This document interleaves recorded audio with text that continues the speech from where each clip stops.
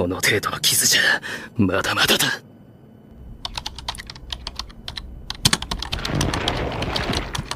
はあ、巻き添えを食うとこだった。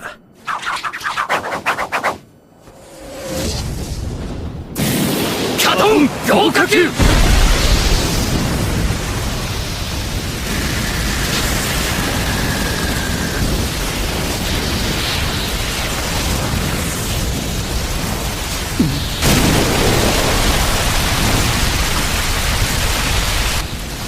サスケの方が押してる。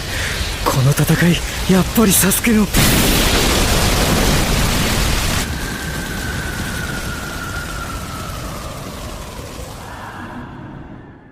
Kakashi Kawakami stood in the operations department's conference room, listening to the third Hokage, Hiruzen Tsuratobi, speak in his deep, powerful voice. What do you all think of Tsunade's proposal to assign medical ninja to every mission squad? His words were like a heavy stone cast into a tranquil lake, instantly stirring the atmosphere in the room into lively debate. He stood among a group of elite jonin, his eyes fixed intently on the Hokage at the front. In his early 20s, his silver-white hair gleamed under the lights, his figure upright and striking, his features handsome and chiseled, a young man impossible to overlook. The discussion in the hall was fierce, and many people frequently cast questioning glances at Tsunade, who stood in the front row. Tsunade herself was exceptionally charismatic, her graceful figure drawing no shortage of attention. She, too, was only in her 20s, her hair tied into twin ponytails, with two pale golden bangs framing her forehead. Despite being the focus of so many stares, she maintained a calm, composed demeanor. Kawakami nudged his older brother, Sukumo Hitaki, with his shoulder and, letting his gaze linger on Tsunade, whispered, "Big brother, Tsunade really is beautiful." But Tsunade's Jonin combat uniform concealed her shape so thoroughly that he couldn't help but feel a bit disappointed. "Quiet," his brother replied, his expression cold, as if looking at an outsider. Already married, he had no interest in such topics. As for the proposal itself, Sukumo had no strong opinion. In his mind, as long as the mission was accomplished, it made little difference whether or not there was a medical ninja on the team. "Talking to you is no fun at all," Kawakami muttered, already used to his brother's rigid responses. He found his brother too old-fashioned. As the other ninja continued to heatedly debate the pros and cons of the proposal, Kawakami felt only boredom, as if he were listening to some tedious, age-old story. The second great ninja war had not even officially begun, yet he already knew in his heart that Tsunade's idea would most likely not be accepted. Still, he thought it wouldn't hurt to make a good impression in front of Tsunade. Instantly shedding his usual air of nonchalance, he raised his voice and said, "I believe Tsunade's suggestion is excellent. This could greatly reduce casualties among squad members.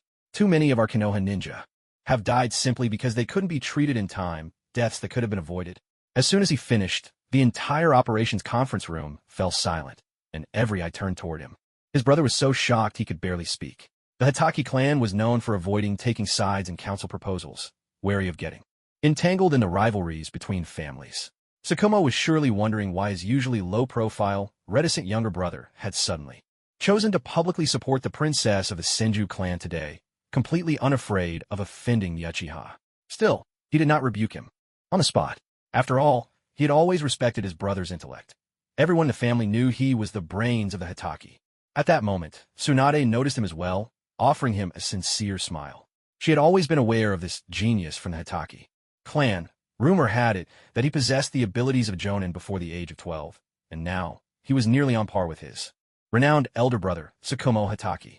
Yet, until now, their paths had rarely crossed. She hadn't expected that, in this meeting, the first person to stand up in her support would be him, while her own teammates, Jiraiya and Orochimaru, had yet to speak. "Thank you for your support, Kawakazi," Tsunade said, her voice gentle yet laced with heartfelt gratitude. He returned her thanks with a confident, radiant smile. His bright and cheerful demeanor made him stand out in the crowd. "Your proposal is for everyone's safety. Of course I support it."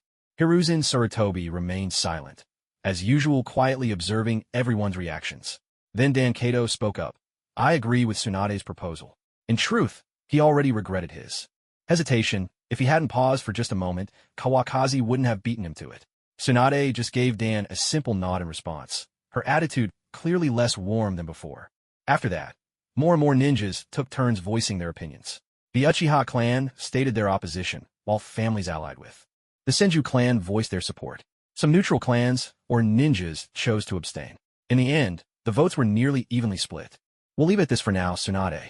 We'll revisit your proposal at the next meeting, Hiruzen Tsurutobi said, sounding quite satisfied with the outcome. He wasn't rejecting Tsunade's idea. He simply wanted to set it aside for the time being, to be discussed later. Tsunade was his student, and he trusted she wouldn't object too strongly. All right, sensei. Tsunade frowned, hesitating as if she wanted to say more. But in the end, she simply gave a brief reply. This strategy meeting had been called because of the growing economic disparity among the nations and the looming signs of war. It seemed inevitable that conflict would soon break out. After the meeting ended, Hiruzen Tsurutobi was the first to leave, and the remaining jonin also began to file out in an orderly manner. Sukumo noticed his younger brother lingering by the door, looking somewhat hesitant, as if unsure of what to do. Just as Sukumo was about to approach him, Tsunade walked over and struck up a conversation. Dan Kato stood not far behind Tsunade, his expression resigned and a touch forlorn. Even though the proposal wasn't passed, I still want to thank you, Kawakaki, Tsunade said again, clearly hoping to get to know him better. I'm glad to finally meet you. I enjoy a drink now and then, and sometimes I dabble in a little gambling. Maybe we can chat over a drink sometime. He answered with a bright, lively smile that made even Tsunade glance back at him for a moment longer. Of course, Kawakaki. We'll have a drink together sometime. I'll hold you to that, he replied with a playful grin. Don't leave me standing outside when the time comes. How could that be? You're welcome to visit my home anytime. Tsunade hurriedly waved her hand, sincerely hoping to become friends with him. As they chatted happily, two figures hid beneath a distant tree, quietly watching them from afar. It seems Tsunade is quite interested in this Hitaki Kawakaki. Jiraiya, looks like you've got yourself another rival. Orochimaru's voice carried a chilling undertone. As long as she's happy, that's all that matters, Jiraiya replied softly. He turned and walked away, his silhouette tinged with a quiet loneliness. Orochimaru lingered for a moment longer before leaving as well. Tsunade and Kawakaki talked until her cheeks flushed pink, and only then did they reluctantly say their goodbyes. Watching Tsunade walk away, he smacked his lips thoughtfully, then turned and headed toward his elder brother, Hitaki Sukumo. Let's go, big brother. He had been in the world of Naruto for 22 years now, and still had no idea how he had ended up here. He remembered writing a Naruto fanfiction, completely engrossed, when everything suddenly went black, and he awoke as a newborn. Just arriving in the Naruto world was strange enough, but fate added another twist. His elder brother had a self-destructive streak, making him feel as if destiny had singled him out for something special. The Hitaki clan only excelled in swordsmanship. They didn't possess any powerful bloodline abilities, making survival in such a perilous world incredibly difficult. According to his memories, the Second Great Ninja War would soon erupt in the Land of Rain. As a jonin of the Hitaki clan, he would inevitably be sent to the battlefield. Luckily, ever since he arrived in this world, he had possessed a unique ability. His cellular activity was abnormally high. This granted him exceptional strength and speed, along with an extraordinary capacity for recovery and chakra reserves. In truth, his abilities had already surpassed those of his brother, Sukumo, contrary to what the outside world believed. With the militant factions of various nations beginning to stir, the atmosphere in Konoha grew tense. Many jonin had already been dispatched to gather intelligence. Only the elite members of the great clans remained at home, conserving their strength for the battles to come. The Hitaki clan's training hall was spacious and impressive. In the center, two figures clashed fiercely, exchanging more than a dozen blows in the blink of an eye. Twin flashes of lightning streaked by. One figure was struck and sent flying, skidding several meters before coming to a halt. Big brother, you're off your game today. With a sly grin and a hearty laugh, it was none other than Hitaki Kawakaki. He wielded a broad-hand sword, a high-quality chakra weapon, still crackling faintly with residual lightning. Note, this weapon is a personal creation for the story. No need to debate its legitimacy. After all, this is the world of anime. Thank you for your understanding. Sukumo got to his feet and brushed the dust from his clothes, ignoring his younger brother's teasing. He was used to it. Ever since his brother turned 10, he hadn't won a single sparring match. The dignity of an elder brother had long since vanished in the face of overwhelming strength. Chakra once again gathered in his hand, forming a white glow. With a flicker, Sukumo appeared right in front of Kawakaki in the blink of an eye, his short blade aimed straight at his opponent's throat. Kawakazi's expression grew serious as he raised his sword to block the attack. Sukumo missed with his first strike and immediately leapt back, coming to a stop not far from Kawakaki. The Hitaki clan had always pursued the art of ending a fight with a single strike. Ever since their transition from the way of the samurai to the way of the ninja, they placed even greater emphasis on seamless coordination with their weapons. Lightning flash. Kawakaki bent his left leg into a half-crouch, holding his 8-sided Han sword at his waist. Lightning chakra coiled around his feet, crackling with a faint electric hum. In the next instant, he pushed off with his right leg, moving so fast he was almost impossible to track, appearing before Sukumo in a heartbeat. Sukumo had witnessed this technique many times before, yet it never failed to impress him. Channeling lightning chakra into a sword draw wasn't difficult, but to achieve this kind of speed and power, like his younger brother, was almost impossible to counter.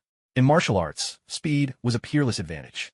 Sukumo had no time to dodge. He could only raise his chakra-infused short blade high to block the blow. Inwardly, he wondered how much longer this ancestral blade could hold out. With a sharp crack, the short blade snapped in two. Sukumo stared in shock at the 8-sided Han sword, its cold edge pressed against his neck. "Big brother, you can't blame me for this," Kawakaki said. "Just go see old Tai and have another made. Our family isn't exactly short on money." Before Sukumo's words had finished echoing in the training hall, Kawakaki had already slipped out the door. He knew he'd caused trouble, and his footsteps were even quicker than a startled rabbit. "That was an heirloom," Sukumo shouted. "Kawakaki, you rascal, get back here." Coming to his senses, Sukumo looked down at the broken blade in his hand, seething with anger, but helpless. By now, Kawakaki was long gone. Kawakaki himself had no idea where to go, so he just walked along the road, head down, kicking at pebbles until he eventually made his way to the Hitaki family's weaponsmithy. As soon as he entered, the staff all bowed respectfully, greeting him with "Second Young Master." Kawakaki nodded back, already used to such treatment. His father had died on a mission, and his mother had passed away in childbirth, leaving only him and his older brother, who devoted himself entirely to missions. Fortunately, the family business was prosperous enough. Otherwise, the two children might never have survived. Hoping to improve the family's finances and his own future, Kawakaki had used his modern knowledge to upgrade the forge, enabling the smiths to smelt higher quality materials. He even personally established the largest weapon shop in the Hidden Leaf Village. Now, the Hitaki family's wealth was among the greatest in the village. With the war on the horizon, business was booming more than ever. Kawakaki stepped into the forge, a wave of heat hitting him in the face and making him frown slightly. A burly, bare-chested blacksmith in his 40s ran over with a grin. "Second Young Master, what brings you here today?" His name was Old Tai, a master blacksmith recruited from the Land of Iron with a generous salary. Thanks to the superb working conditions and lucrative pay, he was willing to stay and work for the Hitaki family. "I broke White Fang. Please forge a new blade for my brother as soon as possible." Kawafu spoke these words with a calm expression. Old Tai's mouth fell open wide enough to fit a whole egg inside. He was well aware of how much the eldest young master treasured that ancestral dagger. He'd never even been allowed to take a close look at it. "Don't just stand there. Use only the finest materials. The finished blade must not be inferior to my own sword. If it breaks again, it'll be a real hassle." Kawafu wasn't really concerned about his brother's feelings. It was simply that the quality of their weapons affected the outcome of their sparring matches. "Rest assured, I'll get it done as soon as possible. After all, crafting something that can compare to your 8-sided Han sword is no easy feat." Whenever the topic turned to his craft, Old Tai seemed like a different person, his entire demeanor brightened with enthusiasm. "It's fine. I'm not the one left without a blade for now, anyway. Well, that's all I needed. Go on, get back to work." With a wave of his hand, Kawafu signaled that Old Tai could leave. He then wandered leisurely through his family's businesses, taking in the sights until his mood was thoroughly lifted. Glancing at the customers ahead, he thought to himself that these people weren't just patrons. They were real, tangible sources of income. There was little point in going home right now. After all, his brother's anger hadn't subsided yet. So, he decided he might as well pay Tsunade a visit. Kawafu set off toward the Senju clan residence. The Senju had long blended into civilian life, though Tsunade still lived at her home in the village. He remembered she had an unfortunate younger brother, Nawaki, a rather pitiable child, destined to fall in the coming Second Great Ninja War. Thinking of this, Kawafu resolved that he must do everything in his power to protect his young brother-in-law's life. It was his first time visiting the Senju household. As the former leading family of Konoha, their estate was as grand as one might expect. Kawafu knocked on the imposing front door and waited quietly outside. Before long, the door opened and an elderly woman appeared on the threshold. "What brings you to our Senju clan?" Although clearly just a servant, the old woman spoke with remarkable directness. Kawafu took no offense. I'm Hitaki Kawafu, here to see Tsunade. Would you be so kind as to let her know I'm here? He maintained polite manners and a pleasant smile. So it's you, Master Kawafu. Please come in. Lady Tsunade has already instructed us to expect you. That caught Kawafu by surprise. He hadn't expected Tsunade to leave word with her household. Following the old woman inside, he found she did not lead him into the house, but rather out to the training grounds. There, Tsunade was instructing her younger brother in taijutsu. Seeing Kawafu approach, Tsunade broke into a delighted smile, easily deflecting Nawaki's attack with one hand. Practice on your own for a while. I'm going to greet a friend. Tsunade let go of Nawaki's leg and walked over to Kawakaki. I didn't expect you to come today. I was actually planning to find some time to visit you at the Hitaki house. At home, Tsunade wasn't in her usual combat gear. Instead, she wore that familiar shirt with a bold gamble character on it, showing off her impressive figure to the fullest. Kawakaki found himself a bit mesmerized, his mind turning into a jumble. Anything he'd wanted to say simply vanished. I'm just here to lay low, too. Look, I didn't even have time to change clothes. Kawakaki still wore his combat uniform, a broadhand sword strapped to his back. Next to Tsunade's casual attire, the contrast couldn't have been sharper. What happened? Tsunade's curiosity was piqued. She wanted to know exactly what Kawakaki was hiding from. With a wry smile, Kawakaki explained that he'd accidentally broken the family's treasured blade, and now his big brother was beside himself with rage. Tsunade burst out laughing. She never imagined that Hitaki Sukumo's legendary weapon would end up snapped in half by his own younger brother. So, I can only hide out at your place for a while. I was wondering if you might have time to share a drink with me? Kawakazi's gaze was intense, never leaving Tsunade for a second. How about lunchtime? We can eat together and have a little then. Tsunade wasn't about to start drinking before noon, so she invited Kawakaki to join her for lunch instead. In that case, I'll happily accept. Since we have time, why don't I help Nawaki with his training too? With a single glance, Kawakaki could see through Nawaki's skill. At 11 or 12, the boy barely reached the level of a junior ninja. He couldn't help but think, this child is hardly living up to his potential. As the first Hokage's grandson, shouldn't he be capable of more? Tsunade, on the other hand, was the classic doting older sister. Her training sessions lacked any real discipline or toughness. Clearly, she'd never heard the saying, sweat more in training, bleed less in battle. That would be Nawaki's honor. Naturally, Tsunade didn't refuse.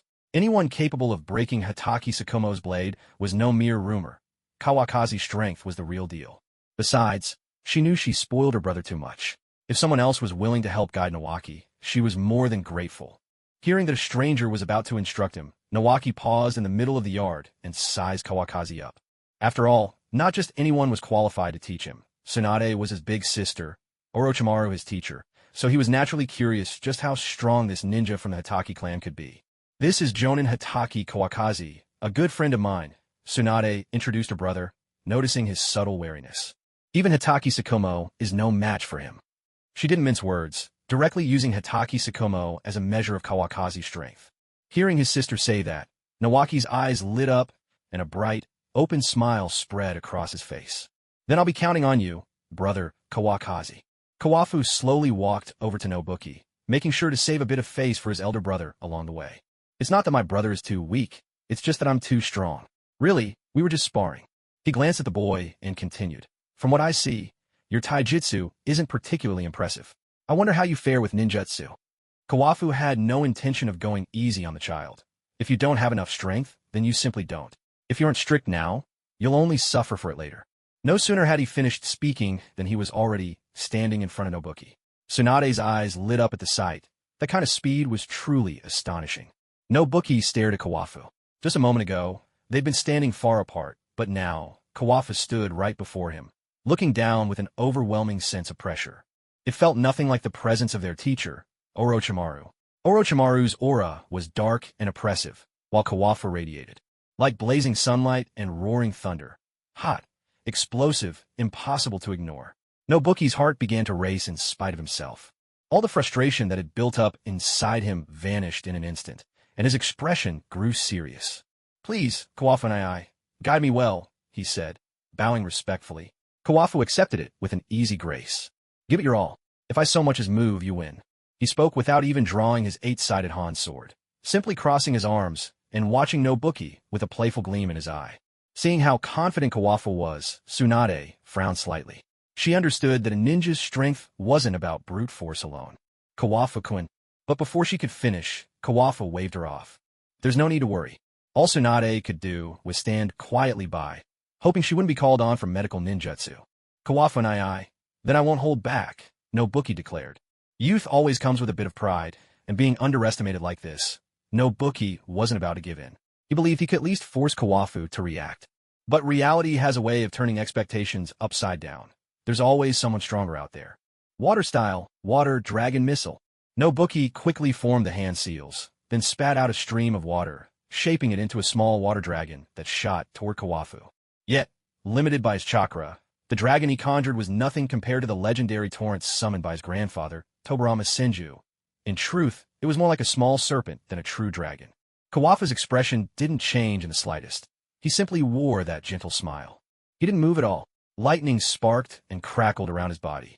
The little water dragon struck him, but in the next instant, it was completely vaporized, leaving not a trace behind. Lightning armor? Tsunade's brow furrowed, immediately thinking of the Hidden Cloud Village's secret technique. That art used lightning chakra to stimulate every cell in the body, greatly boosting both attack and defense. Indeed, it was remarkably similar to the lightning armor. However, lightning chakra is extremely violent. Without some special ability, it would be impossible to maintain for long.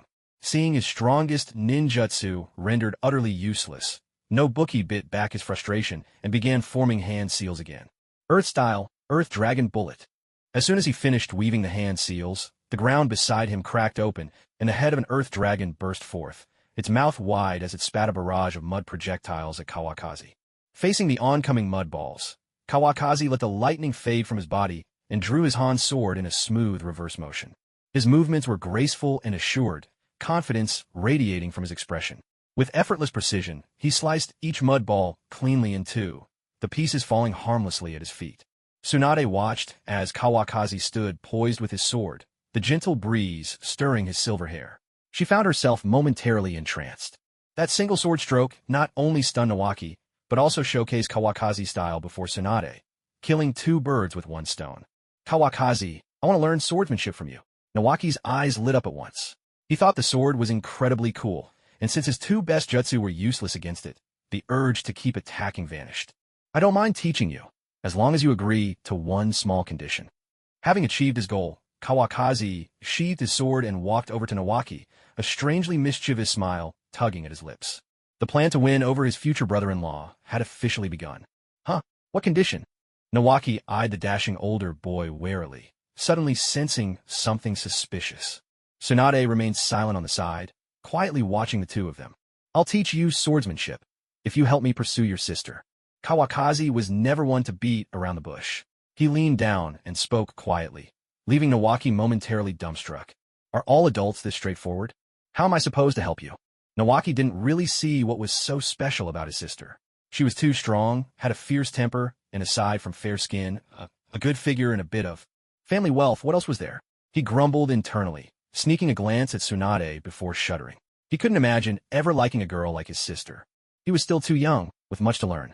If I ever need your help, just say yes. The Hitaki family's doors are always open to you, and I'll give you a sword of your own. Kawakaki understood children well. What boy didn't dream of being a warrior? I want a sword just like yours.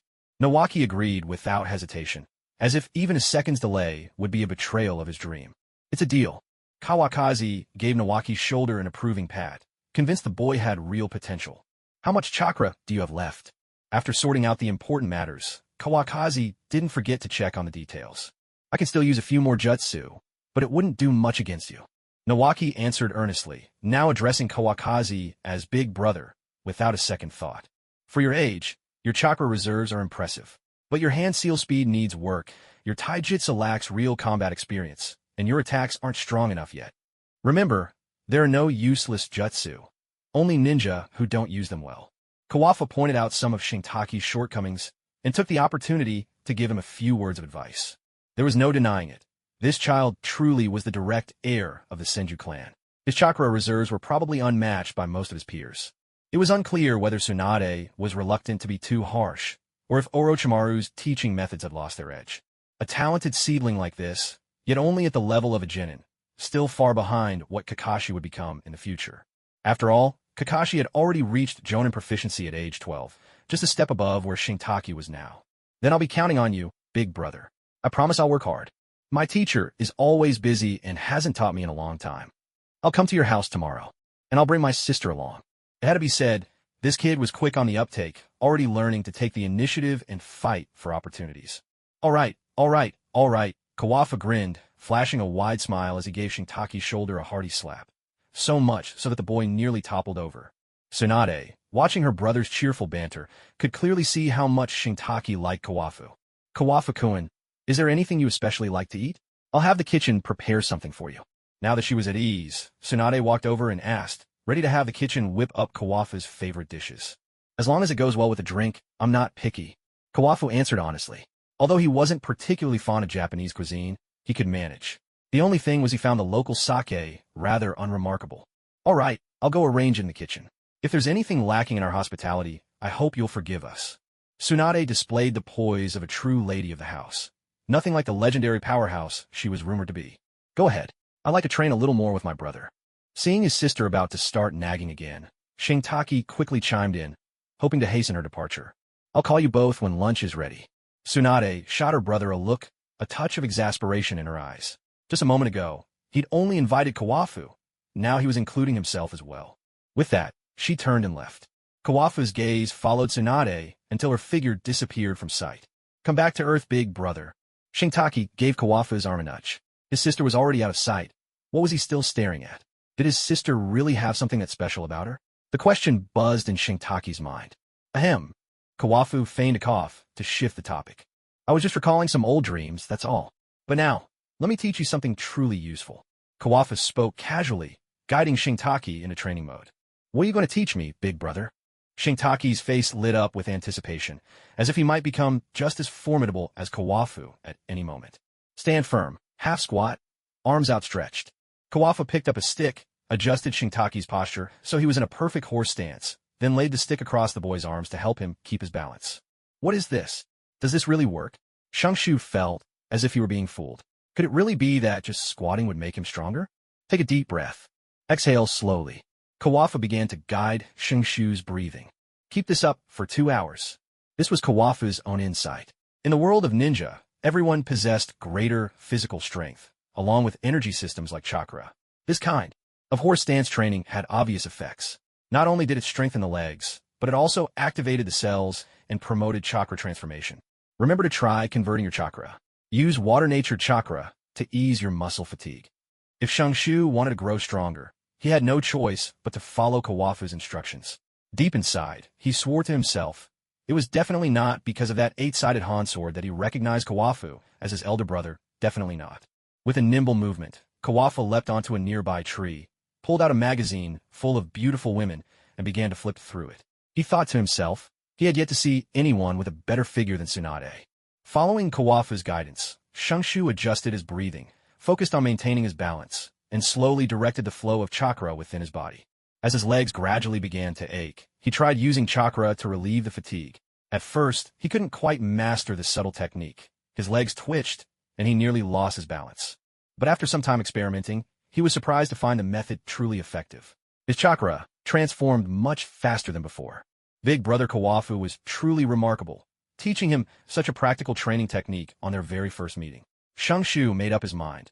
He would do all he could to help Kawafu pursue his own sister. One sat up in the tree, the other stood alone at the center of the clearing. Both were absorbed in their own worlds, not disturbing each other. About 2 hours later, Kawafu dozed off on the tree. With his vast experience flipping through magazines, of course he wouldn't linger on just one for too long. Beads of sweat dripped from Shungshu's forehead, soaking the ground beneath him and forming a tiny puddle. It's time to eat, Kawafu-kun. Tsunade could sense Kawafu up in the tree, even though she couldn't see him directly. Shungshu was still holding his squat, having forgotten how long he'd persisted. He kept it simply because Kawafu hadn't told him to stop. Kawafu thought it would be a shame to waste such a promising student, so he jumped down from the tree, walked over to Shungshu, and took the sword from his back to hand it to him. Do you like it? Take it and play with it for a while. When there's a chance in the future, I'll make one just for you. Shungshu clutched the sword as if it were a treasured toy, his face lighting up with excitement. If it weren't already time for a meal, he would have wanted to keep playing with it for a while longer. Big brother, this sword looks really sharp. Shungshu struggled to draw the blade. It was still a bit too long for him, his arms barely able to manage. He examined the sharp edges of the sword closely, feeling the chill radiating from its steel. This was a true killing sword, one that had tasted blood before. Of course, this is the finest masterpiece ever crafted by our Hitaki weapon workshop. In all of Konoha, no one but the Hitaki workshop could forge such a weapon. Kawakaki felt a deep sense of pride in the weapon shop he had personally established. It was, after all, one of his most important enterprises. Big brother. That means he must be really rich, right? Rope Tree's eyes seemed to sparkle with the gleam of gold. He had already accepted Kawakaki as his brother-in-law. After all, his sister's gambling losses were legendary. Were it not for their grandmother, the family might have had to sell everything long ago. It's nothing much, just somewhere in the top 3 in Konoha. Kawakaki waved his hand, feigning modesty in his reply. Wow. Rope Tree was just about to offer more praise when Tsunade, clearly running out of patience, cut him off. Rope Tree, didn't you hear me calling you for dinner? Hurry up and get over here. Her tone with her brother was, as always, much more direct and stern. Kawakaki couldn't help but wonder if he was acting too impulsively. Perhaps he should think even more carefully about his relationship with Tsunade. But before he could make up his mind, Rope Tree grabbed him and pulled him towards Tsunade. Come on, Kawakaki, I prepared some excellent sake. Tsunade's gentle manner left Kawakaki momentarily unsure of her true personality. All right then, just call me Kawakaki from now on, Tsunade-chan. Caught up by Tsunade's warmth, Kawakaki spoke without thinking. In reality, only those who were truly close would use chan as an honorific. They had known each other for less than 2 days. It was a rather bold choice. Okay, Kawakaki-kun. A faint blush colored Tsunade's cheeks, but she quickly adopted the new form of address with gracious ease. I'm starving. Rope Tree suddenly interjected, breaking the tender moment. Waving his sword with enthusiasm, he dashed ahead. Tsunade and Kawakaki exchanged an amused glance and followed Rope Tree toward the dining room. The Senju family's wealth was legendary, and their dining hall was no exception, far more grand than anything the Hitaki household could currently compare to. As soon as they entered, Kawakaki noticed an elegant elderly woman with fair skin and a red bun seated at the head of the table. Beside her sat a little girl with matching red hair. Kawakaki already had a good idea who they were. The timing fit perfectly with what he knew. Rope Tree strode over and called out, "Grandmother," before taking a seat at her side and setting his sword down nearby. The sword instantly caught the red-haired girl's attention. She had never seen anything like it before. "Kushina, this is my big brother's sword. Isn't it amazing?" At his energetic, boastful age, Rope Tree couldn't resist showing off when he saw Kushina staring at the blade. How amazing is it? Because of her striking red hair, Kushina was often isolated at school, though she got along quite well with Nawaki, perhaps because their families were distantly related. Tsunade led Kawakaki over to sit down, greeting her grandmother as she did. "Lady Mito, it's an honor to meet you. My name is Kawakaki Hitaki. Thank you for having me." Kawakaki bowed respectfully. The closer he drew, the more acutely he sensed a dark, sinister chakra hidden beneath the surface. Though Uzumaki Mito masked it well, Kawakaki's sharp perception still picked up on it. "Kawakaki, there's no need to be so formal. Tsunade has already told me about you. Please have a seat." Mito smiled gently, gesturing for Kawakaki to sit beside Tsunade. She sensed no malice from him at all. As everyone took their seats, the servants began to bring out the dishes. A variety of familiar seafood sashimi, exquisite side dishes, and sushi were set out across the table, one after another. Tsunade poured some sake for Kawakaki first. To everyone's surprise, her grandmother asked for a cup as well, and finally, Tsunade filled her own glass. With Lady Mito's permission, Nawaki and Kushina had already begun to dig in with gusto. "Lady Mito, I'd like to offer you a toast. Thank you for everything you've done for the Hidden Leaf." As a member of the village, Kawakaki didn't hold any special reverence for the third Hokage. The man seemed kind enough, but in truth, he was merely a cautious schemer who lacked true resolve. But sitting before this woman, a goddess who willingly became a Jinchuriki for the village and kept her youth as a living sacrifice, he felt nothing but respect. She had endured countless hardships, yet still loved the village her husband had founded, devoting her entire life to its well-being. "I've only done what little I could. All of this is the fruit of Hashirama's lifelong efforts." As she spoke, a look of nostalgia softened Mito's features. She raised her cup to Kawakaki, concealing her face behind her long sleeve, and drained her sake in one graceful motion.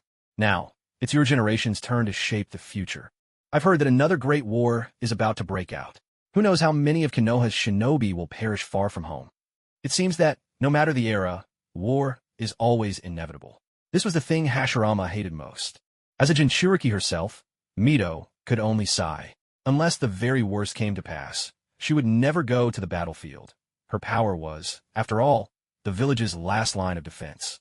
Tsunade refilled her grandmother's cup. Because war is coming, I proposed that every mission team be assigned a medical ninja, but Master Tsuratobi didn't approve it. There was a hint of disappointment in her voice. The third Hokage has his own plans. I believe your suggestion will be adopted sooner or later. Kawakaki offered words of comfort. In reality, Tsunade's proposal had been put on hold for various reasons, and it wouldn't be implemented until she herself became Hokage. Your idea is excellent, Lady Mito said gently. But at the moment, medical techniques are still underdeveloped, and the number of medical ninjas is very limited. If every squad were assigned a ninja specialized solely in medical ninjutsu, it might actually weaken the team's overall combat strength. With a single remark, Mito Uzumaki cut straight to the heart of the challenge in Tsunade's proposed reform. Tsunade fell silent, lost in thought. She was still too young, her considerations not yet comprehensive enough. Compared to the third Hokage, she was like a newborn child. Not only would the third observe how each faction reacted to her proposal, but he could also set the matter aside for now, suffering no loss while gaining valuable information in the process. In such matters, Tsunade knew she still had much to learn. If there aren't enough people, we can always train more. One day, it will be possible. For now, let's not trouble ourselves when there's good sake before us. Seeing Tsunade's troubled expression, Kawakaki offered comfort once more, raising his cup to gently clink it against hers before downing his drink in one smooth motion. Thank you, Kawakaki. Tsunade managed a reluctant smile, then lifted her own cup and drank. After that, they left the weighty topics behind. Kawakaki began sharing stories and curiosities he'd brought from the modern world, drawing laughter from both Mito and Tsunade and gradually lightening the mood. Meanwhile, Nawaki and Kushina had finished eating and were now chatting animatedly about the Hatchman Han sword, their voices bright with excitement. In their enthusiasm, they accidentally knocked over a cup on the table, drawing a displeased glance from Mito Uzumaki. She rose, took up the Hatchman Han sword, and drew it half an inch from its sheath, examining it closely. It truly was a fine blade. Kawakaki, carrying a sword like this with you every day must be rather inconvenient. Today, I'll give you a little something. With a smile, she walked over to Kawakaki's side. Hold out your right hand. Kawakaki hadn't the faintest idea what Mito intended, but obediently extended his right hand. Mito formed a hand seal with one hand, and the sword in her grasp began to gather a powerful surge of chakra, sending a peculiar ripple through the air. Seal. With the seal complete, she pressed the sword into Kawakaki's palm. A surge of energy pulsed through him, and the Hatchman Han sword vanished into thin air, leaving behind a clear sword character etched into his palm. Kawakaki marveled inwardly. Such a sophisticated sealing technique was truly worthy of the Uzumaki clan's legendary mastery. All you need to do is activate the seal with chakra, and you can summon your sword at any time, Mito explained calmly, as though she had done something entirely ordinary. Many ninja, after all, kept their weapons sealed in scrolls for convenience, but sealing them directly into one's body. This he had never witnessed. Even Orochimaru had only hidden the Kusanagi within his own body. Unable to resist, Kawakaki immediately gave a try. Channeling chakra into the seal on his palm, the Hatchman Han sword materialized in his hand in an instant, as if conjured from thin air. He could feel it at once, the power of space itself at work. Lady Mito, your sealing techniques are second to none. Kawakaki expressed his admiration at just the right moment. The manipulation of spatial power was not something an ordinary shinobi could master.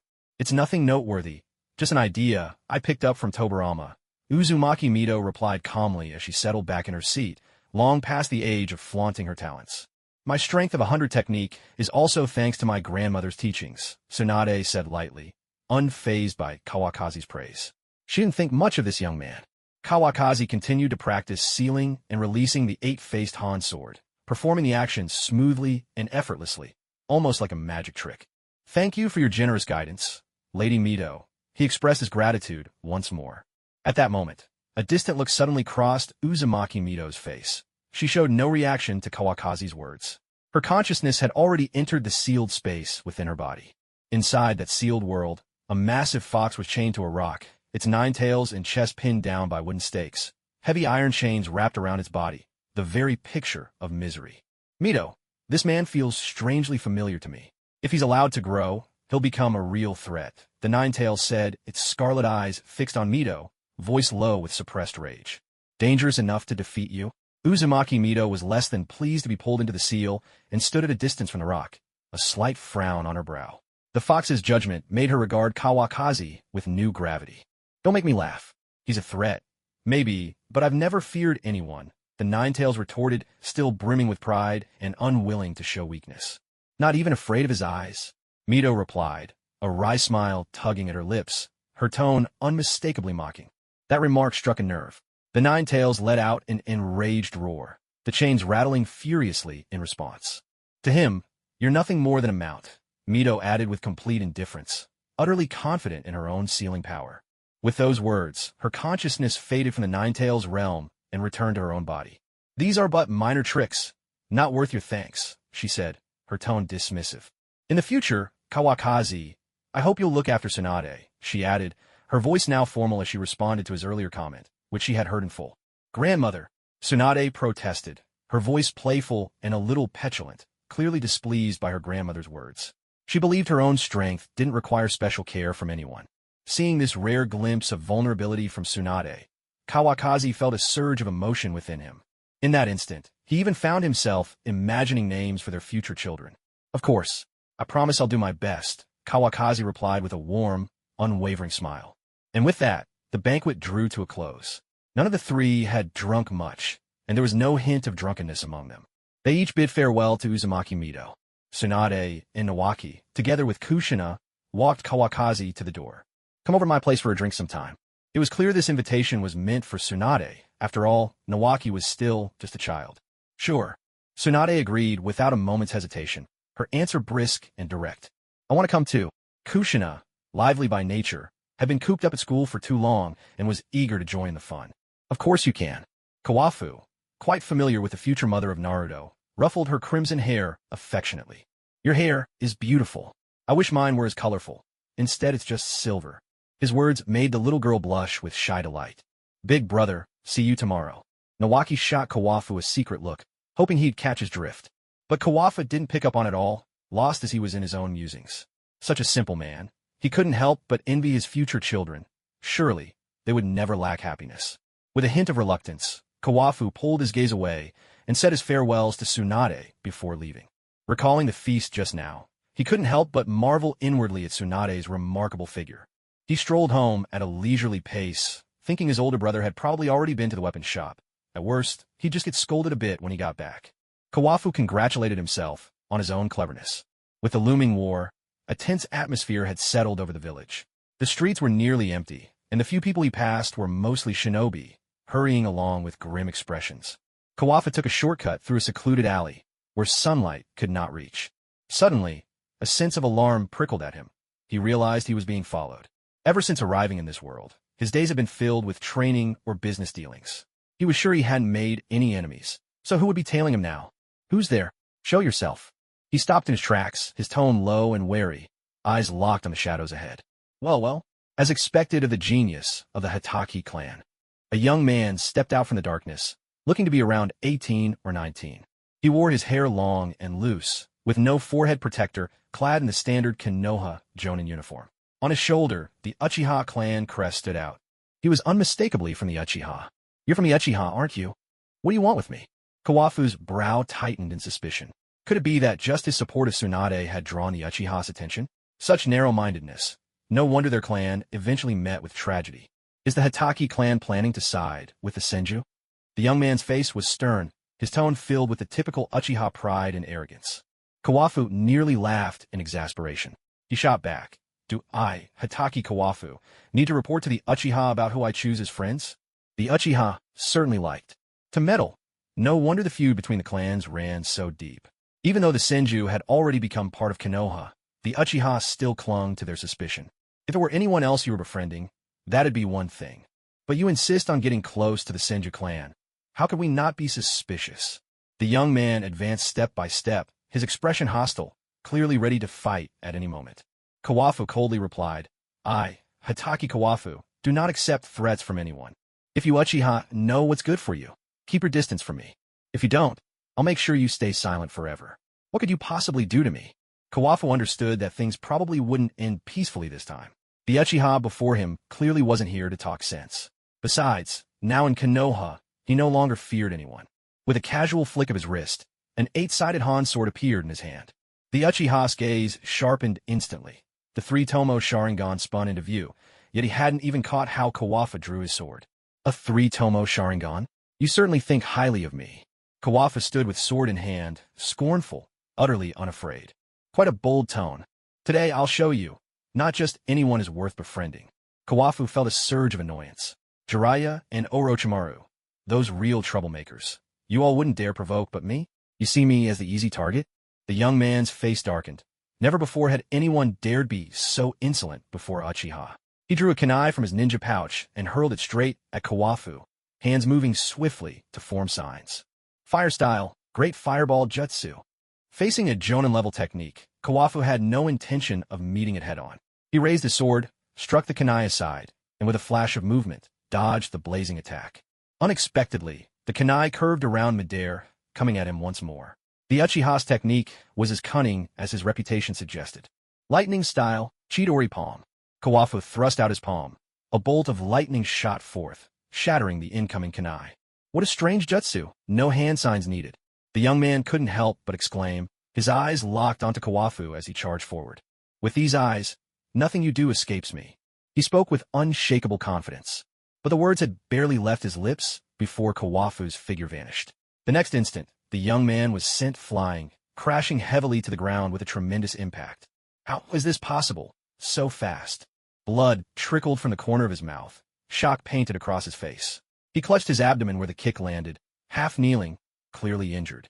In truth, Kawafu had shown mercy. Had he used his sword, the Uchiha likely wouldn't have survived the encounter. With skills like yours, you actually tried tailing someone? When those eyes of yours evolve, then you can come find me. Kawafu's words dripped with mockery and disdain.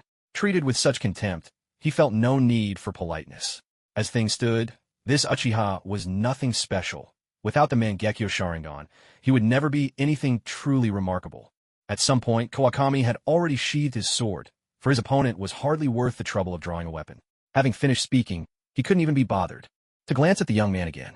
Were it not for the complications of explaining a death in the village, he would have acted long ago. Why go to such lengths otherwise? Letting the other party suffer some injuries was, in a way, a warning to the Uchiha clan. Hitaki Kawakami was not someone to be trampled upon. As soon as his words faded, Kawakami strode out of the alley, vanishing from the Uchiha's sight. The young man watched him go, shock and fear still clouding his eyes. He had never imagined anyone could move so swiftly that even his Sharingan failed to keep up.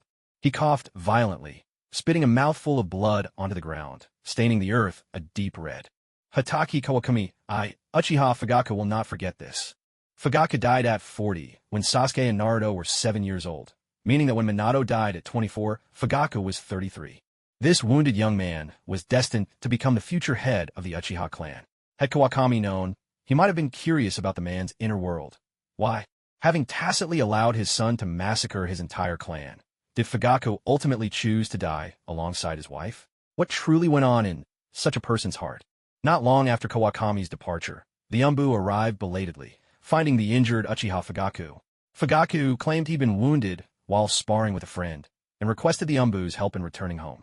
The Umbu members could see through his lie at a glance, but with the Uchiha's influence looming, they simply complied. After escorting him back to his clan's compound, they departed without lingering a moment longer. Back among his people, Fugaku allowed his clansmen to tend to his wounds with basic care, then made his way to the council hall. At the center of the hall sat a middle-aged man, bearing a striking resemblance to Fugaku, but with a more forbidding expression. This was the current Uchiha patriarch, Fugaku's uncle. Is this all you can manage? A mere jonin from a minor family, and you needed Umbu to escort you home. The patriarch's disappointment with Fugaku was palpable. At this rate, earning his approval, and the right to succeed him, would be an uphill battle. Patriarch Hitaki Kawakami was simply too fast. My eyes couldn't follow him at all. I didn't even manage a single exchange. Fugaku admitted his defeat frankly, and acknowledged Kawakami's formidable strength. What? Did he use some kind of forbidden technique? The patriarch shot to his feet in shock. Even if Fugaku failed, he'd expected at least a hard-fought draw, never something so one-sided. He suspected Kawakami might have unleashed some powerful forbidden jutsu. I couldn't tell. After defeating me, he just said I should come find him again when my eyes are stronger. Fugaku repeated Kawakami's words without omission. Hitaki Kawakami. How ridiculous. He has no idea of the true power of the Mangekyo Sharingan. He's nothing but a narrow-minded fool. Let's not concern ourselves with him for now. The Great War is approaching, and I will make the entire ninja world remember the weight carried by the name Uchiha. The clan leader was brimming with confidence, yet things did not go as he wished. The second great ninja war failed to become the stage for the Uchiha clan. I'll go tend to my injuries first, Fugaku said, withdrawing carefully and looking around the room for someone to help treat his wounds. He could feel his chakra surging restlessly within, and he grew increasingly wary.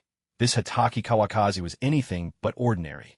His speed was astonishing. His lightning-style jutsu required no hand seals at all, and even his taijutsu could disrupt the flow of Fugaku's chakra.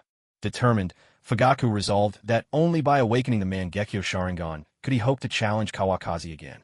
Meanwhile, Kawakazi strolled home at ease, entirely unaware that he had become the driving force behind Uchiha Fugaku's pursuit of the Mangekyo Sharingan. He pushed open the door, made his way to the training hall, but didn't see any sign of Sukumo.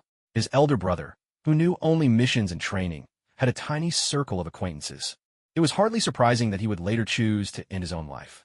If Kawakazi hadn't deliberately guided him, Sukumo would have been in a worse state then. In the original story, at least now, he had someone to share his joys and sorrows with, someone to confide in, and wouldn't get trapped in his own thoughts. Kawakazi entered the living room and saw his sister-in-law feeding her beloved ninja dog. She had long, chestnut hair cascading over her shoulders, with 2 red markings on her face. Far from looking strange, they only added to her unique charm. The ninja dog was a large, black creature standing almost as tall as a person. Its thick fur formed a ruff from its neck to the top of its head, nearly covering its ears, giving it an aloof and untouchable appearance. There was no doubt his sister-in-law hailed from the Inuzuka clan. Her original name was Inuzuka Naoyuki, a name as lovely as she was. She was beautiful, too. Kawakazi often joked that his sister-in-law must have made a mistake falling for such a taciturn brother. Whenever he said that, Sukumo would shoot him a glare, then immediately turn to his wife with a gentle, indulgent smile. Kawakazi, you're back. Your brother was training in the hall for quite a while just now. Without even glancing up, Hitaki Naoyuki recognized her brother-in-law by scent alone. Haha, perfect timing. That old blade of his really needs replacing, Kawakazi replied. Out with the old, in with the new. Isn't that right? She answered. With a grin, Kawakazi knelt beside the dog, burying his hands in its thick fur and giving it a thorough, affectionate rub. The feel of such a large ninja dog was simply irresistible. He never wanted to stop. Compared to the dogs Kakashi kept, which were all more like household pets, there was nothing that matched the aura of the Inuzuka clan. It was almost an embarrassment for his sister-in-law. Apart from inheriting a bit of heightened sense of smell, Kakashi had picked up hardly any of the real talents. Kawakazi made a silent vow. One day, he would see that Kakashi raised a mighty ninja dog, something truly worthy of the Hitaki heir. The ghost mastiff gave a disgruntled, low growl. If this fellow weren't the master's younger brother, it would have bitten him long ago. What are you howling for? I'm just giving you a little rub. Don't be so stingy. Chuan Feng could plainly sense the mastiff's displeasure. He gently patted its head, and only then, a bit reluctantly, withdrew his hand. If you always rub the same spot, the fur will soon wear thin, and that won't look good. Stop patting the ghost mastiff's head. You'll knock the sense clean out of it if you keep that up. His sister-in-law shot him a sharp look. She never understood why, despite the mastiff's fierce appearance, her brother-in-law was so fond of teasing it. She still remembered their first meeting. Her brother-in-law pinned down the ghost mastiff and gave it a thorough rubbing, which made her heart ache for the poor beast. The ghost mastiff nodded along in agreement, as if to say, if you keep this up, I might just resist. Is Big Brother not home? Chuan Feng asked casually, hoping to gather some information. If there was any danger, he wanted to be able to leave in time. He went to the weapons workshop, and after he came back, he went to the ancestral hall to seek forgiveness. You should try talking some sense into him, too.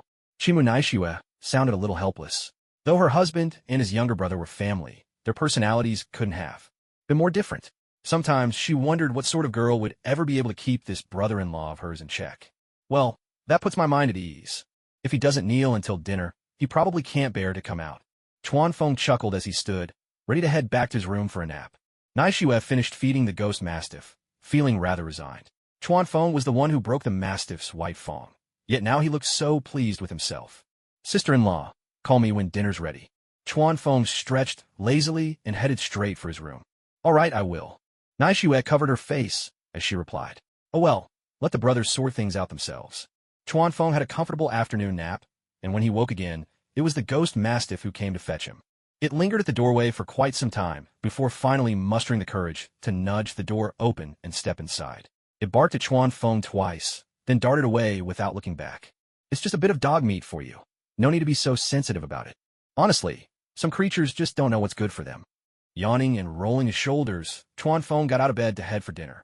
By the time he reached the dining room, the servants had already set out all the dishes. Chimu Shimao sat at the head of the table, his expression thunderous. To his right sat his wife. To the left, the empty seat was, of course, for Chuan Feng. The Chimu family was small to begin with, and with Kakashi still out, dinner felt a little too quiet and lonely. Chuan Feng ignored his brother's dark mood and took his seat without hesitation. Let's eat. He didn't bother waiting for his brother to pick up his chopsticks first. There were only 3 of them, after all, and he wasn't about to stand on ceremony.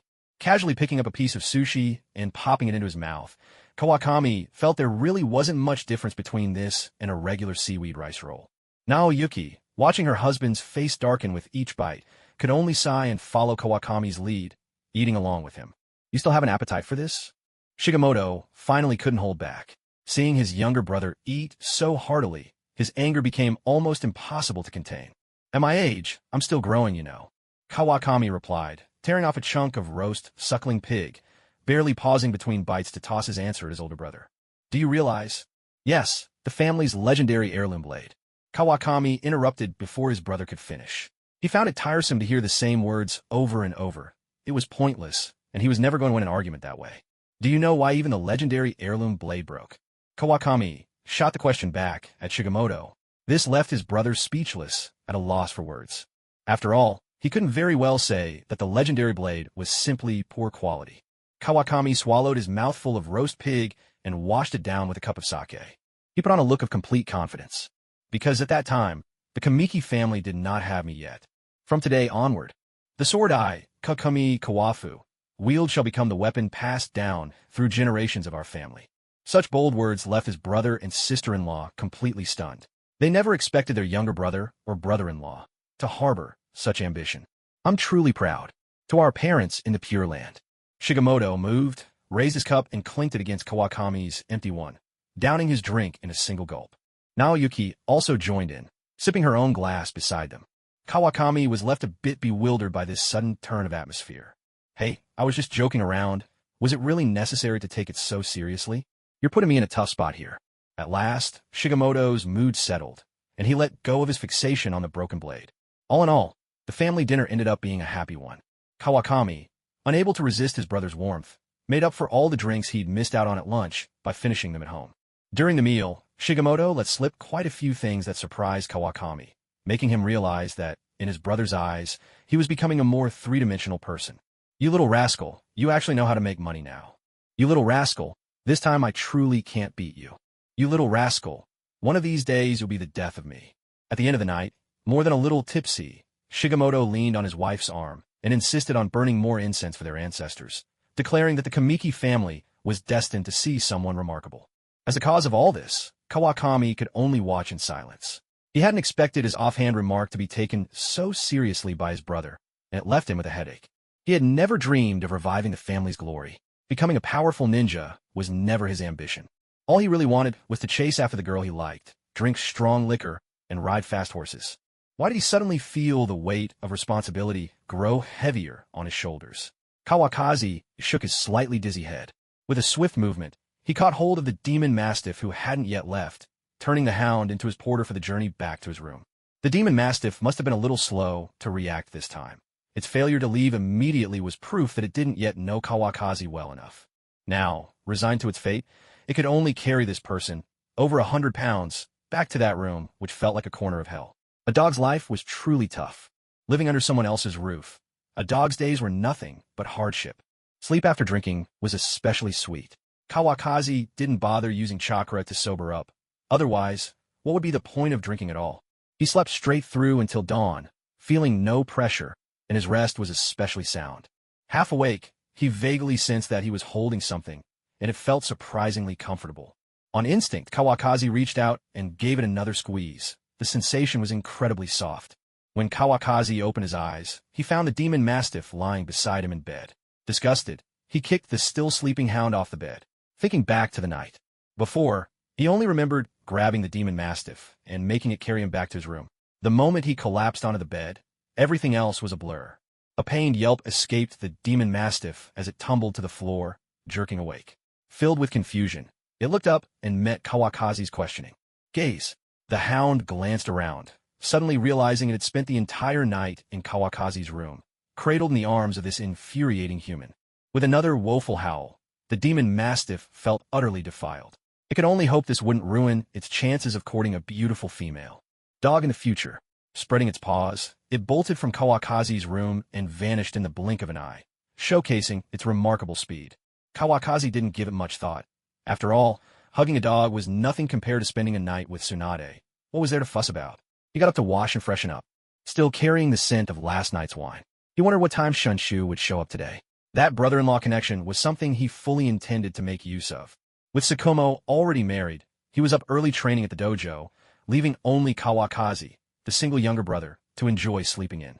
Ever since their family's fortunes had improved, the quality of life for the whole Hitaki household had soared. Perhaps it explained why the demon mastiff had grown so much fatter these past few years. Casually giving a command, Kawakazi soon found a lavish breakfast served at the table. He ate alone, thoroughly satisfied. Just as he was about to help himself to another bowl of porridge, his sister-in-law's voice called out from outside. Kawakazi, the guests from the Senju clan have arrived.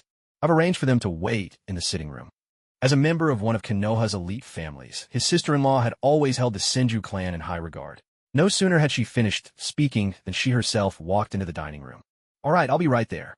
Kawakazi had just been thinking about the Senju family, and now, speak of the devil, here they were. Finishing his last sip of porridge, he wiped his mouth and left the dining room alongside his sister-in-law. He had expected to find only Nawaki waiting for him in the main hall. Instead, upon arrival, he discovered his older brother engaged in conversation with Tsunade, while Nawaki and Kushina sat quietly to the side. Kawakazi couldn't help but feel a surge of gratitude. This brother-in-law had truly lived up to his title, lending a considerable helping hand. Tsunade was dressed in her usual short attire and green jacket, her golden twin ponytails especially striking, making her look vibrant and full of energy. Her appearance and aura were always captivating, impossible to ignore. Yet the atmosphere in the living room was somewhat awkward. Tsunade and Sukumo didn't seem to find much common ground, and their conversation felt stiff and forced. When Kawakazi entered, Sukumo's face lit up with relief, as though grateful to hand the reins of socializing over to his younger brother, whose skills were evidently better suited for such occasions. Kawakazi, Tsunade is here to see you. Well, now that you're here, I'll get back to my work. With that, Sukumo wasted no time in bidding Tsunade farewell and made a hasty exit. Only his wife and younger brother remained in the living room, both looking a bit at a loss. Kawakazi couldn't help but think that with a personality like his brother's, Kakashi must have become Hokage entirely on his own merits.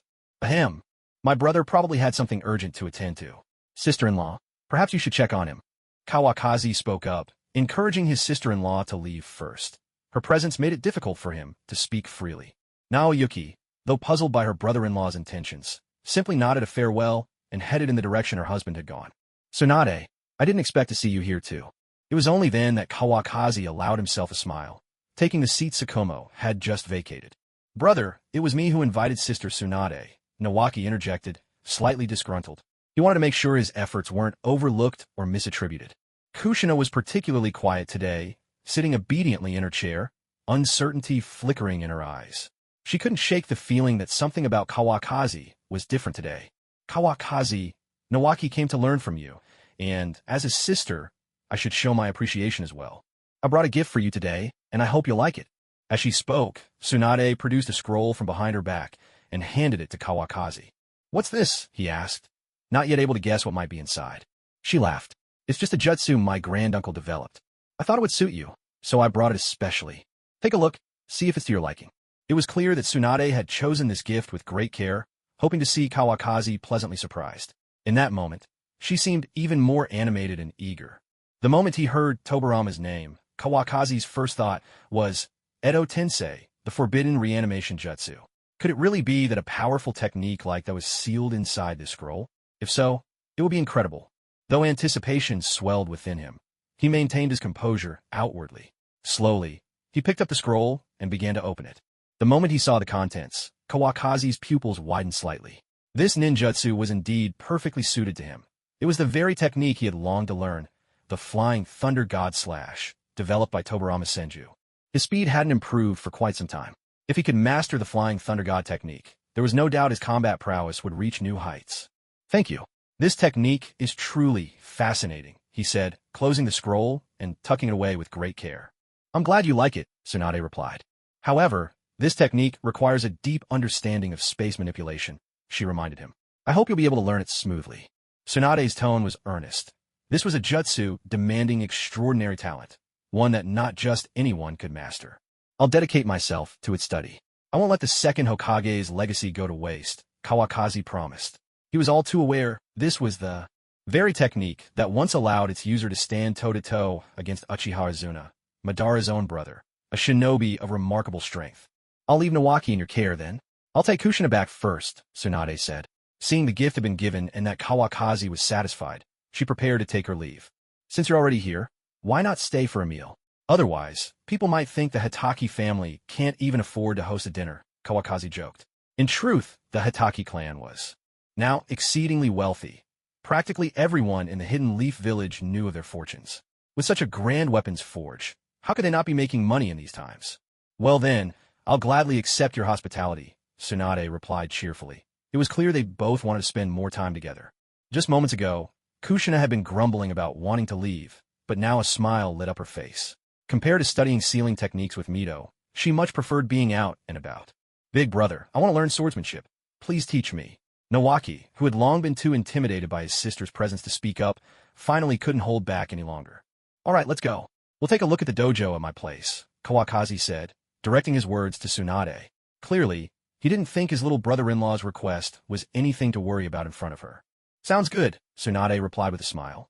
Rising to her feet, she followed Kawakazi, and the four of them, 2 adults and 2 children, left the living room together, heading toward the dojo.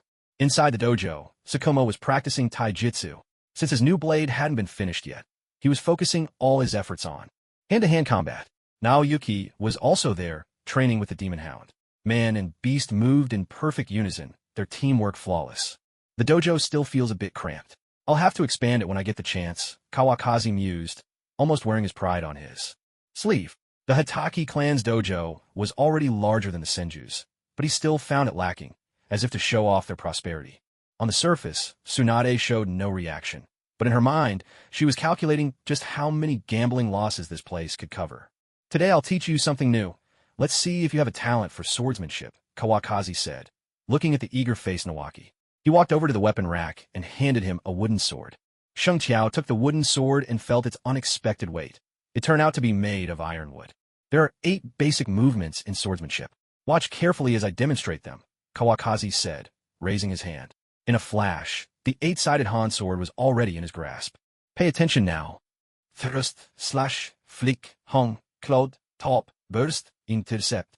Eager to impress Tsunade, Kawakazi performed each move with both flair and precision, seamlessly blending offense and defense. Every motion was striking and full of presence. Kawakazi, your swordsmanship is amazing. Tsunade applauded appreciatively. Handsome men practicing swordplay are captivating enough. When they're this skilled, it's almost impossible to look away. Kushina's eyes sparkled with admiration. She wondered to herself if Minato could wield a sword like that. Would he look just as dashing? Big brother, you're way too fast. Could you slow down and show me again? Sheng Qiao was having a hard time keeping up. Without the Sharingan, he'd only managed to remember the first and last moves. What do you mean, too fast? That's called being fluid, Kawakazi replied, not particularly fond of Sheng Qiao's complaints. Still, he obliged by demonstrating the moves again, this time at a slower pace. Though it lost some of its dramatic flair, the slower demonstration was much better for teaching. With a wooden sword in hand, Sheng Qiao began to imitate Kawakazi's movements, though he looked a bit clumsy. Raise your hand a little higher, lower your center of gravity, steady your legs. As he corrected Sheng Qiao's form and offered pointers, Kawakazi found a surprising sense of accomplishment in playing the role of a teacher. Watching Sheng Qiao practice so earnestly under Kawakazi's patient guidance, Tsunade felt that Kawakazi seemed even more charming than before. Could it be she had a professional bias for teachers? Once Xingtiao's technique looked a bit more polished, Kawakazi let him continue practicing on his own. The Senju bloodline was indeed remarkable. Inherited superhuman strength allowed Xingtiao to handle the sword's weight with ease, and the Senju clan's own sword. Manuals gave him a solid foundation. Now, with Kawakazi's expert guidance, Xingtiao gradually mastered the basic moves, his technique growing steadily more refined. Tsunade watched from the sidelines and nodded in satisfaction. Compared to how he trained at home, Xingtiao was clearly more focused and diligent now. Kawakazi, is this the Konoha Hitaki clan's secret sword style you're teaching? Tsunade couldn't help but ask. Hearing her question, Kawakazi shifted his gaze from Xingtiao and answered with a gentle smile, as if he held the very essence of 5,000 years of Chinese martial arts within him. These are simply some insights I picked up in my own training, he replied calmly, without a hint of arrogance. Tsunade, seeing his modesty, only grew more convinced of Kawakazi's solid foundation in swordsmanship. To her discerning eyes, it was rare to see anyone perform these basic moves so flawlessly. Kawakazi, you truly are the genius of the Hitaki clan, she said, her praise entirely sincere. Oh, it's nothing really, just a craft passed down from my ancestors, Chuanfeng replied humbly. That wasn't entirely false. Tsunade simply thought he was being modest. Standing off to the side, Kushina couldn't help but roll her eyes. Though she usually acted boisterous, coming alone to Konoha at such a young age had made her wise beyond her years. In her mind, any woman who fell for Chuanfeng must be completely unreasonable. Tsunade was probably already under a spell. Kushina shifted her attention to Nawaki, then wandered over to the weapons rack herself. She picked up a wooden sword and started mimicking the motions. She planned to learn a few moves and show them off to Minato. Later, imagining the sunny, golden-haired boy praising her in surprise. The thought brought an irrepressible smile to her face, and she suddenly realized she was turning into the kind of girl she used to dislike.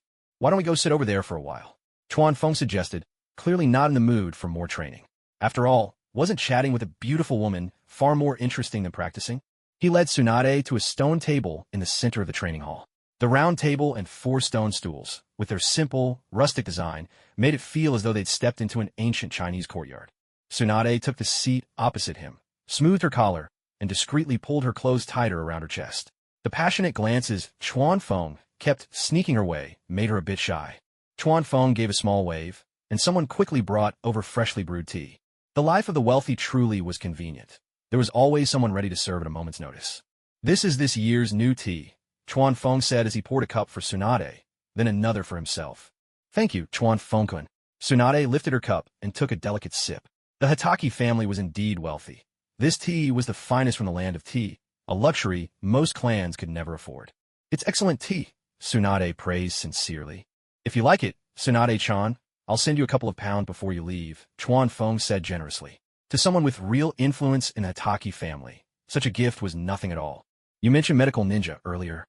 I've been thinking about it, and I wonder if you'd like to hear my ideas, he offered. Chuanfeng knew he couldn't just make small talk with Tsunade. He planned to approach her from different angles, becoming her partner, so they'd naturally spend more time together. I'd be grateful for your guidance, Chuanfeng-kun, Tsunade replied. Her interest peaked at the mention of her specialty. The main issue is the shortage of medical ninja, Chuanfeng began. My idea is to open a hospital and train medical personnel ourselves. That way, we could treat more people and, once we have enough skilled hands, help you achieve your goals. Kawafa had thought it all through. Opening a hospital wouldn't just be a way to make money. With Tsunade on board, they could also pursue all kinds of research projects, such as studying Hashiramas cells. As for the shortage of medical nin, he didn't see it as a real problem. After all, what truly resolved the village's crises was never the ordinary medical nin, but rather a far greater power. That actually sounds like a good idea. Tsunade paused for a moment, but she looked troubled. But I don't have the funds. Money was exactly what she lacked. The Senju clan had long since faded into history, and, as the former clan leader's daughter, she barely had enough to get by. Never mind the fact that she was notorious for her gambling habits. Money isn't really an issue, Kawafa said with a smile. What I want to know is, would you be willing to serve as the hospital's director? In all of Konoha, I doubt there's a more outstanding medical nin than you. Kawafa began to persuade Tsunade, hoping she'd agree to become the director first. Once the hospital was built, both the institution and Tsunade herself would belong to him, one way or another.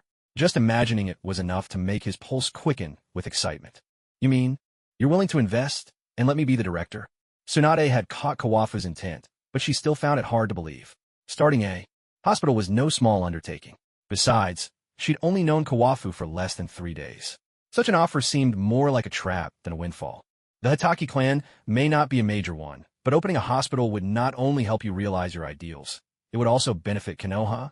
Putting up some funds is nothing to me, Kawafu said, his tone full of generous conviction. The confident smile he wore seemed to lend his words extra weight in Tsunade's heart. If you trust me this much, Kawafu, then I won't refuse. Tsunade was never one to beat around the bush. Once she made up her mind, she acted decisively. She lifted her teacup and clinked it against Kawafu's. With their separate thoughts, they both downed their drinks in one go. After that, the two of them began discussing the hospital's details in earnest. Location, investment amounts, staffing, procurement of medical equipment, and a host of other issues. Sukumo and Naoyuki came over and sat for a while, but after listening for a long time, they found it impossible to join the conversation. They simply drank 2 cups of tea and quietly left. This kind of complicated matter, they figured, was best left to Kawafu. As for the hospital's location, I'll consult my teacher, Tsunade said.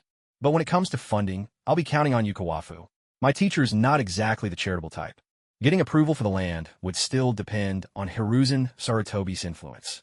Without his say-so, it would be impossible. No problem. I'll make sure the funds are always ready. Kawafu wasn't personally close to the third Hokage, so it made more sense for Tsunade to handle that part. After all, she was his student, and Hiruzen Sarutobi owed the Senju clan more than a few favors. As for personnel, I'll have to trouble you again. I really don't have any resources in that area. Kawafu was far more familiar with warriors than with doctors. In fact, he could hardly name more than a few. Throughout his life, he'd rarely needed to see a physician. After all, his self-healing abilities were remarkably strong.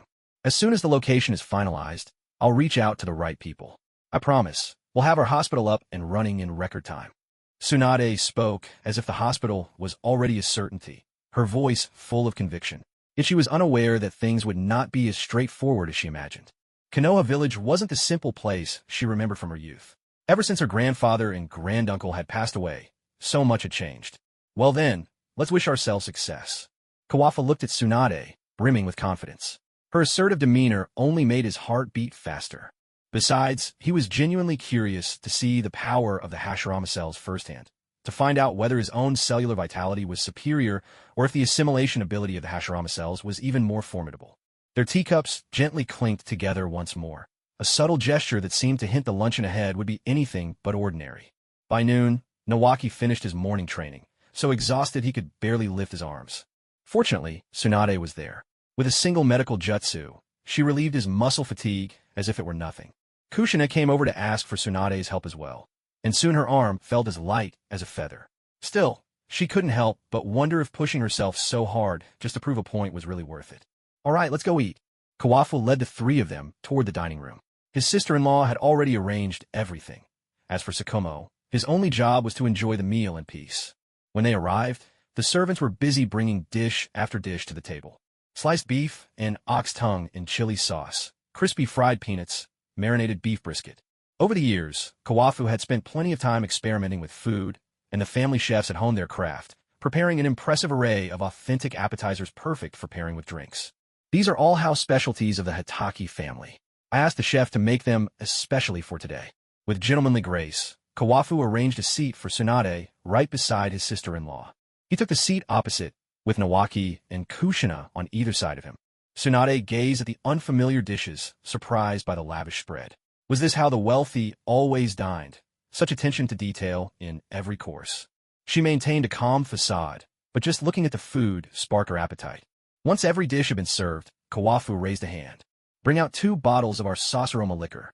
This was another of Kawafu's inventions since arriving in the world of the Hokage.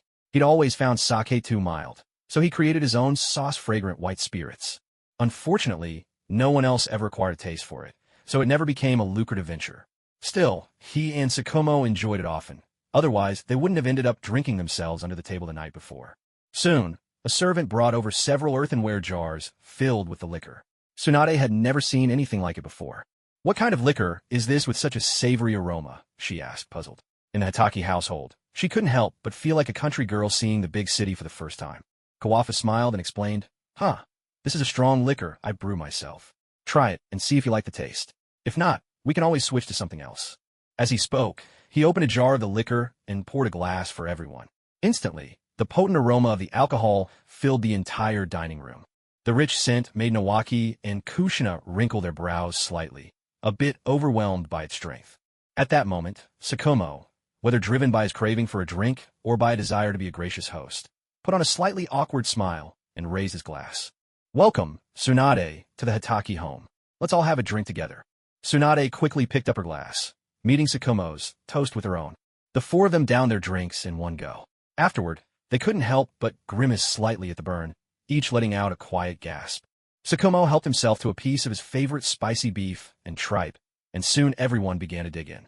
Nawaki and Kushina each grabbed a large piece of the pork knuckle they'd been eyeing, eating with such gusto that their mouths glistened with oil, looking completely satisfied. With that, the formal part of the meal had begun.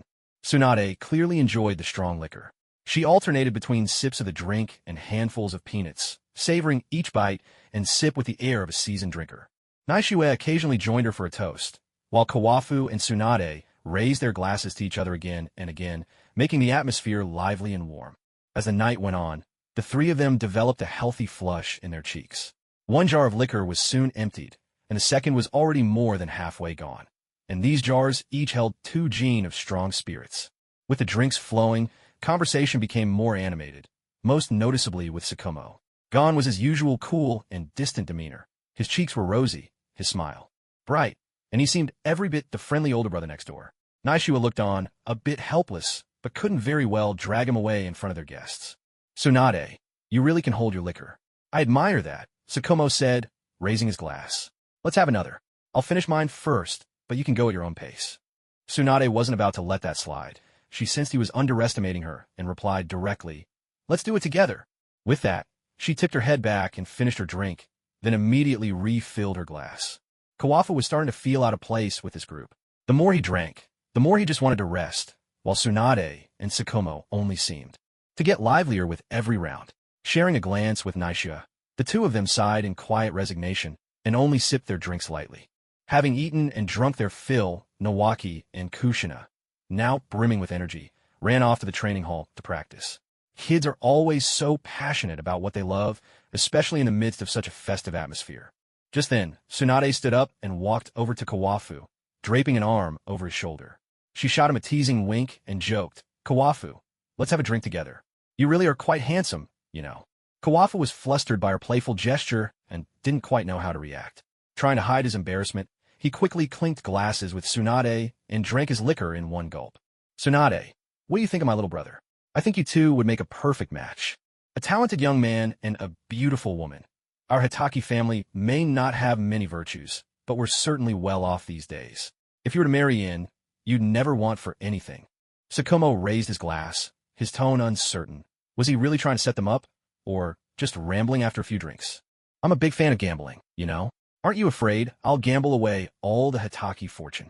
Tsunade, glass in hand, was tipsy but perfectly clear-headed. She'd always thought her card skills were top-notch. It was just her luck that didn't cooperate. "You might lose, but I know how to win. We'd balance each other out." Kawafa now joined in, no longer silent. He played along with Tsunade's words, a mischievous grin spreading across his face. "The way you're looking at me is a little suspicious, you know. Am I really that good-looking?"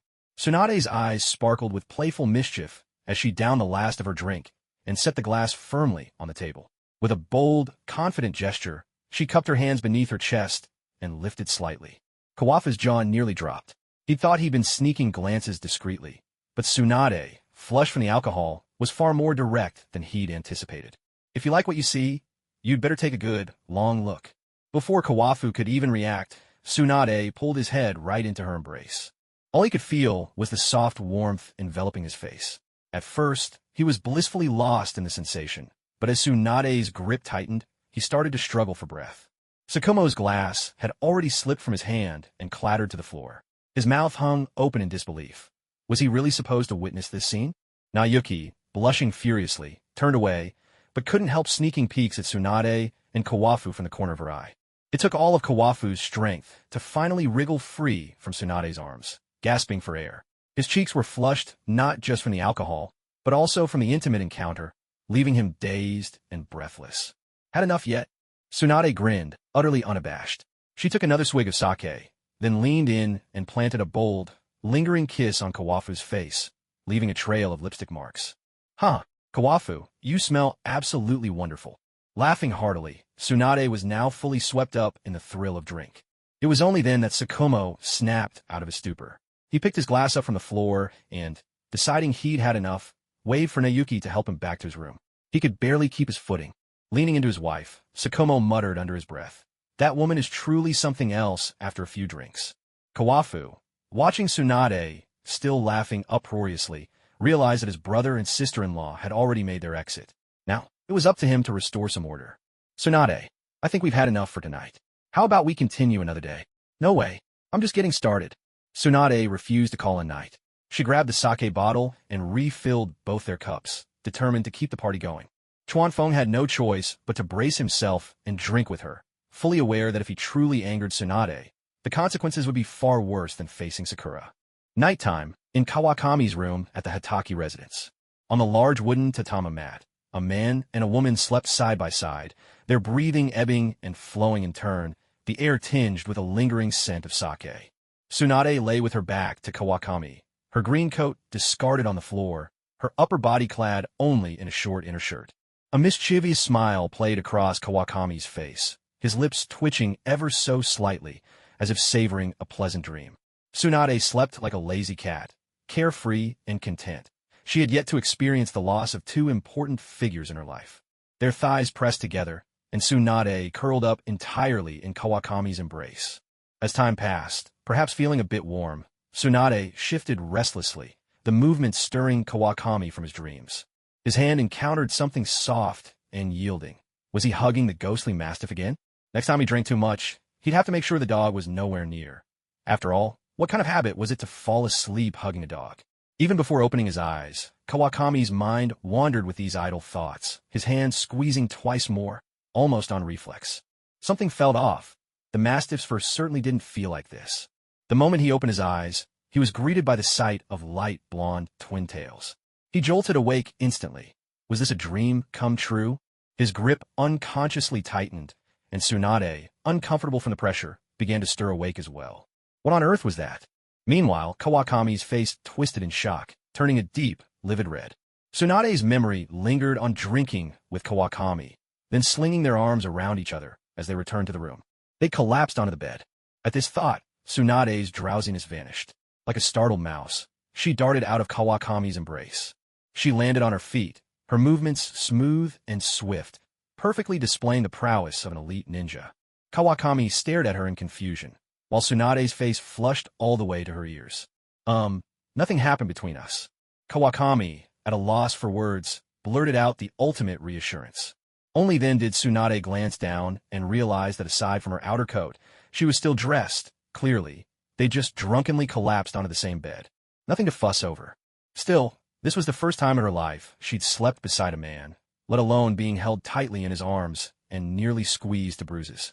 "Kawakami-kun, are you sure nothing happened between us?" Tsunade, a bit flustered herself, immediately followed up with a question. "I'll take responsibility." Kawakami hurriedly sat up, eager to declare he wasn't the kind of man to shirk duty. Ahem. Tsunade, startled, almost choked on her own breath. "Kawakami-kun, that's not what I meant. Where are Nawaki and Kushina?" Not wanting to dwell on the subject, Tsunade quickly changed the topic. Handsome or not, she wasn't about to let herself be won over so easily. Changing the subject eased the tension between them, and thankfully, no one had entered Kawakami's room, so it seemed no one had seen anything. "I have no idea. Let's go out and take a look." Seeing that it was already late outside, long past dinner time, Tsunade hastily picked up her clothes from the floor and wrapped herself tightly. Kawakami also got out of bed and left the room with Tsunade. In the living room, they came across the butler. "Did you see the two kids who came by today?" Kawakami asked in a gentle tone, maintaining the polite respect ingrained from 9 years of compulsory education. "Second young master, Master Nawaki, and Miss Kushina have already been sent home," the butler replied. "Since you and Lady Tsunade had too much to drink, I arranged a room for her to rest." The two of them didn't think much of it, and simply had family samurai escort them back. "Rest assured, no one knows that you two stayed here together." As he spoke, the butler shot Kawakami a knowing wink, which combined with his bushy mustache, made him look rather sly. You had to admit, this butler really knew how to handle things clean and discreet. Kawakami couldn't help but give him silent praise. No wonder he'd made it a head butler. What do you mean, stayed here together? You got it all wrong. Kawakami exclaimed, practically jumping like a startled cat. Yes, my mistake, the butler replied quickly, bowing his head and admitting fault without missing a beat. Watching this master and servant routine, Tsunade could only roll her eyes.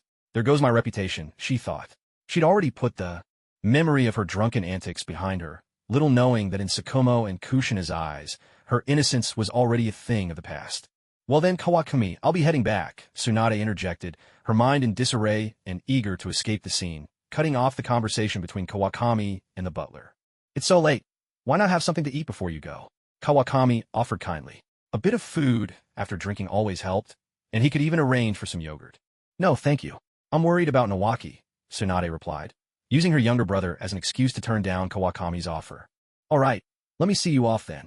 Kawakami escorted Tsunade through the martial arts hall and out of the Hitaki estate, waving her goodbye at the gate. Kawakami, I'm heading back now, Tsunade said, her cheeks tinged with red as she looked into his eyes. With that, she turned and hurried away, feeling that today she'd really been undone by that fragrant liquor. She'd have to settle the score another day. Kawakami said nothing, watching as Tsunade walked away under the moonlight, her figure growing smaller until she was about to turn the corner and vanish from sight. I'll take responsibility, Tsunade-chan, he murmured, unsure if she heard him. All he saw was her figure flicker and then disappear in an instant. Only then did he lift his right hand to his nose and take a sniff. This woman's scent really lingers. His hand was still redolent with the aroma of that liquor. Kawakami nearly gagged at the thought and shook his hand in distaste as he headed back home. After a thorough wash, he made his way to the dining room, only to bump straight into Sukumo, who had just sobered up. Perhaps each of them felt their own kind of awkwardness. Shuon Mao gave his younger brother a gentle smile, sipping on yogurt as he took a seat at the dining table. The table was already set with food, yet Nai Shui was nowhere to be seen. Chuanfeng sat down next to his older brother, yogurt in hand, and began to drink as well. Chuanfeng, do you have some feeling for Tsunade?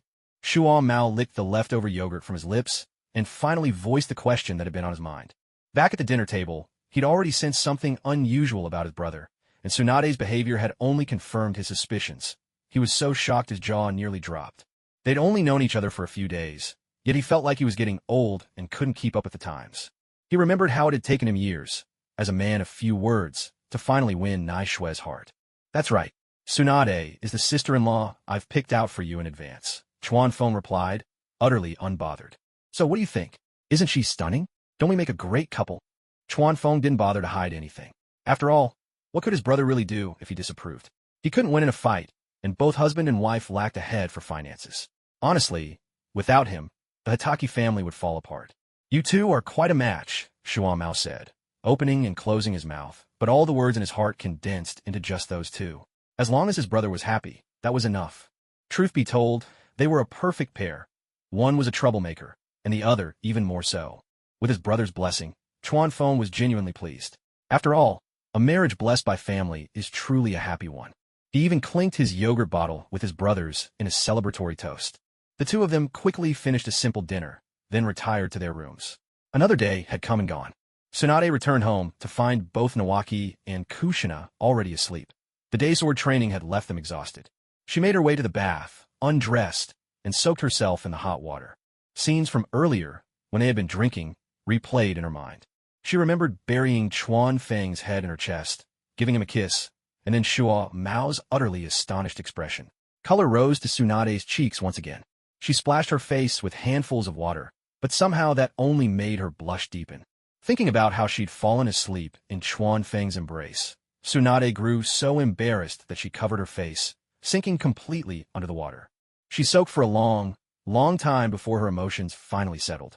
She firmly believed that nothing improper had happened between her and Chuanfeng, and even if, just for argument's sake, something did, he'd willingly take responsibility. Truly, he was a good man. She didn't even bother to eat. The effects of the alcohol hadn't fully worn off, and her breath still carried a hint of that savory aroma. Tsunade crawled into bed and fell asleep as soon as her head hit the pillow. She rolled her blanket into a bundle and hugged it tight in her arms. It wasn't the same, but it would have to do for now. The next morning, bright and early, Nawaki came to ask Tsunade to visit the Hitaki house again, but she refused. She had important matters to attend to. Kushina was also kept at home by Mito to study sealing techniques. With the Ninja Academy on holiday, she finally had the time. Nawaki made his way alone to the Hitaki house. In Konoha, few dared to provoke him openly. Even the Root division wouldn't try, as Danzo was one of Tobarama's students. Kawamapple woke up early, feeling full of energy. Though he felt a tinge of disappointment at not seeing Tsunade, it didn't get in the way of building a friendly, mutually beneficial relationship with Nawaki. He warmly welcomed Nawaki, set him up with horse stance training and a basic swordsmanship package, then turned his attention to practicing the Flying Thunder God Slash. He remained deeply fascinated by this particular technique. Taking out the scroll, he began to study it intently. The Flying Thunder God technique centers on attaching special formula-marked objects to the enemy's blind spots, then using spatial movement to instantly appear and deliver a deadly blow. It bore a striking resemblance to the Hitaki clan's one-hit kill, though the application of power in this case was more advanced.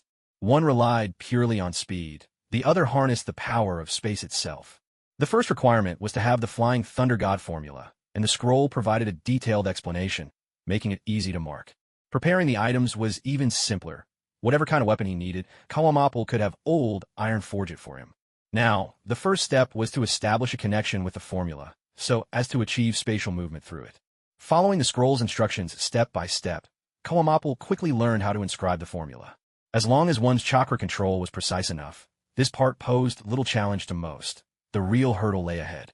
With a flick of his wrist, an 8-edged Han sword appeared in his hand. Without so much as a visible movement, the handle of the sword was already engraved with two trident-like symbols of the Senju clan. He tossed the Han sword toward a distant tree, where it landed with a solid thunk, embedding itself straight into the trunk. Kawamapple began to sense the Flying Thunder God formula he had left on the blade, but could only feel the faintest of connections. Spatial movement was out of the question for now. At this point, he couldn't even perceive the force of space itself. As he puzzled over this, Tsunade, having declined Nawaki's invitation, finished her morning routine and set out to seek counsel with her teacher, Hiruzen Sarutobi. Arriving at the Hokage's office building, no one stopped her, and she headed straight to the third floor where Hiruzen worked. She knocked gently. By this time, Hiruzen already knew Tsunade had arrived and set aside his pipe. He put on a warm, welcoming smile. "Come in." Only then did Tsunade open the door and step inside. Hiruzen sat behind his desk, which was piled high with documents, flanked on either side by the wise elders Hamura Mitokado and Kohoyudatane. "Good morning, sensei." Advisors. Tsunade greeted them politely. She still held a measure of affection for Hiruzen, not only as her teacher, but as a shinobi who had inherited the will of her two grandfathers. "Tsunade, what brings you here today? Is this about your proposal to assign medical ninja to mission squads?" Hiruzen smiled kindly, the very image of a benevolent elder. "No, sensei.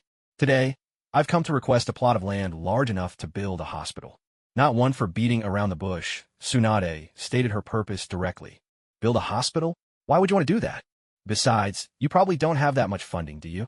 Hiruzen Sarutobi frowned, instantly considering what impact this might have on Konoha and whether it posed any threat or benefit to himself. His two advisors also paused their work at his words, glancing at Tsunade with curiosity. This didn't seem like the sort of thing a notorious gambler like her would get involved in. They didn't seem worried about her giving away a hospital, either. "It's like this. The Hitaki clan is planning to cooperate with me to build a hospital. First, it will benefit Konoha. Second, it will help us train medical ninja. For us, this is nothing but good news." Tsunade might be reckless, but she could clearly explain when something was worthwhile. "The Hitaki clan, huh? They have indeed become quite wealthy in recent years." As he spoke, Hiruzen's frown deepened. Was the Hitaki clan trying to expand their influence even further? "I can't give you an answer right away on this. After all, this is a major matter. I'll need to discuss it with the higher-ups. And even if the land is approved, the money can't be overlooked. Land in Konoha belongs to all the villagers." With this, Hiruzen set the tone. Whether the plan went ahead or not was yet to be seen. But if it did, they'd better pay up. "Sensei, this is something that benefits the whole village. What's there to discuss?" Tsunade tried to argue her case, but Hiruzen cut her off with a sigh, looking weary and helpless. "You've never sat in this seat, so you don't understand the difficulties. Nothing here is decided by me alone." With just a few words, he left Tsunade speechless. If she pushed any further, she'd be crossing a line. After all, this was his way of warning her. "Fine, then I'll wait for your answer." Tsunade's expression had already soured, and with that, she turned and strode out of the office. She shot a glare back over her shoulder. How could something so beneficial become so complicated? What do you two think about Tsunade's proposal? Hiruzen turned to consult his two old companions. I don't see the harm. The Hitaki clan may be wealthy, but they have few members, hardly a threat. This was Hamura Mitokado's opinion. He didn't believe that opening another hospital would make the Hitaki clan powerful. No matter how much money they had, they were still just a small clan with few people. That's not entirely true. Hitaki Kawakaki and Hitaki Sukumo are both outstanding jonin. With more funding and a hospital to build their reputation, they might attract a loyal following. Still, I doubt this would affect you, Hiruzen. If anything, it's Danzo who should be worried. Kohori Uchiha had her own perspective. After all, Hiruzen was already the Hokage. A stronger Hitaki clan would only threaten Danzo, who still coveted the title. Koharu has a point. Let's go ahead and select a plot of land. The money from selling the land can be used to build some basic infrastructure for the villagers. In a way, I'm working for the villagers' benefit. It's good for both me and the Hitaki clan. With a cheerful grin, Hiruzen took a drag from his cigarette. The three of them quickly settled the matter and got back to work. Hitaki clan's training hall. Kawafu had been standing as still as a tree stump for ages, so much so that Sukumo began to wonder if his younger brother had been bewitched. He tried striking up a conversation, but was met with a cold shoulder, leaving him no choice but to walk away, feeling rather awkward. Meanwhile, Nawaki had just finished his horse stance and was beginning his sword practice. A gentle breeze stirred, making Kawafu's silver hair flutter. Sweat covered his face, and he was visibly drained, his mental energy nearly spent. He could sense his connection to the flying thunder god technique growing stronger. Yet no matter what he did, he just couldn't take that final step. It was as if the mystery was separated from him by a thin veil. So close, all it would take was a single breakthrough to master spatial movement. Kawafu pondered over the power of space, recalling how Mito Uzumaki's sealing technique had already opened a window for him. Now, he simply needed to push it open himself. Unable to find the crucial key after a long while, Kawafu felt the problem still lay in how he sensed spatial power. He decided to move away, wiped the sweat from his brow, and in a flash appeared before a large tree to retrieve his eight-faced Han sword. With a flick of his wrist, the sword vanished from sight. Kawafu closed his eyes, attuning himself to the faint power of space. Ren shift. It was a force both wild and unfathomable, nothing like he'd ever felt before. Again and again, the eight-faced Han sword appeared and disappeared in his hand, repeating the cycle. Kawafu poured all his spirit into that fleeting instant of transition, striving to grasp the presence of spatial power. Suddenly, inspiration struck. He wrapped the sword in chakra, and at that moment he touched it. The power of space, he understood it. He opened his eyes, which flashed with an intense brilliance, and in one fluid motion, hurled the Han sword straight at Nawaki. Nawaki, in the midst of his sword practice, nearly jumped out of his skin. It had already been unsettling enough watching his older brother stand under the tree with his eyes closed, and now, suddenly, he'd opened his eyes and launched an attack. Cold sweat broke out all over him. "Big bro, I'm your brother-in-law." Nawaki held his wooden sword defensively in front of him, ducked his head behind his arm, and clamped his eyes shut. His cry of "Big bro" rang out so loud that both Sukumo and Naoyuki turned to look. Brother, or little uncle. Since when did he become a brother-in-law? Kawafu, however, paid no mind to all that. With a smile on his face, the Han sword stopped dead in front of Nawaki at the last possible instant. Kawafu's hand closed firmly around the sword's hilt. The flying thunder god technique was complete. "Big bro, you weren't really trying to kill me, were you?" Nawaki, realizing the pain he'd braced for never came, opened his eyes to see Kawafu holding the sword, and finally let out a shaky sigh of relief, patting his chest in lingering fear. He never wanted to experience that feeling of facing death again. In his eyes, Chuanfang's terrifying strength had just risen to another level. Perhaps even Lord Orochimaru was no more formidable than this. "You're my dearest little brother-in-law. How could I bear to kill you?" It was just a little test run of the flying thunder god technique, nothing more. Chuanfeng sheathed his sword and gave Shang Shu a hearty pat on the shoulder. "Seriously? Using me as a test subject for your ninjutsu? You're such a wonderful brother-in-law." Shang Shu didn't dare complain. He could only muster a smile. He suffered in silence, with no one to confide in. "Big brother, you really are a natural genius. You mastered the flying thunder god in just one morning." "Oh, it's nothing. The real thanks go to your grandmother." Chuanfeng couldn't hide the pride on his face, but he was telling the truth. Without Mito's space-time sealing technique, he had no idea how long it would have taken to learn the flying thunder god. "Keep practicing. I'll call you when lunch is ready. I'm going to do a bit more research." Leaving Sheng Shu standing there as if being punished, Chuan Feng walked off. Sheng Shu was still shaken, hardly in any state to resume sword training. He dawdled, killing time as he watched Chuan Feng flip back and forth between the big tree and the stone table. If you looked closely, you'd notice that the base of the stone table was also marked with the Flying Thunder God seal. The Senju clan emblem was etched there, crisp and clear. By lunchtime, Sheng Shu was already eager beyond words. The moment the butler appeared, he rushed to Chuan Feng's side. Chuan Feng had just put away his sword. Now, with a little daily practice, he could start bringing the Flying Thunder God into actual combat. He still had to visit the weapons workshop in the afternoon to forge some special Senbon needles. Kunai just weren't as discreet as Senbon. Just as he was about to take Sheng Shu to eat, Tsunade arrived. Tsunade-chan, perfect timing. Want to join us for a drink? Chuan Feng was in high spirits. He just gained a new secret technique. But Tsunade was brimming with irritation. No thanks. She shot Chuan Feng a sidelong glance, as if to say, "Are you trying to take advantage of me again? Isn't it a bit too soon to be so forward? I want to see Sensei. We'll talk over lunch. Let's go." Chuan Feng cut her off at just the right moment. If they started talking here, would anyone even get to eat? Fine, then I won't stand on ceremony. Tsunade's politeness was all for show. She promptly hooked her arm around Sheng Shu's neck and followed after Chuan Feng. Poor Sheng Shu, barely recovered from his fright, now had to endure his sister's wrath as well. He was the very picture of a scapegoat with nowhere to voice his misery.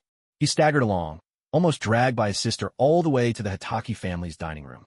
At the sight of Sukumo and Naishiwa, Tsunade finally released Sheng Shu and greeted them politely. Once everyone was seated, Sukumo wasted no time and picked up his chopsticks, firing the opening salvo in the battle for food. There was no soy braised dish at lunch today, and memories of yesterday's events were still fresh. The sake had been quietly whisked away by Sukumo's subtle signal to the servants.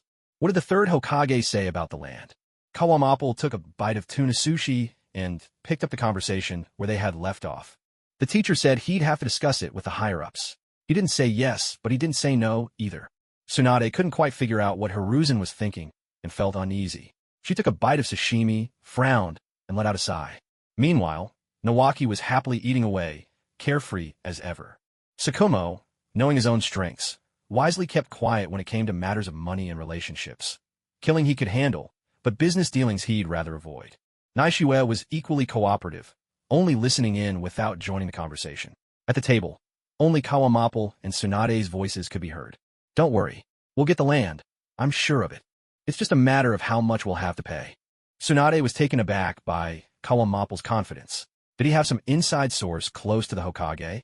"Why are you so sure, Kawamapple?" Looking at Tsunade, who still had a hint of girlish innocence about her, Kawamapple shook his head, thinking, it really isn't easy for someone like you to become Hokage. The third is only considering whether this is good for the village and whether it poses any threat to him. Even if the Hitaki family opens a hospital and makes money, at best we'll just be a well-off minor clan. And as Hokage, there's no way my family could ever threaten his position. Besides, the money from selling the land will let him score some points with the villagers again. So this will definitely go through. But Kawamapple dangled the suspense, letting anticipation build around the table. 3 pairs of eyes stared at him intently, making him a little uneasy. He paused, then went on. But getting the land is only the first step. There's bound to be someone who sees the Hitaki family as a potential threat and tries to stir up trouble. Ooh! Tsunade and Sukumo both spoke at once, their voices sharp, then exchanged awkward glances and smiled at each other. I like that kind of fire, Kawamapple thought. I'm only speculating. We'll know when the time comes. Kawamapple didn't say it directly, but he could sense that person would definitely make a move. For someone lurking in the shadows, this was a major variable, something beyond his control. He'd almost certainly try to sabotage things, maybe even nip it in the bud. I see. Sukumo nodded, though whether he truly understood or not was unclear. He wore a look of sudden realization. Trying to avoid family conflicts as much as possible, Sukumo was quite familiar with Konoha's power structure. He had, in fact, guessed who Kawamapple was talking about, though he was careful not to say the name aloud. I know too. Tsunade, not wanting to fall behind, chimed in as well. She was just being stubborn. Inside, curiosity was eating at her, but she forced herself to keep cool. After Hashiruma's orders, the Senju clan had blended into the village, and Hiruzen had gone out of his way to shield her from village strife, a sign of how much he cared. Without his protection, Tsunade certainly wouldn't be living so carefree now. The Uchiha alone would be enough to give her endless trouble. After all, life in the world isn't just about fighting and killing, but about navigating relationships and intrigue. Haha, then let's just sit back and wait for the fish to bite. If the enemy makes no move, neither do we. Kawafa laughed heartily, trusting completely, thinking everyone was already in the know. Once lunch was over, Tsunade left with Kawafa by her side, her mind swirling with questions. Even when Kawafa boasted about having mastered Flying Thunder God, she showed little surprise. She was too preoccupied, thoroughly hooked by that man's mysteries, her mind running wild with speculation. That afternoon, Nawaki was still training at the Hitaki household. Orochimaru hadn't yet started dabbling in his experiments, and who knew what kept him so busy? He hadn't had time to teach his favorite student. But Kawafa had his own guesses. As a top contender for the next Hokage, Orochimaru was likely swamped with duties now that war was looming. After arranging Nawaki's training schedule, Kawafa stepped out of the Hitaki compound and headed to the weapons shop. Business was booming as ever, with crowds of ninja coming and going. In the forging room, Old Iron still worked bare-chested. "Young master, your brother's sword isn't ready yet," he said. "It'll take at least 3 more days." As soon as he saw Kawafu, Old Iron handed his current work to his apprentice and hurried over, thinking he'd come for Sukumo's new weapon. "I'm not here for my brother's weapon," Kawafu clarified. "I need you to make me some senbon." This place was truly sweltering. Kawafu wiped the sweat from his brow, flicked his fingers, and explained his request. "What are your specifications?" Old Iron was sharp. Ordinary senbon could be picked up at the front counter. Kawafu wouldn't have come to him personally otherwise. Lighter, faster. Kawafu didn't expect the senbon to be lethal. All he needed was for them to serve as carriers for his Flying Thunder God technique. Easy to carry, quick to throw. "I'll need to experiment with materials and reduce the weight and drag, but I can sacrifice some of the killing power, right?" Old Iron was nothing if not professional, summarizing Kawafu's needs in a single sentence. "Exactly. Once they're done, just send them to my residence." Dealing with clever people was always satisfying. No need for lengthy explanations. "I'll have them delivered within a week." Old Iron promised a timeline. He took the matters of these 2 young masters very seriously. After all, they were his bread and butter, and he couldn't afford to slack off. "All right, I'll be off then." With his instructions given, Kawafu had no desire to linger. The heat was just too much to bear. Back home, Nawaki was still diligently practicing his basic sword techniques, not asking Kawafu to teach him more advanced skills, or aiming too high too soon. Watching him, Kawafu nodded in approval. With such an attitude, how could Nawaki have died in the Second Great Ninja War? It just didn't make sense. As his future brother-in-law, Kawafu felt it was only right to help Nawaki escape such a tragic fate. Another day passed. Shinshu didn't stay for dinner, leaving after exchanging a few words with Kawakaki before mealtime. The night was uneventful. After washing up, Kawakaki fell into a sweet dream, nearly drooling as he slept. Who knows what delicious treat he dreamed of this time? Perhaps another giant white rabbit candy. Early the next morning, Tsunade arrived at the Hitaki household once more, this time with Shunshu at her side. The moment she saw Kawakaki, she beamed and pulled out a document from her chest, still warm from being carried close. "Kawakaki-kun, the land has been approved." Kawakaki hadn't expected the 3rd Hokage to work so quickly. He reached out to take the document. "I thought I'd have to wait a few more days." As he opened the file, he saw clearly written, 6,000 square meters of land, priced at 100 million ryo. At the bottom was Hiruzen Sarutobi's personal signature, and the address marked not far from the Konoha Police Force headquarters. Technically, the document was already effective. Still, Kawakaki knew it was Tsunade's influence at work, and he'd feel safer waiting until the money was actually transferred. Studying the address, Kawakaki frowned, half expecting some ulterior motive from the 3rd. "Isn't there any other land available?" "Oh, I picked this spot myself. I checked the map. Everywhere else was either too small or too far away. After considering all the options, this plot turned out to be the most suitable. My teacher also reminded me. My Senju clan has already disbanded. What could the Uchiha still be holding on to?" Hearing Tsunade talk, Kawakaki couldn't help but sigh. She really overestimated the Uchiha's capacity for forgiveness. Even if your Senju clan was wiped out, there will always be Uchiha who bear a grudge. This is a feud written in blood, a destiny that binds the 2 families. Still, if this was truly the best plot of land, then as a Hitaki, Kawakaki couldn't shy away. Otherwise, it would look like he was afraid of the Uchiha. In that case, let's go with this land. But I'll need a few days. The swift approval had caught Kawakaki off guard. His funds weren't ready yet. Still, 100 million ryo was a fair price. The 3rd wasn't trying to fleece the Hitaki family. "I've still got a little over 10 million in savings." Tsunade, thinking Kawakaki was in financial trouble, immediately offered up the gambling money she'd been hoarding for years. "No need," he replied. I just didn't expect things to move so quickly. Give me 2 days. Once the funds clear, the approval is as good as done. Kawakazi waved off her concern with a smile. He doubted even 10 million would last Tsunade through her next losing streak, but he was touched by her gesture all the same. Maybe this prodigal woman wasn't completely beyond hope. Are you sure you don't need it? Tsunade had made a big decision. She was offering everything she had. If you're being so sincere, maybe I should just accept it? Kawakazi noticed the hesitation in Tsunade's eyes. Ignoring Shinshu entirely, he stepped closer with a mischievous grin, looming over her, the gap between them suddenly even more pronounced. Shinshu, watching from the side, looked like his eyes were about to pop out of his head. Hey man, if I could take him down, I'd definitely have a few snappy lines ready for the occasion. You already said there's no need. Tsunade noticed something off in Kawakazi's gaze. She took a step back, pulling her robe tighter around herself, her cheeks tinged with pink. Haha, keep it for yourself.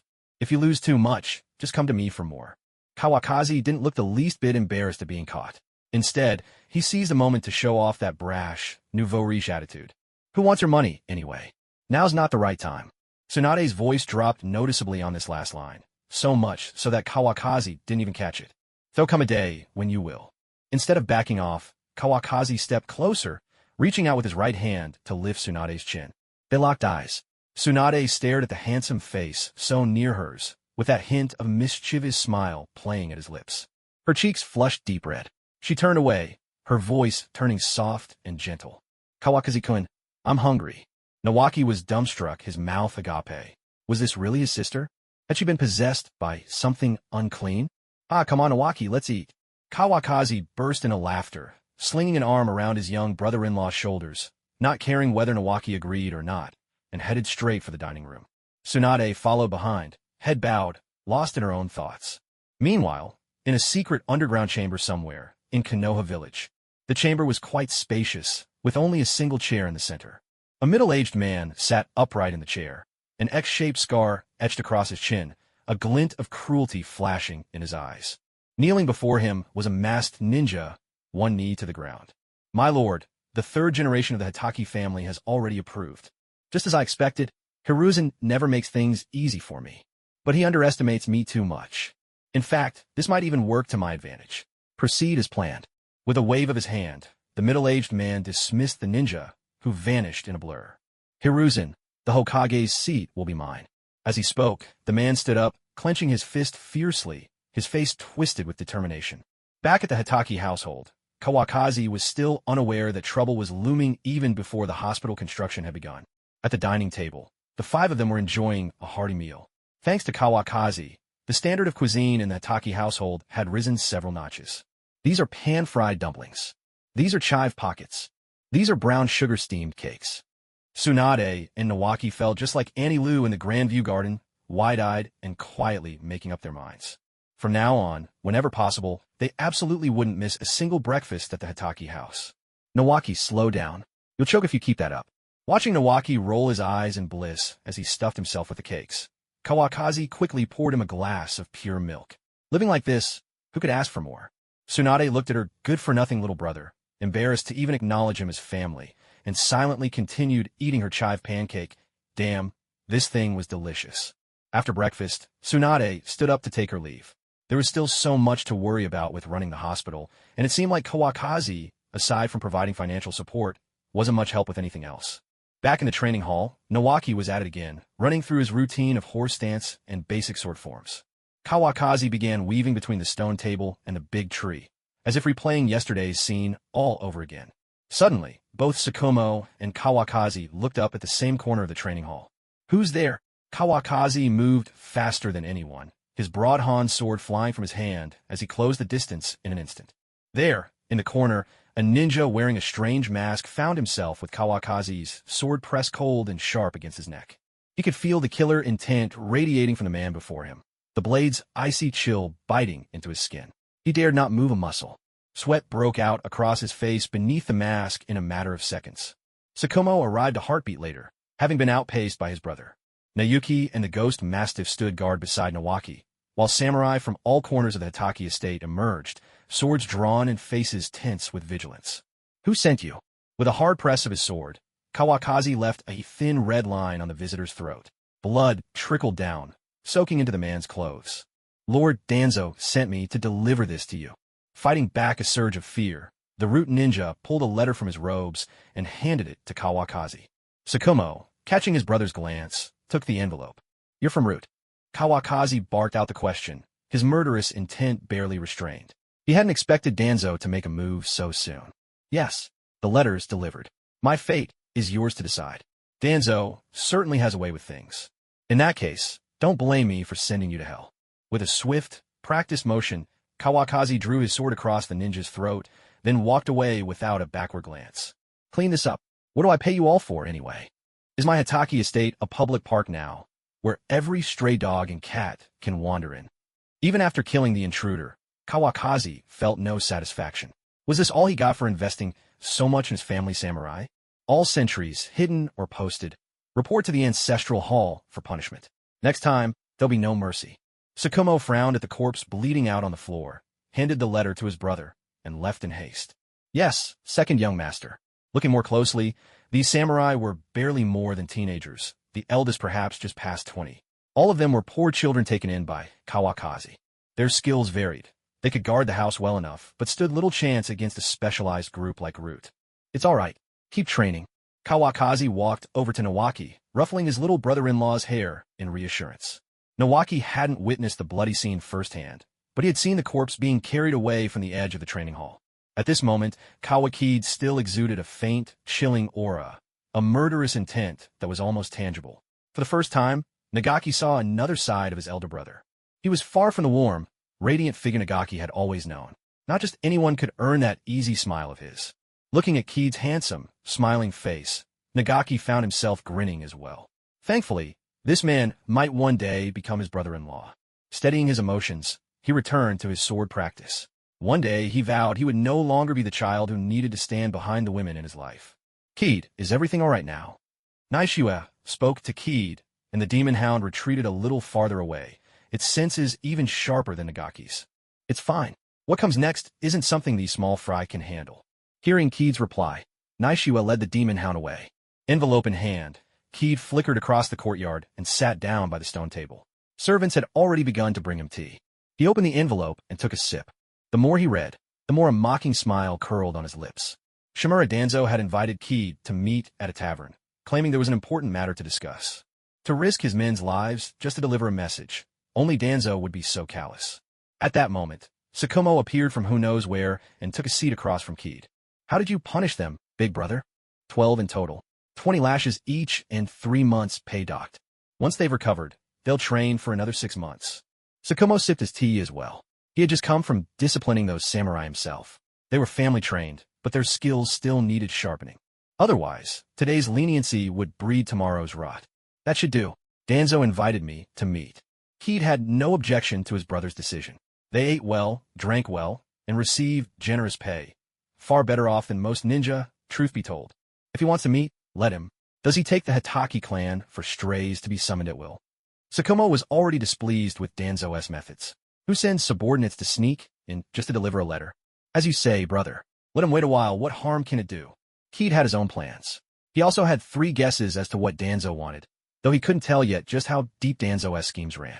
With a smile, he crushed the envelope and letter in his palm, and when he opened his hand again, only a small pile of ashes remained.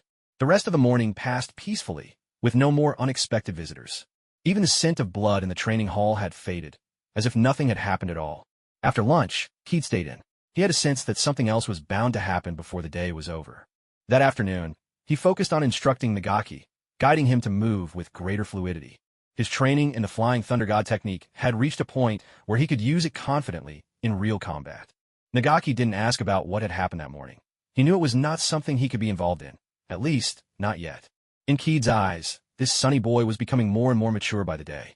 After a long afternoon of training, Nagaki dragged his weary body home, escorted by the finest samurai. Kawafu approached this with caution, just in case. After all, who could predict what that madman Danzo might do next? Human life meant little in Danzo's eyes, something Kawafu hadn't truly understood before. That evening, just as Kawafu had finished washing up and was preparing to rest, the butler hurried in to inform him of a visitor, one who didn't seem to come with good intentions. "Where's my brother?" Kawafu let out a soft chuckle, as if everything was unfolding exactly as he'd expected. The young master is already waiting in the main hall. Take our guest to the meditation room. I'll be there shortly. Yes, sir.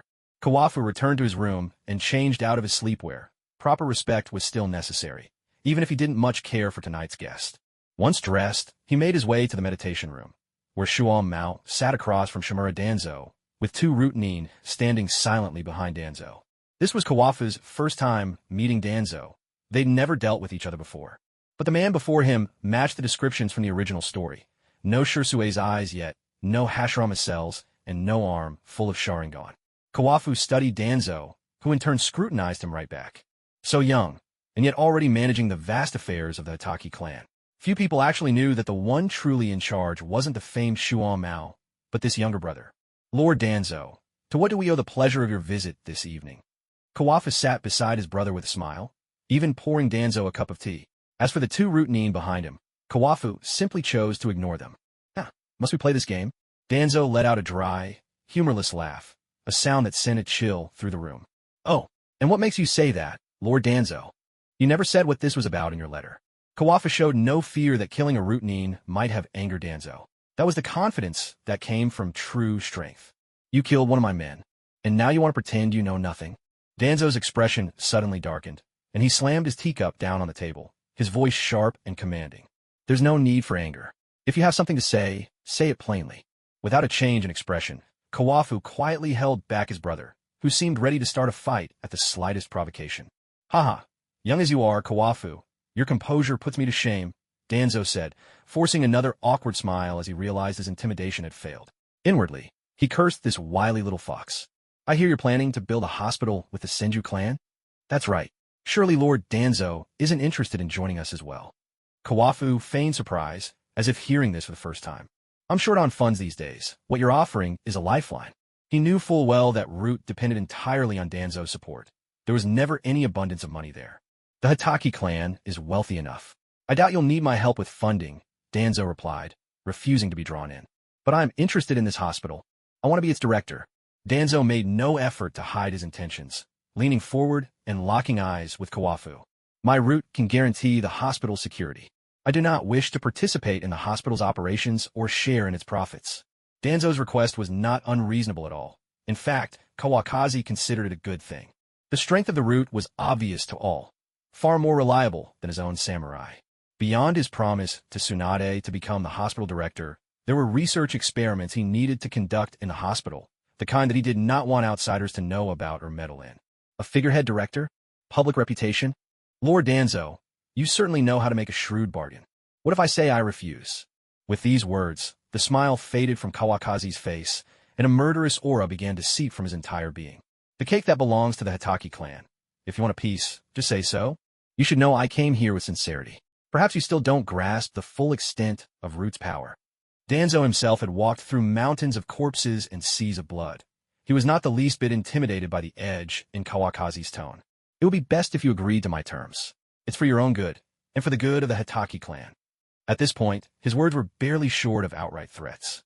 Remember my name, Hitaki Kawakazi. As soon as the words fell, Kawakazi appeared behind Danzo in the blink of an eye, his right hand hooked tightly around Danzo's throat.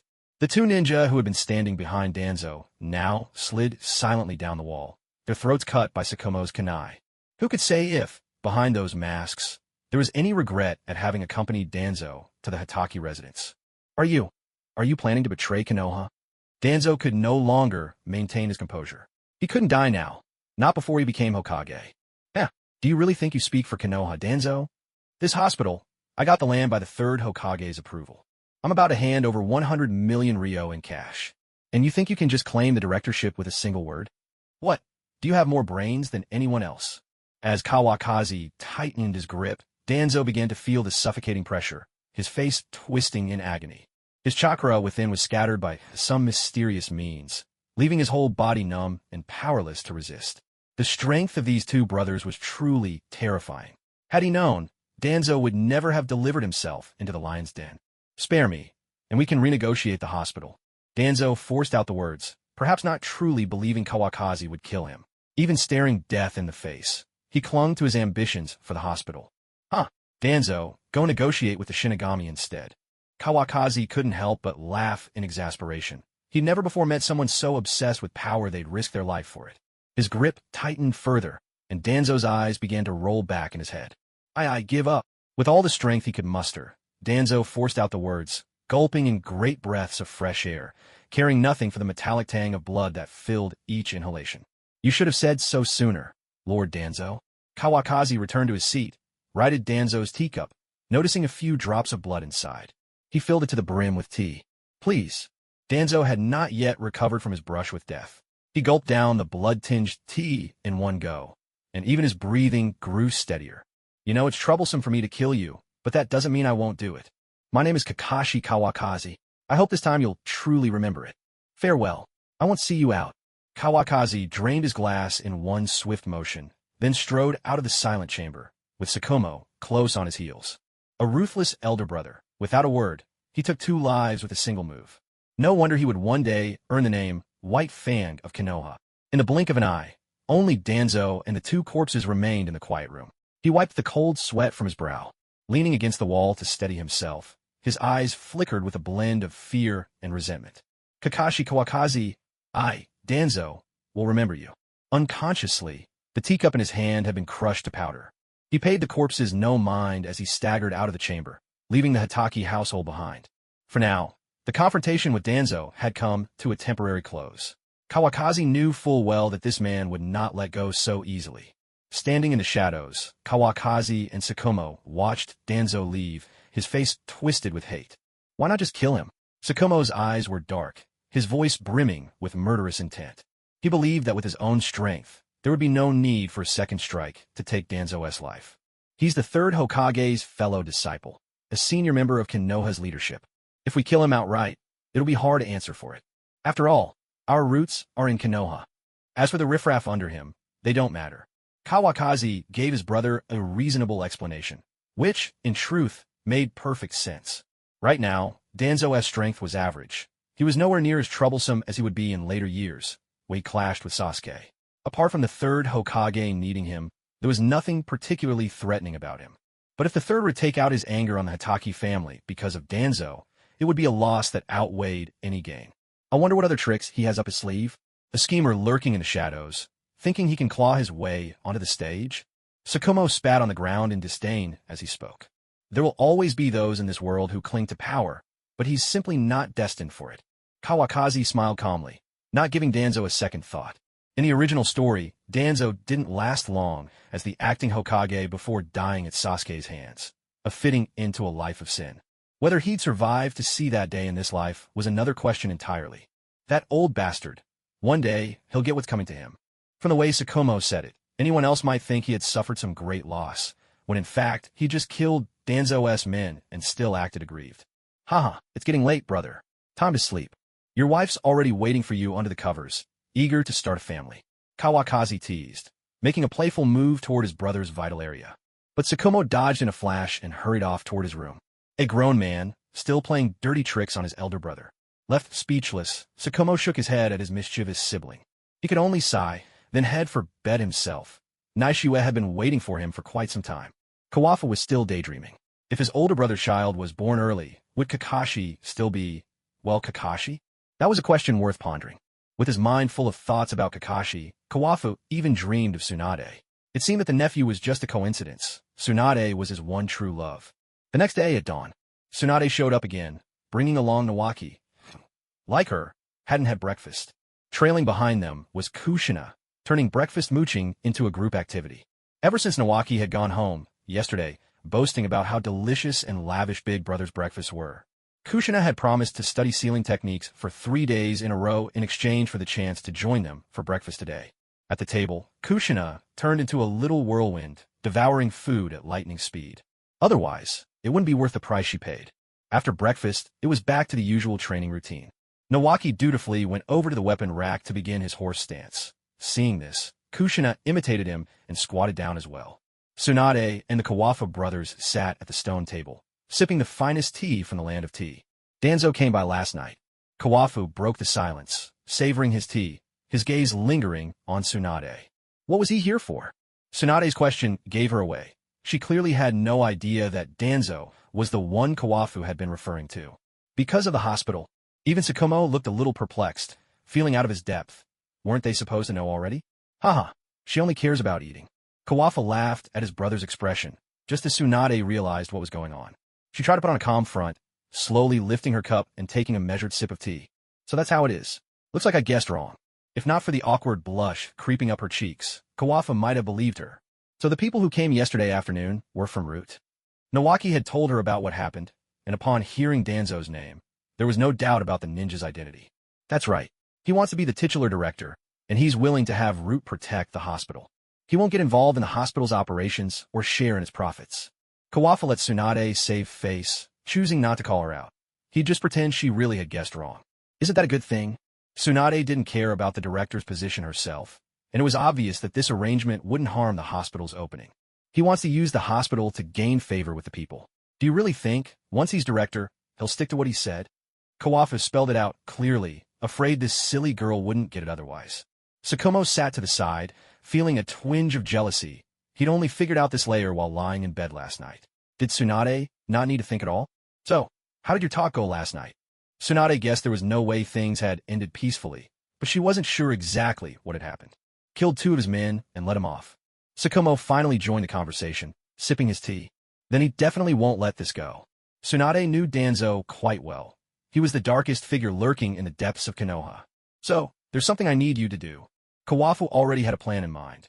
Even if Tsunade hadn't come to him, he would have sought her out. What is it? If I remember correctly, Advisor Koharu is a medical ninja, isn't she? Kawafu looked at Tsunade with a warm gaze and a cheerful smile. Yes, that's right. Is there a problem? Tsunade couldn't imagine what role Koharu could possibly play in all this, her eyes full of curiosity. I want you to invite her to be the hospital's vice director. Just in name, that's all. I'll offer her a yearly salary of 5 million. Kawafu was certain that no middle-aged medical ninja on the brink of old age could refuse such an amount. No actual work required, just a nominal title. Even an advisor to the Hokage wouldn't object. After all, who would ever complain about making too much money? What's the point of that? Tsunade turned into a barrage of questions, relentless and inquisitive. You don't need to worry about it. Just do as I say. Kawafu didn't reveal his intentions. Before things were settled, he preferred to keep his plans to himself. Then how much are you paying me as the director? Tsunade's eyes sparkled with stars. If a nominal vice director gets 5 million a year, surely 6 million for the actual director isn't too much to ask. You'll get a year-end bonus. Basically, you'll be working for yourself. He pressed a hand to his forehead, giving an answer that was quite different from what Tsunade expected. Kawafu could hardly keep up with Tsunade's line of thinking. Was her love of gambling really matched only by her interest in money? All right, I'll go find Advisor Koharu then. With that, Tsunade finished her last cup of tea and got up to leave. Kawafu snapped out of it. His brother's lack of drive was too much for Sukumo to bear, so he called him back to reality. Huh? What? What's the use of involving Advisor Koharu? At last, Sukumo voiced his confusion. Why should he have to rack his brains? Wasn't it nicer to just take it easy? The third Hokage isn't the only one with classmates, you know. That was all Kawafu said, but he was sure his older brother's intelligence would let him figure out the rest. He used Flying Thunder God to appear right next to Nawaki. By now, their home was already covered with the marks of the Flying Thunder God technique. His sudden appearance didn't disturb Nawaki, who was still holding a horse stance, but it did give Kushina quite a fright. One moment, she was alone, then suddenly a living, breathing person popped up right in front of her. It startled the little firecracker out of her wits. But the move was really impressive. If only Minato could learn it, she thought. Her small head was now filled with thoughts of little Minato. Sukumo sat on a stone bench, tugging at his hair in frustration. Damn it, I even know the third Hokage had 5 classmates. Couldn't you just say everything in one go? Kawafu didn't bother with Sukumo, who was still lost in his own thoughts. He figured his brother was just worried about why his sister-in-law hadn't gotten pregnant yet. Anyway, Kawafu knew his nephew's name would be Kakashi, so he didn't bother to offer comfort. Some things just can't be rushed. Seeing Kushina looking so curious, Kawakaki reached out and gently ruffled her beautiful red hair. What's wrong? Do you want to learn? Kushina nodded, then quickly shook her head. Kawakaki, it's not that I want to learn. I just think if a friend of mine mastered this technique, he'd definitely be amazing. Looking at the adorable expression on Kushina's face, Kawakaki couldn't resist teasing her a little. Is this friend of yours a boy? Yes, how did you know? Does he have blonde hair and a charming smile? Yes, you've met him? Is his name Minato Namikaze? Kawakaki didn't answer Kushina's question, finding her astonished expression too amusing. Wow, you guessed everything right. At this moment, Kushina finally let her guard down and showed the child she really was, tearing away her usual tough disguise. Oh, that's nothing. With just a flick of my fingers, I can divine such simple matters. Kawakaki lifted his chin and put on an air of mysterious wisdom. I don't buy it. You must have heard it from somewhere. After all, at school, Minato's the only friend I have. Seeing her boastful older brother, Kushina's quick wit returned in full force. If it weren't about Minato, she wouldn't have cared at all. Ahem. Kawakaki, failing at his attempt to show off, cleared his throat awkwardly. Minato's signature move. Of course, anyone who learned it would be impressive. If your friend's interested, he can come find me. I'm still looking for a student. Taking Minato as his apprentice would be quite an accomplishment. Right now, Jiraiya probably hadn't spotted this prodigy yet, so there was no worry about poaching him. Besides, with all the disciples Jiraiya has, losing one wouldn't matter. Kawakaki justified himself. First, he'd stolen Jiraiya's goddess, and now he was after his student. Truly shameless. Big brother, that's a bit much. Shunshu, who had been quietly doing his horse dance, couldn't stay silent anymore. Saying you're short a student right in front of me? Aren't I already learning from you? Shunshu, you're different. Our relationship is special. No one else can compare. Seeing his brother-in-law's displeasure, Kawakaki quickly changed his tone to placate him. Well, that's true. I'll let you off this time. Shunshu, mollified, stood there a bit dazed. He must have inherited Hashirama's easygoing nature.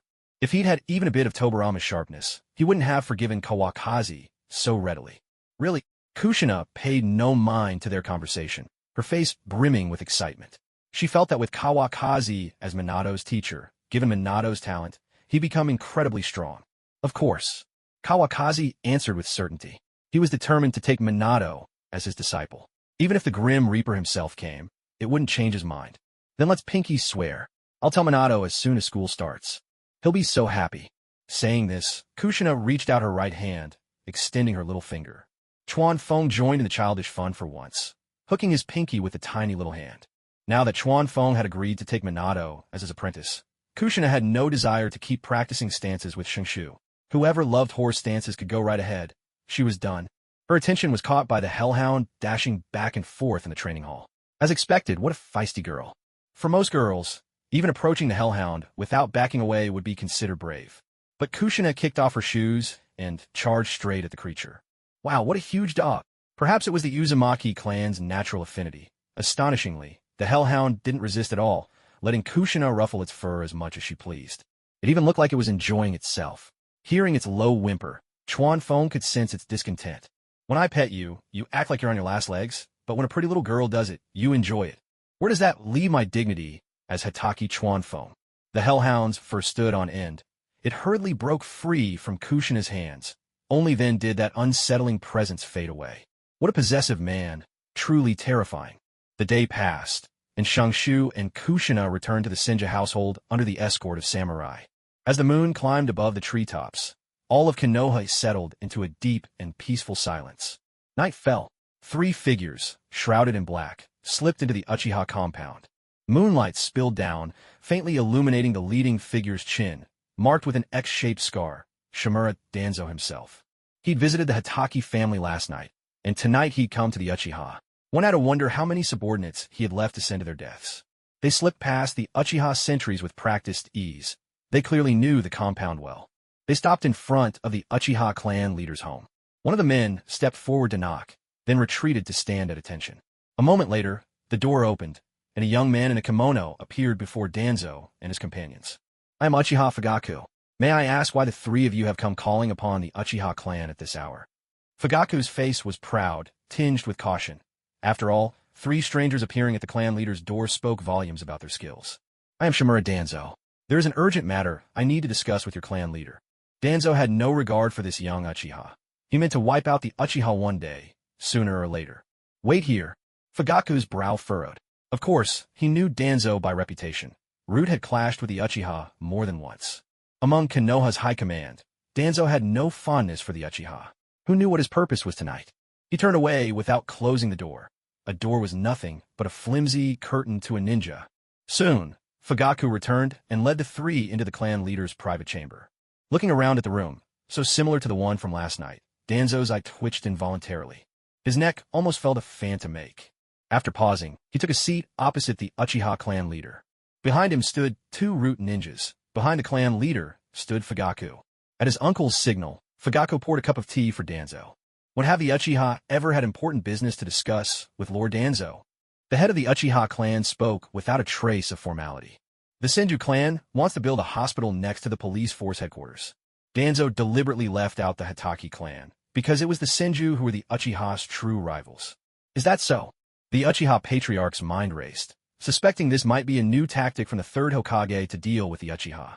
Noticing the sudden shift in the patriarch's expression, a barely perceptible smile flickered across Danzo's face. It's absolutely true. The paperwork has already been approved. As soon as the funds are in place, construction will begin. This, too, was the truth, though Danzo didn't mention that the money was coming from the Hitaki family. What are you after? The Uchiha leader didn't believe for a second that Danzo would share this information out of goodwill. I don't want to see that hospital built, either. Since he couldn't be the director himself, Danzo would rather see the entire project fail, even if it meant working with the Uchiha, whom he despised. Such was the depth of his scheming. The Uchiha patriarch, a seasoned veteran of political games, saw through Danzo's intentions in an instant. Danzo was afraid Tsunade would gain influence and challenge him for the position of Hokage. And he wasn't wrong. This was very much in line with Danzo's ambitions. So, what's your idea of collaboration? Since their goals aligned, the Uchiha leader didn't mind joining forces with Danzo this once. Besides, with the Hitaki family now supporting Tsunade, things were not so simple. Fugaku, despite being one of the Uchiha's top fighters, hadn't lasted a single move against that Hitaki Kawakaki. Had he known Danzo had nearly lost his life to Kawakaki just last night, his attitude might have been quite different. I've heard rumors of a secret operation within the police force recently. Building a hospital in this area may not be appropriate, don't you think? At these words, the Uchiha patriarch immediately understood Danzo's meaning. Indeed, Lord Danzo is impressively well-informed. Even such confidential matters have reached your ears. The 2 old foxes exchanged knowing smiles and raised their teacups for a sip. When the time comes, my Root division will cooperate. May our partnership be a fruitful one. A pleasure working together. With genuine warmth, the Uchiha leader saw Danzo off as if bidding farewell to an old friend. Take care. Thank you. After exchanging the usual pleasantries, Danzo disappeared into the moonlit night with his 2 Root agents. Danzo is pushing his luck. It's time to shift the sentries. The Uchiha patriarch's face turned grim, his earlier smile gone without a trace. Yes, clan head. Fugaku bowed respectfully from behind. Uncle. Yes. It was clear that Fugaku still lacked the political acumen needed to become the clan leader someday. Since when has our Uchiha had any secret operations lately? You need to use your head more. With a sigh, the patriarch tapped Fugaku's temple with his right middle finger, equal parts exasperation and expectation. It's just a ruse.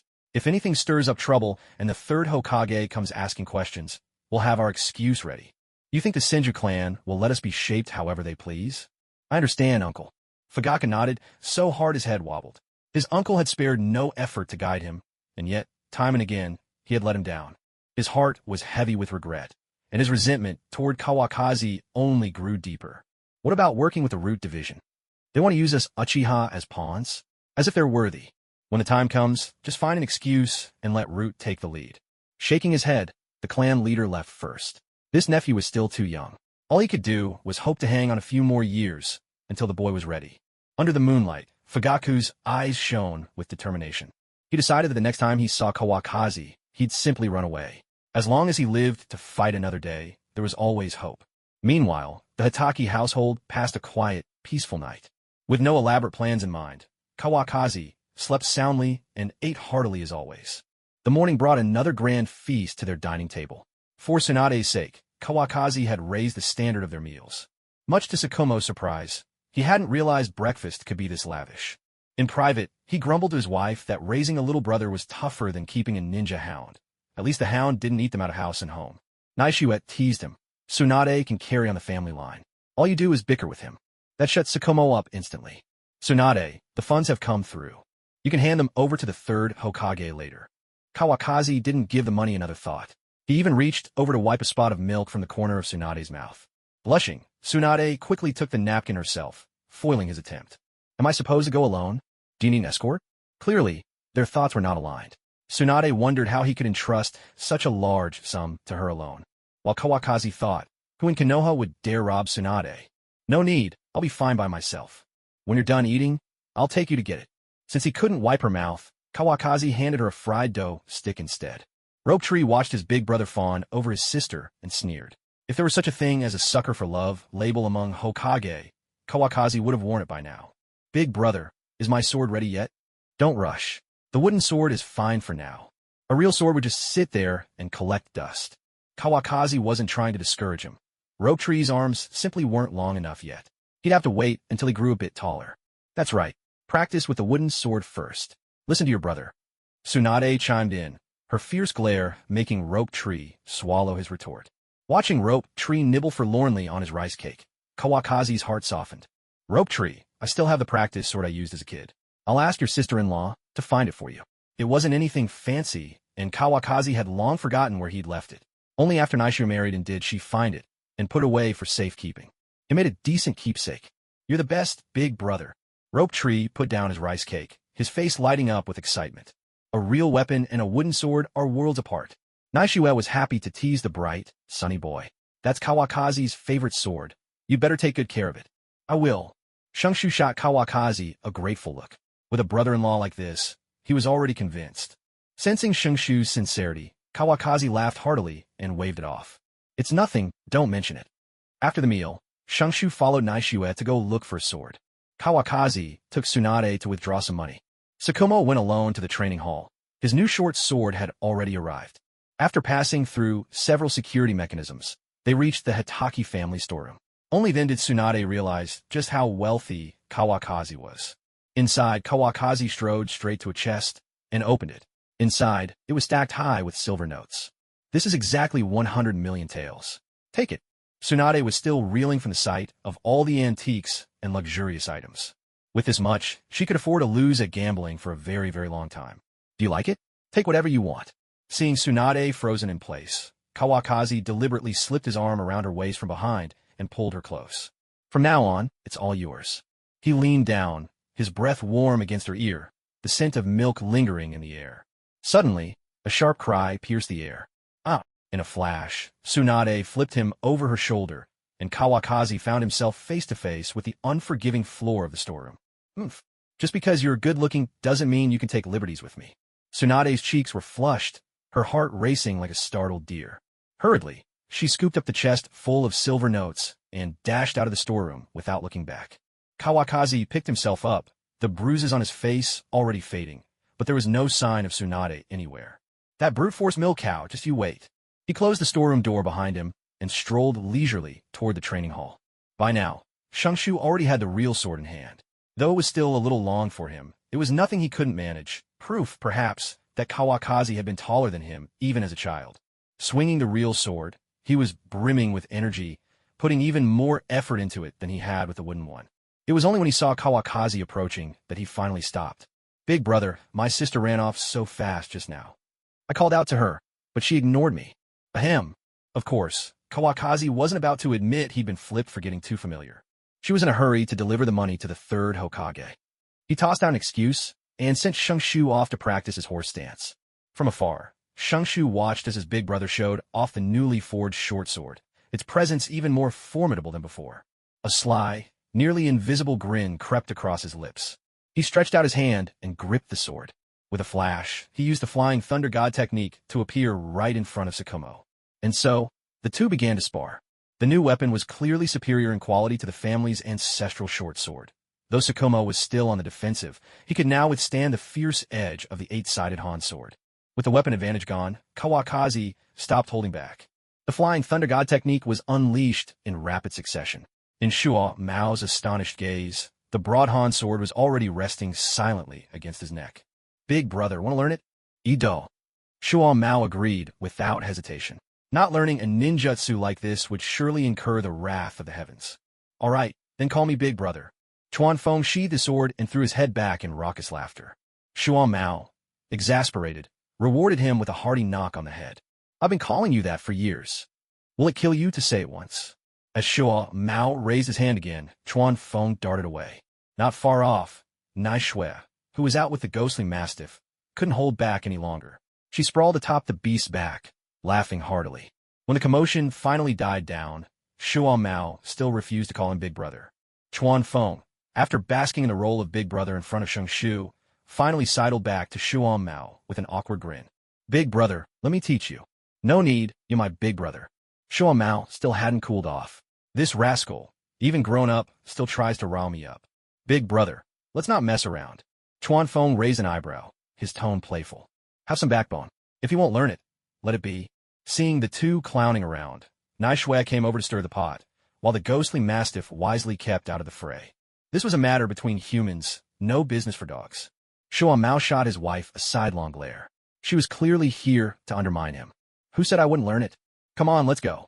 With that, Shuo Mao dragged Chuan Feng aside, leaving Nai Shui behind. The core of the Flying Thunder God is sensing the power of space. Big Brother, I can't promise you'll master it. When it came to business, Chuan Feng grew serious. His expression shifted as he pulled a scroll marked with the Flying Thunder God / from his robe. I only managed to learn it by chance, with Lady Mito's help. Start with the technique formula. Give it a try first.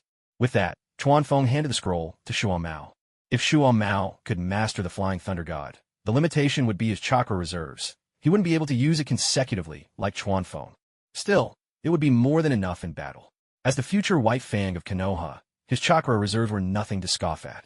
Scroll in hand, Shuo Mao began to study.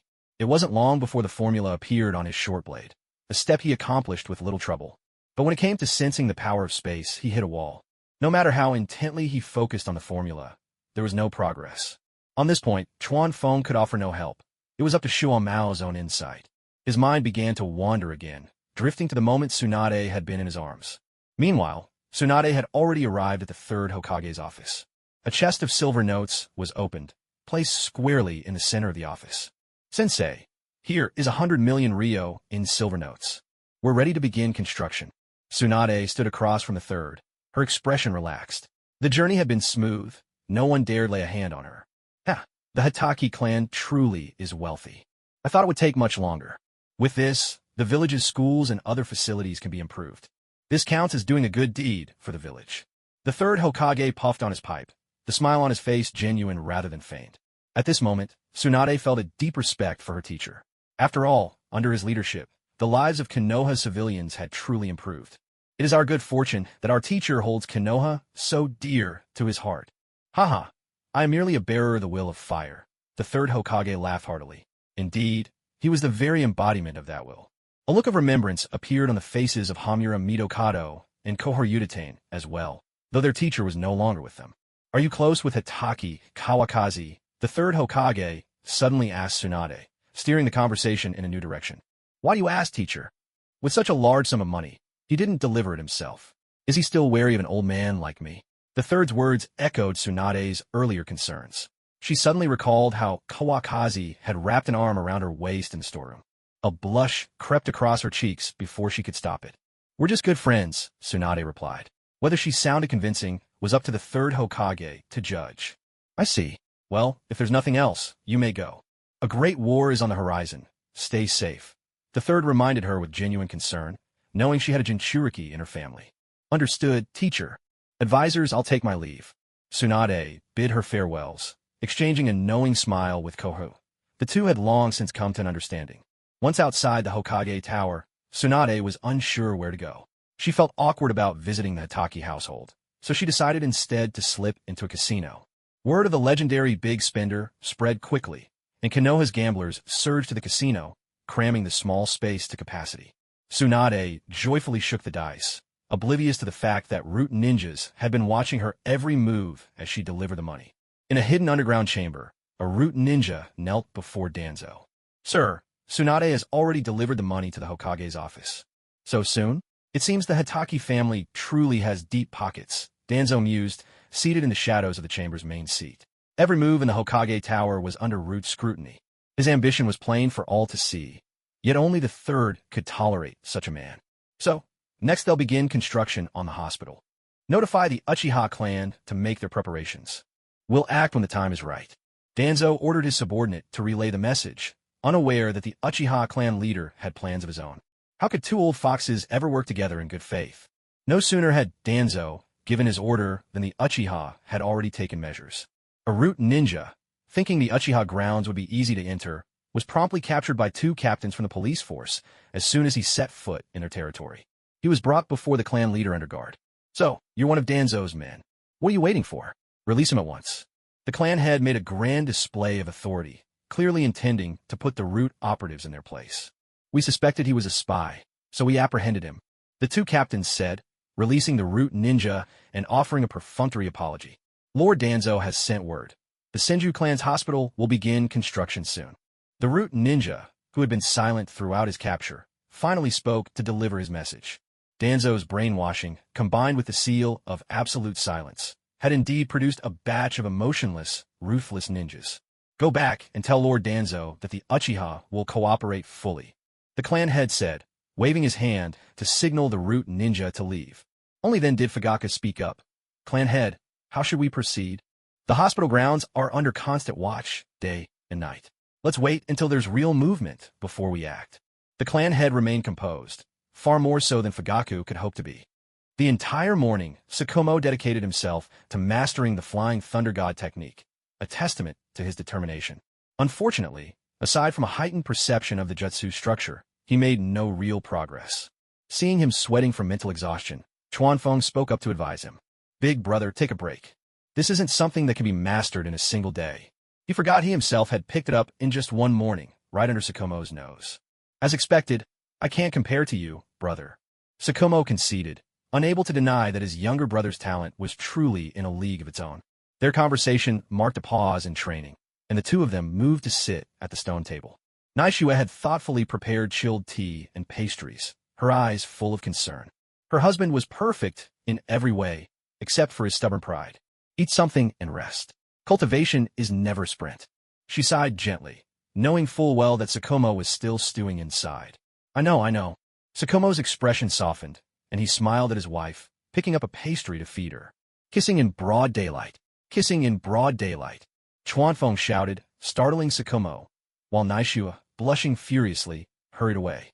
The ghost mastiff, hearing Chuanfeng's shouts about killing the dog, scrambled up from beneath the tree and vanished from the training hall in a flash. There was only one dog in the Hitaki household. Why would it stick around to court disaster? After a long search, following Naishua's scent, it finally found her and hid trembling in her arms, whimpering softly. Tsunade emerged from the small gambling den, her face dark, as night had already fallen. "Damn it, Lady Luck has deserted me again." After an entire afternoon, she'd only lost a few million, nothing more than a drizzle. Rubbing her still hungry stomach, Tsunade suddenly remembered she hadn't eaten dinner. Thank goodness she'd only brought a few million with her. Otherwise, she'd have no dinner at all. Reeking of smoke and sweat, and thinking of her grandmother's disdain for gambling, she dreaded the scolding she'd get if she went home, so she made her way to the Hitaki household. Along the way, she replayed the games in her mind, wondering why she'd hesitated so many times. Surely if she'd gone all in, she would have won. The sound of dice still echoed in her mind as she arrived at the Hitaki doorstep. The ever-perceptive butler appeared before Tsunade in no time. "Lady Tsunade, the young master is having his meal. Allow me to take you to him." "Thank you." That finally pulled Tsunade back from her thoughts, and she replied with a polite nod. She then followed the butler toward the dining room. "Young master, Lady Tsunade has arrived." Even before she entered, the butler's voice had already reached Kawakazi's ears. At that moment, he was sharing a bottle of rich, aromatic baijiu with Sukumo, trying to lift his brother's spirits after a long day struggling to master the Flying Thunder God technique. Draining the last of his cup, he immediately stood up. He straightened the cushion beside him, just as Tsunade came into view. "Tsunade, come, have a seat." His mind was clear and his actions were composed. Evidently, the drinking had only just begun. "All right." Tsunade walked past the butler and sat down directly. At that moment, new tableware was set before her. "Has Nawaki gone back?" Not seeing her younger brother, Tsunade asked. "He left before dinner." "Where are you coming from?" Kawakazi caught a faint whiff of smoke. Tsunade had clearly just come from a smoky place. Had a little gamble. As she spoke, Tsunade poured herself a drink. Kawakazi didn't even need to look at her face to know the outcome. If the legendary Big Fish ever won, she wouldn't have her famous nickname. He steered clear of sore topics, instead picking up some food for Tsunade. Drinking on an empty stomach wasn't wise. Sukumo raised his cup to Tsunade in silent greeting. The two seemed to have developed a quiet camaraderie from their last drinking session.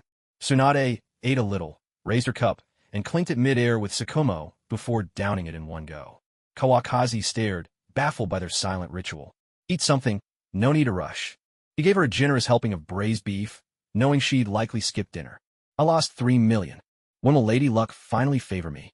Tsunade admitted her loss and finished another full glass alone. Sukumo winced. Even the powerful Hitaki clan couldn't take losses like that forever. Oh, it's just a bit of pocket change. Think of it as entertainment. And once the hospital opens, will money really be a problem? Kawakaki couldn't stay silent any longer and offered comforting words. Yes, the hospital. I'll go find a construction crew tomorrow. The very best. Tsunade seemed to find her purpose again. Only by growing her income could she fuel her grand ambitions in gambling. Kawakaki scratched the back of his head, seeing right through her. Hopefully, this spendthrift wouldn't end up gambling the hospital away. There's no need to rush. Setting up a hospital isn't so simple. Anyone who dares get in my way, I'll cut them down. One comes, one falls. Two come, they'll both go down. A fierce light flashed in Tsunade's eyes. Whoever blocked her path to fortune would pay dearly. Well said. Who dares trifle with the Hitaki clan? Tsunade, let's have another drink together. These words left Shuo Mao's blood surging with excitement. This was exactly how his sister-in-law should be. Little did he know that he and Tsunade were on completely different wavelengths. Only Naishue and Chuan Feng, who really understood what was going on, exchanged a knowing glance and took a resigned sip of their drinks.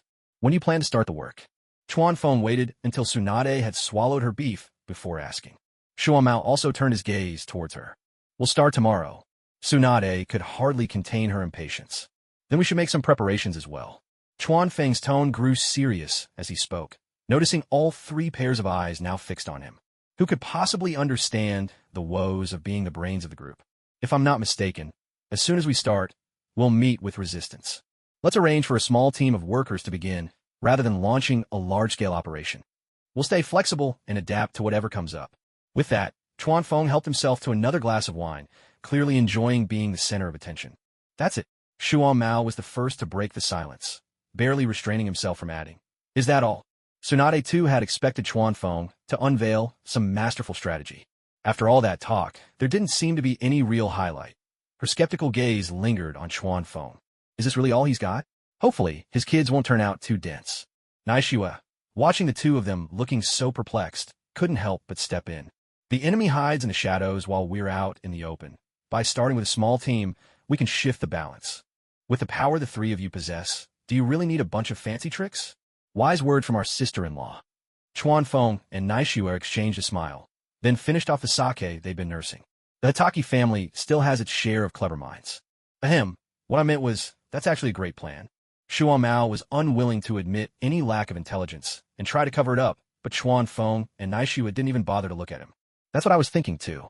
Tsunade echoed his words, and resigned, the 2 drinking buddies downed another cup. With business settled, the mood around the table grew livelier under the influence of alcohol. Shuo Mao was the first to get a little wild. Tsunade, I've got to say, your flying thunder god jutsu is a real pain to learn. I've been at it all day and couldn't even teleport as far as the bathroom. Naishue had to look away. Shuo Mao had once said Tsunade was a lightweight, but really, it was the pot calling the kettle black. Tell me about it. Did you think I haven't tried? Even with my grandmother's help, I couldn't pull it off. So I just gave up on it. Chuan Feng had always wondered how Tobarama's technique could be beyond Tsunade's reach.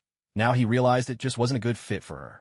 Feeling the buzz, he started asking some questions he'd never gotten answers to, not even from the original story in his previous life. Where did your grandfather learn sage jutsu? From Shikatsu Forest, of course. Tsunade answered with a calm expression. Where else? So why didn't you learn it? Maybe the alcohol had taken hold, but Tsunade bit her finger and slapped her palm down on the table. Summoning jutsu. After a swirl of smoke, a slug the size of a wine jar appeared on the table. Slug Sage, could you please explain to him why I do not practice in jutsu? Fortunately, Tsunade was mindful of her surroundings and had only summoned a small portion of the Slug Sage's true form. Otherwise, given the limited space of the Hitaki house, the full size of the slug would have been impossible to accommodate. Of course, little Tsunade. The Slug Sage was highly adaptable. Upon arrival, she immediately recognized that this was a simple family dinner, not a battlefield. Except for Hashirama, none who have trained in my Shikatsu Force and Jutsu have survived. Little Tsunade's sensitivity to natural energy is simply not sufficient to support the transformation in a Sage chakra. The Slug Sage explained in detail, In simpler terms, if Tsunade forced herself to train, it would mean certain death. I see. Thank you for your guidance, Slug Sage. Kawafu could only sigh with admiration. As expected, the reincarnation of Azura truly was the favored child in the world of Hokage. For Hashirama, practicing senjutsu was as easy as drinking water, while anyone else attempting it faced tragic ends. Sukumo and Natsuki listened as if hearing some juicy gossip, their eyes dreamy, ears perked with interest. And how should I address you? The Slug Sage sensed an unusually high cellular activity in Kawafu, something she had only ever felt in Hashirama before. He is Hitaki Kawafu, my, close friend. Tsunade introduced him, nearly blurting out future husband instead. Her face flushed, betraying her nervousness, and her naturally rosy cheeks now glowed with color, as if painted. Is there anything you wish to teach me, Slug Sage? It was Kawafu's first time meeting such a mystical summoning beast, one that could heal as well as fight. I sense in you the same powerful cellular activity as Hashirama. If it's you, perhaps the senjutsu of Shikatsu Forest could be revived. The Slug Sage voiced her speculation. Then let's do it. Before Kawafu could say anything, Tsunade had already summoned a massive scroll, the summoning contract scroll, from who knows where. She unfurled it on the ground. It stretched several meters long. Kawafu looked over and saw that it listed all the contract holders from the Senju clan. At the very end, Tsunade's name stood out, written in clear, bold strokes. With blood as the vow, Kawafu, sign your name with pride. Tsunade hesitated not for a moment. With the Senju clan gone, having the slug as the Hitaki family's new heirloom summoning beast was a fine idea. Then I won't stand on ceremony. The Slug Sage made no move to stop them. Such a trivial matter was for Tsunade to decide. Meanwhile, Sukumo looked on with envy. This was, after all, one of the three great summoning beasts of the ninja world, and Tsunade was truly generous. Kawafu bit his finger and signed his name beside Tsunade's. In that instant, he felt a shiver deep within his soul, forging a connection to some mysterious realm. All right, in the beginning, you'll need to form hand seals, but once you're familiar with the Slug Sage, you can skip that step. Tsunade put away the scroll and performed a jutsu, making the scroll vanish from her hands. She explained a few hand seals to Chuanfeng, and with that, the summoning technique was complete. If there's nothing else, I'll take my leave. With a puff of smoke, the Slug Sage disappeared from the dinner table, not even tasting a single bite of food. Compared to this, the snakes from Ryuchi Cave seemed downright obnoxious. Chuanfeng, are you sure you really want to learn Sage Jutsu? Sukumo's mind was still stuck on the Slug Sage's words. No one has survived. He couldn't help but worry. After all, he only had this one younger brother. Chuanfeng might be a bit unruly at times, but he was still family. If I get the chance, I'd like to give it a try. Chuanfeng replied honestly. Sukumo didn't truly understand just how powerful Hashirama's Sage Jutsu was. But Chuanfeng did. With wood release combined, a single clap of his hands could conjure anything he wished for. Add in the legendary background music from Master F.A. High, and he'd be unstoppable.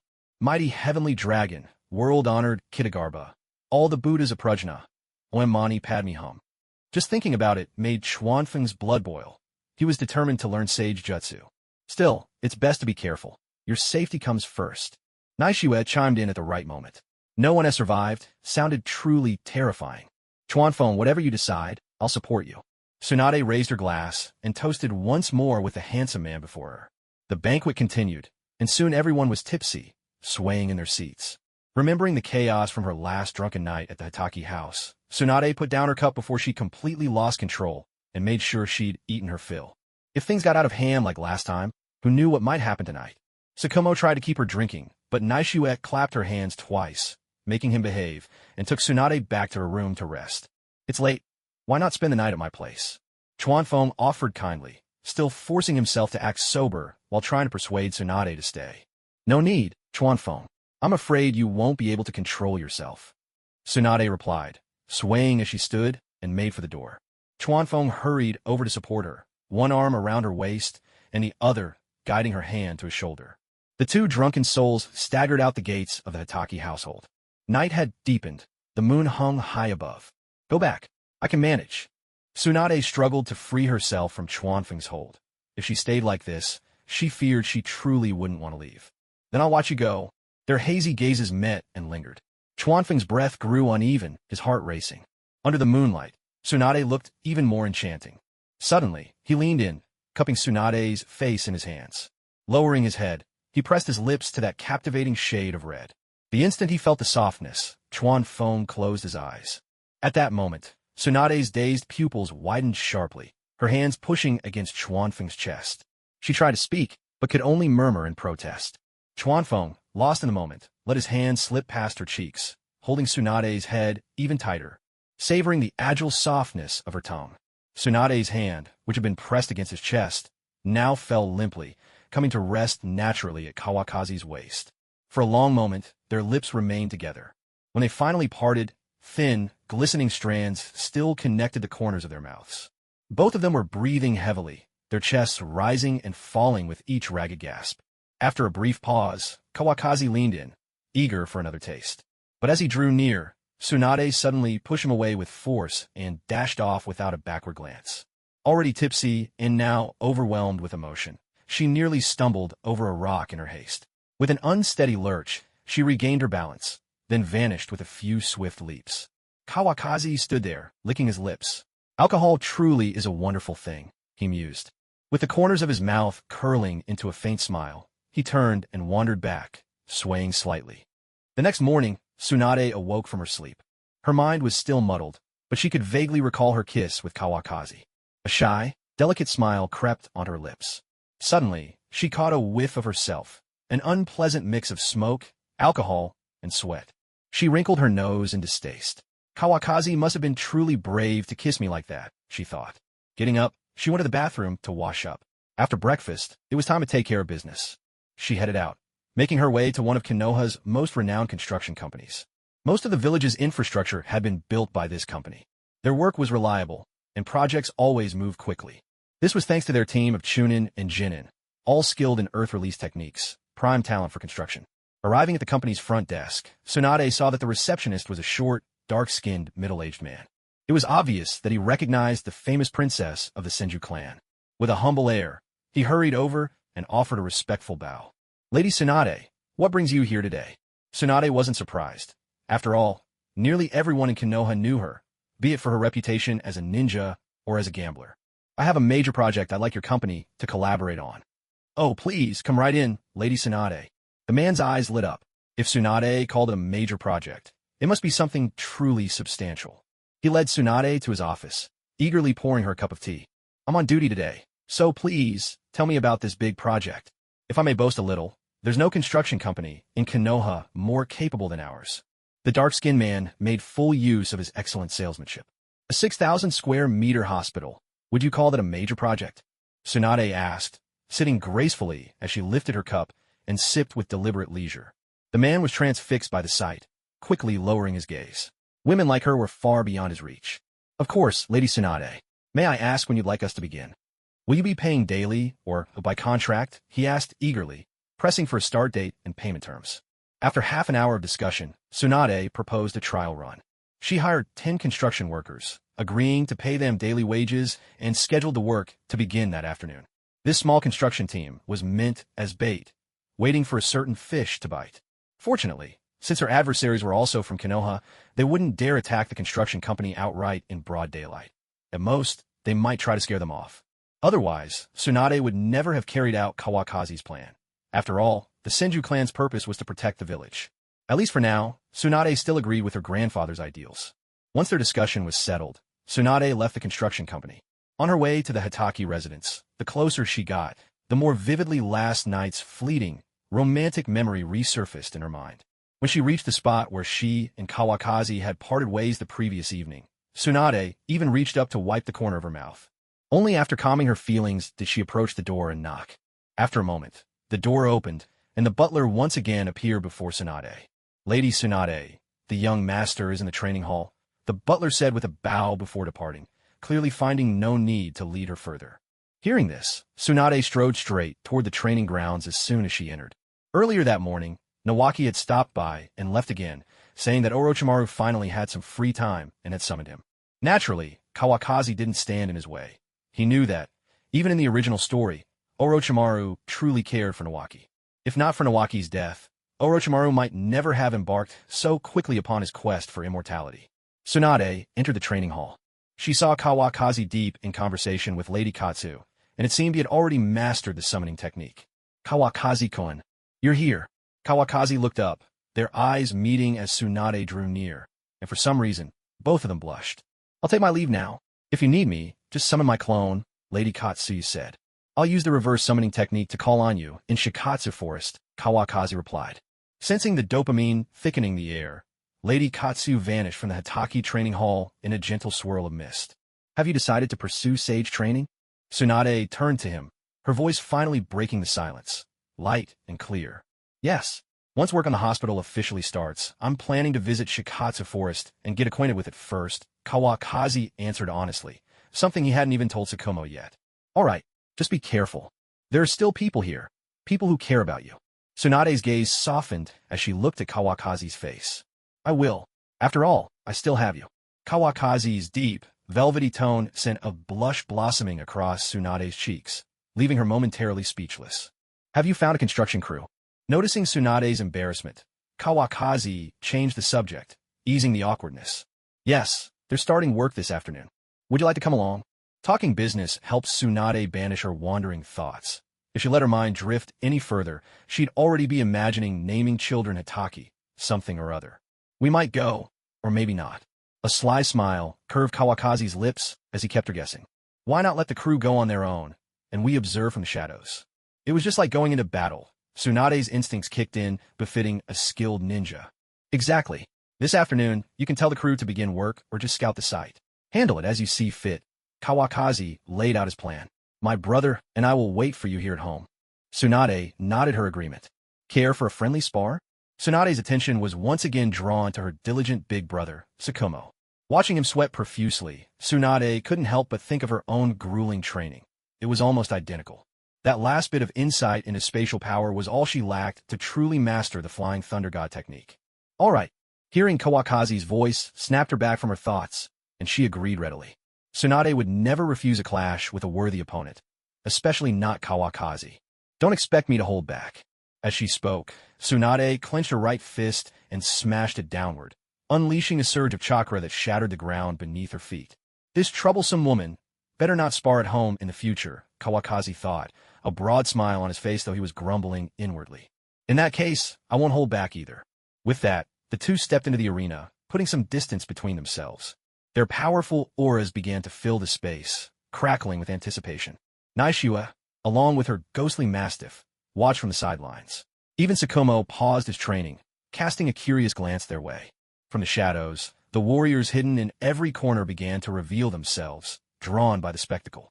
Kawakazi's gentle smile remained, yet weighed heavily on Tsunade, pressing down with invisible force. She braced herself, feet digging into the ground, which cracked beneath her, another expense for repairs. Tsunade's right fist glowed with a brilliant white light. With a sharp cry, she charged straight at Kawakazi. Kawakazi's gaze sharpened.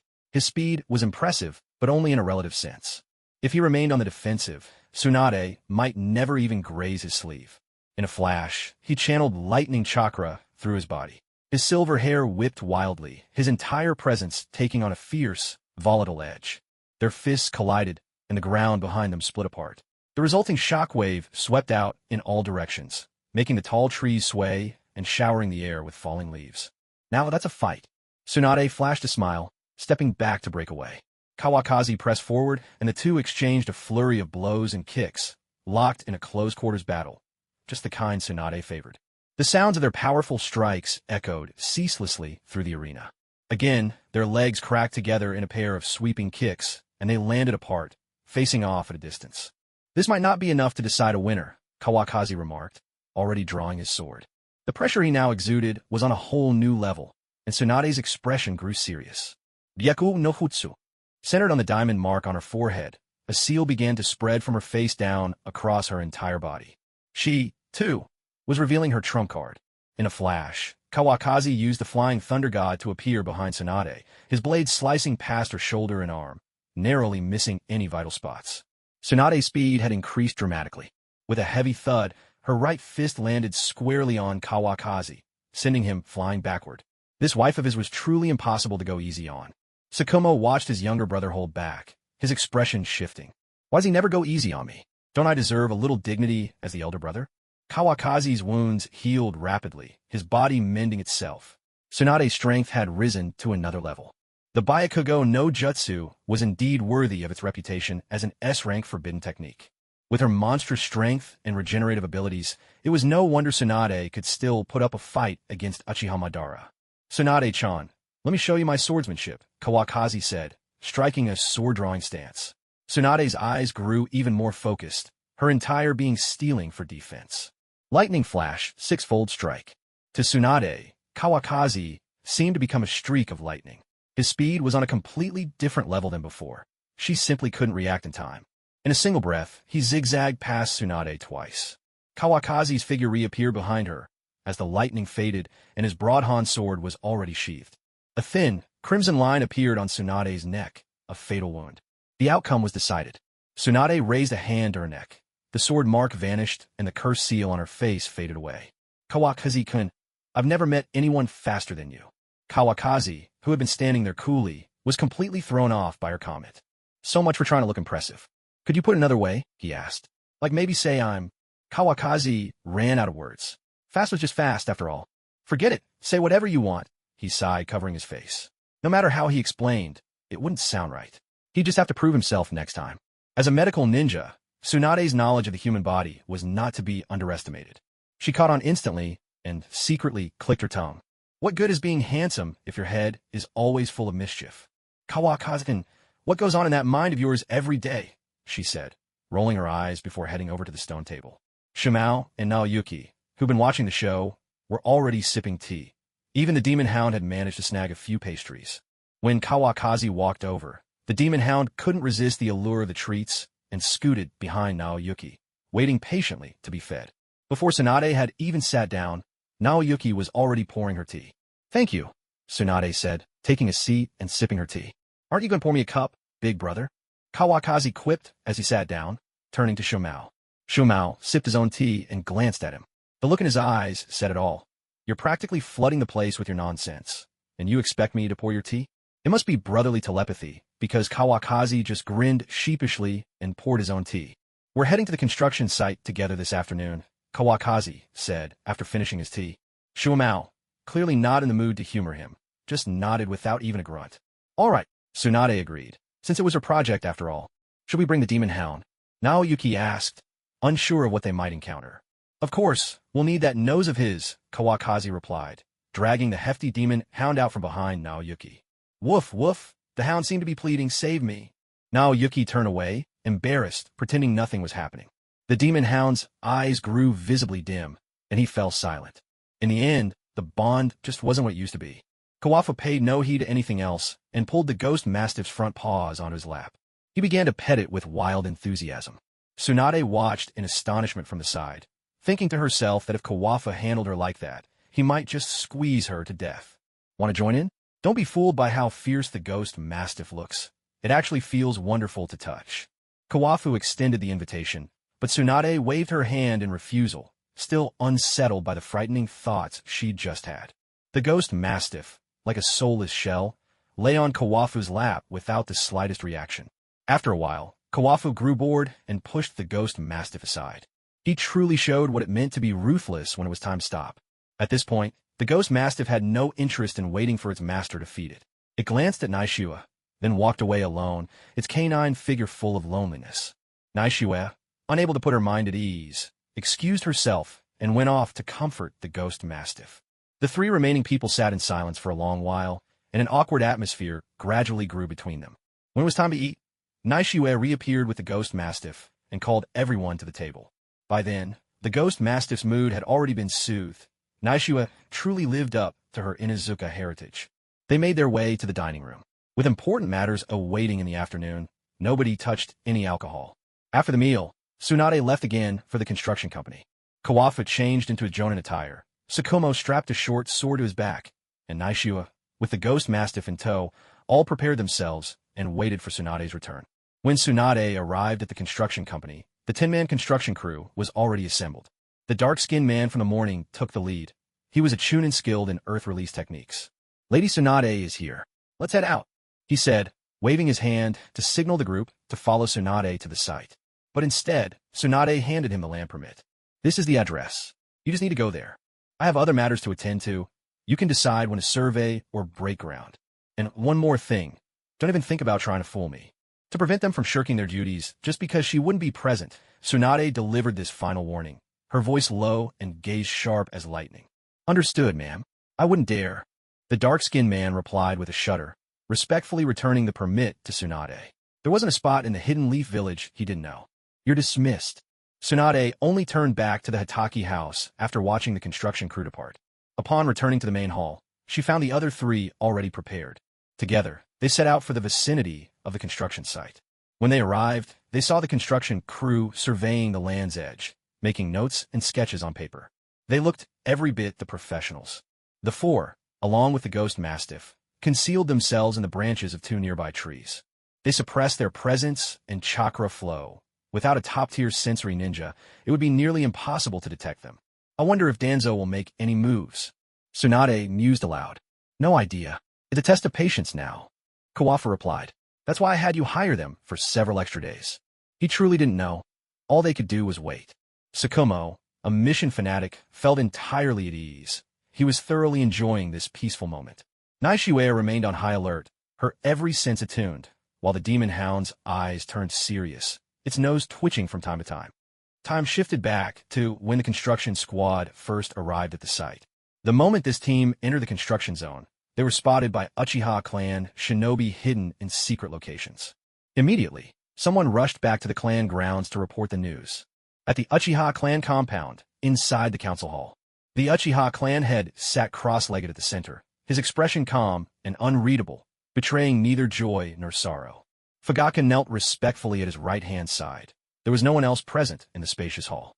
He had always been diligent in keeping this nephew close, personally guiding him whenever possible. Directly in front, a ninja knelt on one knee.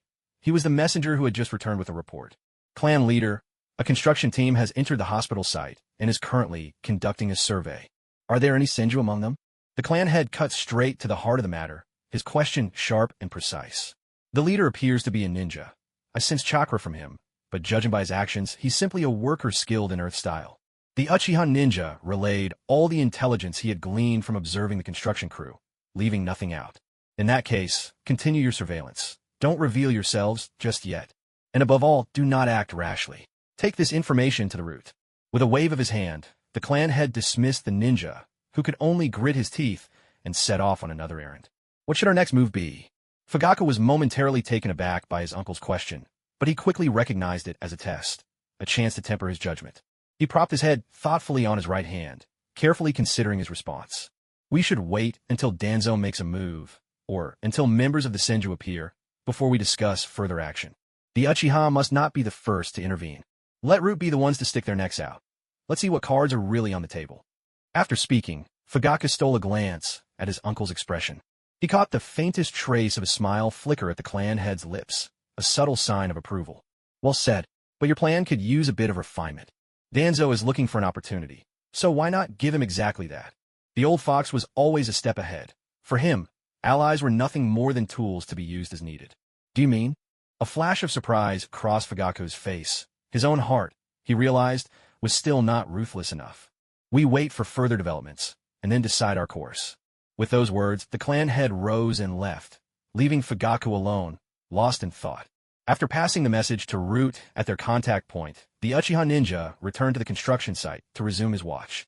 It had to be said, the Uchiha clan still enjoyed a strong sense of unity in those days. There was none of the younger generation corrupted by the Third's influence, nor had anyone yet been indoctrinated with the will of fire. Regrettably, the clan's current strength was far from the heights it would later achieve when geniuses appeared in rapid succession. Even Uchiha Fugaku himself was only a jonin with 3 Tomo Sharingan at this stage. Meanwhile, on Danzo's end, he made no immediate moves upon receiving the Uchiha's report. Seated at the head of the table, his face dark and brooding, he issued orders to the Root ninja kneeling before him. Keeping a close eye on the Uchiha's movements, the Senju clan's hospital, he's bound to be even more anxious than I am. If anything unusual happens, report it to me immediately. Yes, Lord Danzo. The 2 Root ninjas accepted the order and quickly disappeared from sight. Danzo truly deserved his title as the shadowy leader. He had an uncanny ability to see right into people's hearts. If the Uchiha were watching the construction site, then Danzo was watching the Uchiha. Now, with the hospital's construction underway, Three factions stood in a tense standoff. On a branch above, Kawakazi, along with 3 companions and a dog, waited until the construction crew had clocked out, yet not a single suspicious figure appeared. Looks like they have no intention of making a move tonight. We'll come back tomorrow. As Kawakazi spoke, he rose gracefully from the slender branch, not showing the slightest sign of losing balance.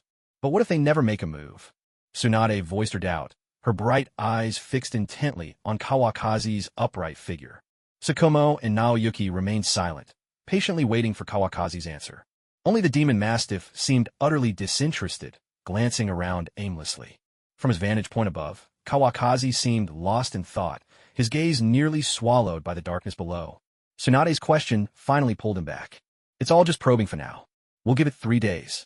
If nothing happens by then. He trailed off, as was his habit, keeping everyone in suspense. That's enough. If you don't spit it out, I'll kick you off this tree. Sukumo, clearly fed up with his show-off little brother, bared his teeth with mock impatience. Ahem. Tsunade stifled a laugh with a fake cough. All right, I'll say it. On the 4th day, we'll have a construction team go all out. But if it comes to that, civilians will inevitably get caught in the crossfire. I just hope we can draw that old fox out within these 3 days. Kawakazi finished with a sigh. In the world of shinobi, civilians would always be the most vulnerable. There's nothing we can do about that. When the time comes, we'll just do our best. Tsunade wasn't one for naive ideals. She knew all too well the cruel reality of the ninja world. All she could do was try, and hope to save as many innocents as possible. Having listened to his brother's plan, Sukumo leapt away in style, gradually vanishing into the night. Naoyuki and the demon mastiff followed right behind. Tsunade-chan, let's head home for dinner. All right. The two walked side by side, making their way toward the Hitaki residence. Tsunade-chan, what's your dream? Bored, Kawakazi tossed out the famous question. Tsunade was caught off guard. A dream? Does having twins count? A boy like Kawakazi, a girl like herself. The thought made her cheeks flush pink. Wait, is there someone else here? Kawakazi looked around, spreading his hands in confusion. I don't really have any dreams. Things are just fine as they are. Tsunade, suddenly bashful, spoke in a softer voice, catching Kawakazi off guard. I think you should have a grand dream. Kawakazi pictured Tsunade in the robes of the Hokage. Maybe that would be interesting in its own way. What kind of dream? Tsunade followed up with another question. You are destined to become the Hokage.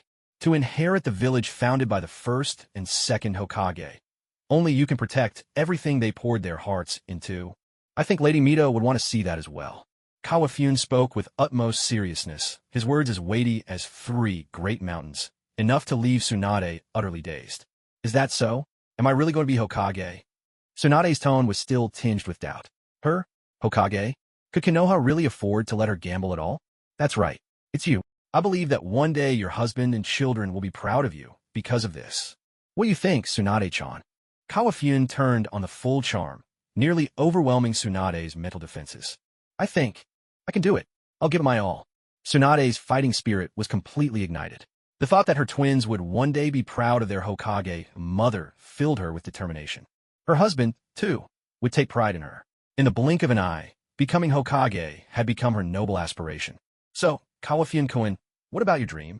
My dream is to be proud of you. Kawafune gazed into Tsunade's eyes, his voice gentle, the love in his gaze almost tangible. We're almost there. Embarrassed by his stare, Tsunade's cheeks flushed red. She quickly landed ahead of him. They were nearly at the Hitaki household. Knowing not to overdo it, Kawafune held back from pressing further. He followed behind Tsunade at a relaxed pace, a smile playing on his lips as he admired her graceful silhouette ahead. They entered the house and made their way to the dining room. Sukumo and Naishue were already seated, and even the mighty Inu was busy devouring beef in large mouthfuls. Seeing Kawafune enter, the dog grabbed its food bowl and vanished from the dining room. Dog and Kawafune simply could not share the same roof. Kawafune arranged for Tsunade to sit beside him, and the dinner officially began. After 3 rounds of rich, savory sake, everyone loosened up and conversation flowed more freely. The atmosphere grew lively. Sukumo, do you think I could become Hokage? Tsunade was clearly fired up about the idea now. Bolstered by the sake, she wanted to hear what others thought. Ahem. Sukumo had no idea where she'd gotten such a wild notion. Could Konoha really afford to bet everything on you? Isn't Orochimaru more qualified than you? You've had a bit too much to drink, haven't you? But you are the direct heir of the Senju clan. No one can question your qualifications to become Hokage. Sukumo carefully chose his words, making sure not to comment on whether she actually should be Hokage. I think you can do it, Tsunade. You could be Konoha's first woman Hokage. Set an example for all kunoichi. Naishiue was a formidable woman herself. She raised her glass to Tsunade with a smile. Don't worry, we are your strongest support. You just go for it. I'll have your back. Seeing his encouragement working so well, Kawafun added a touch of gentle reassurance, doubling down on his approach. If Tsunade were a modern woman, there'd be only one thing to say. It's all in the sake. Shuamao was so shocked by what Chuanfeng said that his jaw nearly dropped. Are you serious, little brother? You're really going all out to win her over. Compared to this, his own attempts to court Naishiue felt downright stingy. At this moment, Tsunade's eyes saw no one else. She grasped Chuanfeng's hand, which rested on his knee. I'll make you proud of me. With that, she filled Chuanfeng's cup to the brim and downed her own drink in one go. The atmosphere was already so charged that Chuanfeng had no choice but to match her, throwing back his drink in a single gulp. He turned and squeezed Tsunade's hand in return, and it was as if their hearts drew even closer. Do you have a plan? Shuamao couldn't bear to see his little brother sweep Tsunade off her feet like this. It was as if he was watching a replay of his own story. After all, as the elder brother, he'd been the very first victim of Chuanfeng's PUA tactics. Now, if Chuanfeng dared to try and hype him up, Shuamao was ready to douse him with a bucket of cold water. Tsunade's mind was swirling with her newfound grand ambitions, but she had no idea how to start. Her head was filled with nothing but adrenaline. Chuanfeng, sensing things might go off track, shot his brother a look. Are you trying to do my bloodline? Before finally speaking up. I've already mapped it out for you. Tsunade's previously confused gaze suddenly found an anchor, brightening with hope. First, you've already earned the gratitude of many ninja. You have a solid base of support. Second, once the hospital is built, focus on caring for the common folk to boost your reputation. Third, with war on the horizon, it's a chance to make your name known. And fourth, the thought flashed through Chuanfeng's mind, but he kept it to himself. Take down Hiruzen and put you on the throne. If the first 3 steps went as planned, the position of 4th Hokage would be all but guaranteed. Chuanfeng, I'll follow your lead. Tsunade listened to his plan, clear, methodical, and precise, and completely approved of Chuanfeng's scheme to make her Hokage. Shuamao, meanwhile, began to suspect that his little brother once had his own ambitions for Hokage, and that, all for the sake of winning his beloved, he'd handed his original plan over to Tsunade. Watching the way Chuanfeng looked at Tsunade, his eyes filled with love, Shuamao became even more convinced of his theory. That's it. Nothing escapes the keen eyes of Hitaki Shuamao. Pleased with himself, he raised his glass and drank, unable to hide his smug satisfaction. With everyone deep in their own thoughts, 2 jars of fragrant wine were finished in no time. Naishiue drank less and could still move around by herself. Chuanfeng and Tsunade, however, had to be carried back to their rooms by attendants, each to their own quarters. Shuamao, meanwhile, nearly collapsed on a Naishiue, and the 2 staggered back together. Drawing close to his wife, Shuamao whispered in a conspiratorial tone, I've discovered a secret. Chuanfeng wanted to be Hokage, but now he's giving the chance to Tsunade. He waited expectantly for Naishiue's look of surprise. But she hadn't noticed any such ambition in her brother-in-law, and found the idea of him helping Tsunade rise far more believable. After all, had there ever been a Hokage who liked to play with dogs? Naishiue dismissed her husband's wild suspicions without a second thought. Supporting him as they made their way back to the room, she sighed inwardly. Tonight was clearly not the right time to make a baby. When his wits weren't about him, it might not be good for the child. The night passed in silence, and dawn arrived once again. Tsunade awoke in the guest room. Glancing around at the unfamiliar furnishings, she realized this wasn't her own room. She grasped the situation in an instant, then quickly looked at the bed. Thankfully, she was alone. Her clothes were neat and tidy. Nothing unexpected, and certainly no surprises, had taken place. After getting up, she stepped outside and ran into Kawakaki, who was toweling off his hair. He was shirtless, his well-defined 8-pack impossible to miss, and his short silver hair was still damp. A pleasant scent of soap lingered on him from his shower. Morning, Kawakaki, she greeted him. Morning. I was just about to check if you'd woken up, he replied. Go ahead and freshen up. My sister-in-law prepared some clothes for you. Kawakaki pulled the towel from his head and gave it a little shake. Tsunade, head lowered, hurried past. She'd completely forgotten to ask where the bathroom was. Just straight down and then a right. That's the bathroom, Kawakaki called out helpfully from behind. All right, she answered.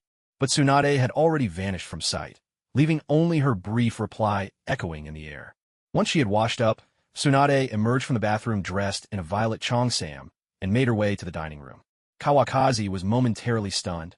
He hadn't expected his sister-in-law to have prepared such a beautiful outfit.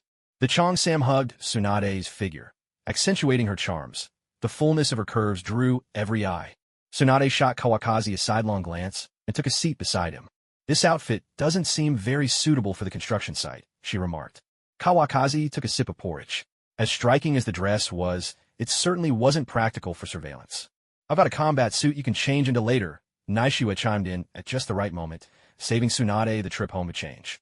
Throughout breakfast, Kawakaki's gaze barely left Tsunade. Finally, feeling uncomfortable under his scrutiny, Tsunade hurriedly finished her meal and dragged Naishiwa off to change clothes. "You're too young. Behavior like that is a disgrace to the Hitaki family." Shumo, who had been sitting in meditative silence, finally spoke up to chide his hopeless younger brother. Had he never seen a woman before? "What do you know? That's Tsunade in a Cheongsam," Kawakaki retorted, munching on a cruller. There was simply no common ground between him and his older brother. After breakfast, the same 4 people and 1 dog as the day before gathered beneath 2 neighboring trees to continue their surveillance. The construction crew had already assembled. Whether it was out of responsibility or due to Tsunade's intimidating presence, they seemed especially diligent. After watching for nearly 2 hours, something finally happened. "Someone's coming," Naishiwa and Kawakaki said almost in unison, one relying on her own senses, the other on the dog. Though no one had appeared within view yet, neither Tsunade nor Shumo doubted their word. They watched the construction team on the site without blinking. A 3-person squad soon appeared and began negotiating with the construction workers. "They're from the Uchiha clan," Tsunade observed, noticing the clan's crest on the shoulders of several ninjas. "So the Uchiha are getting involved after all," she said, her tone heavy with implication. There was no trace of surprise on Chuan Feng's face. He had already guessed this would happen when he first saw the official document. The group continued to watch, but though they could see what was happening, they couldn't hear a thing. As the Uchiha 3-man squad drew closer, the only ninja among the construction crew, a dark-skinned, burly man, stepped forward to negotiate. "What business brings 3 honored Uchiha here? What are you doing here?" The leader of the Uchiha, his expression arrogant, seemed to dismiss the notion that a ninja relegated to construction work could even call himself a ninja. "We were hired by Lady Tsunade to survey the terrain. Construction on a hospital will begin here soon." The dark-skinned man answered honestly. He knew better than to provoke the Uchiha. "I see. This place is quite close to the Uchiha Security Force headquarters. We noticed some activity and came to investigate, that's all. You carry on with your work. We'll be on our way." With a wave of the leader's hand, the 3 turned and left without further ado. The dark-skinned man found himself utterly bewildered. Was that it? So abrupt? So inconclusive? Unable to make sense of it, he decided to stop dwelling on it and went back to his surveying. "What's the Uchiha's game here?" Chuan Feng muttered, frowning. Things are beginning to slip out of his control. It's only natural the Uchiha would come check things out, given how close this is to their security force, Sukumo said, his limited imagination failing to see anything unusual. Naishiwa stood silently to the side. She, too, felt things weren't so simple, though she couldn't quite put her finger on what was wrong. "So what we do next?" Tsunade asked, her voice steady, as always looking to Chuan Feng for direction. "You all stay here. I'll go take a look myself." With that, Chuan Feng decided to investigate alone. He left a flying thunder god seal atop a tree branch, then vanished in an instant. Quietly, he trailed the 3 Uchiha. They were heading back toward their clan grounds when, suddenly, Chuan Feng sensed someone ahead. The chakra felt oddly familiar. He stopped, watching as events unfolded. The 3 Uchiha weren't especially strong. At best, they were chunin, and hadn't noticed a thing. Oblivious, they continued toward the clan's territory.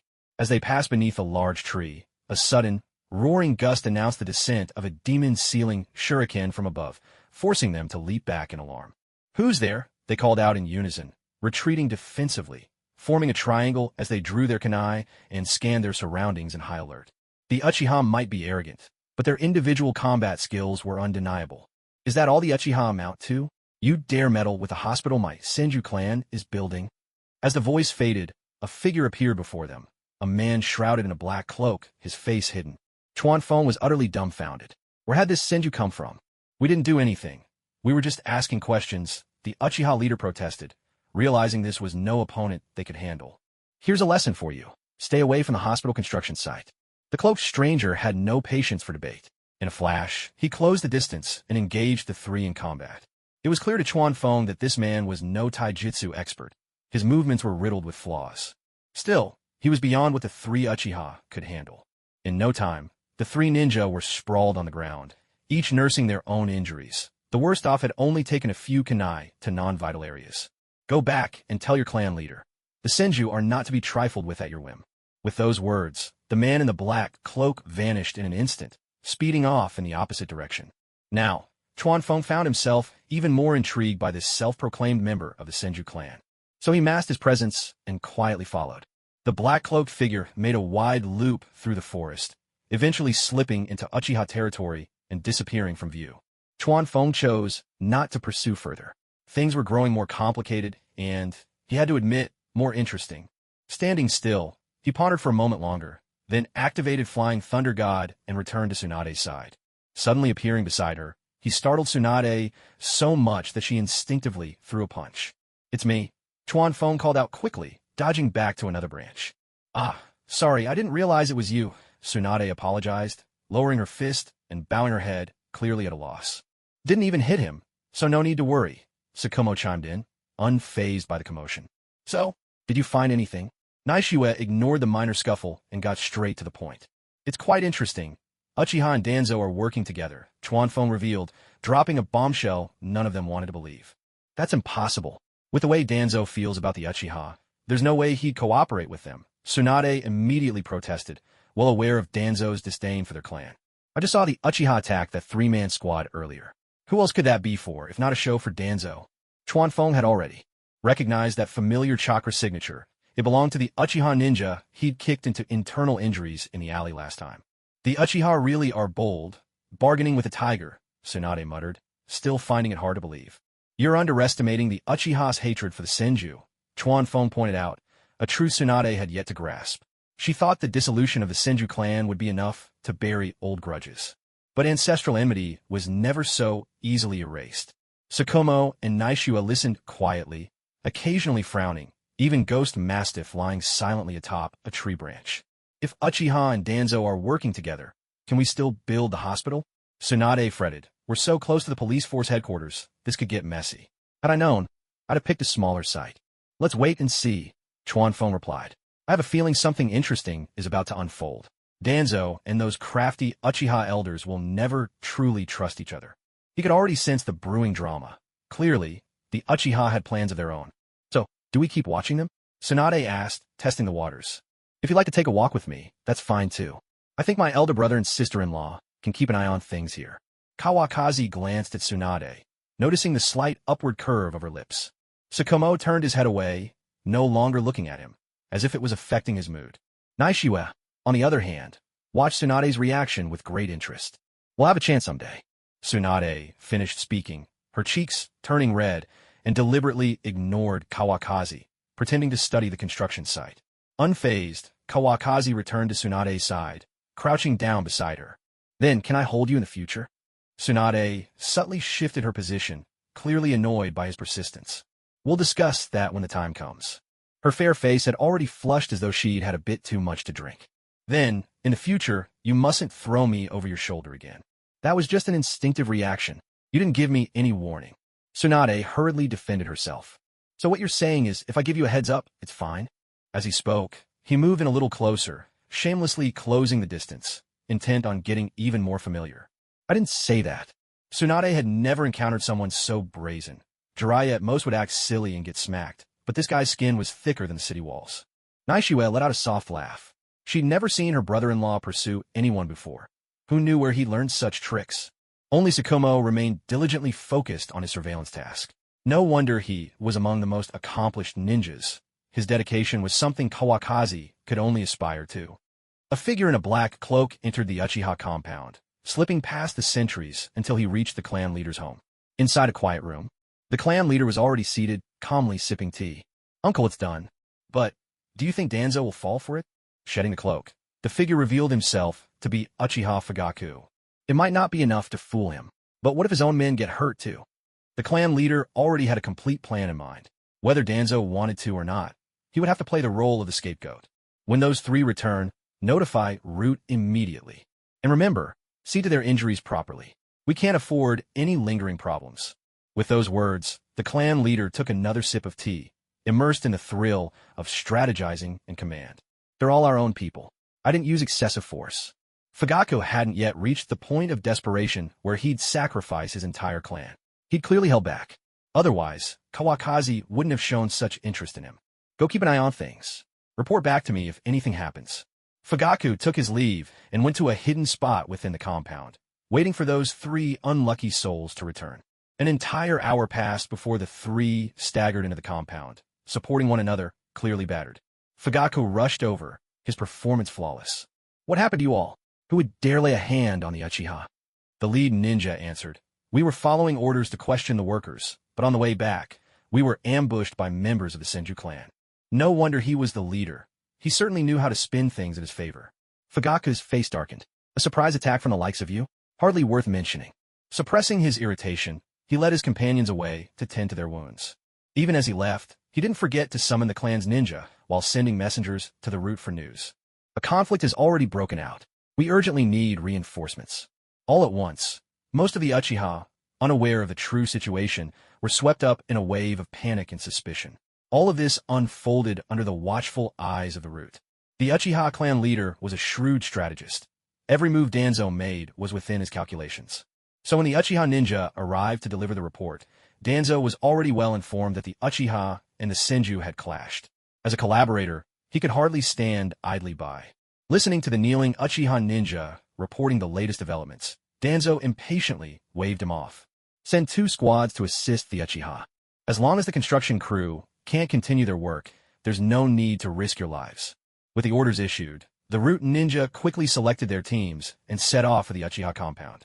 After his men departed, Danzo felt a faint sense of unease, sensing something strange in the air. Still, it never crossed his mind that the Uchiha clan leader would go so far as to lay hands on his own people. He absently traced the scar on his chin, gradually sinking into deep thought. When the root ninja arrived at the Uchiha territory, they did not enter directly. Someone was already there to meet them. A ninja bearing the Uchiha clan crest on his shoulder stepped forward to negotiate with the root group. The clan head has ordered that there's no need for you to take action for now. Simply observe. Follow me. If we find ourselves outmatched, we'll count on your assistance. The root ninja, pleased by this arrangement, found it matched Lord Danzo's instructions to wait for the right moment. Without hesitation, the 6 of them agreed and followed the Uchiha ninja to a spot near the construction site to keep watch. Meanwhile, Fugaku was still quietly sipping tea with the clan head in a private chamber. They've already set out. Fugaku, are you confident in this? The clan head sounded concerned. After all, Fugaku was no match for Hitaki Kawakaki, and his trust in Fugaku's strength had waned. Uncle, even if you don't trust me, you must trust our eyes. Fugaku's Sharingan flared to life, the 3 tomo spinning in his pupils. You're right. There aren't many like Hitaki Kawakaki. Show no mercy. As long as we leave someone alive to deliver a message, that's enough. The clan head's gaze turned cold and sharp. He held no fondness for Danzo either. The teacup landed on the table with a solid thud. Until noon, the construction crew departed, and no one else appeared. Kawakaki and his group withdrew as well, and after having lunch, they returned once more to their previous spot. What's the Uchiha up to this time? Tsunade wondered aloud, still trying to puzzle out the clan's self-scripted drama, but finding no answer. No need to dwell on it. Tonight, I'll take you to see for yourself, Kawakaki replied, brimming with confidence. His easy assurance put Tsunade's mind at ease, though she had no idea that his boldness might lead to something far beyond her expectations that night. Meanwhile, chaos had already engulfed the root ninja's location.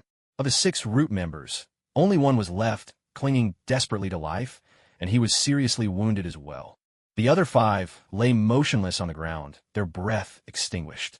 You Senju clan act like this. Are you not afraid that I'll report this to the 3rd Hokage? The surviving root ninja tried to threaten the man in the black cloak with his words. Our land was allocated by the 3rd himself. What is your root sneaking around here for? And besides, if you don't make it back alive, who would know it was me who killed you? As he spoke, the black-cloaked man moved in, ready to deliver a fatal blow. From afar, the sound of a large group approaching began to rise, and behind the root ninja's mask, a flicker of hope appeared on his face. He was going to be saved. Damn it. With the poise of a master actor, Uchiha Fugaku cursed under his breath and retreated without hesitation, leaving not a trace behind. The root ninja, spared by fortune, never considered that the Senju could have easily finished him off before leaving. As Fugaku vanished, An Uchiha Jonin arrived with several dozen clan members in tow. He saw the corpses on the ground and the lone survivor, his life force barely holding on. I heard a disturbance over here and came running. I was actually on my way to the construction site. What happened here? Who did this? The Jonin's words were full of flaws, his eagerness to explain too obvious, but the wounded survivor was in no state to notice. It was someone from the Senju clan. It's unforgivable. Come on, I'll get you back. Without regard for the blood, the Uchiha Jonin picked up the wounded root ninja and hurried away, while the rest of the Uchiha dispersed in all directions. There had never been any intention to go to the construction site. This was all part of a grand performance. Once the root ninja was delivered to their headquarters, the Uchiha Jonin left with a thin smile on his lips. Danzo, Root, in the end, aren't they all just playthings in the hands of the Uchiha? Danzo had medical ninja stabilize the survivor, his face dark with barely contained rage. Of the 6 he sent out, only 1 returned. Did he not pour his efforts into training these people? What happened? The anger in his voice was completely unmasked. We encountered a Senju. Only I survived, rescued just in time by the Uchiha. The Senju retreated when they saw the reinforcements. The Uchiha request your presence tomorrow to confront the construction team together. The Uchiha suffered injuries first, and now Root has lost 5 men. Even if we bring this matter before the 3rd Hokage, we have the upper hand. Enduring the pain, the Root ninja recounted everything he had experienced, repeating the words of the Jonin who brought him back. Even if it's the teacher's clan, they can't treat us like this. At this point, Danzo suspected nothing, unaware he had been drawn completely into the Uchiha clan leader's game. Tomorrow, if he went to the construction site, he would surely be unable to protect himself. Take him to be treated. In the end, Danzo refrained from venting his anger with blood. Root had lost enough men already. All that was left was to wait for tomorrow, when he would surely have his revenge. The Senju clan, so what? This hospital could take this opportunity to settle everything in one go. Danzo couldn't help but think of Kawakaki again, the claws at his throat still vivid in his memory. If they really crossed paths tomorrow, he'd have to let the Uchiha handle it. By now, Kawakaki no longer believed anything would happen today. His demeanor relaxed and languid. If Tsunade weren't at his side, he probably would have headed home already. He'd barely made it to the end of the construction crew's shift, then stood up and stretched lazily. Work's over. With a few swift leaps, he vanished from their sight. After dinner, Tsunade and Kawakaki sat facing each other in the training hall. Sukumo and Nawaki had their own affairs and didn't wish to disturb the two. Kawakaki, where are you taking me later? Tsunade could barely contain her curiosity. Kawakaki still hadn't told her their destination. To the Uchiha district. Kawakaki sipped his tea, gazing at the moonlight as if discussing something entirely trivial. What? Tsunade shot to her feet in surprise. You can't just stroll into the Uchiha district. Do you know how many of them there are? She clearly disapproved of this plan. A visit to the Uchiha could end in bloodshed if things went wrong. Besides, among Konoha's higher-ups, the Uchiha had always been a sensitive topic. No need to worry. I have my reasons for bringing you. With the Flying Thunder God, we'll be perfectly safe. Kawakaki was confident. Without the Mangekyo, no Uchiha could stop him. Even without the Flying Thunder God technique, he'd have nothing to fear. Seeing how sure he was, Tsunade calmed down as well. If safety was guaranteed, then a venture into the Uchiha district might be worth it. The moon climbed higher and higher. Kawakaki judged the time had come. Let's go. Placing his right hand on Tsunade's shoulder, the two of them vanished in an instant. By the time Tsunade regained her senses, they were already perched on the branch where they'd kept watch earlier that day. She glanced at Kawakaki, whose expression was unchanged, and couldn't help but marvel at the sheer volume of his chakra. Come on, let's head straight in.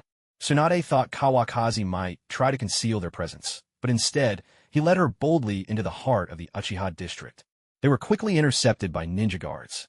Kakashi Kawakaki and Lady Tsunade here to visit the Uchiha clan head. Please announce us. Before the Uchiha ninja could say a word, Kawakaki introduced himself. Wait here a moment. The Uchiha ninja's face was stern. He glanced back and forth at Tsunade, clearly suspicious of what their old rivals wanted. But that wasn't his concern. He turned and hurried to report to the clan head. The clan head, not yet retired for the night, was puzzled and called for Fugaku. The two conferred in private. Refusing the meeting might damage the Uchiha's reputation. They had tea prepared and sent the messenger ninja to escort their guests. Kawakaki and Tsunade walked in silence the entire way. Following their escort, they soon entered the clan head's private chamber, where the Uchiha leader and Fugaku awaited them. Oh, it's you. As soon as Kawakaki entered, he was met with Fugaku's furious glare. but he simply chuckled and spoke. "Umph." Uchiha Fugaku greets Lady Tsunade. As the predetermined heir of a great clan, Fugaku at least had the composure for such occasions. A flicker of surprise crossed Kawakazi's eyes at that moment. So this is the father of Itachi and Sasuke? His strength seems rather unimpressive. Tsunade greets the Uchiha clan leader. Tsunade maintained the courtesy befitting her status. Kawakazi made himself comfortable and poured tea with an air of indifference. The Uchiha were known for their pride, but his actions now were even more arrogant. The old fox's displeasure was plain to see, though he managed to suppress it. Tsunade seated herself beside Kawakazi. "To what do I owe the pleasure of your visit to the Uchiha at this late hour?" The clan leader spoke first, while Fugaku stared intently at Kawakazi, wary that he might attempt something dangerous. Beneath the table, Kawakazi's hand moved naturally. "I hear you've been collaborating with Danzo." With that single sentence, the atmosphere instantly turned to ice. "What do you mean by that?" The clan leader's expression was frosty, assuming Kawakazi had come looking for trouble. "Danzo is a wolf in sheep's clothing. He's never had any goodwill toward the Uchiha." Clan leader, "By working with him, you're practically inviting a tiger into your home." Kawakazi remained calm, even taking a sip of tea as he spoke. "We Uchiha have no dealings with Danzo whatsoever. Please, refrain from spouting such nonsense here. Is this really the reason you've come? If so, I'll have to show you the door." As the clan leader spoke, he gestured to Fugaku to see the guests out. Seeing Fugaku begin to rise, Kawakazi let out a light laugh. "You'd even turn against your own clansmen. Truly, you're shaping up to be quite the future clan head." Fugaku's hand, half raised, dropped back to his side as he realized Kawakazi had witnessed all his actions. "When have I ever raised a hand against my clan? If you keep slandering me, don't blame me for getting rough." Refusing to admit it, Fugaku grew angry and ashamed. "You lack the necessary cunning. More experience will do you good." Kawakazi dismissed Fugaku and turned to the clan leader. "Danzo's only trying to shut down my hospital because I nearly killed him. But what about you, Uchiha? What's your reason?" Kawakazi asked, feigning ignorance, not realizing how deeply his words unsettled the Uchiha clan leader. The clan leader sat in silence, his expression dark as a storm. Kawakazi leaned forward slightly. "Is it simply because of the old feud between the Uchiha and the Senju?" The Uchiha clan leader had already lost all ground in this contest of wills. "And what if it is? My Senju clan, by order of my great-uncle, has already become part of the Leaf Village. The Senju clan is gone. Can't these grudges be put to rest?" Tsunade struggled to understand the clan leader's thoughts. In her mind, wasn't a peaceful village the greatest goal of all? If you have a purpose, just say it plainly. The Uchiha clan leader, still unable to discern Kawakazi and Tsunade's true intentions, was rattled enough by their words to lose some of his usual wisdom. "You Uchiha just want to integrate into the village to gain the honor and recognition you deserve. I can help you. Or rather, the next Hokage can help your clan." As Chuanfeng spoke, he gestured toward Tsunade. The Uchiha clan leader showed no sign of joy. Instead, his agitation only deepened. The thought of the Senju clan becoming Hokage once again was unbearable to him. If it hadn't been for the second Hokage relocating them to establish the police force next to the prison, how could the Uchiha have become so unpopular among the villagers? "If you're finished, you can leave now." At this moment, all he could think was that this hospital absolutely could not be built. It was no longer just a matter of old grudges, but the very future of the Uchiha. "You needn't worry so much, putting aside whether I'll actually become Hokage or not. Do you really think working with Danzo to block the construction of our hospital will benefit the Uchiha in any way?" Tsunade retorted, snapping the clan leader back to his senses. Indeed, aside from their long-standing feud, there was no other reason, nor any tangible benefit. It was Danzo who stood to eliminate a threat to himself. "If you're willing to cooperate with us, I promise your Uchiha clan will find their place within the village in the future. Even if Tsunade becomes Hokage, she would never turn against her clan. I came here with sincere intentions." No sooner had Chuanfeng finished speaking than he appeared at the clan leader's side, placed a hand on his shoulder, and in a flash, the two of them vanished from the quiet room. Fugaku and Tsunade exchanged bewildered glances, not yet understanding what had just happened. "What did he take, my uncle?" Fugaku drew a kunai, ready for anything, even if it was Tsunade standing before him. "I'm still here. He'll bring him back." Tsunade regained her composure, certain that Chuanfeng would never abandon her. Fugaku's gaze was grave as he fell into deep thought, not daring to alert the rest of the clan. Otherwise, news like this would cause a huge uproar. He remained vigilant, while Tsunade calmly sipped her tea, unhurried. Chuanfeng hadn't even warned her before acting. It was all so sudden. Roughly 10 minutes later, Chuanfeng returned to the quiet room, bringing with him the clan leader, whose face was ashen. With a swift kick, the clan leader overturned the low table in front of him, only to find the Senju clan emblem emblazoned underneath. So it really is the Flying Thunder God. I accept your terms. I hope you'll keep your word. The clan leader's color had begun to return as he waved off Fugaku, who had stepped forward to help him. See our guests out. No need. We'll find our own way. Here's to a fruitful partnership. Once again, Chuanfeng used his signature technique. With Tsunade in tow, they vanished, and the next moment, they were seated at the stone table in the Hitaki clan's training hall. That was quite a distance, wasn't it? Tsunade, her curiosity about the 10-minute disappearance momentarily forgotten, was amazed. Chuanfeng's use of the Flying Thunder God had far exceeded anything she'd ever imagined. Long-distance teleportation with the Flying Thunder God burns through chakra at a staggering rate. This is about the farthest I can sense, Chuanfeng replied. Under the moonlight, Chuanfeng's face looked even paler, as though he truly were in pain, not just pretending. What's the point of showing off like that? Couldn't you have just walked back slowly? Tsunade supported Chuanfeng as they headed toward the room. I just wanted to take the easy way, that's all. I won't do it again. Leaning against Tsunade, Chuanfeng felt a soft, comforting warmth. As if I believe that. You know you're handsome and impressive. Enough already. Tsunade shot him an exasperated glare, then after a moment's thought, pulled a special soldier's ration pill from her pocket and stuffed it into Chuanfeng's mouth. Here, bite my hand if you must. Watching Chuanfeng swallow the pill with a cheeky grin, she finally withdrew her hand, still slick with his saliva. Otherwise, if she really punched him, Chuanfeng might milk it for all it was worth. You can't bear to hit me, King Yu. Chuanfeng pressed his advantage, nestling his head even closer against her. Ow! Chuanfeng yelped in pain as Tsunade grabbed a handful of his hair, pulling harder the closer he leaned. Come any closer and see what happens. All right, I give in. Chuanfeng's head was yanked back, so he could only gaze up at the starry sky. Teasing and bickering, the two of them finally made it back to the room, where Tsunade helped Chuanfeng onto the bed. I'm heading back now. But her hand was caught by Chuanfeng. Is there something else? Tsunade tried to shake free, but couldn't. Tomorrow, ask Advisor Kaharu to attend the groundbreaking ceremony. Chuanfeng tucked away his mischievous intentions. He knew if this powerhouse really lost her temper, he'd be in for it. House or no house. Understood. Is this part of your grand plan too? Only now did Tsunade remember the question that had been nagging at her, and her urge to leave faded. She simply sat at the bedside, ready for a chat. How did you convince that old fox? A little stick, a little carrot. Who knows what actually worked? Did it work? Chuanfeng's answer was vague as ever, leaving Tsunade none the wiser. She squeezed his hand tighter. Be serious for once. I just took him out for a little stroll, didn't lay a finger on him. One more thing. Once the hospital is up and running, you'll need to help the Uchiha-trained doctors and medical team. After that, he agreed without any fuss. Chuanfeng made it sound so simple, but Tsunade could see the real meaning behind his words. The clan leader had chosen survival over pride. He'd chosen to be a part of the village, rather than cling to old grudges.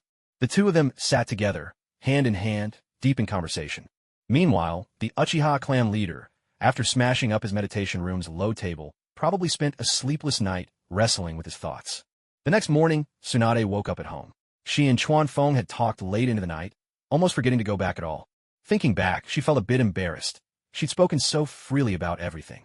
If he hadn't looked so frail, Tsunade might have punched a few holes in him herself. After washing up and collecting herself, Tsunade went to the construction company to give the order to commence full-scale work. Then she headed for Koharu's house. The advisor hadn't started her day yet. She knocked on the door and waited. When it opened, a housemaid appeared before her. Is Advisor Koharu at home? Lady Tsunade, please come in. Tsunade entered the room to find Koharu Uchiha enjoying her breakfast. Tsunade, what brings you here today? Koharu's face was lit with a warm, welcoming smile, a far cry from the stern expression she wore in her later years. It's like this. The hospital construction begins today, and I'd like to invite you to witness the groundbreaking. As the deputy director, you're an important part of the hospital, after all. Tsunade returned the smile and took a seat across from Koharu. Of course. Let me finish eating, and I'll go with you. Koharu agreed without a moment's hesitation. As an advisor, she still enjoyed a measure of independence. Once Koharu had finished her meal, the two of them set off together toward the hospital construction site. By then, the site was alive with the sounds of construction. Work was in full swing, with samurai from the Hitaki family standing guard all around. Kawafu and Sukumo watched from a high vantage point, clearly visible to everyone below. Naoyuki patrolled the site, accompanied by the fierce demon hound. Meanwhile, in the Uchiha clan compound, the clan leader and Danzo had already gathered a large group of ninja, preparing to head to the hospital site and demand answers. With the clan leader and Danzo leading the way, the assembled ninja followed closely behind. As Tsunade and Koharu walked along, they chatted together, their conversation drifting from Hashirama to Tobarama, and from Tobarama to the present day. On matters of politics, advisor Koharu gave Tsunade a thorough lesson. For when it came to medical ninjutsu, she could hardly compare to Tsunade. Upon their arrival at the hospital, both Kawafu and Sukumo came forward to greet them. Advisor Koharu, thank you for coming all this way. Kawafu said, today marks the first day of construction, and we invited you here in hopes that you might offer some guidance. After all, you're one of the true veterans. Tsunade herself never stops praising your skills in medical ninjutsu. Kawafu laid on the flattery, making the middle-aged woman beam with delight. She couldn't help but think how lucky some young men were these days. Why hadn't someone like that appeared when she was young? Guidance is a bit much, but I'll certainly share any suggestions I have. Koharu's smile deepened, lines creasing her face.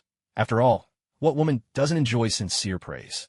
Tsunade shot Kawafu a subtle glance, rolling her eyes. When had she ever praised Koharu's medical ninjutsu? Under the guidance of Kawafu, Sukumo, and Tsunade, Koharu inspected the site with great seriousness. And with their deliberate deference, it truly felt like a leader performing an official visit to the countryside. Not long after, the sounds of argument and scuffling broke out beyond the construction site. The Hitaki family samurai had clashed with the approaching Uchiha and members of the Root. A samurai came to report, and Kawafu responded, I'll go handle this. Advisor Koharu, please continue your inspection. Seeing this, instead of being troubled, Koharu actually felt invigorated. Someone had come to test her mettle. I'm part of the hospital too. Let's go together. I couldn't possibly trouble you. Kawafu replied politely, though a sly smile flickered across his face. Everything was proceeding just as he had planned. Let's go. I want to see for myself who would dare disrupt a hospital that benefits the villagers. Koharu steadfastly refused to mention any family disputes, putting the villagers' interests above all else. Even before anyone arrived, the other side was already branded with a hefty accusation. All right then. Led by Kawakaki, the group headed to the scene of the conflict. By now, a clan warrior had already been injured and lay collapsed on the ground. A sharp glint flashed in Kawakazi's eyes. With a wave of his hand, he signaled for the wounded to be taken away. It was Danzo's Root ninjas who had started the fight. Danzo's heart skipped a beat when he saw Kawakazi, but remembering there were Uchiha present, he relaxed a little. If anything went wrong, he was ready to make a run for it. But when he caught sight of Koharu again, his eyes filled with confusion. Koharu, what are you doing here? Danzo, I'm a future deputy director of this hospital. So, is it not normal for me to be here? Though Koharu and Danzo had trained together, she didn't have a favorable impression of him. The shadowy one's rarely inspired fondness. Danzo's ambition and cold-blooded methods only made things worse. So when she spoke to him now, her tone was far from polite. You're the deputy director? A nameless fire of anger rose in Danzo's chest, but he didn't know where to direct it. At that moment, the Uchiha clan leader stepped forward and spoke. None of that is important. Today, we Uchiha and Lord Danzo are here for one reason. Hand over the culprit. Not only have our clan members been injured, but 5 Root operatives have been killed. Are you really planning to shield such a criminal? His attitude was harsh, his words sharp and unyielding. It was clear he was ready to start a fight at the slightest provocation. The tension between the two sides only grew more explosive under the Uchiha leader's questioning. Kawakaki thought to himself, this old fox really is a born actor. He kept a close watch on the Uchiha's every move.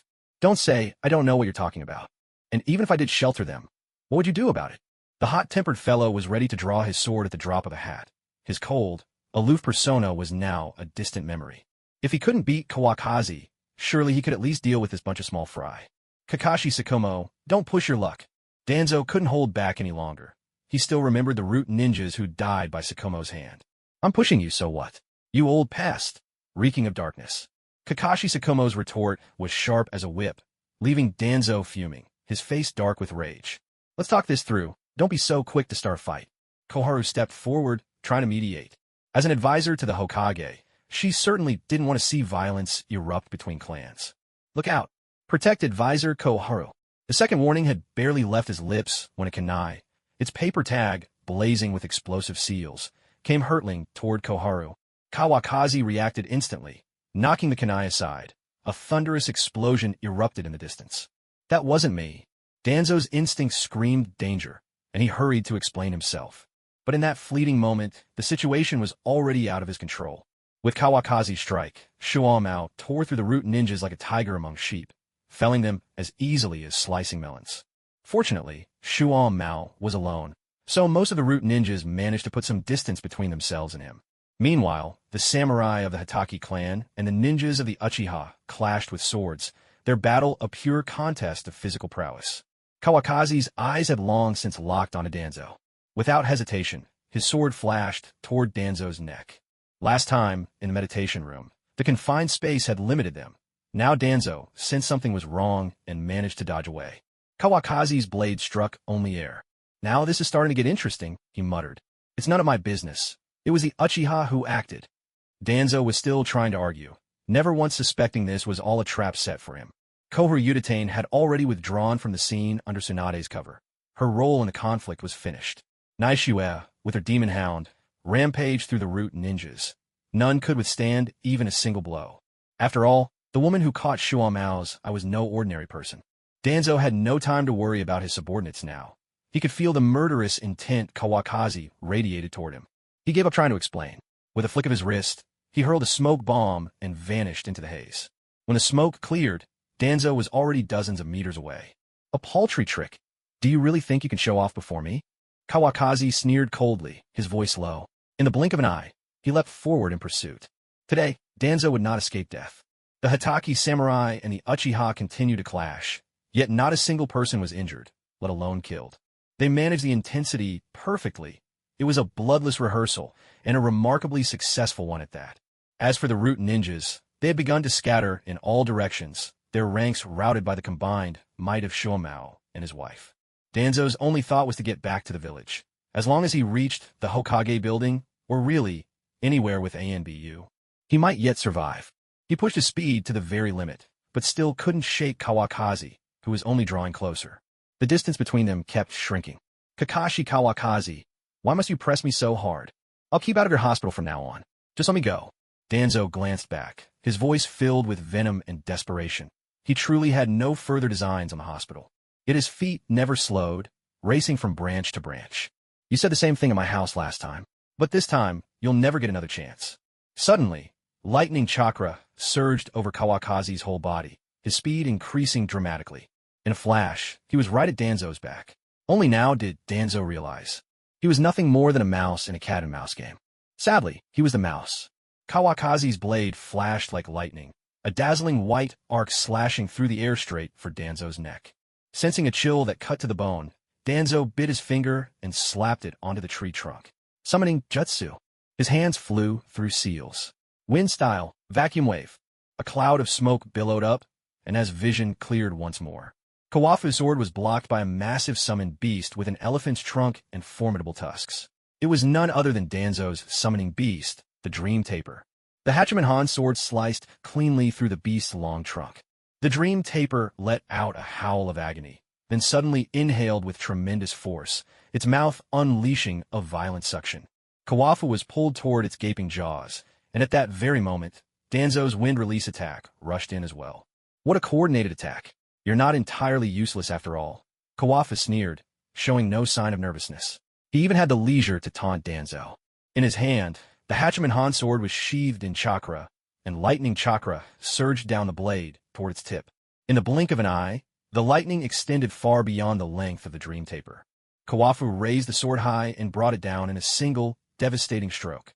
The Dream Taper screamed in agony, and both it and Danzo's wind release were sliced apart, dissolving into smoke and vanishing without a trace. Whether dead or alive, no one could tell. Seeing he was no match, Danzo turned to flee once more. All he could think was to go faster, faster still. As hope lit his eyes and the Hokage tower appeared in the distance. A cold, emotionless voice rang out from behind, followed by a searing pain. Farewell, Danzo. In your next life, don't make me your enemy. Kawafu's sword pierced straight through Danzo's back. A chill that reached the bone, a single fatal blow. Danzo's eyes were filled with resentment, reluctance, and bitter hatred for Kawafu as he crashed to the ground. There was a thunderous crash. The would-be shadow of the pot ended his villainous life before it ever truly began. Kawafu's face was impassive.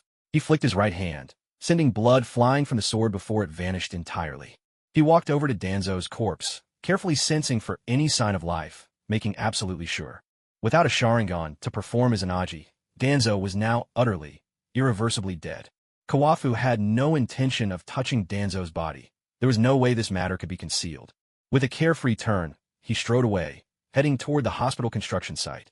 By the time he arrived, the conflict at the site had already subsided. The Root operatives on the battlefield had all been eliminated. Sukumo still radiated a murderous aura, his presence overwhelming and dangerous. Naishiue, standing with Ghost Mastiff at her side, kept a safe distance from him. The Uchiha clansmen and the samurai of the Hitaki family stood in clearly divided camps. Tsunade was speaking with the clan leader, and Kohyudatane was also part of the conversation. Danzo, the traitor who tried to assassinate advisor Koharu and weaken the Third's power, has been executed, Kawafu announced as he approached, pinning all the blame squarely on Danzo. After all, with the man dead, Koharu had no choice now but to take his side. Everyone's expressions were different. Sukumo showed neither surprise nor joy. He wanted to kill Danzo himself last time, just to vent his anger. Naishiue was unconcerned, still focused on soothing the frightened Ghost Mastiff.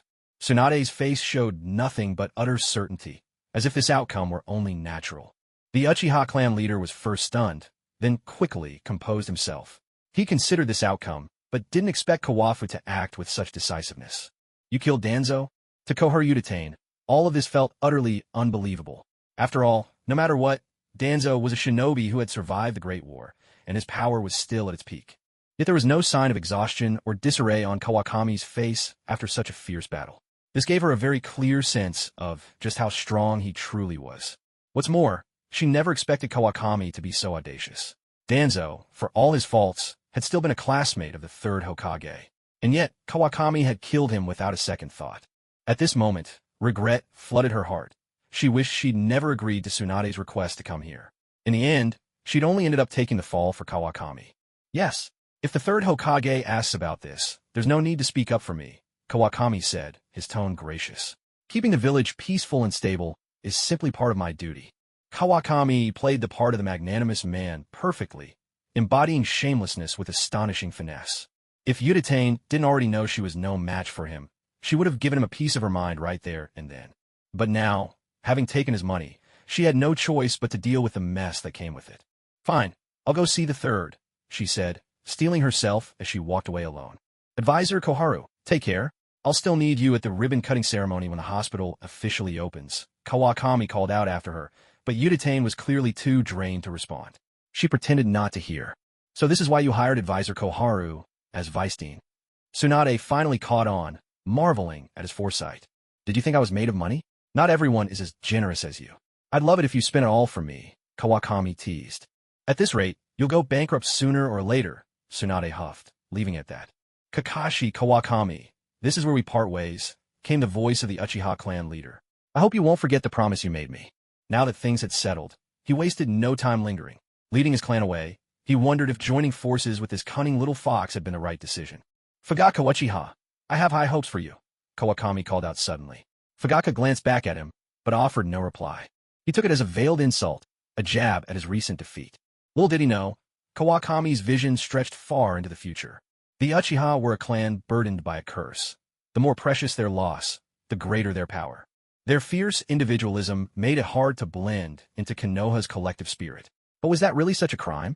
As a traveler from another world, Kawakami couldn't help but wonder, what would Konoha look like if the Uchiha truly became part of the village? Fugaku, Obito, Shursui, Itachi, Sasuke, just those few with Mangekyo Sharingan, could likely keep the entire region in check.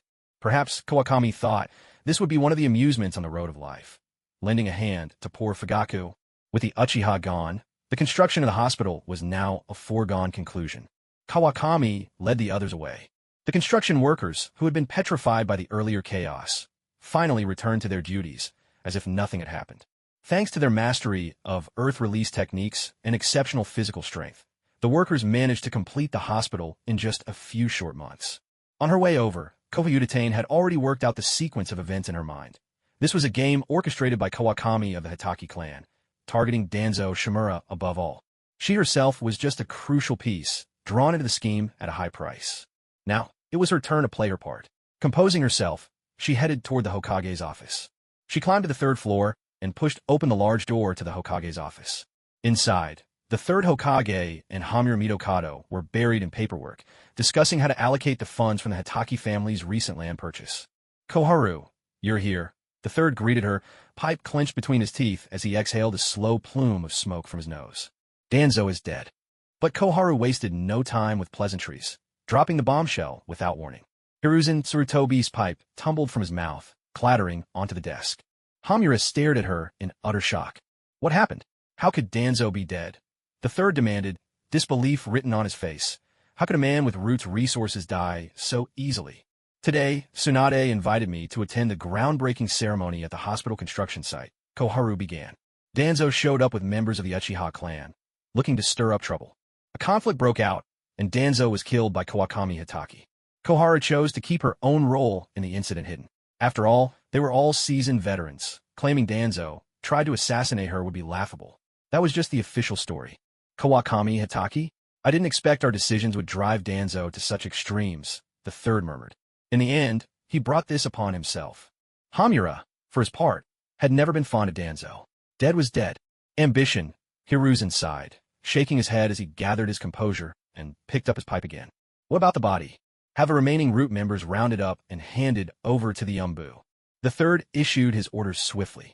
As for Danzo's death, there was no need to explain it to the villagers. He had always operated in the shadows, out of reach of ordinary citizens. I've already sent the Umbu to recover him, Koharu replied. This Kawakami Hitaki is no ordinary man. She had made arrangements before coming in, so now she steered the conversation toward Kawakami. His skills are formidable, and he supports Tsunade. Hardly a bad thing, Hamura remarked. With someone like him behind her, that girl Tsunade might well inherit Sensei's legacy. The third's hopes for Tsunade were high. With her strength and her Senju lineage, there would be little opposition if she were to become Hokage. Give Danzo a proper burial, Hiruzen said quietly. And one more thing, tell Kawakami Hitaki that such deadly conflict is unnecessary. I don't want a repeat of this. It was both a warning and a message, entrusted to Koharu. Fortunately, she had played an active role in the incident. Otherwise, Danzo's death would never have been so easily glossed over. With Danzo's death, the matter was finally settled. Kawakazi deftly made use of Koharu's intervention to keep himself out of trouble. He neither brought risk to the Hitaki family nor himself, and with one move, eliminated Danzo, that lingering threat. In truth, the greatest winner in this scheme was Tsunade. Her impressive presence truly made all the difference. She didn't spend a single coin, nor did she need to rack her brains, yet she was the one who reaped the biggest reward. Now that everything was resolved, Kawakazi and the others no longer needed to keep watch. As for the construction crew, none of them dared slack off. That evening, in the Hitaki family dining room, the table was already laden with all sorts of dishes perfect for pairing with drinks. Another lively banquet was underway. Kawakazi-kun, do you think Sensei might take out his anger on you because of Danzo? Tsunade still harbored some concern. After all, only she truly understood the weight Danzo held in the third Hokage's heart. He'll be upset, no doubt. But with advisor Koharu around, at most, I'll just get a warning. There's nothing to worry about. Kawakazi had the third figured out.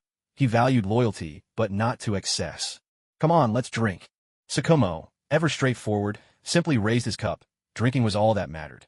He clinked glasses with Tsunade. I saw you discussing with the construction crew today about digging a large underground chamber beneath the main building. Tsunade was still puzzled about the purpose of this secret room, and now that no outsiders were present, she finally brought it up.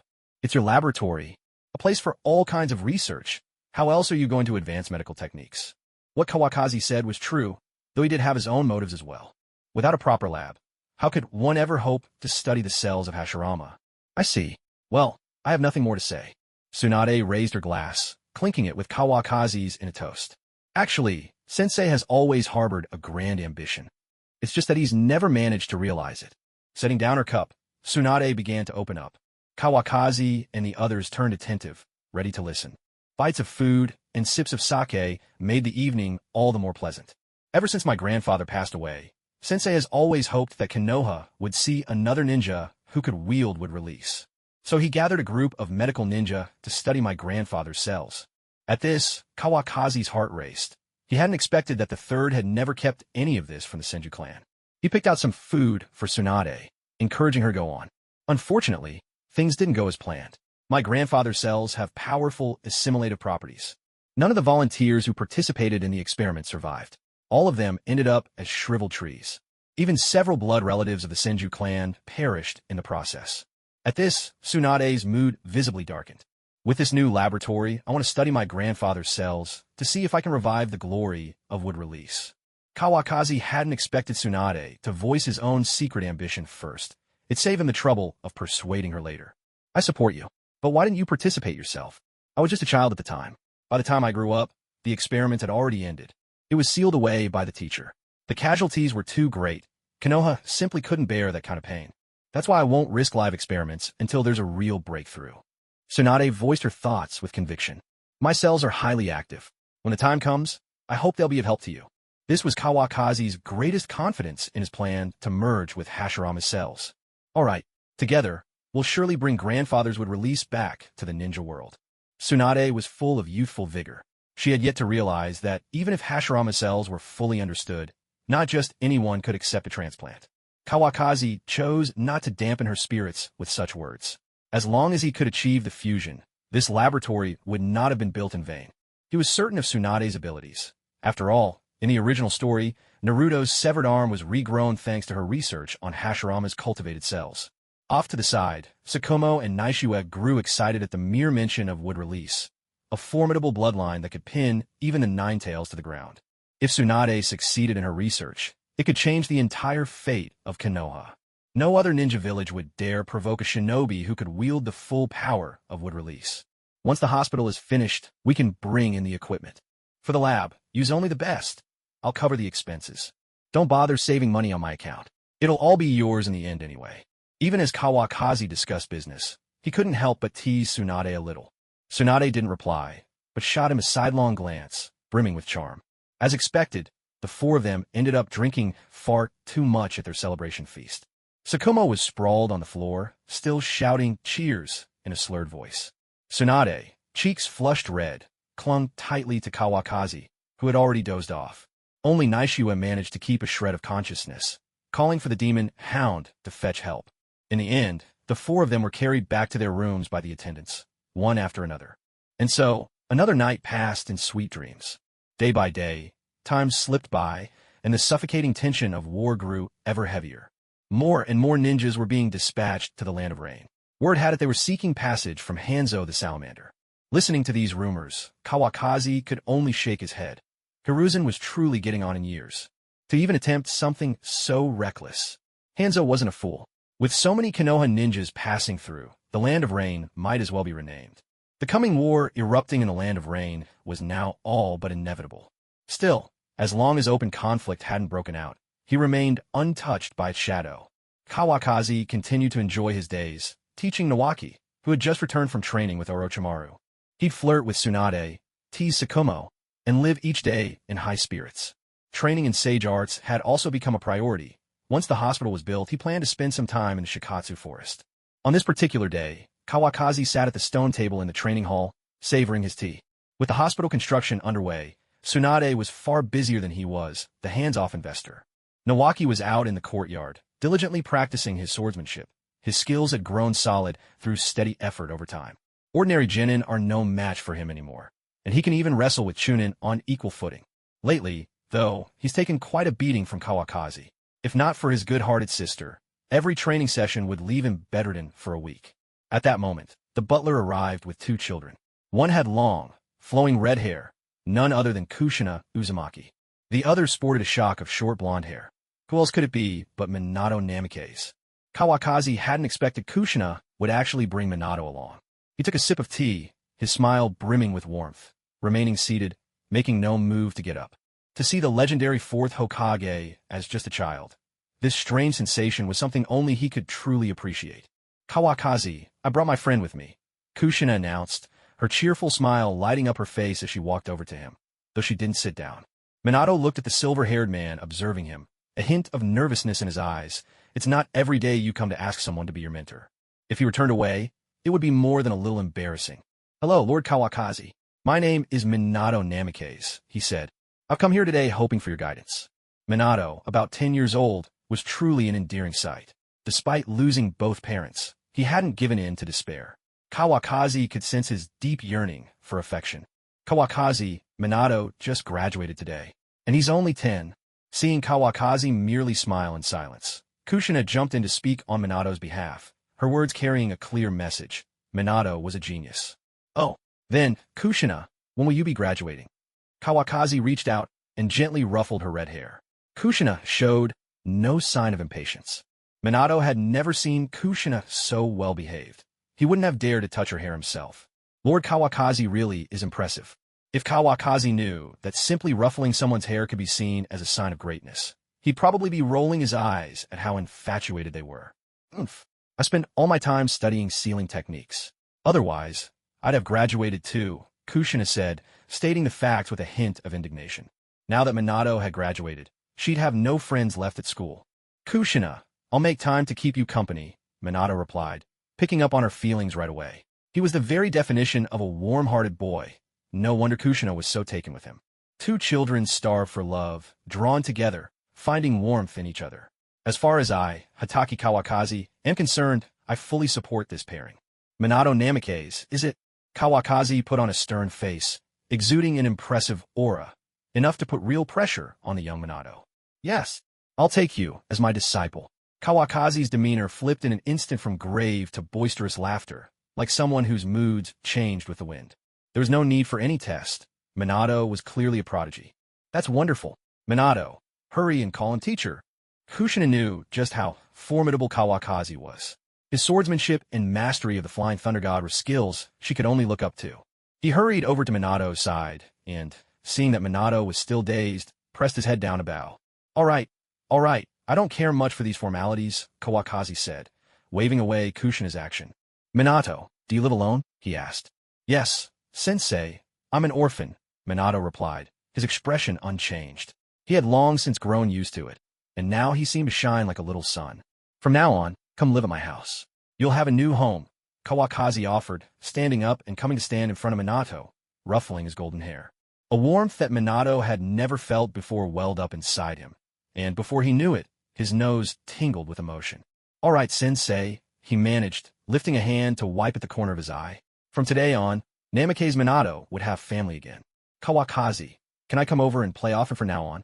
Kushina piped up, showing none of the shyness typical of little girls. Kawakazi found her straightforwardness especially endearing. Of course, I'll have Minato wait for you at home every day, he replied with a grin, making both children blush bright red with embarrassment. I'm going to find Brother Ropetree, Kushina announced, her cheeks still flushed as she ran off, leaving Minato there in front of Kawakazi. So what can you do now? Kawakazi asked, deciding to get a sense of Minato's abilities before molding him into something even greater. I can do the 3 basic jutsu, some wind and water release techniques, and I've been training in taijutsu as well, Minato answered earnestly, the very picture of a well-behaved child. No one would guess that, when he grew up, he'd end up loving Jiraiya's novels, and even passing the habit on to Kakashi. I see. Well then, I have a test for you, Kawakazi said, his tone turning serious.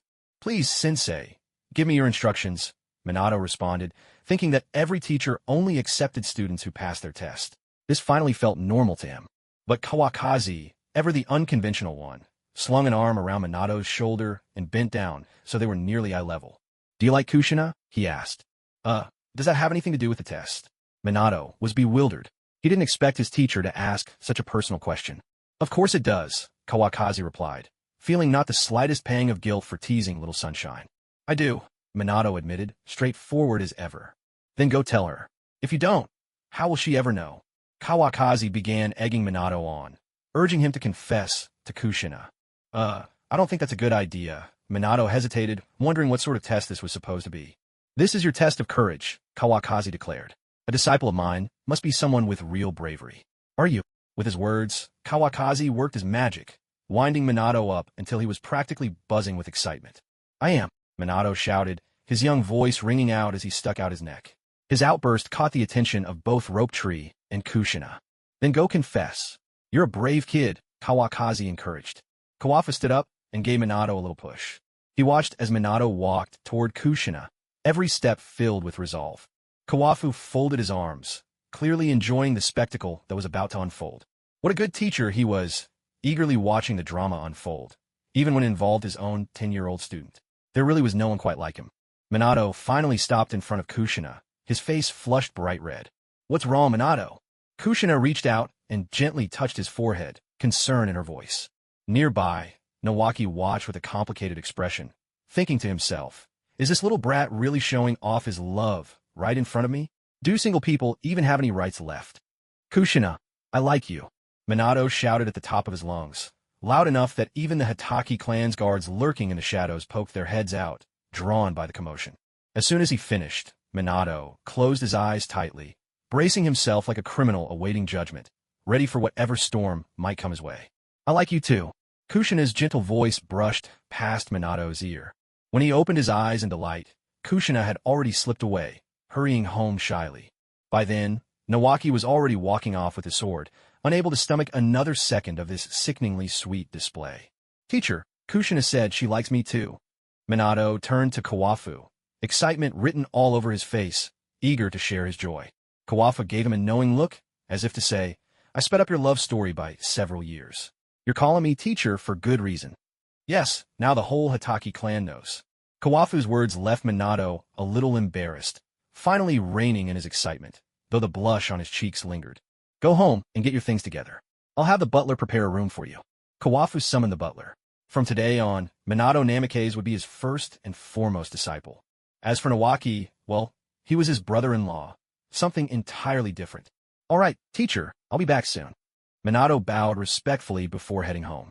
Luckily, he didn't have much to pack, so it wouldn't take long. That evening, to celebrate accepting a new disciple, Kawafu invited Tsunade, who hadn't visited for a meal in ages, over for dinner. Tsunade didn't call him out on his hidden intentions. She'd been busy lately with construction, staffing, and medical equipment, so her time with Kawafu had grown scarce. Tonight, she simply went along with his invitation. Even Nawaki and Kushina didn't escape the dinner party. After so long without a gathering, there was no shortage of wine. Poor Minato found himself stuck with the job of pouring drinks all night. Was this really a welcome for him? It felt more like the teacher's own private celebration. Still, Minato's earnest manners quickly won everyone's affection. Sukumo kindly told him to call him uncle. Naoyuki pinched his cheeks, declaring, "This kid is just too cute. I want a son just like him someday." Kawafu, already a little tipsy, grabbed Minato as he came over to fill his glass. "Call her master's wife." Minato followed Kawafu's pointing finger toward a certain ample valley. No, wait, that was Lady Tsunade, just as he was hesitating over whether or not to call out. Tsunade swept him up into a tight embrace. "From now on, if you run into any trouble when you're out, just say you're with me." It was clear Tsunade had drunk almost past her limit. "All right, master's wife." Minato's cheeks flushed red as he finally managed to wriggle free from Tsunade's grasp. He hurried over to sit properly beside Kushina. His heart was still pounding, but at the same time he felt a rare sense of belonging, a taste of home. He had yet to realize that, without warning, he was now on the same level as Kakashi. From now on, Kakashi would probably just call him brother, not teacher. Tsunade gets like this when she drinks too much. Don't take it to heart. Kushina kindly offered, trying to explain Tsunade's behavior. But in Minato's mind, he had already labeled Tsunade as the master's wife you shouldn't mess with. When the banquet finally ended, Kushina and Nawaki helped the tipsy Tsunade home between them. Kawafu gave instructions for the butler to show Minato to his room, then staggered wearily off to rest as well. 2 months later, the hospital officially opened its doors. The guests attending the ribbon cutting were all prominent figures. The third Hokage, 2 village advisors, and the Uchiha clan leader were all present. Many of Konoha's jonin and families skilled in secret techniques, like the Inuzuka clan, came as well. With the ribbon cut, the hospital began operations from that day forward. Kawafu kept his promise, allowing the Uchiha to send qualified clan members to study medical ninjutsu. From then on, they could stay and work at the hospital, not for a livelihood, but to improve their standing and relationship with the villagers. Still, this was only a drop in the ocean. The deeper troubles Kawafu was not yet ready to resolve. The next day, after giving Minato and Nawaki their instructions to follow their own training schedules, Kawafu bit his finger and summoned the slug sage. Tsunade also set aside her work to accompany him. Of course, Sukumo and Naoyuki were there as well. A swirl of mist, a slug sage clone, half the height of a person, appeared before them. "Kawafu, are you ready?" The slug sage spoke first, knowing exactly why Kawafu had called her. "Yes, slug sage, if you would be so kind." Kawafu's expression turned solemn, his sincerity clear on his face. "I'm coming too," Tsunade insisted, unable to rest easy unless she went along, and asked the slug sage to take her as well. "Of course. Wait here a moment while I prepare." Though the slug sage always seemed to move at her own slow pace, she was efficient when it counted. With that, she vanished in a puff of smoke from the Hitaki family's training hall. "Kawafu, remember, you're my only little brother." Sukumo couldn't interfere in Kawafu's choices, but he could at least let his feelings be known. "Don't worry, I'm pretty confident." Kawafu offered Sukumo a relaxed smile. But before he could say another word, he and Tsunade vanished from Sukumo's sight together. Reverse summoning jutsu. When Kawafu could finally see clearly again, he found himself standing in the Shikatsu forest. Everywhere he looked, there was nothing but sticky, corrosive liquid. The stone cave was cold and damp. In front of them loomed a massive slug, so enormous that its end was lost in shadow. He and Tsunade were standing atop a clean, giant boulder, clearly a spot the slug sage had prepared especially for them. A strange, potent energy filled this space, far denser than anything one could ever sense in Konoha. "Do you feel anything?" Kawakaki asked Tsunade.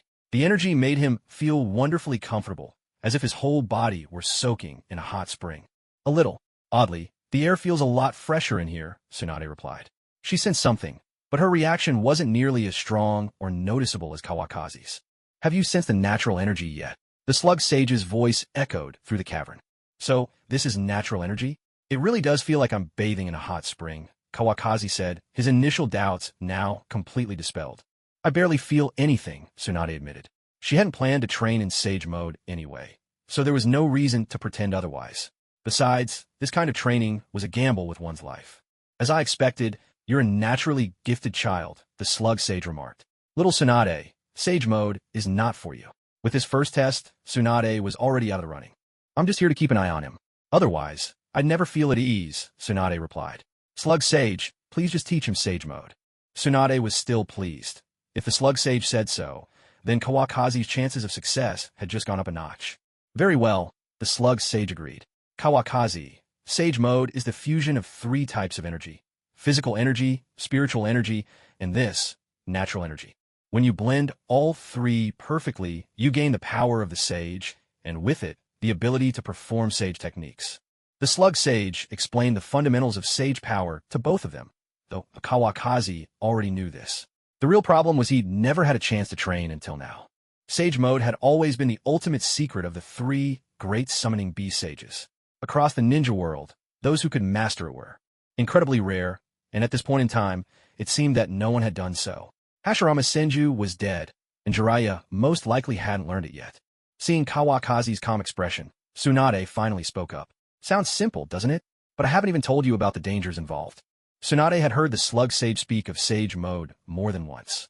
The slug sage seemed pleased to let Tsunade take over the warning and fell silent. Noticing Tsunade's serious tone, Kawakaki grew solemn as well. In the original story, training in Mount Myaboku's sage arts could turn people into frogs or petrify them, though 2 toads could use their staffs to bring Naruto back to normal. He had always thought the slug sage's warning, that none survive, was just an exaggeration. Looking at Tsunade's expression now, it seemed the reality was far different from what he had expected. "Go ahead, I'm listening." The process of training in the sage art of the Shikatsu forest is irreversible. Once you fail to convert natural energy into sage chakra, the result is that you'll dissolve into a pool of pus. As she spoke, Tsunade's face turned pale. It was clear she'd seen this happen before. Kawafu could no longer remain calm either. This was a technique that truly gambled with one's life. No wonder Hashirama Senju was called the god of the ninja world. Sage Slug, seeing Kawafu lost in silence, resumed the explanation. Though the Shikatsu forest sage art is incredibly dangerous, its power is undeniable. The sage art of Mount Myaboku can't be maintained for long and takes a lengthy preparation. The Ryuchi Cave sage art causes the user to take on snake-like features. But my Shikatsu forest sage art is not only perfect in form, showing only a few curse marks, but also greatly enhances chakra and physical recovery. It allows you to absorb natural energy on your own to replenish your strength. Simply put, as long as you absorb natural energy fast enough, you can remain in sage mode indefinitely. The pride in Sage Slug's voice as she described the Shikatsu forest sage art was unmistakable. If she weren't trying to maintain the dignity of a sage, she'd probably just say, all other sage arts are trash. After hearing Sage Slug's words, Kawafu was filled with longing. No wonder Hashirama Senju's Sage mode was so powerful. Combined with his wood release, his strength was simply outrageous. Are there any supportive measures? What Kawafu really meant was, is there any way to save your life like those two toads and their staffs? There are. Sage Slug replied with certainty. What kind of support? Kawafu's face lit up. If he wouldn't die, he'd train no matter what. I can use my clones to further enhance your sensitivity to natural energy. But if you fail, the process of dissolving into pus will only accelerate. This way, at least you'll suffer less. Sage Slug's tone was calm, as if discussing something utterly mundane. Kawafu was at a loss for words. Accelerating the process of dissolving into pus. How could a sage say something like that so casually? Seriously, how can you even say that? Maybe we should give up on this. Even without sage art, you're already very strong. Tsunade began to gently persuade Kawafu to reconsider. I can't give up without at least trying. Kawafu knew that in the later stages of becoming Hokage, anyone without a special ability was nothing but cannon fodder. Learning sage art was only the beginning. Without enough strength, he couldn't even protect himself, let alone his whole family. Then make up your mind. If you're going to die, at least die in front of me. Tsunade's eyes were already glistening with tears as she gripped Kawafu's sleeve tightly. Trust me, with you by my side, I'll succeed. Kawafu patted Tsunade on the head, managing to smile even now. Slug Sage, how do we begin? Once he made up his mind, Kawakaki no longer hesitated. He knew that if he wavered for too long, he might never summon the courage again. We can start at any moment. Follow my instructions. The Slug Sage's voice echoed through the cavern, resonating off the damp stone. Sit cross-legged. Place your hands on your knees, palms facing upward. Are you teaching me meditation now? Kawakaki couldn't help but grumble. Stop talking. I want you to quiet your mind first. Take a deep breath. Exhale slowly. If it weren't for the fact that this was truly the legendary Slug Sage, Kawakaki might have suspected he was being tricked by some Qigong master. Once his thoughts settled and his heart calmed, the Slug Sage gave new instructions. Tsunade watched from the side, her nerves stretched taut, unable to mask the worry in her eyes. Draw upon both your physical and spiritual energies. Let the two merge into one. Slowly sense the natural energy in the air around you. Try to make contact, begin to fusion, and finally, let all three forces reach equilibrium.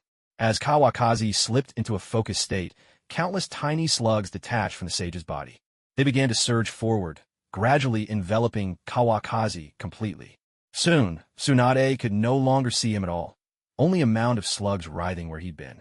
Kawakaki reached out to the natural energy and suddenly felt a chill spread across his body, cool and slightly sticky. He realized this was the work of the Slug Sage.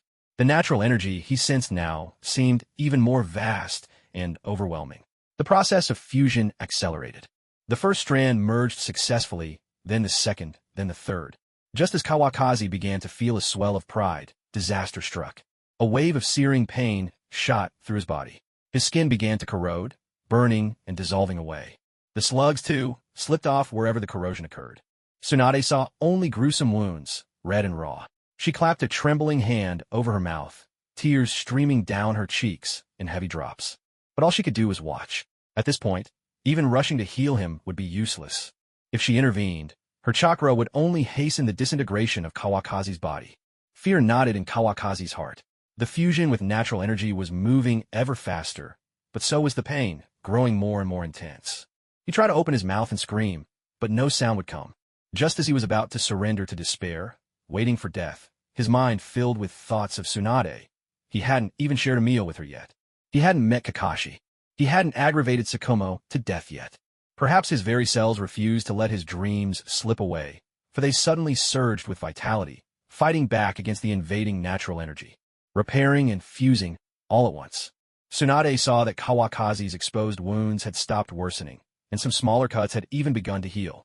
Realizing there was still hope, she wiped away her tears, silently prayed, and watched him without blinking, unwilling to miss a single moment. She could only wish for his wounds to heal a little faster, so that in the very next moment, a healthy Kawakaki would appear before her eyes. Kawakaki could feel the vitality supplied by his cells, and the fusion of natural energy was still ongoing. He was just a step away from reaching a state of perfect balance. At that moment, even the Slug Sage was taken aback.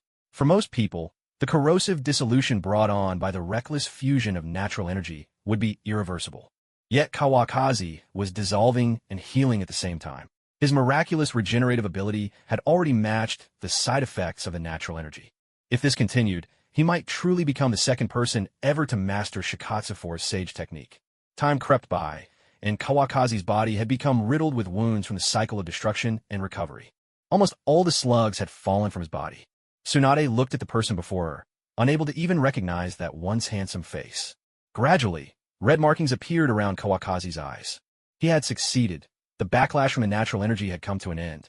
"I did it," Kawakazi whispered hoarsely as he opened his eyes, his pupils now golden. Seeing Tsunade holding him tightly, he managed a twist and promptly fainted away. When Kawakazi next opened his eyes, Tsunade's fair face was right before him. She was sleeping soundly. "She overexerted her chakra to heal you. Don't wake her," came the gentle reminder. Only then did Kawakazi notice a few slugs still clinging to his face, their cool, sticky touch unmistakable. The wounds on his body had mostly healed. "What a silly girl," he thought to himself. "All right, slug sage," Kawakazi replied softly. He gently moved Tsunade's head to rest on his lap instead. The hard stone beneath her had to be uncomfortable. He brushed aside her pale blonde hair so it wouldn't disturb her peaceful sleep. "How are you feeling now?" "Still a bit weak," Kawakazi answered the slug sage's inquiry. He focused inward, sensing a new, potent force at his command. This was sage chakra. "That's normal. I didn't expect your cellular vitality to be this extraordinary. Lord Hashirama fused with it instantly, but you managed to turn things around even after failure. I've truly witnessed something remarkable today." The slug sage praised him without reservation. Who would dare say Shikatsu Forest held no sage techniques? Let the toads and the little snakes step aside for now. "It was sheer luck. I was this close to not making it," Kawakazi said, shaking his head. "Death is but a handful of dust. Even dissolving into pus is just another way of returning to nature." Kawakazi could only sigh internally. It seemed there wasn't much more he and the slug sage needed to discuss. "Does this mean my training is complete?" he asked, drawing upon his sage chakra. Red markings appeared around his eyes. He could feel the astonishing healing potential and immense destructive power within this chakra, utterly unlike anything he'd possessed before. "I've more or less mastered it, but you still need to get used to absorbing natural energy. The natural energy outside is quite sparse. It's very difficult to maintain sage mode for long periods. Unless you possess Hashirama's wood release, which allows you to continuously draw in natural energy without pause." When it came to technical matters, the slug sage remained as professional as ever. Kawafa couldn't help but marvel for the umpteenth time. Being the reincarnation of Azura truly was remarkable. Innate advantages seemed to come effortlessly to them. Just a clap of the hands, and anything could be summoned. When would he ever reach that level himself? Still, a person should stay grounded, Kawafa sighed. At least now, he had finally learned sage art. "Slug sage, are there any unique sage techniques to learn here in Shikatsu Forest?" Once again, Kawafa's question was about training. After all, the slug sage wasn't one to discuss life philosophies or dreams. "There aren't any, actually. But when you use chakra enhanced by sage art, your techniques will become much more powerful. Paired with your unique skills, you'll be even stronger." As the slug sage explained, Kawafu quickly understood. In the original story, whether it was Hashirama, Jiraiya, or Naruto, most of their techniques were combined with sage mode, each playing to their own strengths. No wonder their jutsu seemed impossibly powerful. "Just look at Naruto. How many Raisengans can you handle?" "All right, I understand." With that, Kawafa lost any desire to continue chatting with the slug sage. The slug sage, ever perceptive, fell silent as well. She worked diligently, inching along Kawafu's face, restoring the last traces of his injuries. Kawafu closed his eyes, and in just a short while, the exhaustion in his body faded away. No wonder they say the sage arts of Shikatsu Forest work miracles. With sage mode withdrawn, Kawafu continued absorbing natural energy. He'd only just grasped the basics. He was still a long way from fully storing sage chakra. During this process, Kawafu also became accustomed to absorbing and blending with natural energy. There were no more adverse reactions. Truly, this was a path of do-or-die cultivation. No wonder Tsunade always boasted that her grandfather mastered sage art in a single day. Makes sense without mastering it. How would she even exist? As Tsunade slowly awakened, resting her head on Kawafu's lap, he finally finished his training. By now, the slug sage's clone had already vanished, leaving Kawafu's handsome features once again fully visible to Tsunade. "You're finally safe." Tsunade sprang up and wrapped her arms around him. For a moment, Kawafu was a little taken aback, feeling her warmth pressed against his chest. He reached out and hugged Tsunade's back in return. Lowering his head to her shoulder, he whispered softly, "I'm all right now. Thank you for everything." After a while, Tsunade composed herself and gently pushed Kawafu away. Only then did a blush rise to her cheeks. She'd let him have his fill of affection. "Have you completely mastered sage art now?" Tsunade tidied her hair and found a new topic. "Yes, I have. Let's head outside and test its power." Kawafu pulled Tsunade along as he hurried toward the cave's exit, having no idea how long this tunnel really was. Fortunately, the slug wasn't well suited for squeezing through narrow spaces, and within a few minutes, the two of them emerged from the mountain cave. Once again, they were greeted by the bright, warming sun. They had no idea where they were now. Open land stretched around them, dotted with a few scattered trees and thick, muddy swamps. It was clear at a glance this was not a place where people could settle for long. "I'll try out Sage Mode first, see how much it boosts my abilities." As Kawafu spoke, he let go of Tsunade's hand. Crimson markings appeared around his eyes. He gripped the 8-sided Han sword in his right hand, as lightning nature chakra surged to envelop his entire body. Kawafu could feel it clearly. With Sage chakra, the lightning element grew even more ferocious, to the point where his cells began to ache as if they were being torn apart. Thankfully, this degree of injury healed quickly, so it wouldn't affect him in battle. With a swift draw, he launched his sword technique. His whole body seemed to become a flash of lightning, and in the next instant he had already appeared dozens of meters away. 2 zigzagging lines of scorched earth marked his path. "What speed and such destructive power," Tsunade murmured under her breath. She had faced this attack from Kawafu before, but unleashed in Sage Mode, the force had climbed to an entirely new level. Not bad at all. Kawafu blinked back to Tsunade's side in an instant. He was quite satisfied with his speed and power. Even a tailed beast would suffer serious damage from a blow like that. "I have another sage technique from my grandfather. Want to give it a try?" Tsunade pulled a notebook from her inner pocket. It was a handwritten scroll by Hashirama. She had brought it along for this very reason. "Let me see." Kawafu hadn't been particularly interested. After all, he didn't have wood release, so he thought he couldn't use Hashirama's sage arts. But when he opened the notebook, he found a sealing technique described. Sage art, Myojin Gate. This was the powerful sealing jutsu Hashirama had used in Sage Mode to suppress the Ten Tails. If Kawafu guessed right, Mito Uzumaki must have played a big part in its creation. Surprisingly, this was one of the rare techniques that required hand signs, even for Hashirama. "I'll give it a try." He spoke, and Tsunade nodded, stepping back to give him room. Kawafu brought his hands together in a complex series of signs, then shouted, his presence commanding. "Sage art, Myojin Gate." As vast amounts of sage chakra poured out, giant crimson torii gates descended from the sky, driving deep into the earth. They seemed like heavy shackles, ready to pin any enemy firmly in place. As expected of the first Hokage's sage art, "What power," Kawafu said. He wasn't just flattering. While this move might be overkill against regular humans, it was perfect for subduing tailed beasts. "As long as you like it," Tsunade replied, eyes narrowing as she flashed him a sweet smile. Hand in hand, Kawafu led her back toward the cave. All the while, he was thinking about Minato. He had to get Minato working on the Rasengan as soon as possible. Kawafu's only real advantage was his high cellular vitality. When it came to molding chakra, true genius was needed. At worst, he could just provide some ideas and let Minato work his magic. By the time Minato figured it out, once he mastered the technique, anyone who wanted it would have to come ask him for the secret of the great marble in his hands. The thought of it made Kawakaki chuckle to himself. Tsunade shot him a sidelong glance. There he was, that blockhead, laughing at his own jokes again. When they returned to the cave and faced the slug sage once more, both of them were already feeling homesick. Truly, the slug sage had a way of shutting down any topic. "Slug sage, how do we get back?" Suddenly, Kawakaki remembered a troubling issue. It seemed no one in Konoha used this summoning creature anymore, which meant the reverse summoning technique probably wouldn't work. "Don't worry, I already left a clone at your place."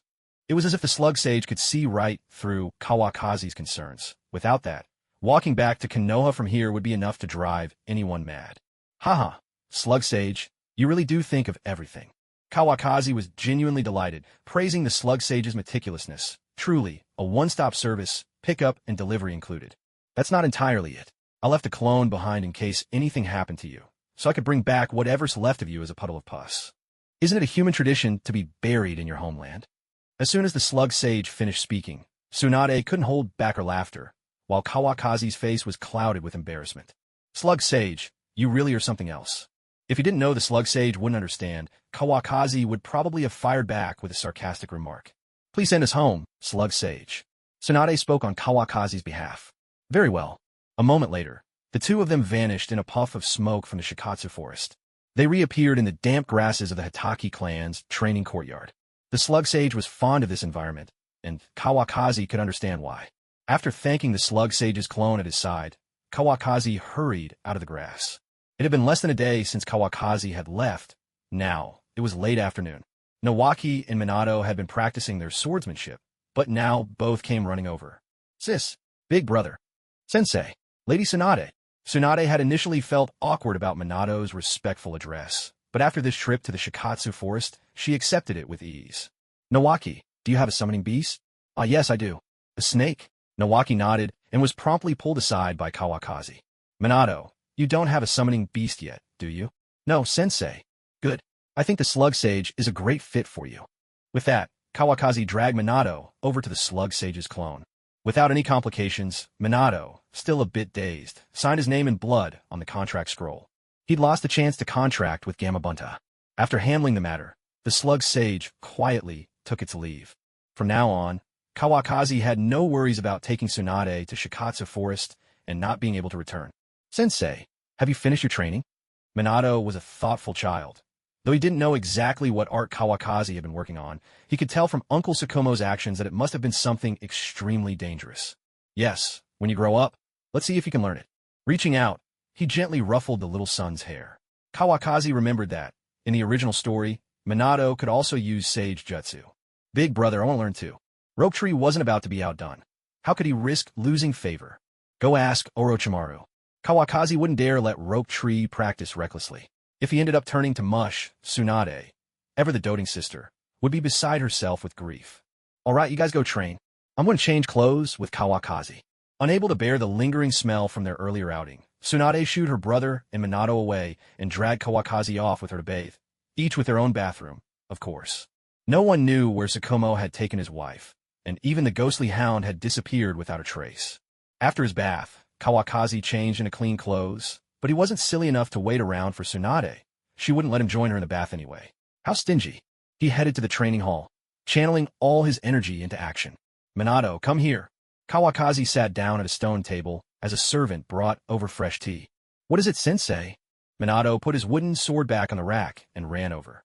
Though still young, his remarkable speed was already showing. Do you think you could form a high-speed, irregularly moving chakra sphere in your hand? Kawakazi was trying to fast-track Minato's talent with a simple question. But he didn't know that Minato had only developed this prototype jutsu after being inspired by the tailed beast ball, and it had taken him 3 years to achieve. In theory, the non-elemental Rasengan could incorporate any chakra nature to become even more powerful. Minato, hearing this, fell silent. He opened his right hand, frowning, thinking his teacher was testing him. But this was beyond his imagination. No matter how he tried, he couldn't picture what Kawakazi was describing. I don't know, sensei. Kawakazi wasn't surprised by Minato's answer. He was still too young. Maybe he'd figure out when he was older. He'd have to strengthen Minato's foundation in ninjutsu, though that wasn't his own strong suit. He'd ask Tsunade later if she knew anyone suitable for the job. In that case, I'm giving you a task. Turn my idea into an actual jutsu. As for time, I'll give you 1 year. Kawakazi felt generous. Minato was a genius, after all. Would a year be too much? Minato was still in a daze. How had things escalated to developing a jutsu? He was barely a genin. I'll do my best, sensei. In the end, he gave in under Kawakazi's expectant gaze. The little son had become his teacher's right-hand man. Go on now. I'll find someone really skilled to teach you more about ninjutsu. Kawakazi just couldn't feel at ease until he saw the Rasengan resting in his palm. After bowing, Minato returned to Rope Tree's side to continue sword practice, though his focus was clearly shaken. Who wouldn't be thrown for a loop if, as a genin, their teacher suddenly tasked them with inventing a new jutsu? Minato, what's wrong? You seem distracted. Nagashi noticed that Minato hadn't been himself since he returned, and asked with concern. The two Sunny boys had already become good friends. The teacher asked me to develop a new jutsu. Minato said this with a hint of hesitation, as if he himself couldn't quite believe it. What? Is he serious? Nagashi's mouth fell open. He hadn't expected Kawakazi to be this outrageous. A genin? Develop a jutsu? Did they think this was child's play? Judging by the teacher's expression, he wasn't joking. He even gave me a year to do it.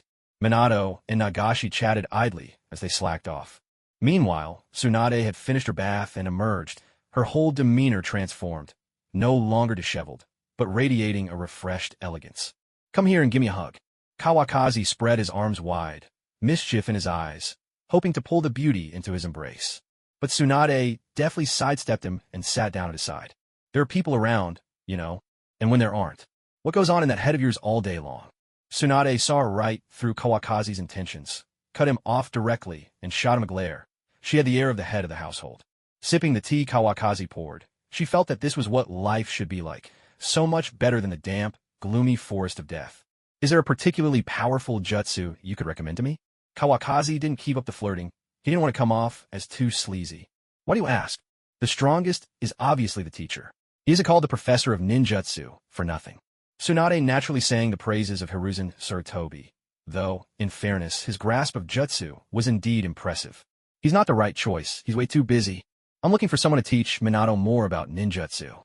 That's not really my area of expertise." Kawakazi didn't mention that he'd asked Minato to develop a new jutsu himself. It was a spur-of-the-moment decision, after all.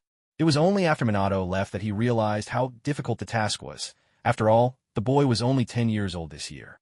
If this were anywhere else, he'd be arrested for child labor. Luckily, this was the world of Hokage. "In that case, I have another candidate, but I'm not sure if he's in the village." "Nagashi, come here." A thought seemed to strike Tsunade, and she shouted, startling the two boys who were still slacking off. Thinking they'd been caught, Nagashi quickly handed his wooden sword to Minato, grinned sheepishly, and ran over to his sister. "What is it? Is your teacher in the village right now?" The other candidate Tsunade had in mind was Orochimaru, the third Hokage's most outstanding student.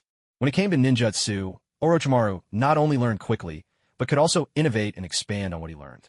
Genius was hardly an exaggeration. Kawakazi's eyes lit up. How could he have forgotten about such a heavyweight? Teacher said he'd be back tomorrow for a while. Nagashi answered honestly, sharing what he knew about Orochimaru. After all, one was his big sister, the other his future brother-in-law. There was nothing to hide. "Tomorrow, we'll go visit your teacher together," Tsunade said, settling the matter with a note of finality. "He'll definitely be happy to see us," she added. "He even said that your horse stance is truly impressive, and your sword skills are extraordinary. He mentioned he'd like to visit the Hitaki family when he gets the chance." Ropetree felt a mix of relief and happiness. Relief that his attempts to slack off had gone unnoticed, and happiness because these people were the ones dearest to him. Their friendship was something worth celebrating. "Is that so? Your teacher really has a discerning eye," Kawakazi chimed in with a smile, having just finished praising both Orochimaru and, by extension, himself. "All right, off to your training now," Tsunade said briskly. When something was done, they moved on. This was a quick lesson she and Kawakazi had picked up. Ropetree suddenly jumped up as a sharp flick to his forehead landed right on target. Only then did he realize his sister had never missed his slacking off. Just then, Sukumo and Naoyuki returned, with the ghostly mastiff trailing behind, looking thoroughly exhausted. At the sight of Kawakazi, both of them lit up with relief. Whether training had succeeded or not, it didn't matter. What mattered was that he came back safe and sound. With the mastiff in tow, they sat down around the stone table. Did the ghost mastiff get neutered or something? Kawakazi was the first to speak, his wicked sense of humor earning a sidelong glare from the dog. If looks could kill, he'd have been bitten on the spot. "No, we just took him home for breeding with your brother's help," Naoyuki explained, stating their purpose for going out. The ghost mastiff is one of the rare strong dogs in the Inuzuka clan. Kawakazi eyed the poor beast, half dead from exhaustion, and figured he must have been kept busy. No wonder the dog was so worn out. "How's your sage arch training going?" Sukumo asked, curiosity piqued now that Kawakazi had returned safe and sound. "Done in a day. You know how much of a genius I am, right? How about you call me Big Brother to celebrate?" Kawakazi grinned.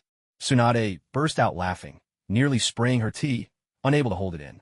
She clutched her belly, tears in her eyes. "Are you determined to drive me mad? Is that your goal?" Sukumo snapped. "Let's settle this right now, you little brat." For years, Sukumo had relied on his status as the eldest to keep Kawakazi in check. No way he'd ever call him Big Brother. That would be the last shred of his dignity gone. He drained his tea, scowled, and dragged Kawakazi by the collar to the center of the training hall. "Do they always go at it like this?" Tsunade, still catching her breath, tapped her temple with her finger. Naoyuki sighed. She had seen it so many times, she was used to it. At first, she'd wondered if the Hitaki family had a history of mental illness. Those two have only had each other to rely on since they were young. "They've always bickered like this," she explained. Tsunade listened, glancing around the grand mansion and the spacious training hall. Calling it relying on each other was a stretch, she thought. This was the very picture of luxury. Oh, was all she could say, a single word summing up 1,000 thoughts. Neither woman had the slightest interest in the duel underway. The two men just hacked at each other with swords. There was nothing artful about it. By the time they had barely finished a couple cups of tea, Kawakazi was already back. As expected, a no-nonsense Kawakazi was a dream that Shuo Mao could only long for but never reach. Yet not calling someone big brother was a bottom line that Hitaki Shuo Mao would never cross. Once Kawakazi sat down, Shuo Mao also returned to the stone table and took his seat. He gave a disgruntled snort.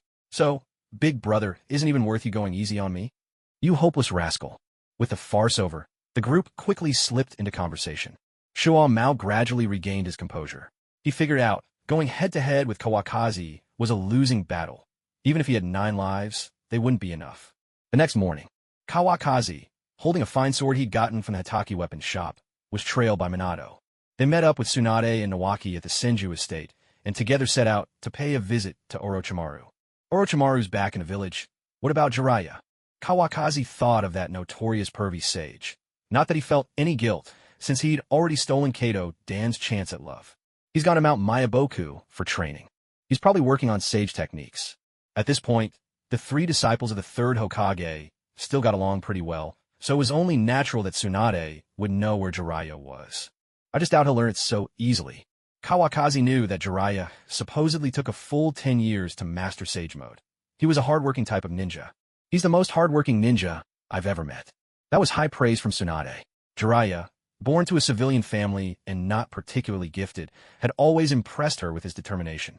It was just that Jiraiya's temperament really didn't match hers these days. Otherwise, Kawakazi wouldn't have stood a chance. As the two spoke, Kawakazi caught sight of a cat leaping toward him. What a plump cat, decked out in gold and jewels. No doubt some rich lady's pampered pet from the hidden leaf. He reached out and grabbed it by the scruff of its fate. But then he felt another hand briefly brush his own. A touch, and then it was gone. Such speed. Kawakazi looked up. Standing before him was a young man in a bright green bodysuit, his glossy black hair perfectly parted. Genin Might Due, reporting to Lady Tsunade. So this was the father of the future King Guy, the first man to master the 8 Gates formation. Hello. Tsunade clearly didn't recognize this Genin, who was still busy with the most basic missions, but replied politely out of courtesy. Hello, I'm Hitaki Kawakazi. Pleased to meet you. Kawakazi, on the other hand, was quite interested in him. Hello. As a low-ranking Genin, Might Due had never had any ninja speak to him so courteously, especially not someone from a distinguished family like Kawakazi seemed to be. He was a bit ill at ease as he spoke. You're out catching this cat, right? Kawakazi handed over the chubby cat. Thank you, Lord Kawakazi. Might Due accepted it, ready to turn and leave. He hadn't expected anyone important to lend him a hand. Wait, I noticed your speed. Your taijutsu must be quite something, right? This was Kawakazi asking a question he already knew the answer to. How could one get by without mastering the 8 Gates body technique? It's not bad, Dai replied, flashing a set of gleaming white teeth, his smile simple and honest. With skills like yours, why are you still taking missions as a genin? Kawakazi couldn't understand how this man, who would one day unleash the 8 Gates and nearly wipe out the 7 ninja swordsmen all by himself, was still just a genin. I only know taijutsu, so I can't pass the Chunin exams. At this point in Konoha, the promotion system was still rigid. Without family connections, ordinary people found it almost impossible to stand out. If Dai had belonged to a major clan, he would have been promoted long ago. I see. I'll see what I can do to help you. Let's be friends. Come visit the Hitaki household when you have time. Kawakazi didn't mind lending Might Dai a hand. After all, he was a wonderful companion. Thank you so much. May youth always be with you. With his trademark thumbs up and that brilliant smile, Dai made an unforgettable impression. No wonder he was the father of the future king of youth, Might Guy. Shinju and Minato were left speechless, both struck by this odd man who seemed to have won over their leader and teacher so easily. After parting ways with Might Dai, Kawakazi and his companions continued on toward Orochimaru's residence. Does that person have something special about him? Tsunade, too, was curious why Kawakazi would take the initiative to help out a mere genin. I think there's something truly precious about him. Kawakazi spoke in a mysterious tone, his face breaking into a knowing smile. It was something he gleaned from the original story, something Tsunade would never understand, no matter how he explained. If not for Might Dai's guidance, might Guy would never have come to be. As a father, Dai had taught Guy the most important path of a ninja. True victory isn't about defeating the strong. It's about protecting what matters to you, even if it costs your life. Might Dai paid with his life for this belief, and Guy staked everything to unleash the Night Guy. If it hadn't been for Sage of the Six Paths Naruto, Guy wouldn't have survived. Mysterious as ever. Tsunade lost interest, giving Kawakazi a sidelong glance. Meanwhile, Shinju and Minato were whispering in the back, trying to guess what this precious thing could be. Shinju, ever the straightforward one, imagined it was some priceless treasure. Poor child, so thoroughly influenced by Tsunade. Minato, on the other hand, thought it must be a rare quality of spirit, clearly a cut above Shinju in perception. No wonder, in the original story, Minato became Hokage, while Shinju was destined to be cannon fodder. It was obvious even now. How much farther is it? Kawakazi had never been to Orochimaru's place, and certainly hadn't interacted with him before. We're almost there, just ahead. Tsunade pointed at a cluster of buildings in the distance, the residential area. Kawakazi bit back a comment. It all looked the same to him. Does Orochimaru keep a lot of snakes at home? He had to admit, cold-blooded reptiles like that always gave him the chills. Who told you that? He just uses snakes as his summoning beasts, that's all. Tsunade had no idea where Kawakazi had picked up such an absurd rumor. That's a relief then. Kawakazi grinned like a fool, clutching his sword. As they approached the residential area, Nawaki confidently led the way to a large house and knocked on the door. "Sensei, my sister's here to visit you with some guests." He knocked as he called out, his cheerful personality shining through, even when dealing with someone like Orochimaru. After a moment, the door opened and Orochimaru appeared before them, dressed in a kimono. So noisy. What kind of behavior is that? He reached out and gently patted Nawaki on the head. This was nothing like the Orochimaru Kawakazi remembered from the anime. What was with that indulgent, cool smile? "Orochimaru, Kawakaki and I dropped by unannounced. I hope you don't mind," Tsunade said, her tone light, clearly not thinking much of it. "Not at all. I'm delighted by your visit. Please come in." "Hello, Kawakazi-kun." Orochimaru was extremely polite, a faint smile on his lips. "Hello, Orochimaru-kun." Kawakazi still found it difficult to reconcile the pale face before him with the person in his memories. "Introduce yourself," someone prompted. But that didn't stop him from hoping to gain some benefit from Orochimaru. Kawakazi nudged Minato forward by the back of his head. "Lord Orochimaru, I'm Namikaze's Minato." Minato looked a little nervous. After all, Orochimaru's appearance didn't exactly inspire a sense of ease. "Hello, you're a good kid too." Orochimaru smiled, noticing that Minato and Nawaki seemed to share similar personalities. "Let's go." Nawaki acted as if he'd come home, striding inside ahead of everyone. Kawakazi followed behind Orochimaru. The house was spacious, decorated in a minimalist and cool style. There wasn't a single servant in sight. Perhaps Orochimaru preferred solitude. Led by Nawaki, the group soon found themselves seated in the reception room. Nawaki busied himself making tea, and from his practiced movements, Kawakazi guessed he must do this often. "Orochimaru-kun, I heard you also enjoy swordsmanship. I brought a fine piece from my Hitaki weapon workshop as a token for today's visit. Please accept it." Kawakazi offered the gift with a smile. After all, when asking someone for a favor, a small present was only polite. "Kawakazi-kun, you're too kind." Orochimaru accepted the sword, examining it for a moment. He gripped the hilt and partially drew the blade. His own snake-like pupils reflected in the cold steel. A chill radiated from it. It was indeed a fine sword. He flexed his wrist slightly. The blade did not bend. A pity it was a stiff blade. Not the most convenient for swallowing, but nonetheless, it was a rare and valuable gift. A splendid sword. I'll shamelessly accept it. "Thank you, Kawakazi-kun." Orochimaru offered his thanks, carefully placing the sword by his side. At that moment, Nawaki returned with the tea. He poured for the three elders, then knelt respectfully beside Minato. "There's no need for all this politeness between us. From now on, we're all friends." Tsunade, unable to bear watching the two grown men fuss over courtesies, finally spoke up. One was her close comrade from the same school. The other, her future husband. Saying this cost her not a shred of anxiety. Instead, her words left both Kawakazi and Orochimaru a little embarrassed. For some reason, a phrase popped into Kawakazi's mind. "We're all brothers here. No need to stand on ceremony." He glanced at Tsunade, picturing her drunkenly blurting this out, and realized that the scene would play out perfectly, without feeling forced at all. "Kawakazi, you came today hoping Orochimaru could help guide Minato in his ninja techniques, didn't you?" Minato is Kawakazi's newest student. Tsunade saw no need for pretense, and laid out their purpose for coming, plain and simple. Upon hearing this, Minato lowered his head to show respect. Of course, I have no objections. As it happens, I'll be staying in the village for a while. Orochimaru agreed without hesitation. After all, whether it was avoiding one student or taking on another, there wasn't much difference to him. Rope Tree is already learning under Kawakazi's guidance. If I now help train Minato, it's only fair, a kindness repaid. Then I'll leave Minato in your care for the time being. And just like that, Kawakazi handed his newly acquired apprentice over to Orochimaru, feeling not the slightest pang of regret. When the time comes, Minato and Rope Tree can train together. Orochimaru finalized the training arrangement for the two students. You haven't been in the village much recently. Have you been away on missions? Tsunade sipped her tea, asking about these classified matters as if it were the most natural thing in the world. Kawakazi sat quietly, drinking his tea as well. After all, it would be a bit rude to leave immediately after finishing business. At this, Orochimaru let out a long sigh, his face growing increasingly serious. Kawakazi even glimpsed a hint of sorrow in his eyes, as though he were mourning the world. Our teacher sent me to the Land of Rain to negotiate passage, so we could launch attacks on other ninja villages. But Hanzo the Salamander is no ordinary man. The talks have been deadlocked. He refuses to grant us passage. No one knows when war will break out. When it does, it'll be another storm of blood and suffering. So many vibrant lives, so many comrades will be lost to us. And how many families will be torn apart? How many children left wandering alone? Orochimaru's expression clouded over as he spoke. It was clear he despised war, perhaps even loathed it from the depths of his heart.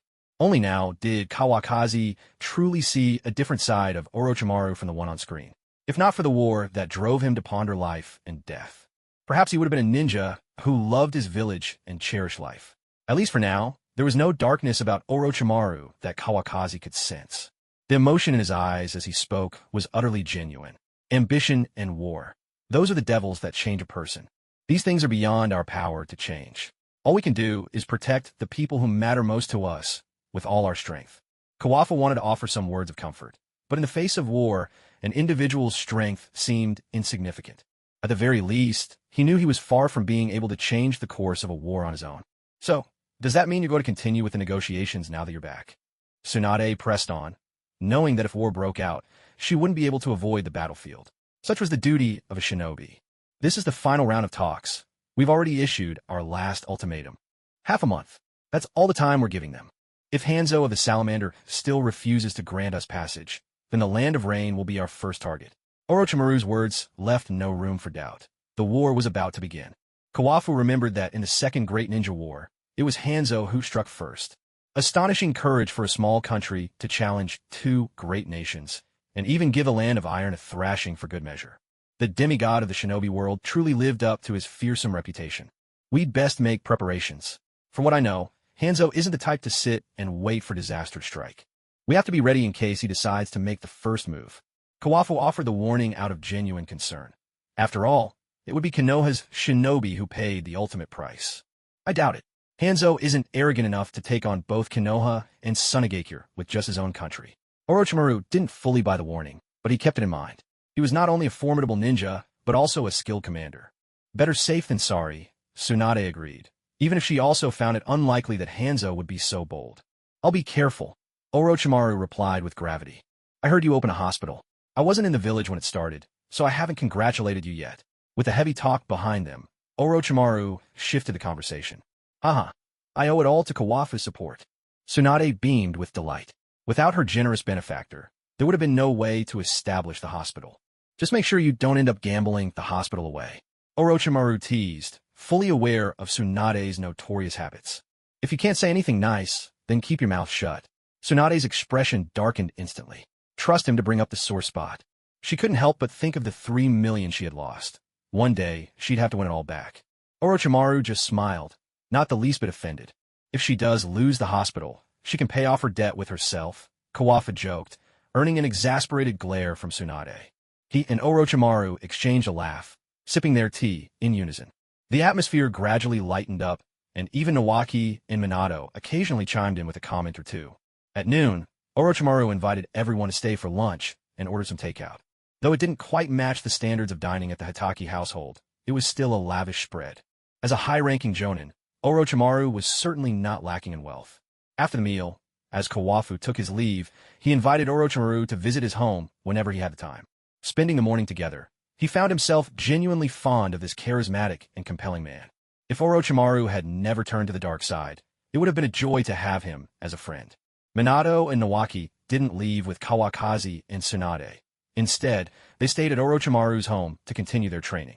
In the days that followed, Kawakaki went out of his way to secure a spot for Might Do Wei in the Chunin exams. With Kawakazi's personal recommendation and a little money to grease the wheels, not to mention Dewey's own abilities, his promotion was practically guaranteed. Dewey was more than qualified for Chunin, but when it came to the Jonin assessment, his mission record and overall skills simply didn't measure up. Even so, when Dewey passed the Chunin exams and received his ninja vest, he was overcome with emotion, tears streaming down his face. He felt his youthful passion hadn't been wasted, and decided to visit the Hitaki family to thank Kawakaki in person, even though they'd only met once. As for Minato, he hadn't forgotten the assignment his teacher had given him, even while training at Orochimaru's house. The concept of the Rasengan had even piqued Orochimaru's interest, and the two, one older, one younger, launched into their intense and exhilarating research. Meanwhile, Nawaki seemed to fade in the background, almost like an outsider. One day, Kawakaki was enjoying a peaceful moment in the dojo, savoring a cup of tea. Unfortunately, Tsunade was busy at the hospital again. The Uchiha really did have poor aptitude. It had been days, and they still hadn't mastered basic medical ninjutsu. Kawakaki nursed a quiet resentment at not being able to spend time alone with Tsunade. At least with Minato and Nawaki at Orochimaru's house, he wouldn't have to use them as a convenient outlet for his frustrations. Otherwise, he'd end up justifying it with a cheerful, "It's all for your own good." His thoughts began to drift. The shadow of war never seemed to touch Kawakaki. He was an optimist at heart. Just then, Naishue arrived with the demon hound at her side. Sukumo was still hard at work training, hoping that one day he'd make a breakthrough and put that troublemaker Kawakaki in his place. Sister-in-law, Kawakaki, greeted her warmly, pouring a cup of tea for Naishue. But mischief glinted in his eyes as his hand reached out for the demon hound, eager to give it a good rub and chase away his worries. The hound, however, had long since learned its lesson. The moment Kawakaki's hand left the teapot, it darted away with a wary look. From a safe distance, it shot Kawakaki a glance full of disdain, as if to say, "You really think I'm that easy to mess with, you little rascal?" Kawakaki couldn't let that slide. The moment he stood up, the hound took off like it had seen a ghost, vanishing before he could blink. "What are you doing, picking a fight with the hound?" Naishue watched Kawakaki's frustrated expression, secretly amused. "That mutt. Just wait till I get my hands on it." Kawakaki sat back down, still grumbling as he sipped his tea. "Oh," Naishue began, but suddenly she doubled over, gagging. "Sister-in-law, are you feeling all right?" Kawakaki was at a loss, unable to comfort her except by asking. "I'm not sure. I just keep gagging for no reason today. Maybe I ate something bad," Naishue managed, recovering after a moment. She reached for her tea, but Kawakaki quickly snatched it away. "What's wrong?" she asked. Naishue suspected that someone had drugged her tea, so she glanced around warily. "This tea tastes terrible. I'll have my big brother take you to the hospital for a checkup. You might be pregnant." Chuanfeng knew that tea wasn't good for pregnant women, so he quickly took her cup away. He had every reason to believe Naishue was pregnant. After all, next year would be the 37th year of the Hidden Leaf, the year Kakashi was born. The timing lined up perfectly. "Now that you mention it, that might be possible." Naishue's voice dropped a little, her cheeks flushing slightly. Recently, Shuan Mao had indeed been rather diligent in the fields, so to speak. "Big brother, I think our sister-in-law might be pregnant. Take her to our family's hospital for a checkup." Chuanfeng shouted to Shuan Mao in the distance. No sooner had the words left his mouth than Shuan Mao appeared at his side, short sword still in hand. Goodness, anyone who didn't know better would think he was planning to chop Chuanfeng down. He'd even forgotten to put his sword away. "Is it true? Take her over. I'll be there in a moment." Only then did Shuan Mao remember to sheath his blade. He'd long known that Chuanfeng had a Flying Thunder God mark at the hospital. Speaking of which, after training with the Flying Thunder God technique for so long, he'd made some progress, but his chakra reserves were nowhere near enough for long-distance travel with a passenger. He couldn't help but wonder, how did his younger brother have so much chakra? Were they really born of the same parents? "All right, I'll take her there first." Chuanfeng didn't argue. He had even more important things on his mind that needed precaution. He placed a hand on Naishue's shoulder, and, in the blink of an eye, they appeared beneath the big tree outside the hospital entrance. Their sudden arrival startled nearby patients and their families. As Chuanfeng escorted Naishue into the hospital, The staff, well acquainted with their generous patron, recognized him instantly. Many greeted him warmly along the way. Chuanfeng responded with patient nods and polite smiles. They made their way to the classroom where Tsunade was teaching. Through the window, they could see Tsunade writing medical notes on the blackboard. Below her, a group of rather clueless Uchiha sat, listening intently. Healing the sick is a solemn responsibility. Even a moment's carelessness can cost a life. That's why Tsunade, while teaching, wore a stern expression and showed no mercy scolding her students. Chuanfeng, the incorrigible rogue, couldn't help but be reminded of certain risque Japanese films. Before long, Shuo Mao arrived to join the two of them. Why didn't you get your sister-in-law checked already? Tsunade's the best there is. We'll wait for her. Chuanfeng replied self-assuredly, making Shuo Mao want to strangle him. For a simple pregnancy check, did he really have to wait for Tsunade?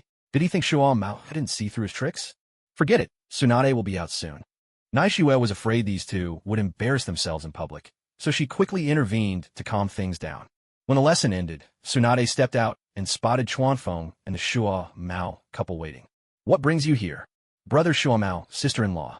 Tsunade's face lit up with a welcoming smile. My sister-in-law might be pregnant. We'd like you to check. She trusts your medical skills above all. Kawafa managed to coax Tsunade into a good mood, while Sukumo could only roll his eyes beside Naishue. It's not as great as you make it sound, just a routine checkup. Come on, sister-in-law, follow me. Tsunade replied modestly, then took Naishue by the hand and led her to the examination room. That left the two eccentric brothers staring each other down, clearly with Sukumo still fuming. Relax. Getting worked up isn't good for the baby, Kawafa said, forcing a sheepish smile as he tried to comfort his older brother. Sukumo was stunned by this. The baby isn't in my belly, so why can't I get angry? And then, the two brothers started scuffling right there in the hospital. By the time Tsunade and Naishue finished and came out, the two troublemakers finally dusted themselves off and pretended nothing had happened. So, is she pregnant? Sukumo asked, his face full of anticipation. Congratulations, you're going to be a father, Tsunade announced. And Sukumo was instantly overjoyed. He swept Naishue up and spun her around in circles, unable to contain his excitement. His efforts had finally paid off. If you keep this up, I'm really going to worry about our child's future, Naishue teased, her face radiant with happiness as she gently poked fun at her husband. No problem. As long as he doesn't make me call him Big Brother in the future, I promise I won't beat him up, Sukumo replied readily. You should know who's beating up whom, Kawafa shot back, only to be pulled away by Tsunade. These two brothers were definitely a little off in the head. Say that again. Sukumo had just let go of Naishue, but was immediately grabbed by the hand. If it weren't for these two women, another all-out brawl between the brothers would have broken out. Tsunade dragged Kawafu to her office, the director's suite, which was lavishly decorated thanks to her wealthy benefactors. They both sat down on the sofa, and Kawafu didn't forget the other question he had to ask. Can someone die from a difficult childbirth? Yes, it's possible, Tsunade replied.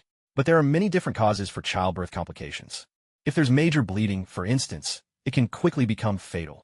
Tsunade wasn't sure why Kawafu was suddenly asking about this, but she patiently explained anyway.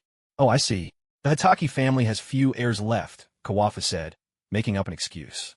In the original story, Kakashi's mother died young, and he suspected it was likely due to childbirth complications or perhaps war. With the childbirth issue addressed, he figured either he or his brother would be there on the battlefield, so there was no need to worry. Don't worry. If the time comes, I'll handle it myself. And if I'm not available, I'll arrange for the best medical ninja to be there. Even if a C-section is needed, I'll make sure both your sister-in-law and the baby are safe, Tsunade promised. She didn't question him. Although the brothers were a bit eccentric, their bond ran deep. That's a relief. So, when are you going to give me a baby? Kawafa switched back to his playful self now that the serious talk was over. He scooted closer to Tsunade and, with a swift motion, wrapped his arm around her waist. Let go. We're in a hospital. If someone sees us, it won't look good. Tsunade's faint struggle and her unconvincing excuse did nothing to stop Chuanfeng's actions. Later. With no other way out, Tsunade could only stall with vague promises. When exactly is later, Chuanfeng leaned in so close that his head nearly brushed against Tsunade's ear, and he lightly traced her earlobe. Tsunade's cheeks flushed deep red at once. Just as Chuanfeng was about to push his luck further, the office door swung open. I didn't see a thing. It was Naishue's voice. Then the door slammed shut with a heavy thud. What's going on? Shuo Mao, still clueless, moved to open the door again, but Naishue quickly swatted his hand away. Meanwhile, in the office, Tsunade had already wriggled free from Chuanfeng's arms. I told you it'd be bad if someone saw us, but you wouldn't listen. As she spoke, she gave Chuanfeng a couple of playful taps, though anyone watching would think she was simply being coy. It's fine. It's not like they're strangers. Chuanfeng was unfazed. After all, it was just his sister-in-law. No big deal.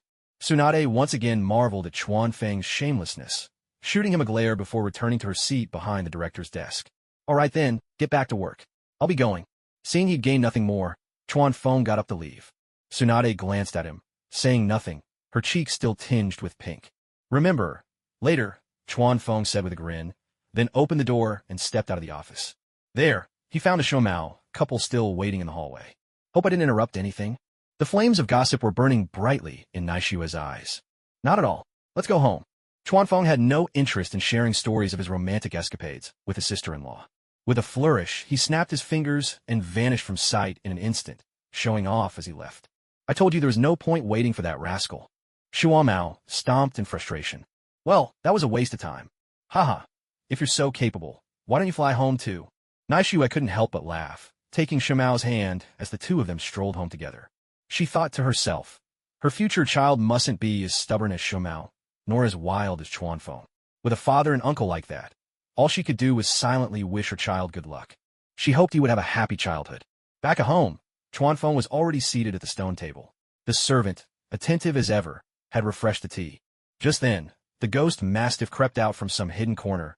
Looking uneasy, it hadn't picked up Naishiwa's scent at home and felt insecure. And you still dare show your face in front of me? Chuanfeng, still frustrated from being interrupted with Tsunade, saw the perfect target to vent his annoyance. A heaven-sent opportunity. By the time the ghost mastiff realized its mistake, it was too late. With its master away, its fate was sealed. Chuanfeng snatched it up with a flying thunder god technique, hoisting it as easily as one might grab a cat. Weren't you acting all high and mighty before? Let's see you try that again. Chuanfeng lifted the ghost mastiff up to his own height, staring straight into its canine eyes. The ghost mastiff's gaze darted everywhere, unable to meet his. Today I'm in good mood, so I'll let you off, Chuanfeng said. I'm about to become an uncle. Next year, you have to pick out the strongest pup for my nephew. Got it. He hoisted the ghost mastiff even closer to himself. The dog nodded its massive head frantically, as if to say, breeding? No problem, I can do that. The ghost mastiff would much rather suffer the ordeal of breeding than be held by Chuanfeng by the scruff of fate. Now that's more like it. Huh. He tossed the ghost mastiff aside, letting out a laugh that sounded downright sinister. What are you laughing about? That's awful, someone called out. This guy named Mito is here to see you. Shumao had just stepped through the door, ears assaulted by that dreadful laughter, and wasted no time in mocking him. Lord Chuanfeng, I'm a Chunin now. Mito was truly grateful for Chuanfeng's help and loyalty. It was just a small favor. Come, have a seat, Chuanfeng replied, ignoring his brother's impotent rage. If he had the guts, he could try picking a fight. At that moment, the ghost mastiff saw its master and let out a plaintive howl, dashing over for comfort, wanting to be hugged. But Shuamao raised a hand, blocking it. Pregnant women couldn't take an impact like that. The ghost mastiff slumped its front paws on Shumao's arm, looking so wrong that tears welled in its eyes. Seeing this, Naishiwa felt a stab of pity and gently patted its head in comfort. The four of them took seats around the stone table, and even Shuamao was curious what business this rather odd-looking Chunin had with Chuanfeng. Meanwhile, the ghost mastiff found itself a corner to nurse its wounded pride. Its heart ached for Konoha 36. Chuanfeng poured tea for everyone, and Mito was the first to speak. My wife found out she's pregnant today. Now that I'm a Chunin, I could take on higher-level missions, he said. I'll be able to earn more to support my family, so I had to thank you in person to show my gratitude. Chuanfeng thought to himself, Kaiser Guy really is destined to be Kakashi's lifelong rival. Even their mothers found out they were pregnant on the same day. Shumao still didn't understand what Dewey's promotion to Chunin had to do with Chuanfeng, but now wasn't the time to ask. He sipped his tea in silence, while Naishiwa drank her milk, deciding it was never too early to start getting proper nutrition. Congratulations. I was actually going to ask about your Jonin qualifications, but your mission completion rate and overall skills aren't quite there yet, Chuanfeng said. But once you've gained enough experience, I'm sure Jonin will be well within your reach. By then, your child will be proud to have you as a father. Chuanfeng's words nearly moved Dewey to tears. He truly felt he had met a benefactor sent by fate. I'll do my best. The flames of youth will never yield. Dewey's eyes shimmered with tears, and his dazzling smile left the Hitaki family momentarily blinded. This guy has Jonin-level skills. Shumao shot Chuanfeng a questioning look, No matter how he looked at it, Due just didn't seem like a formidable ninja. Ignoring his older brother's pointed look, Chuan Feng hatched a plan. If you're so curious, then I'll just let you try for yourself. Dai, I heard you're master of some powerful taijutsu techniques. My brother here has delved quite deeply into taijutsu as well. Would you be willing to spar with him? Chuan Feng slyly nudged Shuo Mao forward, even though he himself was the one eager to witness the legendary 8 gates. Shuo Mao was just about to speak. After all, a jonin bullying a chunin hardly seemed sporting. Of course, Dai replied. Please. There was no way Dai would pass up the chance to challenge a powerful opponent. He stood, bowed politely to Shuo Mao, then with a burst of speed, shot straight to the center of the training hall. He left behind a deep footprint, half his foot sunk into the ground, which finally piqued Shuo Mao's interest. The clash between these two training fanatics was about to begin. To show my respect, I'll remove my weights, Dai said, flashing a wide grin at Shuo Mao across the room. He unfastened the weights from his wrists with unhurried movements. When they dropped to the floor from waist height, the ground groaned beneath them, sinking several inches under the impact. Shuo Mao's eyes narrowed. This chunin possessed staggering strength. Once he'd shed all the weights, Dai bounced on his feet, visibly lighter and more relaxed. He placed one hand behind his back, assuming a ready stance. Shuo Mao, now solemn, drew his short blade from behind him. He realized he might have underestimated this chunin. Meanwhile, Chuan Feng and Naishue munched on sunflower seeds from the sidelines. Who do you think will win? Asked Naishue, utterly unconcerned. She knew Chuan Feng wouldn't set up her brother with ill intent. I have no idea, but it's bound to be exciting, Chuan Feng replied, grabbing another handful of seeds, his eyes never leaving the arena. Shuo Mao refrained from using the Flying Thunder God technique. It consumed too much chakra, and he couldn't sustain it for long. Besides, he didn't believe Dai would force him to resort to such a trump card. A gleaming white chakra light burst forth from his short blade as Shuo Mao made his move. Dai narrowed his eyes, lifting his right hand just in time to parry Shuo Mao's wrist, then sprang back to widen the distance between them. Not bad speed. Let's see how you dodge next time, Shuo Mao remarked, his probing strike yielding results. In terms of speed, Dai was still a step behind. Gate of Life, open, Dai bellowed, his face flushing red as blood rushed in, and a green aura of energy began to radiate from his body. The third gate of the 8 gates, still the last safe zone. Burn bright, youth, Dai shouted as he launched himself at Shuo Mao, switching to the offensive. His afterimages flickered across the arena, streaks of green energy appearing and vanishing in rapid succession. He looks pretty strong, Naishue observed. Of course, when he opens all the gates, he can unleash power surpassing even Kaga level, Chuan Feng replied, the two of them still chatting as they watched. Shuo Mao withstood every punch and kick, but in terms of sheer strength, he was outmatched. Dai landed a solid kick, sending Shuo Mao flying. In a blink, Dai reappeared behind him, ready to chain his moves into a seamless combo. But Shuo Mao anticipated the maneuver. Before Dai's bandages could wrap around him, Shuo Mao's figure had vanished. He had used the Flying Thunder God technique after all. Dai was a little stunned. Shuo Mao had vanished without the slightest warning. Such a big guy just gone. You're strong, a worthy opponent. But that's still not enough. Shuo Mao's voice came from behind Dai. Using Flying Thunder God in the training hall gave him a huge advantage. Before Dai could even react, Shuo Mao's kicks sent him flying. Shuo Mao had abandoned his blade. After being suppressed by Kawakaki for so long, he needed to let off some steam. He actually wanted to rely on his fists and feet to pummel Dai.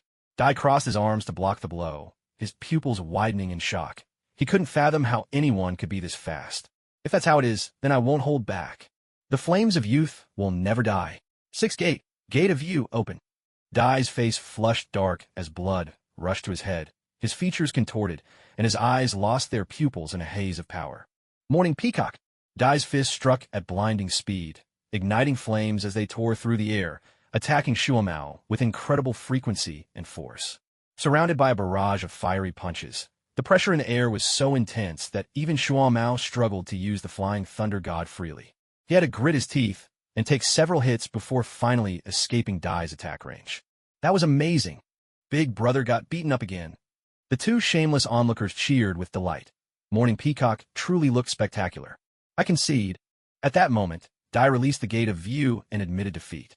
Shuo Mao, who had drawn his blade and rushed halfway forward, came to an abrupt halt. He was so frustrated he could almost cough up blood. Had he just taken a beating for nothing? You haven't lost yet. If this weren't a friendly match, I'd be dead by now. Dai was clear-sighted, if Shumao hadn't switched from his blade to his feet, Dai would already have been decapitated. Shumao could only sheath his short blade with a resentful sigh, a gloomy look on his face. Where did this monster come from? And to think he's just a chunin. He still didn't know that, if not for Kawakaki, Dai would have spent his life as a lowly genin. If he hadn't died fighting the 7 ninja swordsmen, perhaps no one would ever have known Might Dai's true strength. Yet after opening the 6th gate, Dai's complexion remained unchanged, a sign that his body was already toughened to resist the side effects of opening 6 gates. He wasn't like young Lee, who almost crippled himself after opening the Gate of Limit. Strapping his weights back on, Dai returned to sit at the stone table. Now, there was no trace of contempt in Shumao's gaze. The 2 onlookers straightened up as well, obediently behaving themselves, not daring to tease Shumao further. Dai, what is that technique? I call it the 8 gates release formation, but for now I can only open the 6th gate. Dai answered Shumao's question honestly. If you open the 8th gate, can you really gain power beyond even the Kage level? Naishue still remembered Kawakazi's words.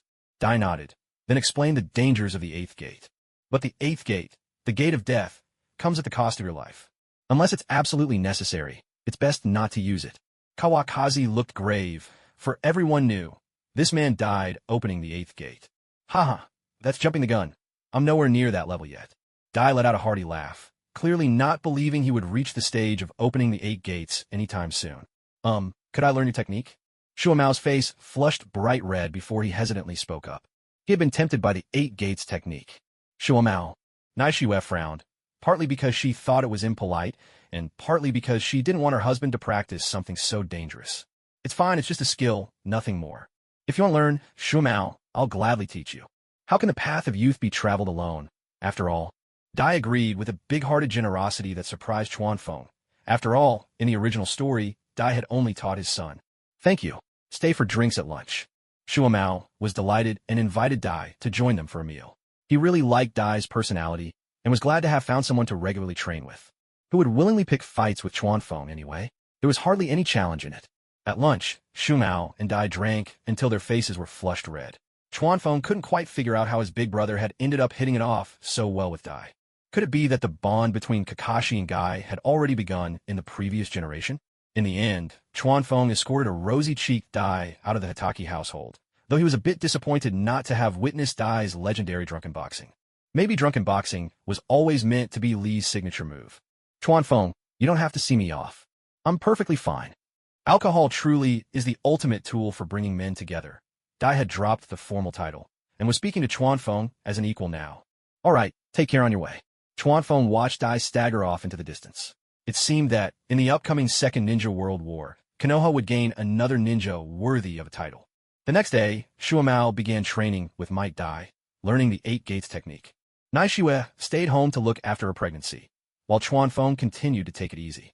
Minato, on the other hand, was completely absorbed in developing the Rasengan, but he still hadn't made much progress. Even Orochimaru was starting to suspect that Chuanfeng had suggested it just to play a prank on the kid.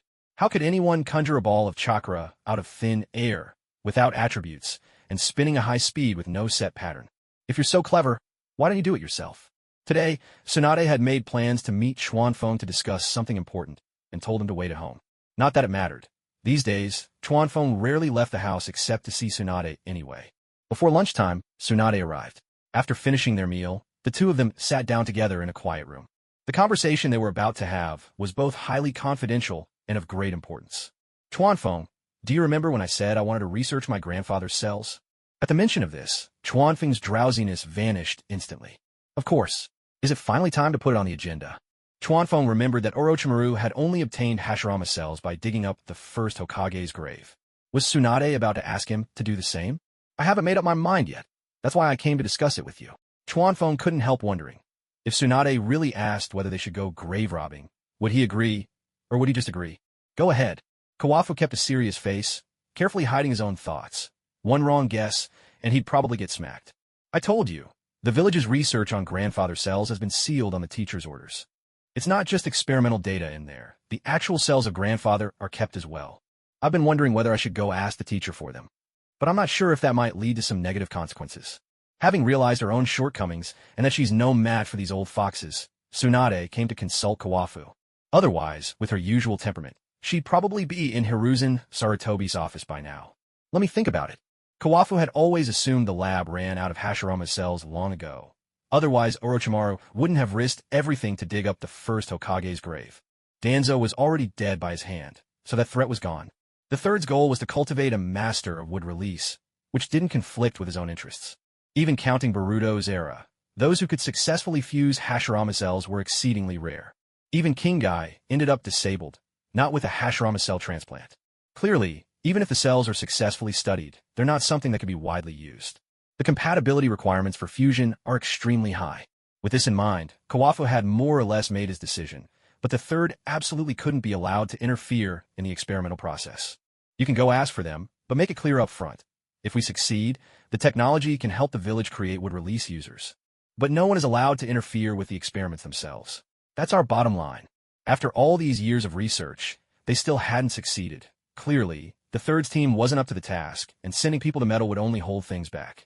All right, I feel much better now. I'll go talk to the teacher. The equipment for the underground research lab at the hospital was ready. Tsunade could no longer hold back her eagerness to start the Hashirama cell project. Don't be in such a rush. You're already here, aren't you? As Tsunade hurried past, Kawafu reached out and caught her hand. With a firm tug, Tsunade fell straight into his arms. What are you doing? Someone might see us. Tsunade pressed both hands to Kawafu's chest, her voice flustered and shy. There's no one here. I asked the butler to keep watch outside. Kawafu had planned everything in advance. Tsunade had nothing to say to that. This shameless man even arranged for someone to stand guard. Kiss me, and I'll let you go. Kawafu tilted his face closer to Tsunade. No way. Tsunade turned her head, refusing him. No means yes. Kawafu turned her face toward him and pressed his lips to her blushing cheek. MMPH. Tsunade's small fists pounded against Kawafu's shoulders, but they didn't do any real damage.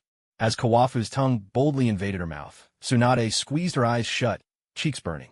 You're always taking advantage of me. Tsunade stood up, grumbling, but at that moment, her allure to Kawafu only grew even stronger. Her hair fell loosely around her shoulders, her cheeks flushed, and her voice tinged with shyness. All of it struck a chord deep in Chuanfeng's heart. He didn't say a word. Instead, he opened his arms and lunged to hug Tsunade's legs. Sensing something was amiss, Tsunade realized he was clearly getting carried away and quickly darted out of his reach. I told you. Later means later. Chuanfeng's arms closed on empty air. As Tsunade's words echoed in his ears, she had already vanished from sight. That little minx. Regaining his composure, Chuanfeng lazily sat cross-legged and poured himself a cup of tea. No matter how many tricks you play, one day you'll have to give me a child. Muttering to himself, he raised the cup and downed the tea in a single gulp. After a while, he also left the meditation room. He simply couldn't stand being alone in such a quiet place. He made his way to the training hall, where Naishiue was basking in the sun, and Sukumo had gone off to find Dai again. Those two training fanatics were a perfect match for each other. In high spirits, Chuanfeng even slowed down his usual rough pace as he stroked the ghost mastiff. The mastiff lifted its head in pleasure, luxuriating in Chuanfeng's gentle scratching beneath its chin. Who would have thought this fearsome man could give such a good massage? Apparently, all those times before, he'd only been tormenting the poor beast. At that moment, Tsunade had already arrived at the Hokage Tower and was knocking on the office door. Come in. The third's voice called from inside. Tsunade entered to find only her teacher there, just as she'd hoped, making it convenient to talk. Sensei. What brings you here? You're not one to come to the Hokage's office without a reason. The third Hokage smiled as he took the pipe from his mouth. Sensei, I'd like to ask you for something. And what's that? The third still wore a smile. So long as it wasn't something outrageous, he was always inclined to agree to Tsunade's requests. My grandfather's cells and the sealed research data. Tsunade was as direct as ever. What are you planning? Only now did the third's face grow serious, his brow furrowing. He remembered all too well how many people had lost their lives in Konoha because of that experiment. I want to restart the project. No, absolutely not. Go back. The third refused without hesitation.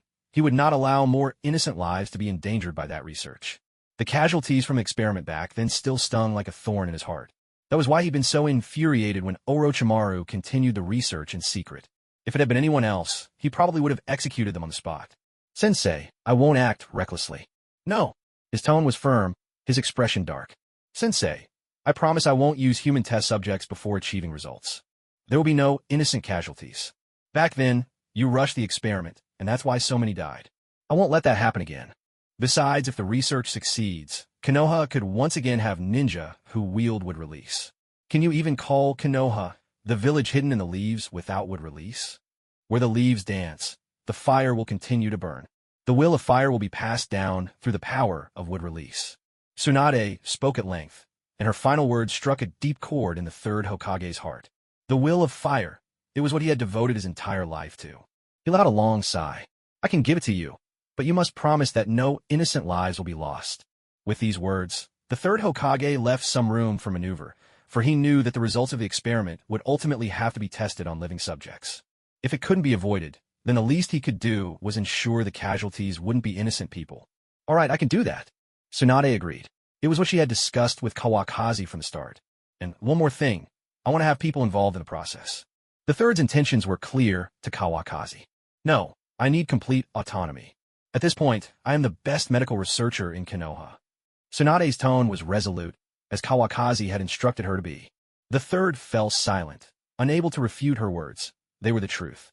Very well, I'll take you to retrieve it. Since he had already agreed, the third was willing to trust Tsunade.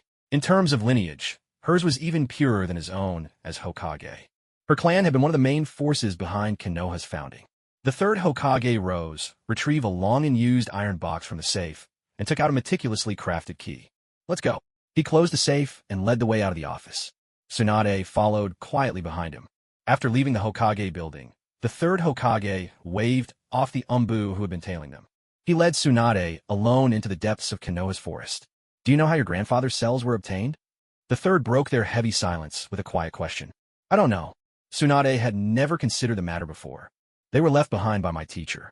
He believed that the first Hokage's cells held unimaginable strategic value for Konoha. The third revealed this secret. If it was him, it's not surprising. Tsunade was not shocked. She knew her granduncle was a man who valued gains over sentiment, possessing immense wisdom and an unshakably cool head. It's a pity my teacher passed away early before he could finish this experiment. Afterward, Konoha lacked top-tier fighting power. In my haste, I made a grave mistake. Do you understand what I'm telling you? The third's gaze was piercing as he looked into Tsunade's eyes. I understand, sensei. I won't repeat your mistakes. Tsunade did not offer him any comforting lies. A mistake was a mistake. That's good. A wry, self-deprecating smile appeared on the third's face as he continued onward. They walked far and went even deeper until they stood before a great mountain. The third approached and found a hidden panel. He opened the entrance to a cave. To avoid detection by enemy nations, this cave was personally constructed by the teacher himself, along with a trusted team. The third Hokage led Tsunade through the dim mountain passage, lighting lamps along the way. Everything here was completely self-sufficient. After all these years, the lights could still be lit. Her great-uncle truly was a genius. We're almost there. You brought the storage scroll, right? Tsunade nodded in response. They arrived before a massive iron door. The third Hokage took out a key and began to unlock it. The lock was old, and it took some effort before the mechanism finally gave way. After quite a while, the door creaked open. Inside, they found only aging laboratory equipment and scattered, insignificant documents. The third Hokage pressed forward, opening a hidden chamber deeper inside. This room held only a single cabinet, packed with meticulously organized files.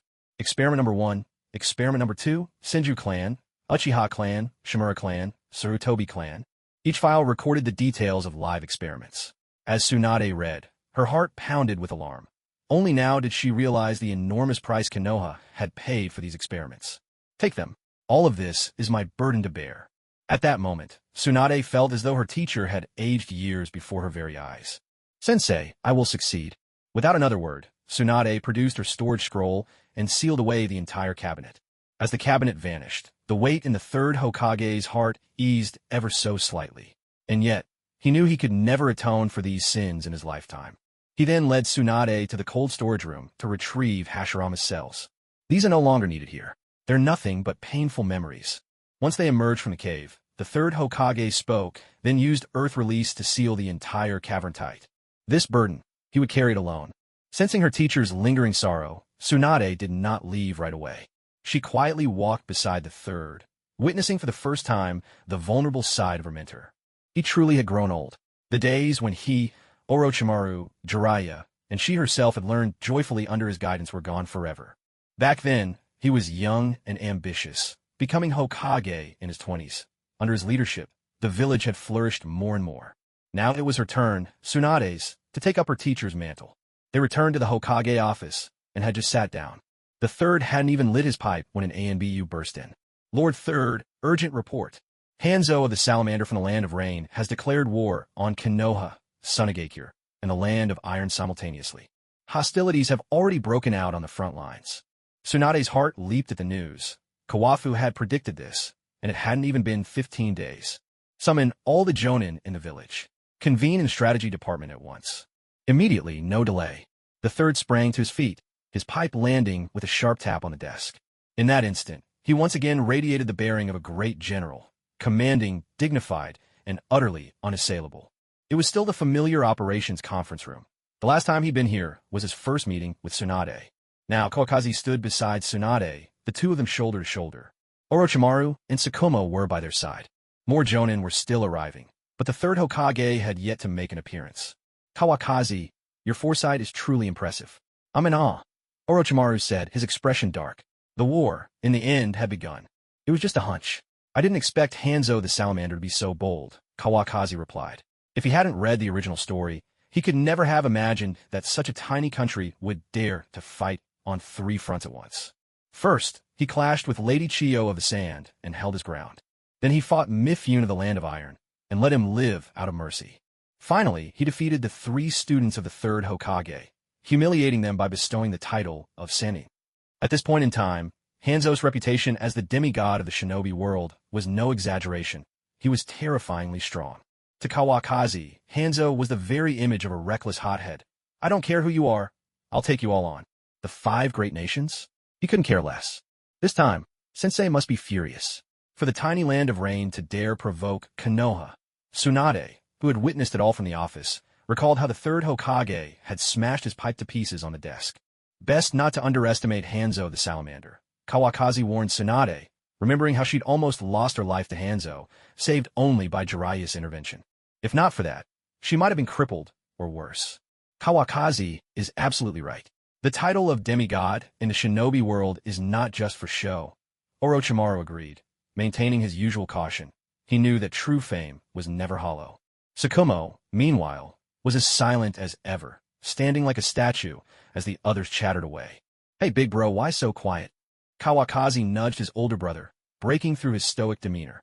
If the Land of Rain wants to fight, then let's fight, Sukumo replied tersely, his face calm and his eyes unwavering. You're pretty bold, aren't you? Kawakaki couldn't help but think of that phrase when he saw his brother's attitude. And with that, Sukumo finally showed a crack in his composure. You? The third is here, Kawakaki quickly straightened up, cutting off whatever Sukumo was about to say. That really got under his skin. Tsunade, watching the two of them, felt a headache coming on. How much more comfortable it was for her sister-in-law Naishue to be at home, resting.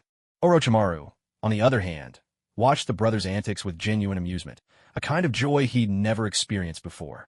The third Hokage entered the room, accompanied by Kohor Uchiha and Hamura Mitokado. At that moment, the conference room fell completely silent, a heavy tension settling over everyone. The third stood for a moment before speaking. The Land of Rain has declared war on Konoha. The war has already begun. There is only one matter for which I have gathered you all here today. We will show Hanzo the Salamander that the dignity of Konoha is not to be challenged. Orochimaru will lead the force. Tomorrow, we march on the Land of Rain. This battle allows only victory, not defeat. Do you understand? This was no longer a meeting. It had become a one-sided order from the third Hokage. With his final sentence, the third's voice rose sharply. It had to be said, the third Hokage commanded great respect among the ninja. The jonin in the room responded with a resounding shout. We vow to complete the mission, even at the cost of our lives. The passion in the air was palpable, and everyone was deeply stirred by the will of fire. Orochimaru, organize the lists of those who will go to the front and those who will stay behind. Hand them over to me in a bit. Yes, sensei. After Orochimaru replied, the third Hokage left with his 2 silent advisors. I'm going. Sukumo was already volunteering. Kawafu could only smile wryly and follow along. There was no stopping his hot-tempered big brother. Tsunade-chan, you'd better stay in the village for now. The war is just beginning. There shouldn't be any large-scale movements yet. When the time comes, we'll need you. Kawafu knew Tsunade had only just received Hashirama's cells and would need time to adjust. There was no need for her to rush to the battlefield, just because of him. Kawakaki, who knows? Maybe the war will be over before Tsunade even needs to fight. Orochimaru managed to lighten the tense atmosphere a bit. Let's hope so. Kawakaki smiled bitterly in response. He knew this war would not end quickly. It would drag on for years. All right, I'll listen to you. Tsunade's beautiful eyes sparkled. She looked at Kawakaki for a long moment before finally agreeing. I'll get to work then. With that, Orochimaru excused himself. He had a lot to do now. Luckily, it was only the Jonin roster. Otherwise, he'd never finish it all today. Kawakaki left with his brother and Tsunade. They were set to depart the next day and needed to go home to pack. I'll head to the hospital first. See you tonight. As they exited the Hokage building, Tsunade bid them farewell. All right, Kawakaki answered, watching Tsunade leave before walking home with Sukumo. Big brother, why are you in such a rush? Kawakaki couldn't understand. His sister-in-law was newly pregnant, so why was his brother so eager to head to the front? If we don't fight with everything we have, how can the next generation hope to live in peace? Sukumo's gaze grew deep and distant. Perhaps only in front of his younger brother would he reveal his true feelings. Everyone has their own beliefs, and he was no exception. Hearing this, Kawakaki finally understood why his brother would one day take his own life. His heart was filled with love for the village. When darkness fell and he was abandoned by the village, his spirit broke. But now Danzo was gone, and there was still him, and Naoyuki, and Kakashi yet to be born. That tragedy would never be repeated. Well, who would have thought? The silent type like you actually has such lofty ideals. Kawakaki deliberately teased him, trying to break the heavy mood. There's nothing I want to say to you. Shu Omao couldn't help but shoot his younger brother a sideways glance before striding ahead, quickly vanishing from Chuanfeng's sight. Chuanfeng shook his head with a smile. His big brother really couldn't take a joke. When he returned home, Shungshu and Minato had already come back from their training with Orochimaru and were practicing in the dojo. Shungshu, Minato, come here. Big brother sensei, what is it? They both set down their swords and jogged over. How has your training been lately? Ninjutsu development still hasn't made any progress. I'm afraid I've let you down, sensei. Minato looked a little embarrassed. Despite having combed through all the materials with Orochimaru these past days, he'd found no clues. Haha, don't worry. You're still young. There's plenty of time. Chuanfeng had already given up hope that Minato would make any breakthroughs right away. Expecting a 10-year-old to develop new ninjutsu was simply unrealistic. Sensei says what I lack now is real combat experience. I'm already at Chunin level. Shungshu sounded proud. Ever since meeting Chuanfeng, his skills had soared. Very good, very good. We've gone to war with the Land of Rain. Did you know that? The two youngsters shook their heads. The news hadn't spread to them yet. I'm heading to the front lines tomorrow. I plan to take both of you with me. A shinobi who's never seen blood can't truly call themselves a shinobi. Chuanfeng's face turned serious. After all, the battlefield was no place for games. He knew he couldn't guarantee he'd be able to protect the two of them every moment. All right, the two answered in unison, their youthful blood already starting to boil. He just wondered if they'd still be able to smile after witnessing the horrors of war. That's all. Pack up tonight and leave with me early tomorrow. Shungshu, stay for dinner tonight. Your sister's coming over. With that, Chuanfeng got up and left, while the two boys remained caught up in their excitement, chattering away. After Chuanfeng left, they couldn't stop talking. Meanwhile, Tsunade arrived at the hospital and made her way alone to the underground laboratory. She took the research materials and Hashirama cells out from her storage scroll. At this stage, there was no one trustworthy enough to be her assistant, so she had to do everything herself for now. She sorted the documents meticulously and returned the Hashirama cells to the cold storage. After organizing the mountain of papers, she left the hospital, just about time for dinner. Tsunade headed toward the Hitaki household. The dining table was already laden with all sorts of delicious dishes, a truly lavish spread. Thinking about how food like this would be a rare luxury on the battlefield, Chuanfeng felt he could have eaten a whole second feast. Once Tsunade arrived, the banquet began. I plan to bring Shungshu with me tomorrow. Chuanfeng finally brought it up to Tsunade. Then I'll leave him in your care. Tsunade's face showed no change. Shungshu had long wanted to see the battlefield. Now the opportunity had simply arrived. And with Chuanfeng by his side, the danger was greatly reduced, so Tsunade saw no reason to object. Don't worry, as long as I'm here. Chuanfeng reached out and placed his hand over Tsunade's. By now, there was no longer any need for false pretenses. Roketree lowered his head, focused on eating his meat, pretending not to notice a thing. Minato, on the other hand, watched on with great interest, his mind filled with thoughts of a certain red-haired girl. He'd been so busy with his training lately that he'd neglected her. And for that, He could only blame Chuanfeng for dragging him into all this. If there's any news, you can have Lady Katsuyu pass it on to me. Tsunade had made Lady Katsuyu her personal messenger. All right, let's drink. Chuanfeng lifted his cup, and the three of them emptied their glasses in one go. Naishue, being pregnant, had already switched to milk. Good wine is always welcome. The mood gradually lightened, and the heaviness in the air began to dissipate. In the end, whether by accident or design, Tsunade drank a bit too much. Minato, a little bashful, left with rope tree and headed toward the Senja household. He said he wanted to say goodbye to Kushina and would return the next day. One youngster left, but a grown-up stayed behind. Chuanfeng had certainly come out ahead this time. Under Sukumo's amazed gaze, the still sober, Chuanfeng simply hoisted Tsunade onto his shoulder and carried her to her room. The words "disgrace to our clan" were caught in Sukumo's throat, but he never managed to say them aloud. He remembered how, before he and Naishue were married, even holding hands would make him blush. Truly, comparison is the thief of joy. Back in the room, Chuanfeng gently laid the drunken Tsunade onto the bed and took off her windbreaker. Even in her sleep, she was murmuring softly, "Come back safe." Chuanfeng found his mind empty of all thoughts, gazing at her delicate and innocent face. He gave her a gentle kiss on the forehead, then laid down beside her. Wrapped in her soft embrace, he drifted off to sleep. Meanwhile, at the Senja house, Minato was busy coaxing an angry Kushina. He firmly shifted the blame onto Chuanfeng, never expecting that even the little son could be this sly. "Don't be angry. It was Sensei who asked me to develop new jutsu. I really didn't have any time.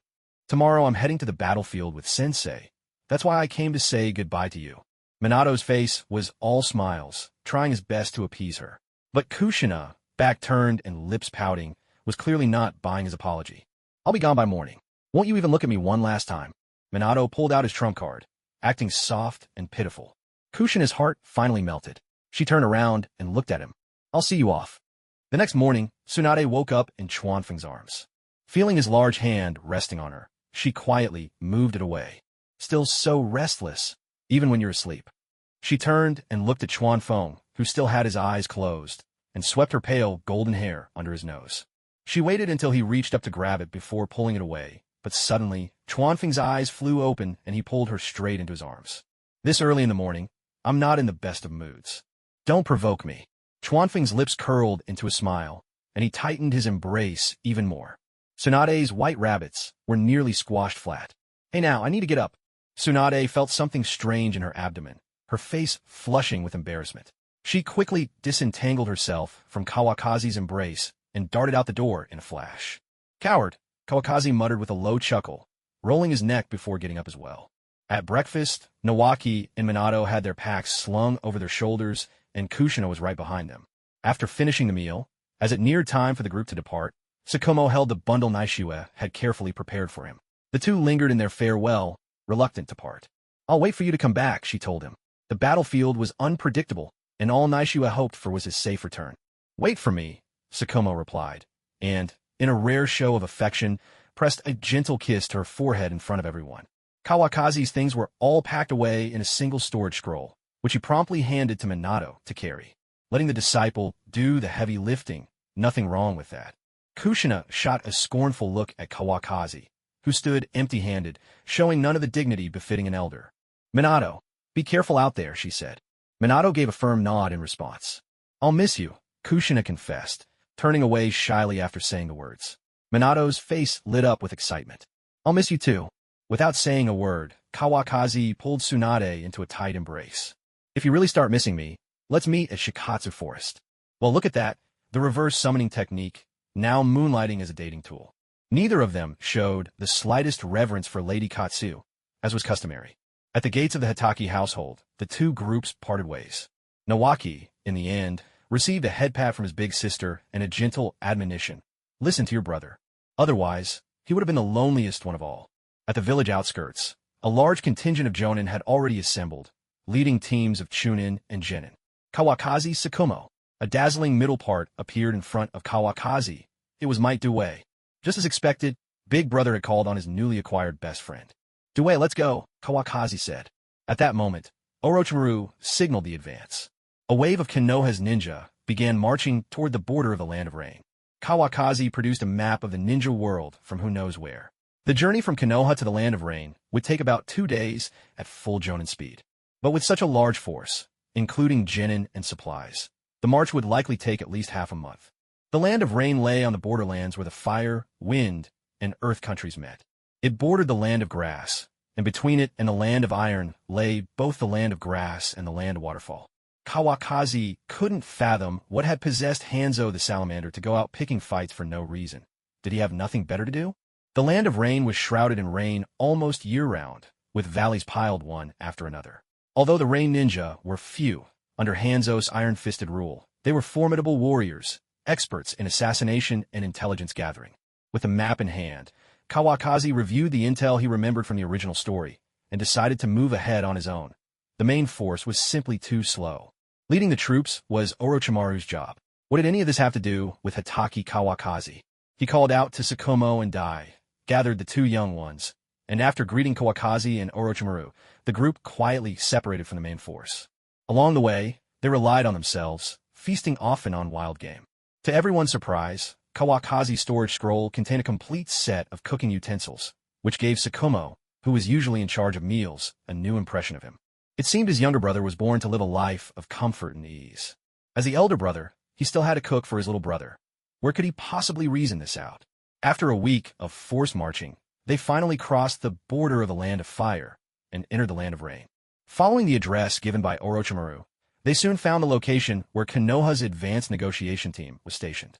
Kawakaki and Sukumo took the lead, both now wearing guarded expressions as they entered the Land of Rain.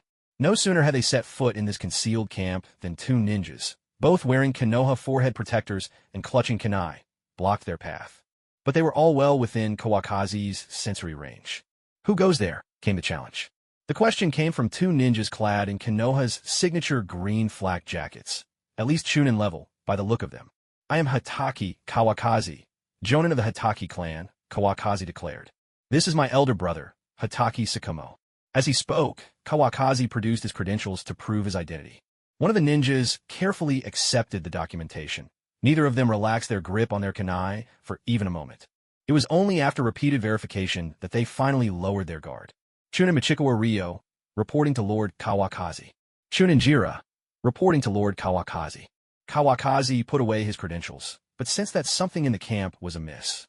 "Has something happened here?" he asked. Sukumo, frowning, looked around.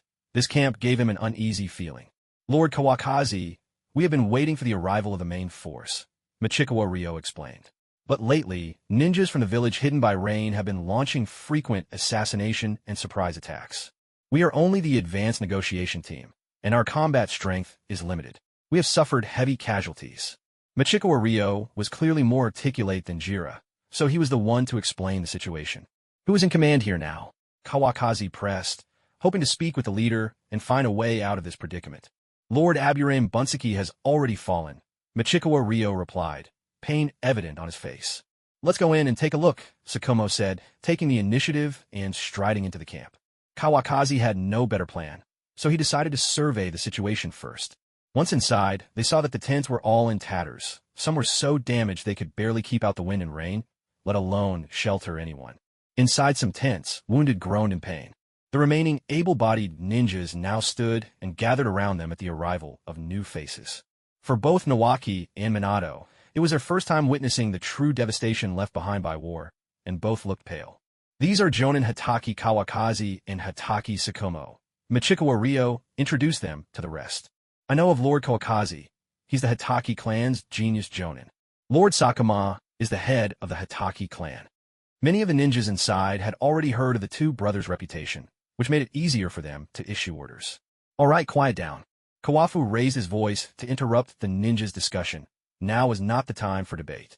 "The main force is still on the way. It'll probably take another week or so before they arrive. From now on, follow my commands. Any objections?" Kawafu's gaze swept over the assembled Chunin and Genin, his eyes sharp and commanding. No one dared meet his stare. "No objections." "Good. Are any of you skilled in earth release?" Kawafu first assigned the earth release specialist to build earthen shelters and arrange for the wounded to rest. He then set about replacing the camp's worn-out tents. Tasks were distributed according to each ninja's area of expertise. He also repositioned the sentry posts. Under his direction, their placements were vastly superior to before. After these adjustments, the camp finally began to show signs of life as pots were set boiling and meals prepared. It was a marked change from the previous gloom, where the ninjas had been listless and demoralized. Clearly, the assassinations and ambushes by the Reinin had left them shaken. But it was hard to blame them. Even the Aburame clan's jonin had been killed. What hope did these lower-ranked ninjas have? Kawafu himself received some extra care. The Earth-release ninjas thoughtfully built him a room of his own. It was plain, but far better than a tent. Inside, the 5 of them sat sharing a meal. The pot was filled with simple noodles, but by battlefield standards, this was a decent meal. Each had a small bowl, and the humble fare was savored with gusto. So what's the plan from here? Are we just going to wait? Sukumo broke the silence, seeking his brother's thoughts. Taking a beating without fighting back isn't my style. If the Reinin have the nerve to come, they'd better be ready to die here. If my guess is right, this is all just a smokescreen thrown by Hanzo the Salamander. With battles raging on 3 fronts, he doesn't have the resources to hold out everywhere at once. So he sent his men to assassinate and harass, buying time, then picking us off one by one. That's his real strategy. Sukumo frowned, turning over Kawafu's words. They made sense. He was an expert in assassination himself, but when it came to strategy, he was the first to admit he lagged behind his brother. Dai, ever carefree, paid no attention to the discussion. He was easily eating the most of anyone at the table. Given the demands of taijutsu training, Kawafu could understand his appetite, but it was a bit much to see him snatching food from the children. Shangshu and Minato looked on pitifully, unable to compete, their eyes pleading with Kawafu for another helping of noodles. They were still growing, and Kawafu didn't have the heart to refuse. He ladled in another generous portion. Dai's face lit up with delight. Kawafu simply averted his eyes and turned his attention back to his older brother. Right now, the Reinin's harassment means Hanzo's main target isn't us, the Leaf. I plan to take the initiative. At the very least, I want to make sure the Rein Ninja don't dare approach again before our main force arrives. Kawakaki stated his intentions, and Sukumo immediately volunteered, confident in his own skills. Leave it to me. I'll take care of those pesky rats. Big brother, you and Dai stay behind to guard the camp. I'll take Minato and Shoshu with me. They need a baptism by fire. Kawakaki was simply voicing what he truly felt inside. A small, elite squad of ninjas was perfect for the growth of the 2 youngsters. Large-scale battles, on the other hand, weren't much help. In fact, if luck ran out, even a jonin could fall to a genin. Isn't this a bit too risky? Sukumo thought Kawakaki's approach was a bit aggressive. There were gentler ways to train disciples. Don't worry, I've already placed my Flying Thunder God Seals on both of them. Kawakaki revealed his trump card. This was the source of his confidence in keeping the 2 young ones safe. If things turned south, he could instantly be there to save them. All right, then Dai and I will stay, Sukumo said, giving Dai a pat on the shoulder. Only then did Dai echo his agreement. Don't worry, Kawakaki, the camp's safe with us. Looking at the noodles dangling from Dai's mouth, Kawakaki thought to himself that if he hadn't read the original story, he wouldn't believe this guy could be so fierce, let alone have a son even stronger than him. Minato, Shoshu, do you have any objections? Kawakaki made the arrangements, then turned to ask the 2 young ones for their thoughts. I'm willing. The 2 boys were quite polite. At the very least, they finished eating before putting down their bowls. Eat up. Once you're full, come with me. Kawakaki set down his own bowl and stepped outside. He still had a few things to ask about. He found Makoa Ryo, who was resting in his tent. Kawakazi-sama. Sit. No need for formalities. I just have a few questions. Kawakaki smiled gently, taking a seat beside Makoa Ryo. Which direction do the Rain Ninja usually come from? Do they have any special abilities? Kawakaki had little memory of the Rain Ninja, so he could only try to glean some information from Makoa Ryo. Always from the north of the camp. Every time, it's that direction. As for special abilities, I haven't really noticed any. They're good at hiding their presence. Most of them use water-style jutsu. Combined with water clones on rainy days, they can be quite elusive, almost ghost-like. Makoa Ryo was only a chunin, but his summary of the intel was decent enough. Kawakaki didn't press him further. This information was enough to brief Minato and Shoshu. Otherwise, he looked clueless himself, and that wouldn't do his reputation any good. He patted Makoa Ryo's shoulder in thanks and left. Are you 2 ready? Kawakaki stood at the camp's entrance with Shoshu and Minato, his face set and serious. We're ready. The 2 boys answered in unison, each with a Han sword hanging at their waist. To them, Kawakaki's back seemed impossibly tall and imposing. He'd only just arrived, and he was already taking 2 rookies on such a thrilling mission. No wonder he's my teacher and older brother. Ready or not, it's too late now. Move out. Kawakaki slowed his pace, taking the lead just ahead of the 2 youngsters as they headed north of the camp. Although the rain had stopped, the forest was still heavy with moisture. The tree trunks were slick and treacherous underfoot. True to his careless nature, Shoshu nearly lost his footing. If not for Minato grabbing him in time, that would have been a nasty fall. How many times have I told you? Pay attention to the details. Don't let your focus wander when channeling chakra to your feet. If your stance is so shaky, what's the point in learning swordplay? All those horse stances you practiced would be for nothing. Kawakaki unleashed a barrage of criticism, his tone far harsher than during any training session at home. Shoshu, still just a child, couldn't help but feel a bit wronged. He mumbled, "I'll be more careful next time." Minato stood quietly to the side, not daring to interrupt. He'd never seen Kawakaki so irritable before. Back home, even when both of them got smacked around, Kawakaki would still be grinning. "Minato, good work. First, you need to get used to your surroundings. The air here is damp, and the terrain is nothing like Konoha. If you can't even pick up on that, you might as well turn back." The reason Kawakaki was being so hard on Shoshu was because he'd realized the kid was too oblivious, completely ignoring the environment around him. No wonder he ended up killed by an explosive tag. That death was anything but undeserved. If Shoshu didn't learn his lesson now, he'd never shake off this dangerous habit. Meanwhile, Minato, who would later distinguish himself in the Third Great War, was already miles ahead of Shoshu in this regard. Understood, big brother. Hearing Kawakazi's tone soften, Shoshu finally dared to answer with confidence. Kawakazi said nothing more and continued leading the way. "Shoshu, be careful. Sensei's right," Minato said quietly, starting to offer advice of his own. "This is a battlefield. People die here. Do you remember what happened to those wounded soldiers?" Shoshu's face turned pale, and he nodded heavily. "Don't worry. I know big brother means well." The two youngsters walked side by side, and just keeping up with Kawakazi took almost all their strength. As they left the camp behind, the forest grew damper and damper, the ground dotted with puddles of water. Kawakazi began to spot some hidden markings. He couldn't make out what they meant, but guessed they were signals unique to the Rain Ninja. He grew even more alert. With two kids in tow, any mishap would be a nightmare he couldn't bear. "Stay on guard. Watch your surroundings," Kawakazi warned the two. Shoshu and Minato became more cautious, but that only made them tire faster. Kawakazi noticed this, but sensed no chakra signatures nearby. He kept up the pace, pressing forward. After several more miles, Kawakazi began to sense a few unfamiliar chakras, faint but unmistakable. He wasn't a sensory-type ninja, which meant the opponent wasn't far away. "Be careful." Kawafu dodged a few kunai, and then a rain ninja wearing a gas mask appeared before the three of them. "Konoha ninja, you actually dare to show yourselves. Are you here seeking death?" This rain ninja's face was hidden, but his arrogant tone made Kawafu itch to teach him a lesson.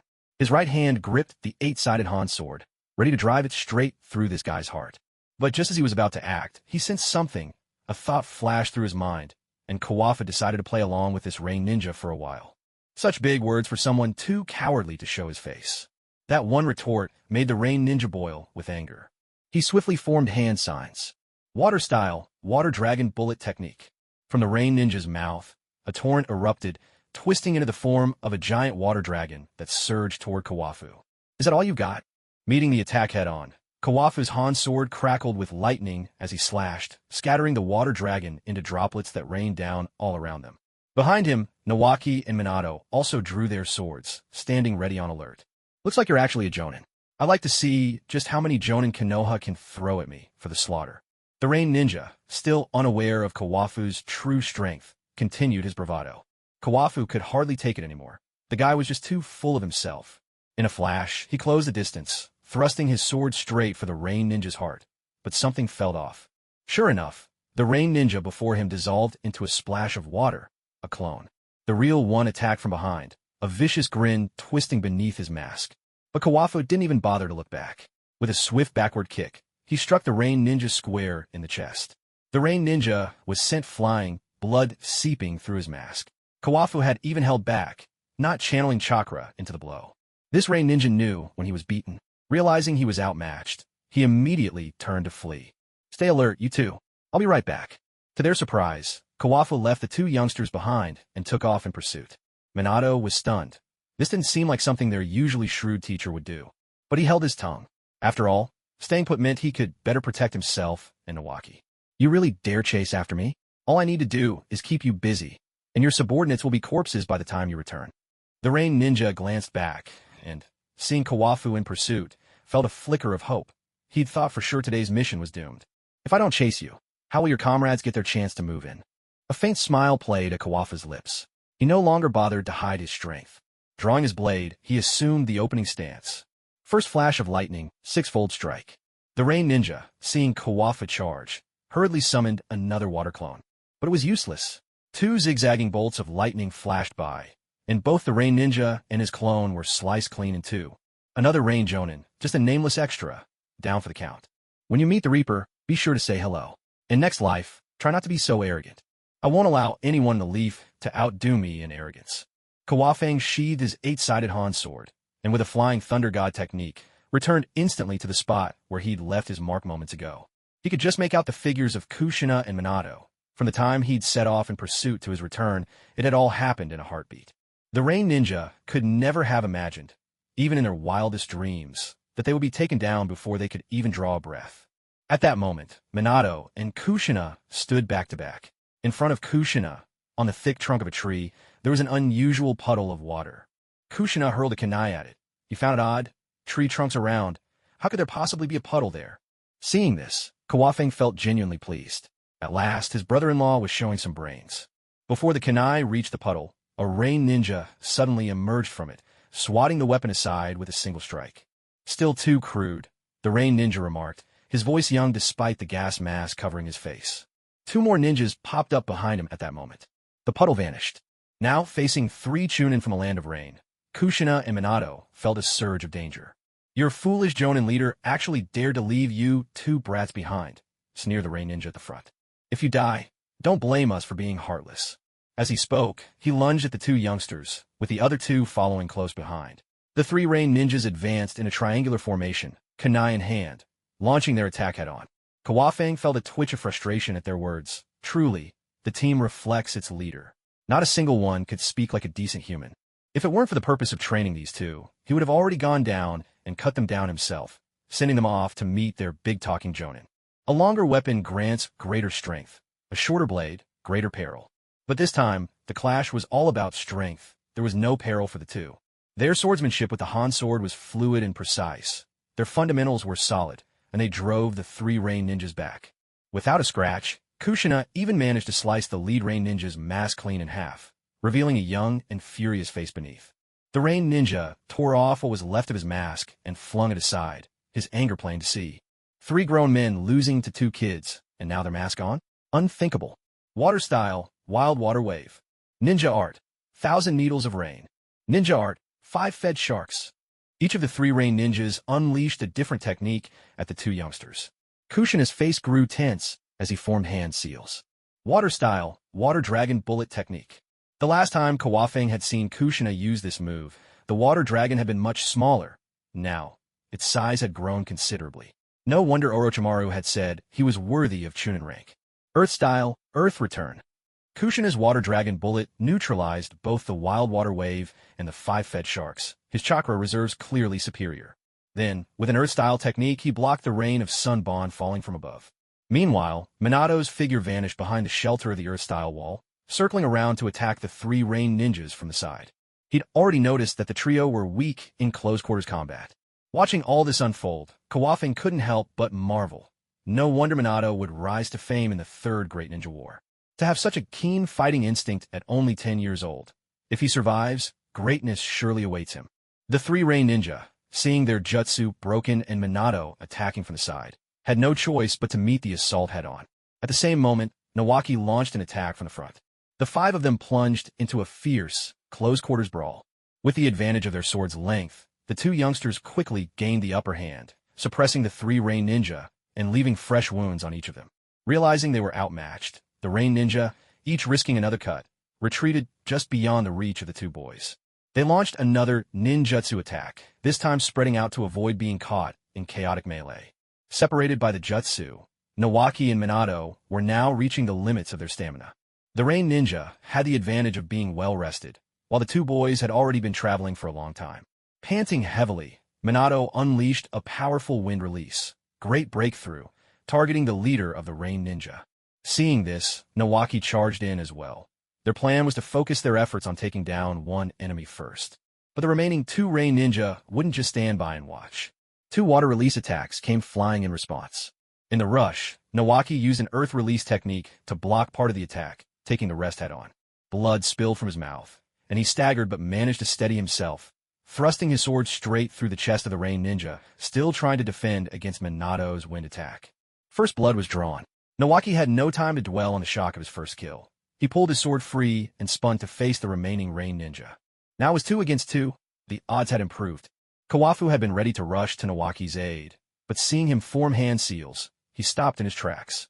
This round, Nawaki had truly made his mark. To save chakra, the two boys switched to close combat. Minato, at the price of a fresh wound, managed to finish off his opponent. Nawaki, slowed by his injuries, struggled to break through, and only with Minato's support were they able to bring down the last Rain Ninja. The defeated Rain Ninja collapsed on the ground, watched as Minato approached step by step and began to beg for her life. "Please, spare me. I was only following orders. If you let me go, I swear you'll never see me again." It was a girl. Her mask had been knocked off, revealing a delicate face about 13 or 14 years old. With death looming over her, she was already in tears. "I'm sorry. This is war." Minato's expression hardened. He drove his sword down, and the girl died with hatred in her eyes. Only then did Nawaki finally collapse to the ground, utterly spent and too wounded to stand. "Nawaki!" Minato drew his sword and rushed over to support him. He rummaged in his ninja pouch, pulling out a soldier pill and pressing it into Nawaki's mouth. These were Tsunade's special blend, remarkably effective. "I'm fine, just exhausted." When is big brother coming back? Swallowing the pill, Nawaki finally let his vulnerability show, tears slipping from the corners of his eyes. "Sensei will be all right." Minato had faith in Kawafu's strength. Just as it was their first time taking a life, Minato showed a much stronger mental fortitude than Nawaki. But in truth, Nawaki's reaction was what one would expect from someone's first time on the battlefield. After all, true prodigies are always rare. "Ahem, you both did well." Kawakaki finally emerged from his hiding spot, stepping out to stand before the two young ones. "It's just a minor wound. Let's get you both back." He checked Nawaki's injuries and gently lifted him onto his back. "Minato, you've already reached Chunin level. I'm proud of you." Kawakaki praised Minato without reservation. He had earned it. "That's thanks to your teaching, sensei." "Haha, I do like how honest you are, kid." Kawakaki laughed heartily, basking in Minato's sincere praise. "Nawaki, you did well too. You found a weakness in the enemy's defense and were willing to risk injury for victory. I may not entirely agree with that approach, but when push comes to shove, it's a valid choice. From today on, you're a true ninja." As Kawakaki leapt from branch to branch, he offered encouragement to his young brother-in-law. It was only then that Minato realized this whole ordeal had been a test set by their teacher for both him and Nawaki. He'd been watching from the shadows, silently ensuring their safety. "Big brother, I was so scared. I was afraid I'd disappoint you, afraid I'd never see you again, or see my sister." Nawaki's tears flowed freely as he lay on Kawakaki's back, his crying growing more intense. "This is war. I only hope that, someday, we'll have the power to make sure war never happens again." Kawakaki sighed. This was a wish shared by many, though everyone pursued it in their own way. Yet war remained the ever-present theme woven through the life of a ninja. At this moment, he didn't feel Nawaki was weak for showing his emotions. Kawakaki recalled that he'd fared even worse during his own first mission. If it hadn't been for his older brother, Sukumo, he might have struggled for a long time to recover. Raised under the red flag, he'd been a stranger to killing. Yet this world was one where the strong consumed the weak. Now he'd grown used to it, grown numb. The three of them retraced their path back home. Nawaki soon drifted off to sleep on Kawakaki's back. Minato popped a food pill, his stamina and chakra gradually returning. With Kawakaki purposely slowing his pace, Minato was able to keep up. "Sensei, what about that Jonin?" Minato couldn't help but ask. If their teacher had returned while Nawaki attacked, wouldn't the Rain Ninja have escaped? "He's dead." Kawakaki's reply was clear and simple. Minato found himself at a loss for words, his shock growing as he gained a clearer understanding of Kawakaki's strength. "I know a very fast forbidden technique. When you're older, I'll teach it to you." Kawakaki reached out, ruffling Minato's hair. After all, what would the yellow flash be without the flying thunder god? "Yes, sensei. When the time comes, I'll get my all." At this moment, Minato's questions were answered, and he couldn't help but feel a longing in his heart. How soon is soon, exactly? He was already impatient to grow up. Their return to camp was swifter than their departure.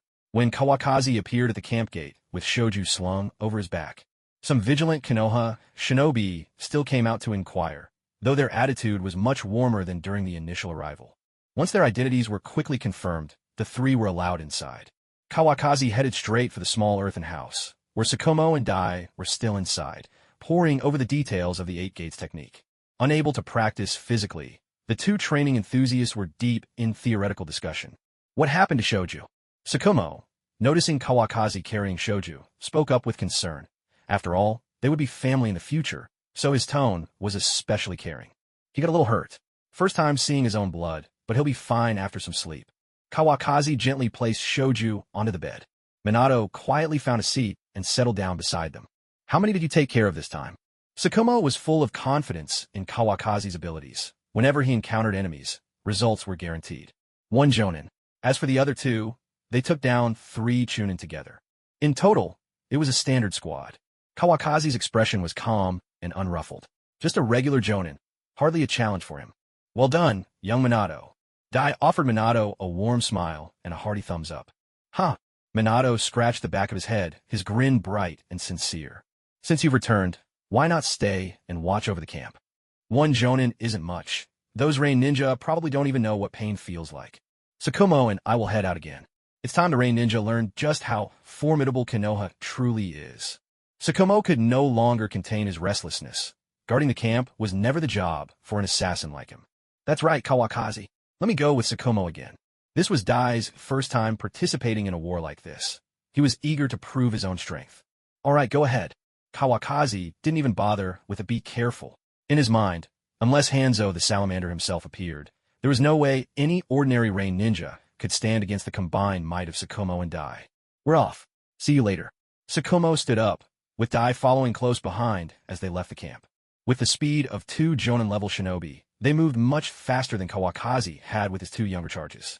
Sukumo, with his greater experience in real combat, was even more skilled than Kawakazi at spotting clues and tracking enemies. Together, he and Dai found 5 squads of rain shinobi, each led by a jonin. All 20 rain ninja fell to Sukumo's blade and Dai's mastery of the 8 gates. None survived. Their deaths were brutal. With Kawakazi and his team joining the fight, the rain ninja suffered heavy losses.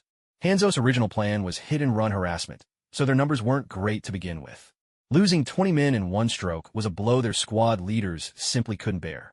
The squad leader, Yamamaru, had no choice but to both tighten their operational perimeter and send messengers to coordinate with Hanzo of the Salamander, who was still locked in battle with Chiyo of Tsunade. When Hanzo received this report, he tore the letter to shreds in a fit of rage. The Konoha ninja had arrived much sooner than he'd anticipated. He'd assumed the main Konoha force was already here. Little did he know it was only Kawakazi's team that had arrived ahead of the others. Send reinforcements to Yamamaru and tell him to stay alert. For now, avoid engaging the Konoha ninjas directly. If the main Konoha force begins their assault, stall them at all costs until I return. Hanzo issued his orders, and the kneeling ninja before him bowed and withdrew to carry them out. At this moment, Hanzo was deep within the land of wind. Instead of taking a defensive stance, he had chosen to launch a surprise attack against Tsunade. One had to admire his audacity. Upon discovering Hanzo's presence, Tsunade dispatched Chiyo and a sizable contingent to confront him. Several fierce battles had already taken place. Both sides had suffered losses. Hanzo's poisons had dealt a devastating blow to Tsunade, while Chiyo's puppets had made life miserable for the hidden rain forces. That damn puppeteer hag, Hanzo muttered, unable to contain his frustration. If it weren't for Chiyo, Tsunade would be nothing more than a paper tiger to him. Meanwhile, in the Tsunade encampment, Chiyo was meticulously studying Hanzo's poisons. But breaking down these toxins was no simple task, even for someone as skilled in poisons as she was. That wretched old man with the respirator. Chiyo cursed under her breath, continuing her research. It was clear it would take a long time before she found an antidote. Thinking of all the sand ninjas who might perish at Hanzo's hands in the meantime made her brow furrow with worry. Mother, you've been at this for a whole day and night. Please take a rest, said a young man with striking red hair and a gentle face. None other than Sasori's father. He's right, sister. If you keep this up, your body won't be able to take it, added Ebizo, trying to persuade her as well. I won't rest easy until I crack this poison, sighed Chiyo, rubbing her sore, tired eyes. In her heart, she was determined to one day tear Hanzo limb from limb. Before long, another messenger arrived with news of Hanzo launching yet another attack. Chiyo had no choice but to take her brother and her son and head out to meet the enemy. In a land of wind, the clash between rain and sand was so brutal it was as if their brains would spill out onto the battlefield. Meanwhile, Kawakazi's team had spent days traveling north without so much as catching sight of a single rain ninja. They'd already guessed that the rain forces were pulling back, so they enjoyed a few days of rare peace in their own camp. A week later, Orochimaru finally arrived at the camp, leading a massive force. With the main force's arrival, someone was sent to notify Kawakazi. He took Sukumo and the others to greet Orochimaru. A great convoy of rations, ninja tools, and medical supplies was brought into the camp.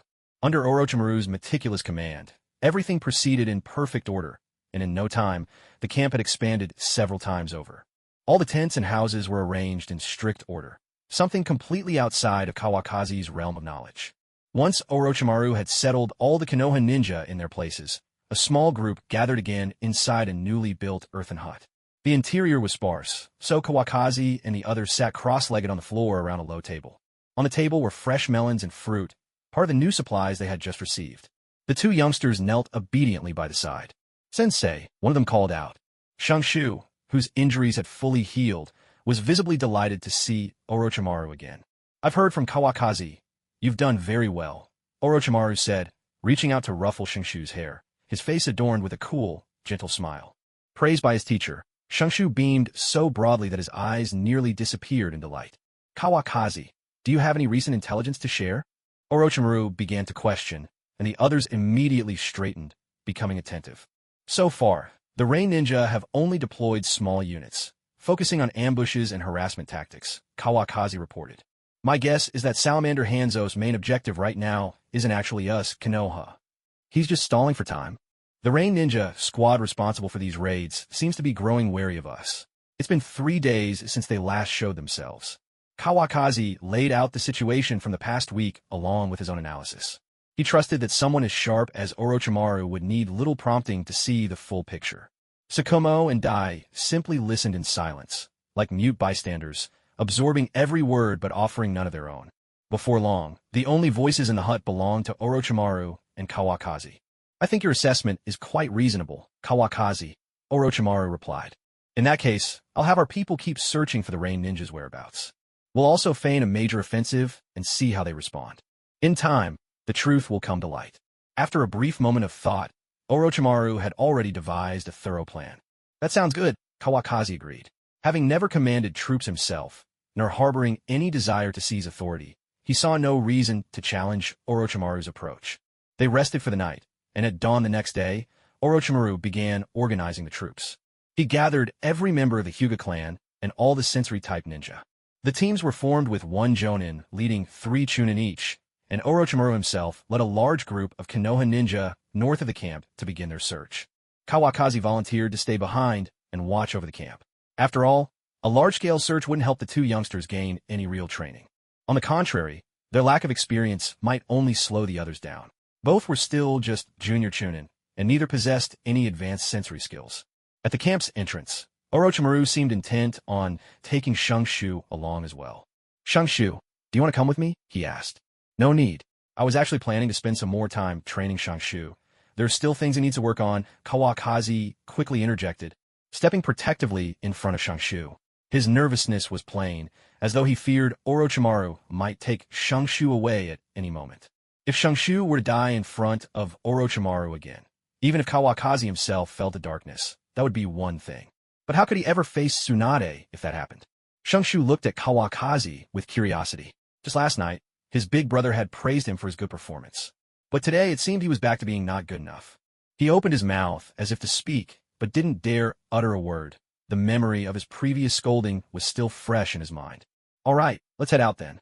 Fortunately, Orochimaru didn't insist on taking Shangshu along. After bidding farewell to Kawakazi, he set off with the main force. Kawakazi brought the 2 young ones back to camp. With such a thrilling mission, of course Sukumo was unwilling to be left behind. He asked Orochimaru for a Hyuga clan Chunin, then joined the departing team. Sensei, do you think we'll find any Rain Ninja this time? Minato followed obediently behind Kawakazi, voicing his question. We'll probably find Rain Ninja, but how many we can actually eliminate is hard to say. Kawakazi had confidence in Konoha's ninja, Yet the Rain Ninja were so focused on drawing inward that wiping them out completely would be no easy task. After all, the Land of Rain was their home ground. Go train for a while. I'll take a walk around the camp. Kawakaki rested a hand on each of their heads, gently tousling their hair, and shooed the two youngsters off to practice. He then made a round of the camp himself, fulfilling his sense of duty. Deep within the forest on the border of the Land of Rain, a Rain Ninja, his mask already lost, clothes tattered and torn. Blood still lingered at the corner of his mouth, clear evidence of a fierce battle just fought. He reached a large tree, then melted into a pool of water and seeped into the ground. Beneath it lay a vast underground cavern, spacious enough to house nearly 1,000 Rain Ninja. This number was already close to a third of all the ninjas in the Land of Rain. It was clear that Hanzo's decision to wage war against the three great nations was no sudden whim, but a carefully laid plan. Such an enormous underground base couldn't have been built overnight. Hanzo must have decided to go to war back when the other nations allowed his army's passage through their lands. As for the negotiations, they had merely been his way of buying time. Once the preparations were complete, Hanzo had declared war without a moment's hesitation. As soon as the wounded Rain Ninja entered the underground cavern, someone hurried over to support him. Jia, weren't you supposed to be out on patrol? I have urgent news for Lord Mamoru. Leaning on his comrade, the Rain Ninja, named Jia, made his way to Mamoru. Dropping to one knee, he faced Mamoru, whose face was completely hidden behind a gas mask. Lord Mamoru, the main Konoha force has already entered the forest and is searching everywhere. The one leading them is believed to be Orochimaru, a disciple of the third Hokage. The difference in our numbers is overwhelming. Almost none of our people outside remain. As his excitement grew, Jia coughed up several more mouthfuls of blood. Damn Konoha! Furious, Mamoru clenched his fist and struck the armrest of his chair with a loud thud, rising to his feet. The chair shattered to pieces beneath him. Keep shrinking our patrol range. Don't engage Konoha head-on. Suichiro, take some men and set more traps outside. Every enemy we catch is a victory. We need to keep our eyes open. Be careful, don't get yourselves killed out there. No sooner had Yemaru finished speaking than a small, wiry ninja answered the call and led a group outside. We'll deal with these Konoha ninjas properly once Lord Hanzo returns. After his subordinates dispersed, Yemaru muttered to himself, the trust and admiration he had for Hanzo overflowing in his voice. A group of elite Rain Ninja, led by Suichiro, slipped out of the underground tunnels. Meanwhile, the main Konoha force had already cleared the surrounding area, leaving only one survivor out of the 80 Rain Ninja they encountered. Orochimaru, it's been quite a while since we last ran into the Rain Ninja. Sukumo approached Orochimaru, and the two began to converse. They must have a large hideout somewhere, but unfortunately, we lost track of the Rain Ninja that escaped just now. If only we could have followed him, we might have found a rat's nest. Now that someone's gone back to report, our chances of finding them are slim. If our search turns up nothing for a while, we'll pull back to camp. We'll rest for a few days, make a big show, and then pretend to launch a large-scale assault.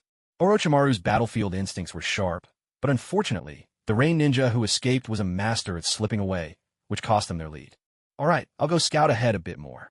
Sukumo, be careful. Sukumo and Guy left the group to venture forward alone. Their skill gave them confidence, and Orochimaru saw no reason to stop them. If he hadn't seen with his own eyes just how fearsome Guy's 8 Gates technique was, he never would have believed that a ninja dressed like that could be so powerful. All these years in Konoha, and he'd never even heard the name Might Guy. If Sukumo and Guy found themselves in a hopeless situation, then the unit he led probably wouldn't be able to escape unscathed either. Sukumo, what's on your mind? Guy noticed Sukumo seemed distracted as they moved. Though the danger had mostly passed, they were still on the battlefield. I was thinking about my wife. Sukumo didn't hesitate to answer, speaking his mind openly. In this harsh environment, he missed Naishiue and the child she carried more than ever. Haha, I miss my wife too. Guy chuckled. And for a moment, these two men, far from home, let their thoughts drift to their families on the battlefield. When the children are born, let's have them train together. If we end this war sooner, we can go home earlier. Sukumo's clarity returned, and he even made plans for their future children to train together. He was, in a way, crafting trouble for Kakashi ahead of time. Who knew if Kakashi would blame his father for that? He really couldn't handle Guy's burning youthful passion. Yeah, let's hope this war ends soon. Guy agreed, and the two continued their patrol. It was hard to tell whether their luck was just that good, or if the Rain Ninja's luck was just that bad. The Rain Ninja, who was still busy setting up a large number of explosive tags, didn't even have time to react before Sukumo's short blade sliced through his throat. Clutching his neck, the man collapsed with a strangled gasp, his life ebbing away in an instant. It looks like the Rain Ninja have received word. We need to head back and warn the main force to stay alert, Sukumo reasoned, gathering up the unused explosive tags. Right, let's go, Dai agreed. Dai gave the fallen Rain Ninja's body a rough kick, shoving it aside while he and Sukumo quickly cleaned up the area. After all, these were strategic supplies. The two soon returned to Orochimaru's side to report their findings. Orochimaru made a swift decision, issuing the order to withdraw to camp and avoid needless casualties. After all, even the best can falter, and if someone were caught in a cluster of explosive tag traps, not even a Jonin might escape with their life. Contract the formation. Fall back to camp, Orochimaru commanded. At his word, the scattered leaf ninja began to regroup, retracing their steps along the original route. The Rain Ninja's traps, destined to fail, would not claim any victims this time. Thanks to the scouts' timely warning, everyone remained safe.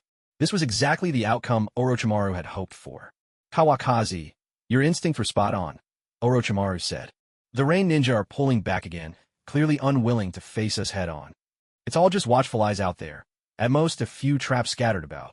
There's no intent to harass or ambush us at all. It seems that unless we provoke them, they won't make another move. It could be counted as a minor victory, and Orochimaru, in good spirits, had even brought a few jars of sake. Now, inside a small earthen hut at camp, he was sharing drinks with Kawakaki and a few others. Only the voices of the two men echoed in the humble room. Their goal is simply to keep us pinned down, Kawakaki observed. Not to defeat us outright. As long as we make enough noise to look like we're preparing for a major offensive. Even if the Rain Ninja suspected a trap, they'll have no choice but to grit their teeth and respond. Orochimaru, you really do know how to scheme, Kawakaki continued with a wry smile. I'm guessing you deliberately left those Rain Ninja scouts out there, didn't you? Kawakaki saw through Orochimaru's strategy with ease. An open secret, really. The Rain Ninja would be forced to strike, and when that happened, a fierce battle would be unavoidable. Oh, just a few petty tricks.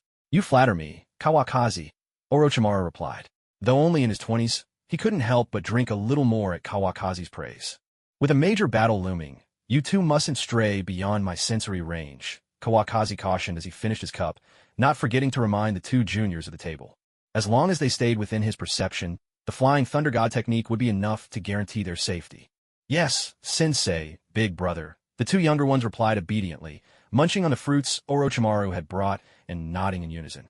Sukumo, I'll leave the outer perimeter watch to you when the time comes, Orochimaru said, not bothering with any formalities.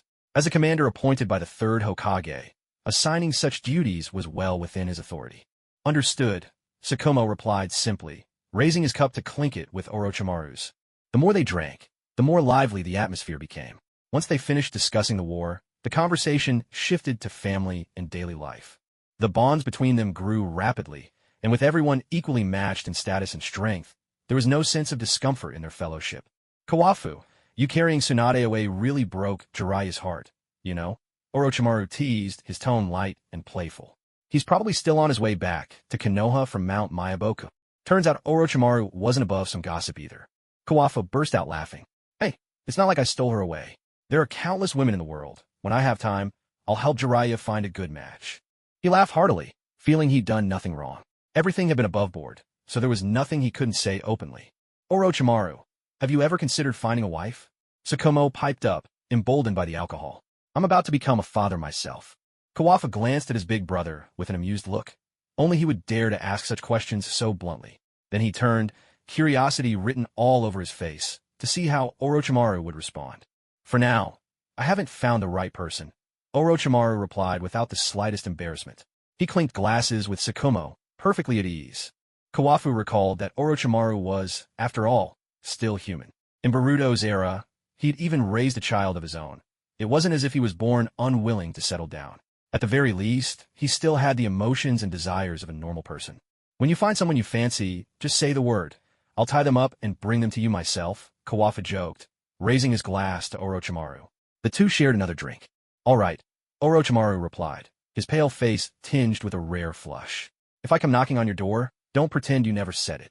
Perhaps even Orochimaru didn't quite understand why he found it so easy to talk to Kawafu. Was it just because he'd accepted a sword from him? I wouldn't even bat an eye if she turned out to be the leader of another village, Sukumo chimed in, seeing how far Kawafu was willing to go. He poured him another drink, thinking that once Kawafu was drunk enough, he'd finally stop bragging. Dai, meanwhile, still struggled to fit in. On one hand, it was the difference in their status. On the other, he was still learning the art of boasting, trying not to come off as too awkward. By the end, everyone had a bit too much to drink. Shenshu escorted Orochimaru back to his tent, while Kawafu simply sprawled out on the ground and fell asleep. At last, peace, and not a single tall tale left to tell. Satisfied, Sukumo dragged his younger brother onto a bed. Looking at the sleeping Kawafu, he felt this was the brother he always cherished, not that mischievous troublemaker. His next thought was even more determined. There's no way I'm letting Kawafu raise my child. Otherwise, I'd lose at least 10 years off my life. With these wild but strangely heartwarming thoughts, he drifted off to sleep beside his brother.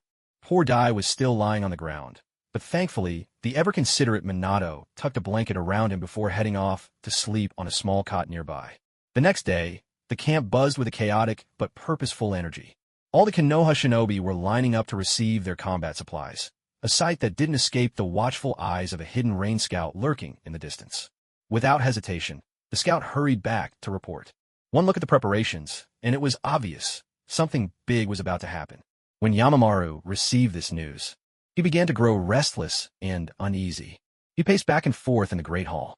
To fight head-on would be like throwing an egg against a rock, utterly futile. If he didn't fight, he would fail Lord Hanzo's mission.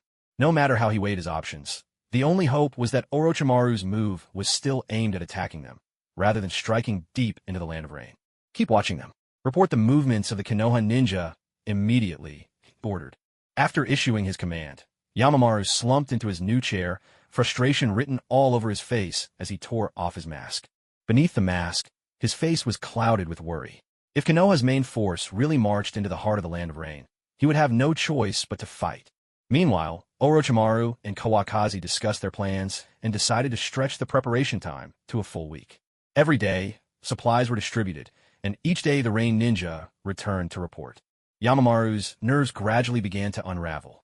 Nothing is more agonizing than being tormented by a slow, drawn-out ordeal. By the 7th day, upon hearing that the Konoha ninja were still making preparations, Yamamaru was nearly driven mad. He wished he could storm into the Konoha camp and demand answers from Orochimaru face to face. Just tell me already, where exactly are you planning to attack? Give me a straight answer. That evening, Kawakaki and Orochimaru sat together in private inside Orochimaru's tent. On the low table lay a fine tea, its aroma filling the air as the two sat across from each other. Orochimaru, I think we're just about ready, Kawakaki said. Tomorrow's action will settle everything. A broad smile played on Kawakazi's face, clearly pleased with their strategy. Undeniably, their plan built its pains squarely on Yamamaru's suffering. Of course, after 7 days of this torment, I suspect the Rain Ninja's commander is on the verge of a breakdown, Orochimaru replied. There's no telling what reckless decisions he might make. Orochimaru's cold, elegant smile was striking. Kawakaki, having grown used to it, no longer felt the oppressive chill it once carried. If all goes well, the feint could turn into a real attack, Kawakaki mused. What do you think, Orochimaru? Right now, Kawakaki was thoroughly enjoying the thrill of steering the course of nations and scheming from behind the scenes. He raised his teacup, took a sip, and let the fragrance linger on his tongue, utterly content. Kawakaki, your words echo my own thoughts, Orochimaru replied. They exchanged a knowing smile, true comrades in arms. The next day, the Konoha ninja assembled in their camp. Enough men were left behind to guard the rations and remaining supplies. Everyone else prepared to march out. Our target is the heart of the Land of Rain. Move out. At Orochimaru's command, the ninja filed out in an unbroken line. He even glanced deliberately to the north. After all the time spent gathering forces, he hoped the Rain Ninja wouldn't let it all go to waste. With Orochimaru's troops now on the move, Yamamaru led the Rain Ninja to intercept them up ahead. At this moment, he even felt a hint of relief deep inside. At last, he finally knew what the Konoha ninja were up to. Lord Yamamaru, the Konoha forces vastly outnumber us. Perhaps we should avoid a direct clash for now. Sojiro advised at Yamamaru's side, still thinking that a head-on battle was not the wisest course. Lord Hanzo's orders are to stop the Leaf Ninja at any cost. To avoid direct confrontation, are you suggesting we just let the Leaf Ninja pass? Let them rampage across our land and harm our people? At this moment, Yamaru was already on the verge of losing control. He couldn't hear a word of these suggestions. He had only one thought, to take down Orochimaru. He wanted Orochimaru to taste pain for himself. Juichiro, seeing Yemaru in such a heated state and having no better plan, could only step back. After all, Yemaru was personally appointed by Lord Hanzo as the team leader. Lord Yemaru, we've spotted the Leaf Ninja. Just then, a scout ninja hurried over to report. Attack. Prepare the water-style techniques. Let's show those Leaf Ninja what it feels like to be drowned. Yemaru wasn't rushing in mindlessly. He knew how to use their advantage to scatter the Leaf Ninja with water style. The weaker ones might even be taken out by the onslaught. Water style, Water Dragon Bullet. Water style, Great Waterfall Technique. Water style, Exploding Water Shockwave. The ninja of the Land of Rain were well known for their water style. Almost every ninja unleashed their signature jutsu. In an instant, a terrifying torrent surged forth, crashing toward the Leaf Ninja. As the waves came roaring at them, Orochimaru remained calm and unhurried. A faint smirk played on his lips, as if to say, "Come on, I'm ready for you. Prepare Earth-style defenses." Yes. In a flash, hundreds of Leaf Ninjas skilled in Earth-style began forming hand seals. Summoning jutsu, triple Rashomon. With a series of swift seals, Orochimaru slammed his hand to the ground. 3 massive, fierce-mouthed gates erupted from the earth, each barrier dulling the impact of the oncoming water. By the time the water reached the earth walls before the Leaf Ninja, it had lost all its ferocity, causing them no harm at all. Beautifully done, Orochimaru. Kawakaki watched the legendary Rashomon with his own eyes and couldn't hide his excitement. He thought to himself that maybe this defense could even withstand a few strikes from him in Sage Mode. Move out. Orochimaru gave Kawakaki a slight nod, taking the lead as the Leaf Ninja surged forward. Kawakaki, naturally unwilling to lag behind, did his best to keep up, though the 2 younger ones were still far from fast and could only keep to the middle of the formation. At this point, Sukumo had no need for caution either. Drawing his short blade, he swooped down upon the Rain Ninja like a hawk upon a flock of hens. In the instant steel met steel, he began his merciless slaughter. Gate of View open. Die, with 6 gates blazing, became a green whirlwind tearing through the Rain Ninja. Wherever he passed, Rain Ninja were sent flying as if struck by cannon fire. For the first time, Might Dai revealed his terrifying destructive power on the grand battlefield. Orochimaru surged into the ranks of the Rain Ninja, combining ninjutsu and taijutsu with such ferocity that almost no one could withstand even a single exchange. Every so often, venomous snakes would appear, delivering deadly strikes to the Rain Ninja. Kawafu could only watch over the 2 young ones, picking off a few stragglers who slipped through the cracks. With several elite ninja leading the charge, the Konoha forces were riding a wave of high morale, fighting at 150% of their usual strength. Already outnumbered, the Rain Ninja now found their formation utterly shattered by the onslaught. One charge was all it took to send them into complete disarray. Imamaru could hardly believe Konoha possessed so many formidable fighters. Any thought of facing Orochimaru had vanished from his mind. Now he was consumed by fear. Even if he sacrificed every last one of his subordinates, he could not halt the advance of the Konoha ninja. After slaying a few of Konoha's lower and mid-level ninja, Imamaru noticed that Tsujikaro had already been sent flying by Dai's powerful kick. The moment he was airborne, Imamaru could sense his life had already faded. Retreat. Fall back. Imamaru shouted the order, rallying a dozen or so ninja around him as they fought their way out. When a commander loses the will to fight, the unit becomes little more than lambs to the slaughter. The Rain Ninja were mercilessly cut down by the Konoha forces. On the battlefield, no one was colder or more ruthless than these shinobi, one vibrant life after another snuffed out. Under Kawafu's vigilant protection, the 2 young ones managed to defeat quite a few Chunin as well. Any Jonin who tried to pick on the weaker targets found Kawafu blocking their path, sending them off to meet death with effortless ease. By now, the Rain Ninja had been utterly broken. Imamaru escaped with fewer than 100 men, scattering in all directions. The battlefield was too vast for even Orochimaru's giant serpent to give chase. All he could do was continue to cut down the Rain Ninja who remained. His pale face was already spattered with blood, yet his movements remained graceful, and the snakes hidden in his sleeves were as fierce as ever. In less than 2 hours, the fighting was over. Not a single Rain Ninja was left alive on the battlefield. Well, how are you holding up? Kawafu stood there spotless, not a trace of blood on him, as if he hadn't even participated in the battle.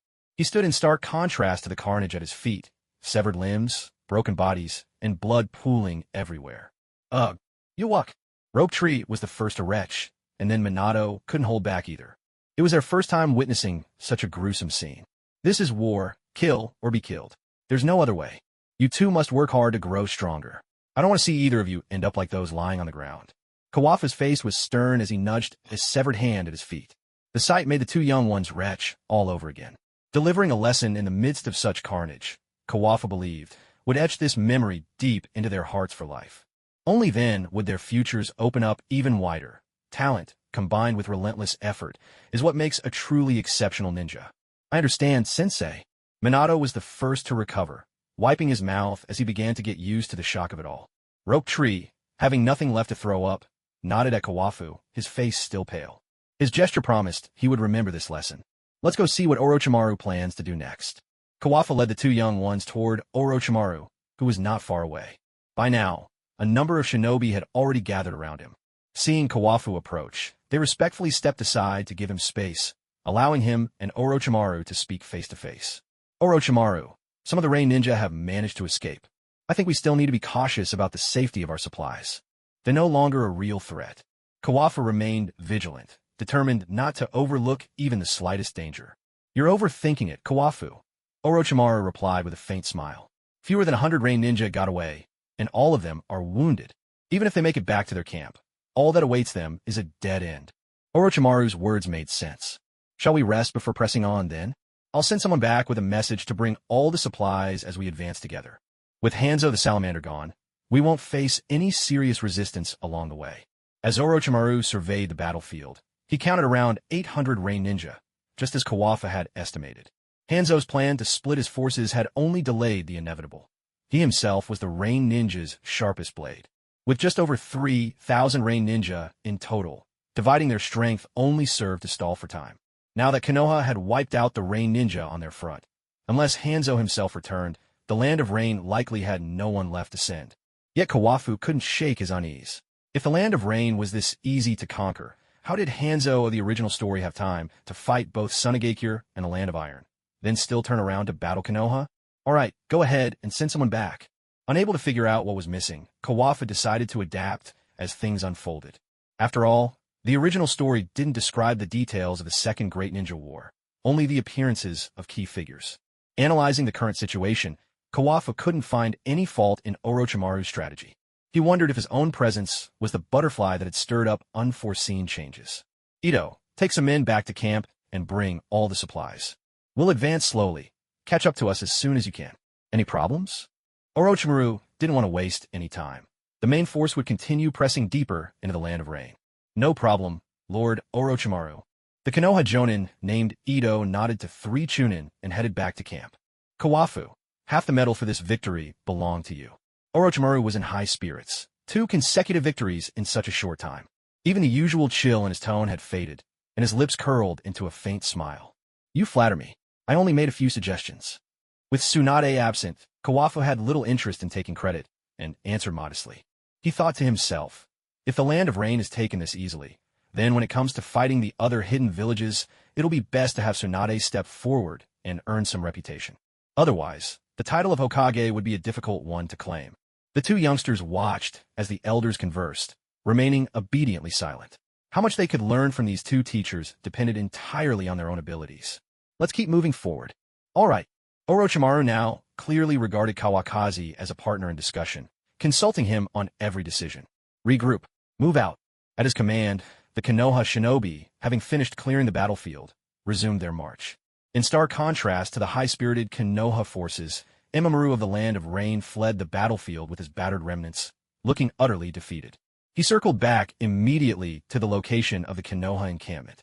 I never imagined Konoha had so many powerful shinobi. Sujuru also fell to that bizarre man in the tight suit with the parted hair. Now, we can no longer stop the main Konoha force's advance. There's only one option left. We have to destroy their supplies. If we succeed, the Konoha shinobi will be forced to halt their invasion. Shimon, I'll need you to report this to Lord Hanzo. Imamaru, will not betray his trust. With those words, Imamaru gathered several dozen surviving shinobi and charged toward Konoha's supply camp at the border of the Land of Rain. Each ninja was strapped with a large number of explosive tags. This was their last chance. And for Imamaru, it was a final, desperate gamble, undertaken with the resolve to die. Shimon watched his comrades as they rushed forward, meeting their gaze one last time. Then he turned away, His own mission was equally crucial. Before Imamaru and his team were halfway there, Konoha shinobi came out to intercept them. There was no clash of ninjutsu, only anguished screams and violent explosions echoing around the camp. The Rain Ninjas' suicide assault quickly breached the encampment. Though Konoha had the advantage in numbers, the scattered assault by the Rain shinobi made it impossible to form an effective defense. After Konoha paid the price of over 100 shinobi lives, Imamaru and the Rain Ninja he led still managed to reach the supply warehouse. Without a moment's hesitation, Imamaru shouted, "Lord Hanzo, Imamaru will follow you again in the next life." A thunderous explosion followed, tearing Imamaru and the warehouse into pieces that rained down from the sky. When Mito returned to the camp with 3 Chunin, the sight that greeted them left him thoroughly shaken. What happened here? Mito stormed into the camp, his voice thundering with rage. "Sir, the Rain Ninja launched a suicide attack. All our supplies have been destroyed. Over 100 shinobi are dead or wounded." At that moment, a Konoha shinobi who had survived the chaos came to report the current situation. "Those damned Rain Ninja. They've truly lost their humanity. Secure the camp. I'll report to Lord Orochimaru." Mito didn't even pause for a sip of water. With those words, he hurried off, not even checking on the Chunin he'd brought along. Advancing at full speed is impossible without supplies. It is simply not feasible to penetrate deep into enemy territory under such conditions. Ito was deeply worried, still unsure of just how furious Lord Orochimaru would be. The mere thought of Orochimaru's cold, emotionless face and those serpentine eyes sent a chill down Ito's spine. At last, after an hour of hard pursuit, Ito caught up with the main forces, pushed past rows of ninja, and found Orochimaru's silhouette. "Lord Orochimaru, the supplies at our camp have been destroyed by the Rain Ninja. We are now completely out of food. To march any further into the heart of the land of rain at this point is truly unwise." Ito delivered his report to Orochimaru, barely daring to breathe. Standing off to the side, Kawakaki saw everything clearly. The faint smile that had lingered on Orochimaru's lips was now frozen into a mask of icy severity. "Explain yourself. What exactly happened?" Orochimaru's gaze was sharp as a blade, barely restraining his seething rage. The news had doused all his ambitions like a bucket of cold water. "Take your time. There's no need to rush." Kawakaki interjected to ease Ito's obvious anxiety, for the murderous aura radiating from Orochimaru was enough to make anyone's heart pound. About a few dozen Rain Ninja who had escaped our earlier sweep returned, armed with explosive tags, and launched a desperate assault on the camp. They weren't aiming to kill, only to destroy our supplies. They blew up every single warehouse. None of the Rain Ninja survived. At last, Ito managed to recount the entire chain of events, despite the immense pressure. "Such ruthless determination, just to block our advance," Orochimaru muttered, finally regaining his composure. The murderous intent that had hung about him faded away.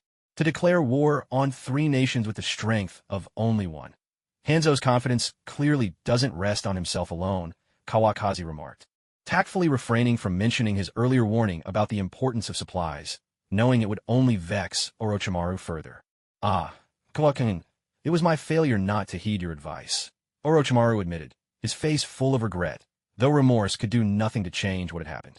"Let's return to camp for now. Send someone to Konoha and ask the 3rd Hokage to petition the daimyo for more food and supplies. Once the new provisions arrive, we can set out again." These Rain Ninja died only to buy the Land of Rain a little more time to cling to life. After weighing the situation, Kawakaki offered his suggestion, knowing that Konoha still held the advantage for now. "Very well, we'll do as Kawakaki-kun says. Pass the order, return to camp." Orochimaru had already accepted reality, though a trace of unwillingness still colored his tone. Such a perfect opportunity had vanished in a blink.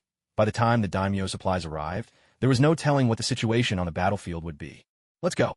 Kawakaki led the 2 young ones, following behind the main force as they slowly made their way back to camp. Though he had prepared himself for the worst, the sight of the fallen Konoha ninja still sent a chill through Kawakazi's heart. This reminded him of the suicide bombers in the Middle East, far too cruel and ruthless.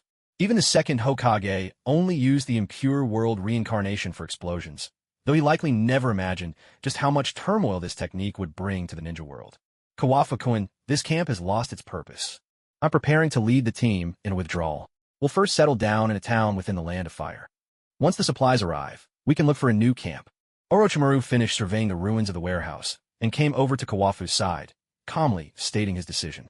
It was clear he had already composed himself, showing not a hint of joy or sorrow. His psychological resilience was on a level far above Mamoru's. Not only had the camp been exposed, but now they were out of supplies. Orochimaru couldn't possibly lead the entire force to survive in the wild, not when there was a town nearby. There's no other way for now. Do you know who you'll send back to Konoha? Kawafu, too, saw no reason to remain. The real challenge now was how soon the supplies would arrive. You. Orochimaru smiled faintly, uttering his answer in a single word. Me? Kawafu was a bit uncertain, wondering if he'd heard right. But this would be the perfect chance to see Tsunade again. It had been over a month, and he missed her dearly. Yes, Kawafu-kun, you're the fastest. You can relay the message back at top speed. I imagine you're missing Tsunade a bit, aren't you? A mischievous smile played on Orochimaru's lips as he spoke. Haha, then I won't refuse. No time to waste, I'll set out immediately. Very well, take care on the road. Orochimaru turned away, ready to lead the troops to garrison in the town. Kawafu left the two little ones in the care of Sukumo and Dai. He certainly wouldn't trust someone like Jiraiya with them. With no time to lose, he hurried back toward Konoha. Fortunately, he'd been clever enough to carve the flying thunder god seals along the route on his way here. It took just a single day to return to Konoha. Standing in front of Konoha's gates again, Kawafu felt as if a lifetime had passed. Perhaps every person who walks off the battlefield longs for peace deep down. He knocked on the village gates. 2-sentry ninja opened up, confirmed his identity, and let him in with respectful bows. Despite his longing, Kawafu kept his professional discipline and didn't head to Tsunade first. Instead, he made his way to the Hokage Tower, and after passing the ANBU's scrutiny, was led to stand before the third Hokage. Lord Third. Kawafu greeted him first. It was only right to show respect, especially since this old man had always treated Tsunade well. Kakashi Kawafu, why have you returned? The third frowned, pipe in hand. His instincts told him this wouldn't be good news. We achieved 2 major victories in the Land of Rain, and took nearly 1,000 enemy heads. Before Kawafu could continue, he saw the third slam his desk in delight and shout his approval. Years of reporting had taught him well. Always deliver the good news first, so when the bad follows, at least the boss won't be too furious. But our supplies were destroyed, so now we've retreated to a town on the border of the Land of Fire. Orochimaru sent me back, hoping you could ask the daimyo to send another shipment of supplies to the front lines. Kawafu made sure not to mention that the idea was actually his own. After all, with Orochimaru's name behind it, why not make the most of it? What? The third Hokage's face darkened again, his mood swinging like a roller coaster. If he weren't still relatively young, this might have been too much for his heart to handle. It was just that the Rain Ninja attacked so suddenly. They came in with explosive tags strapped to them and blew themselves up as soon as they saw anyone. The ninja guarding the supplies simply couldn't stop them. Kawafu explained further. It wasn't that they were incompetent, it was that the enemy had no regard for their own lives. Enough, I understand. I'll discuss it with the daimyo as soon as possible. The third sat down and waved for Kawafu to leave. As soon as Kawafu exited, he immediately summoned 2 advisors. After a brief discussion among the 3, they dispatched ANBU to the daimyo's residence to request more supplies. This was, after all, a matter of national conflict, and the daimyo's office should be responsible. But none of this concerned Kawafu anymore. No sooner had he left the Hokage's office than he used Flying Thunder God to teleport to the hospital's underground laboratory. As he'd expected, Tsunade was alone in the lab, deeply engrossed in her research. Dressed in a white lab coat, she truly looked the part of a dedicated scientist. The moment he appeared, Tsunade immediately noticed him. After all, the lab wasn't large, and Kawafu hadn't bothered to hide his presence. Kawafu-kun. A joyful expression lit up Tsunade's face as she called out to him, dropping the tools in her hand and striding straight into his arms. He held the woman he cherished with gentle affection, reaching out to stroke her hair. Breathing in her familiar scent, he leaned in close to her ear. Softly, he whispered, "I'm back." They hugged for a long while before Tsunade reluctantly pulled herself away from his warm embrace. "Aren't you supposed to be on the battlefield? Our supplies were destroyed, so I came back to ask for reinforcements. I came straight to see you after leaving the third's office." Kawafu briefly explained the reason for his return. "Come, let me show you what I've achieved." Tsunade had little interest in matters of the battlefield. If things were truly dire, Kawafu wouldn't have looked so relaxed. With that, she took his hand and led him to the lab bench. "I've managed to cultivate grandfather's cells and keep them alive. But they're still unstable for now. They keep breaking down. His cells are incredibly active. My next goal is to stabilize them. After that, I'll be able to start some fusion experiments. When that time comes, don't be stingy with your blood." Tsunade smiled, pride shining in her eyes, delighted to share her joy with the man she loved. Just don't drain me dry. Kawafa couldn't help but make a cheeky remark. Tsunade shot him a look. I'll bleed you dry. With that, she lost all interest in continuing her research for the moment and slipped off her lab coat. Let's go check on Naishue, our sister-in-law. I'm sure she's eager for news about brother Shimao. All right, I'll take you home.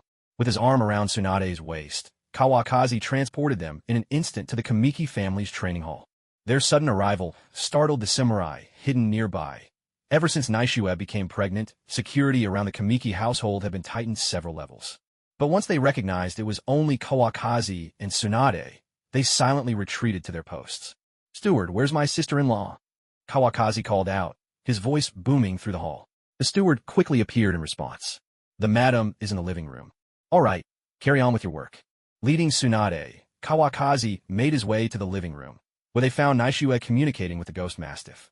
Life could get lonely at home, but this was one of Naishue's small joys. Kawakazi, is it really you?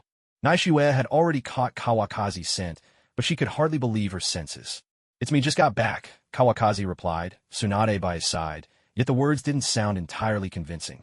But Naishue wasn't the type to fuss over such details. After all, a sister-in-law could never compare to a wife in importance. After some time apart, the ghost mastiff seemed to have Ms. Kawakazi as well. Perhaps deep down, it was a bit of a glutton for attention.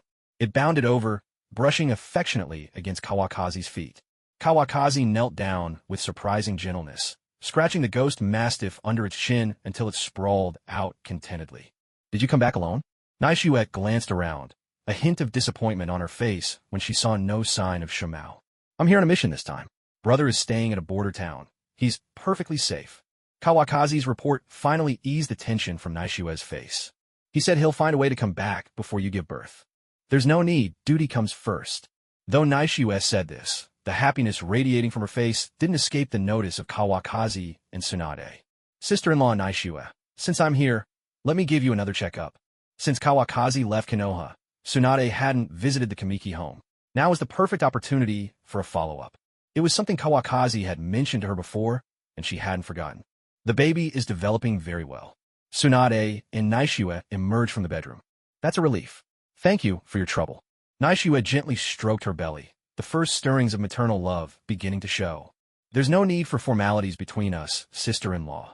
Haha, we're all family now, Naishue said bluntly, making Tsunade blush. Come on, Kawakazi is still waiting. Tsunade took Naishue's hand, leading her back to the living room. Don't worry, both sister-in-law and the baby are perfectly healthy. Stay for dinner tonight. It's been ages since we had a drink together. Kawakazi nodded, eager for Tsunade to join him for a drink, though his motives were far from innocent. Sure, Tsunade agreed without a second thought. That evening, the two of them drank to their heart's content.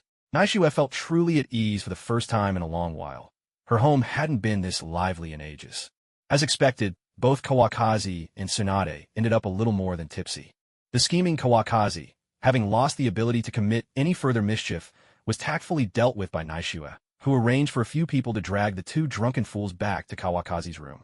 The next morning, Tsunade woke up in Kawakazi's embrace. She had grown accustomed to this. After all, it had happened more than a few times.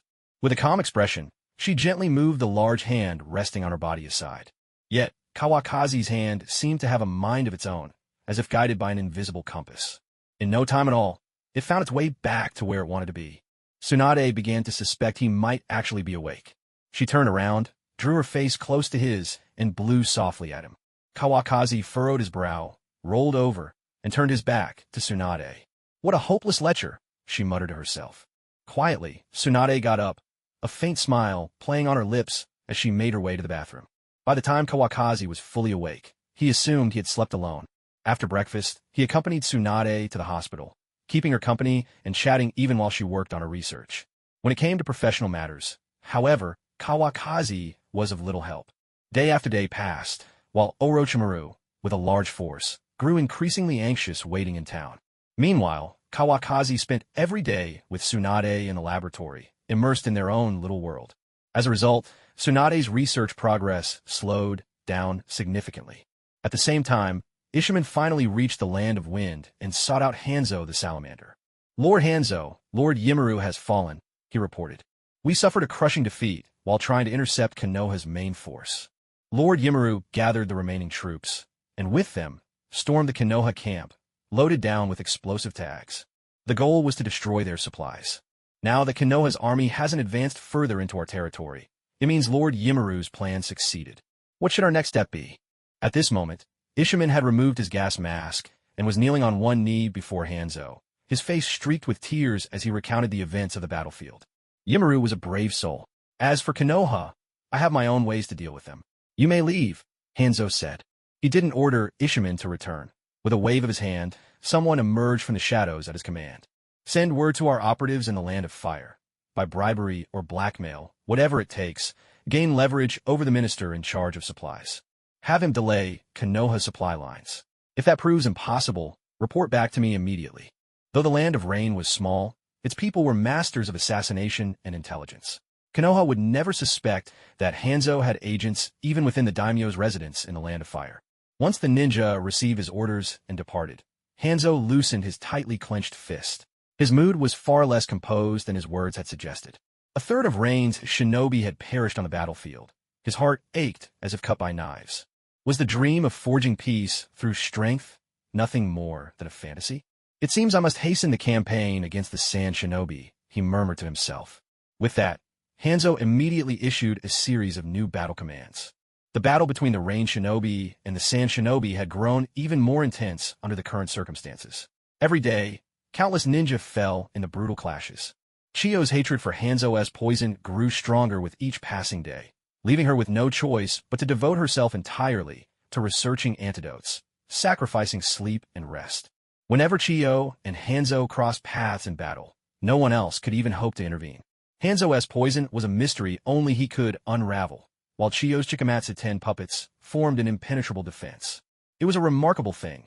The so-called demigod of the ninja world found himself unable to gain any real advantage over woman. This, among other things, only fueled Hanzo's growing irritability. Even with the aid of his summoned beasts, Hanzo could barely claim the upper hand, let alone defeat Chiyo. Injuring her proved difficult enough. So Hanzo was forced to turn his attention to other Sand Shinobi, but whenever he did, Chiyo would strike back by targeting the Rain Shinobi. In terms of numbers, Hanzo had to admit he was at a clear disadvantage. If not for his wide-reaching poison techniques, the Rain Shinobi might have been wiped out long ago. The war between the two sides had reached a deadlock. If things continued like this, it would only end in mutual destruction, and Hanzo had begun to consider retreat. Yet pride wouldn't allow him to swallow such humiliation, so he pressed on, stubbornly clinging to the fight. Meanwhile, when the Konoha Anbu arrived at the daimyo's residence, they explained the situation to him. With the support of the militarist faction, the daimyo quickly agreed to the request for supply shipments. However, the minister in charge of supplies constantly delayed with one excuse after another, and complaint from the Anbu to the daimyo vanished without a trace. Thus, the issue of provisions lingered unresolved. When the third Hokage learned of this, he could only sigh helplessly, instructing Orochimaru to wait patiently. The Konoha ninja seemed to enjoy their time in the towns so much that they almost forgot about their homes. Perhaps a break from war and danger wasn't such a bad thing after all. The two young ones continued their training under Sukumo and Dai, with guidance from Orochimaru as well. Since coming off the battlefield, both had made remarkable progress. It seemed only a matter of a few years before they would reach the level of Jonin. Orochimaru, it's been months already. Is there still no word on the supplies? Sukumo and Orochimaru sat together in a quiet room, sipping tea. Out in the courtyard, Nawaki and Minato sparred, exchanging blows in an even match. Dai watched attentively from the side, offering precise corrections to their movements and pointing out unnecessary actions in their attacks. My teacher told me to wait patiently for news. I suspect the problem lies with the daimyo's court, Orochimaru replied. As for whether the Rain Shinobi are behind it, I honestly can't say. Orochimaru, with his keen intellect, understood that the daimyo's court was divided between conservatives and militarists. With the supply shipment stalled, there was no other explanation he could think of. He never imagined Hanzo's influence could reach so far. If we keep waiting like this, who knows when it'll end? Sukumo said, his impatience clear. After waiting for months, his patience was nearly exhausted. If it weren't for the mission, he'd have returned to Konoha long ago. Our teacher has grown a bit too soft.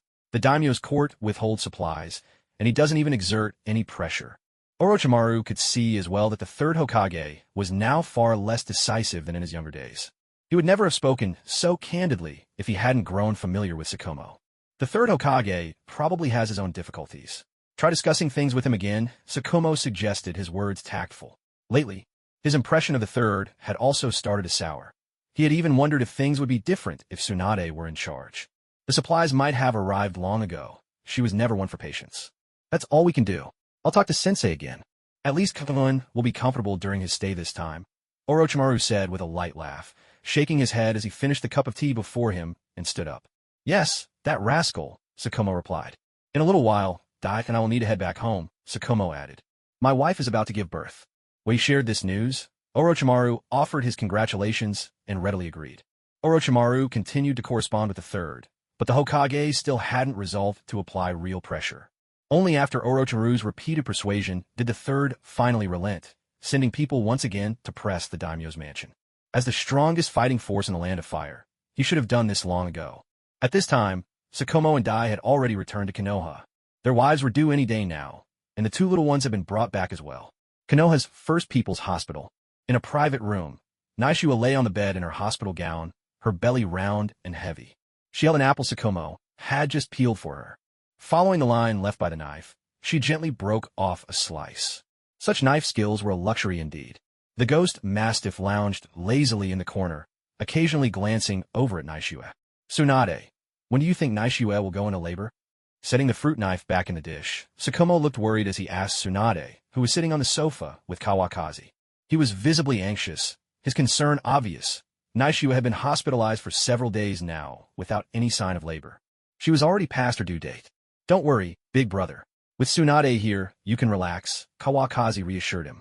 He had made sure Tsunade was fully prepared, with plenty of blood bags on hand, and she would be delivering the baby herself. This time, Naishua's delivery was as safe as it could possibly be.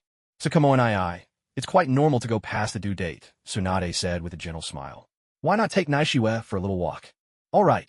With a sudden change of mood, Sukumo grinned, stepped forward, and helped Naishua up. My dear, let me take you for a walk. Look at you, Naishua teased, slipping her hand into Sukumo's as she sat up to put on her shoes. Not an ounce of fatherly dignity. Haha, well, the baby's not here yet, is it? Sukumo chuckled, supporting Naishua as they left the room for a stroll. Just wait. When Dai comes out holding his son, big brother will be fretting all over again, Kawakazi joked mischievously to Tsunade. All you ever do is watch the excitement. I've got things to do. Just sit there. Tsunade couldn't be bothered with this childish nuisance and got up, ready to head to the lab. After all this time, she still hadn't managed to stabilize her grandfather's cells. Tsunade was starting to doubt her own abilities. I'll come too. Let me go with you. No, you're not coming. I haven't made any progress in ages. Can you be a little clearer about your own role? Without even turning her head, Tsunade shut down Kawakazi's idea. Kawakazi could only sit back down in the hospital room, feeling awkward. He'd already been banned from the lab for over a month. How boring. From the sounds outside the room, it was obvious that Dai was showing off to Sukumo again. Sukumo, your wife hasn't given birth yet. Come look at my son. Don't you think he's adorable? Dai walked out holding Guy, and since their hospital rooms were right next to each other, Sukumo was already regretting this arrangement. Adorable, definitely. He looks just like you. I'm taking Naishua for a walk in the garden.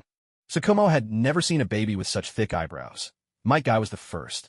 After a few polite words, he hurried off with Naishua, gently patting her belly. It was as if he was saying, Hey, my child, when are you coming out? Soon. She's in my belly, but I'm not even worried. Naishua looked at her husband and couldn't help but laugh. It's just Dai parading his kid in front of me every day. Sukumo explained with a sheepish grin. You two really are like children yourselves. Naishua shook her head and continued walking with Sukumo. Some time passed, and suddenly pain shot through her. She felt liquid trickling down her thigh. Back, take me back. I'm going into labor. Naishua's face twisted in pain, her voice edged with urgency. Okay. Sukumo quickly scooped her up and dashed straight to the birthing room that had been prepared well in advance.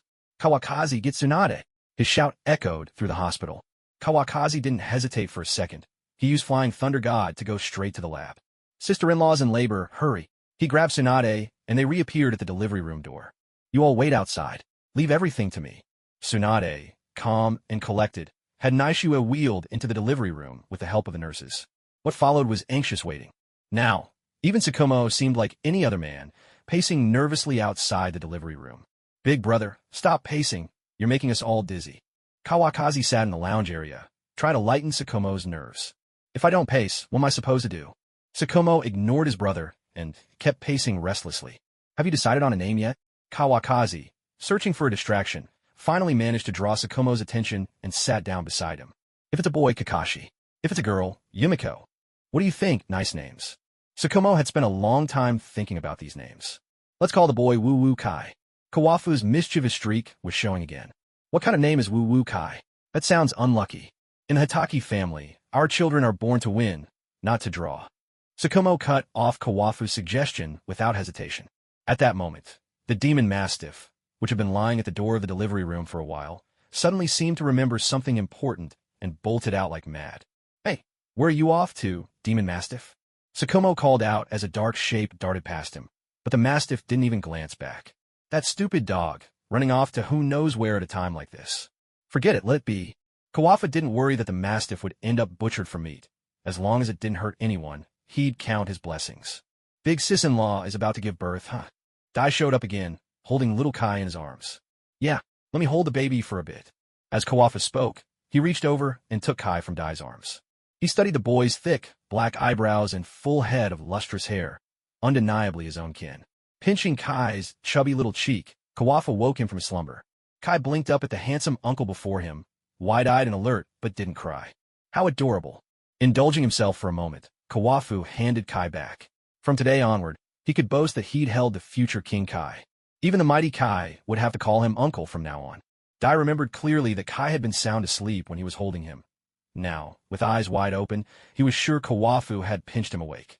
There was no point arguing, so Dai resigned himself to soothing Kai back to sleep. Be good, baby, time to sleep. Just go. Kawafu and Sukumo spoke in unison. Dai's singing was truly unbearable. Fine, I'll leave. No need to be so fierce. Dai mumbled, feeling a little wronged, as he walked away with Kai in his arms. The two brothers fell silent again. The waiting was agonizing.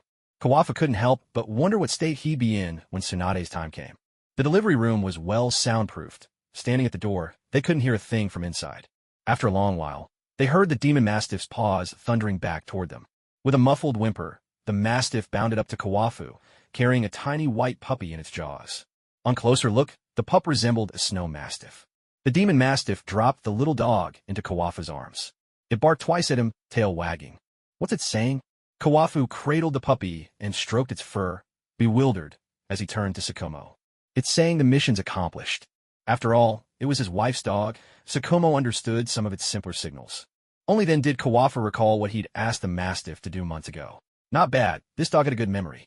Good boy, well done. Kawafu freed up a hand to scratch the mastiff's chin with satisfaction. It barked several more times, tail thumping. What's it saying now? How the heck should I know? This time, even Sukumo was stumped.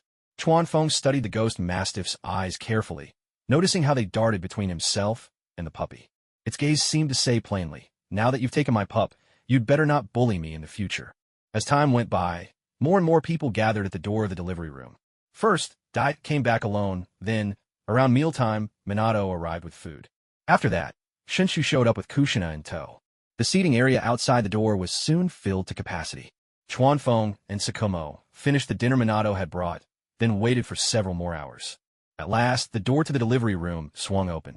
Mother and child are both safe. Congratulations, brother Sukumo. Tsunade's face was a bit pale, sweat still glistening on her forehead. Clearly, the whole ordeal had been far more strenuous than her usual cheerful demeanor suggested. Congratulations, big brother. Sukumo, overcome with emotion, clutched Chuanfeng's arm tightly. I'm a father now, haha. What followed was an outpouring of congratulations from everyone present. Sukumo laughed and chatted with them, and the once tense atmosphere at the delivery room door finally lightened. Was the process difficult? Chuanfeng pulled Tsunade aside, even wiping the sweat from her brow. It was very dangerous. The baby was in a breech position, and there was heavy bleeding after delivery. If you hadn't told me to prepare blood bags in advance, I'm afraid your sister-in-law might not have made it. Tsunade was still a little shaken as she spoke. She couldn't bear to imagine a nightmare if Naishue had died right in front of her. But now she's safe, right? Chuanfeng fixed his gaze on Tsunade, as if he needed her to say it out loud before he could truly relax. She's safe now. Phew. Chuanfeng exhaled deeply. At last, the cause of Naishue's death was clear. Now Kakashi wouldn't have to grow up without a mother. That's good. Thank you for everything. Chuanfeng squeezed Tsunade's hands, his eyes full of sincerity. It's what I should do. I'm gonna take a shower. I feel awful. Tsunade slipped from Chuan Feng's grasp, heading for her office to wash up. You worked hard. Let me help you wash up. My family's massage technique is legendary. If it's no good, you don't have to pay. PFF, if it's not good, you can chop me up.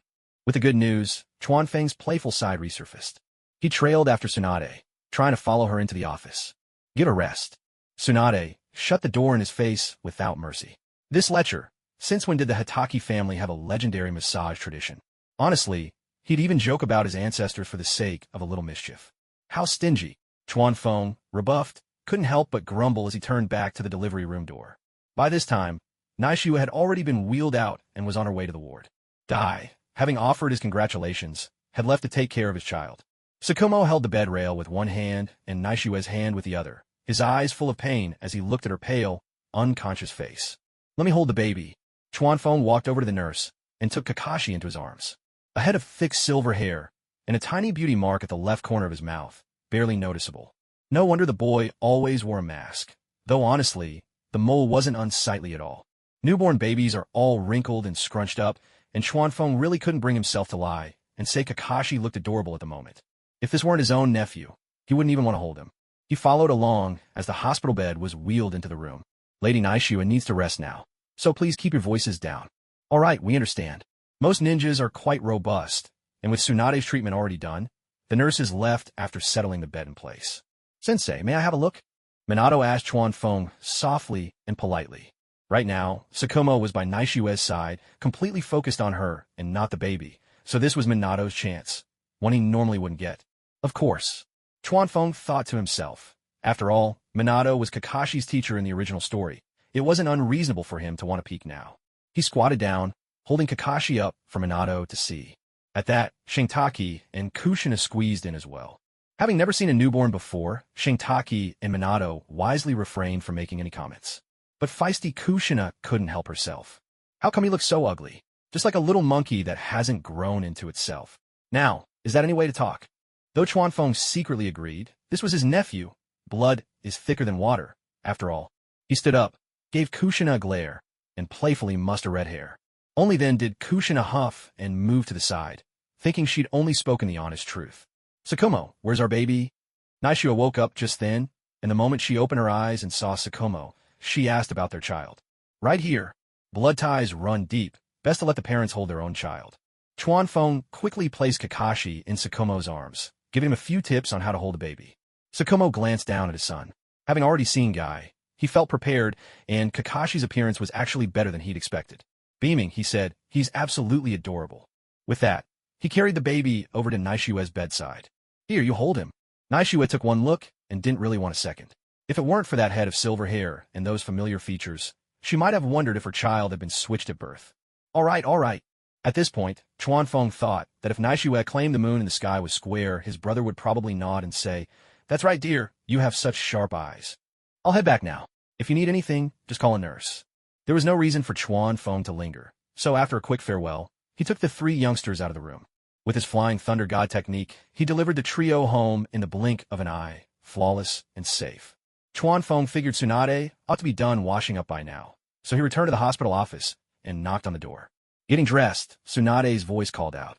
She didn't even need to open the door to know it was him. 3, 2, I knew you'd barge in. Chuan Feng teleported onto the office sofa, only to find Tsunade fully dressed and sitting neatly right beside him. So much for those fanciful daydreams. Nothing but a perfect, proper Tsunade. Weren't you just saying you were getting dressed? Chuan Feng, feeling justified, looked furious. Do you have any shame? I didn't even finish counting to 3. Tsunade was laughing so hard at Chuan Feng that her stomach hurt. She had finally managed to trick him for once. No way, you tricked me. Now you have to pay the price. A ferocious grin spread across Chuan Feng's face as he pounced on Tsunade. A long while later, the two finally parted, both gasping for breath. Tsunade slapped away the hand on her chest. Her cheeks flushed a rosy red. All right, I'm heading back now. Come on, let's play a little longer. Chuan Feng stubbornly wrapped his arms around her. Play with yourself. I'm leaving. Tsunade pried his hands off, strode briskly to the door, and swept out of the room. I'll walk you out. Chuan Feng grinned and cheerfully hurried after her. A week later, Naishua had already recovered, and Kakashi no longer looked all wrinkled and worn. Her lovely little face made Naishua more and more fond of her. She could hardly resist stealing a kiss now and then. Shumao even looked a little jealous whenever he saw it. Today was finally the day to leave the hospital, so Chuan Feng brought the two little ones over as well. The room had already been tidied up. After Tsunade finished giving some final instructions, the conversation turned casual. In a bit, the wife of a jonin will be moving in. Our hospital's facilities are top-notch. Anyone with the means chooses to come here. She couldn't help a note of pride creeping into her voice. After all, this was a symbol of wealth. Who would dare call me, Tsunade, a spendthrift now? You just... Before Chuan Feng could finish his sarcastic remark, a couple's voices sounded from the doorway. Is this our room? The man had striking red eyes, a gaunt face, and naturally wavy hair. His wife, heavily pregnant, was a beauty rarely seen. Are you Yuhi Makoto? Tsunade inquired. Yes, Lady Tsunade. The man clearly recognized Tsunade, though she didn't know him. This is your room. They'll be checking out soon. Please have a seat. Tsunade welcomed the clients into the room with a smile. After all, this single-patient room with postpartum care didn't come cheap. Hello, I'm Hitaki Chuan Feng. Chuan Feng offered a polite smile as he introduced himself. If memory served, this was Yuhi Kurenai's father. That girl getting matched with the third Hokage's son was such a waste. My Kakashi would be a much better fit. Hello, I'm Yuhi Makoto. Yuhi Makoto shook Chuan Feng's hand, calm and composed. You and your wife make a wonderful couple. I'm sure your child will be just as beautiful. Chuan Feng started laying on the compliments, hoping to forge a good relationship. After all, it might help Kakashi in the future. Truly, he was already worrying about the next generation. Haha, thank you for your kind words. At the mention of the child, Yuhi Makoto's face lit up with a happy smile. This hospital is run by my family. If you need anything at all, just ask. Kawafa didn't care if his actions seemed abrupt anymore. He couldn't just stay and wait for Yuhi Red to give birth, after all. All right, thank you in advance, he said. Yuhi Makoto didn't seem like the sentimental type, and by now, he and Kawafu could be considered acquaintances. Tsunade was still puzzled. How did Kawafa manage to befriend just about anyone he met? Was it simply because he was so approachable and relatable? Don't let us keep you. We'll get going now. Kawafa took the luggage from Sukumo, with the two little ones following behind, and the group left the hospital room. Meanwhile, Yuhi Makoto officially moved into the hospital room with his wife. A few days later, they welcomed a baby girl with crimson eyes, naming her Yuhi Kurenai. Kawafa would often bring Kakashi to visit Tsunade at the hospital, and he'd stop by Yuhi Makoto's room to chat whenever he had time. Thanks to Kawafu's deliberate efforts, the two families grew noticeably closer. Children in the world of the Hokage not only had strong constitutions, but they grew quickly, too. The two babies, born not long ago, soon became acquainted with each other. They'd often gesture and babble together, their childish voices filling the air. Their childhood friendship was already a foregone conclusion. If Kakashi couldn't keep up, Kawafu would have to set him straight. While tranquility reigned in Konoha, things were far less pleasant for Hanzo.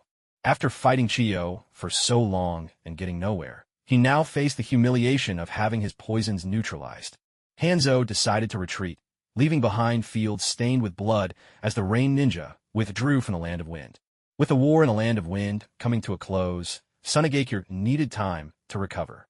At the Sand Ninja encampment, the old man with the breathing tube finally left, someone remarked.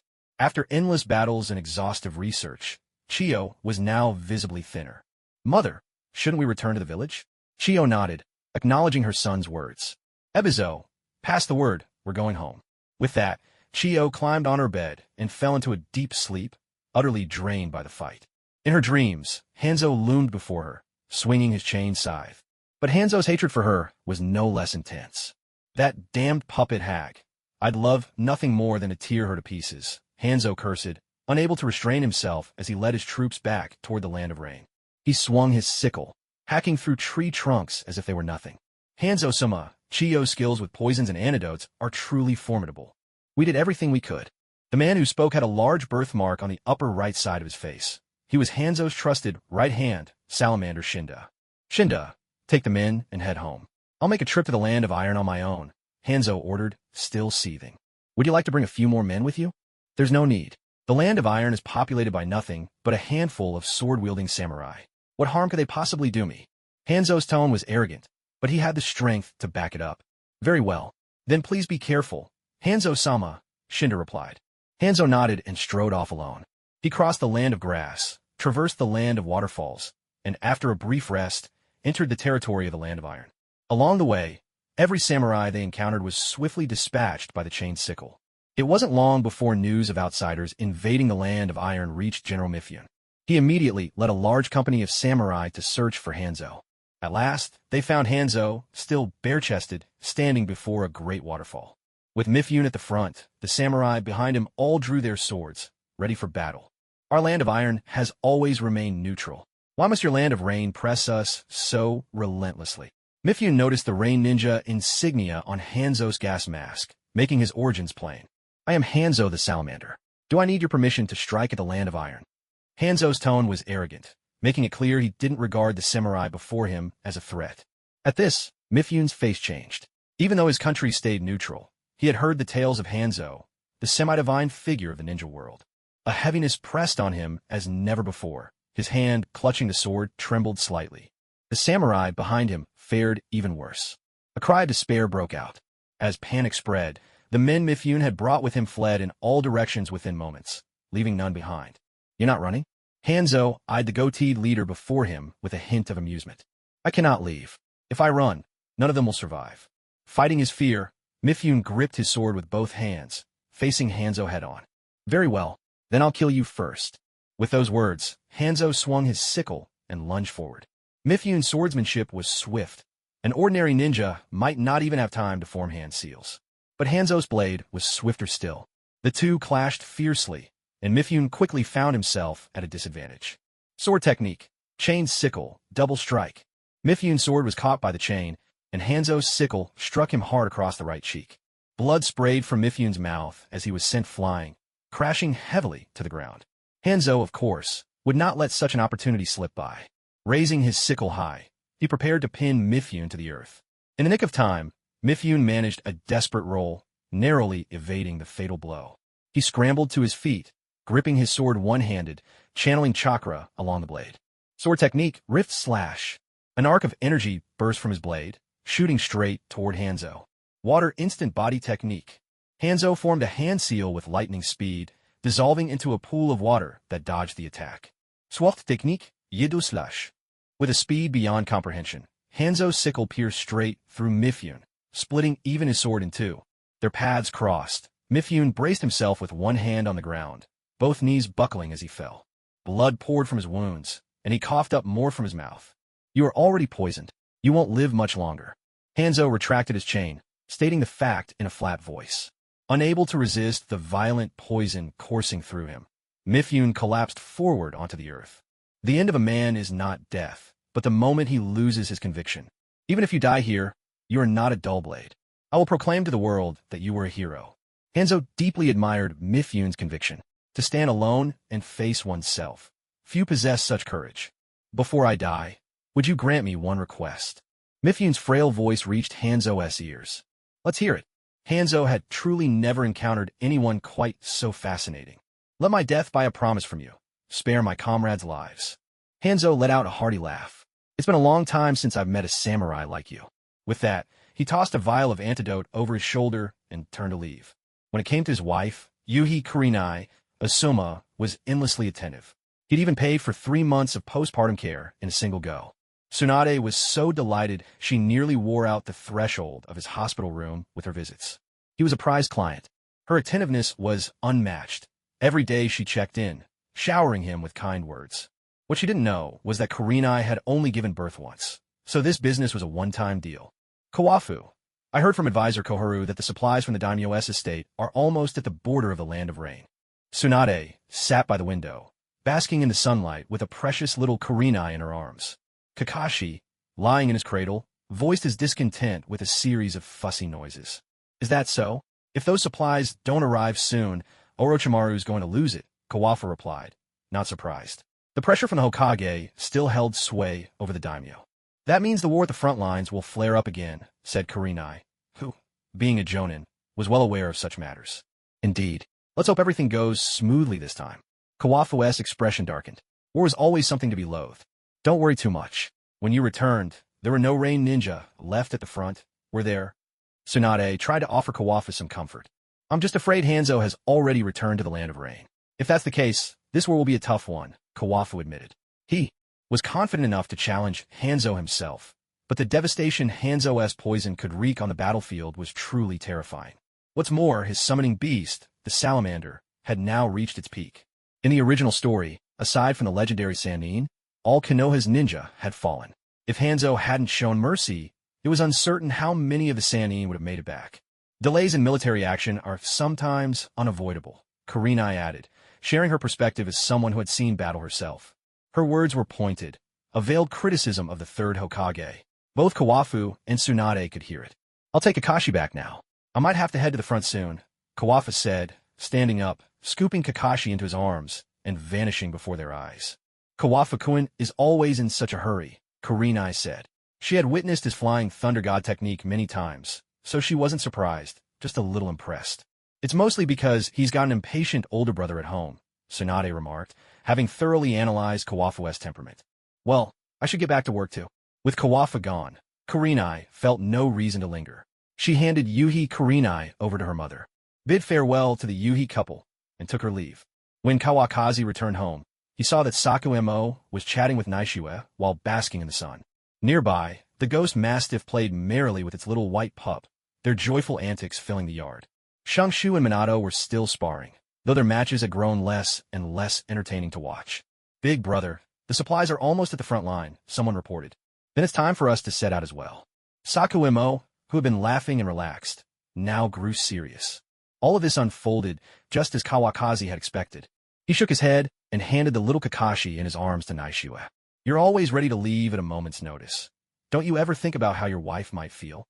Kawakazi wished he could spend a few more days with Tsunade. He'd certainly made the most of his time in the office, sneaking in his share of affectionate moments. But, admittedly, he hadn't really treated little Kakashi as a person. I'll notify Dai first, then we'll talk more later. With a flicker, Sakumo teleported to the front gate using the flying thunder god technique he'd learned from Kawakazi. If only he had more chakra, he would have gone straight to Dai's doorstep. In the end, the three of them agreed to depart in a week, with the two little ones joining them on the journey. At a border town in the Land of Fire, Lord Orochimaru, the supplies have arrived. A Konoha ninja arrived at Orochimaru's quarters to report this important news.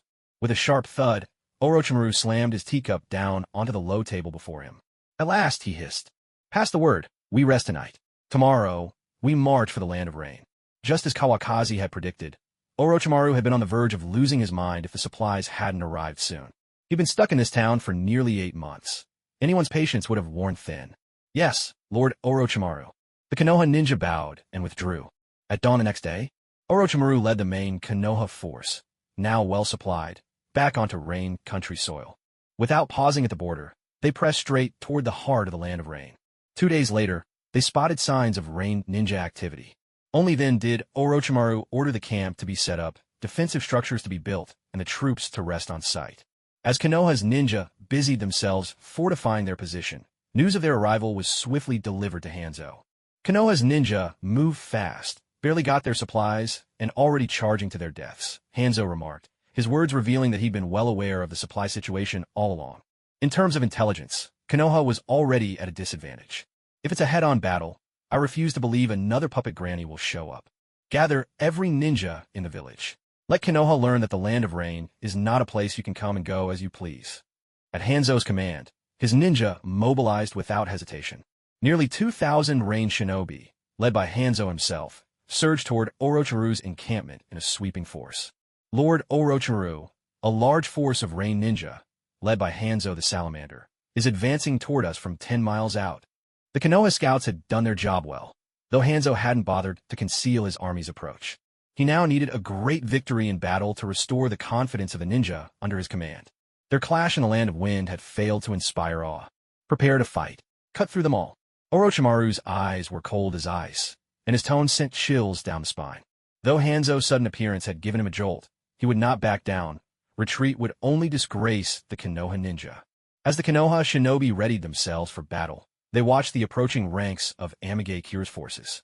Without hesitation, they formed hand seals and unleashed their techniques.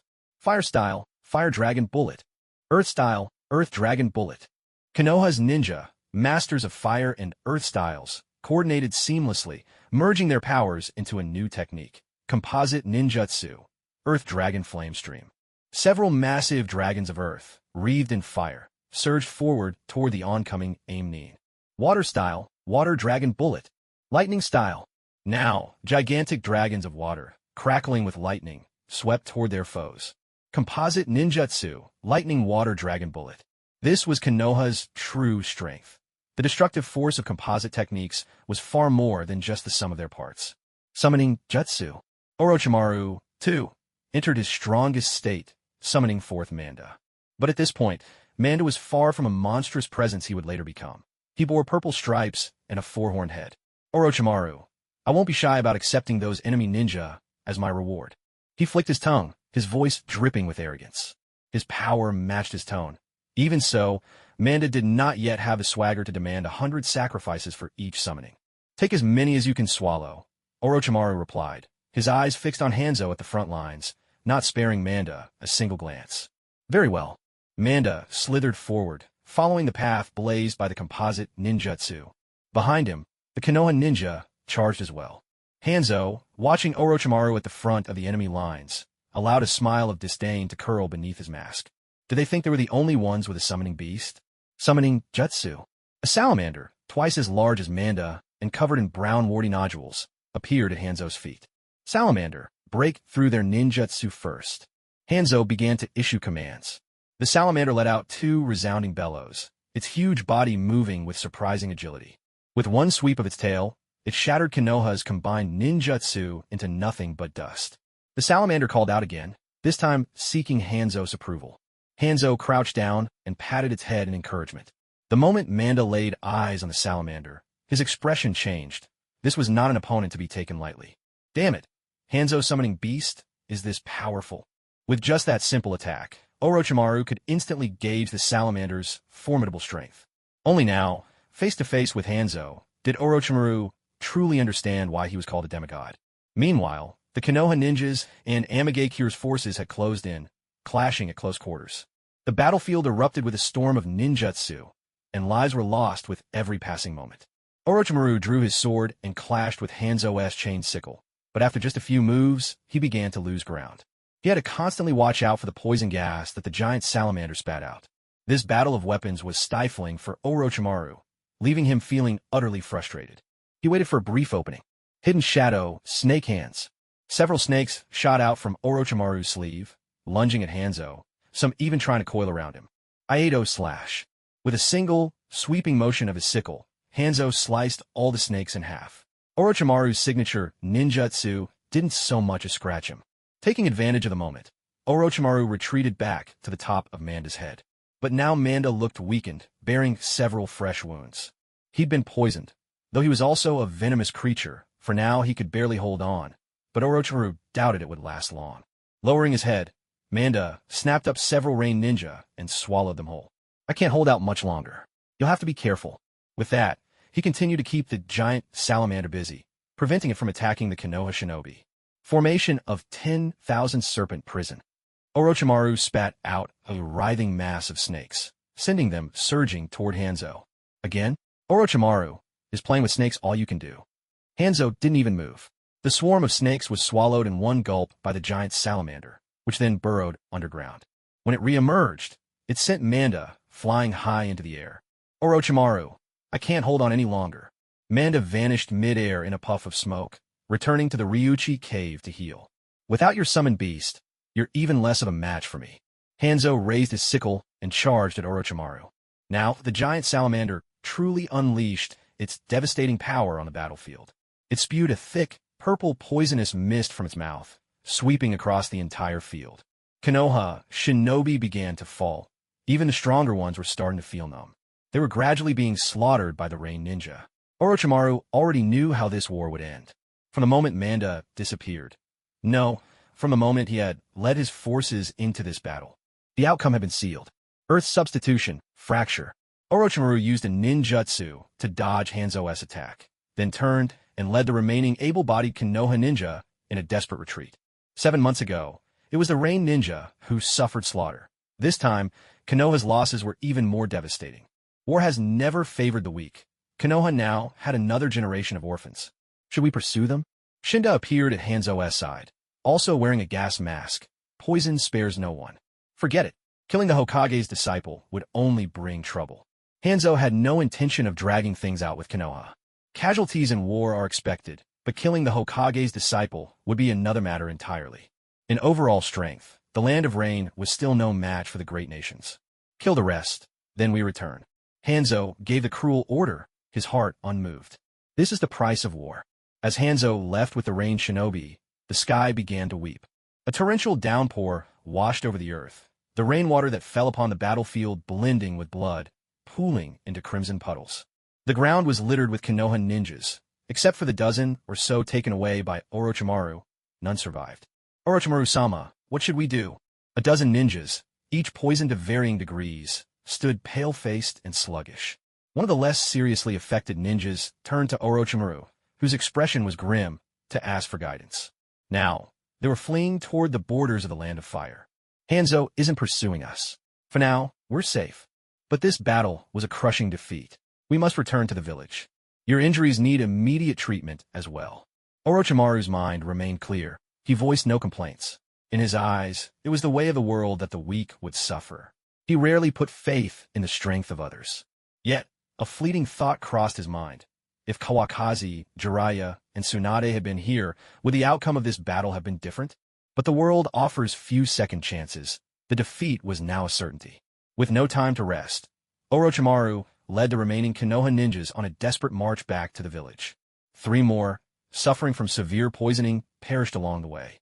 A stifling gloom hung over the whole group. Barely a word was spoken during the journey. Wounded and exhausted, it took them 4 days to finally return to Konoha. Fortunately, Orochimaru had brought antidote pills crafted by Tsunade, which helped keep the lightly poisoned ninjas alive until now. At the very moment the village gates swung open, only one ninja remained standing at Orochimaru's side. The rest collapsed to the ground, their last bit of strength spent. Quick, get people to take them to Konoha General Hospital. Orochimaru ordered the Chunin who had opened the gates. The 2 Chunin, instantly recognizing Orochimaru, hurried off to summon help, not even bothering to check his identity. Orochimaru watched as the medical team carried the wounded away before turning to walk toward the Hokage's office. He had to take responsibility. As the commander, he could not shirk this burden. Upon arriving at the Hokage building, the AMBU quickly reported his arrival and led Orochimaru into the office. Sensei, we suffered a devastating defeat. It was my incompetence. For someone as proud as Orochimaru to utter those words, it was clear the weight of this loss pressed far heavier on him than any outward appearance could show. Did Hanzo the Salamander take the field himself? No wonder. It's not your fault. I underestimated him. The 3rd Hokage's face showed no anger, only a somber expression as he puffed continuously on his pipe. A heavy silence fell over the room. The 2 Hokage advisors said nothing, each deep in thought, perhaps searching for a way forward. You may go now. I need some time to think. After a while, the 3rd Hokage set down his pipe, let out a long sigh, and dismissed Orochimaru. Koharu, Hamura, what are your thoughts? Once Orochimaru had left, the 3rd Hokage turned to consult the 2 advisors. Reinforce our troops, continue fighting. The ninja of our Konoha cannot have died in vain. Though their words differed, their intentions were the same. Very well. I will request additional supplies from the daimyo right away. The 3rd's gaze turned cold and resolute. This time, he would not make the request so easily. Orochimaru walked out of the Hokage's office, his expression dazed and empty, with tears unconsciously streaking down his face. Only one's own strength could truly be relied upon. He glanced skyward. The sky above Konoha was so blue, and a gentle breeze set the leaves swirling through the air. For a moment, Orochimaru was at a loss, unsure where he should go next. When the wounded were brought to Konoha's 1st General Hospital, the few ninja who were still conscious reported the situation on the battlefield to Tsunade. Tsunade could only offer words of comfort, while administering medicine to suppress the poison of the salamander and buy the wounded precious time. Then, carrying samples of the tainted blood, she hurried to the laboratory to study them further. But the poison of the salamander was not so easily thwarted. Even Hanzo himself risked poisoning from his own toxic mists. It would take Tsunade a great deal of time to develop an antidote. For now, she could only use other medicines to keep the ninja alive, making sure their injuries did not worsen. While Tsunade was overwhelmed with work, the Hitaki household remained peaceful. The news of defeat had yet to spread. Kawafun, Sukumo, and Dai sat together, drinking tea. Naoyuki cradled Kakashi nearby, quietly listening in. Gao, ever the devoted father, had started teaching his little white pup how to interact with humans. Shangshu and Minato, both rare to have a day off, were happily playing with the two dogs. No matter their abilities at this age, just teenagers, they still possessed the innocent joy of youth. "We set out tomorrow," Sukumo said, sipping his tea, addressing Naoyuki. "I've already packed everything for you," Naoyuki replied, gazing down at Kakashi. "From now on, only you will be here to keep your mother company." "I wonder if the front line has already erupted in battle," Kawafune mused, trying to gauge the situation, unaware that Orochimaru's patience had run out and he had already returned in defeat. "We might have already reached deep into the land of rain by now," Dai said, his face bright with optimism. The last war had led him to underestimate the strength of the Rain Ninja. "Haha, that would be for the best," Sukumo laughed, echoing his good friend's words. "We shouldn't be too," Kawafune began, but didn't manage to finish the warning not to be overly optimistic. The steward had already arrived at the training hall, bringing Orochimaru with him. "Kawafune," Orochimaru called out to him, nodding in greeting to Sukumo and Dai. "Orochimaru, what brings you back?" Kawafune asked, an uneasy feeling rising in his chest. If it had been a victory, he wouldn't have returned so soon. A bitter smile flickered across Orochimaru's lips. "Heh, I returned to the village with only 11 men." Orochimaru let out a self-deprecating smile as he walked over to stand beside Kawakazi. Naishua stood up and offered her seat to him. It was her way of showing respect to a guest. "Thank you." Orochimaru expressed his gratitude. By now, he was looking much better. At the very least, there was a glimmer of life back in his serpentine eyes. "How could this happen?" Sukumo's face changed dramatically, his voice filled with urgency. Kawakazi still remembered to pour tea for Orochimaru, though at this point, words could do little to help. He guessed that Hanzo must have intervened personally. Otherwise, with Orochimaru's abilities, even in defeat, he wouldn't have returned to the village with only 11 survivors. Dai's expression was grave, and he remained silent, waiting for Orochimaru to continue. Orochimaru met Kawakazi's gaze and saw genuine concern there, a friend's true regard. Only after taking a sip of tea did he speak slowly. "The day after we received supplies, I led the main force deep into the land of rain. We clashed with Hanzo of the Salamander and his Rain Ninja. It was a devastating defeat. His summoned beast was too powerful. One breath of poisonous mist, and most of us were wiped out." With just 3 sentences, Orochimaru laid bare the grim reality of battle. Half of Hanzo's strength lies in his summoned beast, making him a terror on the battlefield. Kawakazi commented, drawing from the original story. "Without his salamander, Hanzo would barely qualify as Kage level." "What you said is true, Kawakazi." Orochimaru agreed with Kawakazi's assessment. Still, a summoned beast was an inseparable part of Hanzo's power, an undeniable fact. "So, what is the third Hokage planning next?" Sukumo was thinking clearly now. He knew Orochimaru must have visited the Hokage's office before coming here. "My teacher didn't give me a clear answer. But this war is inevitable. It's only a matter of time." Orochimaru knew his teacher well, regardless of whether the third was seen as weak now. If he didn't avenge this defeat, his prestige in Konoha would plummet. "Prepare yourselves. I have a feeling the next deployment won't be long from now." Kawakazi also believed that, whether to save face or to satisfy the ambitions of the daimyo's war faction, the third Hokage would send troops again soon. "I'll avenge everyone." Even as a father now, Dai was still that passionate youth at heart. The somber conversation about war continued, and before anyone noticed, both Nawaki and Minato had come over to listen quietly. That evening, Kawakazi kept Orochimaru for dinner, and Tsunade, exhausted, also arrived at the Hitaki household. What could ease their worries? Only the rich aroma of sake. That night, Orochimaru drank himself into a stupor. After making sure Orochimaru was settled, Kawakazi finally had some time alone with Tsunade. Surprisingly, neither of them was drunk. "It looks like you'll be heading to the battlefield this time, too." Beneath the moonlight, Kawakazi looked at Tsunade, his eyes full of tenderness. On the stone table in the martial hall, there were still fruits and yogurt laid out. "I should go. At the very least, I might be able to save a few more people." Tsunade's face was still marked with exhaustion. The poison from Hanzo was causing her significant trouble. "I believe you can do it." Kawafu reached out and gently pulled Tsunade into his arms, letting her rest her head on his shoulder. "This defeat, Sensei bears some responsibility too. He's gotten old. When the war is over, I think it's time for him to lay down his burdens." It was the first time Tsunade had revealed her ambitions so openly in front of Kawafu. Kawafu didn't think it was his teasing or so-called PUA tricks that had brought this out. It was truly Tsunade's own thought. "I'll always be behind you, supporting you. MHM." Tsunade replied softly, closing her eyes to savor the warmth this man brought her. The two of them fell silent, leaning into each other, staying that way deep into the night. The next morning, the third Hokage once again called a meeting for all the village's jonin. It was still that same operations conference room. This time, the third arrived early, waiting for everyone to gather. He began by recounting Orochimaru's crushing defeat. Orochimaru, seated below the podium, became the center of attention, but remained utterly composed. He was not one to be fazed by the opinions of just anyone.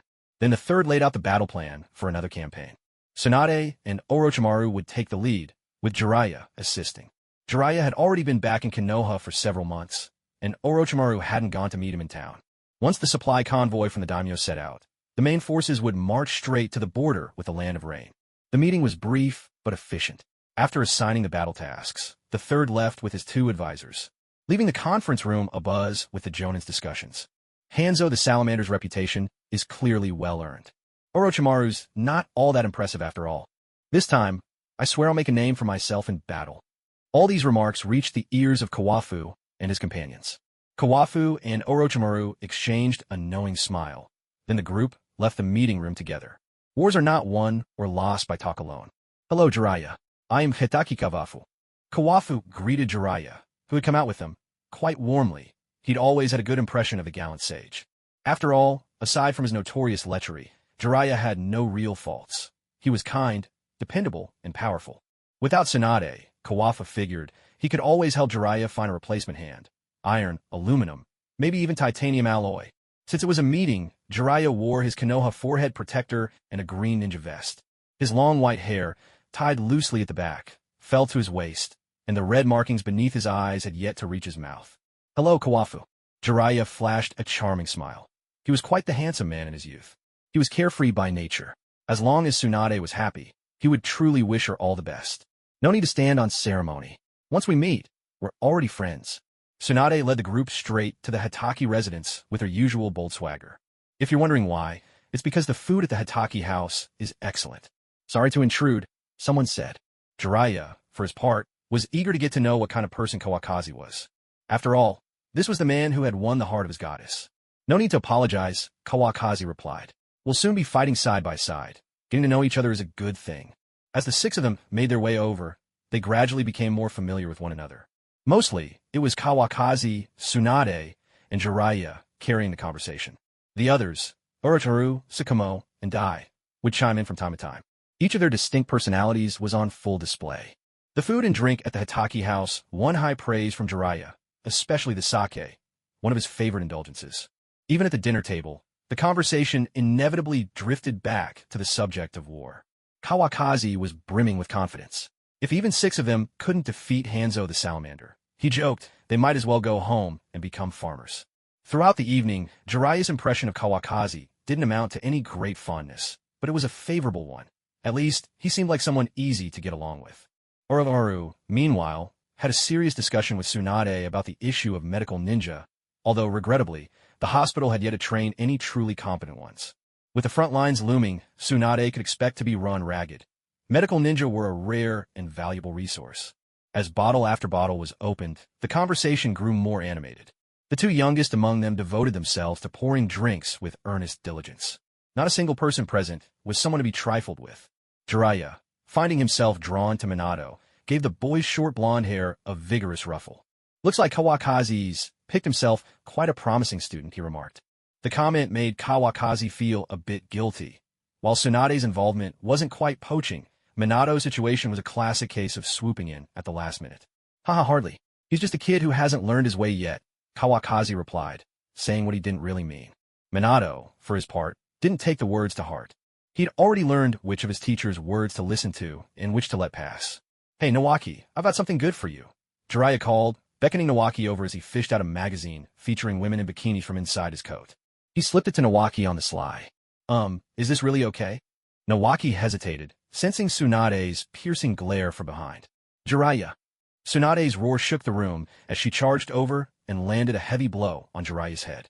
A bump visibly swelled up on his head. It's just a magazine, Jiraiya said, rubbing at his head, utterly unfazed. It wasn't my idea. Jiraiya insisted I take it. Nawaki stammered, tossing the magazine back to Jiraiya and bolting from the room without a backward glance. Better his friend than himself. He'd make his escape while he could. It's a collector's edition, you know. Fine, keep it, Jiraiya muttered, quietly tucking the magazine away, completely ignoring Tsunade's presence. Kawakaki looked on in awe. How many times must he have been hit to be this unfazed? After this brief interlude, not only did Jiraiya fail to restrain himself, but he became even more uninhibited in his drinking. Tsunade, having no way to deal with this incorrigible rascal, could only turn around and sit back down. She shot an angry glare at Nawaki. This kid wasn't much better either. It's not necessarily a bad thing to learn early, she said. Kawafu, perhaps already tipsy, spoke without thinking. Tsunade pinched him hard at the waist, making him suck in sharp breath. The pain sobered him up halfway. 3 hours later, everyone was stuffed and drunk, so unsteady that they preferred leaning on the wall rather than walking straight. Just as Tsunade had predicted, once they gathered, they naturally became more familiar with each other. Kawafu and Jiraiya, those two clowns, walked shoulder to shoulder, both propping themselves up against the wall. They insisted on arguing with Orochimaru about whether the wall was moving.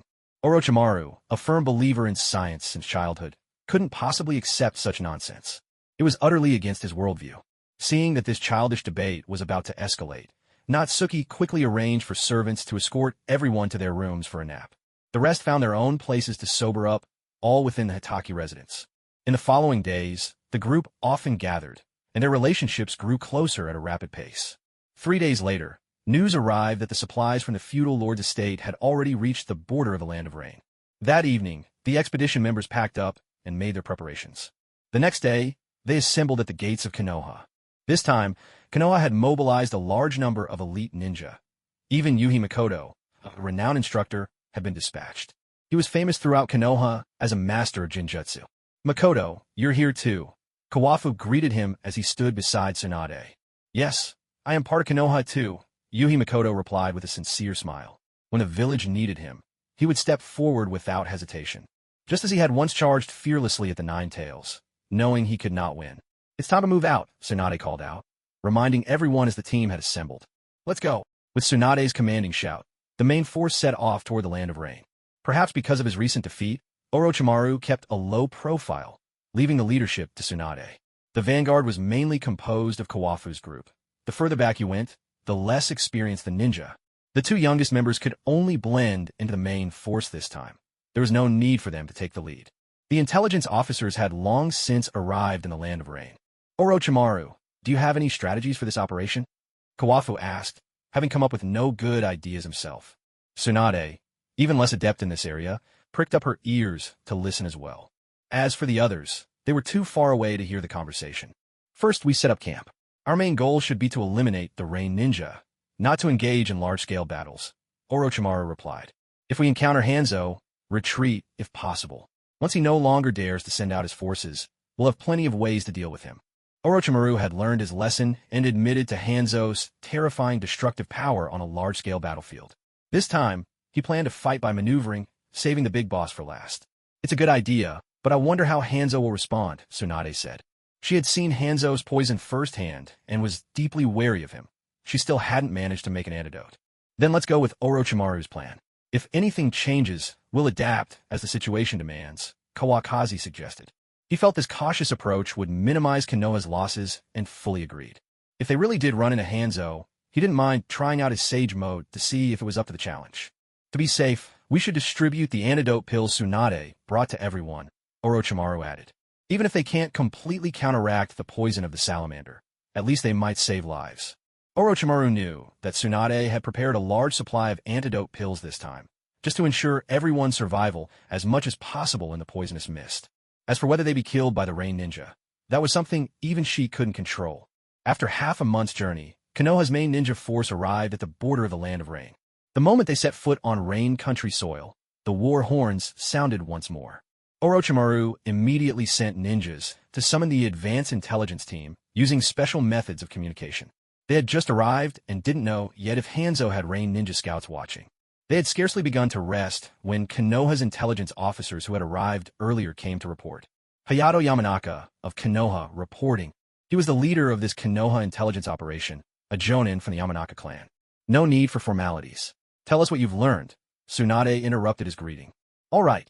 After glancing at everyone's expressions, Hayato Yamanaka began his report. Rain Ninja are already watching the border. There's no way to conceal the arrival of our main force. The number of Rain Ninja has obviously increased these past few days, and there have been several skirmishes. From what I've gathered, Salamander Hanzo knows our main force is arriving soon. He's currently staying put at his headquarters without making any moves. My advice is to eliminate the Rain Ninja scouts before we make our next move. The Yamanaka clan truly lived up to their reputation as intelligence experts. The information and suggested strategy were both clear and thorough. After listening, a troubling thought flashed through Kawakazi's mind. We can't all gather in one place. We need to split up immediately, otherwise if Hanzo attacks, it could be a disaster.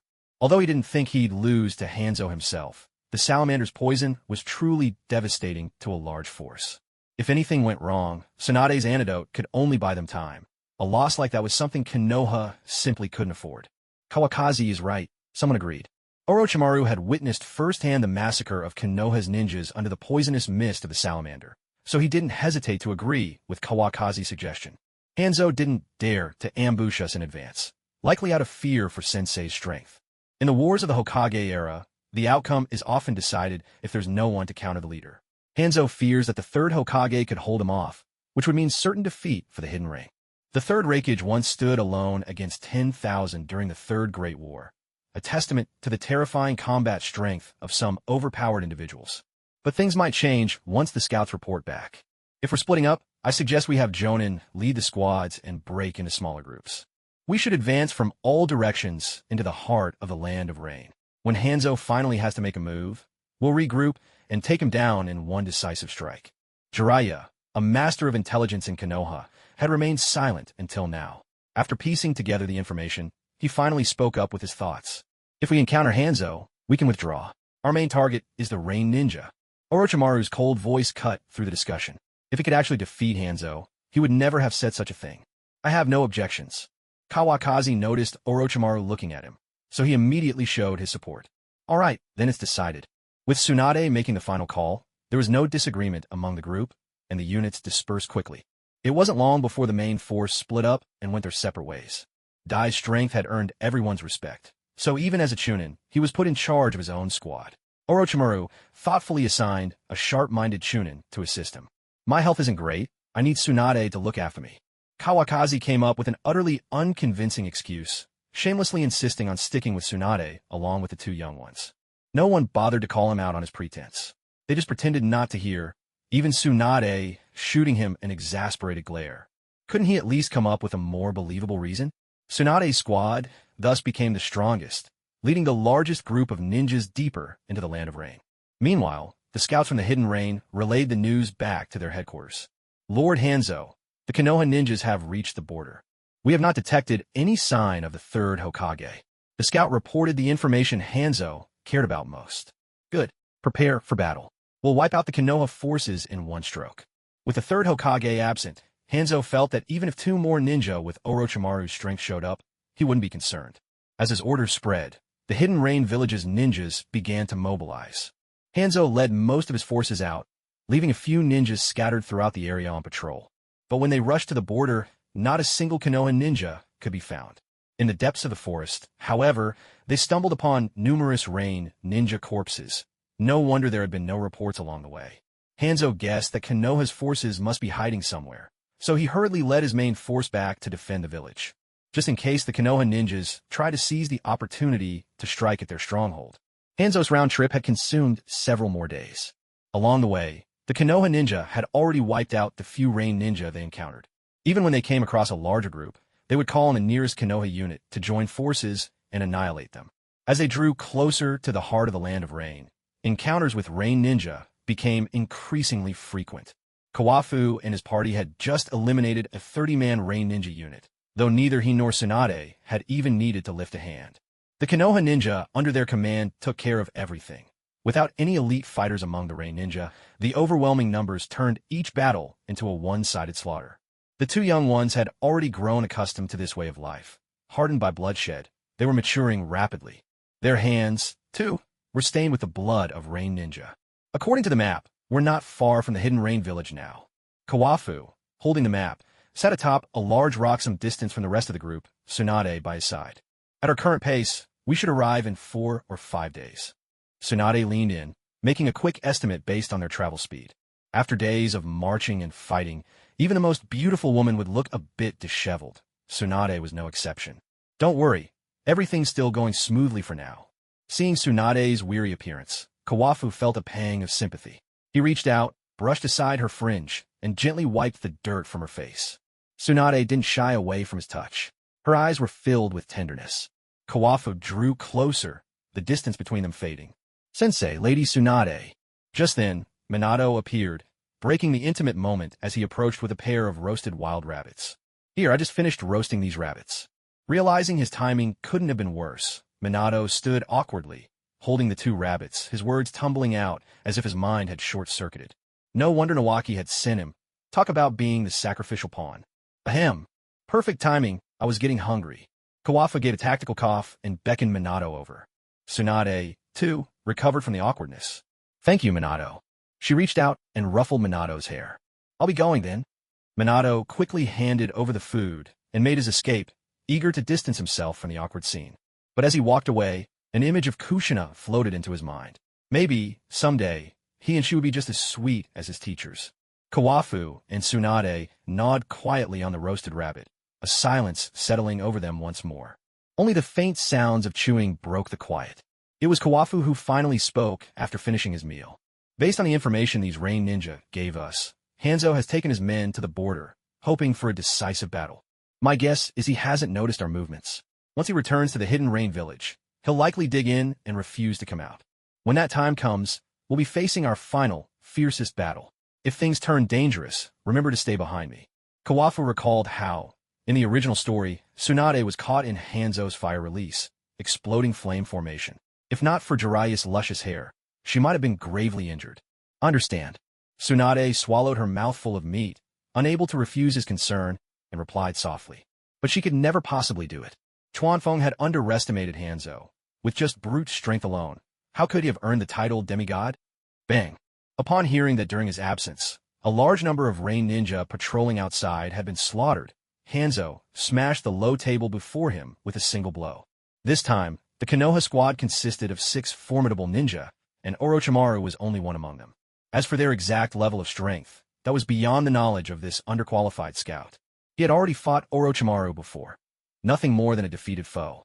There was also a close combat expert with a center-parted hairstyle and a tight-fitting outfit.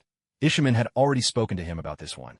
Then there were 2 sword masters, a female ninja with monstrous strength, and a white-haired man with a wild, explosive hairstyle. Hanzo fell into deep thought. Facing all 6 together, he feared he might not be able to withstand them. These wretched insects from Konoha. After a long moment, Hanzo cursed viciously, as if an idea had finally struck him. "Kanda, Lord Hanzo." Kanda approached Hanzo respectfully and bowed slightly. "You?" Hanzo lowered his voice and gave Kanda his instructions. "I will see it done, my lord."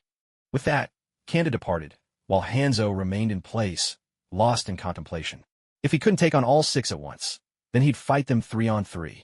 As the Konoha squad drew within 2 days' journey of the Hidden Rain village, they began to gradually close ranks. The final battle was looming, and hoping to preserve their strength without direct confrontation was little more than wishful thinking. Every face bore traces of worry. No one could say for sure whether they would find their final resting place here in the Land of Rain. Embracing death with open arms is always easier said than done. Chuanfeng had already regrouped with Orochimaru and the others, while a few squads of Jonin were still making their way to the rendezvous. "As long as we can hold off the salamander, there's no way we'll lose this battle." Orochimaru fixed his gaze on the giant salamander. Hanzo was stronger than him, but not by an impossible margin. In fact, among the Konoha ninja, Hanzo's own threat was no greater than that of his summoned beast. The salamander's poison mist needs 5 minutes to gather before it can be released. Now that the moment had come, Chuanfeng no longer held back. He shared the information he'd learned from the original story. "Is that information reliable?" Tsunade's eyes lit up. This was critical intelligence, but she'd never heard of it before. "Well, didn't my big brother do a mission in the Land of Rain?" He picked it up from a rain ninja. In the heat of the moment, Chuanfeng pinned the responsibility squarely on Sukumo's shoulders. He could only blame himself for never having done a mission in the Land of Rain. Otherwise, the explanation would have been much simpler. Everyone's eyes turned to Sukumo. He'd been a bystander just moments before, suddenly thrust into the spotlight, Sukumo was caught off guard. When did I ever know that? Why don't I remember? Ahem. Chuanfeng cleared his throat twice, trusting that his brother would play along. They are brothers bound by blood, connected as closely as muscle and bone. It's true. If Chuanfeng hadn't mentioned it, I would have almost forgotten. Shuo Mao forced a laugh, bracing himself as he took the blame and even closed the lid on it. If that's the case, we have a bit more confidence in dealing with the salamander now. Everyone trusted Shuo Mao's words, and even Orochimaru seemed to gain a bit more confidence at this moment. The shame of the last defeat must be avenged this time. When the time comes, I'll keep Hanzo occupied. You all focus on taking down the salamander as quickly as possible, Chuanfeng added, still eager to test his skills against Hanzo. Since coming to the Hidden Leaf, he had yet to face a ninja of that caliber. Are you sure about this? Jiraiya's voice carried a hint of worry, since even Orochimaru had admitted Hanzo was out of his league. Don't worry, I'll use my whetbone forest sage art. Hanzo will be the first to taste it. Chuanfeng's words nearly left Jiraiya speechless. After all, his sage art wasn't something he could use in actual combat yet. The preparation time was just too long, making it impossible to employ on the battlefield. Well, as long as you're confident, Jiraiya replied, falling silent after that. Handsome, talented, and wealthy, he couldn't complain about losing. As long as Tsunade could be happy, that was enough for him. We'll deal with the salamander as quickly as we can and come help you, Dai declared, ever the confident and passionate youth. For him, there was no such thing as losing before the fight even started. All right, Chuanfeng said, giving Dai's shoulder a hearty pat. With someone like him by his side, a sense of security was guaranteed.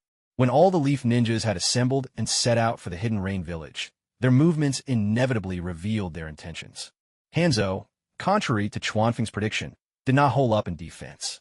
Instead, he swaggered out with his Rain Ninja, boldly confronting them head-on. Orochimaru, we meet again. Hanzo was the first to speak, and his words were directed at Orochimaru. This will be our last encounter. Orochimaru replied, his words dripping with meaning. Coupled with his chilling voice, it sent a shiver down the spine. A defeated foe dares to boast. Hanzo shot back, his anger flaring as he swung his chained sickle, though he gave no order to attack. Both sides had their ninjas ready, waiting for their commander's signal to begin the fight. Well, since he's come out, let's settle this, Tsunade said, displeased by Hanzo's words. After all, whatever happened, Orochimaru was still her fellow disciple, and now a friend of Chuanfeng's. It's the perfect chance to measure the strength of the demigod of the ninja world, Chuanfeng said, gripping his Han sword, eager for battle. Let's do it, both Orochimaru and Jiraiya agreed. Go! The single command echoed among the Leaf Ninjas, and the battle erupted. There were no elaborate ninjutsu displays to open the fight, just brutal, bloody hand-to-hand combat. As the two sides clashed, another squad of Rain Ninja burst onto the field from the other side. Their leader was formidable, even managing to withstand a combined assault from Jiraiya and Orochimaru. Tsunade landed a powerful punch, sending a nearby Rain Ninja flying, then hurried over to join the fight. With one less elite Rain Ninja, Konoha would lose far fewer lives. There was no rush to retreat until the salamander appeared. Sukumo and Dai also plunged into the throng of Rain Ninja. A green whirlwind and flashes of white steel danced among the Rain Ninja ranks, cutting down dozens of foes in mere moments. Kawafu moved forward, sword in hand, crackling with lightning as arcs of energy flickered across his body. Hanzo of the Salamander, if you don't summon your beast now, you won't get another chance, he called out, advancing step by step instead of charging in, his words meant to provoke Hanzo. But a ninja of Hanzo's caliber would not be so easily unsettled by mere taunts. Kawafu saw that Hanzo remained unmoved. Hanzo simply stood his ground, spinning his chained scythe in silence. Kawafu, realizing further probing was pointless, vanished in a blur, closing the distance in an instant. But what happened next caught him completely off guard. Hanzo's body was sliced cleanly in half, dissolving into water with a splash. A water clone. Kawafu immediately leapt away, suspecting Hanzo might use this chance to launch a surprise attack. Yet Hanzo was nowhere to be seen. The battle raged on all around. Tsunade and her two teammates found themselves unable to take down their Rain Ninja opponent right away. The longer they fought, the more unsettled they became. They were so close to finishing him off, yet always just a hair's breadth away from victory. None of the three noticed that the battlefield had now split into two fronts. On one side, Kawafu was leading the fight against Hanzo, while on the other, they were locked in combat with another elite Rain Ninja. On both fronts, the Rain Ninja were being driven back by the Konoha shinobi, suffering heavy losses. Yet Hanzo and his salamander were still nowhere to be seen. I'm done wasting time with you. We'll finish this another day. The Rain Ninja leader, desperate over his mounting casualties, broke away from the trio's attacks. Retreat, he shouted, leading the remaining Rain Ninja as they fled the battlefield. Tsunade and her team were not about to let their quarry slip away after coming so close. With a glance exchanged between them, the three gathered the Konoha ninja and gave chase. Watching the pursuit, Hanzo's lips curled into a subtle smile beneath his mask. I'm right here, kid. Kawafa looked over and saw Hanzo standing atop a large tree not far from the battlefield. The chain scythe was still spinning in his hands. Anyone unaware might have thought he was simply playing with a giant windmill. Let's see just how many water clones you can make, Kawafa muttered to himself. He wasn't sure if this was the real Hanzo, but he knew a water clone couldn't stray too far from its creator. He pulled a specially crafted senbon from his tool pouch and hurled it at Hanzo. His trusted craftsman had done excellent work. The custom senbon flew more than twice as fast as a normal one, reaching Hanzo in the blink of an eye. Hanzo dodged with a quick sidestep, but in that instant, Kawafa was already beside him. Without hesitation, the Hachiman Han sword pierced straight through Hanzo's heart. You're strong, but unfortunately, this was just a clone. With those words, Hanzo's form dissolved once again into water and vanished. At this moment, Kawakazi already sensed that something was off. How could a mighty demigod resort to nothing but water clones to take a beating? Before he could think further, Hanzo's voice rang out nearby. Didn't you want to see how many clones I have? Kawakazi glanced back at the battlefield. Dai and Sakumo were still leading the Konoha ninja in slaughtering the Amnin, but Tsunade and the other two had vanished without a trace, as if he'd just grasped a clue. Yet Hanzo was standing right in front of him, so Tsunade's group should be safe. With that thought, Kawakazi didn't hesitate any longer. He resolved to deal with Hanzo first. He charged forward again, drawing further and further from the heart of the battle. Lightning chakra surged into his sword, the blade's tip extending outward, and in a flash, Hanzo was within reach of his attack. In Hanzo's terrified eyes, Kawakazi swept his sword lightly, felling a swath of trees in the forest. Found you, Kawakazi said with a smirk, spotting another Hanzo hiding behind a large tree to the side. Damn it, Hanzo cursed, hands flashing through seals. Water style, explosive water shockwave. A torrent of water burst from his mouth, surging toward Kawakazi and flooding the forest floor, forming a small lake. Too slow, Kawakazi murmured. In the blink of an eye, he dodged aside, lightning crackling, and appeared beside Hanzo in a burst of speed. Raising his sword high, he prepared to cleave downward.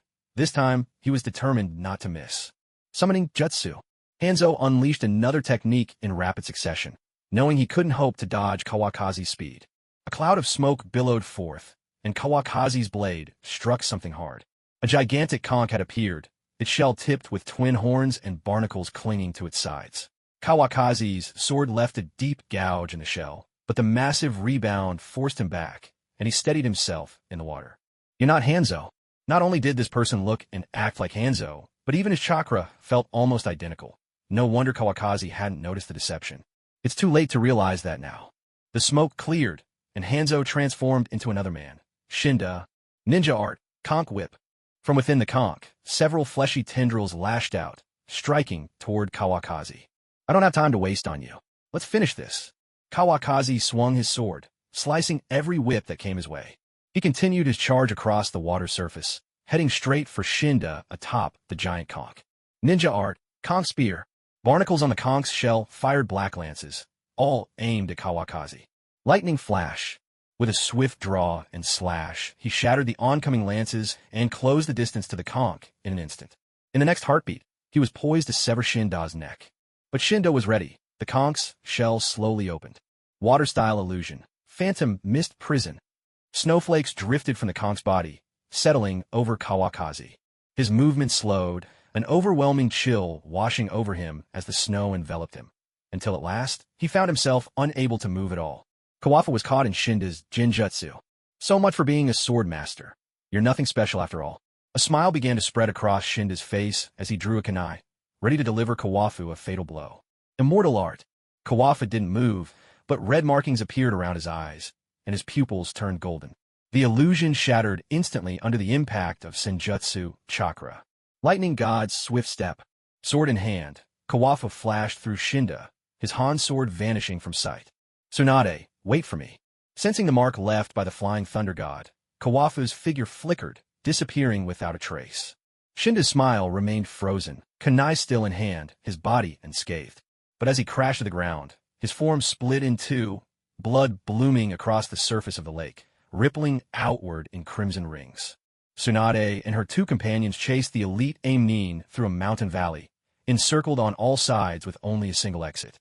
You won't get away.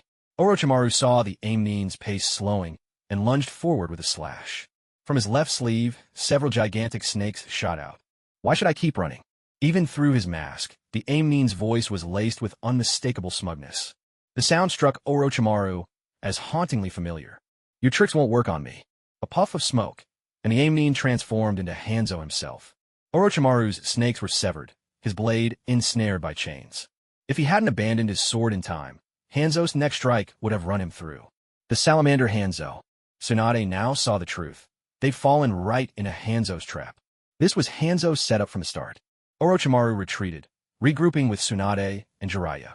Leaf's ninja and the Aimnin clashed again in chaotic battle within the valley. Salamander. Hanzo's bellow echoed.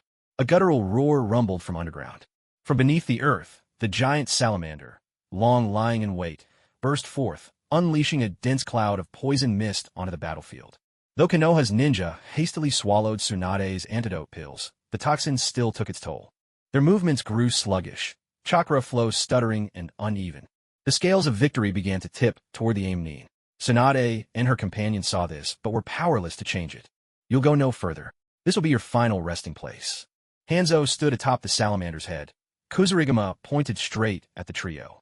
We have to fight with everything we've got. Kawafu will come. Summoning jutsu. Tsunade was the first to act, calling forth the Slug Sage. Slug Sage, please help our Konoha comrades first. Of course, little Tsunade. The Slug Sage began to split apart, crawling swiftly to aid the Leaf Ninja scattered across the battlefield. For the moment, the Konoha forces managed to hold their ground. Summoning jutsu. ×2. Jiraiya and Orochimaru followed suit, summoning Gamabunta and Manda.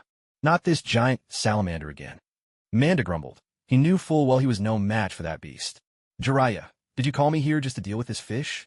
Even though Gamabunta was no longer as large as the giant salamander, he showed no fear. With his pipe clenched between his teeth, he had already drawn the short blade, strapped to his side. Yes, a short blade. That's right. Don't let your guard down. The opponent is strong. Jiraiya's expression was grave. From the earlier clash between Hanzo and Orochimaru, he could tell this battle would be anything but easy. Let's go. Tsunade activated her strength of 100 seal, the markings spreading across her cheeks. She charged straight at the giant salamander, sending shards of stone flying in her wake. It seemed that the Kawa family still cared about preserving their property. Heavenly Pain, kick. Tsunade leaped high and brought her foot crashing down on the salamander's head. A deep crater formed where she struck, and the poisonous mist the salamander had been gathering dissipated, its attack interrupted. Writhing in pain, and without waiting for Hanzo's command, the salamander swung its massive tail at Tsunade. Fire style, Toad, oil flame bullet. Jiraiya unleashed a stream of blazing fire as Gamabunta sprayed Toad oil to fuel the flames, engulfing both the salamander and Hanzo. The salamander had no choice but to abandon its attack on Tsunade and leapt away in a single bound.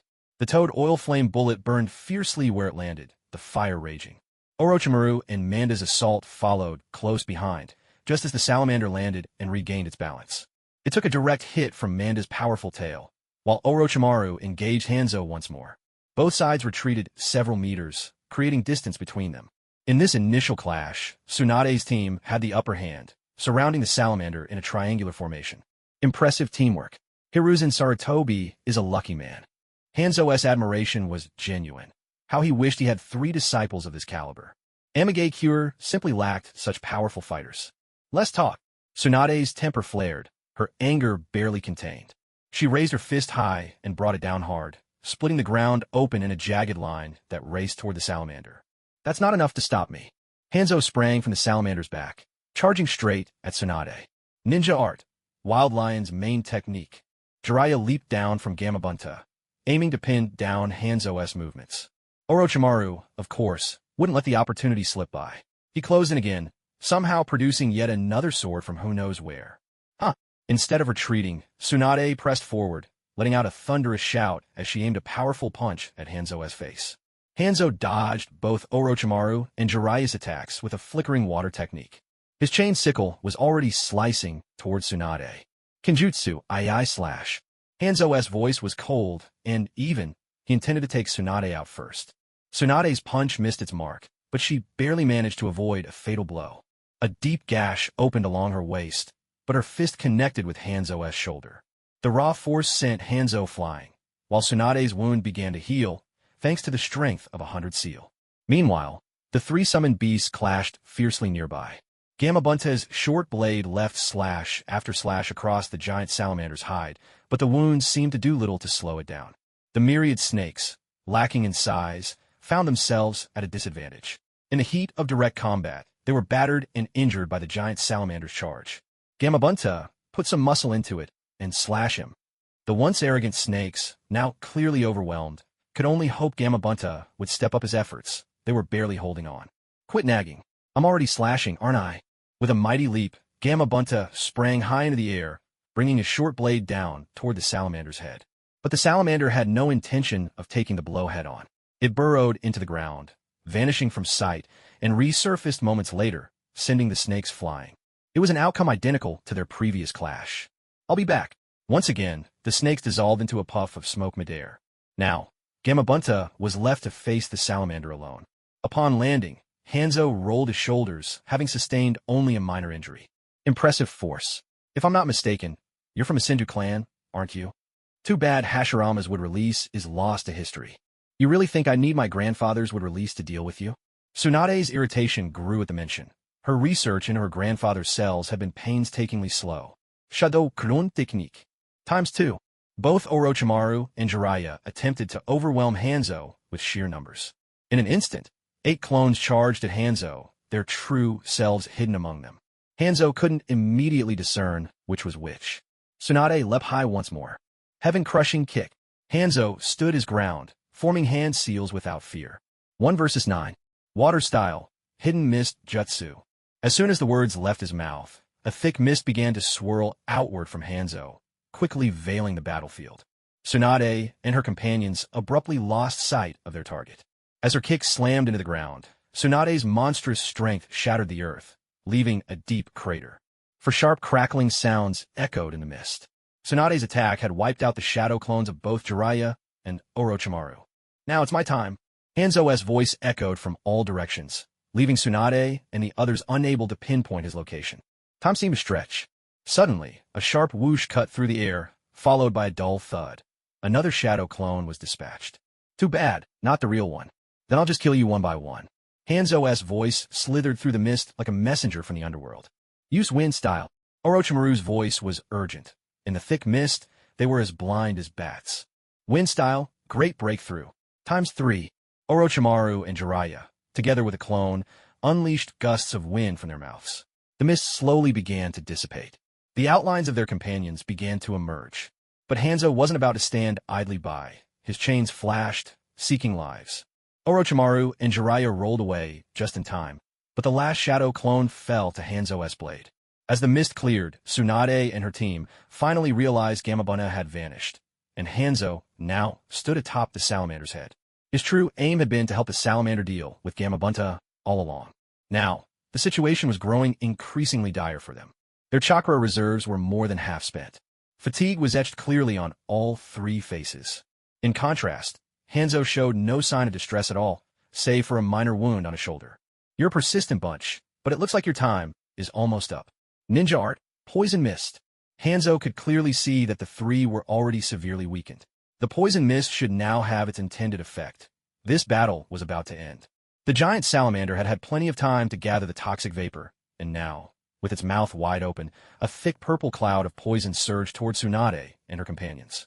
The mist spread so wide that without a space-time jutsu, escaping was nearly impossible, and none of the 3 could be considered exceptionally fast. Hold your breath, run now. Tsunade shoved a high-grade antidote pill into each of their hands and bolted from the scene. Holding their breath and taking antidote pills was only a temporary measure. Staying within the poison cloud meant certain death. Orochimaru and Jiraiya swallowed their pills and raced after Tsunade, desperately trying to escape the spreading mist. But Hanzo wasn't about to let them go so easily. A sly smile crept onto his lips. During the time he'd concealed himself in the mist, he hadn't been idle. Fire style, explosive flame array. As Tsunade ran, she suddenly noticed her right foot covered in explosive tags. Her face filled with alarm.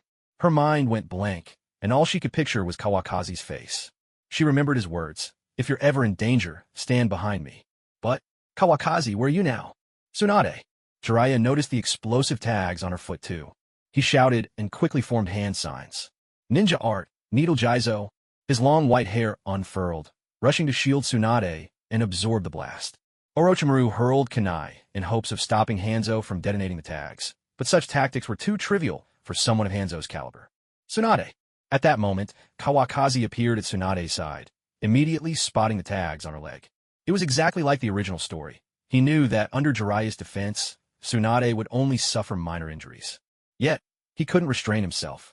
He activated a space-time barrier, touching the explosion point. Jiraiya's white hair hadn't yet wrapped around Tsunade. Just as Hanzo uttered the word explode, Kawakazi had already redirected the blast force to a spot along their escape route, where he'd previously placed a cluster of Senbon. A tremendous explosion rang out.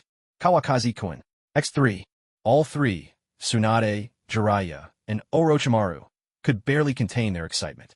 Reinforcements had finally arrived. Take a breather. Leave the rest to me. Kawakazi gripped his sword, turning his back to the three as he finally faced the real Hanzo of the salamander. Did you kill Shinda? Hanzo's gaze turned sharp. Shinda was his most trusted subordinate, his right hand. So that was his name. If you hurry, you can still find his corpse. Kawakazi stood tall, sword in hand. Now calm after rescuing Tsunade, he responded to Hanzo's challenge with an air of indifference. Then go accompany Shinda in death. Sword technique, two-stage chain side strike. Hanzo leapt down from atop the giant salamander's head, his chain already lashing out ahead of him, sweeping toward Kawakazi's sword. The salamander made no move at this time, continuing instead to gather a thickening cloud of poisonous mist. Tsunade had already released her strength of 100 seal. The curse marks faded as she began using the mystical palm technique to heal both Orochimaru and Jiraiya. Aren't you worried? Jiraiya couldn't help but wonder aloud. Kawakazi was facing Hanzo alone, yet Tsunade still had the composure to tend to their wounds. He hasn't even activated Sage Mode yet. He must be confident. Tsunade didn't pause in her healing.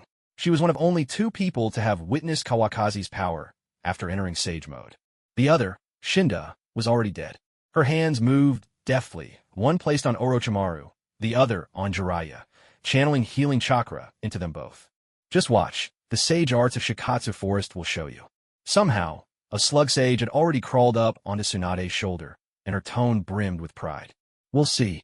Orochimaru kept his eyes fixed intently on the clash between Hanzo and Kawakazi. In a flash, Kawakazi entered his lightning release armor state, dodging the incoming chain, and closed in, engaging Hanzo in a contest of swordsmanship. He raised his sword to block Hanzo's downward slash, then slipped to the side, his blade slicing toward Hanzo's neck. Every strike was lethal. Your swordsmanship is impressive, Hanzo managed to say, still with some strength, pulling both hands tight on his chain to block Kawakazi's attack. Yours is rather ordinary, Kawakazi replied, a faint smile at the corner of his mouth. Every move of his sword aimed relentlessly at Hanzo's vital points. For a moment, Hanzo could do nothing but defend, with no time to retort. Kawakazi caught a glimpse of the salamander. The poison mist was nearly formed. By now, he also had a good measure of Hanzo's strength. Sage Art. Lightning Flash. Kawakazi activated Sage Mode. Lightning crackled even more fiercely around him, and his speed soared to a whole new level.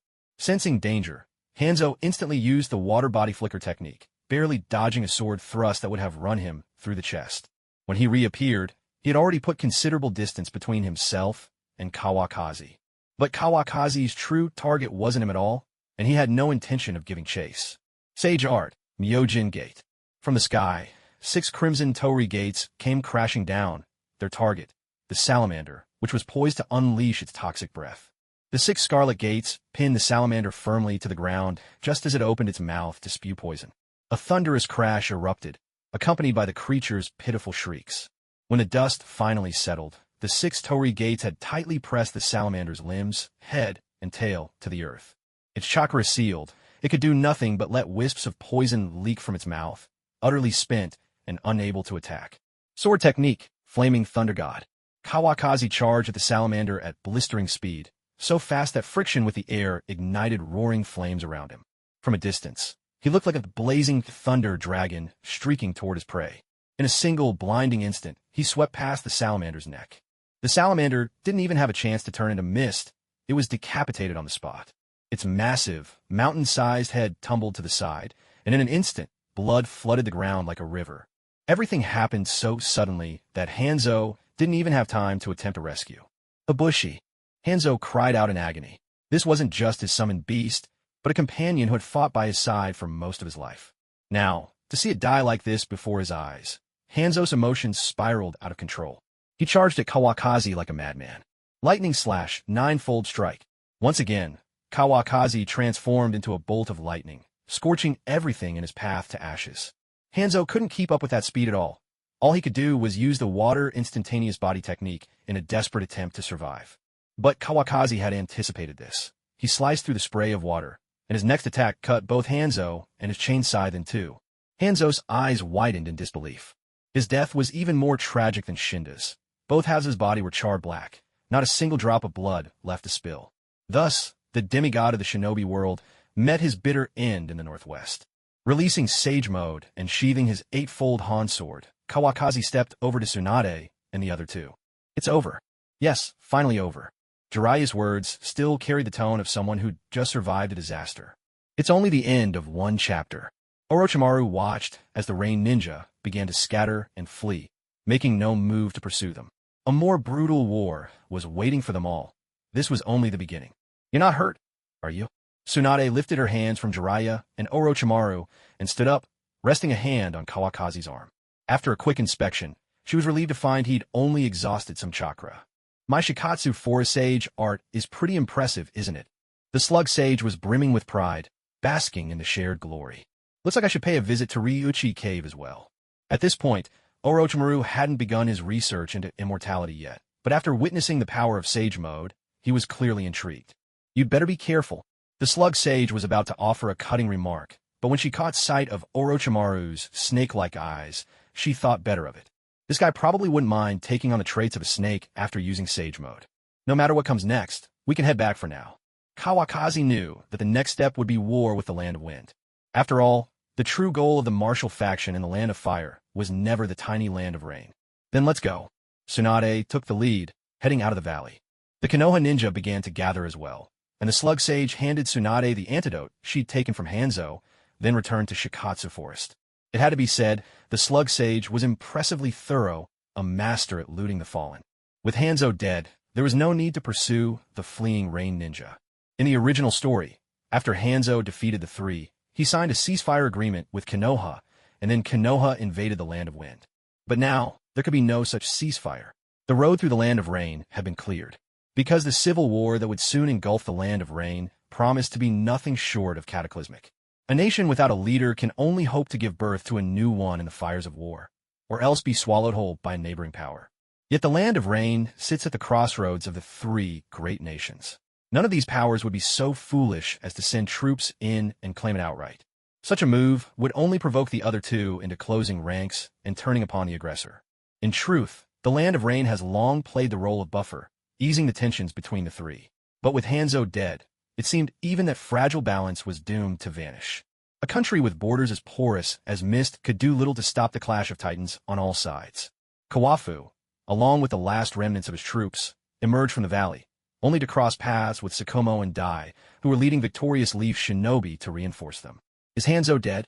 It was only after the fighting ended that Sukumo realized the man Kawafu had slain was not Hanzo, and began to suspect a trap. Without delay, he brought his men to support. Dead, beyond any doubt, Kawafu replied, his tone resolute. Kawafu, to defeat the salamander Hanzo, single-handed, your strength is truly unfathomable. Even Orochimaru, rarely one for praise, found himself compelled to acknowledge it. For the first time, he discovered a power in this world worthy of his trust. A cool, almost haunting smile played across his lips, lending his face an otherworldly allure. Well done. Dai had no need for words. His white teeth and raised thumbs spoke volumes of his respect. We have many men suffering from poison.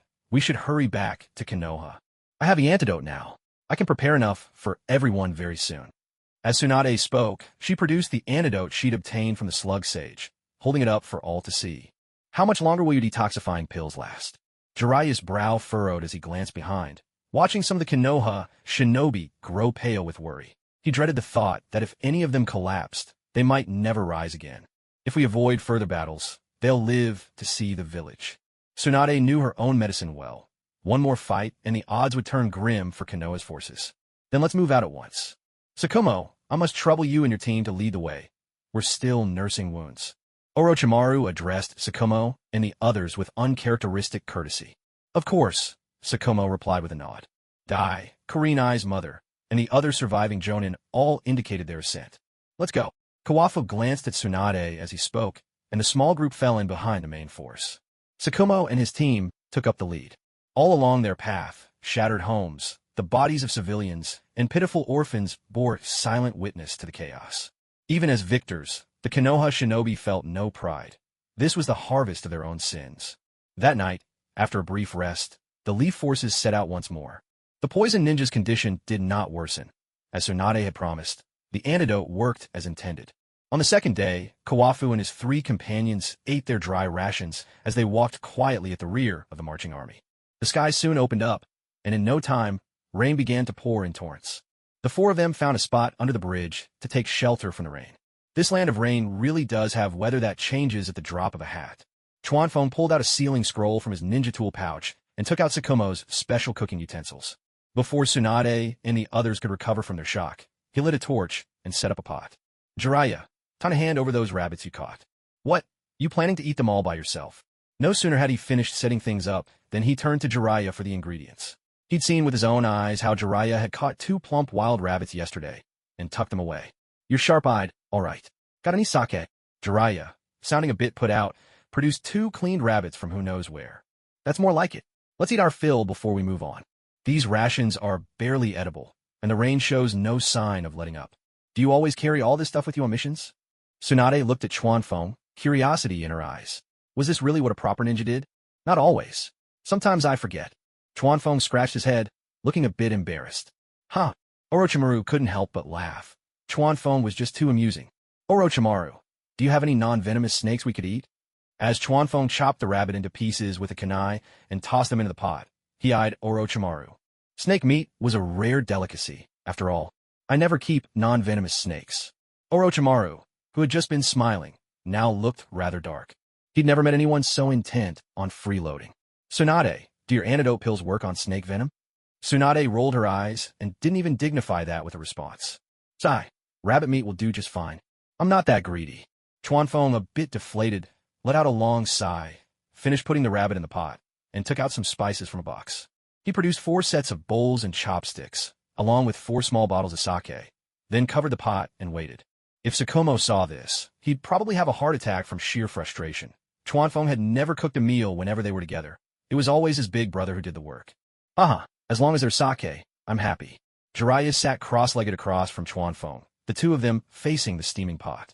Tsunade, never one to stand on ceremony, sat down beside Chuanfeng. Orochimaru soon joined them, and the 4 sat in a circle around the pot. After a while, Chuanfeng lifted the lid. A rich aroma wafted out, making everyone's mouths water. All right, let's dig in. Chuanfeng raised his bottle and took the first swig. After a satisfied sigh, 3 others quickly followed suit. As they ate and chatted, from the shadows, a small boy approached them. He was about 10 years old, with orange hair, a dirty face, and a gas mask slung on his back. Suddenly, Chuanfeng thought of the famous Tendo Pain. It seemed that, no matter how he fluttered his butterfly wings, some things in this world were destined never to change. Yahiko walked slowly, his face still tense, and from their forehead protectors, he recognized who these people were. They were all invaders from Konoha who had come to the Land of Rain. And among them was the very one who killed Hanzo, the salamander. He had seen it clearly and wouldn't be mistaken. But right now, hunger gnawed at him, and his younger companions were starving too. Besides, the aroma of the food these people were eating was simply irresistible. Who are you? Tsunade was the first to speak, her bowl still in hand. The group had noticed Yahiko for a while, but simply hadn't paid him much attention. Could you spare some food?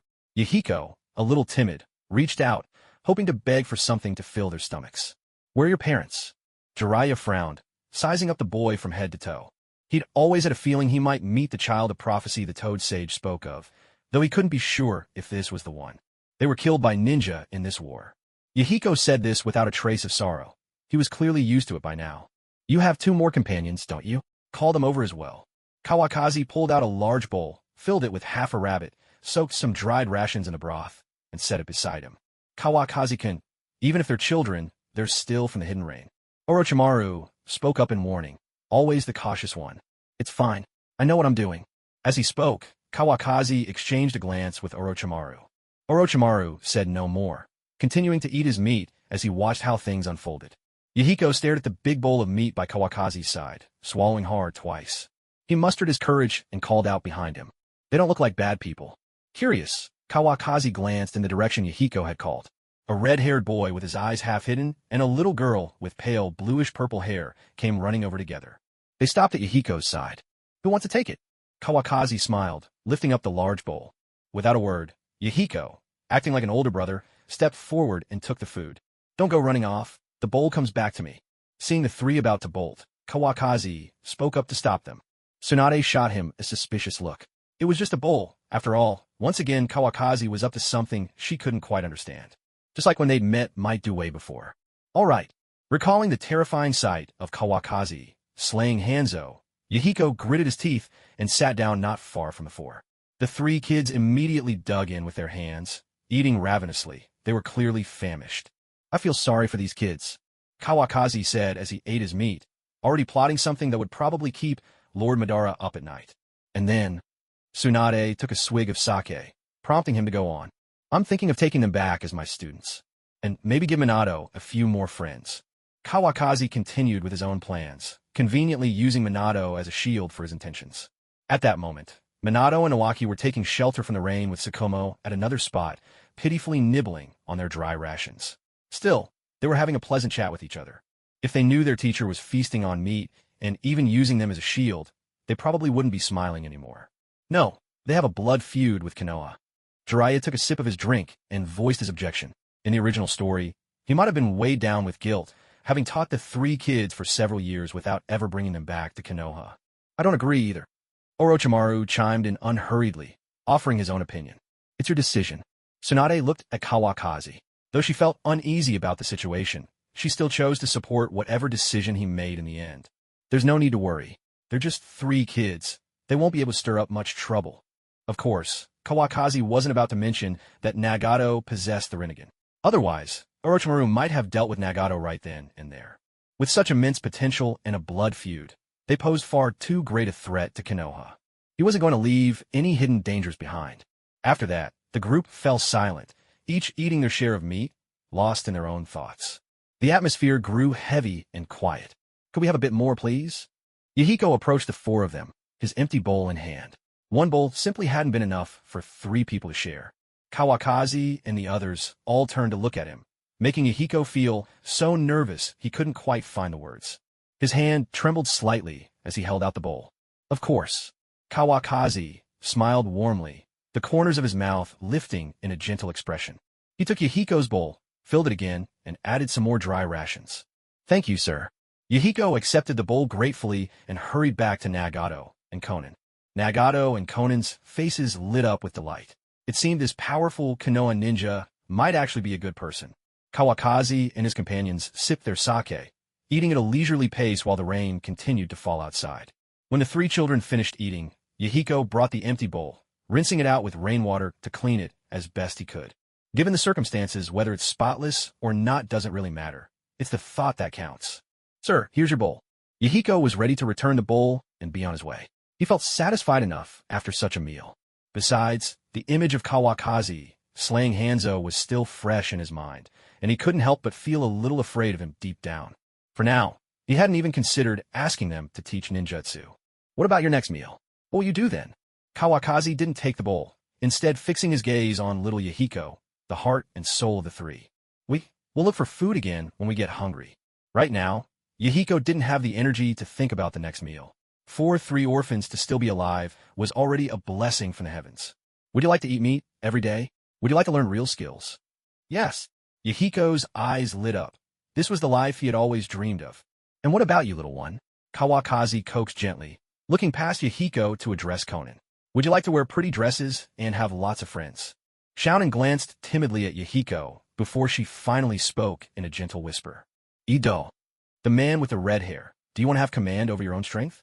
Kawakazi's words were veiled, but Nagato felt a chill run through him. Even though he tried to hide his eyes, this ninja from the Leaf Village had seen straight through him. Yahiko and Xiaonan's eyes also grew wary. You need to master your own power if you want to protect your brother and sister. Kawakazi paid no heed to the children's guarded expressions. He spoke calmly, certain he had these three youngsters right where he wanted them. He was determined to become Master Kawakazi in the world of Naruto. There's no such thing as a useless jutsu. Only useless ninjas. But if you don't have talent, I won't take you. I want to. Nagato considered for a moment, then answered with firm resolve. My name is Hitaki Kawakazi. My family's fairly well off, and I'm looking for a few disciples. I wonder if you'd like to come with me?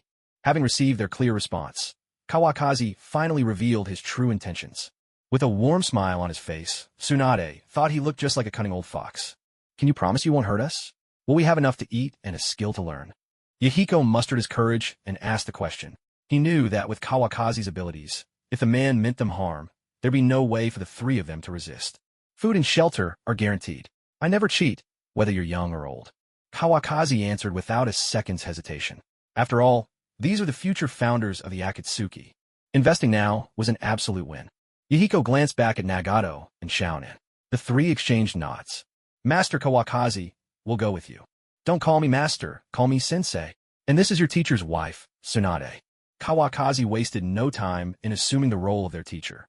He reached out and draped his arm over Tsunade's shoulder, pulling her close in a moment of unrestrained pride. Keep your hands to yourself, Tsunade said, glancing at Jiraiya and Orochimaru. She noticed they were pretending to gaze up at the sky. Only then did she push Kawakazi away and settle herself, leaving the three children a bit dazed by how quickly things were moving. Sensei, teacher's wife, X3. Still, surrounded by Kawakazi's cheerful smile, the three children called out these new titles. My name is Yahiko. I am Xiaonan. My name is Nagato. One by one, the three introduced themselves. Nice to meet you. Tsunade responded graciously, a smile lighting up her fair face. She was already well used to these titles, thanks to Minato. Haha, good kids. These two are Orochimaru and Jiraiya. Even in his joy, Kawakazi didn't forget to introduce Orochimaru and Jiraiya. At that, the two stopped pretending to study the clouds. Out of respect for Kawakazi, they managed smiles and returned the children's greetings. Outside, the rain finally eased. Through the lingering clouds, rays of sunlight began to stream down from the sky. Feels good. Let's go. Kawafu stood up, dusting off his pants, with no intention of tidying up the cooking utensils. All right. Tsunade and her two companions didn't care about leaving those things behind. A good meal was all they needed. As the three adults stepped out from under the bridge, the three little ones, however, couldn't bear to part with a fine set of cookware. Each of them picked up something and went to the puddle to wash it clean. Yahiko even slung the pot over his back without hesitation. Konan and Nagato each held onto a bowl and a spoon. They hurried to catch up with Kawafu. When Kawafu glanced back and saw this scene, memories of his own pampered childhood struck a chord in him, making his heart ache for these children. He turned back, walked up to Yahiko, and gently ruffled his orange hair. You won't have to suffer any more from now on. Yahiko looked up into Kawafu's eyes and, for the first time, broke into a radiant smile. His gaze was pure, filled with hope for the future. In him, Kawafu saw the same qualities he had noticed in Rope Tree and Minato. He was certain these kids would become good friends. Come on, there's someone I want you to meet, your senior disciple. Kawafu placed his hand on the back of Yahiko's head and gave him a playful push. Yahiko stumbled forward, now leading the way. Seeing this, Nagato couldn't hold back his tears any longer and began to sob aloud. He missed his parents terribly. Nagato, don't cry. Everything will be all right. We have a teacher now, don't we? Konan, younger than Nagato, stepped up to comfort him. Nagato wiped away his tears and nodded. Bathed in sunlight, the seven of them set out on the road to Konoha. Kawafu, without breaking a sweat, had snuffed out the Akatsuki before it ever took shape. The thought of it made him feel like a hero of the ninja world. Lost in his own pride, he even chuckled out loud. Tsunade shot him a look as if he'd lost his mind, snapping him back to reality with an awkward laugh. I was just thinking about what our children might look like someday, he whispered in Tsunade's ear, making her blush with embarrassment. Whose features would our children take after? Mine or Kawafu's? As their group gradually disappeared into the distance, a strange, two-toned face emerged from the ground far behind them. He stared after Kawafu and his companions for a long time, his expression dark and brooding. The Rinnegan meant far too much to him. Only when their figures vanished from sight did he slip back underground, disappearing in the blink of an eye. Kawafu and his group remained completely oblivious. No one knew how many days passed before the two-toned face reappeared in a vast cavern. The cave was immense, with tunnels branching off in every direction. At its center stood a gigantic shell of a figure, a towering humanoid with 9 eyes and a body the color of withered wood. 10 pillar-like protrusions jutted from its back. This was none other than the demonic statue of the Outer Path, the corporeal form of the 10 Tails. Nagato has been taken by the people of Konoha. Before the two-toned face stood an old man, his face gaunt and hollow. He wore a dark robe, with white tube-like appendages extending from his back and connecting to the demonic statue. Long white hair covered his right eye, leaving only the left visible, which bore a 3-tomo Sharingan. Keep an eye on him. I can't afford to lose sight of my eyes. Now that he was unable to move freely, there was no way for him to retrieve the eyes himself. He could only rely on the man with the two-toned face to watch over Nagato, at the very least ensuring that the Renegade's whereabouts remained under his control. Understood. Their exchange was brief. As soon as the two-toned face finished speaking, he slipped back underground and vanished from sight. Kawafu had considered how the old man might react once Nagato was taken away, but now was not the time for the old man to die. There was still time for everything. He had his own calculations and plans. For now, the most pressing matter was to bring the Konoha ninjas back to the village for treatment. After a grueling journey of 20 days, Kawafu and his company finally arrived before the gates of Konoha, leading the main force. The great gates stood wide open. The third Hokage himself, flanked by his 2 advisors, awaited them at the entrance, a gesture that spoke volumes of respect. Koharu Uchiha even offered Kawafu a subtle nod.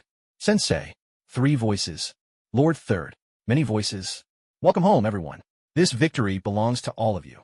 Konoha will not forget your efforts, nor the sacrifices of those who fell on the front lines. Though they had won, the third Hokage's expression remained grave. The losses Konoha had suffered were still significant. Sensei, I need to prepare the antidote as soon as possible.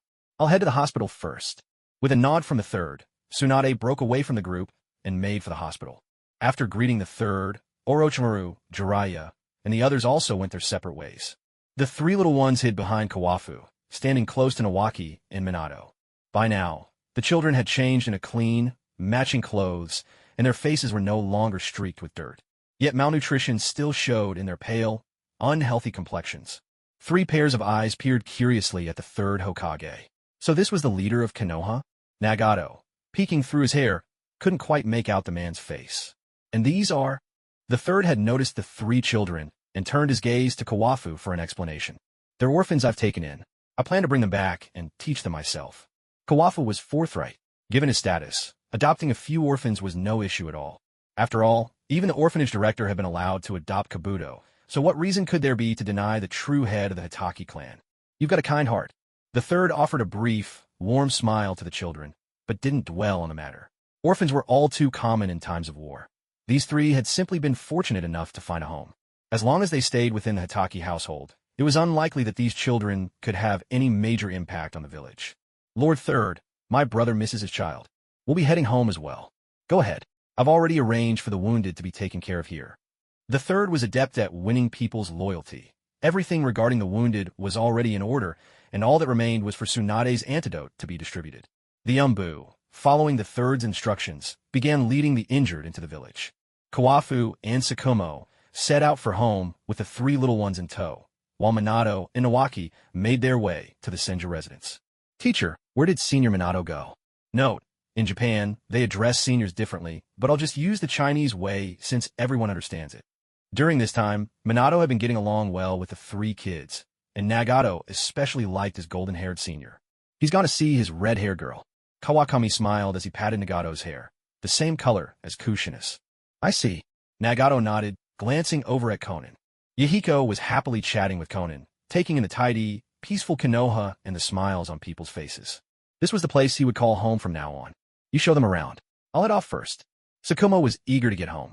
After saying this, he strode ahead, leaping onto the rooftops and disappearing from sight in just a few bounds. The 3 kids watched, eyes full of admiration. Uncle is so amazing. After all, they were still children who hadn't seen much of the world. To someone I've beaten before, no big deal. Since Sukumo was gone and couldn't hear, Kawakami couldn't resist showing off a bit, thoroughly enjoying himself. "Teacher, you're amazing." Conan, ever perceptive, immediately chimed in with a big compliment. Yahiko glanced at Kawakami, but said nothing. "Let's see you say that to his face." "Haha, I'll make sure all of you become just as strong." Kawakami laughed proudly. As long as this girl didn't bankrupt the Hitaki family, anything was negotiable. After all, even 6 trillion explosive tags would be too much for him to handle. He didn't go out of his way to show them around, just strolled home with the 3, satisfying their curiosity along the way. By the time they reached the house, each of the 3 kids had their hands full of snacks, grinning brightly. This was what a childhood should be like. In the original story, the 3 of them carried far too heavy a burden. The butler came out to greet them with a fawning smile, perfectly able to distinguish between the big and small masters of the household. "Second young master, you're back. These must be the new disciples, truly outstanding, every one of them. You have a good eye, sir. Who doesn't like a bit of flattery?" Kawakami was no exception, especially coming from a loyal servant of the family. "This is the house butler. If I'm not around, just let him know if you need anything." Kawakami led the 3 kids inside. All 3 came from ordinary families. They had never seen a house this grand. It was like Grandma Lu visiting the Grandview Garden, curiosity sparkling in their eyes as they looked around. After exchanging glances, their eyes were full of astonishment. This was what the teacher called modest means. "So what do you think? Not bad, right?" Kawakami was never a strict teacher and could chat easily with the 3. "I like it." Conan was the first to speak. No surprise for the richest woman in the Akatsuki. She had no resistance to a wealthy teacher. "It's all right." "Yeah." Yahiko was a bit rebellious, while Nagato was still obedient. "You little rascal. This is way better than just all right. Come on, I'll introduce you to my nephew and the rest of the family." Kawafu gave the stubborn Yahiko a light knock on the head, making him flinch and clutch his scalp in pain. The weather was clear and bright that day. When they arrived at the training hall, as expected, Sukumo and Naishua were sitting together at a stone table, playing with little Kakashi.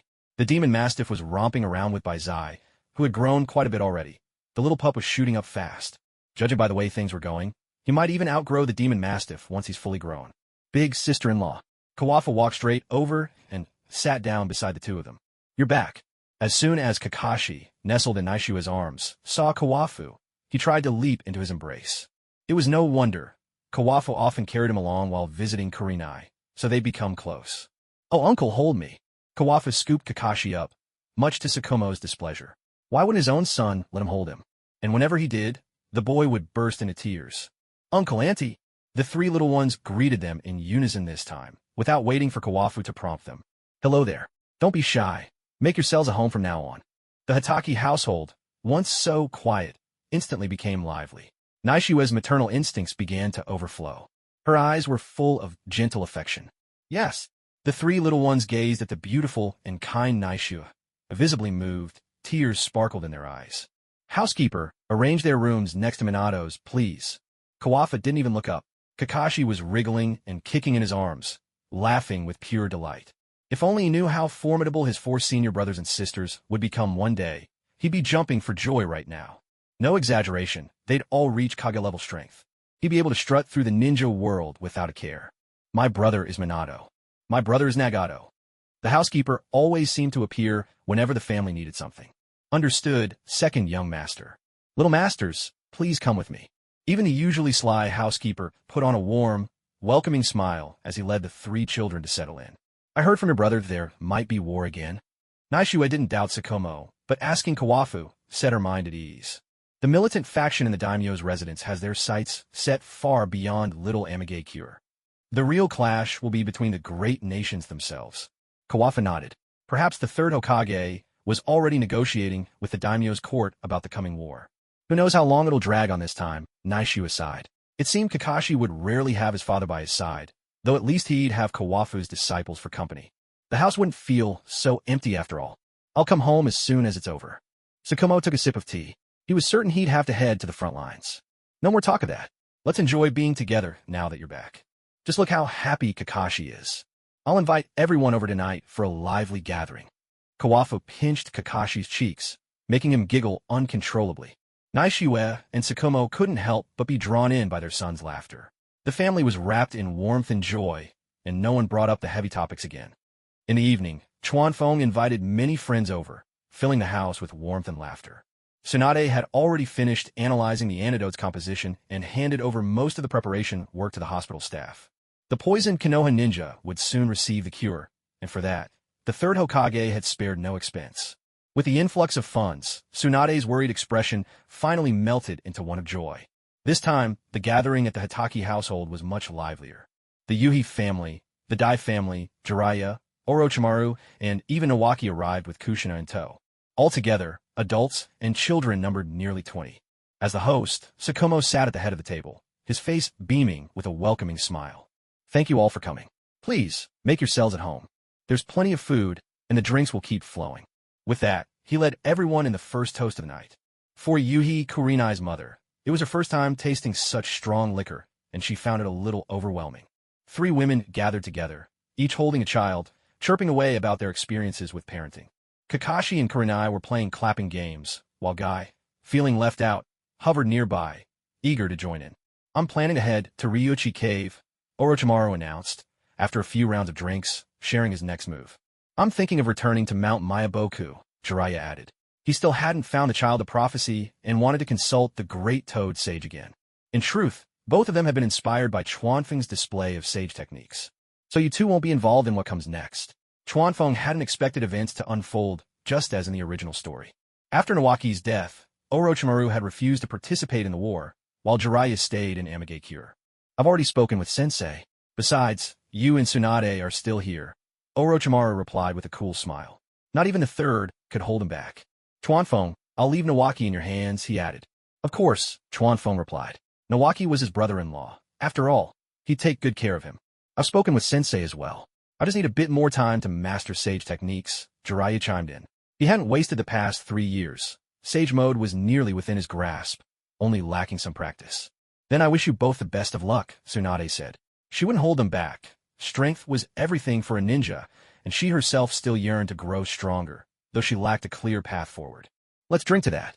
Chuanfeng raised his cup, and the 4 of them downed their drinks together in one hearty motion. Even the team in charge of pouring drinks had doubled in number, now 4 people weaving among the guests, barely finding time to eat themselves. Nagato, his eyes hidden beneath his hair, sometimes felt the urge to brush it aside, but he remembered his teacher's words. It was best to stay hidden until he was strong enough. Whenever a table ran low on drinks, the children would rush over to refill them. Yahiko, ever earnest, always filled Chuanfeng's cup to the brim. This earned him a few stern looks from Chuanfeng. Conan and Kushina laughed and ate together. Close in age, the 6 children had already become fast friends.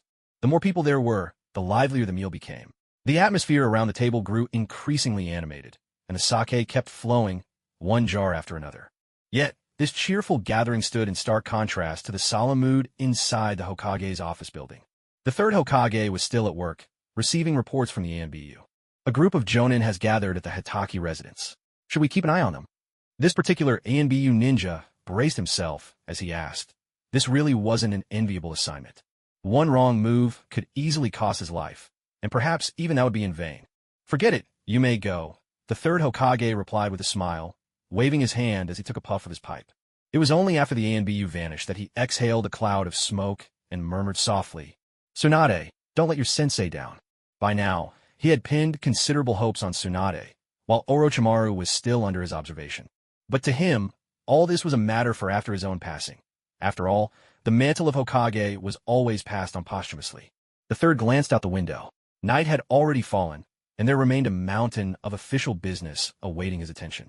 He shook his head with a wry smile and buried himself back in his work. Meanwhile, the banquet at the Hitaki residence was drawing to a close. The table was left in complete disarray, with only the servants remaining to tidy up. At the front door, Kawakaki and Sukumo were seeing their guests off. Let's get together again another day. Absolutely. Watching the guests depart, in the blink of an eye, only Tsunade, Nawaki, and Kushina remained. Sis, you stay a bit longer. I'll take Kushina back first, Nawaki said, the very image of an ideal brother-in-law, to the Hokage. After bidding farewell to Minato, he and Kushina took their leave. Kawakaki could hardly resist the urge to give him a grateful hug. What a considerate young man. Sensei, ma'am, we're heading out, Minato said, leading the 3 children away from the scene. This was no place for them anymore. One only had to see how fast Sukumo made his escape. Go on then, Kawakaki waved them off, thinking to himself how thoughtful his students were. Tsunade, let's sit together a while longer. I think I might have some lingering aftereffects from my fight with Hanzo. Kawakaki lied without missing a beat. It had been ages since that battle. What lingering effects could there possibly be? Tsunade saw right through his excuse and rolled her eyes. Give me some dessert. She strode straight toward the Hitaki residence. Right away, Kawakazi was overjoyed. Such a golden opportunity. If he didn't seize it now, he'd never forgive himself. Steward, bring out the desserts, he called, hurrying after Tsunade as they made their way to the quiet room. Yes, second young master, came the butler's steady voice from somewhere unseen, carrying clearly to Kawakazi's ears. My cat can stand on its head, my dog could do a backflip. Kawakazi didn't even need to use such lines. Tsunade simply followed him straight into his room. Both had already washed up. Tsunade wore a loose robe, her delicate skin glimpsed here and there as she moved. It seemed she had made up her mind. The moment Hanzo's explosive tag stuck to her, all she could think of was Kawakazi. Sitting down at the bedside, Tsunade watched as Kawakazi slowly walked toward her. Now that the moment had arrived, she found herself suddenly shy, a blush blooming on her cheeks. To Kawakazi, she looked even more captivating in this instant. Tsunade, you're especially beautiful tonight. Kawakazi broke the silence first, settling down beside her. He didn't pounce on her like a starving wolf. How embarrassing it would be if she kicked him off the bed. Wasn't I beautiful before? Tsunade replied, her logic carrying the unique sharpness of a woman. But Kawakazi would never falter at such a simple question. You've always been beautiful, but tonight you're simply radiant, he answered, and as he spoke, his hand gently rested on Tsunade's shoulder. He could feel her slight trembling beneath his touch. Are you thirsty? I'll get you some water, Tsunade muttered, trying to find an excuse to escape. I'm not thirsty. Having you here is all I need, Kawakazi replied steadily, keeping her close. He turned Tsunade gently to face him, then leaned in. Soon, his hands cradled her head, drawing her even nearer. Before they knew it, both of them were lying on the bed. When their lips finally parted, Tsunade's gaze shimmered with affection, her eyes speaking volumes. Kawakaki, I love you, she murmured. I love you too, Kawakazi whispered back, his eyes growing hazy with emotion. Having her in this life was more than enough. They kissed once more, arms entwined. As their clothing gradually slipped away, Tsunade's graceful and alluring figure was revealed before Kawakazi's eyes.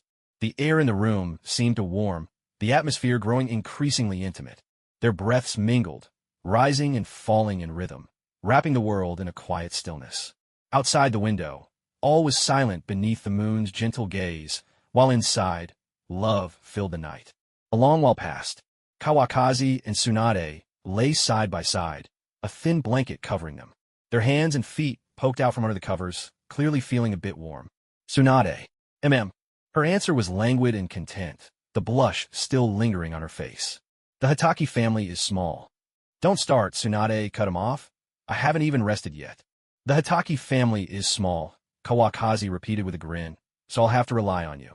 With that, he rolled over and pulled her close again. Time slipped by once more. Finally, Tsunade rested her head on Kawakazi's arm, at last able to relax and find some peace. Though the mischievous hand on her waist left her helpless, if she'd had the strength, she'd have brushed it away. Tsunade, would you be willing to take Hitaki as your surname? Kawakazi's voice was earnest, his face sincere. He gazed at her elegant profile, asking softly. I would. Tsunade turned to him, their eyes meeting. She answered without a moment's hesitation. The night passed quietly. The next morning, Tsunade showed no sign of discomfort as she got up. After all, a medical ninja is not to be underestimated. A little hardship was nothing. Big brother, sister-in-law, she greeted Sukumo and his wife in the dining room, even skipping their names. Come, let's eat, they replied. Shuamao wasn't surprised. As a man, he knew exactly what was going on. The younger sister-in-law was as good as settled today. Teacher, madam. Minato brought the three little ones with him to the dining room for breakfast. Take a seat. After you finish eating, I'll check out your talents. Joy always lifts the spirit, and Kawakazi was no exception. He was brimming with enthusiasm for everything to come. After the family had finished their meal, Tsunade needed to head to the hospital. Her research work still awaited her. Kawakazi walked her to the door and ran into Nawaki, who had just arrived. Orochimaru had already gone to Ryuchi Cave. Sis, brother-in-law. Nawaki greeted them with a teasing smile, switching from calling him big brother to brother-in-law without missing a beat. Haha, I love you, brother-in-law. Head over to the training hall and start practicing with Minato. Overjoyed, Kawakazi gave Nawaki a fond ruffle on the head before nudging him inside. Tsunade rolled her eyes at Kawakazi's smug look. She could never quite fathom the joys men found in such things. I'm off. I'll come back tonight. Don't forget, all right? I don't think I'll be able to sleep without you. Kawakazi's suggestive gaze lingered on Tsunade, making her cheeks flush bright red. I'm going, you rascal. Unable to bear that burning stare any longer, Tsunade left without so much as a backward glance. Oh, what a day! What a happy day for us ordinary folks. Kawakazi hummed, an old tune no servant could understand as he made his way to the training hall. Nawaki and Minato were already sparring, evenly matched and exchanging blows with skill and spirit. The three little ones watched with rapt attention, completely absorbed. It was clear that Minato's strength was gradually surpassing Nawaki's, despite Nawaki being older. If Nawaki didn't find some other opportunity, relying only on his relatively large chakra reserves, it would be tough for him to ever catch up to Minato. He didn't possess his grandfather's wood release, nor his granduncle's water release. What a tricky situation. You three come here. After watching for a while, and seeing nothing that needed correction, Kawakazi brought the three children over to the side. I'll teach you how to convert chakra. Chakra is something you're born with, but mastering it takes dedication and training. The three listened intently, their desire for power fueled by the wish to take hold of their own fate and protect those they cared about. Following Kawakazi's instructions, they settled into horse stances and began to convert chakra. Once they had grown familiar with the process and could sense their chakra, Kawakazi led Nagato alone to a secret chamber, a room that had been there since the house was built by his ancestors. Lift up your hair. Kawakazi stood still as Nagato revealed his rinnegan. Nagato slowly parted his hair to the sides, memories of the two Konoha ninja who had died before him flickering through his mind. Sensei, please be careful. He himself still didn't know what that power was. Now, his only worry was that he might accidentally hurt Kawakazi. You're still a long way off from that. In the original story, without Obito's guidance, it would have been impossible for Nagato to master the powers of the rinnegan so quickly. Nagato did not reply upon hearing this. He brushed aside his hair. This was the first time he revealed himself fully before Kawakazi. Kawakazi looked closely. Purple irises, with concentric circles expanding outward from the pupil. This was the legendary rinnegan, hailed as the eye that governs life and death, the pinnacle of ocular power. Sensei, yes, can you feel the power these eyes grant you now? Kawakazi had been lost in thought, only snapping back to reality when Nagato called out to him. No, I can't. Nagato shook his head. At this point, he could not even sense the rinnegan's abilities, let alone use them. Don't worry. Once your chakra reserves are high enough, it'll come to you naturally. And because of these eyes, you can master every chakra nature except for the Yin attribute. This isn't something I made up.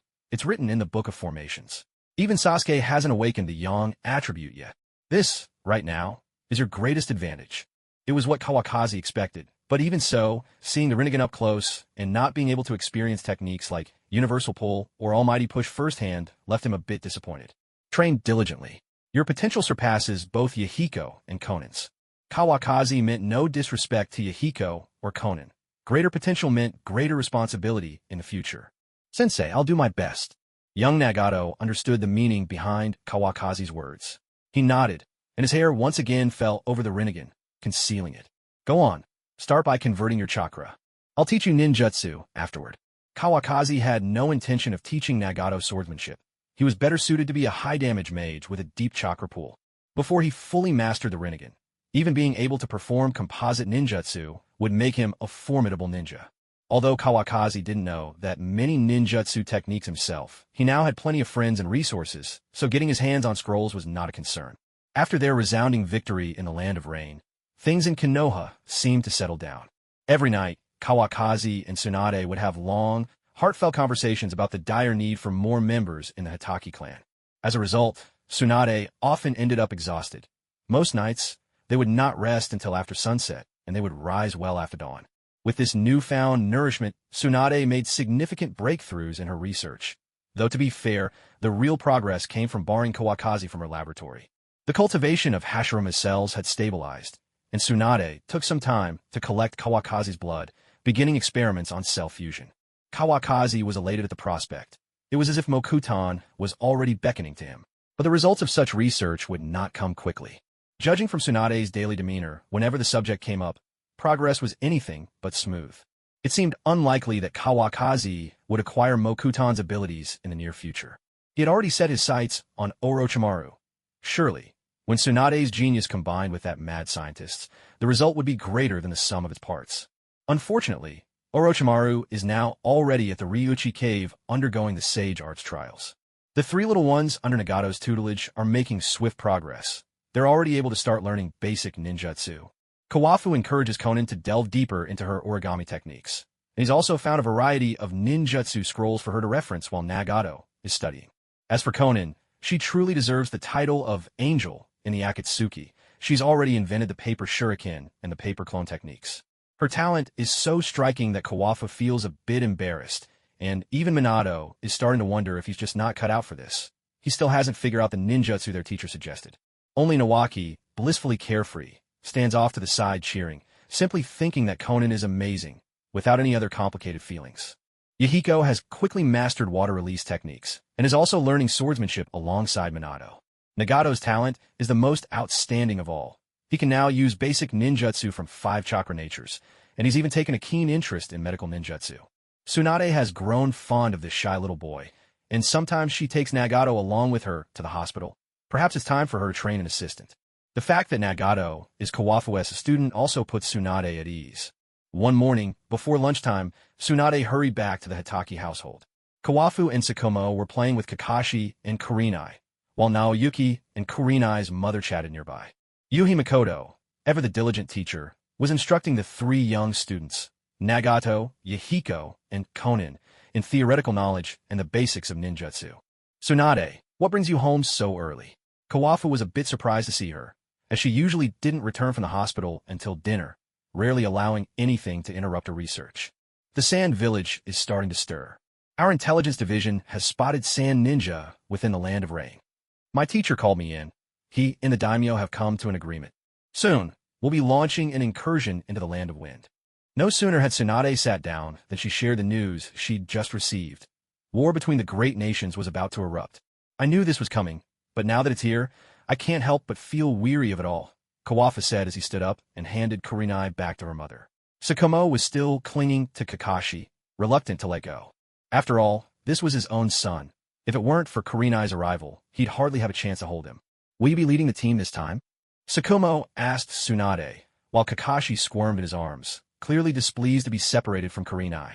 Even at this young age, he shows a hint of his uncle's spirit. Yes, in a few days we should be holding a strategy meeting, Tsunade replied with a nod. The Land of Wind boasted Chiyo, who could rival Hanzo, as well as the 3rd Kazekage, not to mention a Jinchuriki. This battle would be far tougher than the campaign in the Land of Rain. We'd better start getting ready, Kawafu said, his eyes glinting with an idea he kept to himself. Is war breaking out again? Yuhi Makoto now walked over, joining the 3 in their discussion. Yes, who knows how many will die this time. I'll head to the hospital and prepare more antidotes. The puppet poisons from Sunagakure are particularly troublesome. With these words, Tsunade bid everyone farewell and left. It was her first time serving as the commander-in-chief on her own. There was no denying the pressure, but thankfully, she had Kawakaki to steady her nerves. Go on. Tonight, I'll share something interesting with you.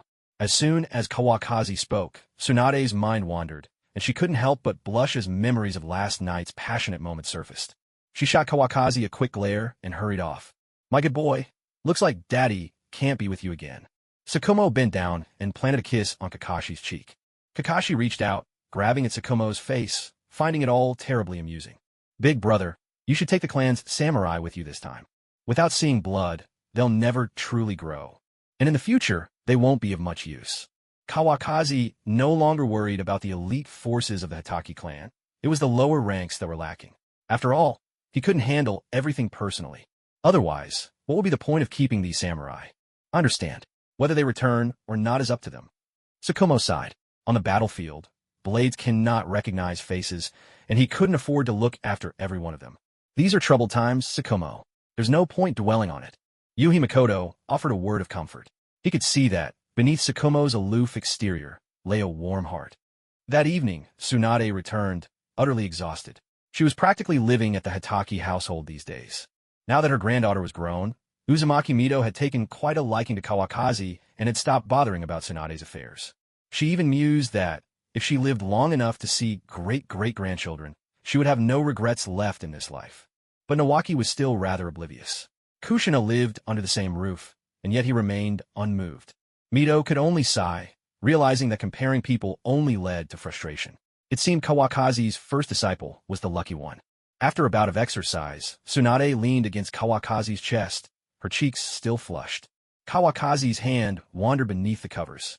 Tsunade had grown used to his ways, though she still wondered why he enjoyed this so much. Do you remember that interesting thing I mentioned this morning? Didn't we just finish something interesting? Tsunade looked at him, puzzled. Wasn't I interesting enough? Ahem, you misunderstood. Only then did Kawakazi realize his words had been taken the wrong way. I was actually thinking of a way to boost your power, something simple and effective. Oh, tell me more. Tsunade's curiosity was piqued. Unable to master Sage Mode, she had been feeling at a loss in this area. All she could do was store chakra in her Een seal day after day. Do you still remember Takigakure? You mean the village that sent assassins after my grandfather? Tsunade vaguely recalled the incident. The assassin had been forced to flee in panic after just a few exchanges with her grandfather's clone. That's right. Tell me, are you interested in the Seven Tails? Kawafu spoke about the issue in his usual unhurried manner, which greatly surprised Tsunade. She understood what he meant. It turned out he wanted her to become the Jinchuriki of the Seven Tails. She had never even considered the possibility of failure. With Kawafu's powerful sealing gate and her own expertise in sealing techniques, capturing the Seven Tails was only a matter of time. It seems reasonable for Tsunade to know some sealing techniques. I'm just wary of nitpicking. The other ninja villages won't be pleased to see Konoha gain another tailed beast. Once we succeed, why worry about their opinions? Who would dare come to Konoha to demand it back? Doesn't Awagakure have two tailed beasts as well?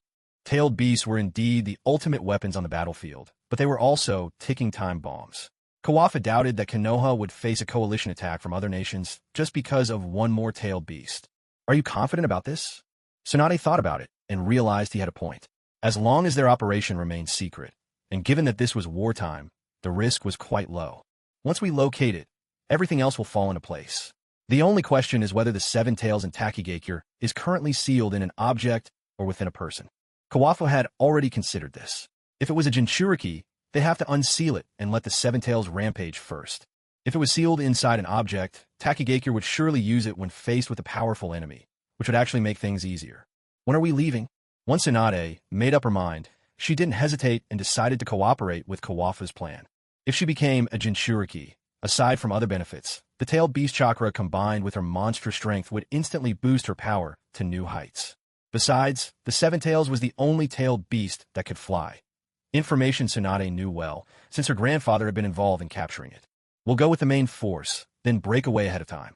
That way, we won't attract too much attention. After some thought, Kawafu decided that once they left the village, they could find an excuse to act separately. They could capture the Seven Tails, then rendezvous with the main force at the border. Everything would be seamless. All right, it's decided. I'll go back and consult grandmother about the sealing technique tomorrow. I've used it so rarely that I'm a bit rusty. Tsunade was meticulous, determined to leave nothing to chance. 3 days later, the third Hokage once again summoned the Jonin to announce the plan for the invasion of the Land of Wind. Tsunade was appointed commander-in-chief, with Kawafu as her deputy. The supplies from a feudal lord's estate had already set out, and a large sum of silver and funds was on its way to Konoha. Hiruzen Sarutobi had provided Konoha's civilians with the foundation for a more stable life once again. The next day, after gathering with the main Konoha force, Tsunade and Kawafu set off for the Land of Rain, intending to break into the Land of Wind from there. On the second day of the march, Kawafu exchanged a few words with Sukumo and the other Jonin, then used an excuse to take Tsunade, Nawaki, and Minato to Takigakure ahead of the others. Sukumo could more or less guess that his younger brother was up to something again, and watched Kawafu's departing figure in silent contemplation. Unfortunately, Kawafu was extremely tight-lipped this time, revealing nothing to anyone but Tsunade. Leaving the main group behind, Kawakazi and Tsunade led the way, with the two youngsters following close behind. Now that both of them had grown much stronger, their pace had quickened considerably. "Sis, brother-in-law, where are we going?" Shang-Shu, just as much in the dark about the purpose of this trip, finally let his curiosity get the better of him and asked out loud. Minato, on the other hand, managed to keep his composure. Even so, his eyes remained fixed on their teacher and Tsunade. "So many questions. You'll find out when we get there. We're here to broaden your horizons." Tsunade had originally disagreed with bringing the two youngsters along. First, because their speed couldn't keep up, and second, she worried about their safety if a fight broke out. But Kawakazi insisted on letting them witness the power of a tailed beast firsthand, believing that experiencing such things would help them grow. He had high hopes for both Shang-Shu and Minato, and with the Flying Thunder God at his disposal, he was confident he could keep them safe. This time, you'll get to witness something incredible. Who knows, next time it might be your turn to take the lead. Kawakaki wasn't wrong. Sooner or later, fledgling hawks must face the world on their own. He couldn't bear to see Minato die because of a tailed beast again. Minato's death being solely due to the Nine Tails is a bit one-sided. Let's not get into all that here, just keep it in mind. Alright, Sensei. Understood. Both Minato and Shungshu tried to contain their curiosity, eager to find out where they were headed. Another 4 days passed, and the four of them finally crossed from the border of the Land of Fire into the territory of the Land of Waterfalls. The Land of Waterfalls lay between the Land of Fire and the Land of Earth, dotted with countless waterfalls and nearly as large as the Land of Rain. Unfortunately, it had no legendary figures like Hanzo the Salamander, and its only notable ninja, Kazu, had long since been cast aside as a rogue. The hidden waterfall village was concealed behind a massive waterfall, which had helped it avoid many wars. But, as luck would have it, Konoha knew exactly where the village was located. These days, the hidden waterfall village probably only had a few minor shinobi left. Whether they even had a Jinchuriki was still uncertain. Kawakaki remembered that in the original story, the most fascinating thing about the hidden waterfall village was the hero water, a mystical liquid that could multiply a ninja's chakra dozens of times, but the cost of the drinker's life. He couldn't help but wonder if, this time, some brave soul might drink the hero water to protect their village and end up fighting him. So, which way do we go? Tsunade was the one holding the map, so Kawakaki didn't actually know where the hidden waterfall village was located. Just follow me. With Tsunade in the lead, the four of them picked up the pace once more. After another day's journey, they arrived at a colossal waterfall. What an enormous waterfall. There's actually a village hidden behind it. It was Shungshu's first time seeing such a spectacular sight, and it was hard to believe that a village could be concealed behind something so grand. How else do you think a small village like the hidden waterfall could have escaped so many wars? Grandfather kindly gave them a tailed beast, yet even so, there were those among their leaders who sent assassins after him. Tsunade had little fondness for the hidden waterfall village, even though Kakuzu had taken the blame for the whole incident. Because of this, the village itself had paid a terrible price, with Kakuzu leaving a trail of blood in his wake. Even now, there was still a gap in their ranks of elite ninja. The entire village's strength was pitiful, to say the least. But Tsunade saw it only as consequences they had brought upon themselves. There was something like that. Minato listened in disbelief. In his warm and trusting worldview, he could hardly imagine such a betrayal of kindness. Of course it's true. I heard my grandmother tell it as a story when I was a child. The assassin couldn't even defeat my grandfather's wooden clone, and Grandpa couldn't be bothered to pursue the matter any further. If Kakuzu could hear these words, he would probably think twice before bragging about his fight with Hashirama Senju. Let's go in. Kawafa leaped lightly through the waterfall, landing firmly on solid ground. Before him, scattered houses dotted the landscape, with villagers walking along the paths. Tsunade and the two youngsters arrived right after, and were stunned by the scene before them. Behind the waterfall, a secret world unfolded. Indeed, it was a place blessed by nature, with an enviable geographical advantage. Before they could exchange a single word, the sharp whistle of kunai, slicing through the air, rang out. They had already been discovered by the ninjas of the hidden waterfall village. Kawafu and Tsunade didn't even have to lift a finger. Nawaki and Minato batted the incoming kunai aside with ease. The four of them stood their ground, unmoved. Konoha ninjas? What business do you have in our hidden waterfall village? A group of a dozen or so ninjas, kunai drawn and defensive stances at the ready, quickly assembled a few meters ahead. The one who spoke seemed to be their leader. Ever since Kakuzu's failed assassination attempt on Hashirama Senju, Konoha hadn't held the village accountable, but relations between the two villages had never returned to what they once were. It can only be said that Hashirama truly never considered this small village a threat worth his attention. I'm here for the Seven Tails. It's still in your village, isn't it? Kawafa spoke with no reservations, a faint smile on his lips. The ninjas before him were laughably weak. With a quick scan, he could tell that not one of them could even put up a fight against Nawaki. The two youngsters were both wide-eyed in awe. This was truly a grand occasion, getting to see a tailed beast up close. Their teacher, or brother-in-law, certainly didn't underestimate them by bringing them along. The Seven Tails is ours. Don't even think about taking it. The hidden waterfall ninja's voice was hoarse with fury, like a cornered animal. The Seven Tails was their village's last hope. He was on the verge of losing control, nearly launching another attack against Kawafu and his group. Yeah, my grandfather gave it to you. Now I'm taking it back. Tsunade had no patience for further argument. Her expression hardened, and she slammed her fist into the ground before her. a massive fissure split the earth, racing toward the waterfall ninjas. A few of the weaker ninjas tumbled into the chasm with a cry, while only a handful managed to escape the blow. These hidden waterfall shinobi are pitifully weak. Call for reinforcements. Their leader shouted loudly, and one of the ninjas behind him quickly pulled out a signal flare and lit it. Kawafa made no move to stop them. This was exactly what he wanted. It saved them the trouble of searching for everyone one by one. Tsunade, guessing Kawafu's thoughts, rose to her feet and watched coldly, standing off against the waterfall shinobi. For a moment, none of the waterfall ninjas dared to launch an attack. Soon, more shinobi emerged from deeper within the village. At their head was a middle-aged man with an imposing presence. His authority was evident even without anger. He was likely the current leader of the Hidden Waterfall Village. Leaf Shinobi, coming to our Hidden Waterfall Village and injuring our people. Don't you think that's out of line? The village chief stopped in front of Kawafu and his companions, his face grim, his words edged with unconcealed anger. If his village hadn't been so weakened lately, he'd probably have ordered an attack without hesitation. You sent assassins after my grandfather, didn't you? Nawaki, unable to stomach such double standards, retorted bluntly. Your grandfather? The chief's brow furrowed tightly. Was Konoha here for revenge? That incident had happened over 20 years ago. Back then, he'd only been a mid-level official. This was a burden he couldn't bear. You're a descendant of Lord Hashirama? The chief still spoke of the god of shinobi with respect, both out of reverence and out of fear of offending those standing before him. Oomph. Nawaki gave a cold snort in reply, offering no further response. That's enough. So, you're the village chief? We haven't come to your hidden waterfall village seeking vengeance, Kawafu said, finally stepping forward at a deliberate pace and stating their purpose. We're here for something you have. What is it? Before the chief could finish his question, the earlier group's leader cut in, eager to answer. He's after the Seven Tails. That's right. So, chief, are you willing to part with it? If so, Konoha will let bygones be bygones, Kawafu declared, invoking the authority of the leaf with perfect confidence.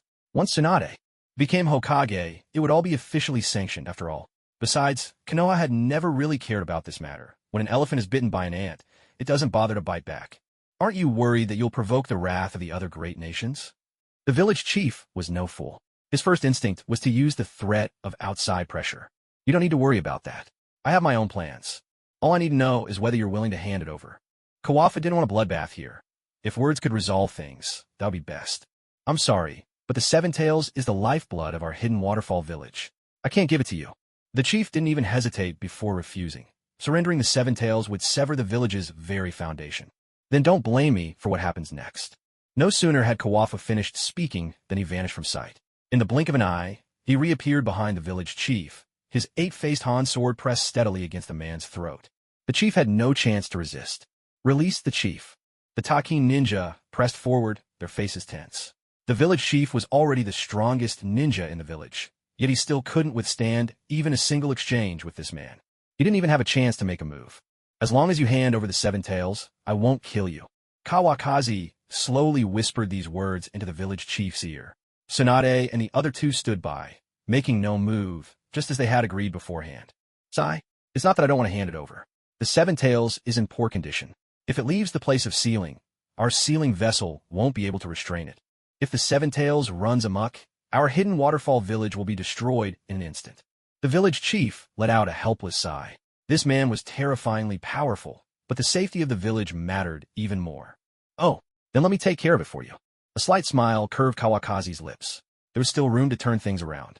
No doubt, the village chief himself worried about the Seven Tails. The seal was growing weaker with every day. How can I trust you?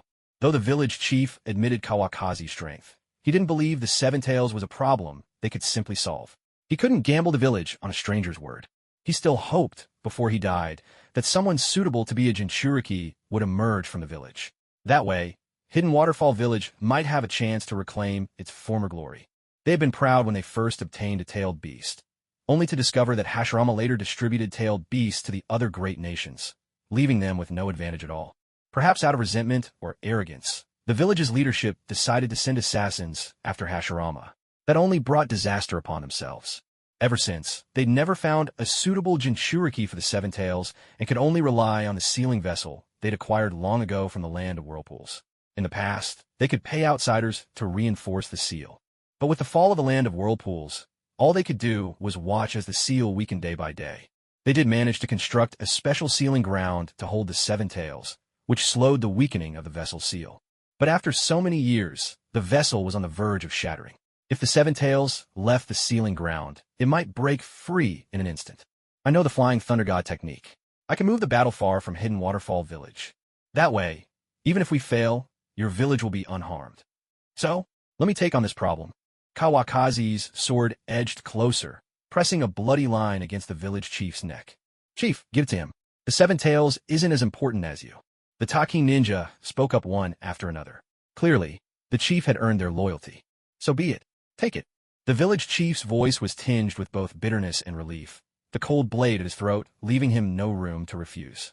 He believed that even if he died, as long as the seven tails remained in the village, it would never escape Kawakaki's grasp. It would be found no matter what. The instinct to cling to life and fear death has always been part of human nature. Only a rare few, armed with powerful faith and conviction, can truly face death without regret. He admitted to himself that he had not yet reached that level. Being alive was still quite preferable. It would have been better if things had gone this way from the start. Why create so much tension? The gleaming Han sword in Chuan Feng's hand vanished. If the village chief dared to go back on his word now, he would truly unleash a massacre. Let's go. I'll take you there. The village chief touched his wound, his expression unchanged, and led the way deeper into the village. The Takigakure shinobi still glared furiously at Chuan Feng, indignation burning in their eyes. Wait for me by the lakeside before you go any further. Chuan Feng paid the angry stares no mind and told Tsunade and the two youngsters to wait outside. On his way here, he had planted several kunai marked with the Flying Thunder God technique, just in case he needed to relocate the tailed beast bomb. Now, he could shift the battlefield far away, sparing the innocent. Otherwise, a battle of this scale would wipe Takigakure off the map. All right, Tsunade nodded, taking the two children and leaping out past the waterfall. She didn't worry for Chuan Feng's safety in the slightest. Do you still have any of your hero water left? Once Tsunade had left, Chuan Feng caught up to the village chief and began asking about the things that intrigue him. He seemed to have completely forgotten that he'd just held a sword to the man's throat moments before. None left, none at all. The village chief glanced back at Chuan Feng and replied in a hurry, shaking his head so vigorously it looked like a drum. Was this Konoha ninja here to strip Takigakure of everything? Did he want every valuable thing the village had? You don't have to look so stingy. I was only asking. That stuff can kill. I'm not that interested. So why don't you use it? Chuan Feng could read the village chief's thoughts. He really was just curious. I told you there's none left. How can we use it? The chief was on full alert, insisting he had none. Besides, you didn't even give me a chance to use it. He grumbled inwardly. So quick, aren't you proud? Fine. I won't ask anymore. Seeing the chief about to lose his patience, Chuan Feng dropped the matter. As long as he got the seven tails, that was enough. They walked on in silence. The chief led Chuan Feng into the depths of the village, taking a path that grew more and more secluded. No villagers appeared along the way. Only the chief, Chuan Feng, and a few Takigakure shinobi trailing behind. After passing through a dense forest, the view suddenly opened up. Before Chuan Feng stood a simple, ancient-looking house. This is it, the sealing ground of Takigakure. The chief halted, gazing at the house with a hint of pride in his eyes. This was the crystallization of Takigakure's own wisdom. Doesn't look like anything special to me. Chuan Feng eyed the building. He could sense a wild, surging chakra leaking from within. The seal would not hold much longer. Go inside. The farther you take it, the better. The village chief ignored Chuan Feng's remarks and began to head into the house. The Takigakure shinobi waited outside the house. Kawafa followed the village chief inside. The room was empty, save for a circle on the floor formed by intricate incantations. At the very center of the circle sat a pitch-black jar, utterly unremarkable at first glance. Cracks already spidered across the jar's surface. The chief's words were clearly true. The seal is designed specifically for tailed beasts. It won't affect people. Perhaps noticing Kawafu's hesitation, the village chief stepped into the circle of sealing techniques first. Nothing unusual happened. Better safe than sorry. Forgive me for the precaution. With a slight nod of apology, Kawafu stepped into the seal's range. A surge of even more violent chakra rushed toward him. The jar began to tremble. Chomei, the seven tails, sensed the human drawing near. After years of captivity, all it wanted now was to break free and unleash its fury. Take it away, the chief said, turning his back as if unwilling to witness what was about to happen. When the oppressive chakra of the seven tails finally faded, He turned around to find the room completely empty. Well, perhaps it's just as well that it's gone, the chief murmured with a bitter smile, before stepping out of the house. Chief, the people from Konoha are gone. We don't have to worry about the Seven Tails anymore. But from now on, our Takigakure will probably have to scrape by in obscurity. The chief's expression was somber, though at least the village had suffered no deaths this time, and Tsunade had inflicted only minor injuries. Her punch was meant for intimidation, nothing more. It's gone, and maybe that's for the best. At least the Seven Tails will never threaten our village again. If it had broken free, we wouldn't have stood a chance against it. The man who spoke must have held some authority, standing close to the chief. His words drew thoughtful nods from many of the Takigakure shinobi.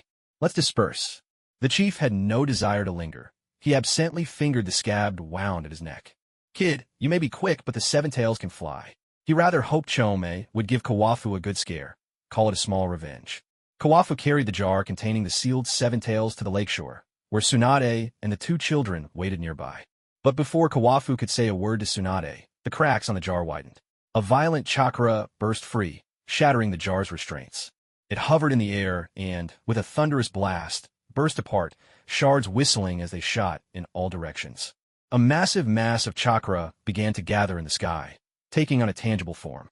An immense pressure pressed down on Kawafu. Gradually, the chakra coalesced into a giant insect, bearing 6 wings and a long tail, with a massive horn jutting from its head. What an ugly thing, Shizuka muttered to his sister.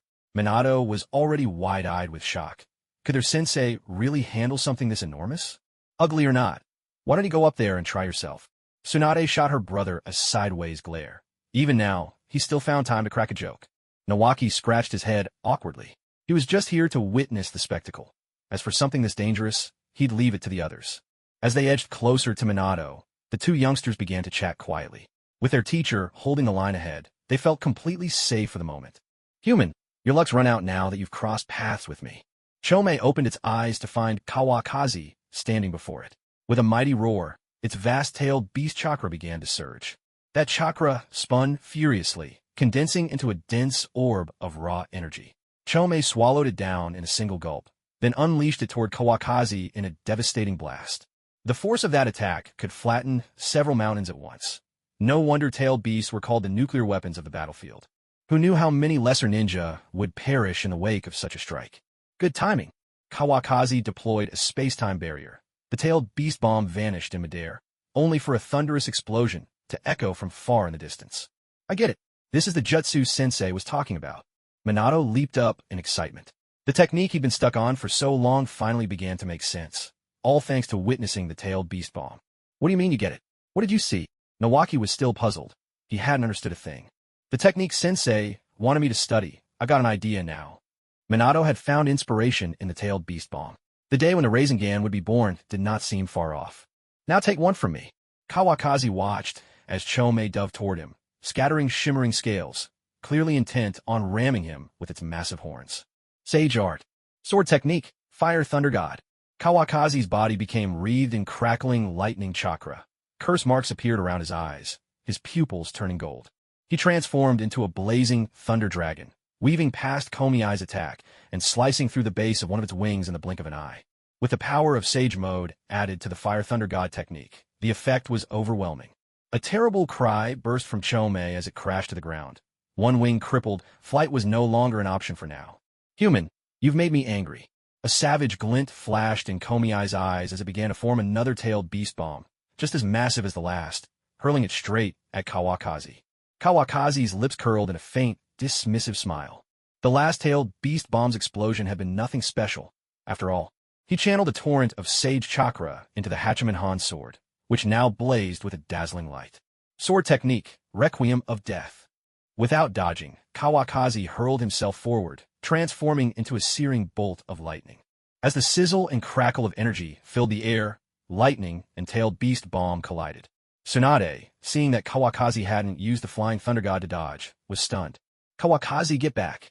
Even Komiai's eyes flickered with disbelief. Who in their right mind would try to clash swords with a tailed beast bomb? A mighty explosion tore through the air. A violent explosion thundered through the air, making the entire ground tremble. The spot where Chuanfeng faced off against the tailed beast ball had already sunk into a half-sphere crater. Right before the eyes of the 3 humans and 1 insect, Chuanfeng cleaved the tailed beast ball cleanly in two. Half of it dissipated into the sky, while the remaining half hit the ground and exploded. Is that all your tailed beast ball can do? Chuanfeng stood with his sword in hand, completely unharmed, his golden eyes fixed intently on the seven tails Komi-ai. No way, that's impossible.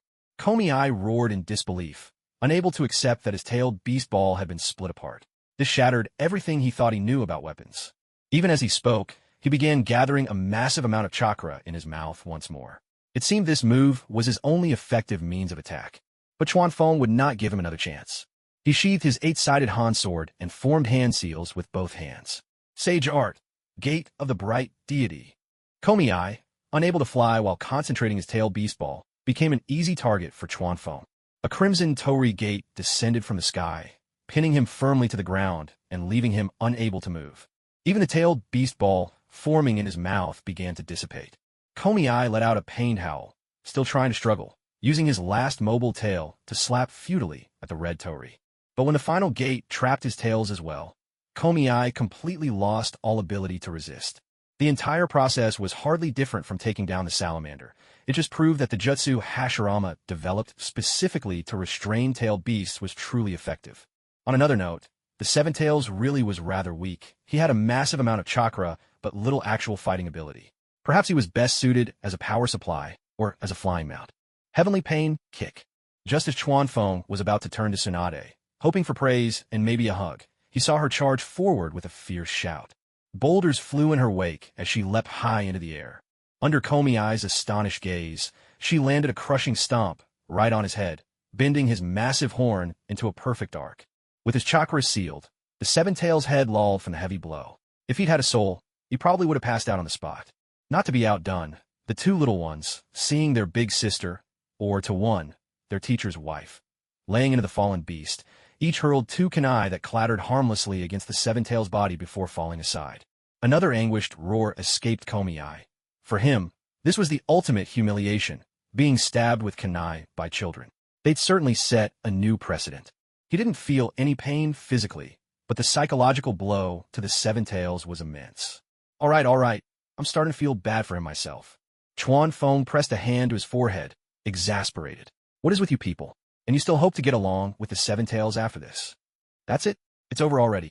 Nawaki stared at the still roaring Komi-ai, sprawled on the ground, dumbfounded and rooted to the spot. What did you expect? Did you want your brother-in-law to kill or spare him? Tsunade gave him a glare, exasperated. If they hadn't been so far apart, a loving punch would have landed square on his head. Rope Tree felt the chill run down his spine under the glare, opened his mouth, but didn't dare say another word. A hearty laugh escaped Minato, who stood nearby, watching Rope Tree's meek and timid expression. If he hadn't been unable to hold back, he wouldn't have laughed. Sometimes, the simple joys between friends are just like this. Let's not waste any more time. Let's begin, Kawakaki said, prompting Tsunade to start the sealing process. All right, Tsunade replied, her expression turning stern. Sealing a tailed beast was no trivial matter. At last, the Seven Tails understood what they were planning.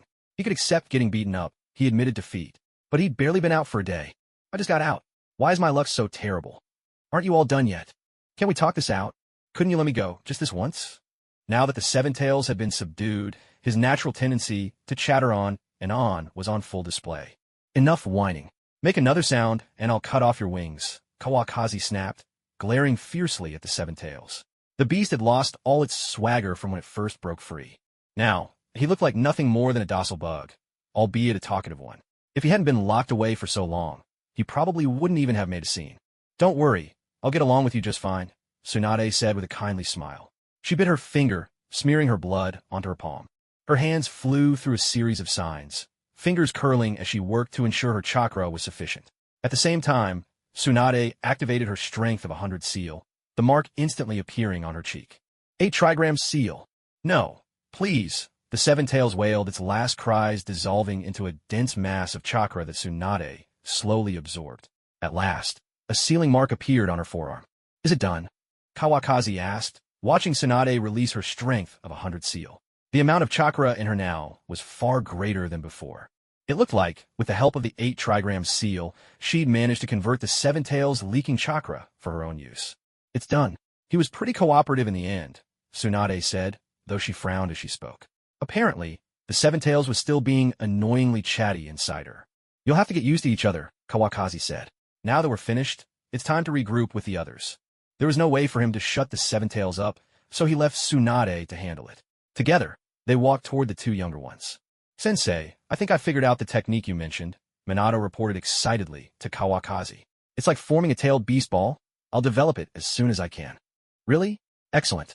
I look forward to your good news, Kawakaki replied, smiling as he ruffled Minato's hair. You'd better work hard too, or Minato will leave you in the dust, Tsunade quipped, rolling her eyes at Rope Tree, who was grinning foolishly alongside them. Someone already has a partner and is making progress in developing new jutsu. And what about you? All you do is laugh along, without a shred of ambition. Tsunade couldn't help but feel a little disappointed in him, as if iron that refuses to turn into steel. All right, sis, I get it. I've been studying second grandfather's jutsu. Nawaki's face fell instantly. He felt his sister was getting stricter with him, when she used to be so easygoing. Recently, his chakra reserves had grown rapidly. He'd already gotten the water-style jutsu collection, passed down from his grandmother to Tobirama, even without any affinity for sea-style. If he could master Tobirama's water style, his strength would improve by leaps and bounds. At least you've got some sense in that head of yours. Tsunade reached out and tapped Nawaki's forehead, her eyes full of affectionate indulgence. After all, this was her own little brother. Blood is thicker than water. Let's get moving. Kawafu took the lead, heading in the direction of the Land of Grass. At their current location, passing through the Land of Grass would get them to the border of the Land of Fire and the Land of Rain much faster. Tsunade walked beside Kawafu, while the two younger ones trailed behind. They continued on in silence. Kawafu knew Tsunade still needed time to communicate with the Seven Tails. Half a day passed. Suddenly, Kawafu noticed chakra gathering behind Tsunade, and then saw two butterfly wings unfurling from her back, lifting her gently into the air. You can already fly that fast. I didn't expect it either. He turned out to be quite reasonable. Other than being a bit talkative, he's actually easy to get along with. Tsunade was surprised herself. She had only mentioned she wanted to experience the Seven Tails' powers, and Komiai had granted her wings. You know, you look pretty good like that. A mischievous glint flashed in Kawafu's eyes, his gaze intense, his mind wandering into less-than-wholesome territory. Don't even think about it. I'm not growing wings at night. Tsunade shot Kawafu a glare, her cheeks flushed red, and with a flutter of her new wings, she soared ahead. Maybe she wasn't quite used to it yet, or had something on her mind. She nearly collided with a tree. Take it easy. Kawafu watched Tsunade's retreating figure, his finger itching with excitement. This was more thrilling than any cosplay. Wow, my sister grew wings. Nawaki exclaimed in awe, giving Minato a little nudge. I saw. Must be the Seven Tails' power. Minato replied calmly. Kushina would probably never get a chance to grow wings. What a shame. After a few days, their group entered the territory of the Land of Grass. The terrain here was different from the Land of Waterfalls. No grand waterfalls, just endless sweeping grasslands. Truly worthy of its name. Kawafu remembered that the Land of Grass didn't have any particularly powerful ninja.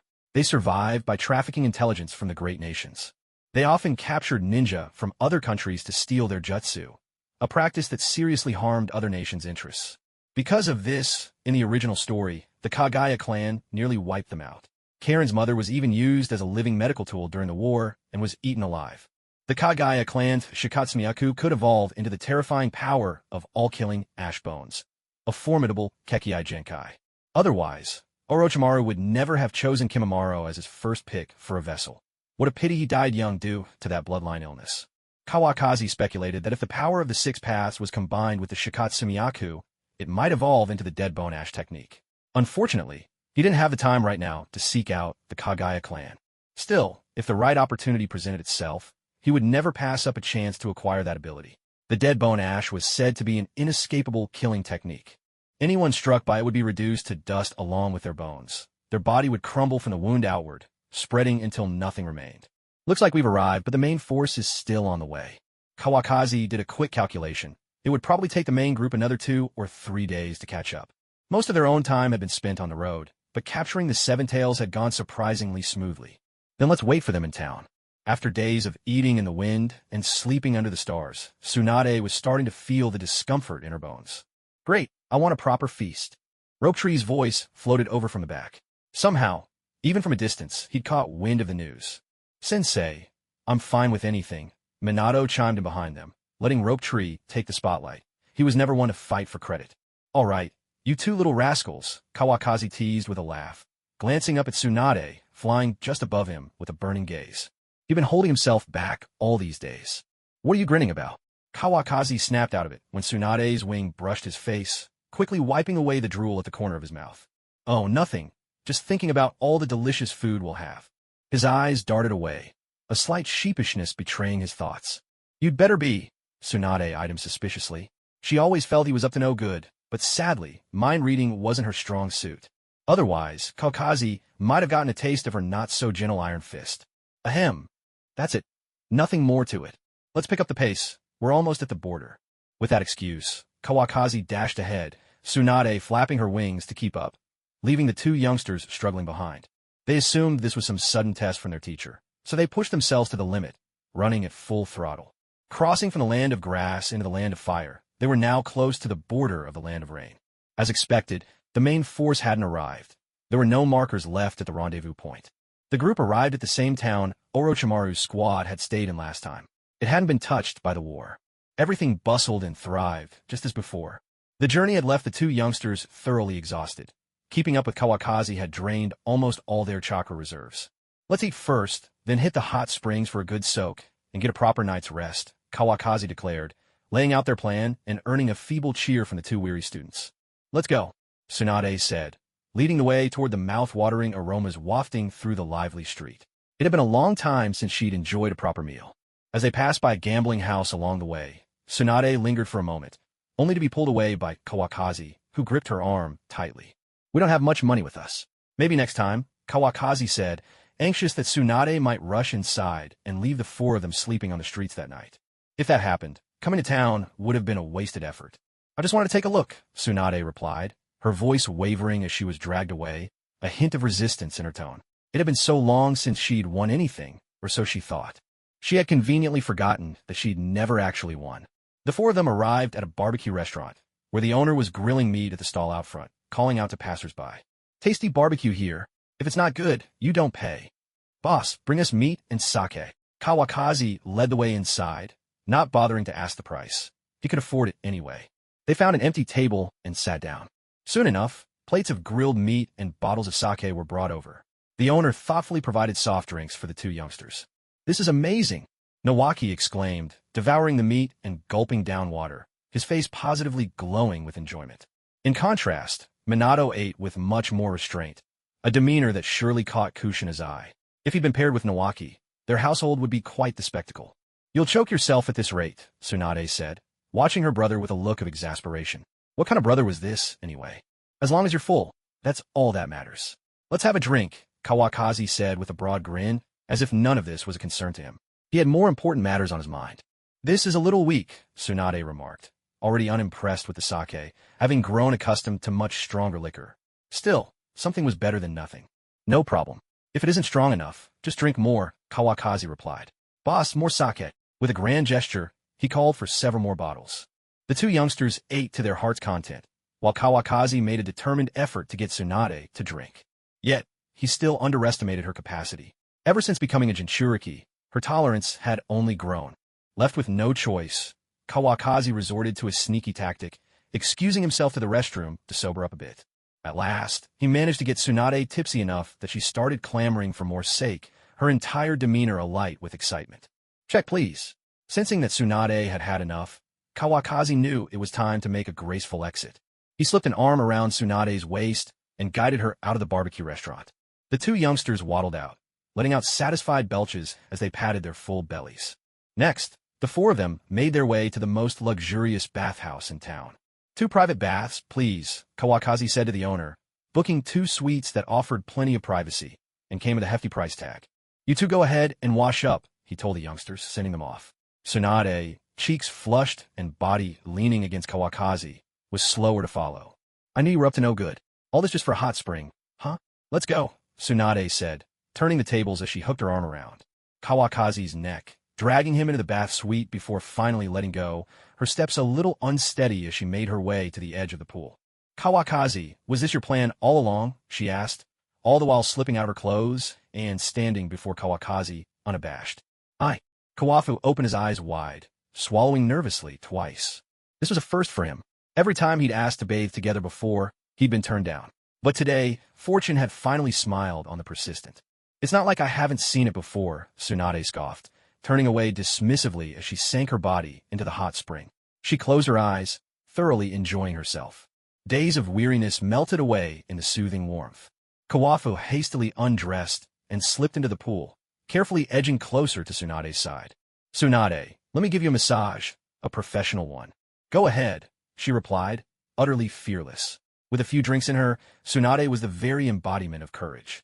At first, Kawafu's hands moved with professional decorum, but bit by bit, propriety gave way to mischief. Tsunade let out a soft, muffled sound of pleasure. "Show me your wings," Kawafu murmured, leaning in to whisper against her ear from behind. In an instant, a pair of butterfly wings burst forth from Tsunade's back. "This is incredible." Kawafu was even more inspired, and any worries about what a sober Tsunade might do to him tomorrow were the last thing on his mind. He was willing to give his all, body and soul, for the prosperity of the Hitaki clan, even if it meant courting death. The next day, sunlight streamed through the window while past dawn. Tsunade's lazy voice echoed through the room as she slowly opened one eye. It was a luxurious suite, beautifully decorated, with a bed as soft as a cloud. Tsunade caught Kawafu's mischievous hand under the covers, and fragments of last night's memories came flooding back. She remembered being carried from the hot spring to the room in Kawafu's arms, and now, beneath the sheets, neither of them wore a stitch. And then she recalled revealing her wings, and Kawafu's exclamation. That was amazing. A vivid blush swept across Tsunade's face, quickly replaced by a surge of anger. This shameless scoundrel. She spun around, and without hesitation, punched Kawafu right in his sculpted abs. Ugh. Luckily, Kawafu's stomach was empty so early in the morning, or he might have lost his breakfast. He blinked in confusion, meeting Tsunade's fiery, embarrassed glare. Her eyes were locked on him, full of wrath. He knew at once. Retribution had arrived. "You were willing." Kawafu curled up, adopting a defensive posture. "Willing? In your dreams. Prepared to face justice." Tsunade didn't buy such nonsense for a second. There was no way she'd agreed to this. Murder. She's murdering her husband. Tsunade pinned Kawafu's hands, flipping him over with ease. "Scream all you want, but no one will save you today," she said coldly. "If I don't teach you a lesson, you'll just make me do something this embarrassing again next time." Now, with both of them utterly exposed to the morning air, Tsunade made sure to strike with just the right amount of force as her fist found his body. "I'm sorry. If I ever get wings of my own, I'll show them to you. I swear. I give you my word." Kawafu endured Tsunade's iron-fisted affection, begging for mercy. Last night's reckless joy was proving hard to bear. "As if I want to see that," Tsunade retorted. "I'll let you off the hook this time." Tsunade seemed to have had enough. She rolled off Kawakaki and lay down on the bed.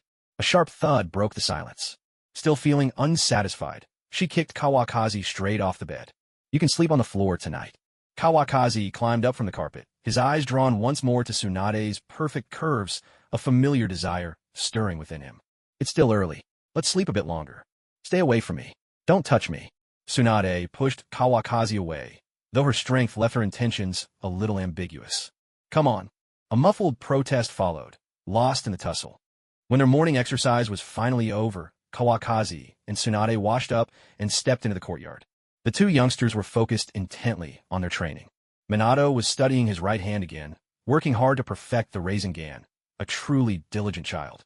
Shizune, unable to practice Tobarama's water techniques in the small courtyard for fear of destroying it, had to stick with sword practice. "Have you two had breakfast yet?" Kawakaki was planning to take Tsunade out for breakfast. "We already ate. I had brought some food for you too, but it's cold now." Shizune's expression was a bit off.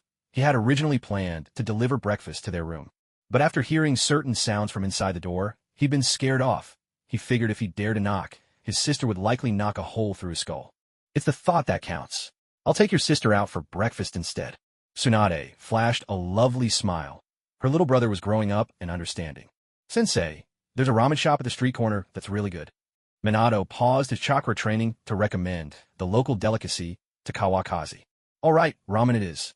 Kawakaki took Tsunade out. They made their way to the bustling ramen shop at the corner. Once inside and their order placed, Kawakaki absent-mindedly felt his waist as the bowls arrived. His ramen was topped with 10 perfectly arranged oysters. Tsunade glanced at him, her expression teasing. Kawakaki coughed, a little flustered. "I just suddenly felt like having them. That's all." He couldn't help but confess.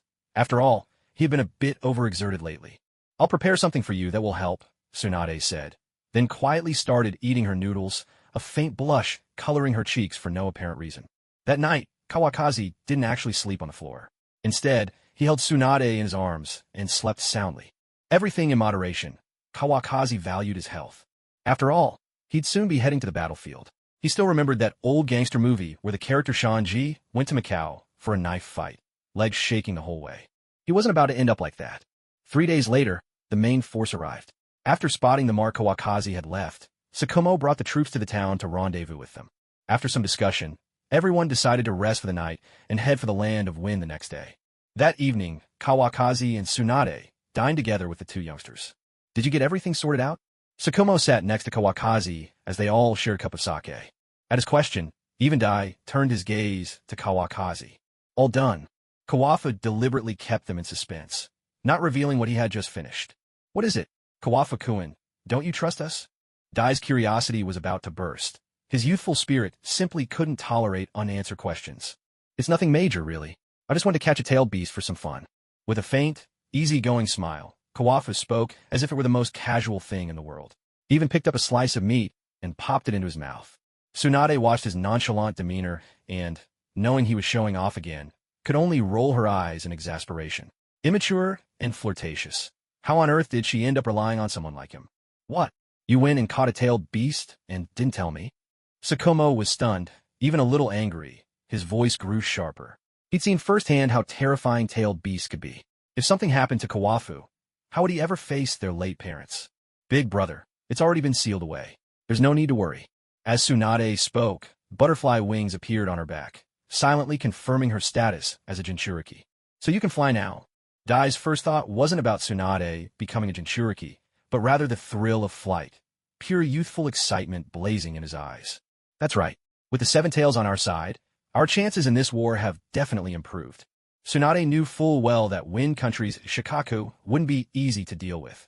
Master of wind-style jutsu and sealing techniques, its defenses were formidable. Now that she was a Jinchuriki herself, she felt confident she could at least hold her own against Shikaku, if not win outright. It's best not to use it unless absolutely necessary. The matter was settled, and Sukumo didn't want to press further. Still, he worried that news of Konoha holding two-tailed beasts might make the other great nations uneasy. Konoha isn't the only one with two-tailed beasts, big brother. There's no need to worry. As long as we're strong enough, even if we had all 9-tailed beasts, no one would dare say a word. Kawafu understood what his brother was getting at, so he clarified further. Let's keep this under wraps for now. It'll serve as our trump card. Sukumo took his brother's words to heart, but decided the news still needed to be kept secret for the time being. Of course, starting tomorrow, I won't use the Seven Tails' power anymore. Tsunade agreed readily, and the butterfly wings on her back faded away. If word got out that Konoha's Jinchuriki were entering the war, the Wind Country would surely send their own Jinchuriki in response. In most people's minds, tailed beast battles were best settled by tailed beasts themselves. Only Hashirama Senju and Madara Uchiha ever treated tailed beasts like mere playthings. Hashirama would clap his hands together, and no matter how many tails his giant Buddha could, simply grab them and drag them underground. Madara, with his Mangekyo Sharingan, could control a tailed beast with just a glance. Feats that other great nations could hardly imagine. After the meal, Kawafu and Tsunade headed back to their room, while Sukumo and Dai walked together on the way home. Sukumo let out a deep, unprompted sigh, catching Dai's attention. What's got you sighing, big brother Sukumo? Dai looked at the troubled expression on Shuamao's face, completely bewildered. He hadn't heard of anything sorrowful happening lately. I never expected Kawakazi's strength to have reached such a level. No matter how weak the Seven Tails might be, it's still a tailed beast. Suddenly, memories from childhood came flooding back to Shuamao, when their parents had died, leaving only him and Kawakazi to rely on each other. Back then, they were both just kids. He used to feed his little brother, and though it might be a stretch to say he raised Kawakazi single-handedly, the effort he put in was no small thing. As they grew older, his brother took on the brains, and he took on the muscle. But now, his younger brother had surpassed him by a wide margin in terms of strength. Isn't that a good thing? Dai couldn't grasp the feeling of being gradually outpaced by his own brother. Shuamao could only sigh deeply, gazing up at the sky. Family. Who really understands? Whoever wants to be the big brother can have the job. The next day, dawn had barely broken. Konoha's main force was already assembled, and under Tsunade and her companions' leadership, they entered the Land of Rain. Since the death of Hanzo the Salamander, the Land of Rain had become completely defenseless. Every rain ninja they encountered along the way would go far out of their way to avoid the large Konoha force. Sometimes, they even glimpsed rain ninja fighting among themselves. The civil war had fully erupted. The people of the Land of Rain lived in utter misery. Anyone with the means had already fled to other countries. Those who remained were the poorest of the poor, trapped in unending hardship. Sensei, is there still hope for the Land of Rain? Minato, ever compassionate, was reminded of his own past as he saw orphans watching them from a distance. Don't worry, I have a plan in place. Kawakaki flashed a fox-like grin, his mind already working out the details. Rather than let the Land of Rain fall into someone else's hands, he'd rather take it himself, but the time wasn't right just yet. What are you scheming this time? Tsunade eyed the man who always seemed to come up with brilliant ideas with suspicion. Haha, don't worry, it's a good thing. For now, just focus on becoming Hokage. With some distance between themselves and the main force, Kawakaki spoke more freely, unburdened by the presence of others. Always so mysterious. Tsunade grumbled, seeing that Kawakaki had no intention of explaining further, and let the matter drop. He'd have to tell her eventually. She had plenty of ways to make him talk. After several more days of rough travel, they finally arrived at the border between the Land of Rain and the Land of Wind. On their journey, the Konoha ninja had already clashed with the Sand ninja. They hadn't gleaned any useful information. Those they encountered were merely underlings sent out to gather intel. At the border of the Land of Rain, the main force came to a halt. To press into the Land of Wind recklessly could bring unknown consequences. Yamanaka Hayato, get in touch with your contacts. I need intelligence on Tsunade's movements. After settling in temporarily, Tsunade sat in her tent with an air of authority, ordering Yamanaka Hayato to get to work. More mature than ever, Tsunade's face was stern, and as she issued her commands, she exuded the poise of a true general. Kawamapple looked at this woman, and before he realized it, a smile appeared at the corner of his lips. The message has already been sent. Lady Tsunade, please wait a little longer. Someone like Hayato would definitely be a favorite among company leaders, because he always anticipated what needed to be done. All right, thank you for your hard work. Tsunade gave him a smile. This was exactly how she liked things handled. Kawamapple, what do you think? She turned and asked Kawamapple his opinion, showing herself to be a leader willing to listen to others. The village hidden in the sand is nothing like the village hidden in the rain. They have many elite fighters. They almost match the Leaf in terms of ninja numbers, too. Breaking through their defenses in a single push is nearly impossible. We should wait for more intelligence before we make any decisions. Kawamapple spoke his thoughts honestly. In truth, the battle between the sand and the rain was far from a full-scale clash of their best. It could be said they were giving Hanzo some face by sending only the top expert Chiyo from the village. On the other hand, they were likely considering the great threat Hanzo Salamander posed to large forces. What about you, big brother? What's your take? Seeing Sukumo deep in thought, Tsunade slipped into the role of a shrewd detective. I've carried out missions in the Land of Wind before, and I've dealt with Chiyo. She's a very tough woman to handle. Sukumo frowned, remembering that he hadn't been a match for Chiyo back then. He had nearly failed the mission because of her. Her Nirmatsu 10 puppeteers were crafted by the very founder of puppet techniques. Those 10 alone could seize a city. What stuck most in Kawamapple's mind was Scorpion's evaluation of Chiyo in the original story, an indirect testament to this woman's formidable strength. When the time comes, Dai was about to say something passionate, but Hayato quickly cut him off. Dai could only scratch his head in frustration. The path of youth is always full of bumps and stumbles. Lady Tsunade, they have arrived. A leaf ninja, wearing a mask, entered the tent, bowed to Tsunade and the others, then began his report. The Sand have already received word of our planned raid.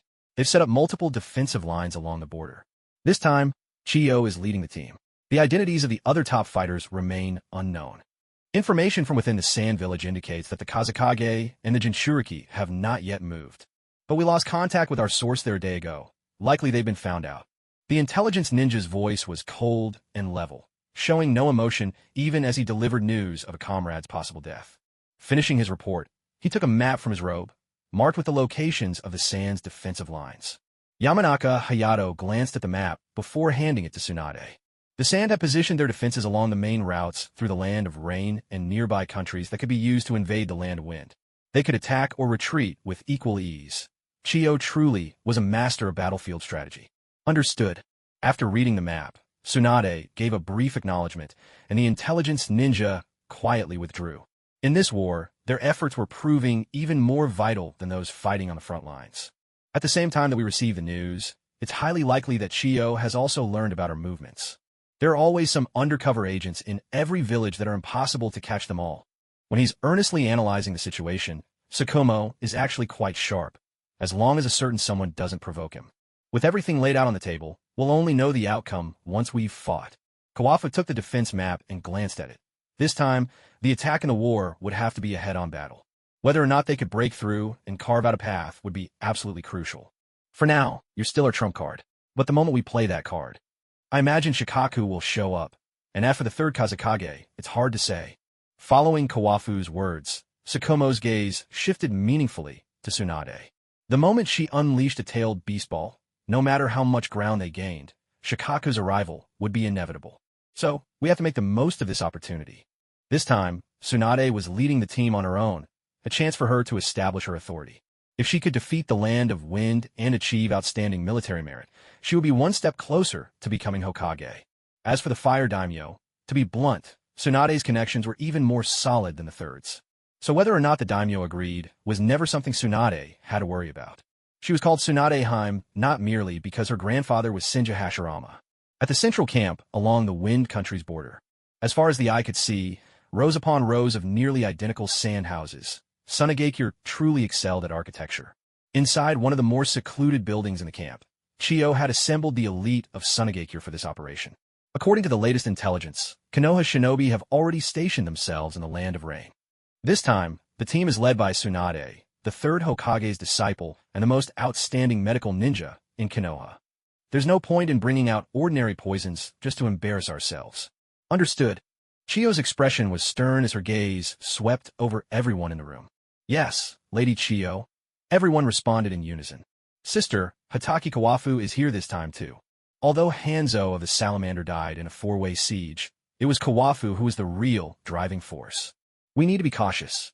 Elder Ebizo spoke up, for any opponent capable of killing Hanzo of the Salamander was not to be underestimated.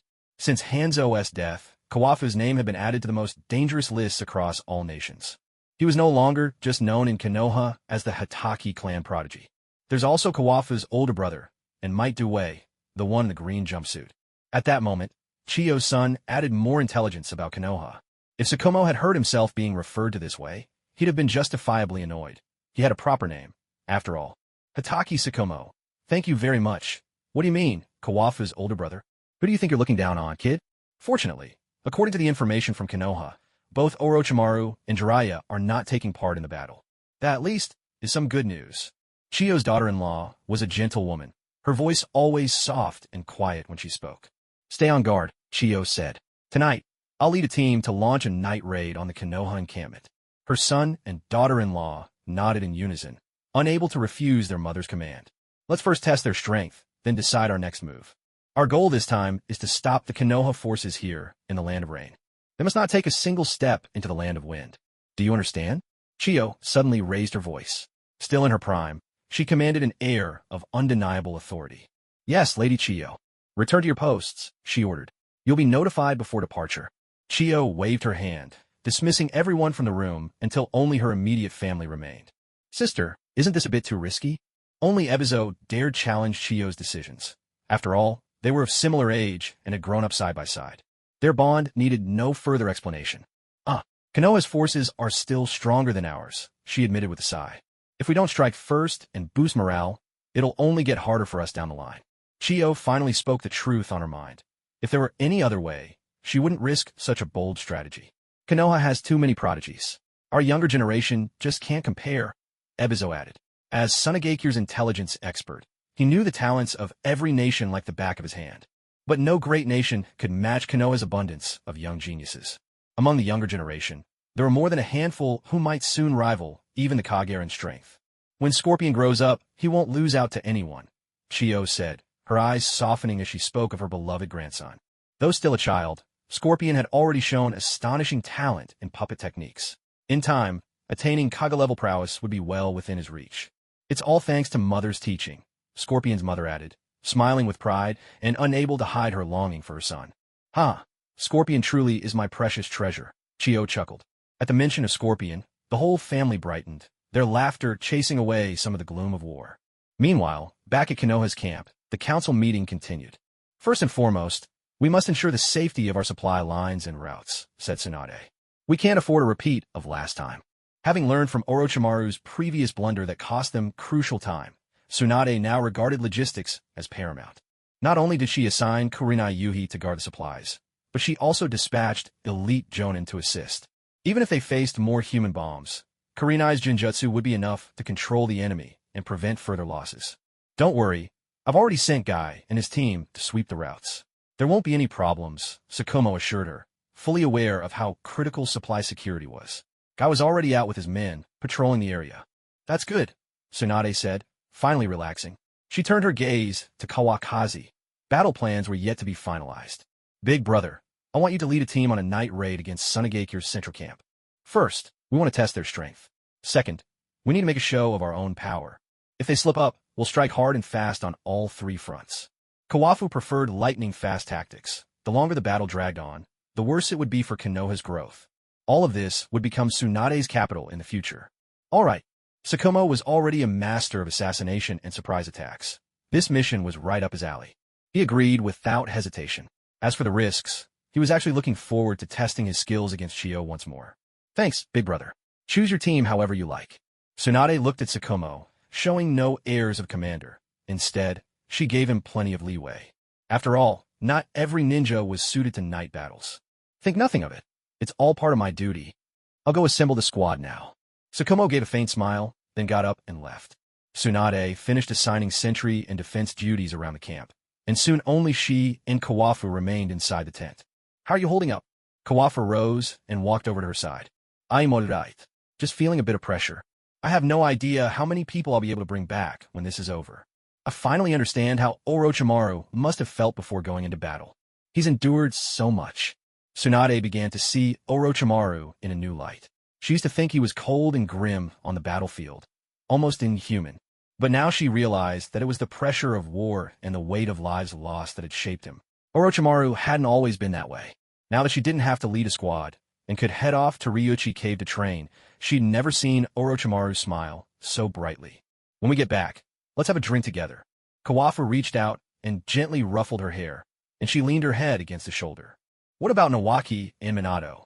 It suddenly struck Tsunade that she'd been so busy she'd nearly forgotten about her younger brother. They're out with Dai, checking the supply routes. There's nothing to worry about. Kawafu seemed to know exactly where the two youngsters were at all times. That's a relief. Is there anything else I've missed? Tsunade wasn't sure if there were any gaps left in her plans, and she hoped Kawafu could help her double-check. No, you've done a great job. Our future Hokage. Kawafu grinned and leaned down to whisper in her ear. Sensei won't give up the position that easily. Tsunade did want that seat, but she also knew it wouldn't be so simple to attain. I'll make sure he gets the right opportunity. For now, all we need to do is win this war. Kawafu already had a preliminary plan in mind, though the details would depend on how the conflict unfolded. All right, I should get back to studying the Sand Ninja's poisons. Tsunade eased herself from Kawafu's embrace. She'd collected quite a few toxins from the Sand Shinobi they defeated along the way. It wasn't a comprehensive collection, but she believed that being prepared was always wise. Who knew? Maybe she'd find a poison commonly used by the Sand, and that could help Konoha avoid unnecessary losses. I'll stay with you. Kawafu was clearly overestimating himself. Someone who wasn't even allowed into the laboratory had no place accompanying Tsunade in her research on poisons. Thank you, but that won't be necessary. Tsunade stood up, shot Kawafu a cold glare, and left alone. Kawafu was left scratching his head awkwardly, wondering if he really was that unlikable. As dusk settled, the Konoha camp grew still and quiet. Sukumo had just left with a handful of elite shinobi. Not too many, mostly those skilled in swordsmanship and a few with keen sensory abilities. Their main objective was to sow confusion and look for an opening, not to launch a full-scale assault. Let's hope Big Brother's mission goes smoothly. Inside Tsunade's tent, Kawafu lingered shamelessly, refusing to leave. Are you going or not? If you don't leave, then I will. Tsunade paid no attention to his words, knowing it was just an excuse. I'll just stay for a bit, not overnight. Kawafu wasn't entirely indifferent to appearances. After all, there were too many people in camp. That won't do. It's time to rest. Tsunade fixed Kawafu with a piercing stare. When it came to this man, she trusted him about as far as she could throw him. "Is that really how you see me?" Kawafu protested, a little hurt. He genuinely saw himself as a good person. A cold chuckle escaped Tsunade's lips, needing no further explanation. Her attitude said it all. Just as Kawafu was about to defend himself, his expression suddenly changed. A sound rang out from beyond the camp. A thunderous explosion shattered the night's calm, followed by shouts of alarm. Enemy attack. "So Chiyo's playing her cards well," Kawafu muttered, realizing the Sand Shinobi were thinking along the same lines as he was. With that, he vanished from the tent. Tsunade quickly exited as well, the Konoha Shinobi already rallying together. The Sand Shinobi are here, prepared to engage. With her team in tow, Tsunade rushed toward the site of the battle. By then, Kawafu had already arrived at the front lines. Sand and Leaf Shinobi clashed by the entrance of the camp. Ninjutsu collided in bursts of light and sound, and puppets whirled through the chaos. Both sides were taking casualties. Kawafu's eyes went to the densest cluster of Sand Shinobi. Lightning crackled across his body as he drew his sword and moved in a flash. He didn't use any fancy techniques, just the 8 basic sword forms, but few Sand Shinobi could withstand even a single exchange against him. For those he didn't kill outright, he didn't bother with a finishing blow. The ones left behind couldn't even stand. "Kakashi Kawafu," a woman's voice, tinged with suspicion, called out as a white puppet lunged at him. Hearing the puppet slicing through the air, Kawafu instinctively raised his sword and brought it down in a swift arc, sending the puppet hurtling backward. It spat several poisoned steel needles from its mouth, but Kawafu evaded them in a blink. The puppet, female in form and dual-wielding blades, retreated to the side of a middle-aged woman. Focusing his gaze, he saw that the person who had made the move was none other than Chiyo.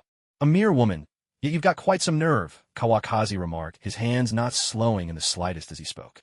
Lightning flash. As Kawakaki charged forward, Chiyo swiftly produced another scroll and summoned a puppet to face him. This puppet was designed for defense. It planted itself firmly before Chiyo, raising its arms to shield her. To everyone's surprise, it completely withstood Kawakazi's attack without yielding an inch. "Nothing special." Chiyo smirked, her lips curling upward. With a flourish of her hands, the female puppet brandished twin blades and lunged at Kawakaki once more. Kawakaki was still marveling at the puppet's resilience as he lifted his sword to deflect the assault. The female puppet's offensive, however, was again to no avail. The two combatants drew apart once more.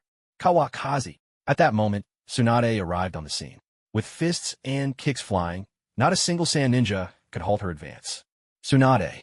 Chiyo's eyes darted over at the mention of the name. She murmured under her breath, her expression growing grave.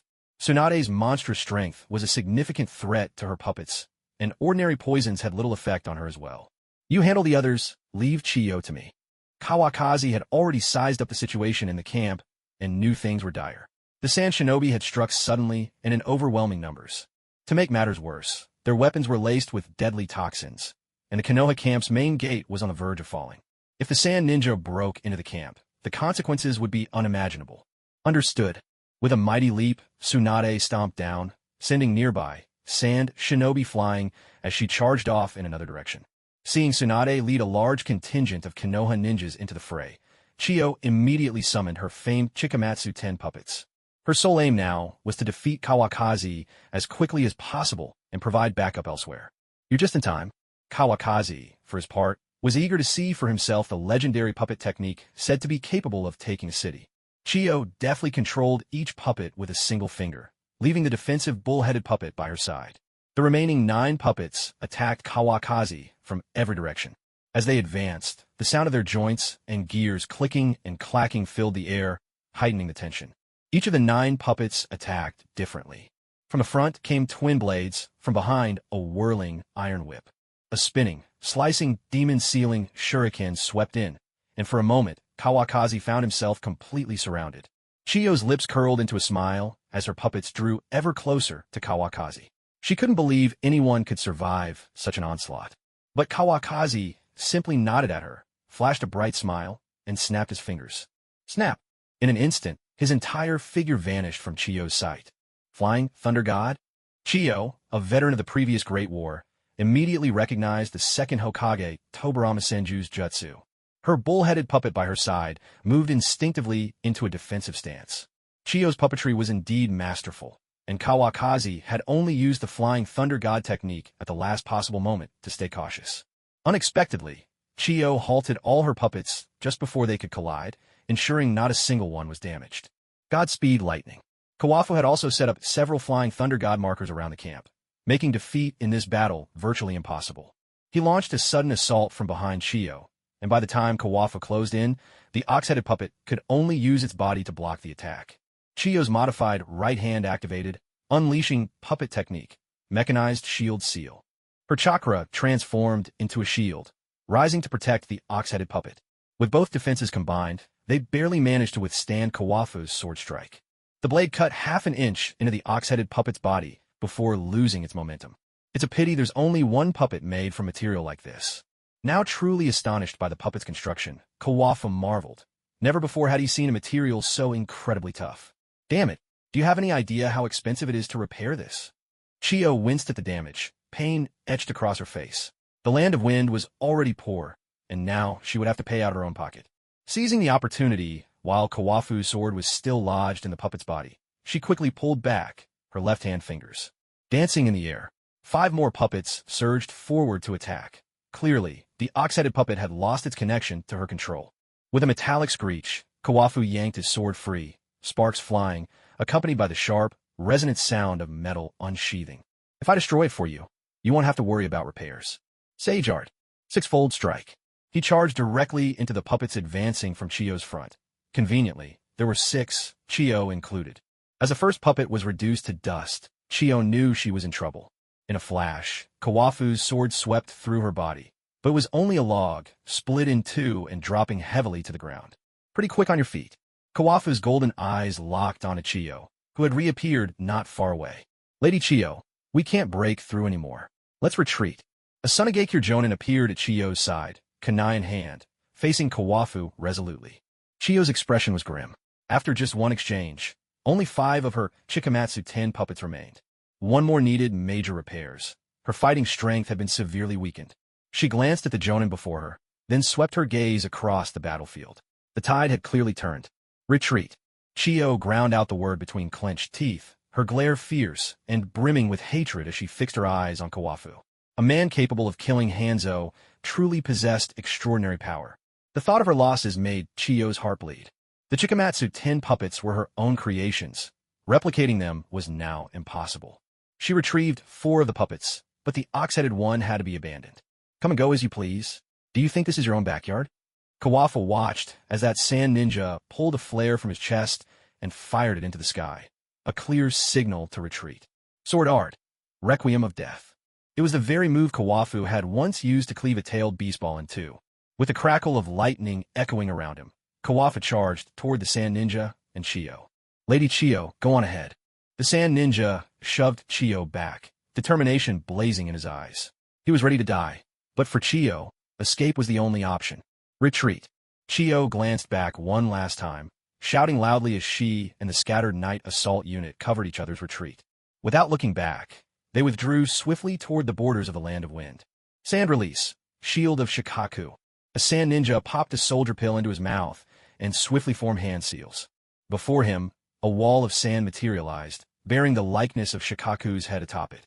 Astonishingly, he was a ninja adept in sand release, employing a defensive jutsu modeled after Shikaku itself. The moment Kawakazi's blade struck the shield of Shikaku, it met instant resistance. The blade's speed slowed, and the further it pressed down, the greater the resistance grew.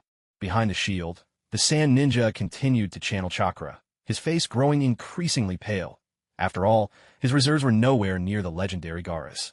Had he not taken the soldier pill beforehand, he might not have even managed to pull off this jutsu. Once the shield had absorbed the full force of the attack, Kawakazi's sword became lodged deep in its center. Impressive technique, Kawakazi remarked. Just as he prepared to wrench his sword free and deliver a final blow to the sand ninja, the shield of Shikaku began to dissolve into grains of sand. As the shield faded, the sand ninja behind it was revealed, lifeless and utterly still. He had given his life to save Chiyo. The sand ninja's night raid had ended in utter failure. Get the wounded back to camp, and take any surviving sand ninja in for interrogation. Tsunade's voice rang out, drawing nearer as she coordinated the aftermath of the battle. Is this Suna's elite Jonin, Saran? Arriving with Tsunade was Inoichi Yamanaka. When it came to extracting information, the Yamanaka clan's secret techniques were second to none. Catching sight of the fallen sand ninja, Inoichi's gaze seemed frozen in shock, as if jolted by electricity, lingering for several seconds. Is something unusual? Tsunade didn't think much of it. He was just an elite jonin. After all, nowhere near the threat of Hanzo the salamander. Lady Tsunade, let me put it this way. This Iran was a master of sand release, famed for his formidable defense. They say he once took a tailed beast ball head-on and survived. Inoichi shook off his astonishment, collecting his thoughts. He'd known all about Saran from his intelligence reports, but never expected to witness his death firsthand. After he finished, even the way Inoichi looked at Kawakaki subtly changed. Killing Hanzo felt distant, but seeing Saran slain right before him had a far more visceral impact. His defense was impressive, Kawakaki said, sheathing his sword. The curse markings faded from his face, and his pupils returned to normal. A tailed beast ball? Honestly, that's nothing special. I'm just relieved you're all right. There are many poisoned, so I'd better get to work, Tsunade replied with a dismissive wave. To her, a tailed beast ball was hardly worth fussing over. After all, Kawakaki had just sliced through it in one stroke.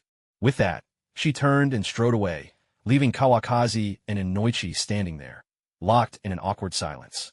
Lord Kawakaki, I'll take my leave as well. After a moment, Inoichi broke the quiet, then followed the Konoha shinobi escorting the captives back into camp. Kawafu's thoughts had already drifted away at this moment. How was his big brother faring on his end? In fact, at the very moment the Sand Ninja assaulted the Konoha camp, Sukumo had also led a small team deep into the Sand Ninja's defensive lines. He didn't bring many men this time. According to their plan, Sukumo's main objective was to burn their supplies and sow chaos. He had no idea that Chiyo had taken a squad of elite ninjas with her.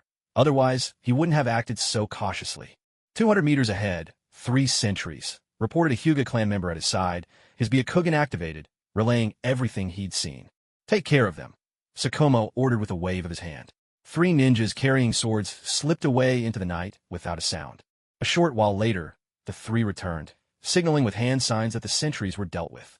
When Sukumo finally led his team into the enemy encampment, he was momentarily stunned by the sea of sand huts spread before him. It was impossible to tell one from another. He couldn't make sense of the layout at all. The only option was to capture a sentry and get some answers.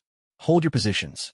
I'll be right back, Sukumo said, leaving a flying thunder god mark where he stood before vanishing in a blink, moving with blinding speed. When he returned, he was dragging an unconscious sand ninja, who looked to be a chunin, in tow. Sukumo hadn't targeted anyone too strong. Such a move would have caused too much commotion. A chunin knew more than a genin and wouldn't draw too much attention. The ideal choice. After his subordinate, a skilled interrogator, finished questioning their captive and learned the location of the supplies, the Sand Chunin's fate was sealed. His life ended there. Burn all the supplies. Act according to the situation, Sukumo commanded. The team split up into smaller groups and dispersed. The Sand Ninja hadn't stored all their supplies in one place. When the first tongues of flame shot into the sky, the alarm was raised. Enemy attack! Enemy attack! Came the cries. The entire Sand Ninja camp erupted into chaos, but by then, the supplies were already burning, a fact that could not be undone. When the Konoha team regrouped, Sukumo realized that 2 squads were missing. No surprise, they'd probably been discovered. Sounds of battle could already be heard in the distance. You go on ahead. I'm going back to save them, Sukumo declared, choosing rescue without a moment's hesitation. The remaining team members looked at each other, and, after some deliberation, decided to follow Sukumo's lead. With a commander like this, what more could they ask for? When Sukumo arrived at one of the battle sites, he saw that only 2 of the 5 Konoha ninjas remained, still fighting desperately for their lives. But they were hopelessly outnumbered, and it was clear they couldn't hold out much longer. Damn it, Sukumo muttered under his breath, drawing his short blade and charging in. His blade gleamed pure white, cold and merciless as the hand of death itself. Wherever he passed, enemies fell, each strike swift and precise. No wasted movement, no hesitation. Slashing into the fray, Sukumo grabbed the 2 surviving Konoha ninjas by the arms, and in the next instant whisked them away to safety. Though Sukumo's mastery of the Flying Thunder God technique was formidable, carrying 2 people limited the distance he could cover. They were still within the vicinity of the enemy camp, at one of their former hiding spots. Wait here. I'll be right back, he instructed. Shuan Mao reached into his pouch and pulled out a soldier pill, swallowing it to replenish the chakra he had expended. On the other side, however, things were looking much worse. The Konoha ninja who had turned back to help were now fully embroiled in the battle. Yet despite the chaos, Not a single one of the discovered Konoha ninja had died. Shuo Mao looked at the melee unfolding before him, his head throbbing with pain. There was no way he could get them all out safely. He would have to force his way through. Drawing his short blade once more, Shuo Mao plunged into the fray. Thankfully, Chiyo had taken most of the elite forces with her. Otherwise, the Konoha ninja might not have lasted this long. Fight as you retreat. Don't get bogged down, he commanded. Shuo Mao parried a Sand Shinobi's attack, shielding a fellow Konoha ninja. With a swift, practiced motion, he slashed across the Sand Ninja's throat, shouting loudly. Think you can run? Dream on. A young husband and wife team from the sand, their faces dark with resolve, sent their fingers flying, manipulating puppets to attack the Konoha shinobi. They were none other than Chiyo's son and daughter-in-law. Though their puppetry hadn't yet reached Chiyo's level, together they controlled 10 puppets in total. All of them were modeled after the Chikamatsu collection of 10 puppets, though they were a notch lower in quality. Still, it didn't diminish their strength. They were undeniably elite jonin. 10 white puppets advanced on the Konoha ninja, their joints clicking and clattering as they moved. In a single exchange, 2 Konoha ninja lost their lives, decapitated, while 3 others suffered serious wounds. As a puppet wielding twin blades lunged toward him, Shuo Mao didn't retreat. Instead, he pressed forward. Dodging the attack, he slipped behind the puppet and severed the chakra threads with a single slash. The white puppet collapsed to the ground with a heavy thud, lifeless. You're underestimating me, Shuo Mao said coolly. Chiyo-san's fingers danced through the air, and the twin-bladed puppet jerked back to its feet. What a nuisance, Shuo Mao muttered, frowning as he glanced at the Konoha ninja, still locked in desperate combat. More Sand Shinobi were converging by the moment. If this dragged on, their situation would only become more dire. If he didn't carve out a path, none of them would make it out today. With that thought, Shuo Mao set aside all hesitation. Gate of Pain open. A surge of green chakra erupted from Shuo Mao, enveloping his entire body. Even the glow on his short blade shifted to green. He felt his muscles tearing with pain, his bones straining beneath the pressure. Take your chance, go now, he shouted. Kenjutsu, Thunder Dragon. Harnessing the immense chakra and his astonishing speed, Shuo Mao shot forward, his short blade leading the way as his whole form transformed into a roaring green chakra dragon. It wasn't just devastatingly powerful, it unleashed a paralyzing shock with every strike. The Thunder Dragon tore through the battlefield, sweeping away every Sand Shinobi in its path and clearing a wide avenue for the Konoha ninja. What kind of power is this? Chiyo's son and daughter-in-law were momentarily stunned, their puppets lagging behind their commands. The Konoha ninja seized the opportunity, pushing back the Sand Shinobi before them, and swiftly retreated. In a few agile leaps, they vanished from Shuo Mao's sight. I won't play with you any longer, he called out, turning away. Shuo Mao hadn't been practicing the 8 gates for very long. Maintaining it for an extended period would do serious harm to his body. He released the Gate of Pain, activated the Flying Thunder God technique, and vanished in the blink of an eye. After him, with their supplies destroyed and the Konoha ninja escaping again, no one dared face Chiyo's wrath upon her return.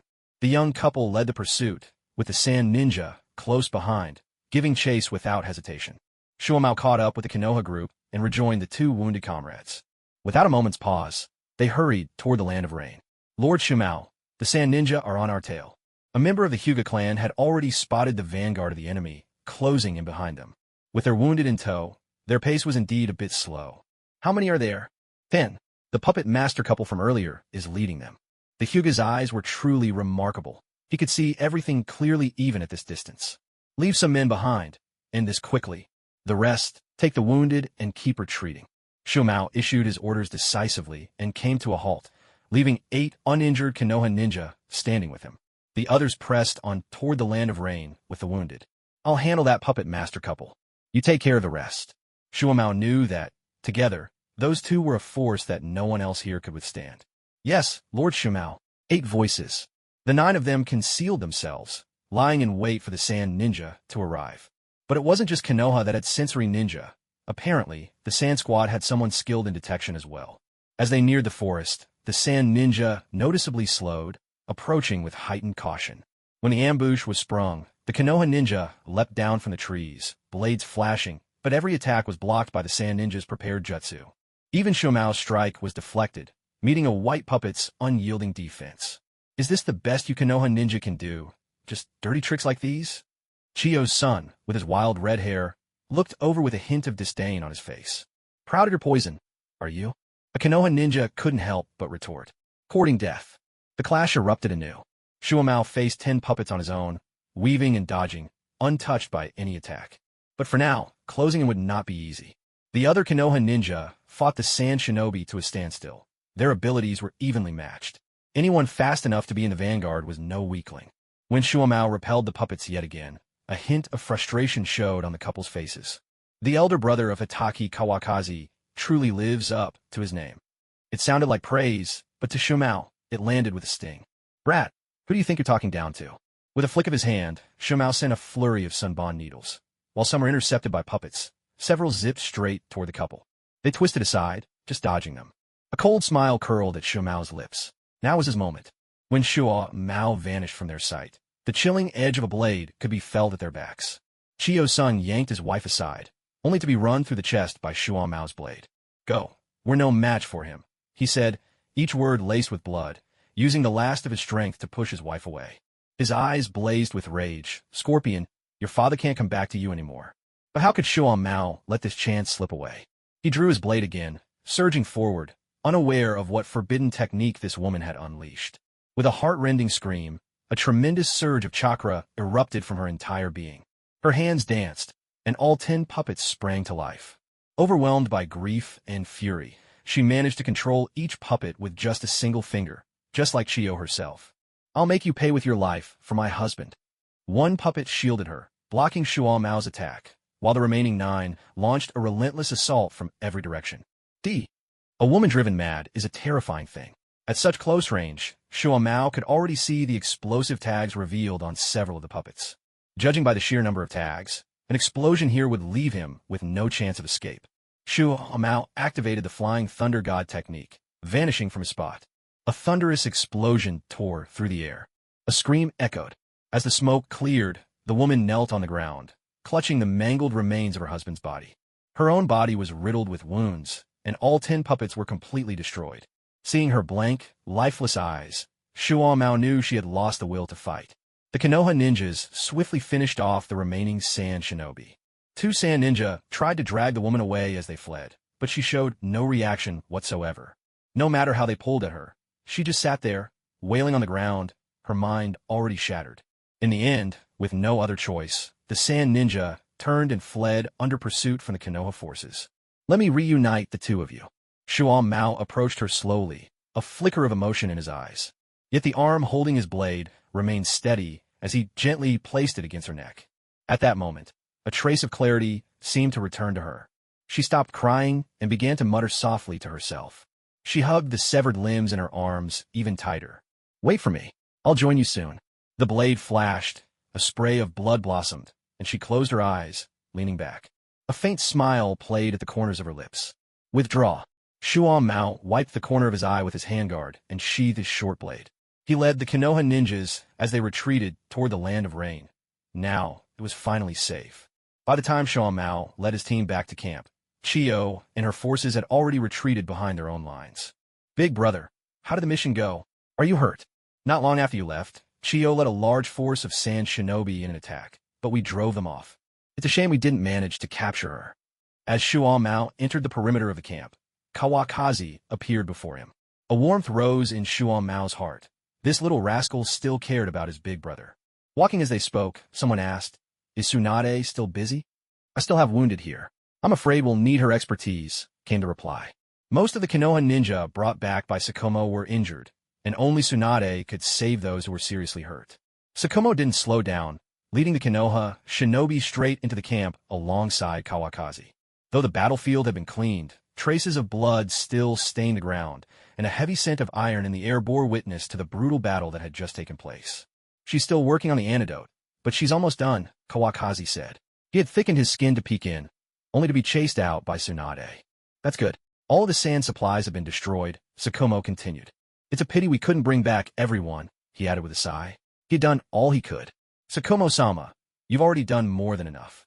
The Konoha ninja, limping with help from a comrade, looked at Sukumo with deep gratitude. He was one of the 2 shinobi Sukumo had rescued single-handedly. Head straight to the medical area. Get your wounds treated first, Sukumo instructed. I'll be there soon. He then followed Kawakaki toward Tsunade's location. They arrived at Tsunade's apothecary. She was completely absorbed in preparing the antidote. The poison's components had already been analyzed. You again? Didn't I tell you to stay out of the way? Tsunade's voice rang out, tinged with both annoyance and resignation. Only then did she notice Sukumo had come too. So, you're back, big brother, she said.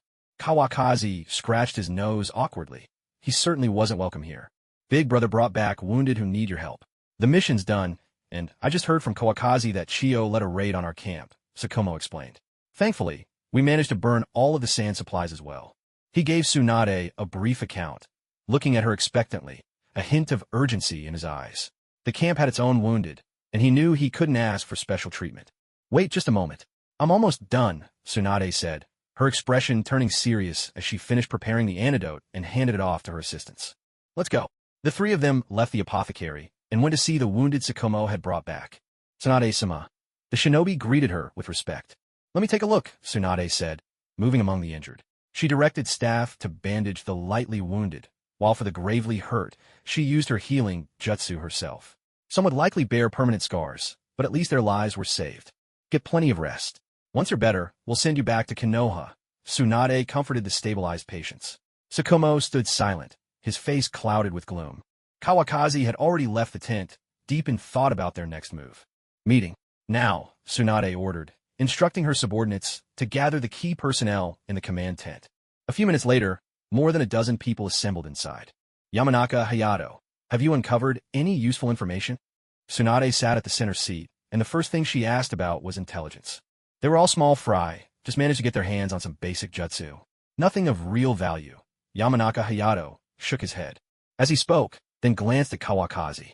If that sand ninja, Saran, hadn't died, they might have gotten something more substantial. Why are you looking at me? I didn't kill him. Kawakaki immediately guessed what Hayato was thinking. If he hadn't struck the final blow himself, it didn't count as his kill. Nothing wrong with that logic. It's nothing, Lord Kawakaki. Hayato quickly withdrew his gaze, afraid that Kawakaki would lose his temper and give him another beating. That would truly be a loss. Big brother, apart from burning their supplies, did you manage to take out any important figures this time? Tsunade shifted the topic to Sukumo. These two battles were currently their most critical pieces of information. There was a pair of puppet masters, a husband and wife, who were quite skilled. They might have some connection to Chiyo, Sukumo replied, having deduced a bit from the design of their imitation puppets, though he couldn't be certain. After all, he couldn't see any obvious resemblance between that couple and Chiyo. Lord Sukumo, could you describe them briefly? Hayato spoke up, confident that he'd know if they were significant figures. Sukumo gave a concise description of the couple's appearance and their tactics. They're Chiyo's son and daughter-in-law, Hayato immediately concluded. These brothers were truly impressive. His gaze drifted between Kawakaki and Sukumo, and he couldn't help but wonder when the Yamanaka clan would produce such prodigies. Well, when Chiyo gets back and sees her supplies burned and her son lying dead, I can already picture her fury, Tsunade said, a spark of excitement in her eyes. There was not a trace of sympathy. Most of Chiyo's puppets have been destroyed. She's lost 6 out of 10. Her strength has taken a serious hit. The Land of Wind will have to send more supplies, but right now, their morale and strength are at their lowest. I think we should launch a large-scale offensive. Even if things don't go our way, they won't have the strength to pursue us. What do you think? Kawakaki put forward his view. Now was clearly a golden opportunity. If they struck well, they could tear open the Sand Ninja's defensive line in one blow. I agree. I'll go gather more intel, Hayato said, getting Tsunade's approval before rising to leave. Everyone, don't hold back. Speak freely. Tsunade watched Hayato's departure, which in itself showed she shared this line of thinking. I support Lord Kawakaki's proposal. One by one, the Konoha shinobi, still burning with fighting spirit, all voiced their agreement. None raised an objection. Good. Then it's settled. Our resupply convoys are almost here as well. No matter how many more the hidden sand sends, they can't match our speed. Once the time comes, we'll strike, Tsunade concluded decisively. The first large-scale battle with the Sand Shinobi was about to begin. While Konoha was sharpening their blades in preparation, Chiyo returned to the defensive camp, crushed by grief. Lady Chiyo, we only managed to recover the bodies. A Sand Ninja knelt a short distance in front of Chiyo, his voice trembling with emotion. It had taken considerable time to piece together her son's remains. Nearby, 2 bodies lay under white sheets. The cloth covering their faces had been hastily lifted and replaced, leaving the scene looking disordered. Kakashi Hitaki, Sukumo Hitaki. Chiyo murmured their names under her breath, head bowed, her expression vacant and her eyes bloodshot. By her side, Ebizo's face was etched with sorrow. He reached out, wanting to comfort his sister, but his hand froze in mid-air, too pained to touch her. No one else in the sand-walled shelter dared make a sound. Every sand ninja present was trembling with anxiety. Sister, you have more pressing responsibilities now. He was her brother, after all. After a pause, Ebizo finally spoke, though he too was grieving deeply. Yet, in the face of war, personal feelings seemed so small and insignificant. Take them back to the village for burial. Don't tell Sasori, not yet. Chiyo's voice was hoarse as she raised her head and closed her eyes, murky tears sliding down her cheeks. Her face was pale, but she didn't break down in hysteria. When she opened her eyes again, there was only a quiet calm. She was not just a mother. She was the commanding general of the Sand Shinobi. Yes, Lady Chiyo. Several sand ninjas lifted the bodies and carried them out of the sand shelter. Chiyo cast one last look after them and took a deep, steadying breath. Send word to the third Kawakaki in the village. Tell him we need supplies. Send out more scouts. If Konoha makes any major moves, I want to be informed immediately. And most importantly, hold the defensive line. Do not give the Konoha shinobi any opportunity to exploit our weakness. That's all. Dismissed. Chiyo's voice rasped as she issued her orders. The confidence and pride she had shown when she first arrived were gone, replaced by weary determination as she waved her subordinates away. Sister, you go too. I need a moment alone. Chiyo asked her brother to leave as well. Ebizo sighed, looked at her for a long moment, and silently withdrew. Once her brother had gone, Chiyo could no longer contain her grief. She buried her face in her hands and wept, her sobs echoing through the empty shelter. Sasori, grandmother is sorry. For a parent to outlive their child, Chiyo was already beginning to regret her decision to attack the Konoha camp. But there was no medicine for regret in this world. She hardened her resolve. She would see revenge done. Days slipped by. Tsunade received word that a large shipment of supplies would arrive in 2 days' time. Meanwhile, the third Kawakaki was still struggling with the feudal lord over those supplies. The land of wind had always been poor, and every request for provisions felt as dire as asking for their lives. On the front lines, the sand shinobi survived on what little food remained. Every day, a harsh struggle. Dai led his team, clearing threats along the supply route one by one. Leaving a squad behind to secure the path, he too returned to camp. With such a large-scale battle underway, Tsunade would never let such a powerful asset go to waste. Kawamappo's camp quarters were set up with the help of an Earth-style ninja, so on the outside, they looked completely ordinary. But inside, everything was carefully arranged, which made the two little ones decide right away to roll out their bedding at their brother-in-law's. Well, teachers' place as soon as they got back. Even the beds were put together by the two kids themselves. In the camp, Kawamappo couldn't stay with Tsunade, or else the two little ones would definitely get kicked out. Tonight, everyone had gathered in Kawamappo's room for a light drink, something like a small-scale strategy meeting. The supplies will arrive the day after tomorrow, so we can start assigning tasks ahead of time. Everyone was an old friend, so Kawamappo didn't worry about stealing Tsunade's thunder and spoke first. I'll follow orders. Dai was munching on meat. His philosophy was simple, just point him where to fight. What about us? Rope Tree and Minato looked at Kawamappo with faces full of expectation. You two just stick with me and Tsunade. Tsunade gave each of them a playful flick on the forehead. Little bodies but big ambitions. Rubbing their sore heads, the two quickly retreated to the side. This was one woman not to cross. You're still young. Focus on honing your strength for now. Kurenai's father, Asuma, said gently. He liked these two. They had talent and ability, and given time, they'd both become the backbone of a Leaf village. The defense at the center line is the strongest. Who'll take it? Kawamappo wasn't distracted by the chatter. His mind was still on personnel assignments. I will. Sukumo took a sip of his drink and answered. He was always ready to take on the toughest challenges. Good. Be careful out there. Kawamappo was pleased. Sukumo was perfect for the center line. He could read the situation, provide backup, and organize a retreat if needed. The center wasn't their main target this time. Kawamappo and Tsunade were the vanguard, set to strike from the flank. Then Dai, the other side's yours. Kawamappo finished dividing up the main offensive forces. The rest was straightforward. No problem. Dai, still chewing, gave Kawamappo a thumbs up. I'll just stay behind and guard the base, waiting for your good news. Kurenai's father took a sip of his drink. His genjutsu wasn't suited for large-scale battles. Let's finish this war and go home to hold our kids. Kawamappo raised his cup, and everyone drank together. We've already got kids to hold, but what about you? When will you have one? Kurenai's father teased Kawamappo. After getting close, Even this serious man had learned to joke. Yeah, sensei, when are you going to give me a little brother? Or a little sister? That'd be fine too. Right. The two little ones, heads no longer sore, joined in. Rope Tree shot a glance at Tsunade, quietly edging further away. He'd noticed her cheeks were flushed. What are you two meddling for? If I have one, are you going to take care of it? Sure enough, Tsunade's face turned red as she shot back, making Minato sidle away awkwardly. I'll take care of it. My own nephew. Blood is thicker than water. Shangshu strained his neck and shouted, but immediately wilted under Tsunade's gaze. Having a child to keep Kakashi company wouldn't be a bad idea. Sukumo's sudden remark left Tsunade stunned. Was this what parental pressure to start a family felt like? When we're married, let's have 2 or 3. Kawafu shamelessly slipped his arm around Tsunade's shoulders. What do you think? Let's talk about it after we're married. Tsunade hurriedly pried Kawafu's hand off, her flustered, girlish demeanor sending everyone into peals of laughter. After the meal, everyone went their separate ways. The two little ones took the leftovers and slipped outside, not to return, leaving only Kawafu and Tsunade in the house. Was Big Brother hinting that we should have a child? Tsunade sat on the bed, watching Kawafu still cross-legged at the low table, unsure if she'd interpreted it right. What do you think? Kawafu grinned mischievously, surprised that Tsunade had taken the idea to heart. I'm not talking to you.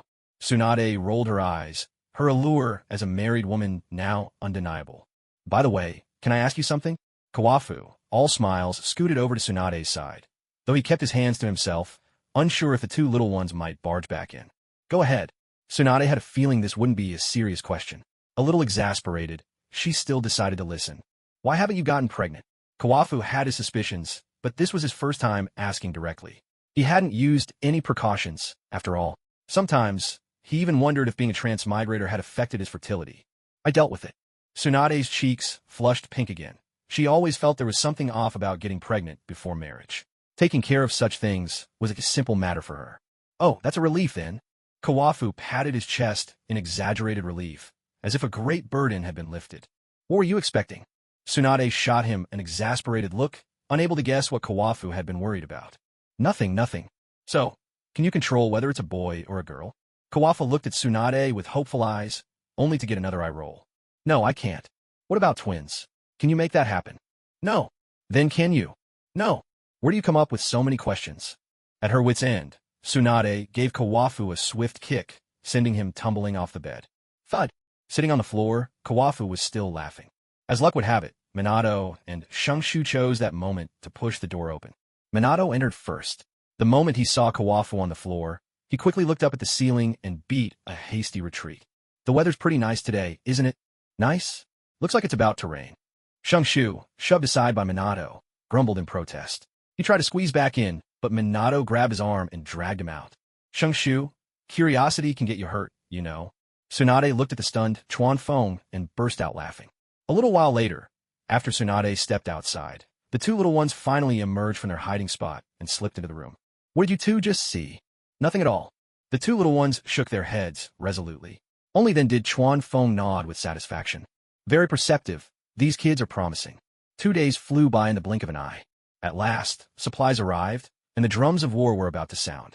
That very night, Tsunade gathered the main commanders for a meeting. She issued orders one by one according to Chuan Feng's plan. Sukumo would lead the attack on the Sand Central Line. The right flank was entrusted to Dai.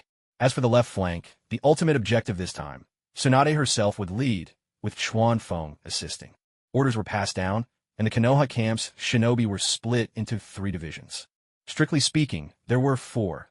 Kurenai Yuhi remained with a contingent to guard the base. The next morning, once everyone assembled, move out, watch for the signal. With Tsunade's command, the Konoha shinobi exited the camp and divided into 3 forces, advancing toward the Land of Wind. There was no hope for a surprise attack. Sand scouts could never be fully eliminated, and their movements would surely reach Chiyo's ears. A large-scale assault simply couldn't be concealed. Inside the sand defensive lines, Lady Chiyo, Konoha's troops are coming. A sand ninja rushed into the command tent, breathless, to report to Chiyo. To battle. Chiyo led the way out, and the sand shinobi sprang into action, preparing across all 3 fronts to meet the enemy. How are we attacking? During the march, Chuan Feng kept close to Tsunade, while the two little ones blended quietly into the main force toward the rear. When you see Big Brother's signal flare, attack immediately. We don't know yet who's defending this side. Chuanfeng's gaze was fixed on the Sand defensive line, drawing ever closer. Behind him, the Hyuga clan members had already activated their Byakugan, able to spot the Sand shinobi behind the defenses. By now, Sukumo had led his troops to within 100 meters of the Sand line. Ninjutsu, clear the path. Charge with me. Sukumo was the very tip of the spear, drawing his short blade and leading the charge. Behind him, the Konoha shinobi began weaving complex, combined jutsu. Earthen dragons roared with flames. Lightning and water dragons surged forth. Dozens, hundreds, of immense dragon heads hurtled toward the Sand's fortifications. Chiyo stood at the very front, calm and unflinching. She was already well acquainted with Konoha's tactics. Earth-style defense. Throw the explosive tags. The Sand ninjas skilled in Earth-style jutsu joined forces to raise a massive, solid barrier, blocking Konoha's assault. From behind the earthen wall, more shinobi hurled countless kunai laced with explosive tags toward the Konoha troops. From a distance, it looked as if a rain of black knives was falling from the sky. Explosions erupted across the battlefield in an unending chorus, but the Konoha shinobi were no strangers to danger. This opening barrage was impressive in sound and fury, but little more than a warm-up. For seasoned, prepared shinobi, it was just a minor nuisance. Only the truly unlucky were injured at this stage. In the blink of an eye, the distance between the two sides rapidly closed, and the Sand ninja surged forward, breaking through the defensive line. The chaotic melee officially began. Sword Art, Thunder Dragon. Even without activating the 8 gates, Sukumo's power was somewhat diminished, but he was still far beyond what ordinary grunts could handle. A large group of Sand ninja were knocked aside. Those who met his charge head-on were killed instantly, while the ones caught in the aftermath were left paralyzed. The Konoha ninja, following behind Sukumo, swiftly finished off the weakened enemies. Sukumo Hitaki. Chiyo spotted Sukumo at a glance, gritting her teeth in hatred as she produced a scroll and released the last 4 of her Chikamatsu 10 puppets. Along with 6 ordinary puppets she had hastily assembled, she managed to gather a full set of 10. Her fingers danced nimbly, and she immediately set her sights on Sukumo. Chiyo.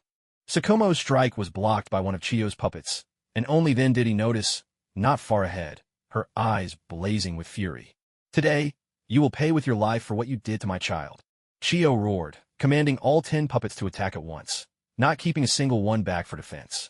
Clearly, rage had clouded her judgment. I think it's only fitting I send you all to reunite, Sukumo replied with a cold laugh. The Chikamatsu 10 puppets were incomplete, and she still thought she could kill him. Without another word, Sukumo and Chiyo clashed fiercely, while the Konoha and Sand shinobi were fully engaged in battle all around them. Very soon, the battlefield became a scarred wasteland, pitted and soaked with blood. On both flanks, Dai and Kawakaki launched their attacks. The instant signal flares burst in the sky. Dai opened the 6th gate of the 8 gates technique, his body enveloped in a green aura of chakra. His face flushed red, turning almost black, and his pupils blazed white. Morning Peacock! With a wild shout, Dai charged into the Sand ninja ranks, his fist striking out in a furious barrage, like a god of fire descending to earth. Flames erupted with every blow. None of the Sand ninja struck by him survived, and the heat was so intense it evaporated every drop of moisture from their bodies. They fell to the ground as brittle, desiccated husks, shattering upon impact. Soon, the area around Dai became a forbidden zone. No Sand ninja dared approach the man in the green jumpsuit. But his dazzling presence also drew Ebizo's attention. Let's go. Bracing himself, Ebizo led 9 elite jonin to encircle Dai. He controlled 9 puppets, slightly fewer than his sister Chiyo's, each bearing a large seal character on their foreheads. They scattered around Dai, each puppet holding a scroll in its mouth. Ninja art, 9 puppet seal. Ebizo formed hand signs, and the 9 puppets radiated chakra, pulling together to form a massive, transparent barrier. Dai frowned, unleashing a powerful green blow at the barrier.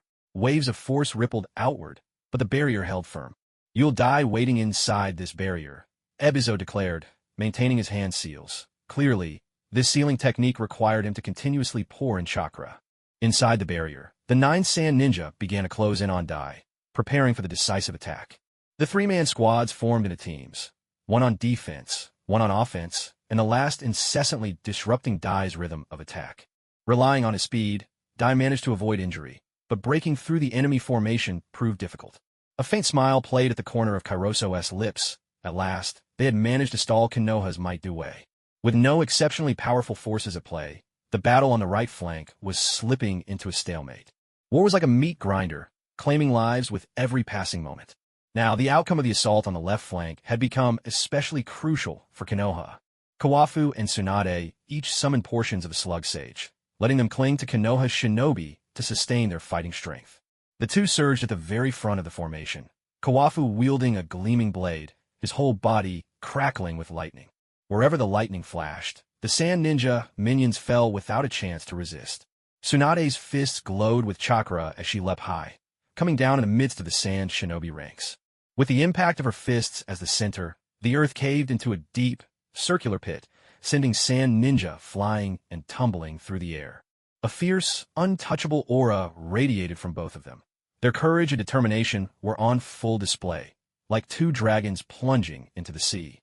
The sand ninja, in turn, wasted no time making the two who broke into their encirclement their prime targets, unleashing a barrage of ninjutsu and kunai laced with explosive tags. Kawafu and Tsunade exchanged a glance, no words needed between them, as they dismantled every attack that came their way. With a thunderous shout, both of them charged into the now disarrayed sand ninja formation. Kawafu's blade danced, while Tsunade's fists thundered down.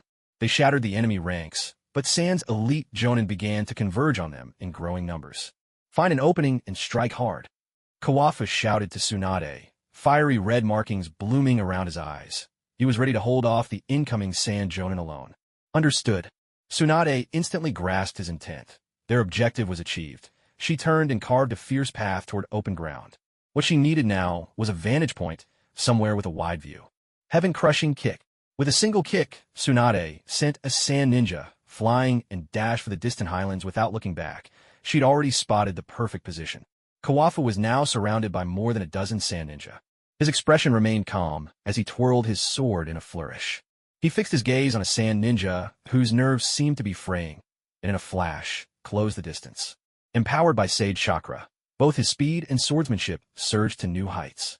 To the sand ninja, there was only a blur of lightning. Kawafu's figure had vanished from sight. Scorch style, steaming murder. A female sand ninja appeared before Kawafu, her expression grave, her dark green hair tied in twin buns, with two yellow bangs falling over her forehead. She was the only one who barely managed to grasp Kawafu's intent. At her side, several fireballs, each the size of a human head, materialized, ready to collide with Kawafu as her fist shot forward. Chuanfeng could feel his blood boiling within him. What a formidable Kekiai Genkai. He immediately shifted his target, flinging a handful of sunbon needles to scatter in all directions, and in a flash, dodged the female ninja's attack. The next instant, he appeared behind a sand ninja who had just evaded the sunbon, and with a single stroke, severed his head. Seeing her attack had failed, the female ninja's expression grew even more grave, fireballs swirling at her side. Yakura? Chuanfeng recognized her at a glance. This was the user of Scorch Release from Sunagakure, and a popular female character from the original story. That's right. Yakura didn't seem surprised that she'd been recognized. She was, after all, a dangerous figure known across nations. Go. This was no time for conversation. At her command, the sand ninjas surged forward to surround Chuanfeng. Wind style, blade of wind. Wind style, vacuum bullet. A dazzling array of wind-style jutsu came hurtling toward Chuanfeng, and Yakura swept in close, fireballs spinning at her side. Scorch Release could instantly evaporate the fluids within a target's body at close range, turning them into a dried corpse. Chuanfeng had no desire to clash with her head-on. His form vanished, eluding not only a barrage of ninjutsu, but also leaving Yakura's attack to strike empty air once more. Then, with Flying Thunder God unleashed in rapid succession, he darted among the sand ninjas, his sword flashing. Anyone who came into contact with it was either killed or grievously wounded. Chuanfeng's counterattack threw the sand ninjas into chaos, forcing them to scatter.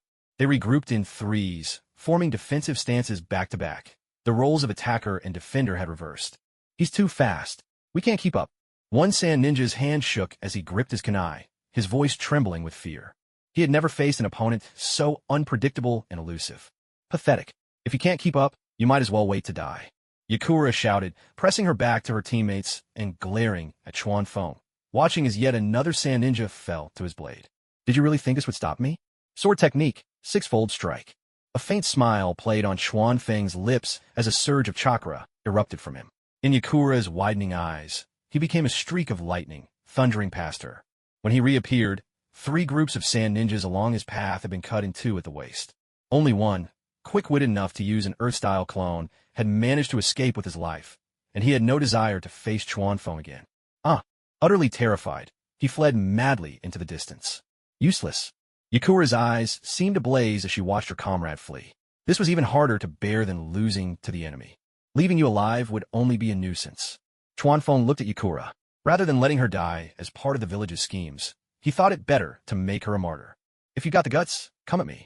The fireballs at Yakura's side whirled ever faster. She still exuded a degree of confidence. Sword technique, shadow lightning dance.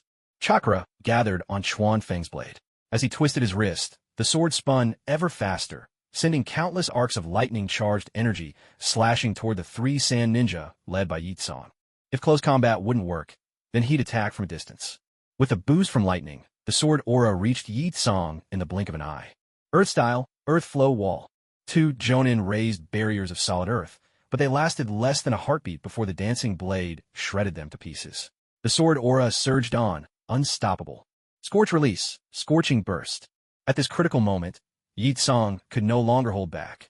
She gathered every fireball at her side, fusing them into a blazing orb half as tall as a person, which she hurled into the path of the oncoming sword aura. A deafening crash erupted. Scalding steam billowed outward, forcing Chuanfeng to shield his face with his arm. When the dust finally settled, Yitsong was coughing blood, half kneeling on the ground, badly injured. The 2 sand ninja behind her had already been reduced to mummified husks, killed by the sheer power of the scorch release. It's time to send you on your way, Chuanfeng said coldly. He felt no pity, not even for a beautiful woman. The few sand ninja left posed no threat to him now. Suddenly, Chuanfeng sensed a surge of tremendous chakra at the edge of the battlefield. Without the slightest hesitation, he turned and ran. Retreat, he commanded. In a flash of lightning, Chuanfeng carved a path through the chaos, clearing the way for the leaf ninja to escape the battlefield. The sand ninja, for their part, were still trying to make sense of what was happening. Kneeling on the ground, Yitsong looked to the distant mountain and saw a colossal, crimson figure looming there. 7 tails lashed behind it, and from its mouth, a dense ball of chakra energy was forming. Its target was the battlefield where they all stood. Yitsong felt no relief at having survived. Only a deeper, more soul-chilling terror. "Bija Bomb, run!" she cried. The sand ninja forces around her had fallen into disarray. There was no way to mount a proper defense. Forcing herself to her feet despite her wounds, Yitsong fled as fast as she could. As the leaf ninja pulled back, the sand ninja also realized the Bija Bomb was coming. Run for your lives. Those leaf ninja are ruthless. It's a Bija Bomb. Panic spread. The sand ninja broke ranks and retreated in chaos, their formation unraveling. Tsunade, meanwhile, remained calm and clear-headed, unfazed by the Seven Tails' presence. She watched as the boundary between leaf and sand forces became starkly clear. And then, with a sudden, decisive move, the Bija Bomb was unleashed. A tremendous explosion followed. A mushroom cloud soared skyward, obliterating much of the sand ninja's defensive line and encampment. When the smoke cleared, the ground was littered with the dead and wounded. The destructive power of the Bija Bomb was unmistakable. Charge! Chuanfeng led the Leaf Squad in a renewed assault, with Tsunade soaring after them, beating her wings. Well done. It's all thanks to your leadership. Chuanfeng and Tsunade exchanged compliments as they fought side by side. The Sand Ninja's right flank had completely collapsed. After a single Bijou Bomb, the Leaf Ninja tore through the enemy ranks like wolves among sheep. The Sand Ninja had lost all will to resist and were retreating toward the central line, clinging to a fragile hope that they might find a sliver of life there. We'll head to the center as well. Let's help Big Brother break through the middle, then regroup with Dai.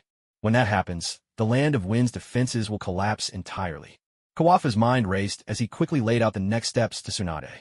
All right, are Nawaki and Minato still safe? Tsunade agreed without hesitation, but the thought of her beloved little brother tugged at her heart. Don't worry, they're just fine, Kawafa replied with unshakable confidence. The two of them led their main forces, rushing after the fleeing Sand Ninja toward the central front. Amid the army, the two youngest were covered in blood, so much so that no one could tell how many lives they'd taken. Minato, isn't my sister incredible? Nawaki wore a look of pure pride, as if the giant-tailed beast bomb had been his doing. She's also my teacher's wife, after all, Minato replied, his head spinning a bit. The family ties were getting far too tangled for him to sort out. While the right flank had been shattered, The central line still raged with fierce combat. Sukumo had already exchanged several rounds with Chiyo. Their duel had moved to an open plain, far from the chaos. No other ninja dared interfere. It was just Sukumo, Chiyo, and her 10 puppet warriors facing off. Though Chiyo's 10 Chikamatsu puppets weren't all intact, she still had formidable strength left. Cautious to the extreme about the flying thunder god technique, Chiyo kept her distance whenever Sukumo's kunai flew her way. This caution denied Sukumo a perfect chance for a killing blow. The only true opening he found, Chiyo managed to dodge, though not without consequence. A deep gash at her waist exposed bone, and if not for her superb medical ninjutsu, she would have been out of the fight. After that wound, Chiyo regained her composure and drew back 3 puppets for close defense. Her strongest, the ox-headed puppet, had already fallen to Kawafa's blade. With deft hands, she sent 7 puppets surging towards Sukumo once more. The dual-blade puppet charged at Sukumo, blades whistling as it slashed down from above. Another puppet, swinging an iron whip, attacked from behind. Sukumo lunged at the dual-blade puppet, forcing it back with a single stroke, and in a blink, evaded the rest of the onslaught. He dashed straight for Chiyo. If he could take her down, the puppets would be nothing more than lifeless dolls. Stop wasting your strength on these pointless attacks. Chiyo stood unmoving, her voice low and sharp, her eyes flashing with cunning. With a subtle motion of her fingers, 3 puppets closed in to shield her. Sukumo shifted positions in a blur, but Chiyo's defense held firm, blocking his strike yet again. He dodged a volley of poison needles from the puppets and reappeared a few meters away, eyes fixed on Chiyo. You're nothing compared to your brother. Chiyo couldn't help but twist the knife. Though it was true, did Sukumo's pride mean nothing? Old had I. Sukumo's expression darkened. It was one thing for her to know, but did she really have to say it out loud? Just like your dead son, you're both worthless. Keiuchu, sky at end. A brilliant burst of white light erupted from Sakuma's short blade, while a flash of lightning flickered and vanished beneath his feet. 2 charred footprints were left where he had stood. With the sound of air splitting, he brandished his short blade, surging forward with unstoppable momentum, charging at Chiyo for the nth time. Again, ninja art, triangular shield. Chiyo's expression grew tense. She manipulated 1 puppet to step onto the shoulders of 2 others, her hands quickly forming seals. A massive, transparent, triangular shield materialized in front of her. Sakuma's strike landed squarely, producing the clang of metal upon metal. The tremendous recoil forced both of them several meters apart. For a moment, the 2 were locked in a stalemate. Sakuma glanced at the battle raging around them. The Sand Ninja held the strongest position at the center, and the Leaf Ninja were clearly at a disadvantage. One after another, Leaf Ninjas fell before his eyes, yet he remained entangled with Chiyo, unable to break free. I don't have time to keep tangling with you. Gate of Pain, open. Right now, Sakuma could only open up to the 4th gate, a feat he owed to his solid foundation, though any further progress would demand even harsher training. Dai had been astonished by his speed in mastering the 8 gates. By Dai's own account, it had taken him 5 full years to open the 4th gate. To Chiyo, Sakuma's face began to flush red, his entire body surging with an astonishing amount of chakra, which wrapped around him in a vivid green aura. Incredible chakra, Chiyo whispered under her breath, her face growing even more grave, her nerves stretched taut. She could sense the threat of death looming over her. She sent her puppets probing forward, uncertain just how powerful Sakuma had become in this state. Shadow Leaf Dance. Sakuma sheathed his short blade. In a flash of green, he appeared before the twin-blade puppet and launched it skyward with a powerful kick. Chiyo's chakra threads couldn't even keep control. Leaf Whirlwind. Sakuma followed an upward kick with a downward strike, shattering the twin-blade puppet in midair. When it came to dealing with puppets, brute force worked better than any blade. Curse you. Each time Chiyo lost one of her Chikamatsu 10 puppets, it pained her deeply. Ninja art, triple treasure suction collapse. Chiyo formed seals with blinding speed. 3 puppets took position in a triangular formation, their mouths opening to reveal the mechanisms for Buddha, Law, and Monk. Centered around the 3 puppets, a violent whirlwind erupted. Rubble and splintered wood were sucked in, compressed, then blasted out from behind the triangle in a hail of shrapnel. Sakuma found his movements restricted by the tremendous pull. Just then, Chiyo hurled a fist-sized mask his way. Sealing art. Lion's Roarlock. The closer the mask drew to Sakuma, the larger it grew, its mouth spreading wide with razor-sharp fangs, blood-red eyes glaring. A lion's visage, menacing and wild. Anyone struck by it would have their chakra completely sealed away. Chiyo planned to immobilize Sakuma, making him hers to do with as she pleased. A cunning strategy, indeed. Shuamao instinctively sensed the danger of the sealing technique. Although the tornado restricted his movements, the flying thunder god technique remained unimpeded. In an instant, his figure vanished from the tornado's grasp. Chiyo had underestimated the power of the flying thunder god. It was not merely a body flicker, but a form of space-time ninjutsu. She could only glare resentfully as her sealing jutsu failed. And even as she watched, Shuamao's attack swept toward her. Sword style, Thunderfang. With a surge of green energy, Shuamao's blade tore up the ground, unstoppable in its might. The short blade, wrapped in spinning green chakra, collided with the three puppets before Chiyo, unleashing a tremendous crash.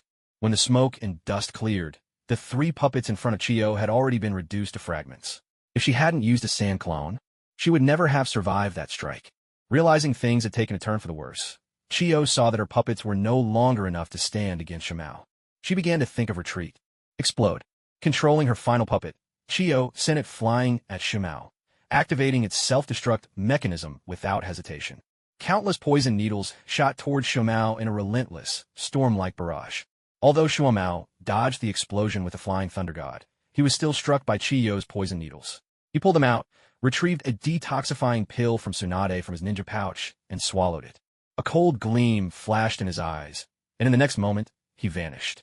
Chiyo, fleeing, glanced back over her shoulder, only to run straight into Shuamao's short blade. The sword pierced through her chest, and just ahead of her was a kunai marked with the flying thunder god seal. "Go and reunite with your son," Shuamao said, his expression unchanged as he drew out his blade, blood spraying everywhere. Chiyo stared wide-eyed at Shuamao, her mouth opening, but not a single word emerged. She reached out feebly, trying to grasp at Shuamao, but her hand could not reach his face. With a look of deep resentment, Chiyo slumped forward, powerless. Shuamao stepped back as Chiyo crashed heavily to the ground. Within moments, blood seeped across the earth. A harsh cough escaped Shuamao's lips. He spit out a trace of blood. Chiyo's poison had become even more potent, and Tsunade's antidote had not completely neutralized it. Releasing the Eight Gates formation, Shuamao's face turned pale, and his limbs felt weak and heavy. This battle had truly been anything but easy. He reached into his ninja pouch and pulled out another soldier pill, swallowing it down. With no one nearby, he simply sat cross-legged on the ground. "I may not be Kawakaki, but I can still take you down," he muttered. "Old hag, in your next life, watch your tongue." Even after swallowing the soldier pill, Shuamao still brooded over Chiyo's words. Just then, shouts and the sounds of battle erupted from the right. Looking over, Shuamao saw that the leader was none other than Kawakaki, with Tsunade at his side. They had broken through the right flank and come to reinforce him. The outcome of this battle was now certain. A gentle smile spread across Shuamao's face as he called out loudly, "Kawakaki, over here." At last, someone would tend to his poisoning. The arrival of the defeated Sand Ninja only sowed more panic among their allies, rather than strengthening their fighting force. The Konoha ninjas, their morale soaring, quickly broke through the central line under Kawakaki and Tsunade's command. The surviving Sand Ninjas, abandoning their retreat to the far left, now fled deep into the Land of Wind. "How are you holding up, big brother?" Kawakaki hurried over to Sukumo's side. Worry etched across his face as he saw how pale Sukumo looked. He felt nothing unusual about Chiyo's corpse lying nearby. Wasn't this to be expected? It shouldn't be anything serious. "I was poisoned, and Tsunade's antidote pill hasn't fully neutralized it." Sukumo's voice was weak. Anyone could hear it. After all, Chiyo's mastery of poisons was second to none, even among the top 3 Hokage. "Let me take a look." Tsunade crouched down, folding away her wings, and examined Sukumo. "How is he?" Before Sukumo could answer, Kawakaki blurted out the question, unable to hide his anxiety. "There's still some stubborn toxin left, but it's not life-threatening. I'll have time to develop a proper antidote once we get back." Tsunade's frown softened. Thankfully, this was something she could handle. "That's good." Kawakaki let out a heavy sigh of relief. Kakashi still needed his father. After all, what are you so worried about? "See, I'm not dead yet, am I?" Sukumo, still as easygoing as ever, ruffled Kawakazi's hair. The gesture he'd always favored when they were kids. Now, Kawakaki had learned to do it just the same way. "Good thing, too. If you died, who would I argue with?" Kawakaki brushed away his brother's hand. At their age, such antics were hardly dignified. "You little rascal, if you want to die, just say so." Sukumo suddenly lost his temper, swinging his foot and nearly stumbling in the process. "Ah, That's your own fault, not mine. Kawakazi watched Sukumo's expression and decided it probably wouldn't affect his ability to give Kakashi a younger sibling. Just you wait until I catch you. Sukumo glared at Kawakazi, wondering where he'd gotten such a foolish younger brother. All right, you rest here, big brother. I'll go help Dai with Kawakazi. Tsunade finished stabilizing Sukumo's condition and put an end to the squabbling between the two overgrown children. Yet again, she found herself envying big sister Naishua, who got to spend her days raising kids. She hoped that if she ever had a son, he wouldn't turn out like Kakashi. Otherwise, there might be something odd in the Hitaki family genes. All right then, don't lose the momentum, go. Sukumo stood up, not much hindered by his injuries. Let's move. Kawakazi took the lead, rallying the uninjured Konohan ninjas, and, together with Tsunade, rushed toward the left flank. Dai had been fighting with the 8 gates released for some time inside the barrier, holding his own against 9 elite jonin from Tsunade. If not for this damn barrier restricting his movements, the Sand Ninjas would have had a hard time even getting close to him. Several of the Sand Jonin had begun popping pills. The man before them was just too formidable in close combat. Their chakra reserves were almost depleted. Elder Chiyo looked pale, uncertain how much longer he could hold this barrier. Dai himself bore a few minor wounds, and among the Sand Ninja, one in particular had given him significant trouble by wielding powerful illusionary techniques. It was clear that this was a true master of Genjutsu. After all, in his current state, ordinary illusions shouldn't have had any effect on him. Now, both sides were wary of each other, and the frequency of attacks had noticeably slowed. Outside the barrier, Konoha and the Sand Ninja were still locked in fierce battle, evenly matched for the time being, with no clear victor in sight. Might do way, even if we have to wear ourselves out. The 9 of us will exhaust you. A Sand Ninja with a cross-shaped scar at the corner of his eye taunted him, having already sensed Dai's chakra weakening. It was that same Genjutsu expert. He had guessed that the forbidden technique Dai was using couldn't be maintained for long. Youth never backs down. A brilliant green glow stirred up a swirl of dust as the 9 Sand Ninja gradually adapted to Dai's speed. Though they couldn't quite keep up, at least they could get close enough to land a hit. Earth-style, Earth Wall Rebirth. Leaf Strong Whirlwind. Dai's high-speed spinning kick crashed down on the Earth Wall, shattering it instantly. One wall, then another, then a third. With a single kick, Dai smashed through 6 Earth walls in succession, but at last this kick was blocked with ease by a Sand Ninja. Genjutsu, Sand Binding Spirit Technique. At close range, Dai was once again ensnared by the illusion of the scar-eyed Sand Ninja. This illusion was meticulously prepared, requiring close proximity to cast, and its power was extraordinary. The victim would feel as if their entire body was bound by sand, squeezed tight, struggling to breathe as suffocation slowly set in.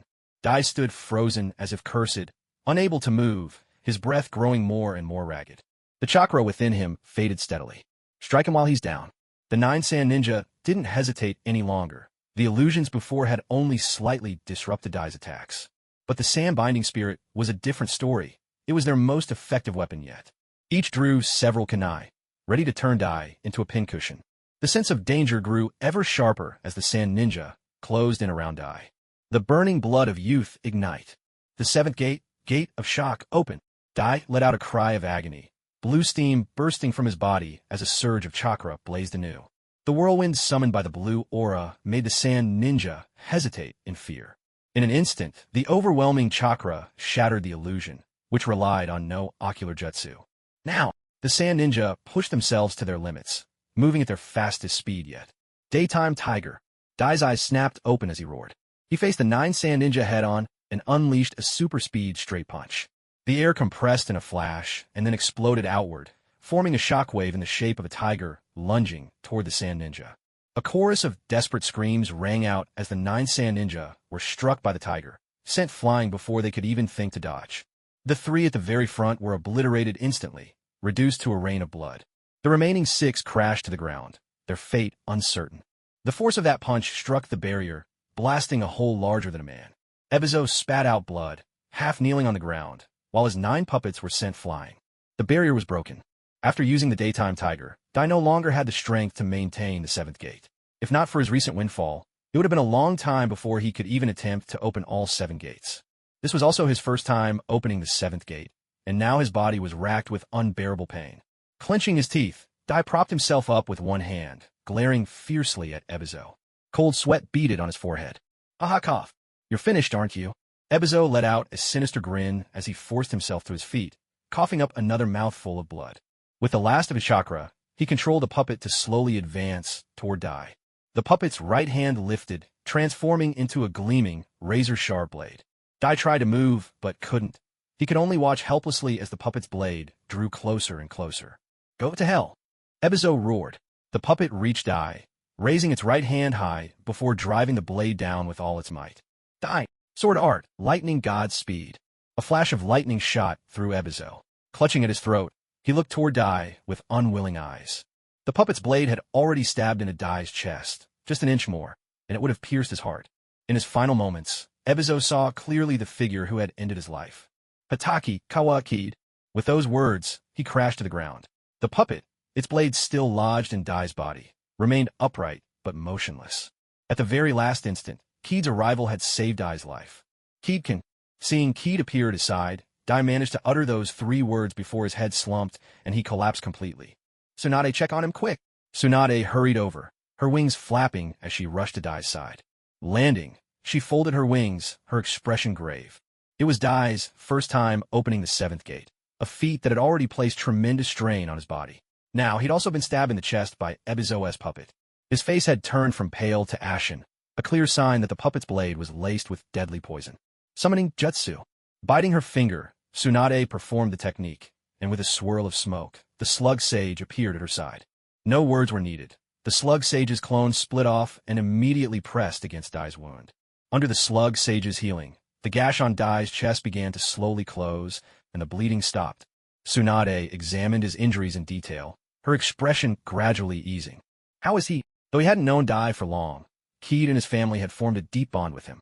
Now, Keed's face was filled with anxiety, almost as much as when he'd rushed to Sukumo's side. He'll be all right, we can save him. The wound on his chest missed his heart, so there's no serious danger. Though the poison entered his bloodstream, it's nothing we can't handle. Tsunade spoke as she quickly took out an antidote pill and slipped into Dai's mouth.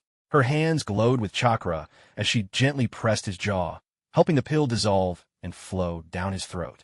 Though this particular antidote wasn't a perfect remedy, it would at least delay the onset of the poison. Tsunade had managed to neutralize even Chiyo's poisons before. Dealing with her younger brother Ebizo's toxins was hardly a challenge. That's a relief. Kawakaki sighed, finally able to relax. He bent down and lifted Dai into his arms, but perhaps moved a bit too abruptly. Dai let out a low groan. He was still suffering from the aftereffects of opening the 7 gates. Be careful, Tsunade snapped, shooting a glare at Kawakaki's clumsy handling. His muscles, bones, and meridians are all injured. All right. Kawakaki nodded obediently, steadying his hold on Dai and making sure not to jostle him as they walked.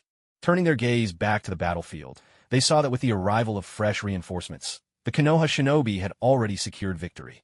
The surviving sand ninja on this side of the battlefield were fleeing deeper into the Land of Wind.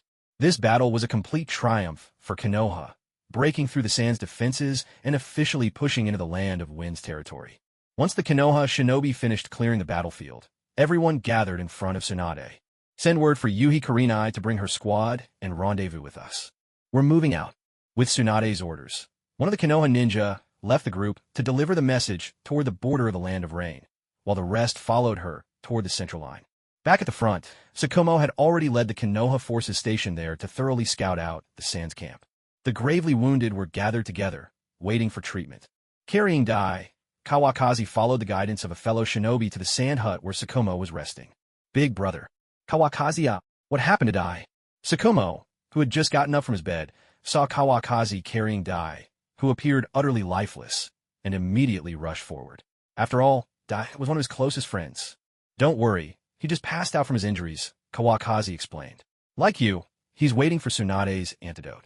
Kawakaki laid Dai down on the bed next to Sukumo's, and only then did Sukumo settle back in his own bed with relief. That's good. The kid still needs his father, after all. You survived. No way he'd be willing to check out first, Kawakaki teased, started to joke around again since both men were out of danger. You brat, get back here, Sukumo called, sitting up just as Kawakaki was already heading out the door. He'd only meant for the two to share a room. I'm off to find Tsunade. Kawakaki's voice drifted in from outside.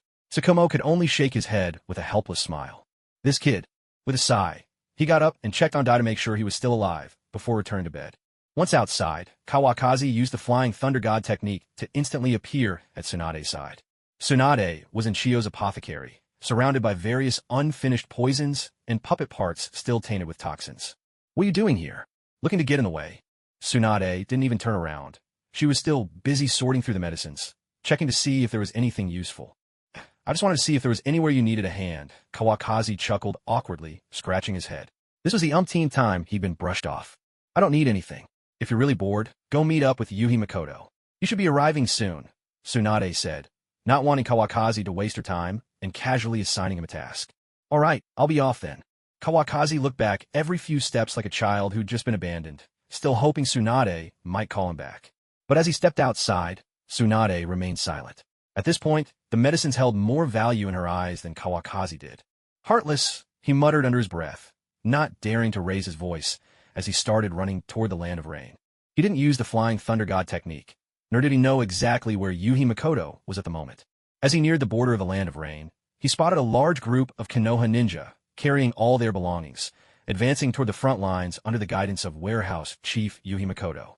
Makoto! In a blink, Kawakazi appeared by Yuhi Makoto's side. Makoto was already used to his sudden, mysterious entrances. "Kawakazi, that was a brilliant victory," Yuhi Makoto said with a faint smile, still surprised at how quickly the battle had ended. He'd been a bit startled when he received Tsunade's orders. After all, their opponent was the Land of Wind, one of the 5 great nations.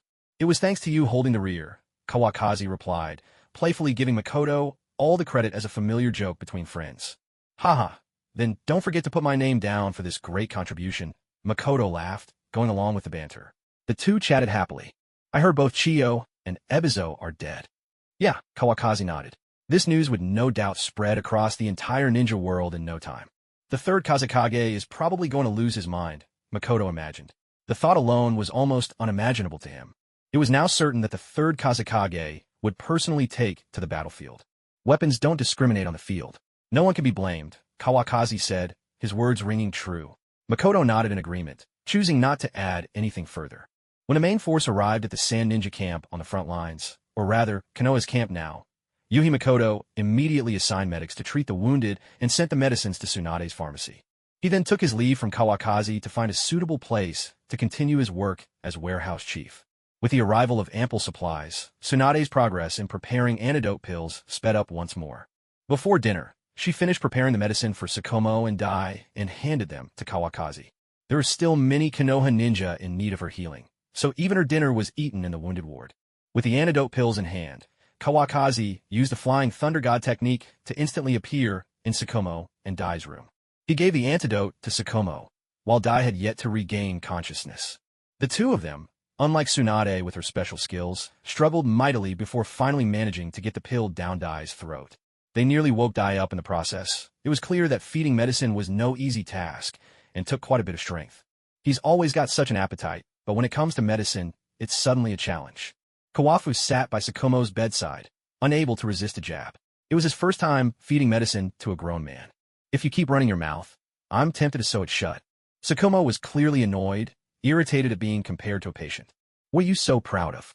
My wife made that medicine, you know?" Kawafu put on a look as if he ranked just below the heavens themselves, clearly taking advantage of Sukumo's current state. "So what? Just tell me what's the problem. I swear, if I spit this up on you, will you take it or not?" Sukumo began to lose his composure as well, and the two brothers started wrestling right then and there. Kawafu didn't go easy on him at all. Taking advantage of Sukumo's weakness, he pinned him to the bed and gave him a thorough pummeling. "Call me Big Brother, and I'll let you go. Kakashi Kawafu, in your dreams." Sukumo was utterly humiliated, almost to the point of tears. Thankfully, Tsunade was too busy to bother with these two fools, or their plans for children might have been postponed indefinitely. After causing quite a ruckus and exchanging a few harsh words, the two finally separated. Sukumo, after taking the antidote and moving around with Kawafu, felt much better. Once Kawafu left, Sukumo even enjoyed a hearty dinner. Regardless of his status, it was a small perk for a patient. Dai didn't wake up right away. He still needed time to recover. The medical staff hooked Dai up to a nutrient drip for extra energy, so missing a meal wasn't a problem. Kawafu made his way to the recovery ward with the two younger ones. No one knew when they'd arrived, were already assisting Tsunade. They cleaned wounds, applied medicine, and bandaged injuries with surprising skill and care. "Sensei, brother-in-law." Kawafu nodded silently, not wanting to interrupt while they tended to the wounded. Returning to the room he'd chosen for himself, Kawafu treated himself to a delicious meal. It was late into the night before Tsunade, exhausted, finally came to his room for a moment. Is it over? Only a few with minor injuries left. They don't need me personally. Tsunade's voice was steady, but she couldn't hide the fatigue on her face. Though they'd won the battle, the losses to the Leaf were still heavy. Kawafu stood and lifted Tsunade into his arms. Don't you know when to take it easy? Tsunade thought he was up to something, a little annoyance flickering on her face. What are you imagining? Just rest here for now. Kawafu gently placed Tsunade on the bed, where he'd already set out soft, clean bedding. Get some good rest. I'll stay in your room. He tucked her in and gave her a gentle smile. I'm sorry. A look of guilt crossed Tsunade's face, her voice barely above a whisper. Good night. With a soft kiss on her forehead, Kawafu turned and quietly left the room. While the Konoha ninja were resting at their camp, a sand ninja returned to Sunagakure bearing news of a crushing defeat. For the third Kazekage, it was a sleepless night. Konoha, are you trying to sever the very roots of Sunagakure? Suddenly, there was a loud crash from inside the room. After venting his anger, he summoned the village leadership for an emergency meeting that very night. Kazekage Tower, Operations Conference Room. The third Kazekage stood on the platform, looking down at the few remaining elites of Sunagakure. Reports from the front. Our forces have suffered a disastrous defeat. Konoha has already stationed their troops within the borders of the Land of Wind. The daimyo supplies have yet to be dispatched, and both Chiyo and Ebizo have already fallen. What do we do next? Speak your minds. Don't hold back. If you stay silent now, there may never be another chance. With his blue hair, yellow eyes, clad in a white Kazekage robe over a blue shinobi uniform, the third Kazekage spoke with unmistakable anger in his voice. Below, the shinobi listened in fear and trepidation. Chiyo and Ebizo had long been the pillars of Sunagakure. With their deaths, it was hard for anyone to accept the reality. If you won't speak, then I'll make the decisions myself. There will be no more excuses after the fact. Don't blame me for what happens. Is that clear? The third Kazekage's attitude was colder and more forceful than ever. If anyone dragged their feet now, Sunagakure might as well disband. This was the greatest crisis the village had faced since its founding. Yes, Lord Kazekage. Everyone below understood the gravity of the situation and responded in unison. Rin, send people to the daimyo's residence to demand supplies. If there's any more delay, tell the daimyo Sunagakure will disband on the spot.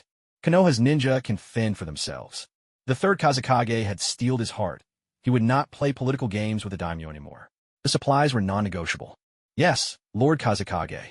Rin accepted the order and left immediately, leading a team to the daimyo's mansion. Waku, notify Master Fuku. We'll need his help this time. Konoha has already unleashed their Jinchuriki. This time, the third Kazekage would also call upon the power of Shikaku. Yes, Lord Kazekage. Another shinobi departed, heading to the temple where Master Fuku resided.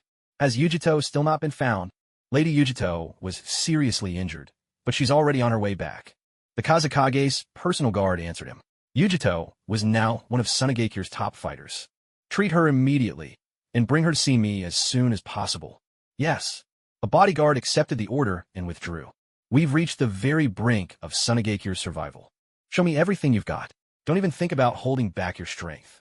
If Konoha breaks through, none of us here will survive. Is that understood? The third Kazekage's final words erupted in a furious shout, startling everyone in the audience below. Yes, Lord Kazekage. The crowd responded in unison, their voices echoing like a chorus of obedient followers. Dismissed. Get ready for battle, and await my orders. With that, the third Kazekage strode out of the conference room without a backward glance. His mood now defied description. Bad didn't even begin to cover it.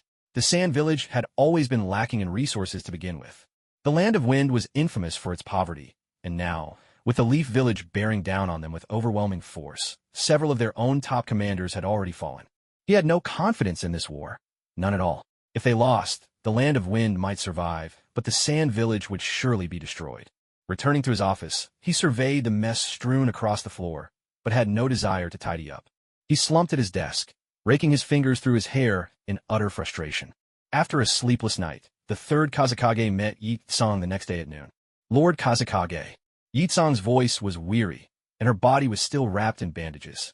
She had retreated from the right flank, gathering the routed troops and leading them back. She knew that the outcome would have been the same on any other line of defense. No ordinary force could withstand the advancing enemy. Are your injuries severe? The third Kazekage looked haggard, dark circles shadowing his narrow eyes. I've already received treatment. I just need a few days of rest. Yitsong's wounds were mainly caused by the explosion when fire release and sword dance collided. Recovery wouldn't take too long. That's good. For the next battle, I'm putting my Shadow Guard under your command. I hope you won't let me down. The third Kazekage placed this heavy responsibility on Yitsong's shoulders, hoping that with her and the Shadow Guard working together, they might hold back the Leaf's elite forces. It was really all he could do. I'll do my best. Yitsong wanted to give a confident answer, but thinking of Chuanfeng's strength, she simply couldn't muster it. What do you mean by? Forget it. Go. Practice your coordination with the Shadow Guard whenever you have time. He'd started to scold her, but thought better of it. Chiyo was already gone. There was no point in berating Yitsong now. For him, this was a war he had no choice but to fight. The Leaf Village still had many who hadn't even entered the battle, yet already he'd been pushed to the brink. 3 days passed. The daimyo of the Land of Wind sent supplies to the Sand Village. This time, he didn't complain about being poor. If they lost another battle, even if there was still a chance to negotiate with the Land of Fire, these provisions would be meaningless. Rin returned first to report to the third Kazekage, but there was no joy on his face. It was just as he'd expected. The daimyo was no fool. How much longer will it take to arrive? In the Kazekage's office, the third Kazekage still looked exhausted, his voice hoarse. I've already urged them to hurry. Another week, and it will be here. Rin stood respectfully before the desk. It's still a bit slow. The third Kazekage shook his head helplessly. He knew there was no way around it. Transporting massive supplies could never match the speed of a single person moving alone. Should I send someone to urge them again? Rin asked tentatively. No need. Inform the shinobi in the village. We march in 1 week. With that, the third Kazekage waved his hand, signaling for Rin to withdraw. Master Bunpuku, you've seen it for yourself. This battle will decide the fate of the village. He turned to address the bald man beside him. Bunpuku, the Jinchuriki of the One Tail. I will do my utmost. At this time, Bunpuku was still in his middle years, without the great white beard he would one day grow. His frame was slight, his head gleaming under the light. From the day the second Kazekage sealed Shikaku inside him, he knew this day would come sooner or later. Unlike Gaara, he bore no dark rings around his eyes. Apparently, he slept rather well. This was proof of the harmonious bond he shared with Shikaku. I'm counting on you.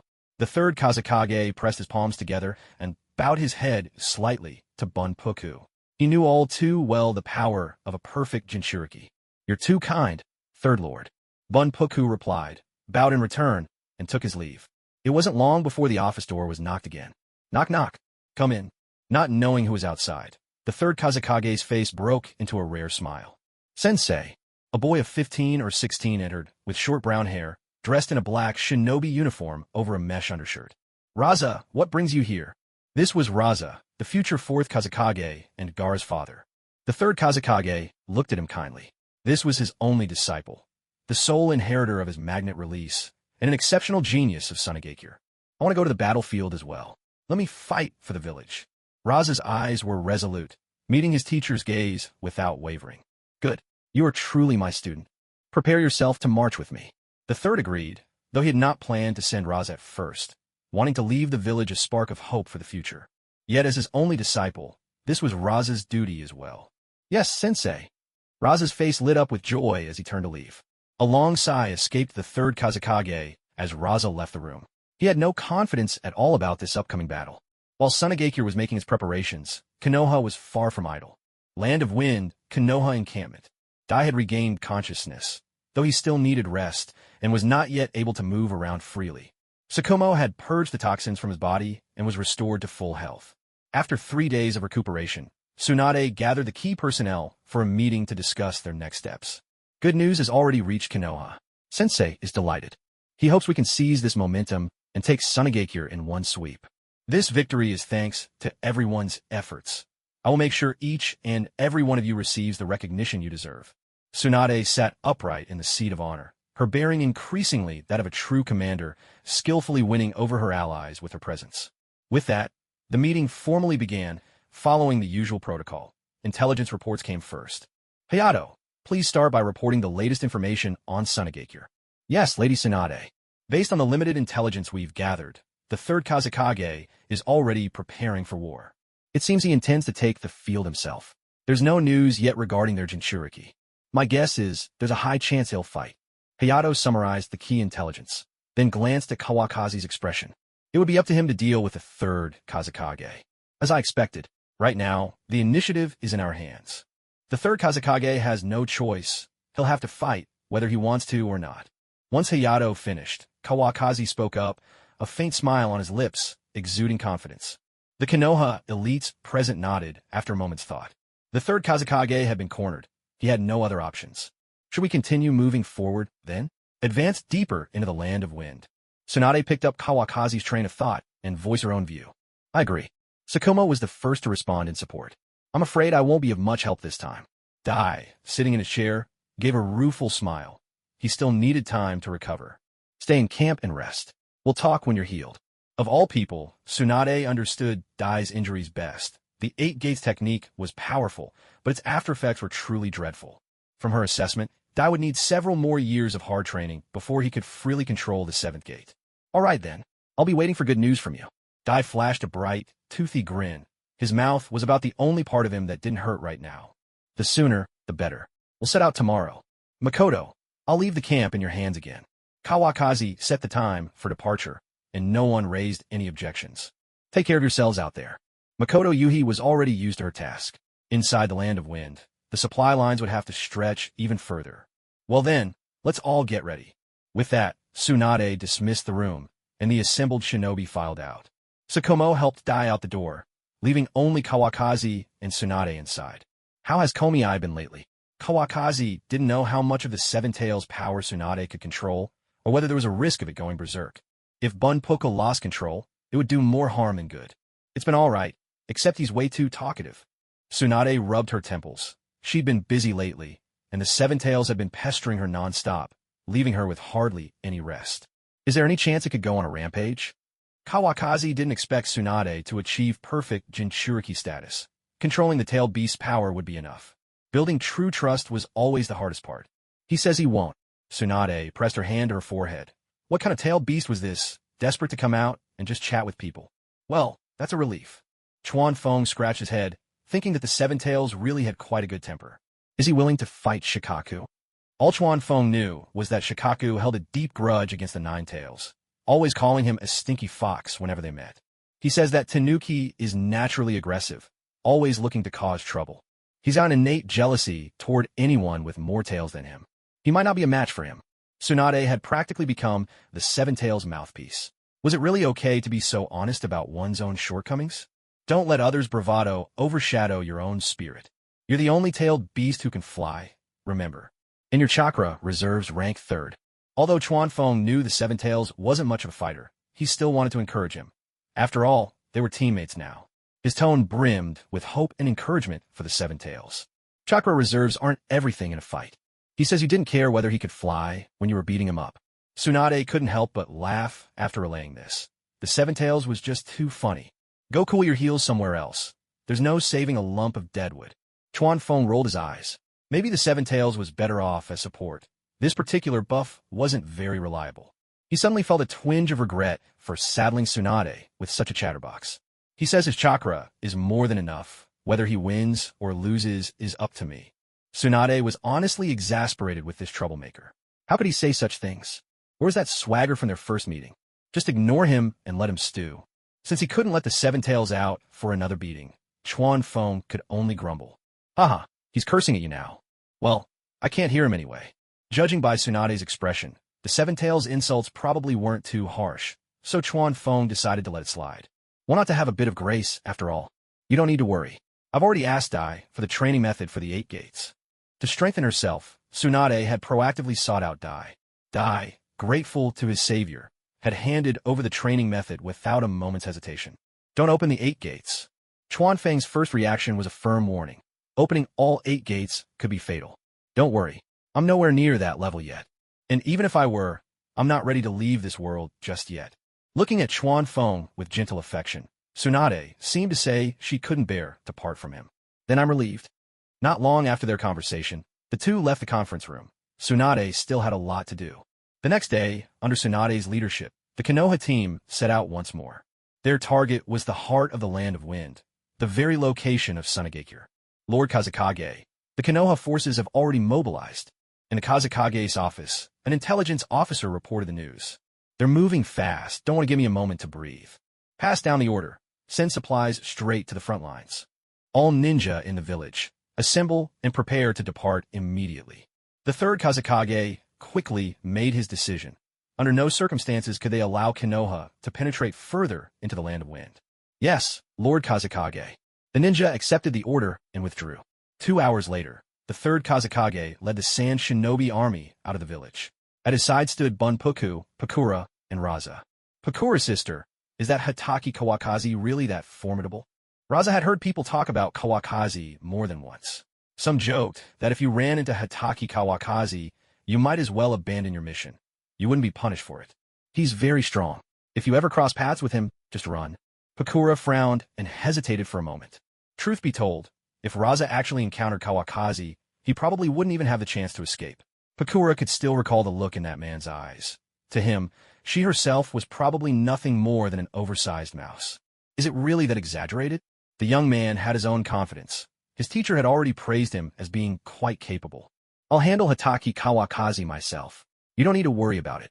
The third Kazakage cut in. Battles at their level were not something Raza could be involved in at this stage. Understood, sensei. Raza obediently fell silent, asking no further questions. As the troops marched on, silence fell once again. Bunpuku maintained his gentle smile throughout. Shikaku, sealed within him, was behaving itself. Based on the intelligence about Konoha's advancing route, the third Kazakage had already chosen an ideal location for their camp. The Land of Wind was a desert country. Sandstorms swept the land, and the environment was harsh. Tsunade led the main force forward, and with every step, the sand grew thicker, the storms fiercer. Kawakazi truly didn't understand what was worth fighting over in a place like this. He had never heard of anyone planning to drill for oil in the world of the Hokage. Fortunately, Kurenai Yuhi had come well prepared. Everyone had been given face coverings and a generous supply of fresh water. Otherwise, they might well have perished in the desert before even seeing battle. What's the point of conquering a place like this? Kawakazi muttered, half complaining, half suspecting Tsunade knew something he didn't. When I become Hokage, I'll let you in on the secret, Tsunade replied, feeling Kawakazi was overthinking it. Even she found it strange that such a profound question should be directed at her. Sukumo quietly put some distance between himself and the two of them. He couldn't answer that question, either. At this moment, all he wanted was to rip off his face covering and go home to his wife and child. Big brother. I don't know. Kawakazi hadn't finished speaking when Sukumo jumped in with his answer. I wasn't asking you. There are giant scorpions wandering at night. Tell everyone to be careful, Kawakazi said, resigned. He'd only meant to gripe a little. Already taken care of, Sukumo replied. He'd carried out missions in the Land of Wind many times. Such precautions didn't need to be spelled out. They marched through the desert for 2 days without seeing a single soul. The Land of Wind was certainly vast, but so what? Suddenly, Tsunade came to a halt. What is it? Kawakazi stopped beside her. Chome has sensed Shikaku's presence. Tsunade's expression grew serious. This meant the Sand Ninja army couldn't be far away. Stop moving forward. Set up camp right here, Kawakazi ordered. At his command, the Konoha shinobi sprang into action, each moving with urgency. Everyone knew that a great battle was about to begin. Meanwhile, on the other side, Bunpuku interrupted the third Kazakage's careful troop arrangements inside a sand-built shelter. Lord Third, Shikaku has told me he sensed the power of the Seven Tails. The Seven Tails? The third Kazakage's brow furrowed, though he showed no displeasure. So Konoha had acquired yet another tailed beast. Yes, Bunpuku replied with certainty. The tailed beasts could always sense one another. There was no mistaking it. Konoha's forces aren't far from us. Have we received any new information? The Kazakage asked the intelligence officer present. Not yet, but I'll check again right away. With that, the officer hurried out, anxious to avoid the Kazakage's displeasure at the lack of intel. Let's continue, the Kazakage said. Konoha is fighting on our home ground. Their supply lines are stretched thin. If we cut off their supplies, those Konoha shinobi will have no choice but to retreat in disgrace. I'll lead a team to strike at their supply lines. Can you hold the front while I'm gone? The third Kazakage's strategy was clear. A. Direct confrontation would be costly, but if Konoha's supplies were cut off, there would be nowhere for them to resupply in the desert. We swear to hold the line. Led by Yetsong, the others echoed her vow. Chiyo's death had dealt a heavy blow to the Sand Shinobi, and overall morale was at a low point. Lord Third, The Konoha shinobi have set up camp. They must have noticed our presence as well, reported the intelligence officer, who had just returned with news from Scout. Good. I want the most detailed map possible of Konoha supply routes. Can you get it done? The Kazekage fixed a steely gaze on the officer. This mission had to be completed, no matter the cost. Yes, sir. With that, he rushed out again. Who knew how many would have to die before Konoha supply lines could be mapped? That's all for now. Everyone is dismissed. Double the number of sentries tonight. Yes, Lord Third. The shinobi in the room dispersed, until only Bunpuku remained by his side. Master Bunpuku, I'll leave things here to you after I depart. The Kazekage's tone was sincere. Other than Bunpuku, the perfect Jinchuriki, there was no one else Okage level by his side. I'll do my best, Bunpuku replied humbly, though the Shikaka within him was already roaring. Anyone who comes, I'll crush him. Two come, I'll take them both down. That's 7 tails with the wings. Not even close to being a match for me. Now, if it were that blasted fox, maybe then. One could only wonder how such different personalities managed to coexist. Was the power of compassion truly so strong? Night fell on the Konoha encampment. Kawakaki and Tsunade sat together in a tent, chatting idly. At their side was Hayato Yamanaka, quietly listening in. Why has Lord Shuo Mao been gone for so long? Hayato looked a bit anxious. Ever since they set up camp, his scouts had been sending back reports. They kept running into sand ninja scouts, and both sides had suffered casualties in the skirmishes. He was feeling the pain, as those lost men were all his trusted subordinates. Don't worry, my big brother is an expert in this field. Chuanfeng remained calm, even taking a sip of tea from the low table. For the sand ninja to deploy so many people at once, there must be some scheme brewing. Tsunade sensed that something was off. The sand ninja had always sent scouts before, but never in such numbers. It was as if they didn't care about losses anymore. Let's see what intel my brother can bring back. As soon as Chuanfeng finished speaking, Shuo Mao's figure appeared in the tent. I caught a few prisoners for questioning. Go interrogate them. He addressed Hayato, who nodded and immediately turned to leave. We found the sand ninja camp. There are guards everywhere. An ambush is out of the question. Their camp is well placed. Launching a frontal assault would be unwise. Shuo Mao, spotless as ever, sat down beside Chuanfeng as he spoke. If you were the Kazekage and you had no confidence in a direct fight with no way to retreat, what would you do? Chuanfeng fixed his gaze on his brother, his eyes intense. He already had a theory forming. I'd look for our weakness.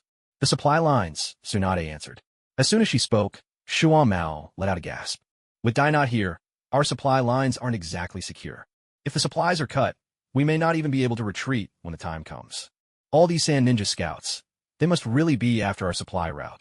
Hearing this, both Tsunade and Shuo Mao fell silent, weighing the likelihood of Chuanfeng's suspicion. Now that they'd ventured deep into the land of wind, they couldn't afford to gamble. Better safe than sorry. Who will go? As commander, Tsunade made her decision quickly. I'll go. Shuo Mao accepted the task without hesitation. No, brother. Let me do it. I can return with reinforcements faster than you. The supply line was long. If anything happened at camp, Chuanfeng's flying thunder god technique meant he could get back in a flash. All right. When it came to business, Shuo Mao didn't argue with Chuanfeng. Were this any other time, he might have grumbled about being underestimated. Was chakra really that incredible? The group discussed possible problems they might face and how to manage things after Chuanfeng left. Before long, Hayato returned to the tent, his expression troubled. What's the situation? Speak. Tsunade saw how hesitant he was and guessed he hadn't gotten much information. The sand ninja, Lord Shuo Mao captured had seals on their minds. I tried to extract information with a secret technique, but they all died instantly. After Hayato spoke, Shuo Mao and Tsunade exchanged glances, now even more certain that the sand ninja were up to something major. Regular intelligence wouldn't be guarded this fiercely. I'll set out right now. The rest of you, observe the situation for now. If circumstances allow, wait until I return with the supplies before launching an attack. Chuanfeng stood up and bid farewell to the others. The task of distributing supplies after setting up camp had already been assigned to Shi Rijinhong. All right, take care on the road. Tsunade watched as Chuanfeng exited the tent, and then the 3 remaining inside continued their discussion. Outside, Chuanfeng gathered a group of Konoha shinobi and prepared to depart. Sensei, brother-in-law, what's the mission? Can we come too? Rope Tree and Minato were as inseparable as ever, and somehow they'd caught wind of a new assignment. The two of them had grown weary of wandering the desert. Now that there was a mission, they were eager for a bit of excitement. If you want to go, then keep up. Chuanfeng didn't waste time. He led the squad along the supply route, heading straight for the border of the Land of Wind. Sensei, Are the Sand Ninja planning to sabotage our supply lines? Minato, ever perceptive, had picked up on something. It's just a suspicion, but we have to prepare for every possibility. Chuanfeng explained patiently, offering guidance to both his student and his brother-in-law. Minato and Rope Tree nodded in unison, quickly grasping the key point. They marched through the night, occasionally encountering giant scorpions prowling for food. Fortunately, Chuanfeng's team was composed of elite shinobi. There were no inexperienced genin to slow them down. The giant scorpions posed little threat to the squad. The Konoha ninjas dispatched them with ease. Afterward, they took care to conceal the remains, every detail handled flawlessly. Chuanfeng pressed on without rest. Meanwhile, the Sand Shinobi scouts, after paying a steep price, finally managed to map out the Konoha supply route. At the Sand Shinobi camp, Lord 3rd Kazekage, this is Konoha supply route map. The intelligence chief, after 3 days of effort, presented the map to the 3rd Kazekage. Well done. The 3rd Kazekage unfolded the map. The routes were clearly marked, with several ideal ambush points highlighted. Just doing my duty, sir. The intelligence chief stepped aside, relieved to have completed his mission. Tomorrow, I'll lead a team myself. The rest of you launch an assault on Konoha and pin them down. Once I cut off their supply line, escaping won't be so easy for them. As he spoke, the 3rd Kazekage's tone grew increasingly cold and ruthless. Yes, Lord 3rd. Led by Yi Tsong, the Sand Shinobi responded in unison. Only Fin Fu pressed his hands together in silent prayer, saying nothing. Sensei, let me go with you. Raza stepped forward eagerly, volunteering to join the 3rd Kazekage in intercepting Konoha supplies. Go make your preparations, then. The 3rd Kazekage did not refuse his favorite student's request, and Raza left the room, delighted. The following day, the 3rd Kazekage set out with Raza and a squad of Sand Shinobi, heading straight for Konoha's supply route. Those remaining in the camp, under Yi Tsong's command, launched an assault on Konoha. As the Sand Ninja forces drew closer to the Konoha encampment, Tsunade led the Konoha shinobi out to meet them in battle. Master Fin Fu, it's up to you now. Both sides could already see their opponents. Yi Tsong turned to Fin Fu and spoke. Fin Fu nodded slightly in response, and his body began to be enveloped in sand, growing larger and larger. With each step Fin Fu took forward, his size increased, until at last a tanuki covered in intricate sealing marks stood before the Sand Ninja. Fin Fu immediately entered a full-tailed beast transformation. There was no sign of Shikaku's usual ferocity in his eyes. Clearly, Fin Fu's consciousness was still in control. Shikaku opened his mouth wide, and a massive amount of chakra began to gather at his jaws. Tit for tat, the Sand Ninja would return Konoha's attack with their own tailed beast ball. It's a tailed beast ball. Scatter! Tsunade shouted, spreading her wings wide and soaring into the air. In an instant, 7 chakra tails unfurled behind her. A partial tailed beast transformation. Shikaku's tailed beast ball shot forward. The Sand Ninja didn't charge, because Konoha's own tailed beast ball was already forming on the opposite side. Then, 2 tailed beast balls collided between Konoha and the Sand Ninja, erupting in a thunderous explosion. The blast sent shockwaves rippling outward, whipping up clouds of sand and dust. For a moment, the battlefield was obscured. Nothing could be seen through the swirling grit. Because the explosion was closer to Konoha's side, some of their ninja were caught in the aftermath and suffered injuries. Wind release, great breakthrough. Both sides unleashed wind release techniques to clear the air. The sand and dust were blown away, and under the lead of their respective Jinchuriki, both Konoha and the Sand Ninja charged forward. No ordinary path-clearing jutsu could make a difference against tailed beasts. Such things were only useful for regular shinobi. Give it your all. I'll handle the support. Inside Tsunade, the 7 tails provided a vast supply of chakra. Flapping its wings within the seal, it watched the battle with interest. Tsunade paid no attention to its antics. As she advanced, she shifted back in her tailed beast cloak form. This was the combat style she was most familiar with. Activating the strength of 100 seal, Tsunade's entire body was marked with seals. She couldn't afford to take a full-tailed beast lightly. Her fists glimmered with crimson, tailed beast chakra. With a sweep of her wings, she charged straight for Shikaku. Wind release, drilling air bullet. Shikaku slapped his massive, round belly, launching a chakra-laden sphere of wind hurtling toward Tsunade. Tsunade dodged nimbly, then landed a punch aimed at Shikaku's head. Huh, you'll never break through my defenses. Unable to hold back, Shikaku boasted through Fin Fu's mouth, raising his arm to block. A resounding crash echoed out. Shikaku's arm was pierced clean through by Tsunade's punch. Nicely done. The 7 tails cheered from within, thrilled as if it had landed the blow itself. Ark! Shikaku roared with rage. He'd been humiliated in an instant. This woman's strength is insane. Shikaku, do not distract this humble monk. Finfu. Sand from within Shikaku's body clamped tightly around Tsunade's arm. The sand crept rapidly up Tsunade's arm, threatening to engulf her. Heavenly Pain, kick. Tsunade's kick came down hard, snapping Shikaku's arm and freeing herself from his grasp. With a powerful beat of her wings, she soared high into the sky, searching for a weakness in Shikaku's defenses from above. Shikaku roared in fury, launching volley after volley of vacuum bullets at Tsunade, while his severed arm regenerated in an instant. Meanwhile, Yetsong led the Shadow Guards against Sukumo, and the rest of the Sand and Leaf shinobi clashed in a chaotic melee. Everyone instinctively kept their distance from the fierce battle between the Jinchuriki, not wanting to get caught in the crossfire. Thanks to her agile maneuvering, Tsunade evaded every vacuum bullet with ease, leaving Shikaku raging helplessly on the ground. Suddenly, Shikaku flung both arms forward, stretching them rapidly in an attempt to grab Tsunade directly. Tsunade seized the moment, darting around his outstretched arms and smashing her fist into Shikaku's belly with ferocious force. But despite the strength behind her blow, all she managed to do was leave a series of deep craters, which healed in the blink of an eye. Shikaku pulled his arms back as Tsunade dodged away once more. Seeing her attacks having little effect, Tsunade began to grow anxious. "What's Shikaku's weakness?" she demanded. "You're asking me?" came the startled reply.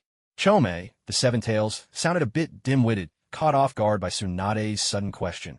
He'd been muttering to himself for quite some time. "Well, what do you think?" she pressed. If it weren't for the battlefield, Tsunade would have marched straight into her own seal to give him a thorough beating. Shikaku's weakness is at the base of his tail," Chome finally answered, his tone carrying a hint of mischief. His rump.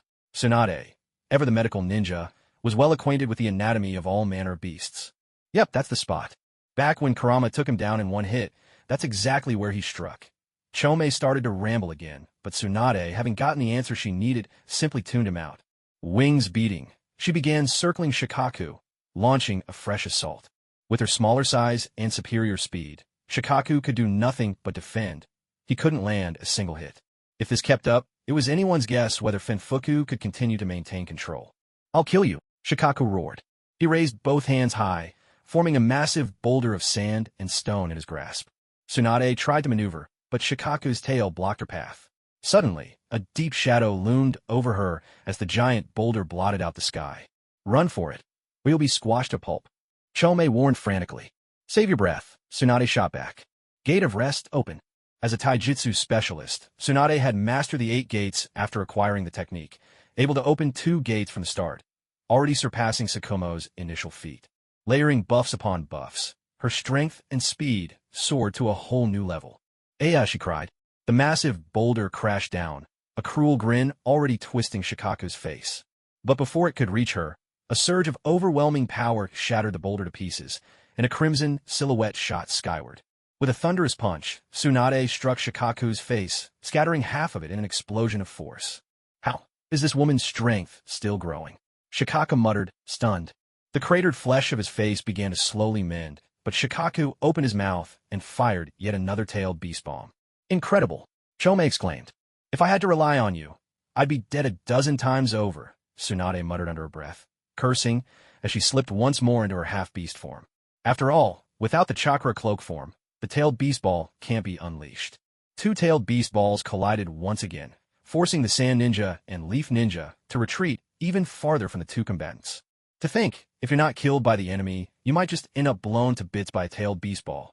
What a miserable way to go. Multiple Shadow Clone Jutsu. After Tsunade released her partial tailed beast transformation and form hand seals, over 100 copies of Tsunade appeared on the battlefield. And each clone was formidable. When you have an abundance of chakra, you can afford to be extravagant. With so many Tsunades attacking at once, even Shikaku found it hard to defend himself. In a blink, his body was battered and left full of craters. Shikaku, growing impatient from the relentless assault, began to thrash about wildly, managing to disperse quite a few of the shadow clones. Sand release, sand burial. After quickly weaving hand signs, Shikaku commanded a tidal wave of sand to sweep away a massive number of Tsunade's clones. With a series of muffled explosions, The smoke cleared, and only a dozen or so Tsunade clones remained standing. What a stubborn foe, Tsunade muttered under her breath, though her wounds had already healed. Secret art, scale, powder, concealment. The remaining Tsunades scattered, spitting out clouds of shimmering powder that obscured Shikaku's vision and even slowed his movements. Now's our chance, go! At Tsunade's command, the clones surged forward, swarming Shikaku and pinning down his arms and tail. Tsunade herself, wings beating, swept to the base of Shikaku's tail, gathering massive chakra in her feet. Certain death kick. With a single, earth-shattering kick, Tsunade sent Shikaku flying, the chakra detonating within his body as he soared through the air. Half of Shikaku's body was reduced to a mangled heap. A howl of agony tore from Shikaku as he crashed to the ground, grievously wounded and still wailing. "Komi-ai, this has to be your fault, you chatterbox," he complained. "You're the one who gave away my weakness." Naturally, Tsunade wasn't about to pass up the chance to strike while her foe was down. She and her clones swarmed again. If they could take out Shikaku's Jinchuriki here and now, the battle would be as good as won. Sand release, shield of sand. Fighting through the pain, Shikaku began to shrink in size, drawing sand around himself to form a circular barrier that encased him completely. Tsunade's attacks pounded the shield, leaving dent after dent, but each depression healed almost instantly, never reaching Shikaku himself. Now, with Shikaku's impenetrable defense, Tsunade could do nothing to break through. Staring at the shell before her, Tsunade was left at a loss. Attacking seemed pointless, but leaving wasn't an option either. She could only land and stand guard by the side, uncertain. How are we supposed to get through this? That Tanuki calls it the strongest shield. I honestly don't have a solution, Tsunade admitted. Should we try blasting it once, just to see? Komi-ai wasn't sure if a tailed beast ball would have any effect. Forget it, Tsunade shook her head. When it comes to single target damage, even your tailed beast ball doesn't hit as hard as my punch. And so, the stalemate set in between the two. Inside his shell, Shikaku was equally frustrated, while Bunpuku had already reverted to human form. Sitting cross-legged on the ground, blood at the corner of his mouth, it was clear he was struggling to withstand such a ferocious battle. That violent woman. I swear I'll tear her apart. Oh, shut up. Look at the state you're in after that beating. You got some nerve to talk. Even someone as patient as Finfu couldn't put up with this anymore. That kick felt no different than if it had landed on him himself. On the other side, Yitsong led 4 shadow guards, moving in perfect harmony. Only the elite among the Jonin could become shadow guards. The 5 of them managed to successfully hold back Sukumo's assault. Since they were consciously keeping their distance, Sukumo's flying thunder god technique wasn't as effective as usual. Sukumo, having opened the 4th gate of the 8 gates formation, still hadn't managed to take anyone down since the fight began.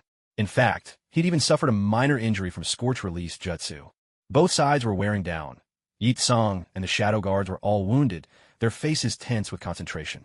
Yitsong reached into his ninja pouch, pulled out several soldier pills, popped one into his mouth, bit down, and swallowed, quickly replenishing his chakra. Sukumo kept moving, a sharp glint flashing in his eyes at that moment. Kenjutsu, sky-cleaving strike. A streak of green light slashed through the air, slicing toward one of the shadow guards with a sound like the sky itself being torn. Earth style, earth flow wall. Wind style, blade of wind. Scorch release, superheated kill.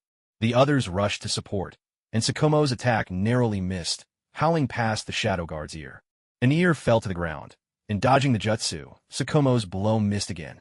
On the battlefield, both sides' ninja were still locked in fierce combat, the air filled with screams of pain every moment. The fighting raged from dawn until nightfall before both sides finally withdrew. The ground was littered with blood and corpses. Night fell, and moonlight bathed the desert, where giant scorpions feasted eagerly across the battlefield. Sand Ninja and Leaf Ninja alike were resting in their camps, with no time or energy left to tend to their fallen comrades. The Kazakage didn't fight today. He's probably leading a squad to attack our supply lines. Tsunade and Sukumo shared a hearty dinner together, but after a day of battle, exhaustion showed plainly on both their faces. Shikaku hadn't stayed hidden during the ceasefire. At noon, Finfu himself had stepped up to challenge Tsunade again. Both Shikaku, ever vigilant against a fatal blow, and Tsunade, equally cautious, found themselves unable to defeat the other. The fight ended in a draw. Even by the time of the truce, Sukumo hadn't managed to kill a single enemy, leaving him simmering with frustration. Luckily, Kawakaki is already on the move. He won't let them succeed. Sukumo had full confidence in Kawakaki, even if their opponent was the 3rd Kazakage, famed as the strongest to ever hold the title. That kid's ruthless, You got nothing to worry about. Chome muttered again inside Tsunade. Meanwhile, in the sand camp, Finfu sat in meditation in his room, eyes closed, tending to his wounds. Yitsong was presiding over a meeting. Kakashi Kawakazi from the Leaf didn't appear today. He probably figured out what the Third Lord is up to. All we can do now is do our best to hold off the Leaf Ninja and prevent them from sending reinforcements. Yitsong's face was a bit pale. She'd taken her share of wounds battling Shomao. These two brothers were equally troublesome adversaries. Both sides suffered heavy losses in today's battle. All we can do now is hope Third Lord returns victorious as soon as possible. The intelligence chief, tallying up today's casualties, felt a deep ache in his heart. Is Master Finfu still holding up? One of the shadow guards voiced his concern, recalling the shocking moment he'd witnessed Shikaku being sent flying earlier that day. The sight had been truly alarming, making him clench involuntarily. I'm still holding on. Finfu, a bit embarrassed, kept his eyes closed. The Shikaku within him nearly leapt out, itching to teach that shadow guard a lesson. Who did he think he was looking down on? Everyone get some rest. We'll fight again tomorrow. Yitsong wrapped up the meeting in haste, and the group dispersed to tend to their wounds and gather their strength. At dawn the next day, the great battle between Konoha and Tsunade erupted anew. Tsunade continued her fierce clash with Shikaku, while Shomao once again faced Yitsong and 5 shadow guards. After the brutal clashes of the previous day, both sides approached today's fight with extra caution. The fighting was much less intense than before. Perhaps both camps were waiting for news from the other front. 2 days slipped by in a blink, and the battlefield grew even more soaked with blood. Kawafu had already united with the supply unit and was heading toward the encampment. The third Kazekage, too, waited in ambush with his forces. Sensei, do you think the Tsunade will show up? Minato and Nawaki stayed close by Kawafu, a long convoy trailing behind them. Everyone remained on high alert, ready for anything. Members of the Hyuga clan took shifts, activating their Byakugan to scout the surroundings, not daring to let their guard down even for a moment. It'd be even better if they didn't come. Kawafu smiled faintly, having detected nothing suspicious so far. But it's so boring. Nawaki, walking beside Minato, seemed to be hoping for a little excitement. Can't you wish for something better? Kawafu shot him an exasperated look. That's not what I meant. Nawaki quickly explained, laughing awkwardly. All right, stay sharp. Kawafu said no more, leading the troops onward at a steady, cautious pace. Another day passed. After days of relentless combat, both Suna and Konoha forces were exhausted. They reached an unspoken truce, anxiously awaiting news from elsewhere. Their scouts continued to clash in the shadows, some winning, some losing, but none brought back decisive information. In the Suna camp, Chome is driving me mad. Shikaku ranted furiously within Finfu's body. After days of fighting, he hadn't gained a single advantage. Back when they were young, the Seven Tails was no match for him. Don't blame the road for being rough just because you can't walk it. Finfu was starting to feel overwhelmed. Shikaku used to brag endlessly about his strength, but after these fights, Finfu seriously began to doubt those boasts. It's that woman who's too strong. Not that I'm lacking. Shikaku, unable to admit any weakness, roared inside Finfu, itching to rush back out onto the battlefield for another round. Inside the room, sand swirled up from the floor, though not a breath of wind stirred. Master Finfu, please rein yourself in. Yitsong knew that Shikaku was causing trouble again. Her face was as pale as paper, and several of the shadow guard around her looked as limp as withered eggplants. All right, Finfu agreed, and spoke a few gentle words to calm Shikaku down. There's still no word from Lord Kazekage. If we keep fighting like this, it's not going to end well. A sand ninja couldn't help but speak up. Even though they were fighting on home turf, the casualties were heavy. We'll halt the fighting for today, but if Lord Kazekage doesn't return, we'll have to continue our attack. Yitsong was resolute, strictly following the third Kazekage's orders. All the sand ninja sighed in unison. What else could they do? All they could do was pray for the Kazekage's safe and speedy return. Over at the Konoha camp, Tsunade's expression was grim as well. The sand ninja were proving to be far tougher than they'd expected. The past few days had been a bitter struggle, with only casualties to show for it and no real progress. Every day after battle, she had to heal the wounded and worry about their supply routes. It was wearing her out, both in body and mind. Don't overthink it. The sand ninja aren't having an easy time either. When Kawakazi comes back, and in a few days Dai should be recovered too. Sukumo was holding up better than Tsunade. Once Dai, their powerhouse, was back in action, the scales of victory would surely tip. You're right, big brother. By now, Dai should be almost healed. No one knew Dai's condition better than Tsunade. Sukumo's encouragement lightened her mood a little. Let's get some rest. Tomorrow, we'll probably be fighting again. As Sukumo finished, Akamasa perked up. He'd already been scolded by Tsunade for being too noisy, but his nature was hard to restrain. Tomorrow, I'm going to smack Shikaku with a giant slap. If anyone was excited about the battles these days, it was this guy. He'd been bullied as a kid. Now thinking about fighting back was exhilarating. Shut up. Tsunade roared, startling Sukumo. Luckily, he knew she wasn't yelling at him. I'll head out first. Go easy on him. Sukumo adjusted his forehead protector and got up to leave. Naishua was always gentler, after all. The next day, war flared up once more. Kawakaki's supply convoy was already halfway through its journey.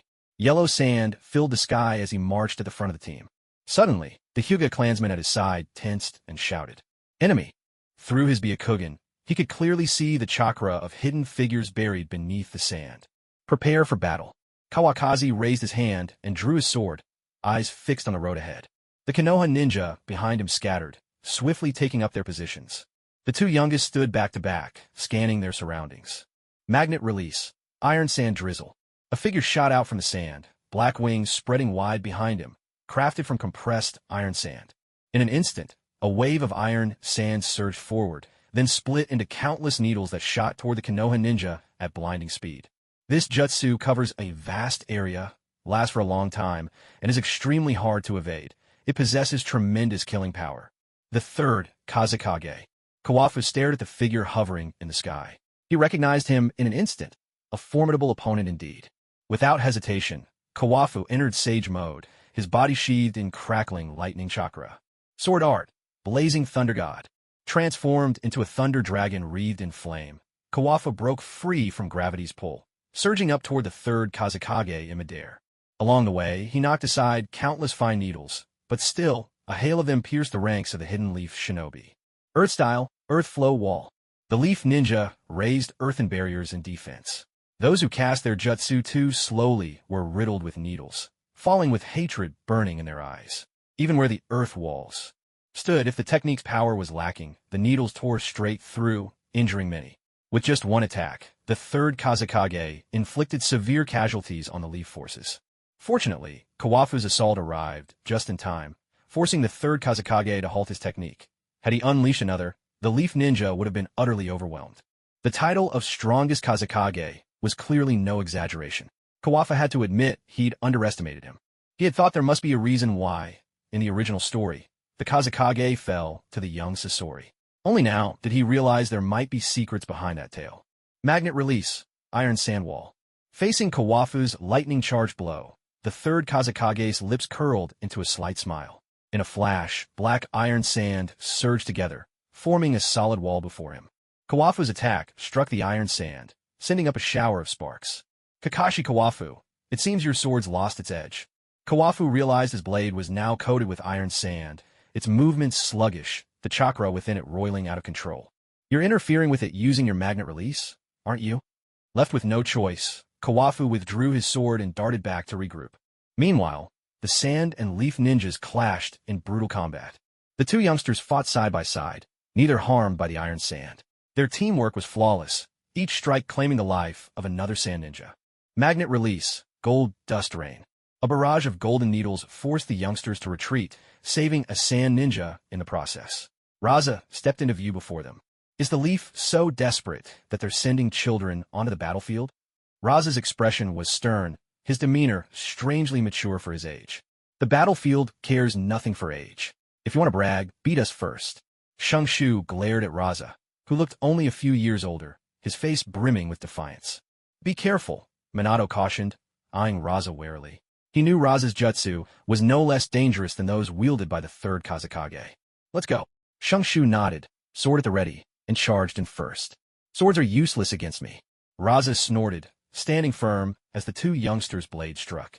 To their shock, their swords met no resistance. Raza's body seemed to absorb the force, trapping their weapons. Magnet release, gold dust world method. After Raza formed a hand seal, sharp spears of golden sand erupted from the ground like bamboo shoots, thrusting fiercely toward the two youngsters. Fall back, Minato shouted, his voice commanding. The two quickly released their swords and leapt back. Even a moment's hesitation would have seen them skewered by the golden sand. Your reactions are sharp. Here, have your swords back. Raza's gaze remained fixed on the two, and without any visible movement, the swords suddenly spun in the air and flew straight toward Minato and Shinshu. The two dodged, and the swords, now out of control, plunged deep into the yellow sand. We don't need swords to take you down. It was Shinshu's first time being disarmed, and the fury in his eyes was blazing. He recalled Kawakaki once joking, "As long as the sword lives, so do you. If the sword dies, so do you." Water style, heavenly weep. Recently, Shinshu had made progress practicing Tobarama's water style techniques, and this was one of the few he had mastered. This jutsu was designed for speed and subtlety, requiring no hand seals at all. Shinshu spat a volley of high-speed water needles from his mouth, aiming for Raza's throat, heart, and other vital points. Magnet release, golden sand wall. Seeing he couldn't dodge in time, Raza conjured a man-sized wall of shimmering golden sand in front of him, blocking Shinshu's attack. At that moment, Minato had circled behind Raza and launched his assault, moving with remarkable speed. Leaf Hurricane, a taijutsu move personally taught by Dai. Minato had mastered it well by now. A sweeping low kick followed by high kick landed true. Caught off guard, Raza was struck hard and sent flying. Water style, water blade slash. Shinshu wouldn't let this golden opportunity slip away. He gathered a massive amount of water chakra in his hand, shaping it into a sharp blade. Leaping high, he slashed down at the fallen Raza. Cracks appeared along Raza's body where Minato's kicks had landed, the fissures flaking away to reveal golden sand. He was unscathed by the attack. Shinshu's strike pierced straight through Raza's form, only to discover it was merely a sand clone. As the golden sand scattered, it surged towards Shinshu like a living wave. Watch out! Minato kicked Shinshu out of harm's way, and the sand missed its mark. Raza's true body appeared a short distance away. Magnet release, golden sand spear. Condensed golden sand formed a drill-like spear, launching a rapid barrage of thrusts at the two. Earth style, earth flow wall. X2. Two earthen walls rose before them. The sand spear pierced through both layers, narrowly stopping just in front of the pair. Cold sweat trickled down Minato and Shinshu's foreheads. They'd barely escaped serious injury, or worse. Annoying brats, Raza muttered under his breath. The continuous use of high-level jutsu was draining his chakra quickly. He dug into his ninja pouch and swallowed a soldier pill. The desert's a terrible environment. I can't even use some of my jutsu. Shinshu pounded the sandy ground in frustration. If they were fighting by water, he'd have shown Raza what he was truly capable of. Without my sword, my taijutsu isn't doing much. We can't aim to defeat him. Let's just keep him occupied, Minato said. Minato analyzed the current situation and quickly settled on a strategy for what came next. After exchanging a nod, the two of them split up, weaving around from both flanks in constant motion. For a while, Raza found himself unable to gain the upper hand against either opponent. The fight surged back and forth, lively and intense. Are those your disciples? Kawakaki dodged the massive iron sand hand conjured by the third Kazekage. Just now, he'd almost rushed in to save his students, but thankfully the two youngsters managed to hold their own. He had already recognized Raza's identity. A pity I didn't manage to kill those two kids. The third Kazekage had also noticed how deeply connected Nawaki and Minato were to Kawakaki. Their swords bore the exact same style. If they die, I'll see to it that all of you are buried with them. Kawakazi's eyes were cold and sharp. Those he acknowledged as family were his greatest weakness, the one thing he would never allow to be harmed. How arrogant. Magnet release, iron sand triangular spike. After forming a series of hand signs, the third Kazekage summoned a massive triangular spike of iron sand, launching it toward Kawakaki at incredible speed. Facing a gigantic iron sand spike, several times his own size, Kawakaki chose not to evade. If he couldn't use his sword, then his own body would become the best weapon. Sage Art, Thunderbolt Fist. Lightning surged around Kawakaki's right fist, the power of the lightning nature blending with brute force, amplified further by the energy of Sage Chakra, an awe-inspiring sight. He planted his feet and leapt high into the air. In a flash, Kawakaki's fist collided with the tip of the spike. A deafening explosion erupted. The colossal spike shattered into pieces, fragments scattering in all directions. Landing back on the ground, Kawakaki shot a cold glare at the dumbfounded third Kazekage. Is that really all you've got? Could he actually rival the Raikage? The third Kazekage ignored Kawakaki's taunts, murmuring under his breath. That blow had reminded him of the third Raikage. Who would have thought Konoha harbored someone who had mastered taijutsu to such a degree? In his mind, Kawakaki's level of threat had just risen another notch. He had assumed that, Without a weapon, Kawakaki was a tiger with no fangs. Now he saw how wrong he was. Magnet release, iron sand top. Shaken but undeterred, the third Kazekage formed more hand seals. The scattered iron sand in the air quickly regrouped, forming an even larger triangular spike, now spinning at high speed. With a powerful whooshing sound, it shot toward Kawakaki on the ground. You don't actually think I'd just take that head-on again, do you? Kawakaki glanced at the third Kazekage, as if he were looking at a fool. The moment his silhouette vanished from his spot, the spinning spike slammed into the earth, kicking up a massive cloud of sand and dust. The Kazekage's face darkened in an instant. Your jutsu is far too slow. Kawakaki's voice rang out from behind. In a blink, he'd closed the distance. The Kazekage whirled around, only to see a massive fist growing larger and larger in his field of vision. A thunderbolt fist landed squarely on the Kazekage's nose. The third Kazekage's form instantly dissolved into a cloud of scattering sand. He appeared not far from Chuanfeng, his heart still pounding with lingering fear. If that punch had landed, even with his body shielded by iron sand, the rampaging lightning chakra would have been more than he could handle.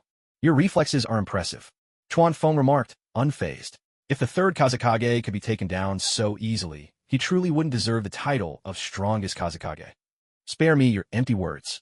A bead of iron sand, shaped like an eye, surfaced on the third Kazekage's shoulder. It was this very eye that had proven invaluable moments ago. Magnet release, iron sand wings. From the center of the wings at his back, the third Kazekage unleashed a flurry of iron sand feathers, launching a remote assault on Chuanfeng. These feathers, if they struck, would paralyze their target, robbing them of the ability to fight. They moved so swiftly that the naked eye could barely follow. Yet he didn't expect this move alone to defeat Chuanfeng. Taking advantage of the widespread attack, he began to weave his most powerful ninjutsu. Magnet release, iron sand world order. A vast amount of chakra surged as the third Kazekage drew closer to Chuanfeng, wings beating. He manipulated the iron sand to form a massive, spiked barrier in the air, aiming to impale his opponent. Chuanfeng was completely enveloped within the barrier, his movement space severely restricted, while the Kazekage moved within it as effortlessly as a fish in water. His own speed received a tremendous boost. Facing this dual assault of advanced ninjutsu, Chuanfeng instinctively wanted to use the Flying Thunder God technique. But the kunai he'd just thrown was sucked in by the iron sand and absorbed, cutting off any connection to the Flying Thunder God mark. Chuanfeng had no choice but to deftly evade the feather attacks, searching for a way to break through the barrier. He hadn't expected the iron sand to repair itself so swiftly, its reach so vast, with the third Kazekage poised to strike at any moment. This greatly hampered Chuanfeng's progress. This barrier restricts you as much as it does me, he called out. Sage art, shining gates of the divine. Chuanfeng and the third Kazekage clashed, his hands flashing through a rapid sequence of seals. Suddenly, several colossal red torii gates descended from the sky. Before these crimson gates, the iron sand barrier proved fragile, shattering into splinters under their crushing weight. Chuanfeng seized the moment to escape the confines of the barrier. The third Kazekage moved even faster. The surveillance eye on his shoulder, upon glimpsing the descending red gates, prompted him to hastily withdraw from the barrier's reach. With the barrier shattered, he suffered some backlash. His wings could no longer be maintained. Who would have thought Konoha would produce such a prodigy as you, he said. Admitting, for the first time since becoming Kazekage, he'd been forced into such a corner. Even Shikaku itself had once been suppressed by this very technique. You're simply too weak, Chuanfeng retorted. Yet, the sage chakra within him was running dangerously low. His own absorption rate couldn't keep pace with its rapid consumption. This was in fact the longest he'd ever sustained sage mode. The markings on his face faded, his pupils returned to black, and as he released sage mode, Chuanfeng found himself still in decent shape. Meanwhile, the third Kazekage bit down on a soldier pill he'd kept hidden in his mouth, already contemplating retreat. With Chuanfeng Arakawa present, his objective was now impossible to achieve. If he delayed any longer, he feared he might not even be able to escape. Then, until we meet again. Magnet style, iron sand burial. Without the slightest hesitation, the third Kazekage's expression hardened. He formed seals, then slammed both hands to the ground. Countless grains of black iron sand were drawn up from beneath the earth. In an instant, they merged into a massive black wave, surging toward Arakawa and the battling forces behind him. Retreat, the third Kazekage shouted, leading the nearby sand shinobi in a swift withdrawal. Faced with the oncoming tide of iron sand, ninjas from both sides scattered in all directions. If anyone was caught in that wave, what victory would even matter? The Sand Shinobi retreated alongside their leader, and Arakawa did not pursue. He knew he could not keep them here today. Without his sword, his offensive power was still a step behind. On the battlefield, Chuanfeng Arakawa busied himself with rescuing Konoha ninjas who had failed to dodge in time, only to realize that this iron sand wave was nothing but a flashy show. Though it seemed overwhelming, its force upon reaching them was only mediocre.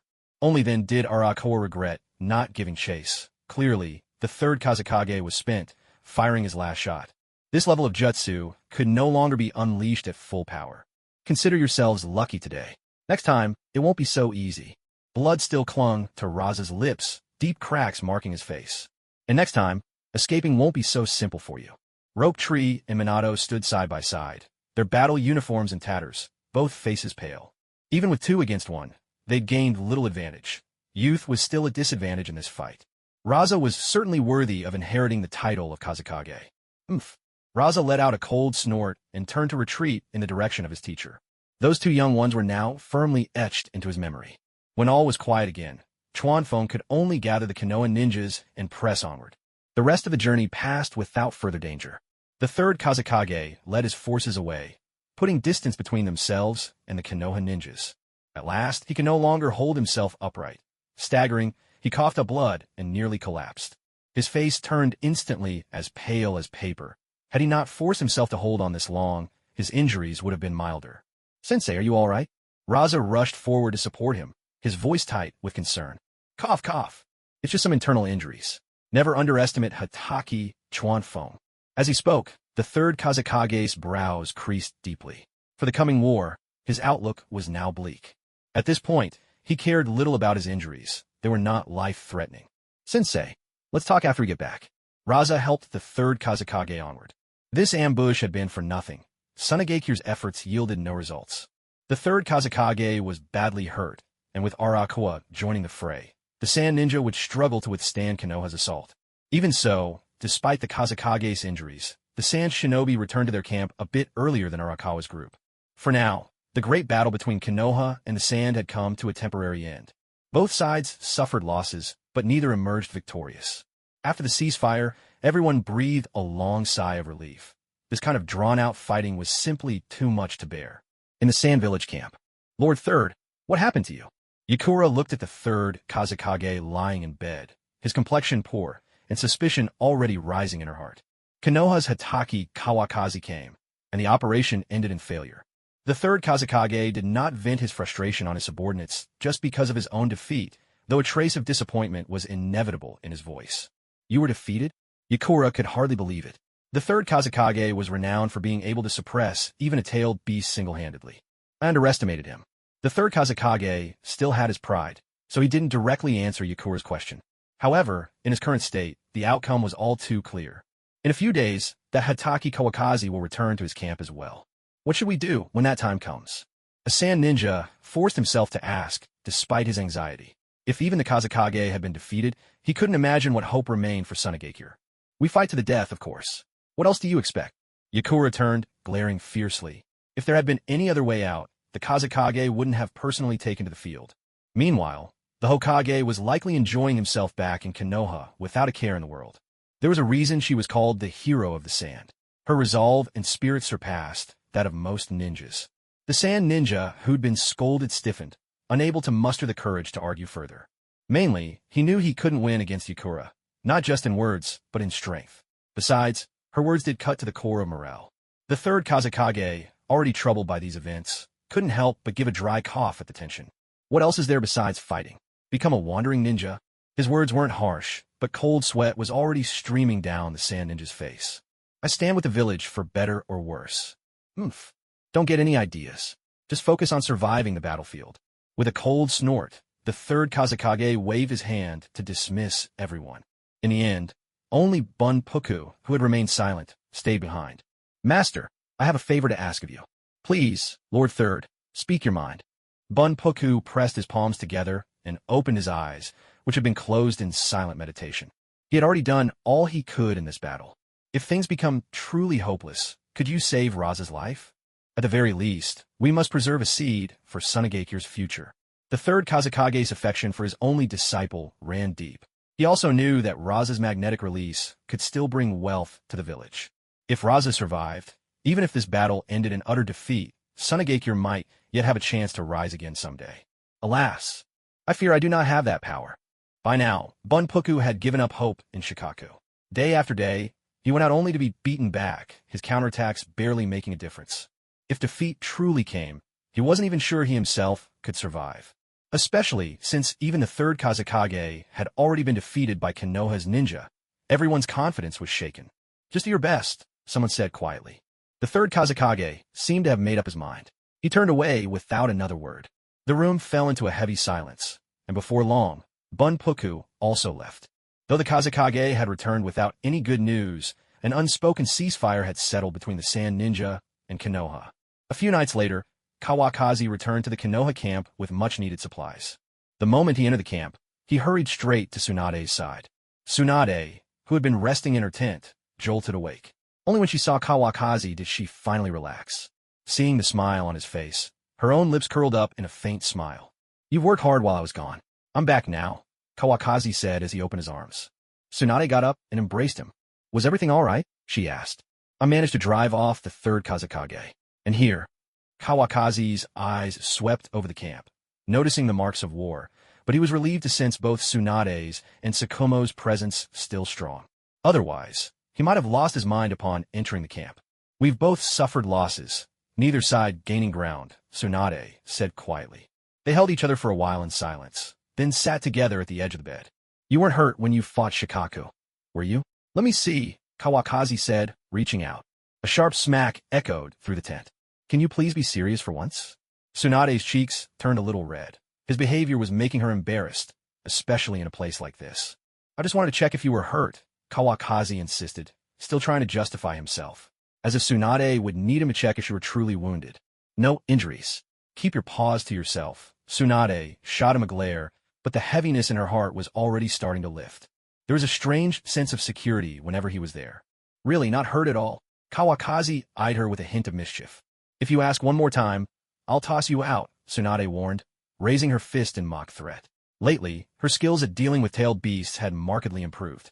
All right, I won't ask," Kawakazi said, seeing that her mood had brightened, and decided to behave himself. "Now that you're back, it's our turn to strike," Tsunade said, the frustration from dealing with the Sand Ninja clear in her voice. "We'll wipe them out completely," Kawakazi replied, his face full of confidence. He felt far more certain about facing the Kazakage again. "Good. For now, get some rest," Tsunade said. "We'll discuss plans tomorrow." She wasn't about to let Kawakazi spend the night in her tent. She still had to keep up appearances as commander. "I have a small request," Kawakazi said, suddenly leaning in so close that Tsunade found his face looming large in her eyes. Startled, she braced herself on her hands, leaning back and looking up at him. "What is it? What do you want?" Tsunade already had a good idea what was on his mind. "It's just," Kawakazi barely got 2 words out before his head moved in closer. Their lips met, lingering for a long moment before they parted. Tsunade's cheeks were already tinged with a rosy blush. Chuanfeng didn't push his luck. He stood up, ready to leave. "Good night, my princess Tsunade." "Scoundrel, I'm going to sleep." Tsunade gave Chuanfeng a kick as he turned to go.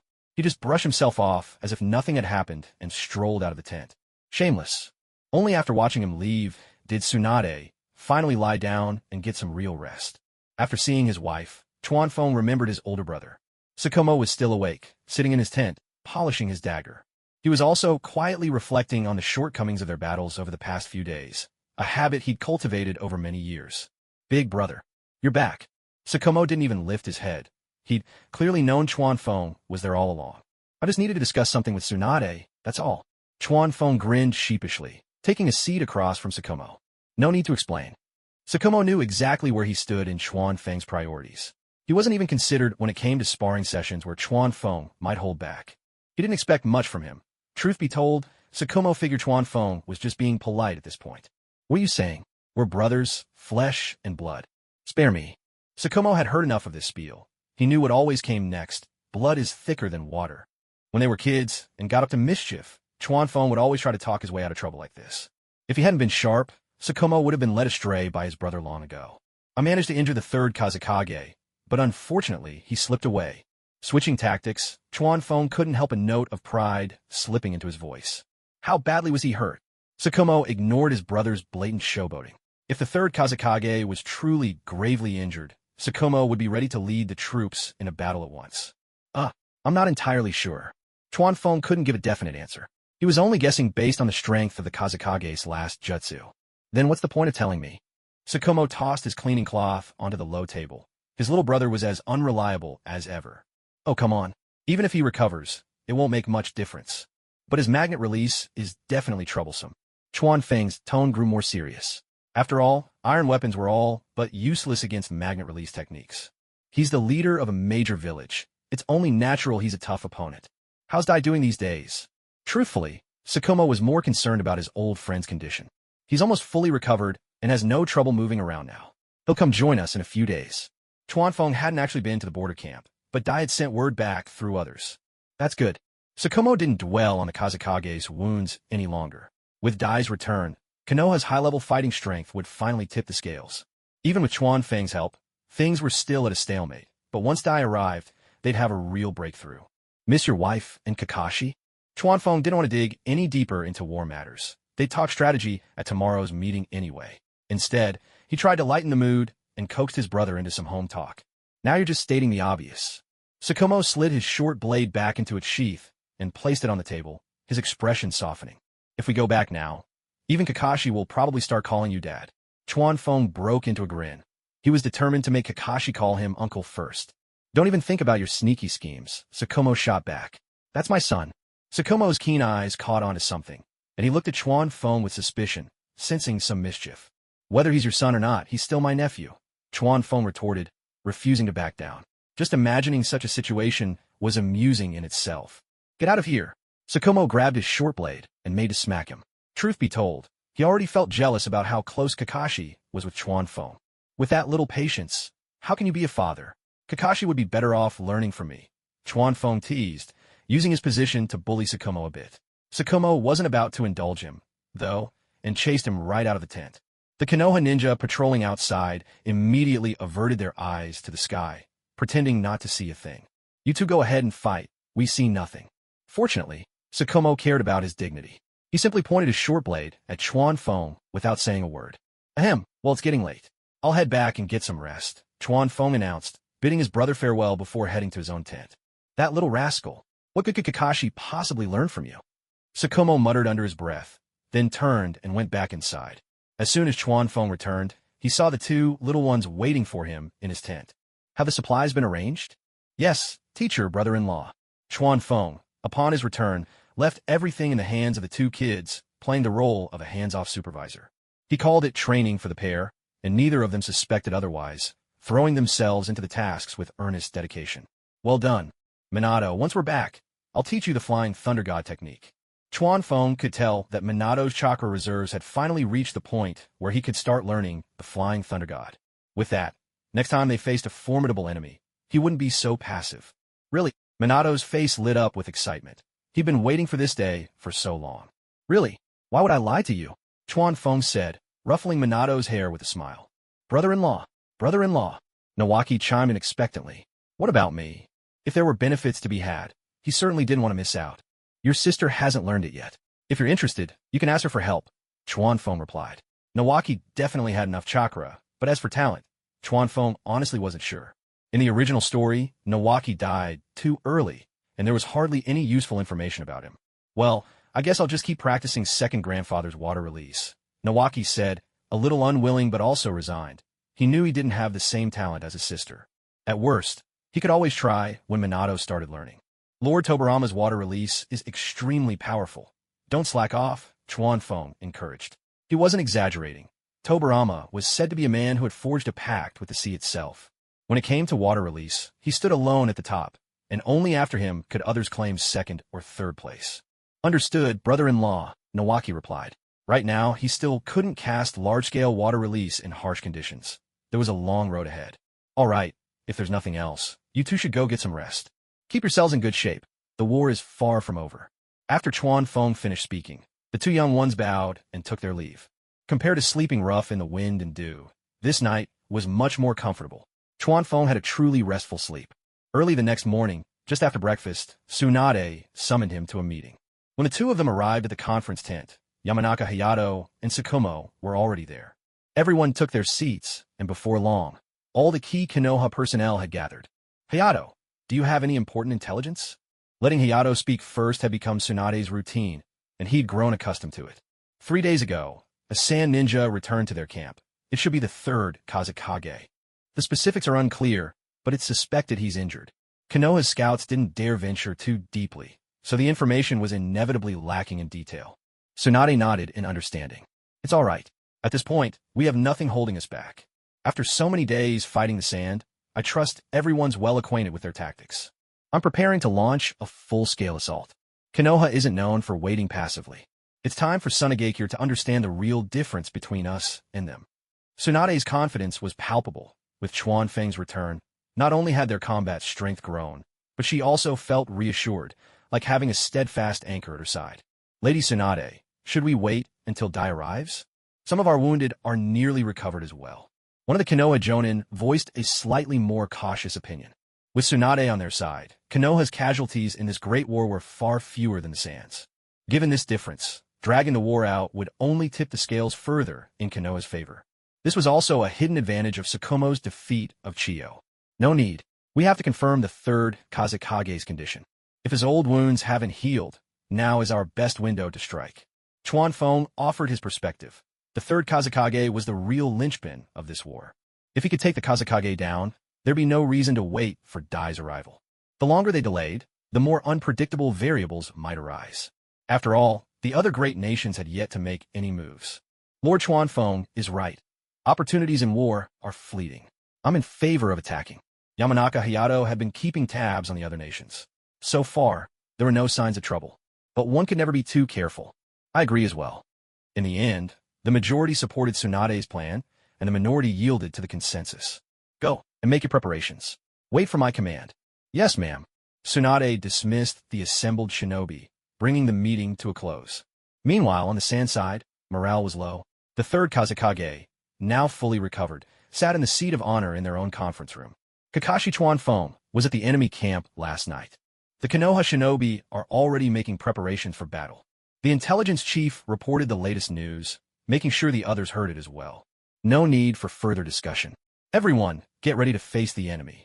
This is the moment that will decide whether Tsunade lives or dies. Even if we are doomed to lose, I'll be the first to fall before any of you. The third Kazakage cut through the clamoring voices below, refusing to give anyone a chance to speak. As the Konoha shinobi advanced toward the Sands encampment under Tsunade's command, the third Kazakage led his forces out to meet them. Without warning, the battle began. Fugaku transformed into Shikaku and faced Tsunade head-on. Tsunade wasted no words. With 3 layers of buffs enveloping her, her body radiated with the crimson glow of tailed beast chakra. Today, I'm going to tear you apart with my own hands. With a furious roar, Shikaku charged directly at Tsunade. He already knew that ranged attacks were useless against her. Now, close combat was the only way. No wonder he'd been getting beaten up these past days. Brawling really wasn't his strong suit. Seems like you just can't get enough of being pummeled, Tsunade sneered. She leapt high into the air, raising her leg to deliver a powerful opening blow to Shikaku. Elsewhere, Sukumo was surrounded by Yi Tsang and the Shadow Guards. Both sides were extremely cautious, neither able to find a way to break the stalemate. Whoever let down their guard first would be the one to fall. Kakashi Hitaki, we meet again, the third Kazakage announced as he faced Kawakaki, wings of iron sand unfurling behind him. Looks like you've recovered, Kawakaki replied, arching an eyebrow and fixing the airborne Kazakage with a cold stare. You had to admit, there was something impressive about someone who could fly. Why don't you come and find out? The Kazakage challenged.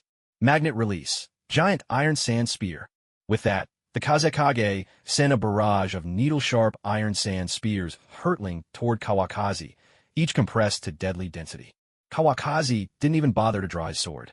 In a blur, he evaded the iron spears. The black spears drove deep into the desert, vanishing without a trace, testament to their immense force. Good. If you're healed, we can really go all out, Kawakaki said, already closing in on the Kazakage, lightning crackling over his body and curse marks surfacing at the corners of his eyes. A thunderous blow shattered the iron sand wall with a resounding crash. Kawakaki withdrew just in time, missing his target by a hair's breadth. So what if you broke through? The Kazekage smirked, a hint of triumph on his face. Doesn't mean you can hurt me. Don't get cocky just yet, Kawakazi retorted, weaving hand signs to summon a lightning-style shadow clone.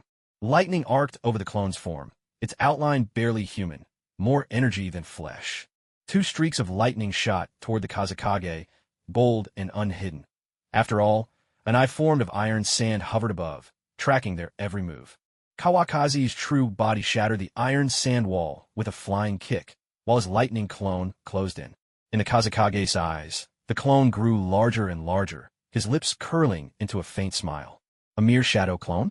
Hardly a threat. He raised his right palm, and in an instant a massive iron sand spear pierced straight through the clone. Got you. As Kawakazi landed, he murmured under his breath, then vanished, surging forward once more. An earth-shaking impact followed, echoing across the battlefield. The shadow clone exploded amidst the third Kazekage's cold laughter, unleashing a wild surge of lightning that engulfed him. Encased from head to toe in iron sand, the third Kazekage's limbs convulsed under the electric assault. He lost control of his body and plummeted from midair. At that moment, Kawakazi appeared above him, lightning crackling even more fiercely around his right foot. The third Kazekage, unable to dodge in time, hastily wrapped himself with wings made from iron sand. You're digging your own grave. Kawakazi brought his foot down hard on the wings, and lightning-charged chakra surged through the iron sand straight into the Kazekage's body. Yet, instead of the scream Kawakazi expected, there was only silence. Sensing something was off, Kawakazi immediately leapt back. But he was a second too late. The iron sand wings exploded into fragments, sending countless iron particles hurtling toward Kawakazi. When did this happen? His voice betrayed his disbelief as he retreated, but still, the iron sand struck him. Putting distance between himself and the blast zone, Kawakazi checked his injuries. The places where he'd been pierced were already starting to heal, though some grains of iron sand still needed to be forced out from his body. These wounds hardly affected him at all. He coughed lightly, a token of reciprocity. As the iron sand gathered and formed a humanoid shape, the third Kazekage reappeared not far from Kawakazi. Electric sparks still flickered faintly across his body, and his expression was somewhat stiff. These wounds mean little to me. Kawakazi didn't finish his sentence before suddenly sensing that his body was slipping from his control. His movements grew awkward, as if someone was wrestling with him for command over his very limbs. You feel it, don't you? Your body not listening to you anymore. My magnet release isn't that simple. The third Kazekage flexed his body. The paralysis was already wearing off. Both men seized the chance to recover, neither daring to make a rash move. Gritting his teeth against the searing pain, Kawakazi forced the grains of iron sand out one by one. He could feel the iron sand hindering his healing and sapping his mobility. If a larger area had been struck earlier, he could have been forced to take his own life under another's control.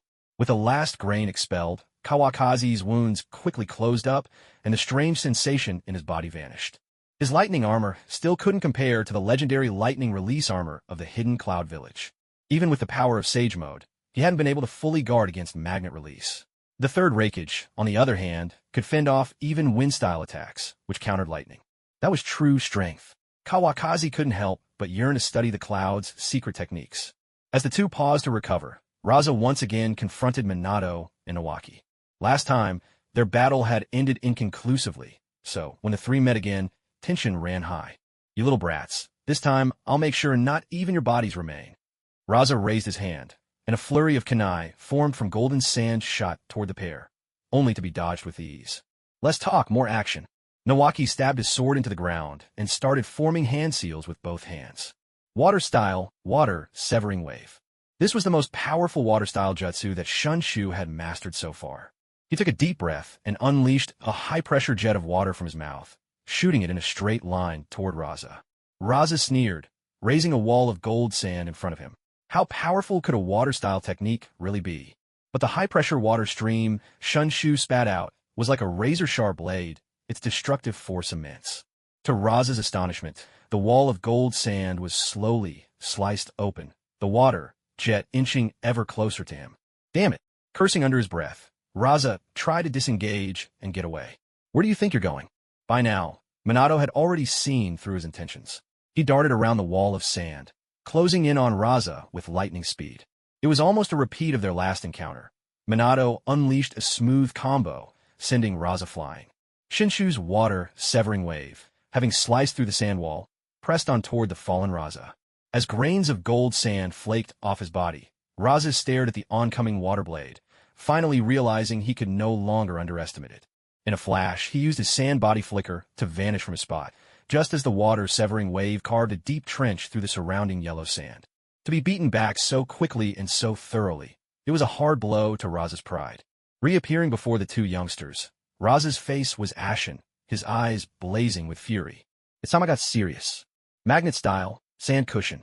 Gathering chakra, Raza formed a cloud-shaped pad of gold sand beneath his feet, lifting himself into the air and beginning to fly. Magnet style, gold sand spear. From his vantage point above, Raza unleashed his attack. A barrage of gold sand formed into spears, plummeting toward the two with terrifying force under Raza's control. Dodge! Minato was the first to leap aside. Shinshu, who had been thinking of countering with an earth-style jutsu, heeded the warning and used water body flicker to escape as well. The gold sand spears struck the ground where they just stood, piercing through with tremendous force. Let's see where you run to next. Hovering above, Raza pressed his advantage, unleashing jutsu after jutsu in relentless pursuit. They can both fly now. Kawakaki, meanwhile, made no move against Raza. If he did, the third Kazekage would never let the two boys go. Looks like we can't even use our swords. The third Kazekage caught the sarcasm in Kawakazi's tone and refused to let it go unanswered. Kawakazi's face darkened in an instant. This guy's words cut straight to the bone. Sage art, divine thunder of the nine heavens. This was Kawakazi's own advanced version of the palm lightning technique, the name shamelessly borrowed from Taoist sorcery. He'd originally considered calling it lightning descent, but decided it lacked the flair to match his striking good looks. Without warning, thick bolts of lightning as wide as an arm crashed down from the sky, aiming squarely at the third Kazekage. His entire body was cloaked in iron sand, transforming him into a living lightning rod. I'll fry you to a crisp today. Not satisfied, Kawakazi whipped his right hand forward, sending a brilliant arc of lightning from his palm straight toward the third Kazekage. You're still not finished, are you? The third Kazekage's face was stricken with terror, but he refused to admit defeat. There was no time to think. Just barely recovered from his paralysis, he didn't dare take another hit. Sand transformation technique. In a split second, the third Kazekage shed his iron sand armor, merging into the swirling desert sands. It was only because they were in the desert that he managed to escape. Anywhere else, and even this move might not have saved him. So you had another trick up your sleeve.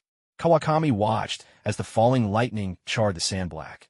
Only then did the third Kazekage slowly reappear from where he'd vanished. Although he'd evaded most of the force, he still took another blow. Magnet release may counter weapons, but lightning release seemed to be the bane of his iron sand. His robes were now even more tattered, his face mottled with black and yellow burns. He no longer had the dignity of a village leader.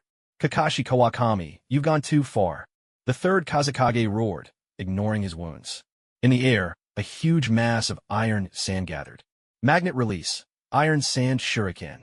Countless massive windmill shuriken took shape overhead, spinning and slicing the air with a shrill whir. With a commanding gesture, he directed a barrage of shuriken to rain down on Kawakami. Too slow, still too slow. Kawakami's face betrayed only disdain. No matter how powerful the attack, it meant nothing if it couldn't hit. With his instantaneous speed, he could easily dodge every shuriken. Just as he prepared to strike back with lightning release, he realized the third Kazekage had switched tactics. Wings unfurled, he soared straight toward Shikaku. Don't you dare! Kawakami shouted, and with the flying thunder god technique, he appeared beside Tsunade in a flash. Faster, even than the Kazekage. At that moment, Tsunade was grappling with Shikaku, each punch and kick infused with crimson chakra, sending sand and dust flying from the tailed beast's body. Thunder Fist. Kawakami's arrival took Shikaku completely by surprise. The punch sent the beast hurtling away, the force even greater than Tsunade's own, despite her triple strength boost. What are you doing here? Tsunade asked, still puzzled, unaware of the Kazekage's movements. Watch out! Kawakami grabbed Tsunade's arm, pulling her clear of a massive iron sand pillar that crashed down where they just stood. The third Kazekage now stood at Shikaku's side. Master Bunpuku, if you please.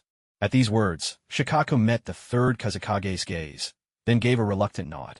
I have no desire to fight alongside this guy, Shikaku grumbled inside Bunpuku, clearly displeased. No Kazekage was ever any good in his book. If it hadn't been for the second Kazekage, he wouldn't have been captured and sealed away in the first place. This isn't the time for bickering. Bunpuk is soothed, and Shikaku slowly calmed down, relinquishing control to his host once more. The battlefield had shifted. Now, it was a 2-on-2 standoff, the four combatants regarding each other warily. You'll regret the choice you've made. With the Mystic Gate technique in hand, a move specifically meant to counter-tailed beasts, Chuanfeng found the situation turning decidedly in his favor. With Shikaku sealed away, the third Kazekage had no hope of escaping the combined assault from him and Tsunade. Let's settle this with our fists first. The third Kazekage, left with no other options, could only rely on Shikaku's power to unleash even mightier techniques. Go! Chuanfeng and Tsunade lunged forward from opposite sides. One streaked with a bolt of lightning, the other a crimson flash like a burning ribbon. In a heartbeat, they closed in on Shikaku and the third Kazekage. Wind style, sand scatter shot. Shikaku opened his massive maw, and with the Kazekage's aid, used wind style to amplify both the power and spread of the iron sand projectiles.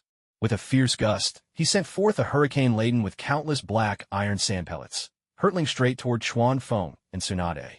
Dodge! Chuanfeng had already suffered once from this attack, and deeply understood its danger. This time, the iron sand volley was even wider, and propelled by wind style, blindingly fast. Tsunade, her wings beating hard, simply couldn't match Chuanfeng's flying thunder god speed, and was struck full-on by the iron sand. Tsunade. Though Chuanfeng dodged the blast, he had no time to save Tsunade. Thankfully, such wounds were nothing serious for her. But causing injury wasn't the true aim. The third Kazekage's real intent was to embed sand iron into his opponent's body, restraining their movements. Desert Layered Burial Seal. The Kazekage stretched out his hand, remotely controlling the sand iron to immobilize Tsunade, while Shikaku plunged both hands into the desert sands. His arms merged with the sand, snaking towards Tsunade, and the golden grains, inscribed with inky black curses, wrapped her up like living tentacles. In the blink of an eye, a three-tiered pyramid took shape. As the black sigils linked together across its surface, Tsunade was sealed within. In the original story, this was a technique Gaara performed with Shikaku, powerful enough to seal even the reanimated Uchiha Madara. Tsunade, lacking Susanoo, had no means left to resist. Given time, she would likely be crushed to pulp inside that pyramid. Sage Art, Mystic Gate. Seeing this, Chuanfeng was frantic, wishing he could take Tsunade's place and bear the attack himself. He hadn't expected that the third Kazekage, working in concert with Shikaku, could unleash such a formidable sealing technique. Now that Shikaku was focused on sealing Tsunade, its movements were restricted. All Chuanfeng could do was watch helplessly as the crimson Torii Gate plummeted from the heavens. Magnet style, iron sand cuboid. The third Kazekage made one last attempt to shield Shikaku from the descending Torii. A giant cuboid of iron sand managed to bat away a single red Torii before losing momentum. Shikaku, with only its tail still able to move, was pinned to the ground, utterly immobilized. Its chakra began to seep away as the sealing took hold, the black curses on the pyramid fading one by one. Seeing the seal failing, the third Kazekage turned his attacks on the pyramid itself, trying to destroy Tsunade while she was trapped inside. Magnet style, multiple iron sand spinning tops. The Kazekage poured a huge amount of chakra into the air, conjuring a dozen spinning iron sand tops, each upright and whirling with deadly force. They flew straight toward the pyramid. Immortal art, divine thunder of the nine heavens. Kawafa couldn't use flying thunder god to instantly reach Tsunade's side, so he had to take a detour. As long as the seal was broken, Tsunade could easily dodge the third Kazekage's attack. It was a contest of speed and timing between the two of them. Shikaku, sealed by the gate of the great god, was now the ultimate victim, completely unable to put up any resistance. A tortured howl burst from him as lightning crashed down from the sky, making him writhe in pain while plumes of black smoke curled from his body. Had he not been in full-tailed beast form, that strike alone might have been the end of him. Shikaku's arms began to retract, and the pyramid slowly started to collapse. The third Kazekage's attack had already reached the top of the tower. A deafening boom erupted, shaking every ninja on the battlefield to the core. Even Kawafu, who'd intended to deliver the final blow to Shikaku, paused in surprise.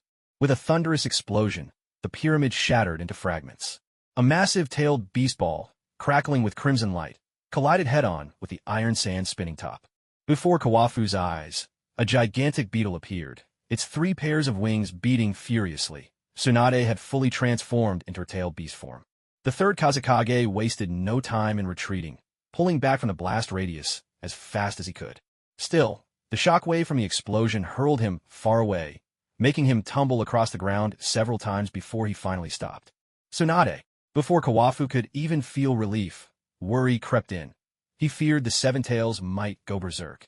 Without true acceptance from the tail beast, it was impossible to stay in control during complete transformation. As time went on, a Jinchurikis would be gradually devoured by the beast, losing all sense of friend or foe, lashing out wildly, and ultimately vanishing. "I'm here, don't worry." Komi spoke in Tsunade's voice. She had become a perfect Jinchuriki. "I thought you were about to lose control." Kawafu let out a long sigh of relief, no longer in the mood to deal with Shikaku, who, after the explosion, was barely hanging on. He teleported straight onto Komi's back. The flying thunder god mark had not disappeared, even in the full-tailed beast transformation. Komi says she doesn't want to start growing up all over again." Tsunade's voice reached Kawafu's ears once more. Kawafu opened his mouth, but for once, he was speechless at that explanation. He could only change the subject back to the battlefield. "It's time to finish this." Komi flapped her wings and carried Kawafu along, letting him relish the thrill of flight. "This feels amazing. Next time, let me have another ride." "What? You think I'm your personal mount?" Tsunade shook in protest, but Kawafu sat steady as a rock, completely unmoved. "Haha, it's just a little wish. You sure know how to take all the perks for yourself." They bickered as Komi soared higher into the sky, while the third Kazekage had already gotten back on his feet. He was unsteady, blood trickling from the corner of his mouth. After unleashing powerful ninja techniques one after another, and then being caught in the explosion of a tailed beast bomb, his injuries were truly severe. This time, it was far more serious than his last duel with Kawakaki. The third Kazekage somehow produced a vividly colored pill, and with a determined bite, swallowed it down. Once more, a surge of powerful chakra erupted from his body. In his howl, the pain he was enduring was unmistakable. This was Chiyo's forbidden medicine, also a deadly poison. Because it was so rare, there was only this one pill. After swallowing it, he could unleash an overwhelming chakra at the cost of burning away his life. As the third Kazekage's chakra grew even stronger, his posture began to hunch, and the wrinkles on his face became starkly visible. Even his hair turned a stark gray-white. "This is bad, he's going all out." As the saying goes, a desperate man fears nothing. Now that the third Kazekage was fighting for his life, even Kawakaki felt a flicker of dread. He was not one for defense, whereas the third Kazekage excelled at wide-area devastation. Kawakaki was confident in protecting himself, but he feared the Konoha shinobi on the battlefield would not be so lucky. Sword technique, lightning godspeed. At that moment, Kawakaki could no longer worry about suppressing the magnet release. He leapt down from Komi's back. In midair, he drew a perfect line, aiming straight for the third Kazekage's throat. Komi's expression was unreadable, but his sudden acceleration betrayed Tsunade's urgent intent. Tentacle strike. Chome charged like a massive missile, his enormous horn aimed directly at the third Kazekage. "Ha ha ha! I'll take the Konoha shinobi to the grave with me." The third Kazekage's face twisted with madness. He neither dodged nor flinched. He knew his own death was certain. If he could only wipe out most of the Konoha shinobi, perhaps Tsunade could still cling to survival after this battle. As for what came next, he no longer had the time to consider it. This was his final decision as Kazekage. "Master Bunpoku, take Raza and go." Magnet release, iron sand burial. The third Kazekage roared, forming hand seals before slamming both palms to the ground. Channeling all his chakra into the earth, he endured excruciating pain, his body trembling slightly. As for the Suna shinobi still fighting the Konoha ninja, he could only offer them silent apologies.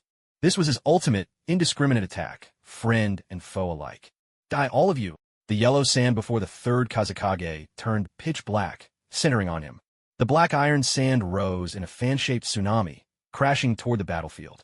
Kawakaki's sword struck from above, piercing the Kazekage's throat, while Tsunade's massive horn smashed his body in two. A faint smile lingered at the corner of the third Kazekage's lips. His lower half remained kneeling on one knee, unyielding. His upper body shattered with a resounding crash, blood hissing and smoking as it seeped into the desert sands. "Go!" Chiming let out a thunderous roar, swept Kawakaki onto his back with a single wing beat, and soared away from the spot. "What a potent poison," Kawakaki muttered. Even breathing in the slightest bit had left him feeling unwell. He quickly took out an antidote pill concocted by Tsunade from his ninja pouch, swallowed it, and finally felt some relief. A mournful cry echoed through the air. Kawakazi's sage mode had faded, and the massive tide of iron sand shattered the crimson Torii gate into fragments. With its movement restored, Shikaku, empowered by immense chakra, reached out and snatched Raza from midair in his elongated hand. Without a second thought, Bunpuku turned and fled. "Sensei!" Raza gazed at the distant corpse of the third Kazekage, his cries heart-wrenching. This was Lord Third's final wish. "You must live on," Shikaku said, unable to harm Raza and struggling to restrain his own agitation, offering only words to comfort him. "Sensei," Raza repeated over and over, but he no longer struggled. "Let's save them," Kawakazi said, and in a flash he appeared beside the two youngsters. Sensei, brother-in-law. The two of them, thoroughly shaken from being chased midair by Raza, had managed to flee quite a distance.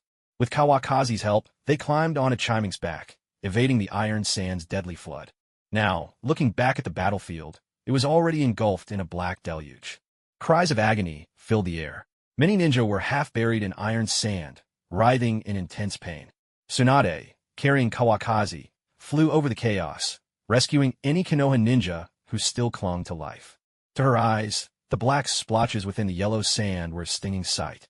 The third Kazekage was truly ruthless, she thought, her heart bleeding for the heavy loss. Most of Konoha's ninja had fallen. This victory was Pyrrhic at best. "Big brother." Kawakazi noticed Sukumo approaching. "Yitsong has escaped. I managed to kill 2 of the Kage guards." Sukumo had kept his composure during the iron sand onslaught, found an opening, and cut down 2 of the elite guards.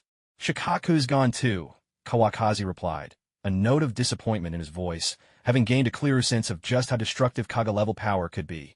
If the third Reikage could fight 10,000 alone, just how strong must he be? "There's no use in talking. I'll go organize the rescue efforts," Sukumo said, vanishing instantly, clearing out surviving sand shinobi and swiftly leading what remained of the unscathed Konoha ninja to aid the wounded. Night fell before the last living Konoha ninja were pulled from the waves of iron sand. So many would never return. The third Kazekage, at the cost of his own life, had devastated 70% of Konoha's forces with a single move. Land of Earth Iwagakure. The village, surrounded by rocky mountains, was naturally fortified and difficult to assault, its architecture simple and unadorned. At the heart of the village, the tallest building was the Tsuchikage Tower, its conical roof topped with a giant, unmistakable earth character. Inside the Tsuchikage's office, a short, middle-aged man with a bulbous, ruddy nose sat at his desk, conversing with a fellow ninja. "Lord Third, Konoha and the Sand Ninja are at each other's throats. Things are about to get ugly. Should we start making a move?" This ninja was the head of intelligence for the Hidden Stone Village. The slug princess of the leaf has actually become a Jinchuriki. "In that case, let's lend the Land of Wind a helping hand. Send Han to see me." The third Tsuchikage stroked his rather comical, large nose. "Yes, Lord Third." From the shadows came the voice of an Umbu guard, and a figure slipped away from the office. Before long, a tall, imposing ninja arrived at the Tsuchikage's office. He wore a crimson suit of armor, a wide-brimmed hat atop his head, and a red mask covering his mouth. With utmost respect, he bowed to the third Tsuchikage. "Lord Third, I called you here because I have a task for you. Take a team to the Land of Wind. I want you to meet the Leaf's ninja. The Leaf has been bullying its neighbors a bit too much." Donning the guise of a champion for the weak, the third Tsuchikage was, in truth, hoping to profit from the chaos. The Hidden Stone had barely intervened in the battles of the Land of Rain, suffering almost no losses.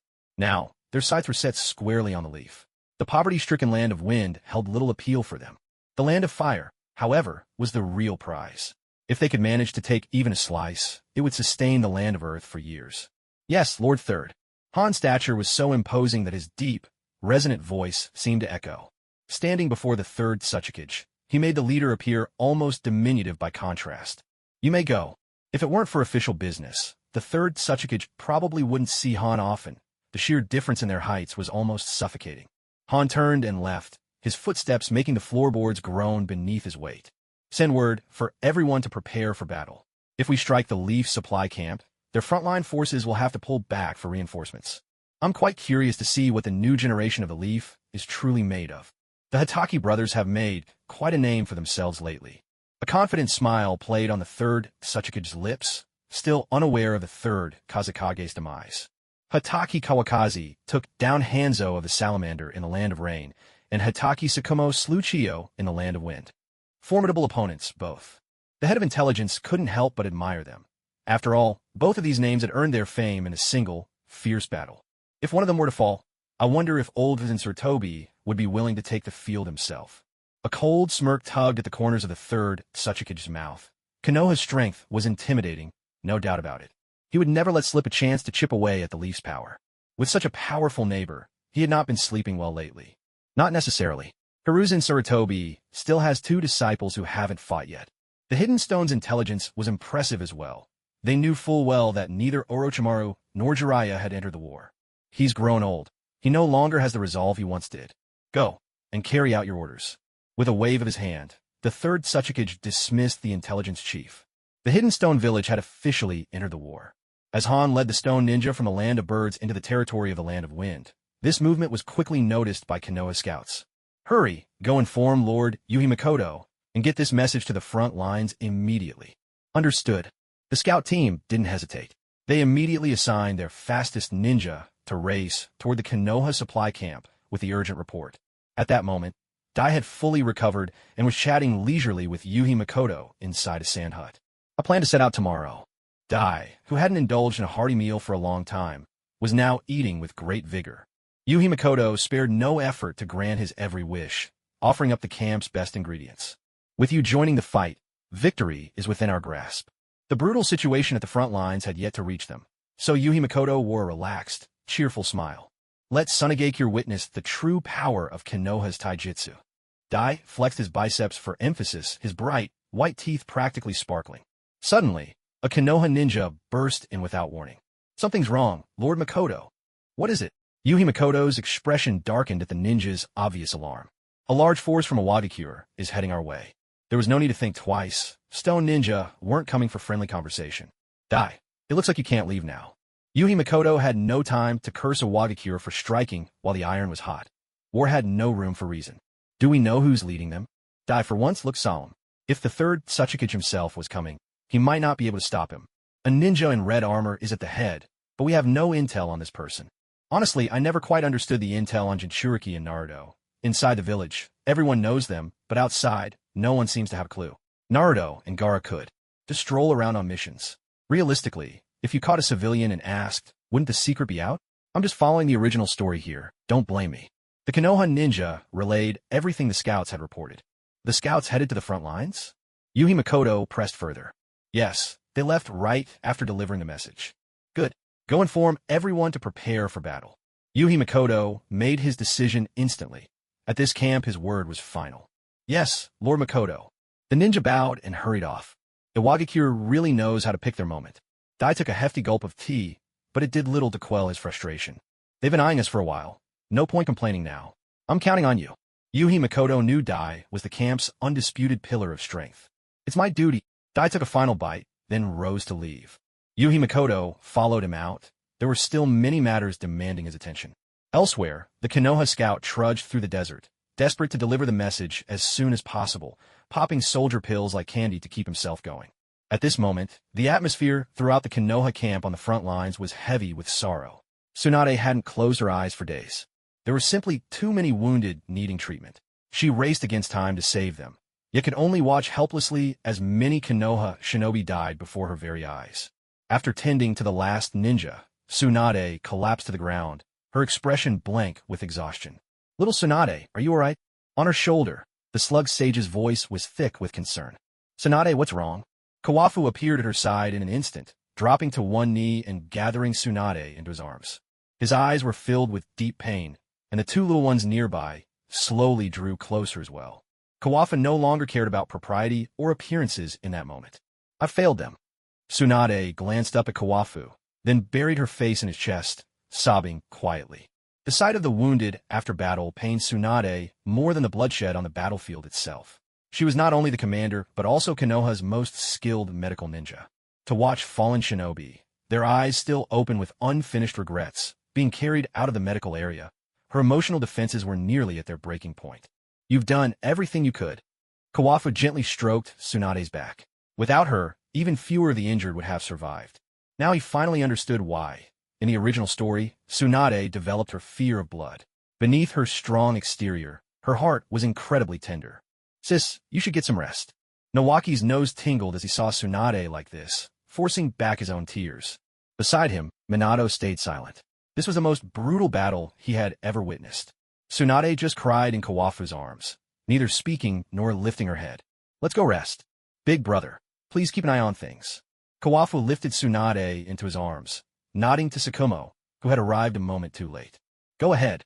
Sukumo nodded, offering no further words. His own heart ached as well. Tsunade instinctively wrapped her arms around Kawafu's neck, her sobbing growing softer. Kawafu vanished from the other's sight, and when he reappeared, he was already inside Tsunade's tent. He gently laid her down on the bed, reaching out to wipe away the tears at the corner of her eyes. Rest now. You're exhausted. Kawafu carefully removed her hands from his neck. Am I really that useless? Weariness was etched plainly across Tsunade's face, and the slug sage had vanished quietly, not wanting to intrude. To me, you're the best there is. No one could have predicted the third Kazekage would go to such insane lengths. Kawafu figured that many sand shinobi must have perished in the third Kazekage's desperate attack as well. I don't know how I'll face their families when we return to the village. I was the one who led them out here, but still. At this, Tsunade's emotions surged, and tears flowed once more. Casualties are to be expected on the battlefield, but this time, there were simply too many deaths. Hey, try not to dwell on it too much. The wounded still need you. What you need to do now is rest. Kawafuji had no better idea, so he used the concern in Tsunade's heart to compel her to rest. You're right, she replied. I need a rest. I need to rest. Tsunade closed her eyes, tears slipping down her cheeks. Sitting by the bedside, Kawafuji could see her lips still moving, though no sound came out. It was a long time before Tsunade finally drifted off, curling into herself like a child. Quietly, Kawafuji pulled the blanket up over her, smoothing the pale yellow strands of hair from her forehead. At last, he leaned down and pressed a gentle kiss to her brow, then turned and left. Even in sleep, Tsunade's face remained tense and troubled. Only time could begin to heal these wounds. Meanwhile, not a single soul remained on guard at the Sand Ninja camp. Beneath the golden sands not far from the hidden sand village, a vast underground cavern had already been constructed. All around, the sand had been reinforced by shikaku, covered with dark inscriptions, sealing jutsu etched by the sand ninjas to block any detection. Led by Bunpuku, the routed sand ninja forces had gathered here, joined even by the remaining shinobi from the hidden sand village. Now, only civilians remained in the village, its former glory all but gone. Master Bunpuku, what should we do next? Yakura sat cross-legged beside Bunpuku, looking haggard and exhausted. I did not take part in decision-making, Bunpuku replied. He was nothing more than a monk forged for war. Strategy was not his domain. With that, he closed his eyes again to rest. If not for the third Kazekage, he would have already perished. We need someone to lead us, someone among the Sand's political elders spoke up. And indeed, the situation was as dire as they claimed. Then who do you think is suitable? Yakura asked, her gaze fixed on a group of respected elders. Their strength might have faded, but their influence and prestige remained. Raza is a good choice. One kindly old man spoke first. He had always gotten along with the third Kazekage, and now was willing to support Raza. No, he's too young, someone quickly objected. I think Yakura is suitable. An elderly woman's voice spoke up in support of Yakura. I have no interest in the position of Kazekage, Yakura replied. She knew it would be impossible to gain the feudal lord's approval at this time. As long as everyone recognized her, she could sit in that seat. Yet whether the hidden sand village would survive this calamity was still uncertain. I recommend. Suddenly, everyone was speaking at once, the underground chamber erupting in noisy debate. For a moment, the entire cavern was anything but peaceful. Do you all really think you have a luxury of time? Bunpuku finally interrupted, unable to bear it any longer. His voice wasn't loud, but it struck with startling clarity. Everyone looked at one another in stunned silence. Here's what we'll do. Yakura will act as Kazekage for now. If our hidden sand village can weather this catastrophe, when Raza grows up, we'll let him take over as Kazekage. What do you all think?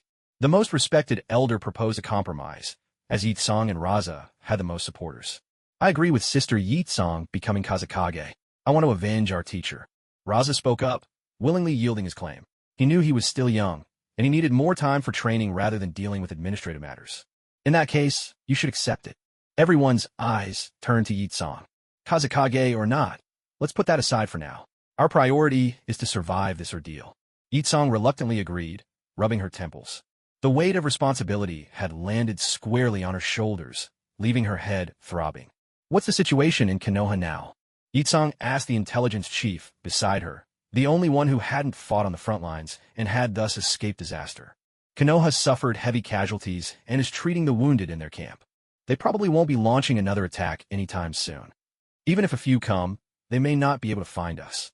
Despite the dire circumstances, the intelligence chief had managed to maintain the flow of essential information. No wonder the third Kazekage had trusted him so deeply. "Will the civilians in our village be in danger?" Raza, still a child at heart, asked a question that seemed naive. Konoha's shinobi have no reason to massacre civilians. Taking out their anger on them wouldn't even be worth their time. Besides, after such a crushing defeat, the feudal lord will surely step in to negotiate with the Land of Fire. The elder who had first spoken up for Raza offered this patient explanation, a gentle smile in his eyes. "That's a relief." Raza let out a breath, thinking of the villagers who were their teacher's people. "Keep gathering information, and let's wait for the results of the feudal lord's negotiations. If anything truly unexpected happens, I can't guarantee much else. But I promise, I'll die before any of you." Yitsong vowed with unwavering resolve, the determination in her eyes startling those around her. "There's no need to go that far, Lady Fourth Kazekage." Yitsong had officially become Tsunade's acting fourth Kazekage, though this was only acknowledged within the village. Funfu opened his eyes and glanced at Raza, his gaze filled with hatred. Then he shook his head. Shinobi were just pawns. The true culprit was the greed in people's hearts. But things did not unfold as they had hoped. Once the feudal lord of the Land of Wind learned that the third Kazekage had been killed in battle and Tsunade had suffered a crushing defeat, he immediately sent envoys to the Land of Fire to seek peace. News of these events quickly spread throughout the entire shinobi world. The name of Hitaki Kawakaki once again resounded across the land, following his legendary defeat of Hanzo, the salamander. Naturally, it was impossible to keep the news of Tsunade of Konoha becoming the Jinchuriki of the Seven Tails a secret. With such an overwhelming advantage, the feudal lord of the Land of Fire would never agree to peace with the Land of Wind. He wanted nothing more than to swallow the Land of Wind whole. The Wind Country's feudal lord was beside himself with anxiety. Without Tsunade's shinobi, what could he possibly use to hold back Konoha? 2 more days passed, and Tsunade was gradually regaining her composure. Most of the wounded in the Konoha camp had stabilized, though a few still depended on the strength of their own will to survive. Inside the command tent, Tsunade was presiding over a meeting, discussing their next course of action. "We all know the losses we've suffered in this battle," she said, her gaze sweeping across everyone present. Everyone, that is, except for Kawakaki and Sukumo. "Today, we need to decide whether we advance or retreat. We must come to a decision. I suggest we withdraw for now," spoke up a Konoha ninja with an honest face. "There are too many wounded, and they need to be taken back for proper treatment." His concern was sincere, genuinely thinking of the comrades who were still alive. Now that the third Kazekage was dead, they could attack Tsunade whenever they wished. But where there are those in favor of retreat, there will always be voices calling for advance. No two people ever think exactly alike.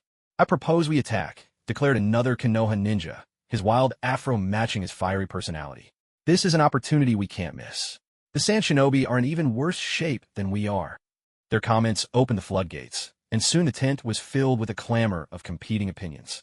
Some, in their agitation, even looked ready to come to blows. "Enough. What do you all think this is, a marketplace?"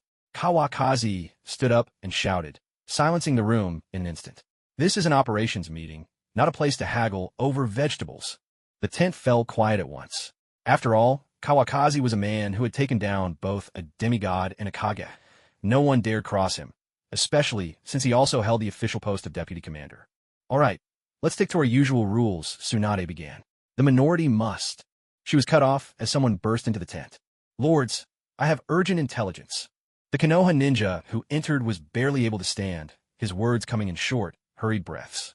He staggered and collapsed to the ground. 2 more Konoha shinobi, clearly the guards at the tent entrance, rushing in after him.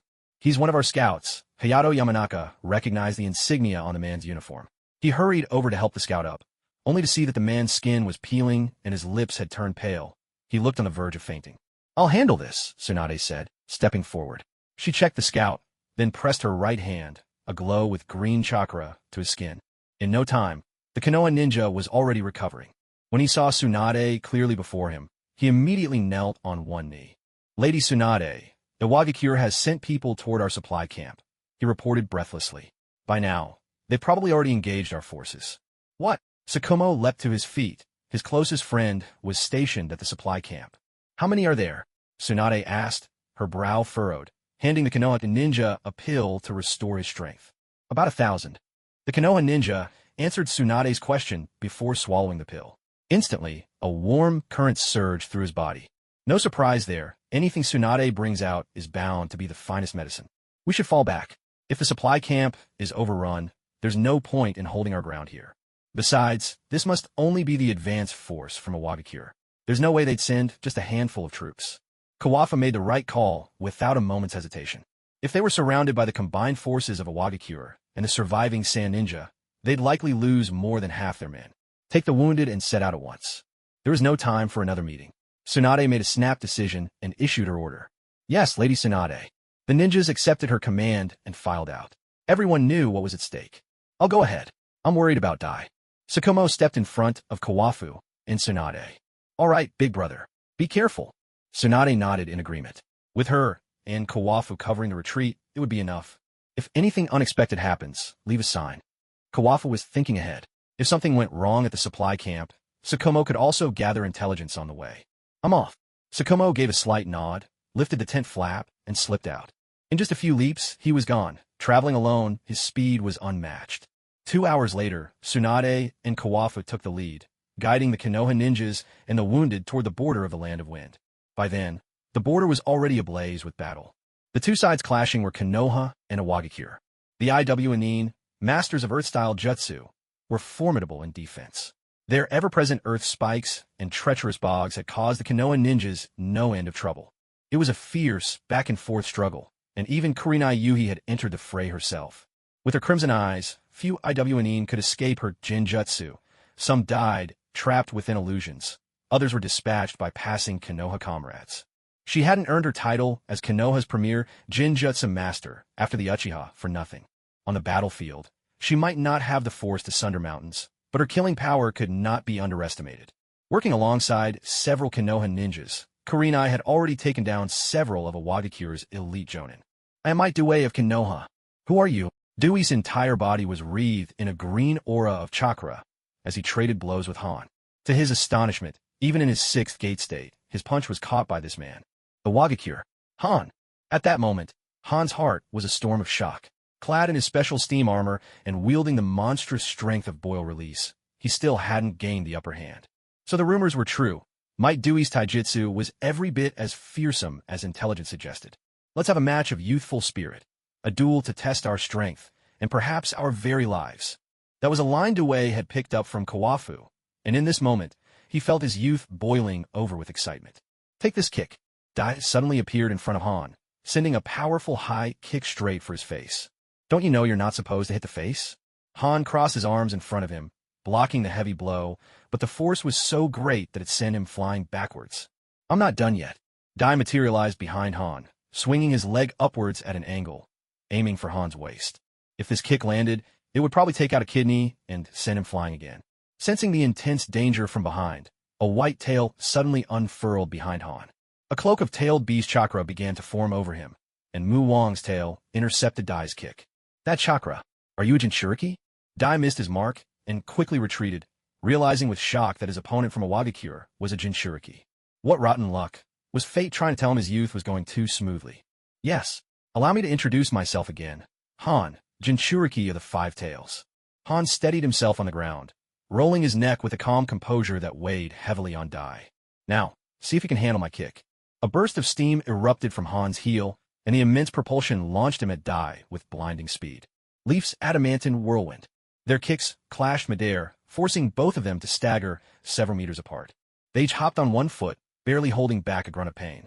Not bad at all, Han said, aided by his tailed beast power, recovering first.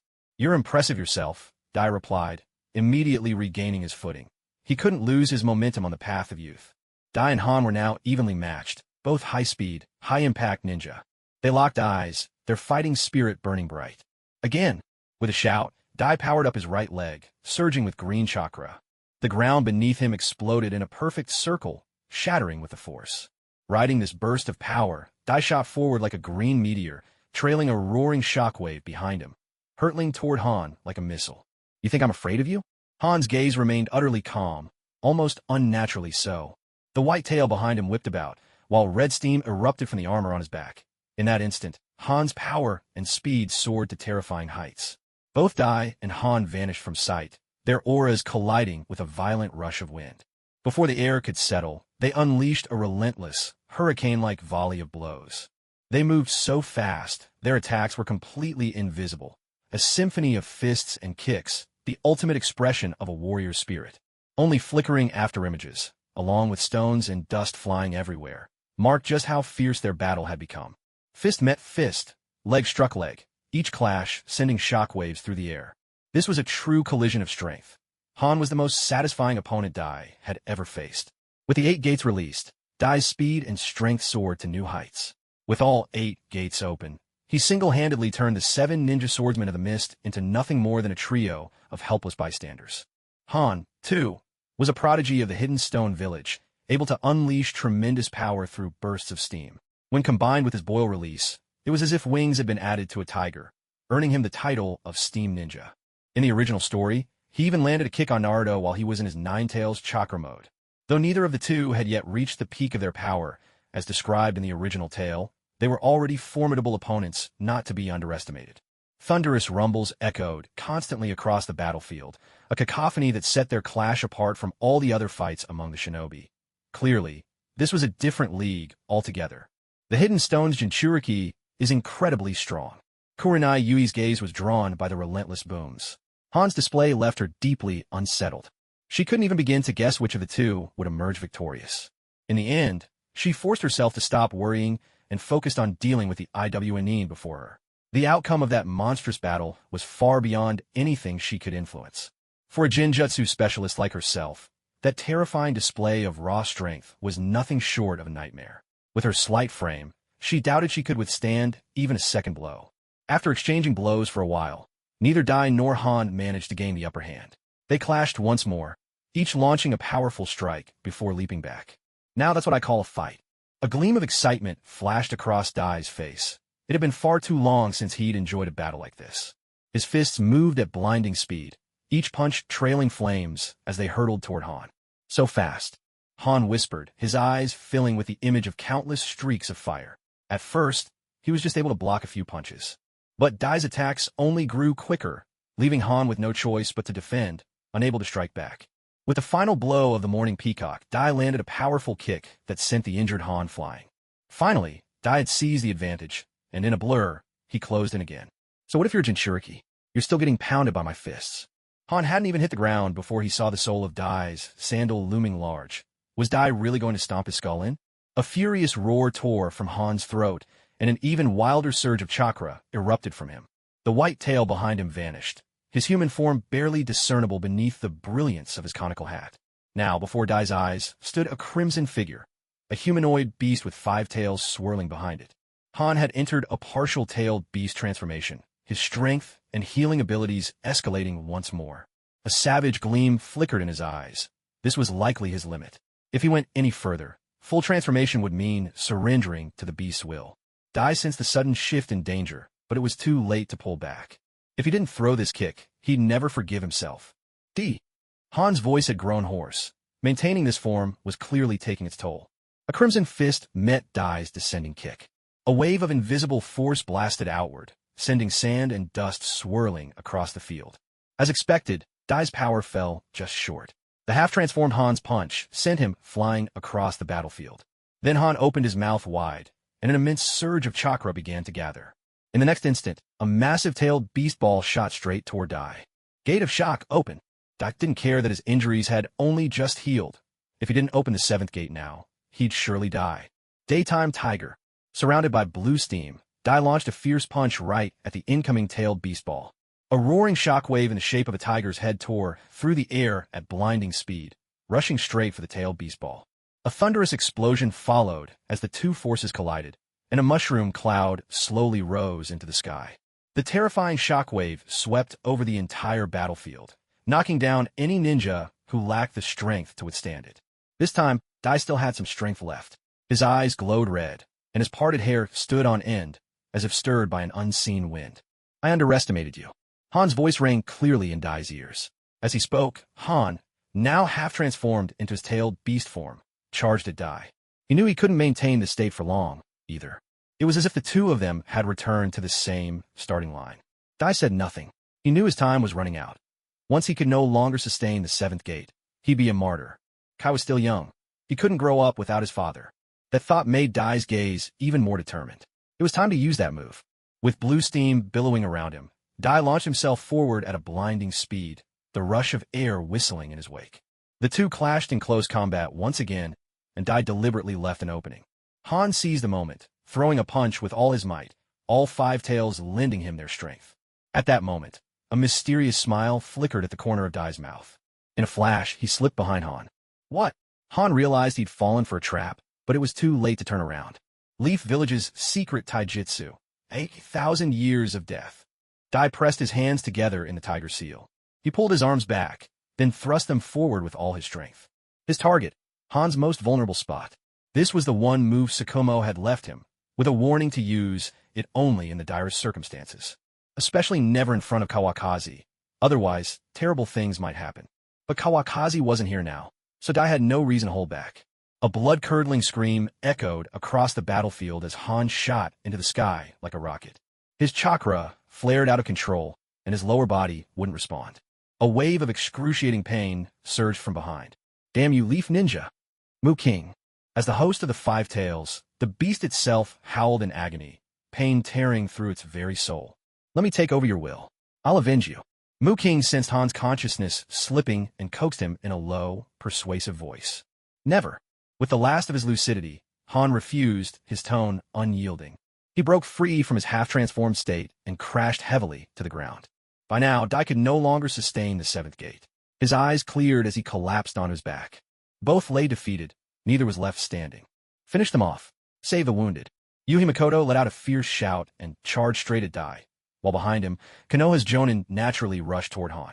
At the same time, IWNine also sent people to try and kill Dai. After pushing back several IWNine, Yuhi Makoto made his way to Dai's side. But the moment he touched him, even the lightest contact made Dai writhe in agony. I'll stay here with you, he said. Yuhi Makoto didn't try to drag Dai away by force. Instead, he gathered a few late-arriving Konoha ninja and stayed put to guard the spot. Retreat, Han ordered, watching as the IWNine around him drove back the Konoha ninja. Yes, Lord Han, came the reply. The IWNine dared not linger. If the tailed beast went berserk, things would truly spiral out of control. A single flare exploded in the sky, signaling Iwagakure's forces to withdraw as they fought a retreating battle. This assault, in the end, came to nothing. Don't pursue them, Yuhi Makoto called out, his mind on the supply lines as he rallied his scattered troops. Can you walk? He asked, this time not daring to touch Dai again. The memory of that contorted, pain-stricken face still vivid in his mind. The 8 gates technique was powerful, but it was far from something ordinary people could master. Without immense willpower, few could endure it. Let me rest a bit longer, Dai replied, lying on the ground and drawing a sharp breath. Who knew how long he'd be stuck there this time? Clean up the battlefield, Yuhi Makoto commanded, remaining on site as he sent his subordinates to work. There were still many wounded who needed help. It was a long time before Dai felt the pain in his body subside, though that was thanks to his exceptional endurance. Anyone else might not have survived. Carry me, Dai said weakly, and the nearby Konoha ninja carefully lifted him onto a stretcher. Once back at camp, Yuhi Makoto arranged for the medics to tend to Dai. Fortunately, this time there was no poisoning or unconsciousness. Even with Tsunade absent, others could manage. Still, Dai, barely recovered for a couple of days, found himself once again a patient lying in bed. He'd barely had 2 days of freedom. How pitiful. As night fell, Sukumo arrived alone at the outskirts of the camp. He scouted the area with caution, confirming it was still Konoha-held ground. Only then did Sukumo let out a breath of relief, and, after a brief inspection, he strode confidently into the camp. Yuhi Makoto received word and came out to greet him. Sukumo, you came by yourself? He asked. Sukumo nodded. Yes, there are still many wounded on the way. Mentioning the wounded, a shadow of sorrow passed over him. The strongest Kazeki, Yuhi Makoto sighed, and left it at that. The news from the front lines had already arrived. How are things on your side? Sukumo asked, having arrived late, and assuming Iwagakure hadn't launched an assault. We've already fought a battle, Dai's been hurt again. Yuhi Makoto replied truthfully. What? Take me to him, Sukumo said urgently, recalling all too well the last time Dai lost consciousness. It's not too serious. He's already been treated. Yuhi Makoto reassured him, leading Sukumo to Dai's hospital room. There, that carefree fellow was fast asleep, snoring loudly. Shuamao couldn't help but burst into laughter as he looked at Dai, who was wrapped up like a mummy from head to toe. This looked even more serious than the last time he got injured. Should we wake him up? Yuhi Mahong's mischievous side emerged. Dai's snoring was truly something else. It sounded like a power drill boring into the wall, the noise penetrating straight through one's ears. Forget it. Let him rest. Seeing that Dai was all right, Shuamao finally relaxed. He would handle whatever came next. All right, let's go talk outside. Yuhi Mahong led Shuamao into his own room, and at last, the noise faded into silence. Everything inside was neatly arranged, perfectly matching his stern and serious demeanor. Have some tea. As the warehouse chief, Yuhi Mahong was never stingy when it came to treating himself. He brewed a fine pot of tea for Shuamao, though it still couldn't compare to the tea from the Hitaki family. Thank you. Shuamao sat cross-legged at the low table and took a small sip. A bit too hot. Who's leading the Wagakure team? Setting down his teacup, Shuamao inquired about their opponent. It's a Wagakure's Jinchuriki. Dai gave him a good fight, and he was carried away, badly hurt. Yuhi Mahong had watched with his own eyes as Han was taken away. Inoki is pulling out all the stops.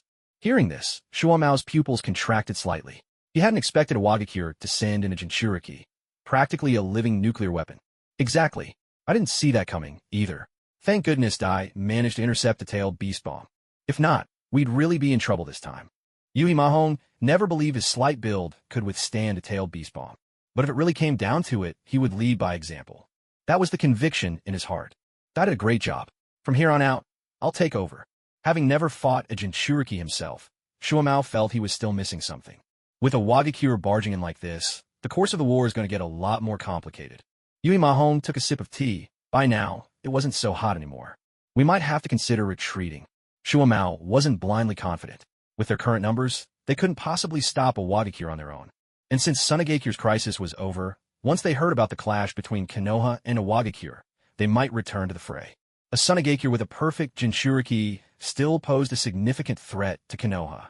At this point, the outlook for Konoha in the war was, frankly, a complete mess. We'll wait until Tsunade arrives and see. I've already ordered preparations for the infirmary, and the wounded need to be sent back to the village as well. Yuhi Mahong had arranged everything in advance. His approach was always methodical. As they talked, both men's faces grew heavy with worry. Lives had been lost, and nothing had been gained. This battle felt like a bitter defeat. In the end, the two of them simply sipped their tea in silence, each weighed down by his own burdens. By comparison, the advanced troops of the Hidden Stone Village hadn't achieved a single notable feat, and their commander was gravely injured. They were in no better shape. Under Han's command, the Stone Ninja camped on the border of the Land of Birds. Lacking the strength to resist, the Land of Birds could only swallow their indignation in silence at the Hidden Stone's actions. Inside a stone house, Han lay on a bed, having once again suppressed the Mu King who had tried to seize control of him. Lord Han, what should we do next? There was another stone ninja in the room, one of the skilled fighters Han had brought along.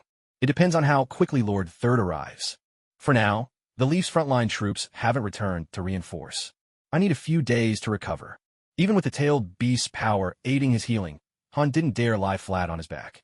Any slight movement sent a lance of pain through him. He couldn't help but wonder which bastard had invented such a shameless technique. They even had the nerve to give it a grand name, call it a secret art, an ultimate move. Disgusting, utterly shameless. I've already sent someone back with the news. So we just wait. The stone ninja sounded uncertain, clearly worried about being blamed by the third Tsuchikage. Don't be fooled by Inoki's short stature. When he flew up to knock your head, it hurt plenty. What else can we do but wait? Or do you want to go and take on Might Do Way yourself? Han picked up on his implication, his tone a bit agitated. His wound twinged from the sudden movement. Lord Han, are you all right? Leave me. Go on. Han waved the man away, too embarrassed to keep him around. Might Do Way, I'll never forgive you. A few days later, Kawakaki and Tsunade arrived with their team at the supply camp. All the Leaf Ninja regrouped, and the team led by the third Tsuchikage was also approaching the border of the Land of Birds. By now, news of the battle between the Leaf and Stone Ninja in the Land of Wind had reached the people of the Hidden Sand Village. Emerging from their underground caves, the Sand Ninja saw sunlight once more. Though overjoyed, Pakura hadn't forgotten to re-establish contact with the feudal lord. The shift in the war's momentum made the feudal lord of the Land of Wind ecstatic. He offered generous financial and logistical support to the Hidden Sand. War among the three great nations was about to erupt, and it seemed the leaf had become everyone's target. Hayato, have you compiled the latest intelligence? Tsunade sat at the head of the table, her face still drawn with fatigue. She'd headed straight for the operating table upon arriving at camp. No wonder she was exhausted. But having managed to save several leaf ninja, Tsunade had no complaints. The Sand Village is keeping quiet for now, but it looks like they've received strong support from that miserly wind daimyo. The stone ninja are camped at the border of the Land of Birds, and the third Suchikage is almost there. Hayato, as always, presented the major nation's movements professionally and succinctly. We need to retreat. Without a hint of hesitation, Kawakaki suggested a withdrawal, his expression suddenly serious. Clearly, he wasn't joking. We've lost so many people. Do you want to stay here too? Kawafu interrupted the Konoha ninja firmly, cutting him off without hesitation. Catching Kawafu's steely gaze, the ninja dared not say another word. I know you're not willing to give up. I'm not willing either.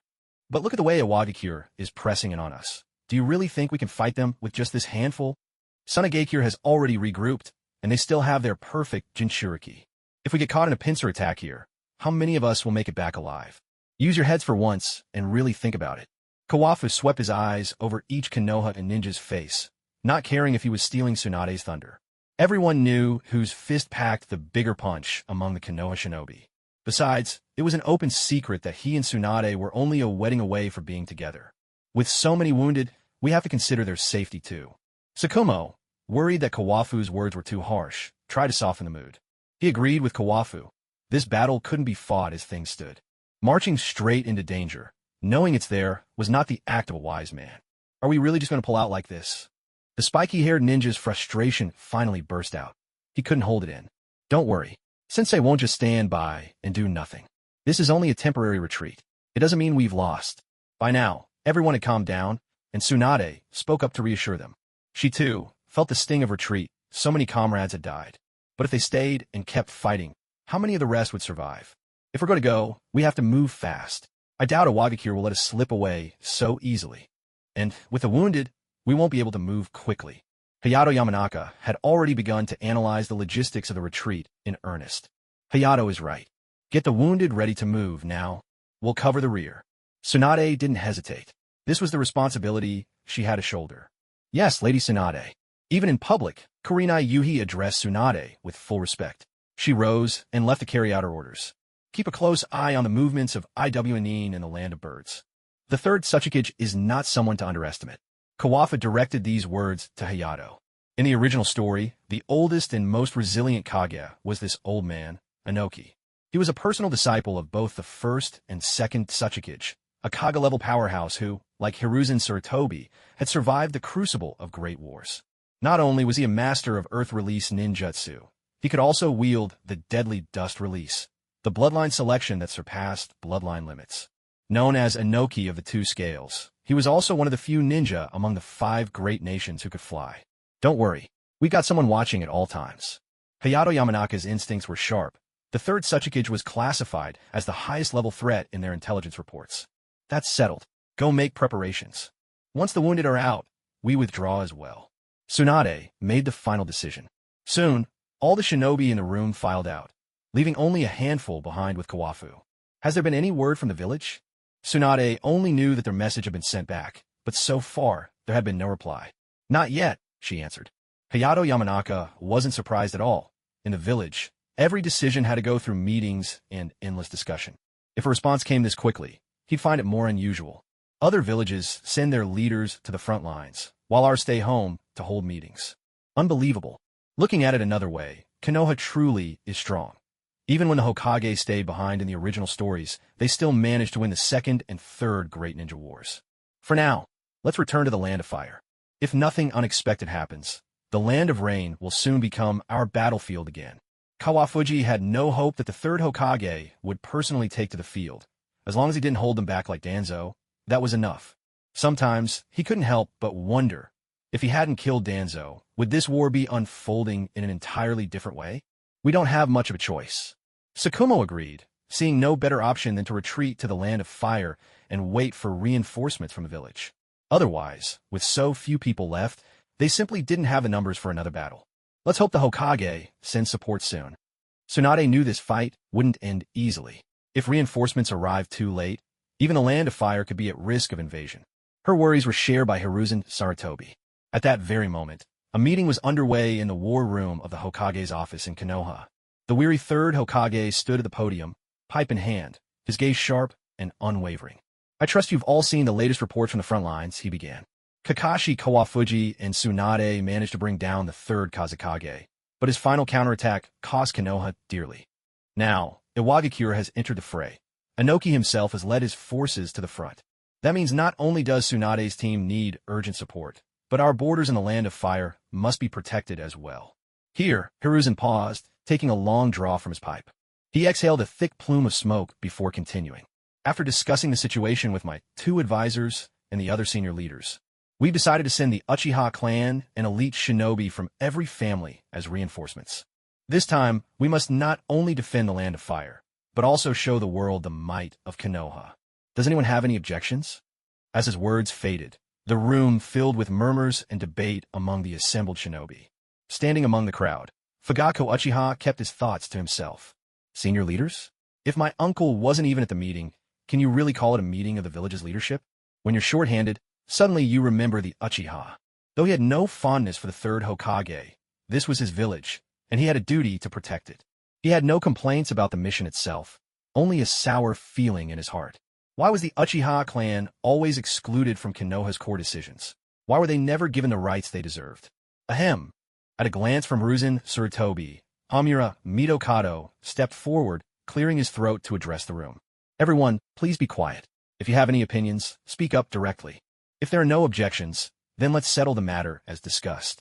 Hiruzen Sarutobi didn't want this to turn into a one-man show, so Mito Kato Hamura's timely interjection felt just right. For a moment, the hall fell silent. What other opinions could there possibly be?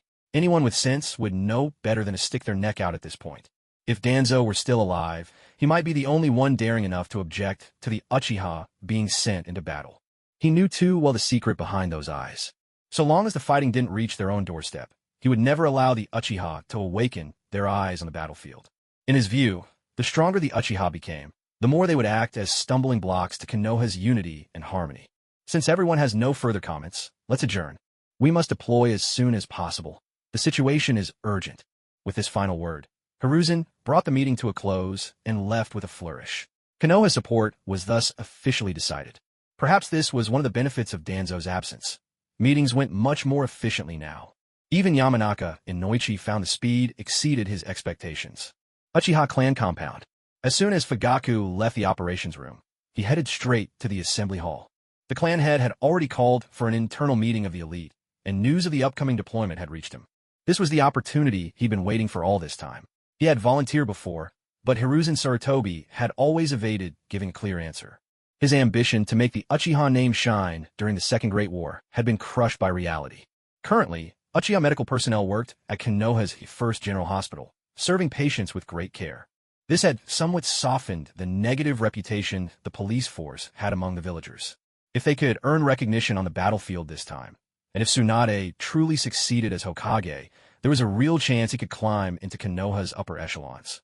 As for Sarutobi's tenure, he no longer held any illusions about gaining a seat at the heart of the village. If they wouldn't even let him onto the battlefield, what hope was there for anything more? It was nothing but an impossible dream. When Tsunade took power, and he had a certain voice in Konoha's affairs, the Uchiha's position wouldn't be as awkward as it was now. With a few more years to groom Fugaku as his successor, the Uchiha could look forward to decades of stability. This battle was one he could not afford to lose. Not only would they support the war effort, but they would also send their very best. He needed Tsunade, and most importantly, that man Kakashi Hitaki, to witness the Uchiha's sincerity. At least when it came to the hospital matter, cooperation between the Uchiha and Tsunade had been smooth and fruitful. Tsunade had kept her word, training a batch of Uchiha as medical staff, and the results had met his expectations. And since he saw no other path for the Uchiha, he was willing to put his faith in the promises Tsunade and Kakashi had once made. It was, in the end, a high-stakes gamble, putting the lives of his clansmen on the line for a future that still lay shrouded in uncertainty. Fugaku didn't need anyone to announce his arrival. He entered the council hall, gave a slight nod to his uncle, and found a spot in the front row, where he settled into a meditative seat. No one dared look down on him for his youth. Both his strength and his status made him fully qualified to sit at the very front. "Now that everyone's here, I'll begin," the Uchiha clan leader declared. He had been waiting specifically for Fugaku's return, a privilege reserved for the heir. "This time, I have decided to personally lead the support mission. If anyone feels uneasy about this, speak your mind now. I do not want any discord arising once we're on the battlefield." His words came after careful consideration. Not every clansman shared his far-reaching vision.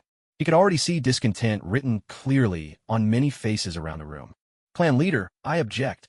Why were we allowed to go before, but now that they're short-handed, suddenly we're being sent as reinforcements? To the third Hokage and the village elders, are we Uchiha nothing but expendable pawns?" The speaker had a scar tracing from the corner of his eye, his face set in a fierce scowl. His agitation was unmistakable. Veins stood out on his neck as he spoke. "Are you finished?" the clan leader asked calmly. "Next." His expression had not changed in the slightest. All of this was within his expectations. Since the death of Uchiha Kagami, the clan had no longer been divided into factions, a significant difference from the original story, where Fugaku could never compare. Fugaku may have been a good father, but he was never a good leader, full of ambition but lacking conviction.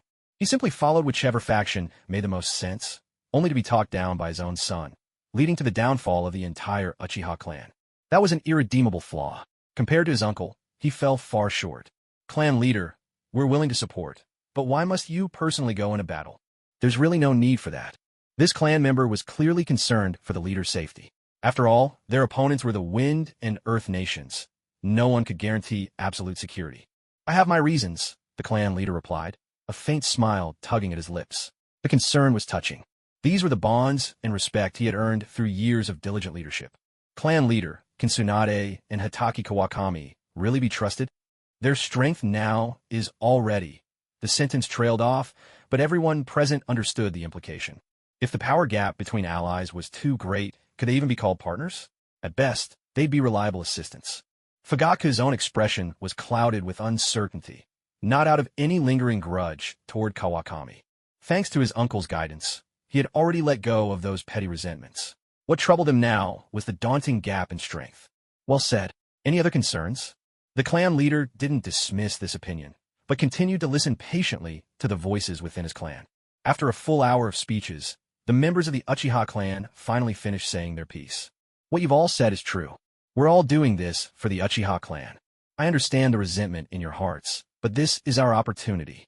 Next, the clan leader spoke alone for a full 2 hours, answering each question that had been raised by the clan members.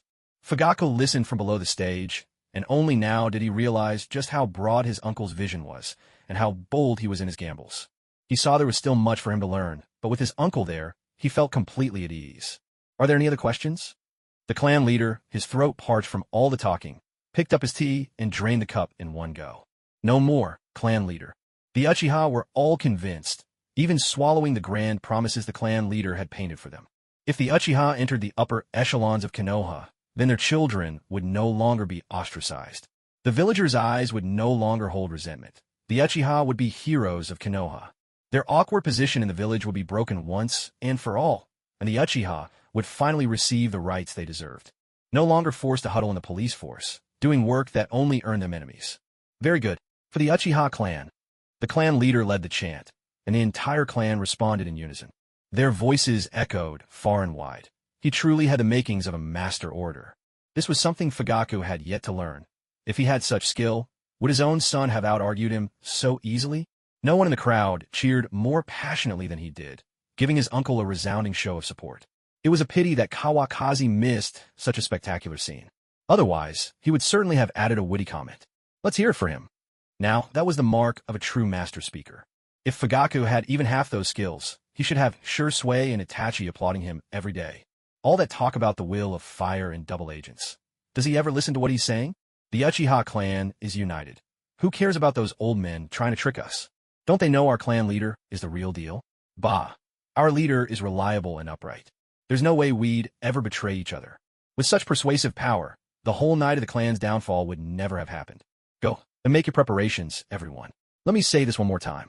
I don't want to see any conflict with our fellow Konoha shinobi on the battlefield. Otherwise, don't blame me for being harsh and showing no mercy. The clan leader's final words were grave. He had already decided to stake everything on Tsunade. 2 days later, the gates of Konoha once again gathered troops of shinobi. This time, there was no overall commander. On the front lines, Tsunade was in charge. The Uchiha clan was the only family whose leader marched to war in person. The other Konoha clans sent only their elite members. The boundaries between the clans were clear-cut, with members of the Uchiha and Hyuga clans making up the largest groups. The Uchiha clan head is personally leading his team. He's really pulling out all the stops this time. While the Hyuga also sent many elite members, their clan leader showed no intention of joining the battle. Their status in Konoha far surpassed that of the Uchiha. The so-called Konoha leadership even reserved a seat for their clan head. All right, let's just mind our own business. The Hyuga squad leader glanced over at the Uchiha group, his thoughts unreadable. With their position in the village already secure, the Hyuga no longer needed to risk everything. On the battlefield, the Byakugan was the best radar an army could ask for, keeping them ever active in times of war. Though the clan's division into main and branch families limited their development, this was likely one of the main reasons why those in power never truly guarded against the Hyuga. Although the Byakugan, like the Sharingan, was one of the 3 great dojutsu, the Hyuga's circumstances were far more favorable than those of the Uchiha. Uncle, the Hyuga clan has sent quite a few people this time, too. Fugaku whispered as he stood by the clan leader's side. What good is mere numbers? Strength is what decides the outcome on the battlefield. The Uchiha clan head didn't even spare a glance at the Hyuga, his entire presence radiating confidence. The rivalry, open and hidden, between the Uchiha and Hyuga was nothing new. Relying on their privileged status in the village, the Hyuga had often made things difficult for the Uchiha. As for the Hyuga tradition of dividing into main and branch families, he looked down on it with open disdain. With such a system, it was hard for the Hyuga to produce true masters. Uncle, once we're there, will we have to follow Kakashi Kawakazi's orders? Fugaku changed the subject. The Hyuga weren't his concern for now. In the original story, he hardly had time to worry about them. Internal strife already left him exhausted. You're not wrong. Don't be petty. He's not who he used to be. There was a deeper meaning in the clan leader's words. With Kawakazi's achievements, his influence in Konoha was destined to be immense. And with his close ties to Tsunade, the importance of this man was self-evident. Understand. I'll do my best. Fugaku's eyes were determined, yet tinged with doubt. He had dedicated himself to training, but still hadn't found a way to push his Sharingan to the next level. You have great talent. In time, you'll reach that stage. Don't rush things. For once, the Uchiha clan head showed a softer side, gently patting Fugaku on the shoulder. As clan head, he had naturally read the stone tablet in Uchiha's Naka Shrine, but the description of awakening the Mangekyo Sharingan hadn't resonated with him. The eye required a surge of powerful emotion to awaken. The Mangekyo, something even more intense. What exactly was that required intensity? He simply couldn't grasp what kind of stimulus would be enough. If Kawakazi were here, he would probably just tell him straight out, dying would be thrilling enough. After all, as Fugaku's only relative, his uncle had always played the role of a father. Fugaku nodded silently, determined in his heart not to let his uncle down. The other clan members were chatting amongst themselves, while the civilian ninja were much more reserved, rarely whispering to each other. Those wearing goggles belonged to the Aburame clan, while those accompanied by large dogs were from the Inuzuka clan. This time, Konoha had truly sent out its elite forces, yet no one gave the order to depart. The Uchiha and Hyuga clans took the lead, with the other families following close behind. At the very end were the common ninjas, who naturally fell in line behind the clan shinobi. Social hierarchy. No matter the world, it's always a barrier hard to cross. The Konoha support unit officially set out. The wounded from the Land of Wind were sent ahead, and the vanguard had likely already entered the Land of Rain. Kawakazi and his group traveled with the last batch of wounded, while Sukumo had already spent more than a day accompanying Dai. Anoki has probably reached the border of the Land of Birds by now. We need to be careful. Kawakazi's expression was grim. At their current pace, if Anoki wanted to pursue them, a confrontation would be inevitable.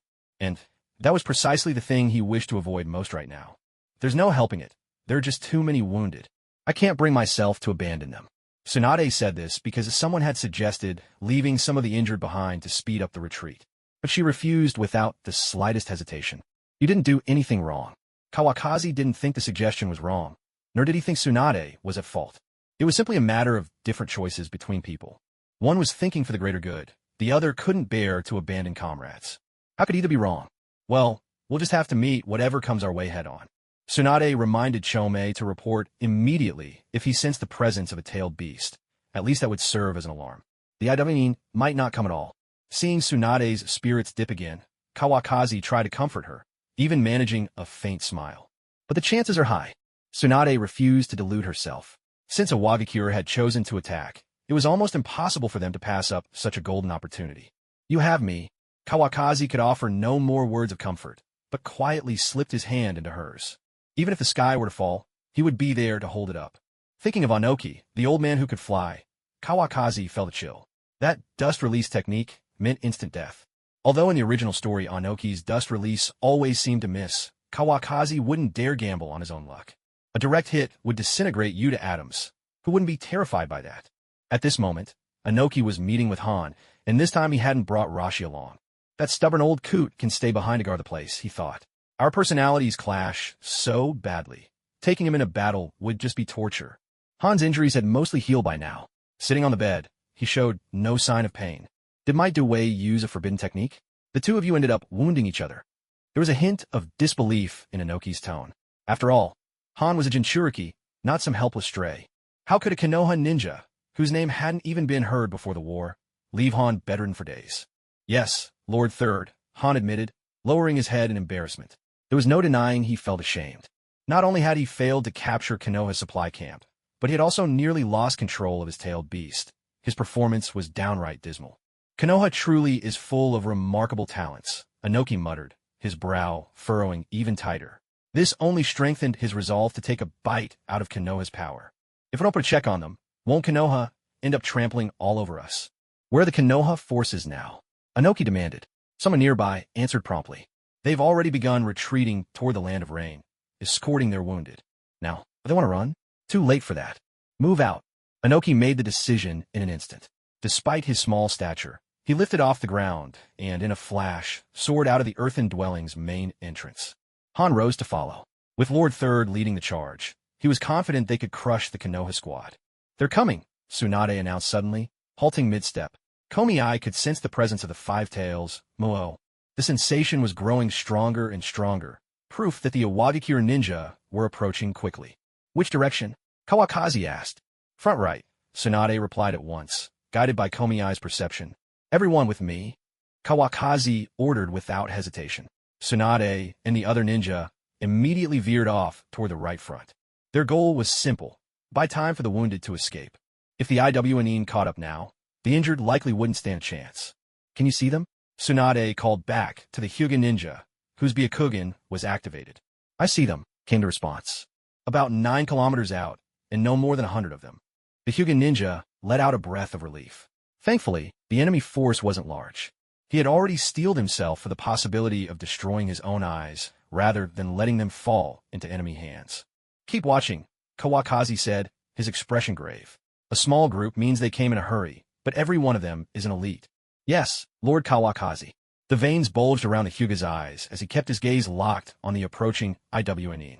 Every Konoha ninja tensed, exuding a deadly aura. They were all veterans who'd survived the war so far, the elite of Konoha. There were no weaklings here. While Kawakazi's squad readied themselves for the fight, the Iwnin also prepared for battle. Han, too, felt Komi-ai's presence drawing ever closer. Lord Third, the Konoha ninja are coming our way. Good, Anoki replied. Saves me the trouble of hunting them down. Anoki soared through the air, and he found himself rather appreciative of Konoha's actions. After all, they hadn't abandoned their wounded and fled. Their numbers were fairly even, and in a few moments, both sides could catch glimpses of each other. A gust of wind swept by, sending a thick curtain of yellow sand swirling over the battlefield.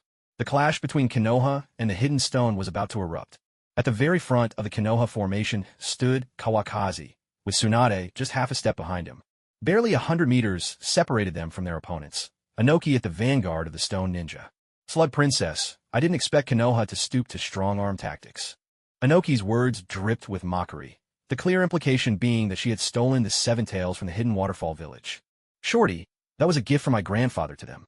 What's wrong with me taking it back? Tsunade's retort was sharp as ever, refusing to back down in the slightest. Sharp tongue, aren't you? Anoki's temper flared. In a land of earth, Who would dare mock his height? Let's see your skills, then. Kawakazi had no patience for banter. This was not a time for idle words. Just what I was hoping for. Dust release. Atomic dismantling jutsu. Inoki formed a series of hand signs, then spread his hands wide, conjuring a translucent barrier that materialized between his palms. Get clear. Kawakazi, recognizing the danger, shouted a warning and grabbed Tsunade, vanishing in an instant. Inoki's barrier took the shape of a cone and roared toward the Konoha ninja. Dust release was slow to prepare and not especially fast in flight, so thanks to Kawakazi's warning, every Konoha shinobi managed to dodge in time. A tremendous explosion followed, blasting a massive crater into the shifting sands. Go! Kawakazi immediately entered Sage mode, his body crackling with lightning as he charged at Inoki. Tsunade squared off against Han, the two Jinchuriki breaking away from the main ranks. Neither dared risk injuring their own allies. After all, tailed beast bombs were hardly discerning. The ninja of Konoha and the stone were soon locked in fierce melee across the field. Sword art, blazing thunder god. Kawakazi opened with his most powerful technique. There was no time to hold back against the third Suchikage. He streaked toward Inoki like a dragon wreathed in fire and lightning. Yet Inoki's expression didn't waver. He had faced all kinds of ninja before. Earth-style, arm of stone. Suddenly, a massive rocky arm erupted from the sand, shielding Inoki completely. That won't stop me. In a flash, Kawakazi shattered the stone arm and appeared right in front of Inoki. In the next instant, his sword was poised to pierce Inoki's throat. Earth-style, weighted boulder jutsu. Inoki became as heavy as a massive anchor, slamming into the ground and carving a deep pit in the sand. He could do that. Kawakazi was momentarily dumbfounded, grazing past Inoki without landing a single blow. Truly worthy of a Kage who survived the Great War, his mastery and understanding of jutsu had reached their absolute peak. Earth-style rock fist. Inoki's expression turned fierce, and with that prominent nose of his, he even managed to look oddly comical. His right hand transformed into a hardened fist of stone, growing denser and heavier, as he hurled a powerful punch at Kawakazi. Caught off guard, Kawakazi hastily raised his sword and swung back. The stone on Inoki's hand shattered with a sharp crack, but the force of the punch still sent Kawakazi stumbling backward. Seizing the moment, Inoki soared back up into the air, attempting to put distance between himself and Kawakazi. No matter how fast he was, if he couldn't fly, he could only watch Inoki from below, momentarily helpless. Is that all it takes for you to think you can shake me? Kawakazi saw straight through Inoki's intentions. He bent his right knee, and lightning sparked even brighter beneath his foot. Lightning flash, ninefold strike. With a sudden surge of power from his right leg, the sand beneath him was scorched black. Kawakazi's figure flickered through the air, and in the blink of an eye, he was right in front of Inoki. Dust release, atomic dismantling technique. Inoki's face twisted in terror. He hadn't expected Kawakazi to chain attacks in midair with such speed. With the fastest hand seals of his life, he conjured a massive, semi-transparent barrier in his hands. Anything that touched the atomic dismantling technique would be reduced to atoms. You old fool. Kawakazi's expression darkened. The moment he saw the barrier, he knew he was in trouble. He quickly veered aside, scraping past the edge of the barrier. When he landed, he realized a patch of flesh on his right arm had vanished. One infuriating technique. He muttered under his breath, showing no sign of pain, and summoned the Slug Sage. With his own healing abilities, combined with the Slug Sage's, his right arm was soon restored to normal. Earth-style, steel binding technique. During that brief moment, Inoki performed another set of hand seals, summoning a massive rock golem. Hovering in the air, he commanded the golem to attack Kawakazi. In just a few strides, the stone behemoth was upon Kawakazi, its huge hand reaching out to crush him in its grip. Inoki's face was grim, his eyes locked onto Kawakazi's every move. If he managed to capture him, he wouldn't hesitate to finish it with another dust release. This old man really has a few tricks up his sleeve. With a flash, Kawakazi dodged the golem's grasp and appeared behind it. Sword art, Requiem of Death. Lightning chakra surged ever more intensely along his blade as Kawakazi brought his sword down on the golem's forehead. But instead of cleaving through, the sword only sank halfway before coming to a halt, stuck fast. In the original story, this very technique paired with Gaara's shield of Shikaku had managed to block Madara's Saka of Magatama, a testament to its formidable defense. Dust release, original world, dismantling technique. Seeing Kawakazi's sword trapped, Inoki wouldn't let such an opportunity slip by. With a sweep of both hands, he unleashed a cylindrical dust release. The barrier it formed was more than capable of swallowing Kawakaki whole. The rock golem, not being a living creature, remained fully functional even with its head struck. Its colossal hands came crashing down toward Kawakaki. If they connected, his fate would be no better than a fly beneath a swatter. Fine, you can have the sword. Chuanfeng let go rationally and instantly flashed out of reach. It's just a sword, he thought. He'd have Old Tai forge him another one when he got back. Still, he couldn't help but feel a pang of regret. Immortal art, divine thunder of the ninth heaven. Don't think you're safe just because you're up in the sky. Inoki's dust release struck the stone giant with unerring accuracy. Within the translucent barrier, the stone giant dissolved into nothingness, and Chuanfeng's sword was naturally caught in the destruction as well. In an instant, only a few fragments of rock that escaped the dust release tumbled down to the ground. At the same moment, Chuanfeng's divine thunder of the ninth heaven crashed down from the sky. Inoki had only just finished releasing his dust release. He had no time to dodge. His face changed dramatically, watching as a bolt of lightning, thick as an arm, bore down straight for his head. All he could manage was to cover himself with a thick layer of stone, wrapping himself up tight. He cast the heavier rock technique again, plummeting toward the earth even faster than before. But no matter how fast he fell, it was impossible to outrun lightning. Before he was even halfway down, the bolt struck him. A blood-curdling scream rang out. With his face hidden behind layers of stone, his expression was unreadable, but Chuanfeng imagined it must be quite a sight. Old man, try flying again, I dare you. Thunder Fist. Chuanfeng launched himself forward, the yellow sands beneath his feet seared black, vanishing from his previous spot in a blink. You owe me a sword. His punch landed squarely on Inoki. The stone armor, charred black by the lightning, shattered on impact.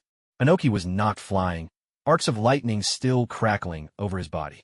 He tumbled across the ground several times before coming to a stop, his clothes in tatters, his face completely blackened. He coughed, a mouthful of blood spattering the ground.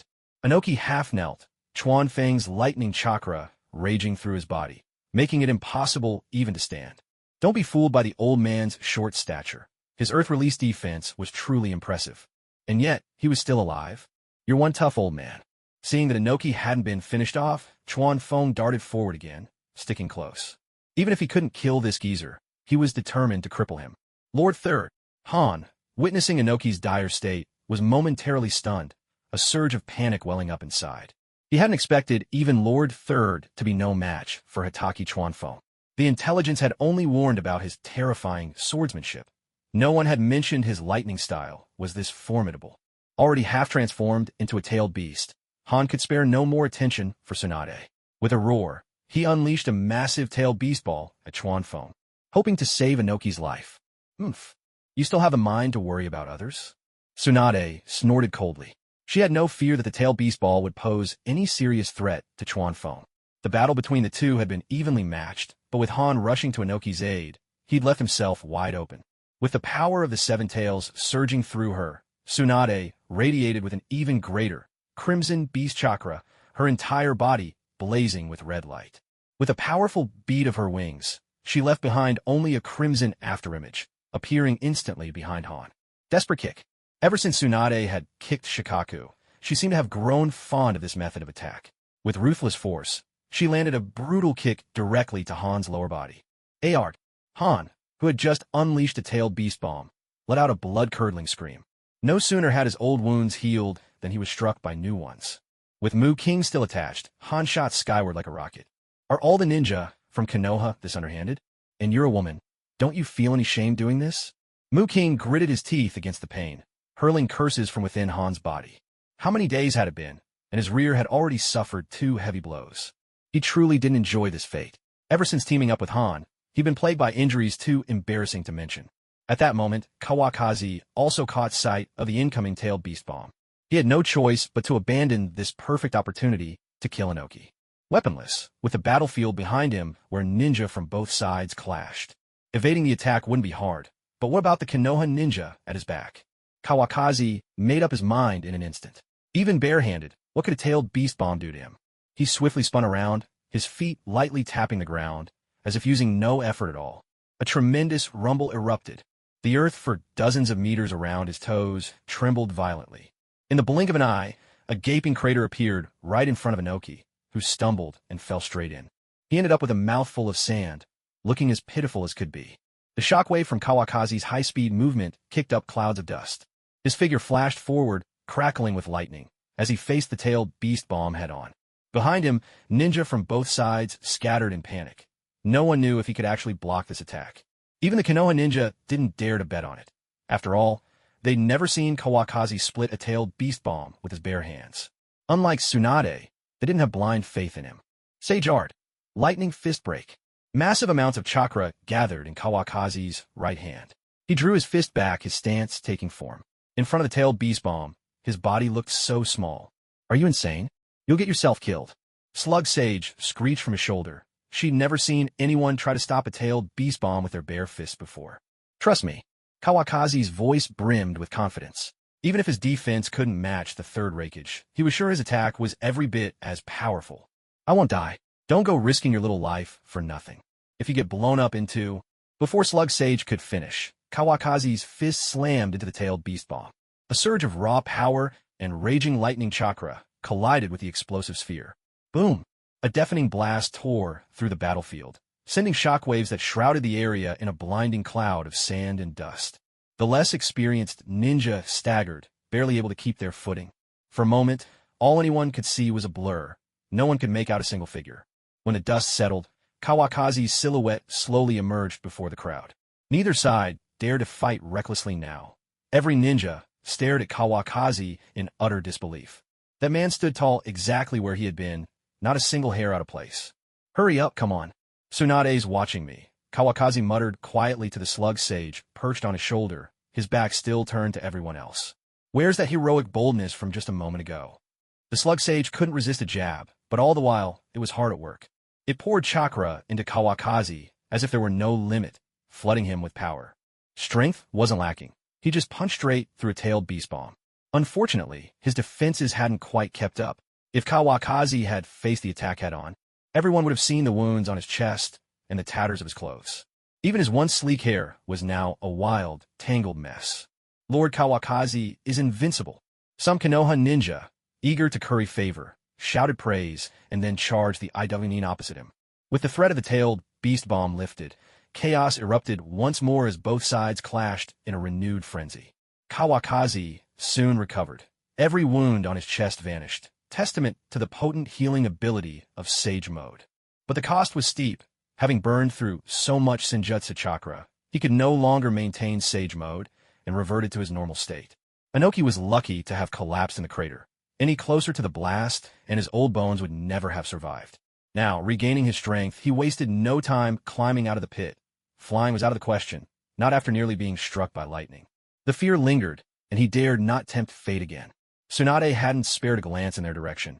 Instead, she had already caught up to Han, who was descending from the sky. This was the perfect moment to strike, a classic chance to kick an enemy when he's down. Hanzo was already fading, Komiai's chakra rampaging destructively through his body. Compared to the 1,000 years of death from before, his internal injuries were far worse this time. Han, leave it to me. I'll avenge you. Seeing his opportunity, Mu King suppressed his pain and began to whisper deceitfully again. He had no desire to stay trapped inside this vessel any longer. Now, with control within reach, he was determined to consume Han completely. No, you mustn't. Han clung to the last shred of willpower, but it was useless. Mustn't I? We'll see about that. Mu King's laughter echoed as he shattered Han's final mental defenses. Han's semi-tailed beast form spiraled out of control, chakra surging beyond restraint. Gah! Han's unconscious howl rang out as his body visibly swelled. Tailed beast chakra exploding with such intensity that the very air grew hotter. Moments later, a white beast with 5 horns atop its head appeared before Tsunade. The tailed beast, fully manifested. Mu King had emerged at last. At last! I'm free, he roared with triumphant laughter. Woman, I won't let you get away with this. Mu Wang spoke in human words, his massive jaws opening so wide they nearly reached his throat. His eyes locked fiercely onto Tsunade, who was charging straight at him, while his rear still throbbed faintly with pain.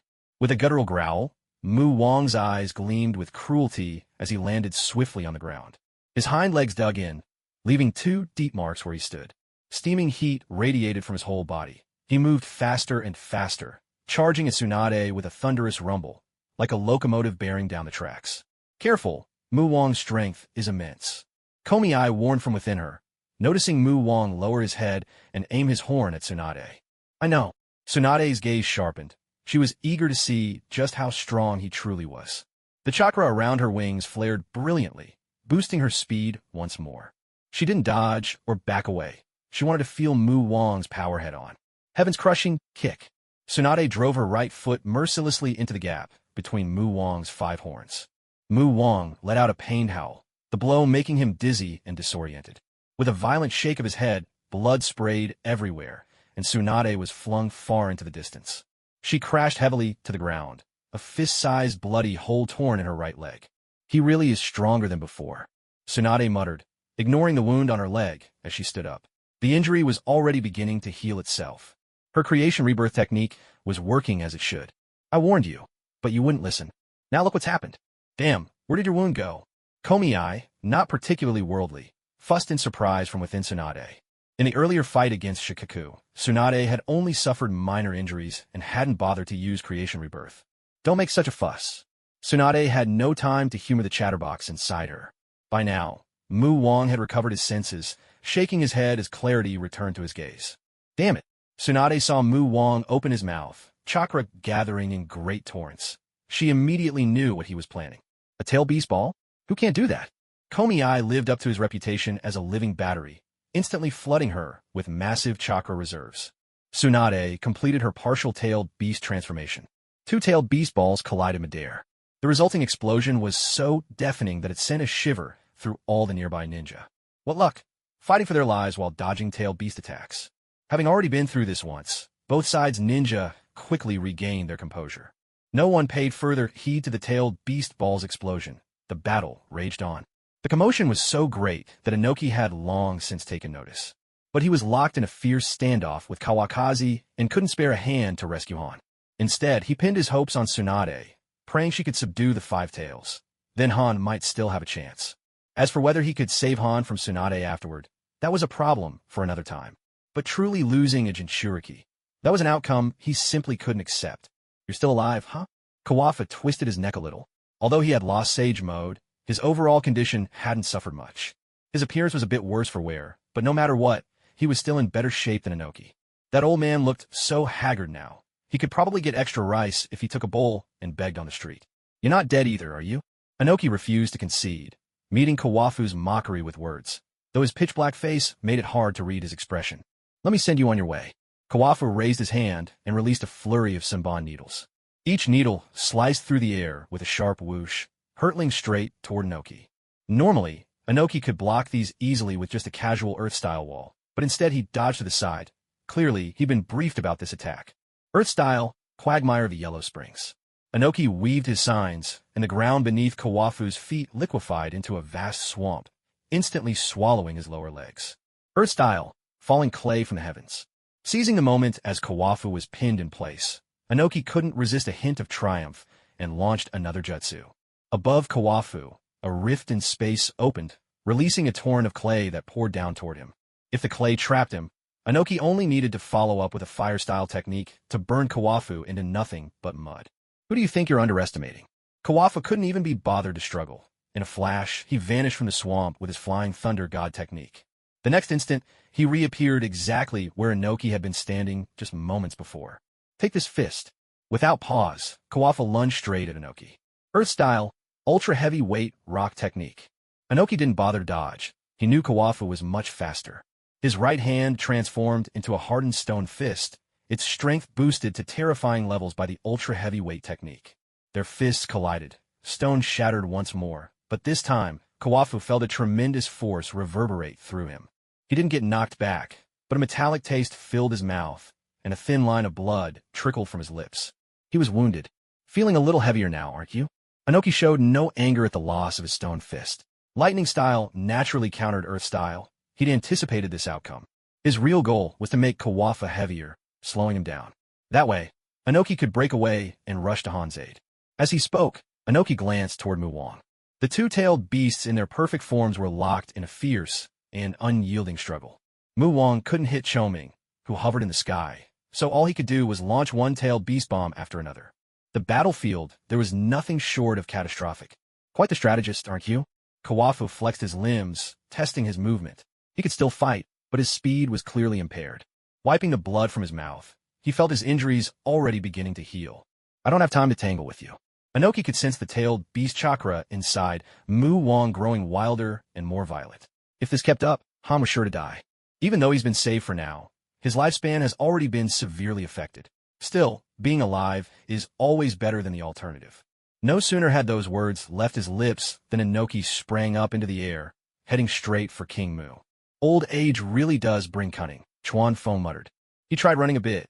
Not exactly slow, but compared to his usual speed, he was crawling like a turtle.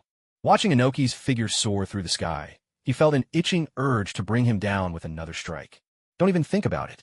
You're out of Sage Chakra. The slug sage seemed to know exactly what Chuan Feng was thinking. Never mind. I'll go find Tsunade, Chuan Feng said, and after using Flying Thunder God, he landed on Komiai's back. Chomei had been flying smoothly, but suddenly felt a crushing weight. His whole body lurched downward, barely managing to catch himself and regain balance midair. A tailed beast bomb from King Mu whizzed by, nearly clipping his wings. Why are you suddenly so heavy? Chomei opened his mouth to protest, but it was Tsunade's voice that came through. The weight pressing down on him now was nothing like before. I got tricked by that old fox, the third Suchikage, Chuan Feng replied. This jutsu's chakra is strange. I can't dispel it right now. Chuan Feng tried to undo the added weight technique, but it was no use. He could only wait for the foreign chakra inside him to slowly dissipate. I don't have time to help you now. King Mu is about to lose it, Tsunade said. King Mu, unable to exact revenge for his humiliation and with no outlet for his rage, was on the verge of going berserk. Inoki's coming. Chuan Feng warned Tsunade, spotting the red-nosed, short old man floating their way. It occurred to him suddenly that he was technically flying now, too. Fly over there and take him down, he suggested. Take down your own head. Tsunade shot back irritably, just as a tailed beast bomb from King Mu grazed Komiai's wing. If Inoki hadn't been quick on his feet, that blast would have been his for sure. Let's focus on how to deal with King Mu, Tsunade said, knowing that if they didn't handle the beast soon, it would spell disaster for everyone present. Especially the ordinary ninjas on both sides. A few more tailed beast bombs, and they'd be wiped out. I'll try to come up with something, Chuan Feng muttered, though no good ideas came to mind. His sage mode still didn't last long enough, and his best jutsu for subduing tailed beasts was now unusable. To make matters worse, Inoki's jutsu had slowed him down, making him even more frustrated. Inoki hovered in the air, eyeing King Mu. Normally, a beast of that size would be an ideal target for his particle style. But now that King Mu had taken human form, no one would survive under particle style. After a moment's thought, Inoki came up with a daring idea. Hitaki Chuan Feng, he called out. What do you want? Chuan Feng eyed Inoki warily. The old man had just tricked him. After all, let's talk, Inoki said, though he was clearly not thrilled about it. After all, he'd nearly died at Chuan Feng's hands. Han's current predicament is, in a sense, entirely of his own making. What are you proposing?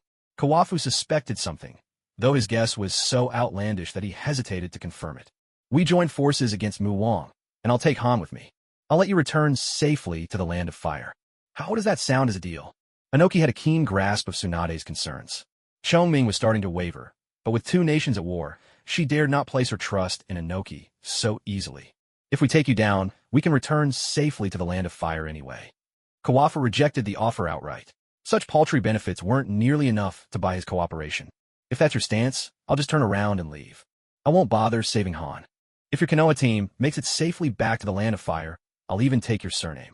Inoki's attitude was unyielding. If it truly came to a stalemate, he could only withdraw with his Awagakure shinobi. And if that happened, he'd do everything in his power to harry Konoha's retreat. He might not be able to wipe them all out, but at the very least, he could ensure their wounded would be left behind. Oh, come now. No need to get so worked up at your age. Seeing that Inoki was not joking, Kawafu softened his tone. Inoki was determined to leave, and in his current state, there was no way to detain him. This isn't entirely out of the question. But why should I trust you? While Chongming and Inoki were still dodging tailed beast bombs, Kawafu remained a picture of calm. Do you really think I'd have the time or energy to chase you down if I'm hauling a Jinchuriki back with me? Inoki was speaking the truth. An out-of-control Jinchuriki, even when brought home, was not easily subdued. To help Han regain control, both Ban and Inoki would need to personally suppress him with a sealing technique. You understand the value of a Jinchuriki. If a Wagakure lost one. So what if our retreating team gets wiped out? Now that Kawafu saw there was room to negotiate, His tone hardened once more. In reality, it all boiled down to 3 words. He wanted compensation. His sword was worth more than people realized. Even the wealthiest would feel the loss. How else could he afford to support Tsunade, his extravagant big fat sheep, if he didn't manage his household wisely? He's really playing the part, isn't he? Chongming communicated telepathically with Tsunade. Shut your mouth. Tsunade was already thoroughly annoyed by Mu Wang's mindless barrage. So, what exactly do you want? Inoki's heart ached as he watched Mu Wang attack. Every moment that passed meant greater harm ahead. My demands aren't particularly high. I want your secret Earth-style techniques. Kawafa made no effort to hide his audacity. Money and riches meant little to him. What caught his eye was the third Tsuchikige's lightweight and heavyweight rock techniques. One would grant the power of flight. The other, if used properly, could greatly bolster one's strength. Both were invaluable support techniques. As for the dust release, that technique was his lifeblood. If he revealed its secrets, Chuanfeng feared Inoki would simply turn around and leave without another word. Don't even think about it. Inoki refused sternly, his tone brooking no argument. No one else in the entire Hidden Stone Village could perform his secret technique. 2 jutsu in exchange for a Jinchuriki. No matter how you look at it, you're not losing out, Chuanfeng pressed. Besides, I doubt your technique is that easy to master. Seeing that Inoki had no intention of leaving, Chuanfeng continued to persuade him. People without the right talent couldn't learn it anyway. Inoki's confidence was unshakable. His technique was not for the uninitiated. Even for those who might manage to learn it, using it at his level was a whole different matter. So what are you worried about? Chuanfeng climbed up Inoki's words, pressing his case. Trading 2 techniques no one else could master for Jinchuriki. It's a great deal for you. Just look at Mu King's condition. How much longer do you think he can hold out? What weighed most heavily on Inoki's mind was the safety of his Jinchuriki. Mu King's eyes were already burning a deep blood red. Fine, I'll give them to you. Inoki finally relented, tossing 2 scrolls over to Chuanfeng. Chuanfeng caught them without the slightest concern about any tricks. Without his own help, Inoki, who now dared not use dust release in his weakened state, stood little chance against the tailed beast. Straightforward, Chuanfeng commented. Though he hadn't learned these 2 jutsu before, he had seen plenty of techniques in his time. The formulas inscribed on the scrolls looked genuine. There was no sign of deception. If Inoki, in all this haste, actually carried fake jutsu scrolls around with him, then Chuanfeng was willing to accept his loss. Let's get started then. I'll restrain Mu King's movements, Inoki said, keeping a long, cautious distance between himself and Chomei. In battles like these, vigilance was non-negotiable, a lesson ingrained by countless fights. Release. Inoki formed a single-handed seal, and Chuanfeng immediately felt the foreign chakra within him dissipate. His body felt light again. Facing Mu King in his previous state would have been a real hassle. He didn't bother with thanks. This was simply Inoki's responsibility. For the moment, an agreement was struck. Chuanfeng had obtained 2 secret techniques from the 3rd Tsuchikage. Earth-style, Swamp of the Underworld. Inoki unleashed the same jutsu he'd previously used against Chuanfeng. A vast mire opened beneath Mu King's feet. Without the Flying Thunder God technique, he was quickly swallowed up to his knees, all 4 legs trapped by the swamp. Remember, hold back. Inoki warned both Chuanfeng and Tsunade, worried they might accidentally kill Mu King with a single blow. If that happened, his scrolls would have been given away for nothing. Should things go awry, Inoki had already decided he would escape at the first sign of trouble. After all, if Mu King died, Chuanfeng and Tsunade's next target would be him. Not for a moment did Inoki let his guard down. He had already done all he could for Han's sake. With his movements restricted, Mu King grew even more frenzied. The more he struggled, the deeper he sank, the swamp now swallowing him past his waist. A larger tailed beast ball began to form in his mouth. The sheer amount of chakra radiating from it was enough to make anyone's heart race. This tailed beast ball took longer to gather, grew even bigger in size, and, naturally, its destructive power was far greater. Its target was locked squarely on Inoki. Though his mind was clouded by rage, he could still clearly identify the true culprit restraining his movement. Hurry up! Inoki saw the enormous tailed beast ball blasting from Mu King's mouth and, without a moment's hesitation, unleashed a particle-style technique. At this point, Kawakaki and Tsunade seemed to be mere spectators, as if they were enjoying the spectacle, having taken their reward, yet reluctant to act. They hovered lazily in the air, showing no intention whatsoever of attacking Mu King. Do you think we should just finish him off? Kawakaki whispered to Tsunade, a knowing smile flickering across his face, showing not a hint of guilt. After all, no one ever said you had to work after taking a bribe, and, Inoki was the third Suchikage, officially an enemy. He was the highest-ranking leader of a Wagakure, and the tempting thought of taking him down had been circling in Kawakazi's mind for quite some time. Particle style, atomic dismantling jutsu. After weaving the signs, Inoki's technique collided with the tailed beast ball, resulting in a violent explosion. The ninja from both sides on the battlefield had grown used to such scenes, not even bothering to look. At this moment, Inoki glanced suspiciously at Chomei, quietly taking a few steps back. He was fully prepared to retreat at a moment's notice. Kawakazi's sly smile was proof enough that he was up to something. Forget it. That old fox is as cunning as a monkey. Look where he's standing, Tsunade said, steering Kawakazi toward Mu King. She had clearly seen Inoki's movements. She knew that if she and Kawakazi made a move, he would bolt faster than a startled rabbit. And if that happened, Konoha's retreating forces would suffer a devastating blow from a Wagakure. He's truly a wily old man. Even now, he's keeping one eye on us. Kawakazi quickly abandoned the idea, deciding there was no harm in cooperating just this once, though he couldn't help but regret the missed opportunity. Let's go. Chomei roared, suddenly accelerating, his massive horns aimed straight for Mu King's head. Sensing Komiai's intent, Mu King fired another tailed beast ball in retaliation. With a swift beat of his wings, Chomei dodged the attack. With a mighty rush of wind, Chomei dove down from above. Kawakazi, his body crackling with lightning, leapt down from Komiai's back. Still, he held back some strength, wary that Inoki might seize the chance to strike down the Jinchuriki without regard for his life.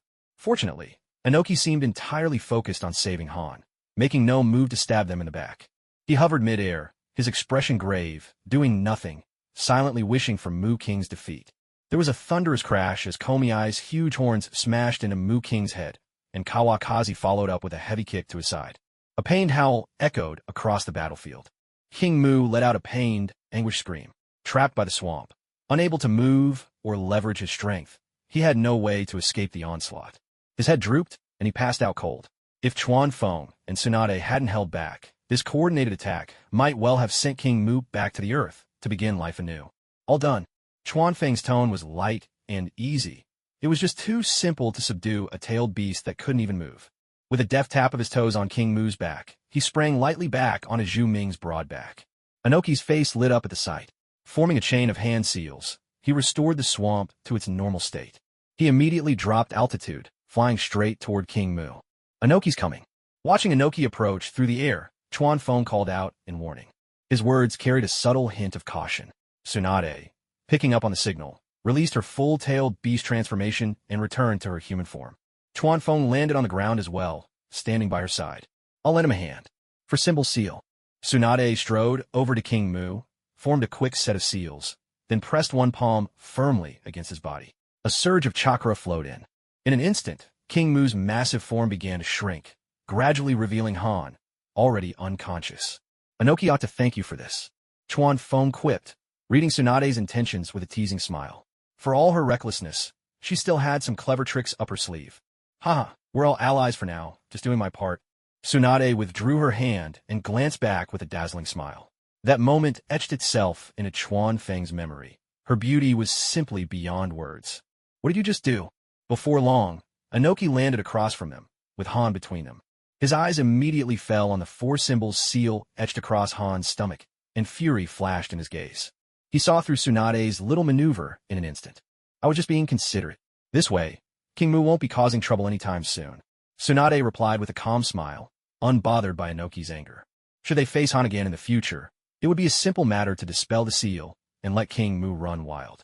Unless a Wagakure had the means to break the four-symbol seal, it was as good as giving Tsunade a key to unleash the tailed beast's rampage whenever she wished. No wonder Inoki was so furious at such a sly tactic. Consider it a complimentary service from us. No need to thank us, Chuan Feng added, waving his hand with nonchalance. Hurry up and get him out of here. If you drag this out and he dies, don't blame us. Inside, Chuan Feng was beaming with satisfaction. The Uzumaki clan seals were unmatched in the shinobi world. There was almost no chance a Wagakure could break them. Inoki shot Chuan Feng a few venomous glares, but said nothing more. He had no choice but to swallow this bitter pill. He strode to Han's side and, with seemingly little effort, slung the burly 2-meter-tall man over his arm. Without breaking a sweat, he lifted Han into the air. Inoki's mastery of the lightweight boulder jutsu was truly impressive.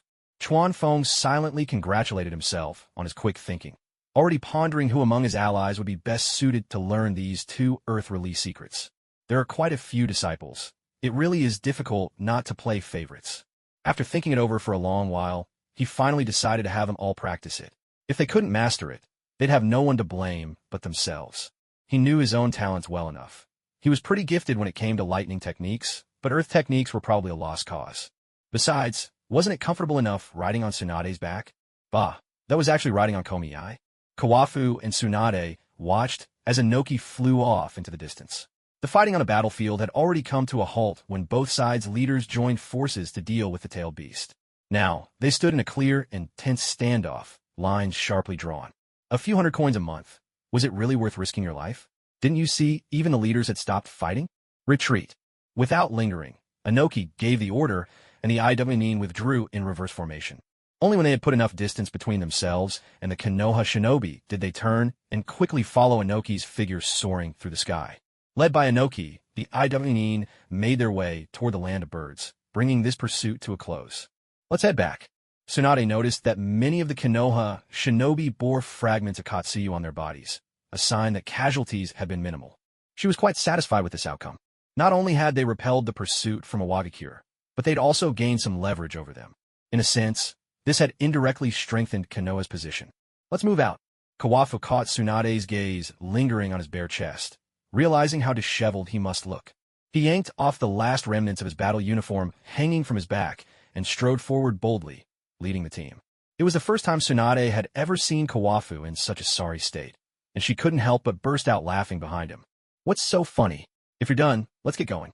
Kawafu knew she was laughing at him and shot her a sideways glance, quickly running his fingers through his hair in a futile attempt to salvage his image. Not funny at all. If Kawafu in nothing but the back part of his battle uniform was funny enough, then his attempt to fix his hair while doing so was outright hilarious. Tsunade laughed without restraint. You're all laughing too? Move it. Kawafu touched the back of his head awkwardly, taking out his embarrassment on the Konoha shinobi behind him. Yes, Lord Kawafu. The Konoha shinobi stifled their laughter and hurried after Kawafu and Tsunade, joining the retreating forces. Do you think Inoki will be fuming when he gets back? Switching topics, Kawafu struck up a conversation with Tsunade, pulling on a battle uniform that a subordinate had handed him. With so many people, someone always had what you needed. One guy had brought along 10 full sets of battle uniforms in a single storage scroll. He must be a hopeless clean freak. But then again, Kawafu had brought his own set of cookware, so he wasn't really in any position to judge. Otherwise, he'd still be half naked now. I don't know if he'll be fuming, but I do know that their Jinchuriki won't be recovering anytime soon. When Tsunade was inscribing the 4-symbol seal on Han, she'd checked his injuries. Even with the best medical ninja, he wouldn't be back on his feet for a good while. That's fine then. He can hardly use the tailed beast's power, anyway. Kawafu understood just how formidable the 4-symbol seal was, without knowing how to break it. Even if some of the beast's chakra leaked out, the Jinchuriki's strength would be cut in half. Next time we run into him, I'll make sure he pays. Tsunade's voice brimmed with confidence. If they crossed paths with Han again, she'd have no trouble taking him down. But there's still the Four-Tails Jinchuriki in Iwagakure. We still need to be careful. Kawafu knew the Four-Tails host was likely even stronger than Han. Rashi possessed the power of lava release on his own. It wasn't just something he inherited from Son Goku. If he tapped into the tailed beast's power, he could enter lava release chakra mode. In that state, Rashi's offense and defense would be greatly enhanced. He'd be much more difficult to deal with than Han. All right, I'll be careful. Tsunade agreed obediently, completely out of character for her. Seeing her so compliant, Kawafu felt his heart stir with anticipation. He couldn't wait to reach the land of fire. There, he'd finally have a chance to get close to her again. It had been a long while since he'd been intimate with Tsunade, and he missed the thrill of those passionate encounters. What are you thinking about now? Tsunade noticed Kawafu had gone quiet, just staring at her. But she caught that familiar glint in his eyes. Her cheeks flushed, and she punched him squarely. This idiot, he really is hopeless. Caught off guard, Kawafu was sent flying by Tsunade's punch. The Konoha shinobi behind him were left dumbfounded. What in the world was going on? Then, as if on cue, they all quickly averted their eyes toward the sky. Some nearly stumbled right into the trees. Why did you hit me? Kawafu scrambled up from the ground, caught up to Tsunade, and demanded an answer. You know exactly why. Tsunade wouldn't fall for his act. She'd seen through him long ago. No what? You hit me for no reason at all. Kawafu kept up his stubborn front, holding his head high to defend himself. Tsunade didn't bother replying. She simply gave him a long, meaningful look, then turned away and continued walking. All right, I forgive you. Wait up. Without a shred of shame, Kawafu's face broke into a bright grin as he hurried after her. This time, he wisely kept a safe distance. Getting hit by Tsunade was no joke. They spent a bit more time than they had on the way out, but finally managed to catch up with the retreating Konoha forces at the border of the Land of Rain. Clearly, the troops were running for their lives. Otherwise, they'd never be moving so fast. Kawafu even spotted the two youngsters, each carrying an injured comrade, at full speed. The two wounded ninja on their backs were nearly dragging their feet on the ground. The young ones were shouldering a burden far too heavy for their age. Sensei, Lady Tsunade, big sister, brother-in-law. Seeing the two familiar faces appear at their side, the young pair broke into happy smiles. It meant the pursuers had been dealt with. The team was temporarily safe.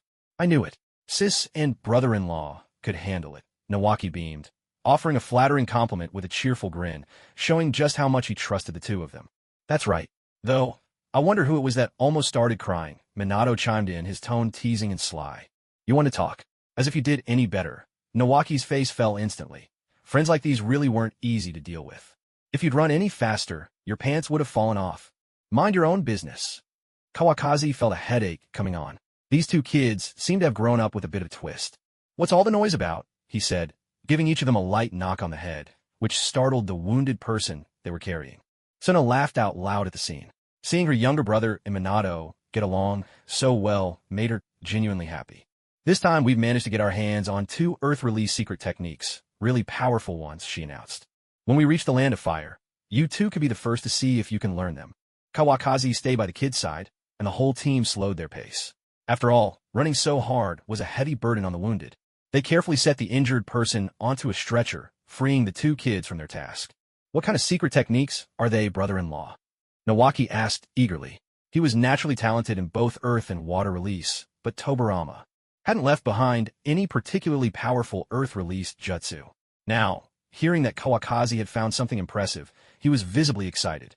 If Kawakaki called a technique powerful, in Nawaki's mind, it had to be at least on the level of Flying Thunder God.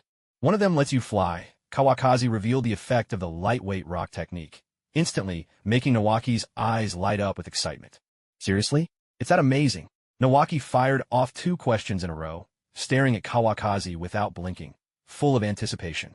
If he could fly and combine it with his granduncle's water release, just imagining it was thrilling. It's true, but it's very hard to master. Brace yourself, Tsunade answered for her brother, still hoping he could pull it off. Don't worry, I'll get my all. Nawaki cheered himself on. No matter how difficult, he was determined to learn it.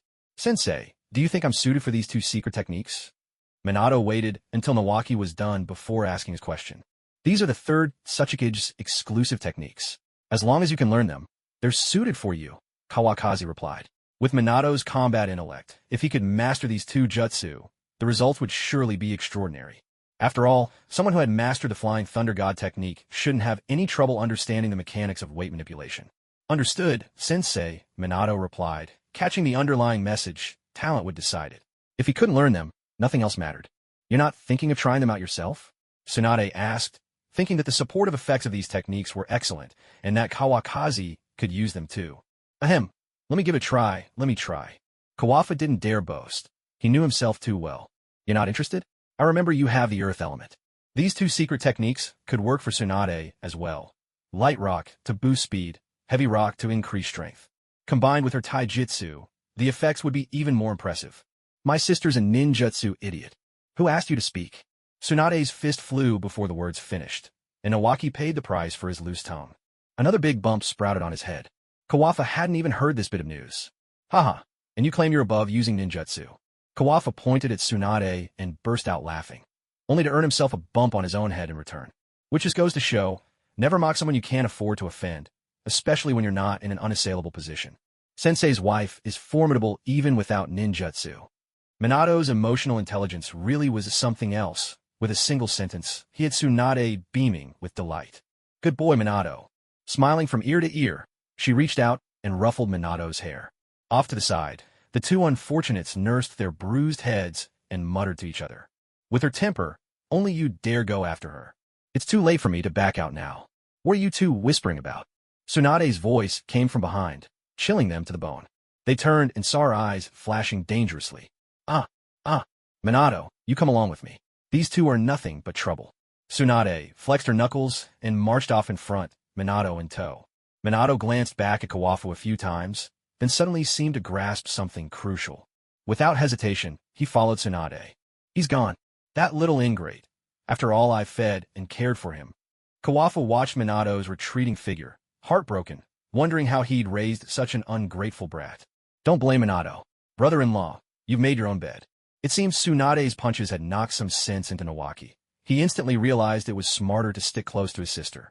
His brother-in-law really had lost his edge. Minato was the one with true foresight. Thinking back, Nawaki realized he must have been out of his mind to ever side with Kawafu. Truly, that had been his worst decision yet. Blood is thicker than water, after all. At least it wasn't too late to see the error of his ways. Sis, wait for me, Nawaki shouted, chasing after Tsunade's footsteps. Kawafu stared after Nawaki, completely baffled. Had he just been abandoned? Depressed, Kawafu trailed far behind the trio, watching the lively chatter up ahead. Kawafu, you three okay?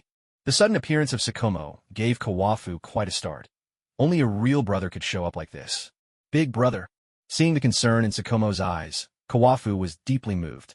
There's true affection in this world, true love among brothers. Nothing beats having an older brother. I heard Wagakure was on our tail, so I rushed over right away. Sukumo's team had set out too early. Otherwise, he would have arrived much sooner. It's all right. Everything's been handled. That's good. I'll go check on Tsunade. Sukumo cut off Kawakaki before he could finish, knowing full well he just wanted to brag about his exploits.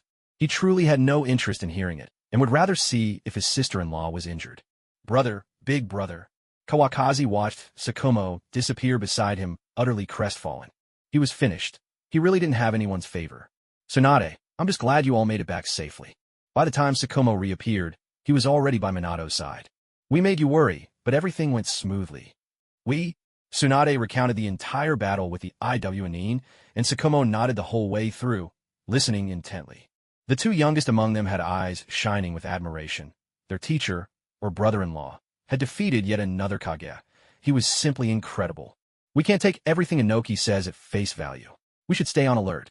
Let's hurry back to the Land of Fire. After hearing the account, Sukumo shared his thoughts. The immediate crisis was over, but they couldn't afford to let their guard down. Better to be safe than sorry. You're absolutely right, big brother. Tsunade agreed wholeheartedly, her attitude toward Sukumo far warmer than toward Kawakaki. She truly regarded Sukumo as an elder. Then I'll take my leave. Sukumo ruffled Minato's hair, flashed a smile at Nawaki, and left directly. Throughout the whole exchange, he hadn't said more than 3 sentences to Kawakaki. The Konoha team swiftly departed the Land of Rain, heading for the Land of Fire, while Inoki led the Iwnin back to their camp in the Land of Birds. Call the Sealing Team and the Medical Nin. Inoki's voice rang out before he had even touched down. A tiny figure carrying a giant Han, an odd scene, yet not one Iwnin dared laugh at. Inoki landed in front of the largest earthen hut, carrying the unconscious Han as if he weighed nothing. He strode straight inside, just as the Sealing Team and Medical Nin arrived outside. Check on him first. I'll be back in a moment. Inoki looked utterly disheveled, and he couldn't bear to face his subordinates for long without cleaning himself up. Yes, Lord Third. Everyone inside nodded in unison, waiting until Inoki left before they entered.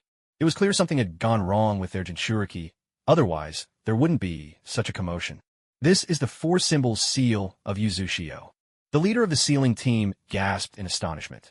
Their own sealing techniques paled in comparison to those of Uzushio. After all, that was a land destroyed because its sealing arts were too powerful. How can anyone else hope to compare? Lord Han must have undergone full-tailed beast transformation and had his will eroded by Muwang. His lifespan has been severely affected, and he's gravely injured inside as well. As he spoke, the medical ninja pulled down Han's pants and turned him over. Though he detected an injury on Han's rear, he hadn't expected it to be this severe. He drew in a sharp breath, shuddering at the thought of how painful such a wound would be if it were his own. Enough dawdling, treat him now. I want Han alive. I want her to live and live well. Understood. At this point, Inoki had changed into fresh clothes and washed his face clean. Still, traces of pallor lingered on his cheeks, and his voice sounded thin and weary. Understood. The medical ninja immediately set to work treating Han. At that moment, a perceptive figure sidled up to Inoki. Lord Third, you don't look well. Allow me to help you recover. There's never a shortage of flatterers, and this medical ninja from Iwagakure was particularly skilled with words. He didn't explicitly mention treating Inoki's injuries, thus preserving the third Tsuchikige's dignity. After all, if it got out that the leader of the village had returned wounded after leading troops in pursuit, it would hardly sound good. Very well, take a look at me. Inoki gave the ninja a long, thoughtful look. It seemed there was no lack of talent, even among the medical corps. Once Inoki's injuries had been tended to, the ninja immediately joined the team working to save Han. This attitude toward his duties left Inoki quite satisfied. A long time passed before Han's internal and external wounds were finally treated, and his entire body was swathed in bandages like a mummy. How is he? Inoki swallowed a healing pill himself before asking. Lord Third, Han's condition has stabilized, but he won't be waking up anytime soon. He'll need a long period of gradual recovery. With the medical ninja's report, Inoki finally allowed himself to relax. There was nothing to be done about Han's shortened lifespan. Inoki had already done everything he could just to keep him alive. You may go. With the medical corps dismissed, only the sealing team remained, looking lost and anxious. Can you handle this seal? Inoki understood how crucial seals were to a Jinchuriki. Lord Third, we'll need time to study it. The sealing team captain dared not admit outright that they couldn't break the seal, so he resorted to stalling for time. Then get to it, quickly. Inoki raised a hand to rub his forehead. He had already guessed that the seal left by Tsunade would be no easy thing to unravel. Lord Third, we'll take our leave for now. Seeing Inoki's impatient wave, the captain promptly led his men out. Now, only Inoki, deep in thought, and the unconscious Han were left in the room. Several days later, the last group from the Leaf Village arrived at a small town on the border of the Land of Fire. At last, we're here. The moment they set foot in the town, Kawakaki stretched with a satisfied sigh. Although they hadn't encountered any more pursuers along the way, the endless rain of the Land of Rain had worn on their nerves. Now, at last, they could truly rest. First, take care of the wounded, then we'll go eat. Tsunade glanced at Kawakaki, who looked absolutely unkempt, her face full of disdain. She couldn't even be bothered to scold him. She casually set the plan for what was next, and of course Kawakaki wouldn't dare object. The two little ones followed obediently behind, silent and well-behaved. Their only concern was getting fed. Yes, Lady Tsunade. Kawakaki put on an exaggeratedly respectful bow in front of Tsunade, practically spelling out the word respect across his face. Tsunade, ever wary of unsolicited flattery, immediately suspected Kawakaki was up to something. Before she could trip him up, he'd already dashed away. Minato and Nawaki watched the whole scene, both equally exasperated. That sort of shamelessness was sure to corrupt the kids. After communicating with the team who had arrived in town ahead of them, Tsunade instructed everyone to rest at the inn. All the wounded were settled together for convenient treatment. Before long, the team disappeared from sight, and Kawakaki made his way back to Tsunade's side. Let's go, time to eat. He naturally reached for Tsunade's soft hand, heading toward the barbecue place they'd visited last time. Tsunade let him hold her hand, the two of them walking along in perfect harmony, just like a young couple in love. I miss Kushina. Seeing his affectionate teacher and the teacher's wife, Minato couldn't help but think of his own fiery redhead back home. Want to see if I punch you? Nawaki was starting to feel the world's cruelty towards single guys. He was already resigned to being force-fed his sister's lovey-dovey moments, but now Minato was shoving more down his throat. How was he supposed to put up with that? You just don't get it. Minato shot Nawaki a dismissive glance, a look that cut deeper than any insult. Nawaki felt his pride trampled mercilessly. I'll find myself a redhead too. What's so great about you? With that, he gave Minato a swift kick in the backside. Nothing else would ease his frustration. I won't stoop to your level. Minato didn't retaliate, just dusted off his pants and strode ahead, the sight of him making Nawaki grind his teeth in annoyance. Left with nothing else, Nawaki let out a primal yell to vent his helpless rage. Besides learning new jutsu, he now set himself a new goal, to find a girlfriend. What are you yelling for? Hurry up. Tsunade, attracted by her brother's outburst, turned around to see him acting all crazy. Coming, sis. Nawaki immediately fell into line, grinning as he caught up with the group. It was the same familiar barbecue shop. Even the owner's pitch hadn't changed. Delicious barbecue. If it's not tasty, you don't pay. Tsunade gazed at the shop, then glanced sideways at Kawakaki, her look full of hidden meaning. Her grip on his hand suddenly tightened, and Kawakaki, who didn't dare resist, turned pale. I swear, I have no ulterior motives. I just want some meat. Kawakaki hurried to explain. After all, last time he'd definitely been scheming, and his intentions had been anything but pure. It wasn't until Tsunade had given him a thorough thrashing that the matter was settled. It better be that way. Tsunade eyed Kawakazi with suspicion before letting go of his hand and heading into the restaurant first. Sigh. Shunshu let out a long sigh and shook his head. Looking at Kawakazi, he truly felt exasperated by his lack of ambition. No wonder even Minato had switched allegiances, choosing to side with his older sister. You brat, what's that supposed to mean? Kawakazi was annoyed by Shunshu's look. How dare you mock me? He reached out and gave Shunshu a smack, leaving him momentarily stunned.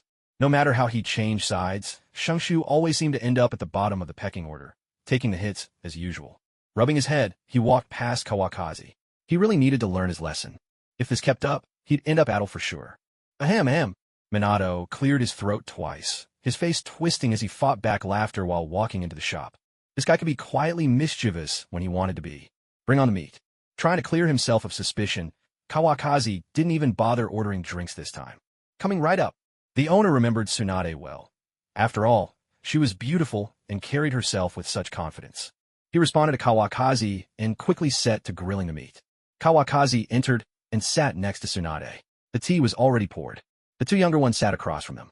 Shunshu hung his head, deep in thought about his next move in life. Minato seemed lost in a daydream, probably thinking about his fiery little sweetheart. Before long, plates of grilled meat started arriving at the table. No drinks? Tsunade looked at Kawakazi, a little puzzled. How long had it been since they'd had a proper drink together? Finally got a chance to enjoy some, and now he's trying to act all virtuous? We do. Boss, did you forget to bring the drinks?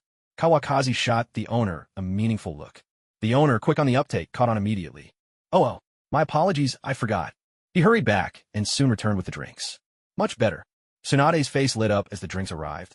What a letdown it would be to eat meat without something to wash it down. Don't drink too much, or you'll end up needing someone to carry you home.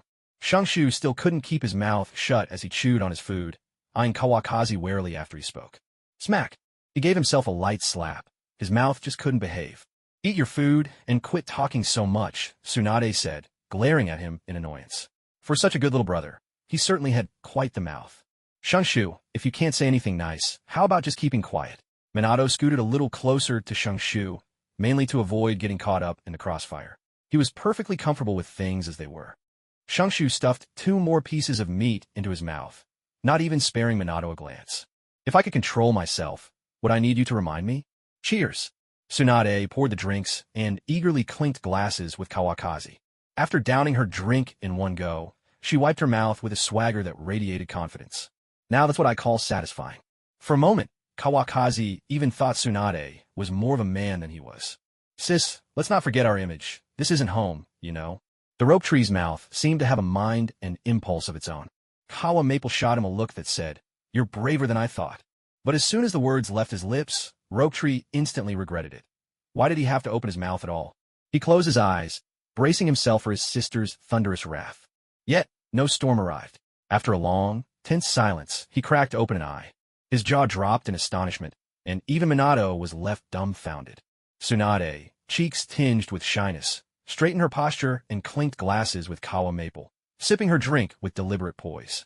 She was the very picture of ladylike elegance, proof that, in the face of love, anything could happen. Minato, picturing the fiery Tsunade in such a bashful state, couldn't help but laugh out loud. What's gotten into you? Rope Tree leaned over and bumped into him. Don't you think Master's wife is incredibly charming like this? Minato quickly wiped the silly grin off his face, switching to a tone of earnest flattery. Tsunade clearly relished the attention, becoming even more theatrical. Every glance, every smile seemed crafted to ensnare Kawa Maple's heart. He could barely endure it. What kind of otherworldly enchantress had come down from the mountains? Charming? I just find it nauseating. Rope Tree, if you're so eager to die, just say the word. That did it.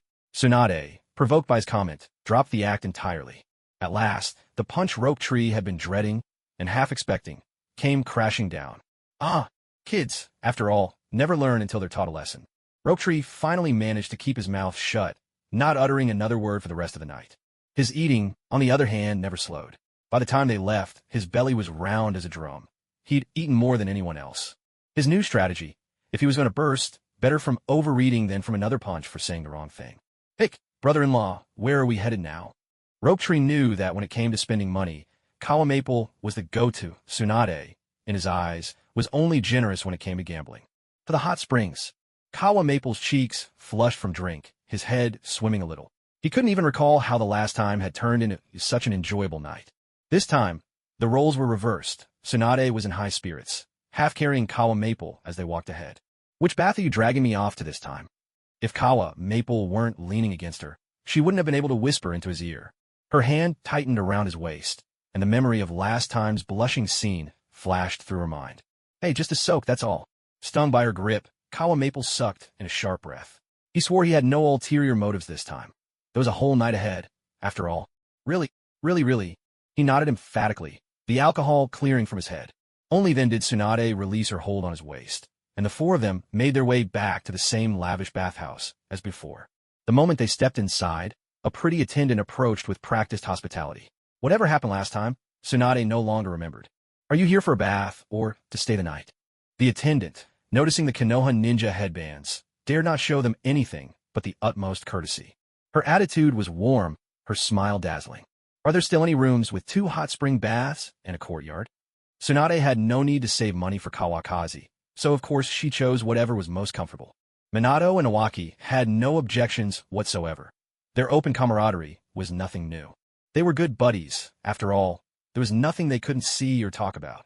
Yes, I'll arrange the nearest one for you. The attendant quickly fulfilled their request, leading the group to the entrance of the hot spring suite, just a short walk from the living quarters. All right, you can go now. With that, Tsunade dismissed the attendant, who bowed and took his leave. Kawakazi was so sleepy at this point that he hadn't uttered a single word the whole way. What are you two staring at? Go on in and bathe. Noticing Nawaki and Minato still watching her, Tsunade waved them off, telling them to get lost. Grown-ups' business was no place for children's curiosity. Okay, sis, Sensei's wife. The 2 youngsters hurried into one of the baths without looking back, fearing they'd get scolded if they dawdled. Hey, come on, we're here. Wake up. Tsunade supported Kawakazi as they entered the bath. The steam inside was still light, suggesting the water temperature was just right. Ah, we're here already? Kawakazi struggled to lift his head, glancing at Tsunade and then at the pool. I'll get in first, then. With that, he tried to wriggle free from Tsunade's grip, stumbling toward the hot spring. How do you expect to bathe with your clothes on? Tsunade caught him easily. If he went in like that, how was she supposed to bathe? Oh, almost forgot. Kawakazi laughed awkwardly as he began undressing. In a flash, his clothes were off, and he stood completely bare before Tsunade. Shameless. Tsunade covered her eyes with both hands, peeking through her fingers, and delivered a swift kick. With a splash and a gurgle, Kawakazi hit the water, nearly choking. The sudden plunge seemed to sober him up, at least enough for him to crawl to the edge of the pool and lean against it. He closed his eyes, still sputtering out water. He'd clearly swallowed more than a mouthful. Tsunade, who hadn't drunk as much this time, wasn't as bold as before. She hesitated for quite a while before finally removing her clothes. She picked up a bathrobe, slipped it on, and stepped slowly into the hot spring, sitting down beside Kawakazi. She found his quiet demeanor a little unfamiliar. Gazing at his handsome profile, Tsunade reached out and poked his cheek gently. Don't mess with me. Let me sleep for a bit. Kawakazi pursed his lips, genuinely wanting nothing more than to drift off right now. Soaking in the warm water felt absolutely heavenly. A mischievous grin crept across Tsunade's face. Normally, she was the one getting teased, but tonight she planned to settle the score with interest. Kawakazi. She called his name twice, but he didn't respond. Tsunade began plotting playful mischief. After all, they were practically an old married couple. There was nothing to be embarrassed about. With the help of a little alcohol, she felt a giddy thrill bubbling up inside her. With one hand glowing softly with chakra, she gently brushed Kawakazi's forehead, easing some of the effects of the alcohol.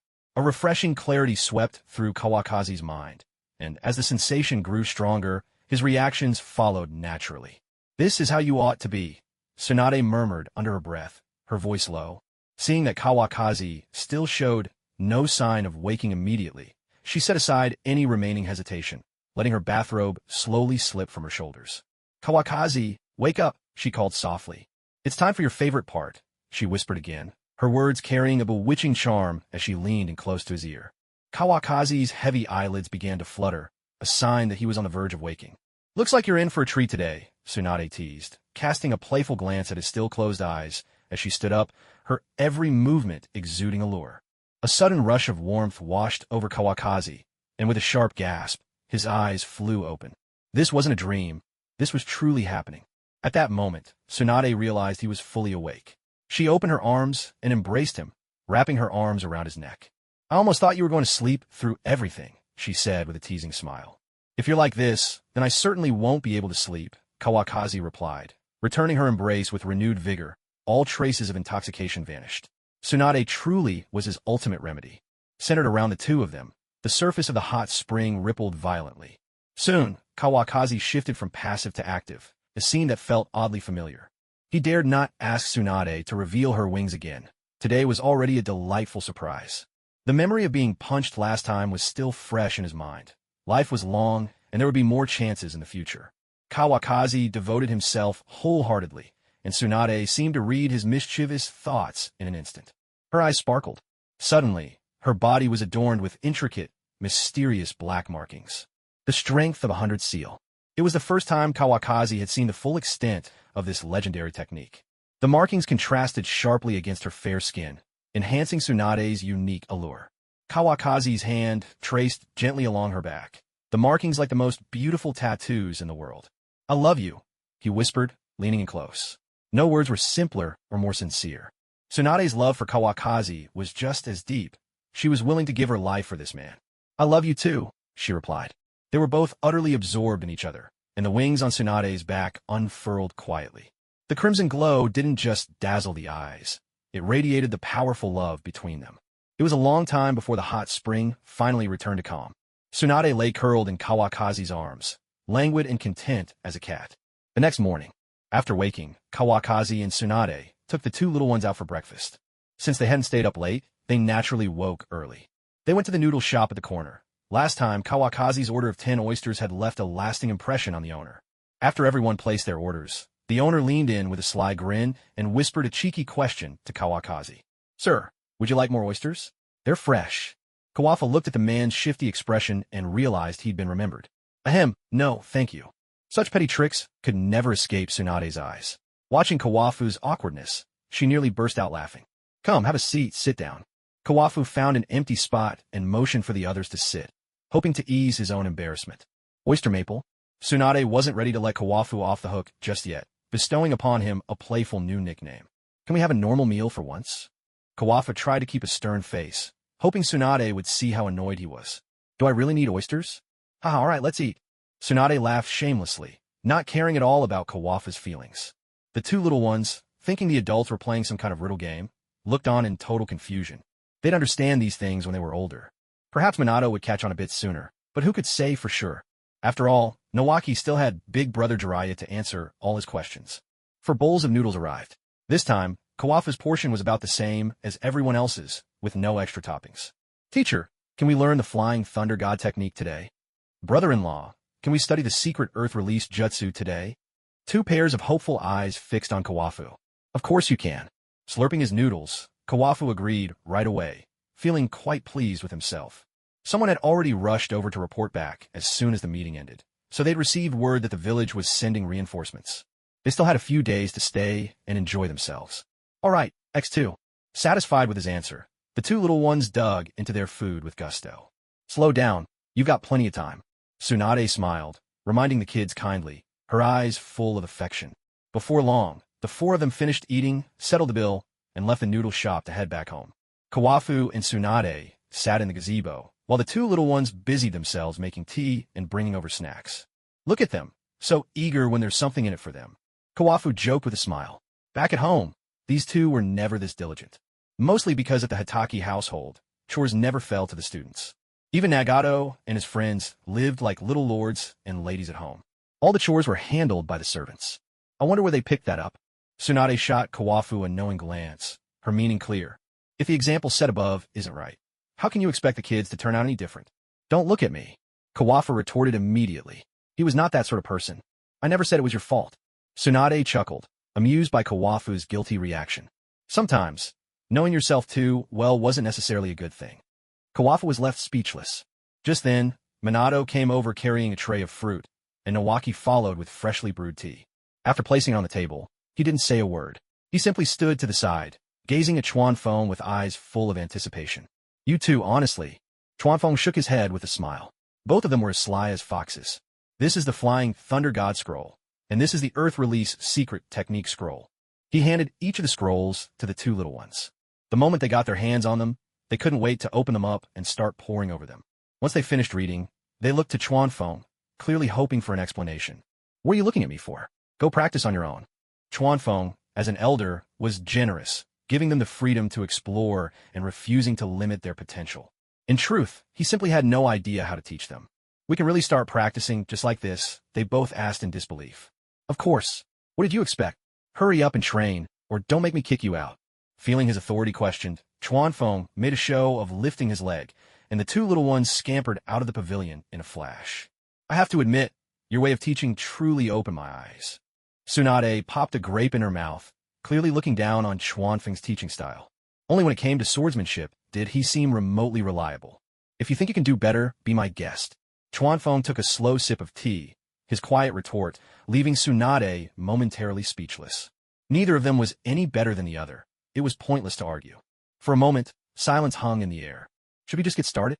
The two little ones huddled together, whispering. It wasn't exactly impossible to start training with the scrolls right away. But both scrolls contained secret techniques. It couldn't be that simple. "Let's just give it a try. We'll see how it goes." Minato knew there was no one else to rely on. He could only count on himself. His experience with the Rasengan had toughened him up, and now he'd made considerable progress. Any spare moment, he'd dive into his studies, convinced that before long, he'd be the one to name this new jutsu. "What are you two up to now?" Training for springtime of youth never rests. Sukumo entered, pushing Dai in his wheelchair. He hadn't fully regained his mobility yet. "We're practicing the Flying Thunder God and Earth Release Secret Technique." The two little ones greeted Sukumo and Dai, then answered truthfully. "Train well." Sukumo encouraged them briefly, then pushed Dai into the pavilion. "You're not even going to go down there and offer some guidance?" Sukumo, always knowing how to push Chuanfeng's buttons, brought up just the topic he didn't want to hear. "Big brother, why don't you go over Flying Thunder God with Minato?" Chuanfeng had taken a shortcut himself. When it came to truly understanding it, he was no match for Sukumo. All right, you win." Sukumo set his friend down and instantly flashed to Minato's side. "In a few more days, you'll be just fine." In the meantime, Tsunade found a moment to check on Dai again. His body was already out of danger. A few days of rest would do the trick. "Yes, I know my own body." Dai beamed, his infectious smile lighting up the room as always. The three of them chatted for a while, until Sukumo returned. "I've said all that needs to be said. From here on, it's up to his own talent." Shuo Mao didn't mention the word hard work. The Flying Thunder God technique simply isn't something you can master with effort alone. He knew this all too well. Back when he was training it himself, he endured plenty of hardships. "I believe he can do it," Chuanfeng said, his eyes brimming with confidence. Who would believe that Minato couldn't learn the Flying Thunder God? It's really just a matter of time. As for rope tree, those two earth release techniques are a bit tricky, someone remarked. Secret techniques, without hand seals, really require a special kind of intuition. Shuo Mao glanced at the scrolls for lightning boulder and waiting boulder techniques. "There's nothing more I can do. I've given him the opportunity. Whether or not he masters them, that's his fate." Chuanfeng poured tea for his elder brother, a hint of resignation in his voice. The world of Hokage really is one where bloodline and talent outweigh hard work, an undeniable truth. "They'll make it," Dai said, his eyes shining as he watched the two young ones already immersed in their training. He was the very symbol of perseverance in the Hokage world. Few could truly understand the hardships he'd endured. "That would be for the best," Tsunade added with a smile, her outlook open and easy. If they couldn't learn these, there were always other options. It wasn't a big deal. If her family had anything in abundance, it was forbidden techniques. There'd always be something that suited the two kids. "This time, the third has sent in elite members from all the clans," Shuo Mao said, sitting down and turning serious as he discussed reinforcements. "Too bad Orochimaru and Jiraiya haven't returned yet," Tsunade said, still nibbling on grapes, a trace of longing in her voice for her two fellow disciples. After all, they'd grown up together. Sure, there was the occasional bickering, but their bond had never really wavered. "They have their own paths to follow. Once they've mastered sage arts, they'll return," Chuanfeng replied, understanding that both of them were probably weary of war, and, right now, Konoha was far from facing annihilation. "I hope they all succeed," Dai murmured, his gaze still fixed on the two youngsters hard at work. Perhaps it was his injuries making him sentimental, but in that moment, he remembered what it was like to be that age himself. Every corner of Konoha bore the mark of his sweat as he trained. A wave of emotion surged through him. Dai's eyes grew misty with tears. The others, Chuan Feng, Shuo Mao, and Tsunade, couldn't quite tell whether he was speaking of Orochimaru and Jiraiya or of the two young ones. When they arrive, you'll be the one in command. You'll need to be careful. Shuo Mao's words were a reminder to Tsunade. During times of war, dangerous missions are inevitable. If any clan feels their shinobi are being used as cannon fodder, disaster could follow. Sensei, you've given me quite the challenge, Tsunade thought, her hand unconsciously moving to her forehead. Balancing the interests of all the clans was a problem she'd have to face. Don't worry too much. As long as we don't deliberately target anyone, I believe everyone will understand, Chuan Feng reassured her. Kawafa didn't give the matter much thought. There weren't many among those clans who could actually put up a fight. He had already resigned himself to playing the villain's role. By taking turns with Tsunade as the good cop and bad cop, if they coordinated well, it could be a good opportunity to help her establish her authority. Don't underestimate them, Sukumo cautioned. He thought Kawafa was being overly optimistic. He'd seen too much scheming and backstabbing between clans. It was precisely because he wasn't good at these political games that, in the original story, he ended up taking his own life. Big brother, once we're outside the land of fire, the strongest fist makes the rules, Kawafa said, raising his right hand and clenching it into a fist, the meaning clear as day. Anyone foolish enough to challenge him would be in for a world of trouble. Let's drop the subject and let things unfold naturally, Tsunade said after a moment's thought. Realizing that Kawafu had a point, outside the land of fire, anyone who dared to cause trouble would quickly regret it. Don't lose sight of your goal, Sukumo said with a helpless shake of his head, out of ideas. He could only hope things wouldn't get out of hand and damage Tsunade's reputation, which could seriously hinder her chances of becoming Hokage. Don't worry, I'll handle it, Kawafu replied confidently.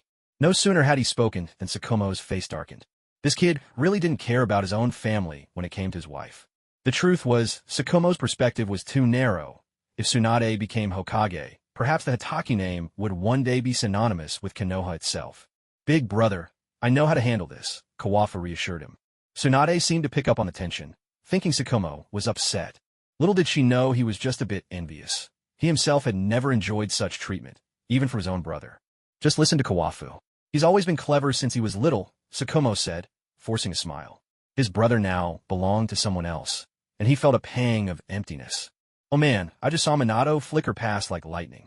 Dai exclaimed in surprise, not realizing that what he'd overheard just now was the sort of conversation reserved for the very core members. It was clear that Dai's unambitious nature was precisely why he was so steadfast and skilled, and likely why his status in Konoha would soon be anything but low. What? Kawafa hadn't had time to respond before Sukumo's composure slipped. He'd spent ages mastering the flying thunder god technique, and here was little Minato, picking it up this quickly. Looking over, he saw Minato imitating their every move. The flying thunder god technique came to him with ease, and he left a mark on a big tree in the courtyard, just as Kawafu and Sukumo had done in their own training. Simple and effective. Minato now stood about 10 meters from a tree, eyes closed, sensing the flow of space-time. His figure wavered for a moment, but he remained in place. He really did master it, Sukumo muttered, unable to contain himself, cursing under his breath at the sight. Comparing oneself to others was indeed maddening. No wonder he's my student, he added with pride. Kawafu smiled broadly, baring his teeth, shamelessly claiming all the credit for himself. What does this have to do with you, even in the slightest? Tsunade shot him a glare, clearly unable to stand the repulsive smugness on his face. How could it not be about me? Wasn't I the one who discovered his talent? Kawafu refused to back down, sticking to his story. After all, nobody knew he'd learned about Minato's gift from the original work. Tsunade could only fall silent at his words. After all, when someone's shameless enough, there's really nothing more to say. She decided instead to turn her attention back to Minato, curious to see what he would do next. At that moment, Nawaki remained oblivious to their conversation, wholly absorbed as he gripped his sword, occasionally glancing at the scroll resting by his side. That Minato kid is really something, Dai remarked, perhaps with a hint of envy. He wished he could learn those techniques himself, but it was simply beyond his reach. I'll go take a look. Sukumo was far more invested than Kawafu. In a flash, he appeared right next to Minato. Uncle. Minato opened his eyes as Sukumo arrived. You've got some real skill, kid. I feel like there's still something I'm missing. Minato had already begun to sense the power of space-time, but he was still puzzled as to why he couldn't quite manage a spatial jump. That's why I'm here, isn't it? Your teacher doesn't even know how he learned it. He's a total dunce. Sukumo ruffled Minato's hair, and belittling Kawafu gave him a strangely satisfying sense of delight.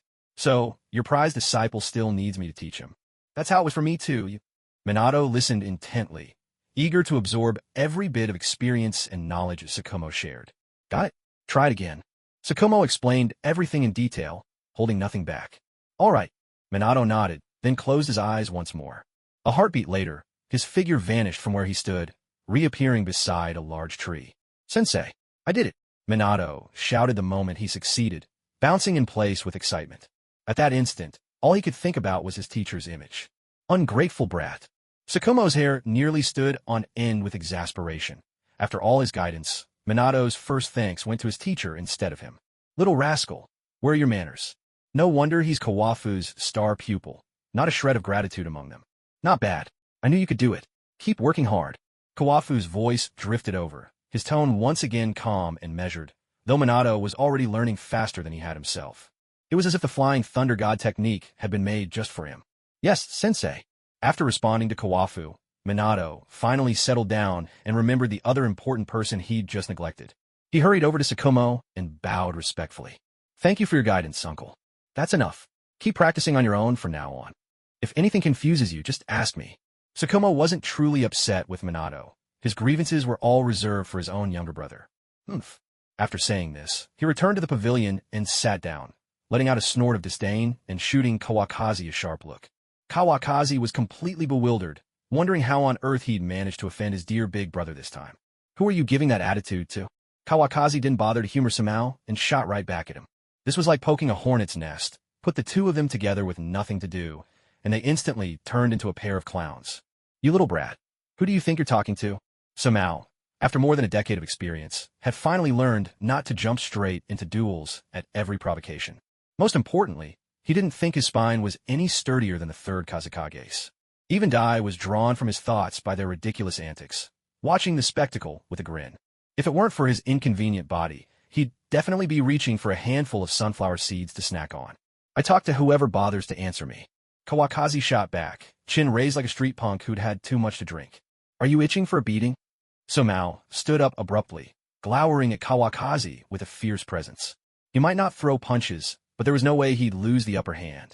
That's enough from both of you. Tsunade covered her face in exasperation. How had things devolved so quickly yet again? She couldn't help but envy her sister-in-law Naishue, who got to stay home with the kids. Just for Tsunade's sake, I'll let you off today. Sukumo seized the opportunity to back down gracefully, sitting down and sipping his tea. If they really started a fight, it would reflect badly on him. After all, he'd never been on the receiving end of someone going easy on him. You think I scare easy?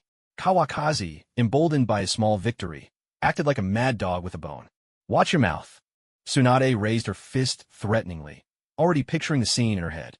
Her own children and Kakashi were just the same, like father, like son. She'd have to discuss with her sister-in-law how to straighten these two out when they got home. What a disgrace. Luckily, there weren't any outsiders here to witness this. Meanwhile, in the short time all this had been going on, Shunju had learned that Minato had successfully mastered the Flying Thunder God technique. He didn't go over to celebrate, though. He was at a critical juncture himself. Both secret techniques of the third Tsuchikage didn't require hand seals. The key was mastering the control of gravity, starting with inanimate objects before slowly moving on to living things. For his own experiments, Shunju had chosen his sword. He could already faintly sense the presence of gravity, and the sword in his hand began to tremble ever so slightly. Weighted boulder technique. With a loud shout, Shunju poured a surge of chakra into his arm.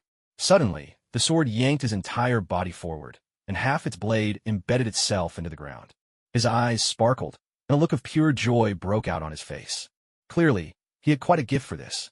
Sis, brother-in-law, I did it. Shunju's triumphant call caught Kawakaki's attention. He hadn't expected Shunju to have such a natural talent for earth-release techniques. Without hesitation, he used Flying Thunder God to flash to Shinju's side. Tsunade also stood and ran over, leaving Sukumo to slowly wheel Dai over to join the fun. Truly, every generation surpasses the last. Kids these days are something else. Brother-in-law, why don't you try pulling it out? Shangshu released his grip on the sword hilt, proudly inviting Chuanfeng to pull the sword from the ground. Chuanfeng said nothing. He reached out, grasped the hilt, and applied a bit of strength to get a feel for it. Then, with a burst of power, he easily drew out the sword and casually spun it in an elegant flourish. Impressive. This sword is at least a few hundred times heavier than normal. So, does that mean he's mastered it? Hearing Chuanfeng's words, Tsunade was certain that Xiangshu had indeed learned the weighted rock jutsu. Yes, he has. Now, what about the lightweight rock jutsu? Chuanfeng handed the sword back to Xiangshu, and as soon as it returned to Xiangshu's hand, it reverted to its normal weight. At this moment, Sukumo wheeled Dai over to join them. Can you make me fly? I'd like to experience it for myself. Sukumo knew that both of these secret techniques could be used on others, so if Xiangshu used it on him, he could also gain the ability to fly. I want to try to. Dai grinned, flashing his big teeth, not caring in the slightest that he hadn't fully recovered yet. I haven't quite mastered applying the lightweight rock jutsu to living beings yet. With that, Xiangshu tossed the sword high into the air. Instead of plummeting, it drifted slowly down, as light as a feather. He had grasped the lightweight rock jutsu as well. The two techniques were closely related, though their effects were completely different. Haha, that's already amazing. Tsunade ruffled Xiangshu's hair, expressing her delight. You and Minato are both doing great. You haven't let me down. Chuanfeng was genuinely pleased.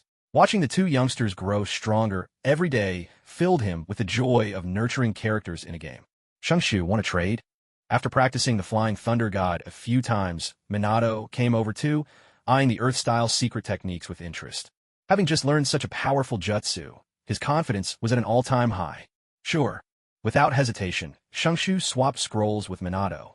Both were a bit greedy for new abilities. Don't you two want to take a break? Learning a new jutsu took a lot out of them, and Chuanfeng kindly reminded them to rest. No need, brother-in-law, teacher. Both boys were bubbling with excitement, as if simply holding the scrolls guaranteed success. We'll just watch you two put on a show. With that, Chuanfeng and the others watched the boys training with great interest, showing no intention of returning to the pavilion for a rest. The boys had some sense, though. They huddled together first to exchange their training experiences. Only after they each understood the basics did they begin to practice in earnest. At first, they were full of confidence, but as time wore on, their spirits began to sink. The Flying Thunder God's technique didn't stump Xiangshu, but when it came to sensing spatial power, he drew a complete blank. In the end, drenched in sweat and utterly exhausted, he had to admit defeat for the day. In contrast, Minato was also holding a sword like Nawaki, his expression twisted as if he were suffering from constipation, completely unable to sense the presence of gravity, no matter how hard he tried. In the end, he too lost his spirit and gave up on continuing the training. It was clear that neither of them had any talent in this particular area. The six of them slowly made their way toward the pavilion, while Kawakaki continued to comfort the two younger ones. Just being able to master one technique is already impressive. Everyone has their own strengths. As long as you use what you've learned well, you won't lose to anyone. Kawakaki automatically filtered out those with cheats. Under normal circumstances, these skills were already at the pinnacle. With these two unique techniques, the youngsters' abilities saw a dramatic improvement. Now, even an average Jonin probably wouldn't be their match. Under Kawakazi's guidance, Minato had reached the level of Jonin a full year ahead of what the original story depicted. And even before inventing the Rasengan, Minato's combination of the Flying Thunder God technique and his swordsmanship already gave him considerable destructive power. Nawaki's progress was even more pronounced. To call it a complete transformation wouldn't be an exaggeration. He was no longer that rookie destined to be blown up by explosive tags on the battlefield. That's right, don't lose heart, Tsunade said, treating both of them equally.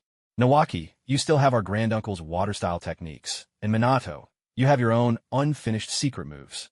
There's no need to be discouraged just because you couldn't master one particular ninjutsu. After all, she herself was hopeless with elemental jutsu. Yet that never stopped her from pummeling tailed beasts into submission. Sukumo and Dai simply watched in silence. These two kids were already incredibly strong, certainly stronger than they had been at that age. We understand, the two younger ones replied together, forcing a smile, though they couldn't quite shake off the disappointment in their hearts. All right then, spend the next few days getting familiar with your new techniques, Kawakaki concluded, bringing the day's training to a close. We'll be heading back to the battlefield again soon. A few more days passed, and reinforcement from Konoha began arriving one after another, all on the same day. The Uchiha clan seemed to be competing with the Hyuga, with both arriving as the first teams. They were greeted with Tsunade's warm hospitality. Kawakaki was a bit surprised when he saw the Uchiha clan leader. He hadn't expected the man to be so bold. Most clan leaders preferred to stay safely within the village. This one was the first to take to the battlefield himself. Fugaku, by his side, gave Kawakaki a somewhat peculiar look. We've already arranged a place for you to rest. I'll have someone take you there, Tsunade said courteously. We'll send for you when it's time for the strategy meeting. She instructed someone to lead the two clans' members away to rest. Before leaving, the Uchiha clan leader even gave Kawakazi a friendly smile.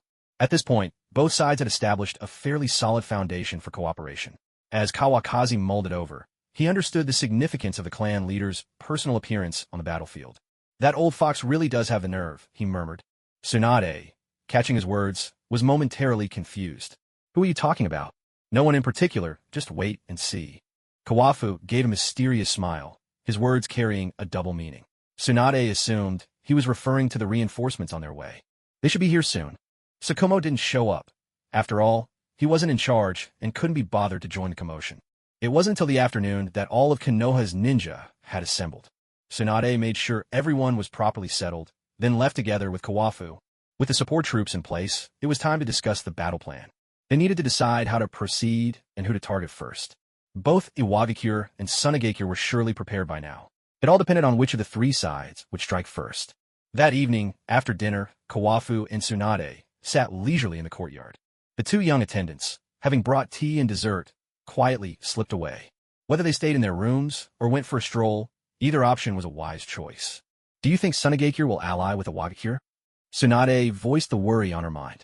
If those two villages joined forces, Konoha would be under immense pressure. Even a dying camel is still bigger than a horse. Though the third Kazekage was gone, Tsunade's numbers were not to be underestimated. I don't think they will. Tsunade wouldn't dare make common cause with a tiger. For one, in his memory of the original story, the Second Great War had all sides fighting separately. For another, Tsunade simply didn't have the leverage to ally with Iwagakure right now, unless they were willing to play second fiddle, but the pride of a great nation would never allow it. The most likely scenario was that they would each fight Konoha separately. Even if it meant facing two enemies at once, there was a world of difference between the two situations. I hope your prediction is right. Tsunade barely uttered two words before being interrupted by an announcement from outside. Lady Tsunade, the head of the Uchiha clan, is here to see you. A Konoha ninja entered to relay the message. Let him in. Tsunade frowned slightly, unsure what business the Uchiha chief had with her. A faint smile played at the corner of Kawafu's lips. As he'd expected, this old fox truly loved to gamble. Moments later, the Uchiha chief arrived in his usual attire, a broad smile on his face. He was followed by Fugaku, and together they entered the courtyard. Lady Tsunade, Lord Kawafu, both greeted in unison. Neither Kawafu nor Tsunade put on airs. Respect, after all, was mutual. The tea's freshly brewed. Please have a seat. They both stood up, politely inviting the Uchiha chief and Fugaku to join them. The tea is excellent, the Uchiha chief remarked, taking a sip without immediately mentioning his purpose. Fugaku, on the other hand, looked somewhat ill at ease. He still lacked experience. No wonder the Uchiha chief always brought him along. Some things can't be learned by words alone. He needed to witness events firsthand. Just like in the original story, where Fugaku took young Itachi onto the battlefield. This is the most expensive tea they have. If it doesn't taste good, I'll have to give them a piece of my mind. Kawafu handled the situation with ease, and as the four of them sat together chatting, it felt as if they were old friends reunited. There was no trace of the hostility from their last encounter, where threats and saber-rattling filled the air. Haha, Lord Kawakazi, you must be joking. You are a man of great stature. How could you possibly stoop to argue with a mere merchant like me? The Uchiha clan leader laughed heartily, appearing to enjoy the conversation with Kawakazi immensely. Only they themselves knew what calculations were running through their minds. Tsunade and Fugaku, sitting before these two, found themselves outmatched. Their wits seemed to falter, as if they were speaking on entirely different frequencies. For a moment, neither knew how to join the conversation. All they could do was quietly sip their tea, glancing now at Kawakazi, now at the Uchiha clan head. This time, you took the trouble to lead your team here in person. I appreciate your hard work. Kawakazi gradually steered the talk toward business. There was no need for endless pleasantries now that the atmosphere between them was so cordial. We all do this for the village. It's simply my duty. But Lord Kawakazi, you and Lady Tsunade are now the talk of every nation. Is there a country left that hasn't heard of your exploits? The Uchiha clan head tossed out a compliment as if it cost him nothing. Fugaku was dumbfounded. He had never seen his proud uncle display such humility. Oh, it's nothing. We simply put our lives on the line, that's all. Kawakazi answered on Tsunade's behalf. There are some things that can't be accomplished by sheer effort alone. Lord Kawakazi, I'm sure you understand that well. The old fox's words were watertight, laced with subtle undertones, and Kawakazi grasped the hidden meaning at once. No one's sacrifice will be in vain. I, Hitaki Kawakazi, always keep my word. With that, Kawakazi made another solemn promise. At these words, the Uchiha clan head's face lit up with satisfaction. After all, this was what he came for today. Of course, I have full faith in Lord Kawakazi. The reputation of our Uchiha medical personnel is also quite impressive these days. That's entirely thanks to your own efforts. Kawakazi smiled faintly and took a gentle sip of tea. From beginning to end, he held the reins of the negotiation firmly in his grasp. The Uchiha clan head maintained a humble posture. Though the conversation was layered and subtle, it left him feeling content. You flatter me. For the battles to come, the Uchiha clan will follow your command. The weight of his words was considerable. He was entrusting the lives of his clan's warriors to Kawakazi and Tsunade for the coming fight. That's too much. Let's all just do our best. Kawakazi was more than satisfied with the clan head's attitude. After this battle, he would make sure the Uchiha were properly rewarded. I mean every word. The Uchiha clan head lifted his teacup, eyes fixed on Kawakazi, his ambition and resolve unmistakable. To a successful partnership, Kawakazi raised his own cup and clinked it lightly against the others, drawing the negotiation to a close. Well, I won't overstay my welcome. I'll take my leave now. Finishing his tea, the Uchiha clan head stood up, dipped his head in a slight bow, and left with Fugaku, not once looking back. Take care. Kawakazi and Tsunade rose as well, seeing the two out of the courtyard. Bathed in moonlight, the Uchiha clan leader walked with a spring in his step, his mood just as light. Now that he had placed his bet, there was not a trace of hesitation left in him. What sort of secret code were you two exchanging back there? Tsunade waited until the Uchiha clan leader and Fugaku were out of sight before voicing her curiosity. Throughout that entire conversation, she hadn't said a word. He's here to join you. Plain and simple, Chuanfeng replied with a chuckle. The Uchiha clan will soon become the sharpest blade in your hand. With no reservations, Chuanfeng threw an arm around Tsunade's shoulders, and the two of them strolled into the room in close embrace. When happiness comes, it's only natural to let it flow into joyful deeds. As the sudden downpour faded, Chuanfeng and Tsunade drifted into blissful sleep, holding each other close. By noon the next day, Tsunade, radiant and commanding, summoned the heads of each clan for a council meeting. The main purpose was to subtly probe where each family stood, so she could plan her next steps with confidence. A restaurant in town had been reserved in its entirety by the Leaf. Once the owner received his payment, he quickly took his staff and left. All day, the place belonged to the Leaf alone, a final, sumptuous feast before heading to war. The restaurant stretched 5 stories high, well known throughout the town. Lavish decorations adorned every corner, and only Leaf shinobi could be seen coming and going through its doors.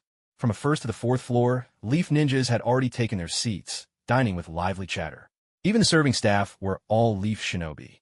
To put it simply, in this restaurant, not even a stray dog would be anything but a member of the Leaf. At the stairs leading to the 5th floor, 2 young guards stood at attention, vigilant. Only those whose names were on the list would be allowed past them. Anyone else would find these two an insurmountable obstacle. Good thing we ate beforehand, whispered Nawaki, seeing that everyone on the list had arrived, sidling up to Minato to chat. Missing a meal isn't the end of the world, Minato replied lightly, sounding for all the world like the boss's favorite employee. You eat more than I do, and you say that? Nawaki shot him an exasperated look. The way this kid talked these days was enough to test anyone's patience. Well, I only said it because I'm already full, Minato replied, laughing heartily. It wasn't as though he'd really skipped a meal. As the two friends bantered, the banquet on the 5th floor officially began. Tsunade and Chuanfeng sat at the main table, joined by the heads of all the great clans. Sukumo and Dai took seats beside them. Though the table was set for serious discussion, the atmosphere was far from stiff. The clan representatives all seemed more at ease. Thank you all for your timely support. While it's not suitable to drink today, allow me to toast each of you with tea instead, Tsunade declared, rising to her feet with a simple but sincere opening. Lady Tsunade, you are too kind, came the reply, as everyone present, veterans all, stood up and raised their teacups. This was a clear acknowledgement of Tsunade's position as commander and a mark of respect for her strength. By now, every Leaf ninja knew she was a perfect Jinchuriki, a power beyond anything she once was. Please, everyone have a seat. Let's eat and talk at the same time, Tsunade said, inviting them to relax. Kawafa did not try to steal Tsunade's thunder. Instead, he simply watched as she took charge of the meeting. If anything slipped through the cracks, there was still the Uchiha clan head to take the brunt of it. And if that didn't work, he could step in later.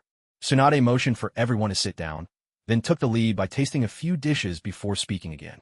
Let me give you all a brief overview of the current situation, she began. If any of you have ideas or suggestions, feel free to share them. Afterward, we can all discuss things together.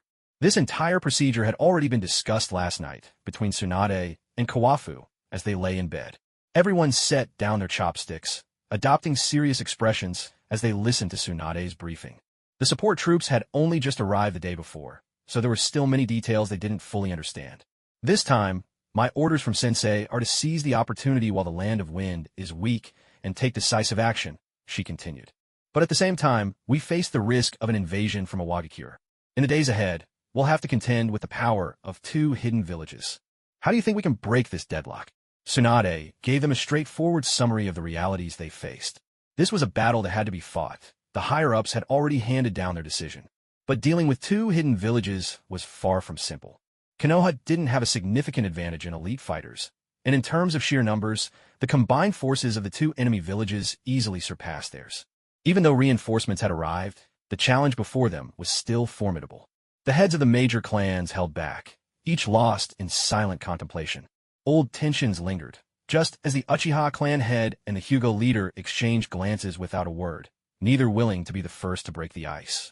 The smaller clans, on the other hand, were far less restrained. The room quickly became lively, a chorus of voices rising as discussions broke out all around. Debate filled the air, voices overlapping in a constant back and forth. Tsunade made no move to interrupt, her eyes always roaming, quietly observing everyone present.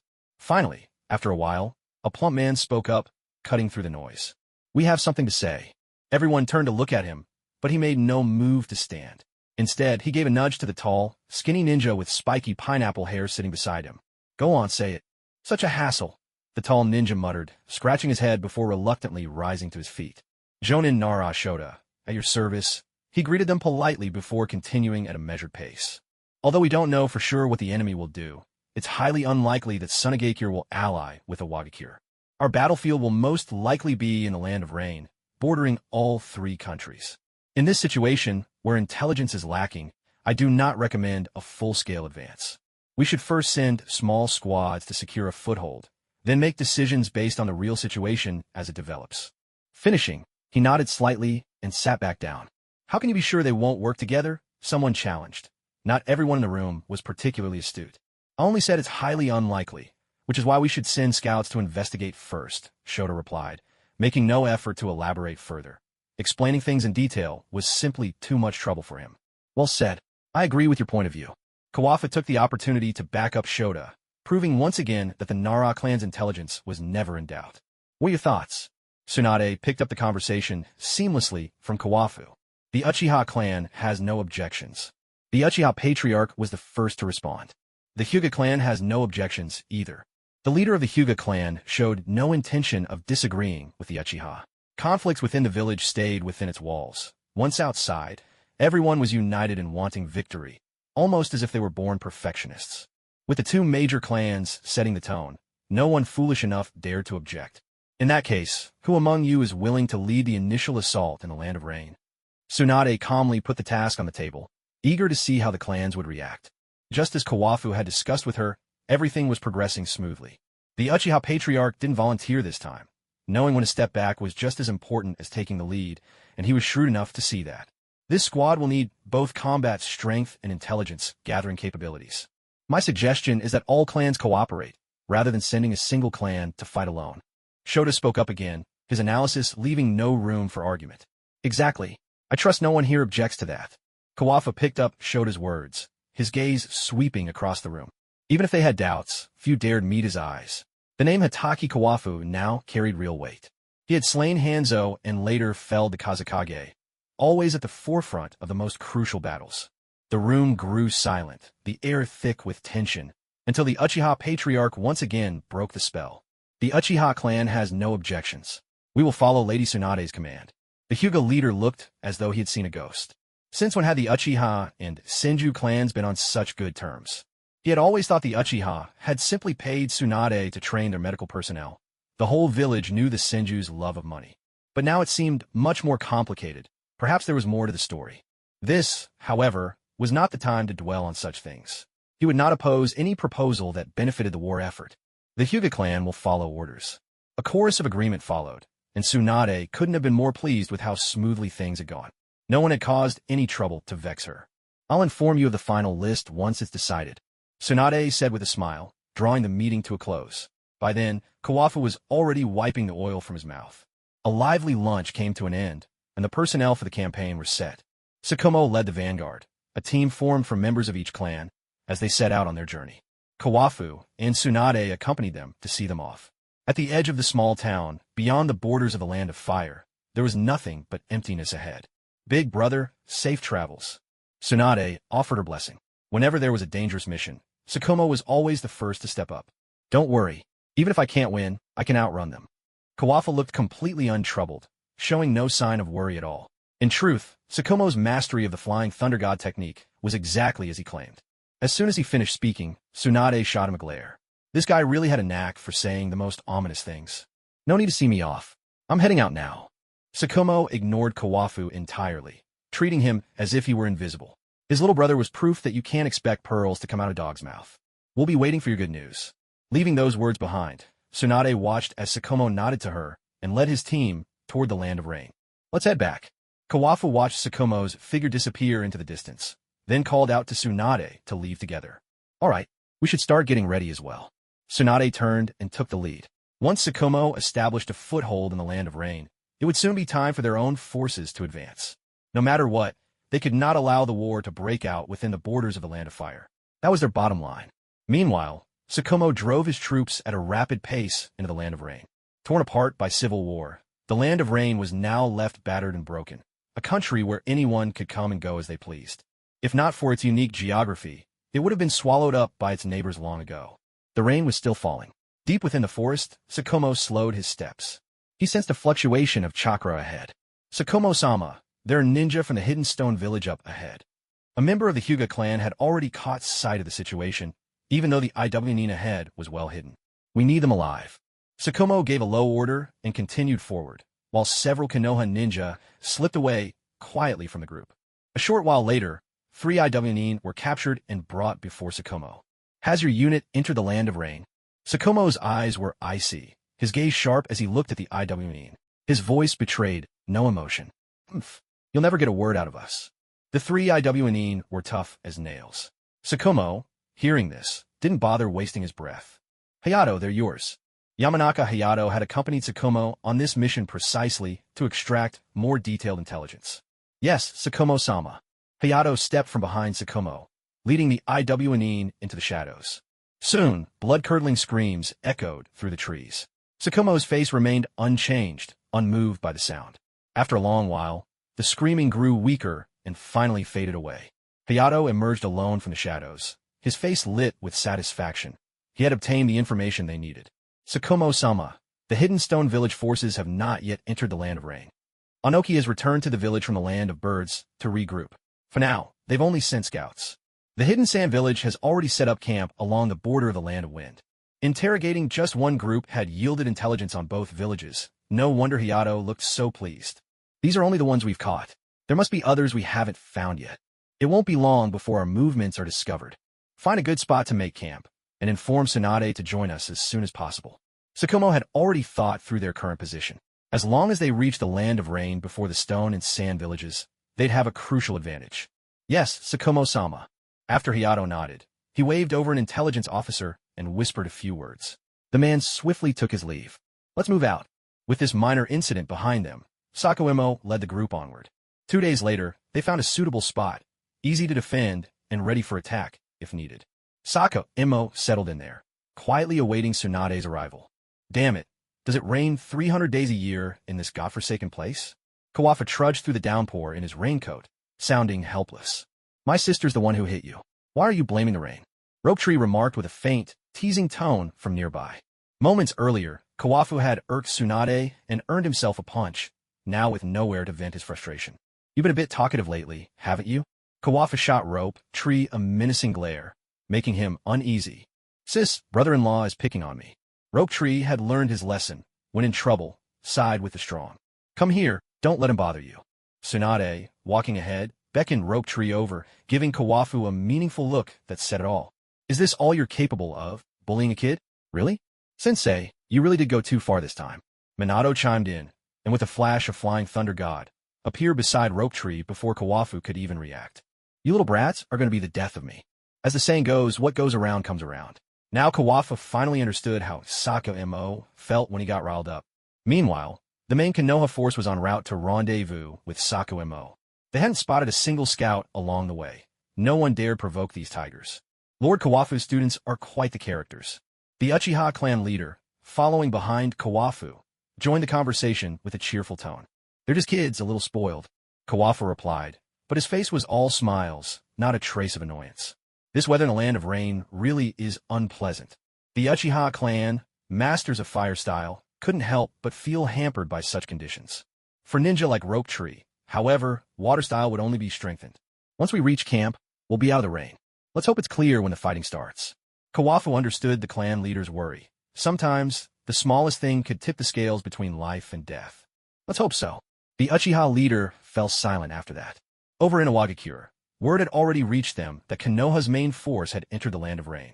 Inoki, together with Rashi and their troops, rushed toward the Land of Rain without pause. Han, still struggling to maintain even his basic tailed beast cloak, had been left behind to guard the village, his strength greatly diminished. Lord Third, why must we go to war at all? Our Iwagakure could have stayed out of it. Rashi, clad in purple clothing and armored at the chest, his hair tied back in a short ponytail and sporting a thick beard, raised a question that made the third Tsuchikage sigh. No wonder Inoki preferred not to take him on campaigns. But this time he had no choice. You are a ninja. Your duty is to follow orders. Do you understand? Inoki couldn't be bothered to explain. He knew that someone as stubborn as himself would never be convinced by words. Do you realize how many lives will be lost in war? These people, they are all your own. Our village isn't doing badly right now, is it? Rashi stood firm in his beliefs. To him, war was the vilest of evils. He had become a Jinchuriki, not to be wielded as a weapon on the battlefield, but to shield his village from danger. That's enough. Say no more. Just focus on your own responsibilities. Inoki had no interest in arguing further. He rose higher into the air, leaving the conversation behind. Rashi looked up at his retreating figure, his expression full of defiance. No wonder, in the original story, he would eventually leave Iwagakure to become a wandering monk. Lord Rashi, the third Tsuchikage, has his own burdens to bear. A fellow Iwanin stepped forward, hoping to smooth things over. Burdens? He's only driven by ambition. Isn't Iwagakure doing perfectly fine as it is? Rashi's temper flared instantly, his obstinance leaving others at a loss for words. You're right. The Iwanin could only sigh, pressing a hand to his forehead as he retreated. He resolved never to meddle in Rashi's affairs again.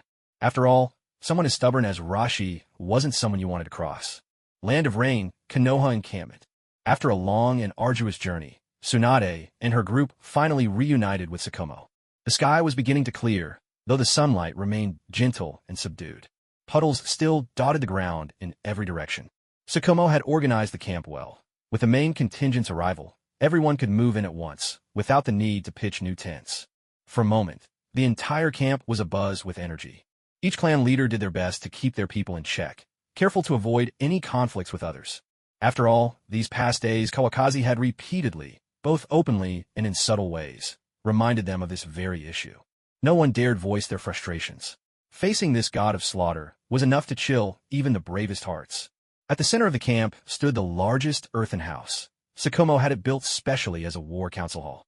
With so many attending the meetings, it was only natural that the hall be grander than usual. Tsunade didn't call the council to order right away. Everyone needed time to rest and recover. Besides, no solid intelligence had arrived yet. For now, Konoha held the initiative, so there was little cause for worry. A group of close friends followed Tsunade to Sukumo's own quarters, which was quieter than the rest. Few people were close to Sukumo, and even fewer would come to visit him. Big brother, your accommodations aren't much to look at, Kawakaki declared, sprawling into a seat without ceremony. Sukumo had already arranged for food to be brought. His words made Sukumo's eye twitch. This was the front lines, not some cozy home in town. Be grateful there's even food to eat, Tsunade scolded, giving Kawakaki a playful nudge as she sat beside him. Kawakaki was the sort who couldn't go a day without stirring up trouble. Everyone, make yourselves comfortable. No need to stand on ceremony, Kawakaki called out, inviting everyone to sit. In his mind, his brother's place was as good as his own. Sukumo, big brother. Dai put on an exaggerated greeting, then sat down and immediately reached for the pork knuckle. As a taijutsu ninja, it's understandable that he has a healthy appetite. Finally, you're back on your feet. Don't go lying down again. Sukumo was even happier to see Dai than he was to see his own younger brother, a broad smile lighting up his face. He truly was most at ease around straightforward people. Once everyone was seated, the conversation naturally turned to the topic of war. It seems Awagakure is about to make a move. We're just waiting for concrete news. Sukumo had Hayato keep a constant watch on the direction of Awagakure, monitoring for any sign of activity. Judging by the timing, something should be happening soon. I've heard Tsunade hasn't dared cross the border of the Land of Wind? Kawakaki smiled, finding Tsunade's self-awareness rather amusing. That's right, they're probably too scared after what happened last time. But even now, they have no choice. Their daimyo didn't support them for nothing. Sukumo chuckled as well. For a village to lose its kage in battle, such a blow would be hard for any to bear. We still need to be wary of Shikaku. Tsunade, who had once fought Shikaku, knew all too well that very few people present were capable of handling the beast. Leave it to me. Dai, having faced the five-tails Jinchuriki before, was brimming with confidence. Banpuku is a perfect Jinchuriki. He's even stronger than the five-tails. Kawakaki spoke the truth in a low voice, glancing at Dai. With Dai's current strength, taking on Shikaku might still be a stretch. Then I'll team up with big brother Sukumo. Dai might be simple, but he wasn't foolish. If you can't win alone, call for backup. Nothing wrong with that. Isn't youth supposed to be all about hot-blooded passion? Sukumo teased, secretly looking forward to a match against the tailed beast himself. Come on, youth always needs brothers at your side, right? Dai swallowed his mouthful of pork knuckle and flashed a broad, toothy grin. Ha, Dai, you're finally picking up a few tricks. Only now did Kurenai's mother, Yuhi Mahiru, speak up. She had no intention of joining this high-level match against the tailed beast. There were jinjutsu techniques that could be used on tailed beasts, but she was nowhere near that level. She'd only ever heard that Uchiha Madara could control the nine tails with just a glance. Now that was the pinnacle of jinjutsu. Unfortunately, without those eyes, she'd never reach such heights in this lifetime. That's what you call adapting to the situation. Dai's words sent everyone into laughter. Then leave Awagakure to us. Kawakaki casually claimed Awagakure as their opponent. After all, Inoki had already lost to him before. I doubt Inoki will risk bringing out the five-tails Jinchuriki. Tsunade had figured out Inoki's plan. A Jinchuriki who could go berserk at any moment was hardly suited for the battlefield. Son Goku, the four tails, is actually stronger than the five tails. Kawakaki was well aware of Old Purple's strength, though he didn't think Tsunade would have a problem dealing with him now. If this were the original story, Tsunade at this point probably wouldn't have been a match for Old Purple. I'll take it seriously. Chongming says the same thing to everyone, claims they're all stronger than him. Tsunade had just heard Chongming's endless chatter again. That guy truly has a good temper, just a bit too weak. Haha, maybe you should teach him a move or two. Sukumo couldn't help but laugh. Tsunade had already complained countless times about this seven tails non-stop talking. Whenever it really got unbearable, Tsunade would storm into the seal and give him a good beating. At best, that would buy her half a day of peace. At the time, I really wasn't thinking that much. Kawafu scratched his head awkwardly, but those wings really were quite something. Should have just sealed it inside you. Tsunade shot him a glare. Had this guy been planning that from the start? The more she thought about it, the more unsettling it seemed. No wonder he tried to get her drunk. He must have had this all planned out. Her imagination running wild, Tsunade's cheeks flushed red. She silently marked down this imagined offense against Kawafu. If you don't eat soon, Guy's going to polish off everything. Sukumo watched Guy devouring his food and quickly called everyone to the table. A simple man, simply eating. What could you possibly say about that? Guy, slow down. Leave some meat for the rest of us. Kawafu glanced at the table. Figures, all he ever eats is meat. Sorry, just recovered from a big injury. Hope you don't mind. Guy didn't look the least bit embarrassed. His honest smile was the perfect cover. You win. I'll go get some more meat. Sukumo stood up and headed outside. When your buddy's like this, there's nothing to do but spoil him. Once Sukumo came back with more meat, everyone settled in for a proper meal. They chatted about everyday things, and the atmosphere instantly grew much warmer. Kawafu also took the opportunity to bring up the idea of arranging a childhood betrothal between Kurenai and Kakashi. Asuma's father didn't refuse, but he doted on his daughter, so he said he'd have to check with her mother first. That's when Sukumo realized the gap between himself and Kawafu. Damn, Kakashi's barely old enough to walk, and his uncle's already lining up a wife for him. Judging by Kurenai's mother, she must be a real beauty. How could Kakashi not fall for her? Everyone laughed and teased, and the betrothal was just a step away from being official. Kawafu worried that childhood bonds might not hold up against love at first sight. If Asuma, that big, bearded guy, really swept Kurenai off her feet, how heartbroken would Kakashi be? This was like adding another layer of protection. My son got any prospects? Guy knew all too well how hard it was for him to find a wife. All he could do now was envy. Kawafu thought of the blue beast of the leaf, a man whose kick nearly brought the story to its climax. As a kid, he was just a little acorn. Out of everyone in Naruto, he had the best chemistry with Kakashi, but zero luck with women. Don't worry, I'll teach him myself. Kawafu seemed to make up his mind. With Guy's looks and personality, finding him a wife wouldn't be easy. This was going to be a long, tough mission. Thank you, Kawafu. Guy's eyes filled with tears. This was a favor as big as the sky. Tsunade gazed deeply at Kawakaki, as if she were quietly acknowledging his competence. Before she knew it, she had somehow entrusted herself to him. After finishing their meal, the group lingered in casual conversation for a while longer. As dusk settled, everyone gradually went their separate ways. These days of ease were numbered. To give the Konoha ninja a better fighting chance, Tsunade began producing large quantities of poison. As a medical ninja, her skills and antidotes naturally made her intimately familiar with toxins. Though concocting poisons was something she'd always disdained, now she had no choice. After all, Konoha's numbers were at a disadvantage compared to the combined forces of the other two villages. Using poison was a reluctant but necessary measure. One day, Tsunade received intelligence that a Wagakure had entered the borders of the Land of Rain. In the midst of mixing her poisons, she set aside her work and immediately ordered her forces to assemble for battle. All units assemble. At Tsunade's command, messengers rushed off, and the Konoha camp was instantly abuzz with activity. Fully equipped ninja gathered quickly at the camp's main gate. Moments later, Tsunade and Kawakaki arrived together. Gazing over the assembled ranks, Tsunade wasted no words. With a commanding sweep of her hand, she gave the order, "Move out." The large force split into two groups. Sukumo and Dai led the rear guard, keeping watch against Tsunade. Kawakaki and Tsunade took the vanguard, heading straight for the IWA ninja positions. They darted swiftly through the dense forest, the air thick with humidity. It wasn't long before everyone was soaked through, but the column maintained its pace without the slightest hesitation. They moved silently and swiftly. No one could say how far they had gone from camp, for all around them towered ancient trees that seemed to pierce the sky. Tsunade-sama, there are IWA scouts ahead, came the report from Hyuga, ever reliable as the team's eyes. Take them out. Before Tsunade could respond, Kawakaki uttered the command in an expressionless tone. Such a minor task hardly required his own intervention. Minato and Nawaki hadn't even spoken before someone seized the initiative. I'll handle it. Fugaku volunteered, and with a flicker of movement, vanished behind Kawakaki. He leapt through the trees and swiftly disappeared from sight. Kawakaki watched him go, noting Fugaku's growing strength. Perhaps now, he could even dodge one of his kicks. The main force didn't slow down.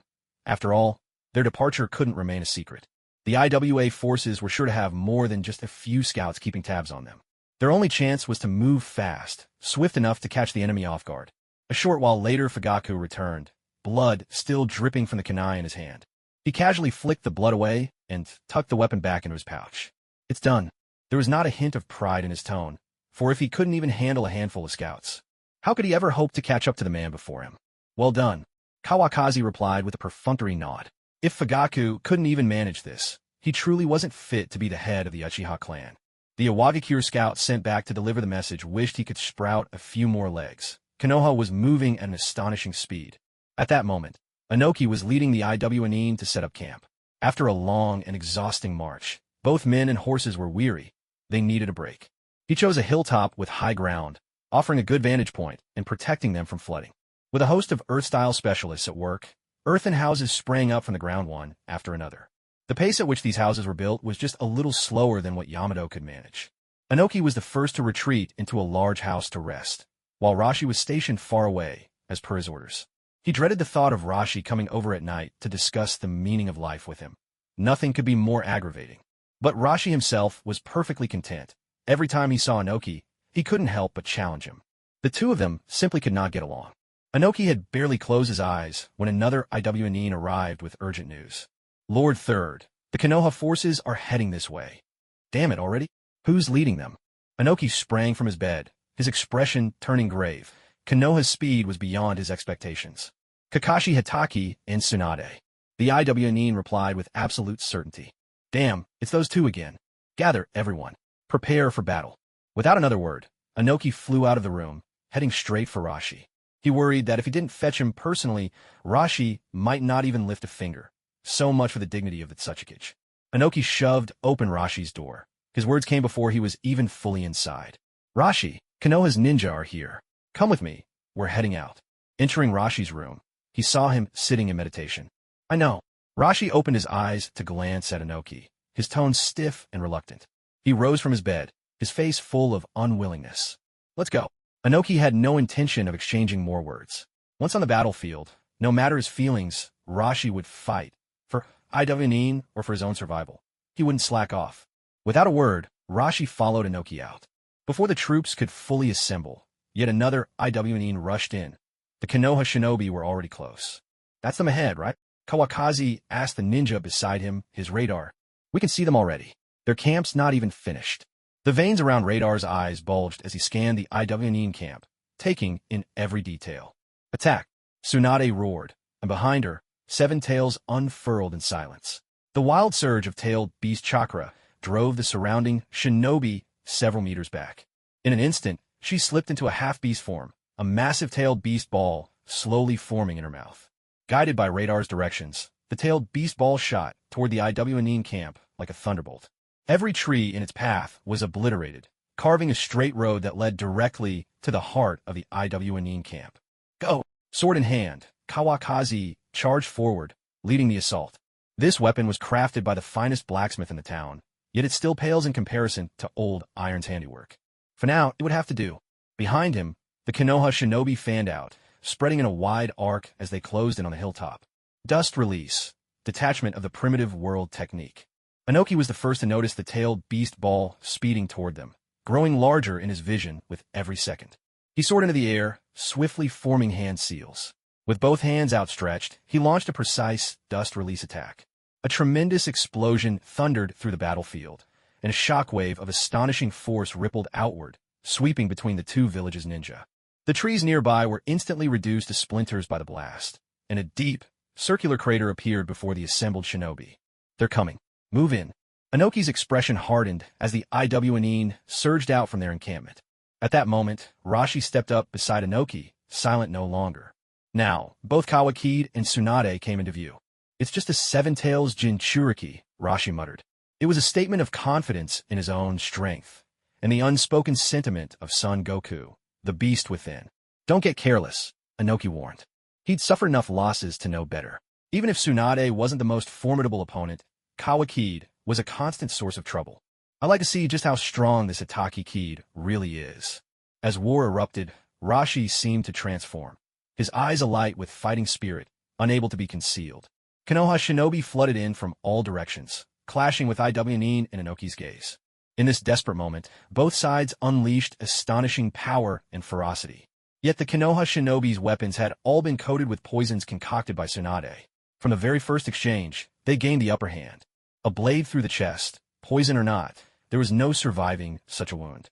A kunai slashed across flesh, blood spurting forth, and an IWNine was instantly rendered helpless, a lamb led to slaughter. Tsunade's poisons were merciless. No matter how fierce their spirit, it couldn't withstand such attrition. Each time a comrade fell, the IWNine felt sure they would be next.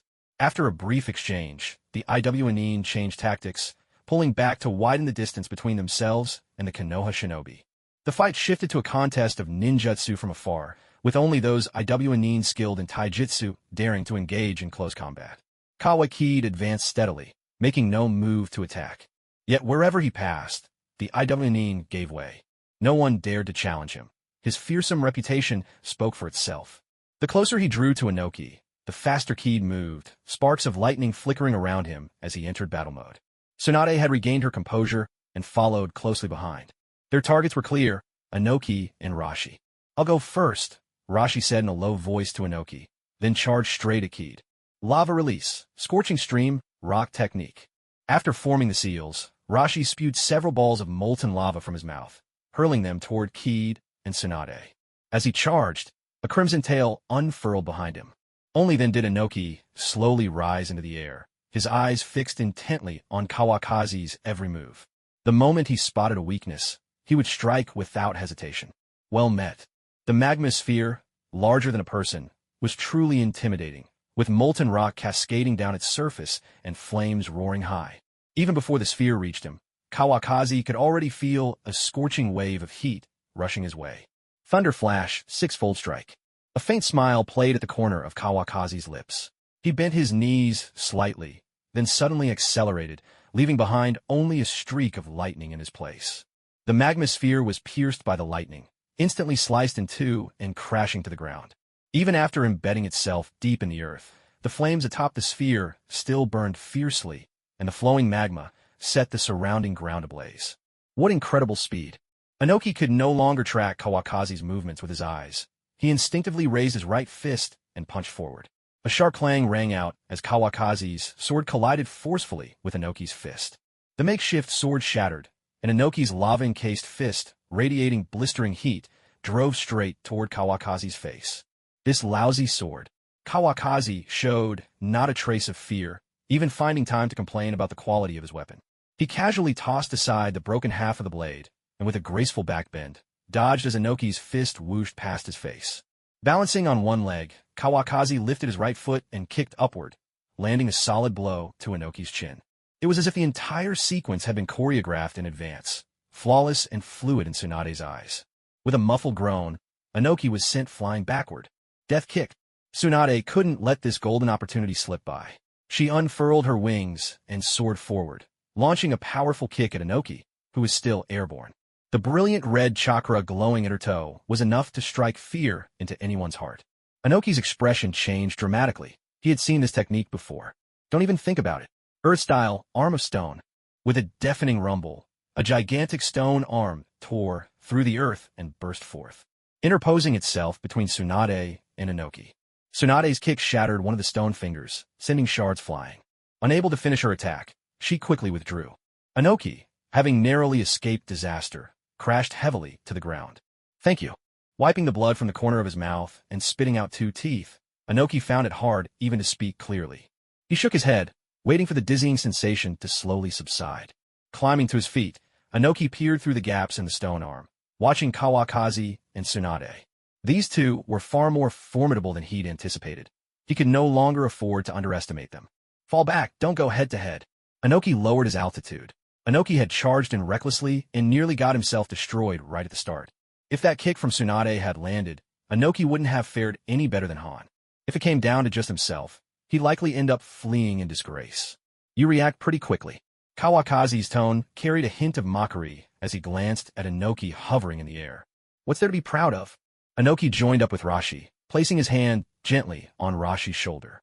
Instantly, Rashi felt his limbs grow heavier. This was the third Tsuchikige's signature technique, the waiting rock jutsu. Inoki, if you withdraw your forces now, I'll overlook everything that's happened, Kawakazi said with a faint, casual smile, as if the 2 men in front of him were nothing to worry about. Keep dreaming. Inoki shot back the reply without a moment's hesitation. Rashi opened his mouth, wanted to say something, but ended up swallowing his words. Don't blame me for what happens next, then. Oh, and before I forget, someone's already mastered your secret technique. Kawakazi deliberately twisted the knife, and with those words, Inoki's face darkened even more. That secret technique had been passed down to him by the second Tsuchikage. He never imagined someone from the Leaf could pick it up so easily, and in such a short time, no less. If you want to fight, just fight. Enough with the pointless chatter. Though he didn't exactly get along with Inoki, Rashi understood the gravity of the situation. With that, an immense surge of chakra erupted from Rashi, and in an instant, molten lava surged across the ground. His entire form was quickly sheathed in the searing glow of magma. Lava release, chakra mode. Aside from the full-tailed beast transformation, which he still couldn't control, this was Rashi's most powerful combat state. In this form, anything Rashi touched would melt instantly. The lava release armor boosted both his offensive and defensive capabilities to new heights. With the added weight of Inoki's jutsu, Rashi's fighting power would likely climb to an even greater level. Sensing Rashi's overwhelming aura, Kawakazi steadied himself, focusing his mind. Impressive strength. Quietly, Sage mode activated. Tsunade, too, had all three of her buffs in play. You're awfully cocky, aren't you? Undersea Needle. Rashi leapt skyward, his right fist encased entirely in magma. With terrifying explosive force, he hurtled toward Kawakaki, the air splitting with a powerful whoosh. Sorry, you're just too slow. Kawakazi's voice drifted coolly through the air. In a flicker, his figure vanished, nimbly dodging Rashi's thunderous strike. Rashi's missed punch slammed into the ground with a tremendous impact, instantly vaporizing any trace of moisture. The parched earth shattered, forming a massive crater with Rashi at its center. Watch out! Inoki tried to rush to the rescue, but Tsunade intercepted him. He could fly, but as luck would have it, so could Tsunade. With his slight frame, Inoki had no intention of testing his taijutsu skills against Tsunade's raw power. All he could do was try to create distance. 2 dust-release blasts missed their mark, but at least he managed to escape Tsunade's attack range. Heavenly Pain, kick. How could Kawakazi not know Tsunade's signature move? Rashi realized too late. He had no time to dodge and could only brace himself for the blow. He watched as Kawakazi's foot grew larger in his vision, a violent surge of lightning chakra filling the air, stealing his breath away. Lava release, granite. Circles of molten lava rapidly rose around Rashi's body, and a towering wall of magma shot up from beneath his feet. With a sharp hissing, thick white steam billowed from the surface of the wall. Chuanfeng stomped heavily onto the magma barrier. A dull boom echoed out.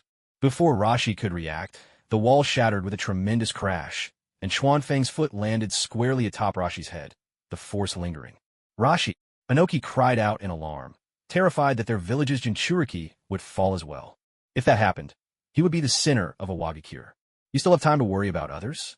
Seizing the moment, Tsunade closed in, her crimson form streaking through the air like a dazzling bolt of lightning. Rock Fist Jutsu. With Tsunade hot on his heels, Inoki had no choice but to fight.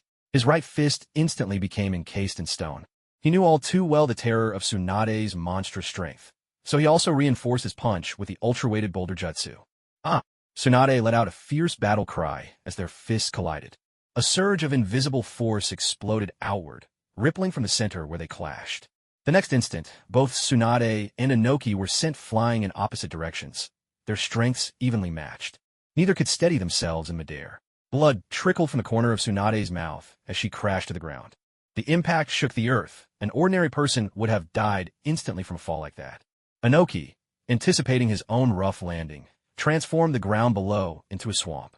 The mire cushioned his fall, leaving him only lightly injured. I underestimated you. Tsunade got up as if nothing had happened, wiping her mouth. She was as resilient as a cockroach. Impossible to kill. Slug Princess, your regenerative powers are truly enviable.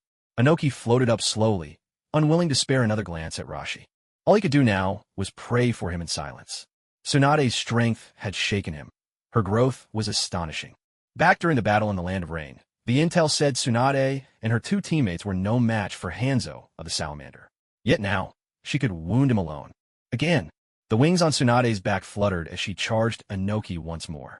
Her unpredictable movements kept Inoki from targeting her with his dust release. No matter what, she wasn't about to give him a chance to rescue Rashi. As long as Chuanfeng finished off Rashi, Inoki's fate would be sealed. Impressive defenses. Chuanfeng's foot pressed down on Rashi's head, but he couldn't land a decisive blow. Most of the force was absorbed by the magma barrier. Rashi's lava release armor barely held off the attack. The price, 2 more teeth spat out from his mouth. After dodging Rashi's retaliatory kick, Chuanfeng quietly retreated and patted the flames smoldering on his leg. The vicious burns were already starting to heal. For him, such wounds barely counted as injuries. Rashi struggled to his feet, now fully aware of the gap in their strength. No wonder even Inoki had lost to this man. With power like Chuanfeng's, even in full-tailed beast form, Rashi couldn't be sure of victory. What's more, he still couldn't fully master complete tailed beast transformation. Glancing at Inoki, who was locked in battle with Tsunade, Rashi's heart stirred. You're strong, he admitted, but I won't give up so easily. Rashi growled under his breath as a torrent of chakra surged into his hands, which he then slammed forcefully onto the ground. Lava release, Flower Fruit Mountain. In Kawakazi's eyes, the ground beneath Rashi's hands instantly transformed into a pool of black and crimson magma, spreading at an alarming rate.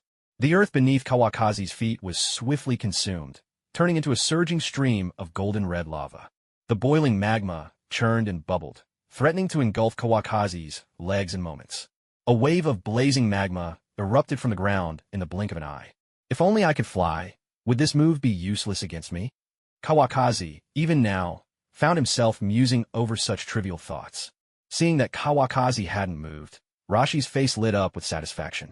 He assumed Kawakazi had been frightened into stillness by his technique. Without looking back, he bolted toward Inoki, not sparing Kawakazi another glance. Moments later, thunderous crashes echoed behind Rashi, making his smile widen even further.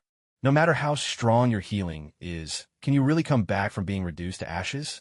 Black and crimson magma spewed forth, the sea of molten rock erupting like a volcanic explosion. A deluge of lava shot high into the sky, as dazzling as the most magnificent fireworks. Get out of the way now. The blast radius was immense. Panic cries rang out as nearby shinobi tried desperately to flee in all directions. Those who couldn't escape in time were instantly swallowed by great torrents of falling lava, burned to cinders before a scream could leave their lips. Rashi had no time to distinguish friend from foe. His sole focus now was reuniting with Inoki as quickly as possible. Think you can run? Kawakazi's voice suddenly sounded right by Rashi's ear, soft, but to Rashi, it struck like a bolt from the blue. When had he gotten here? Rashi immediately rolled to the side, desperately trying to evade Kawakazi's attack.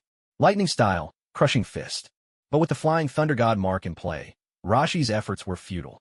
Kawakazi appeared at his side in an instant, delivering a straightforward, unadorned punch straight into Rashi's body.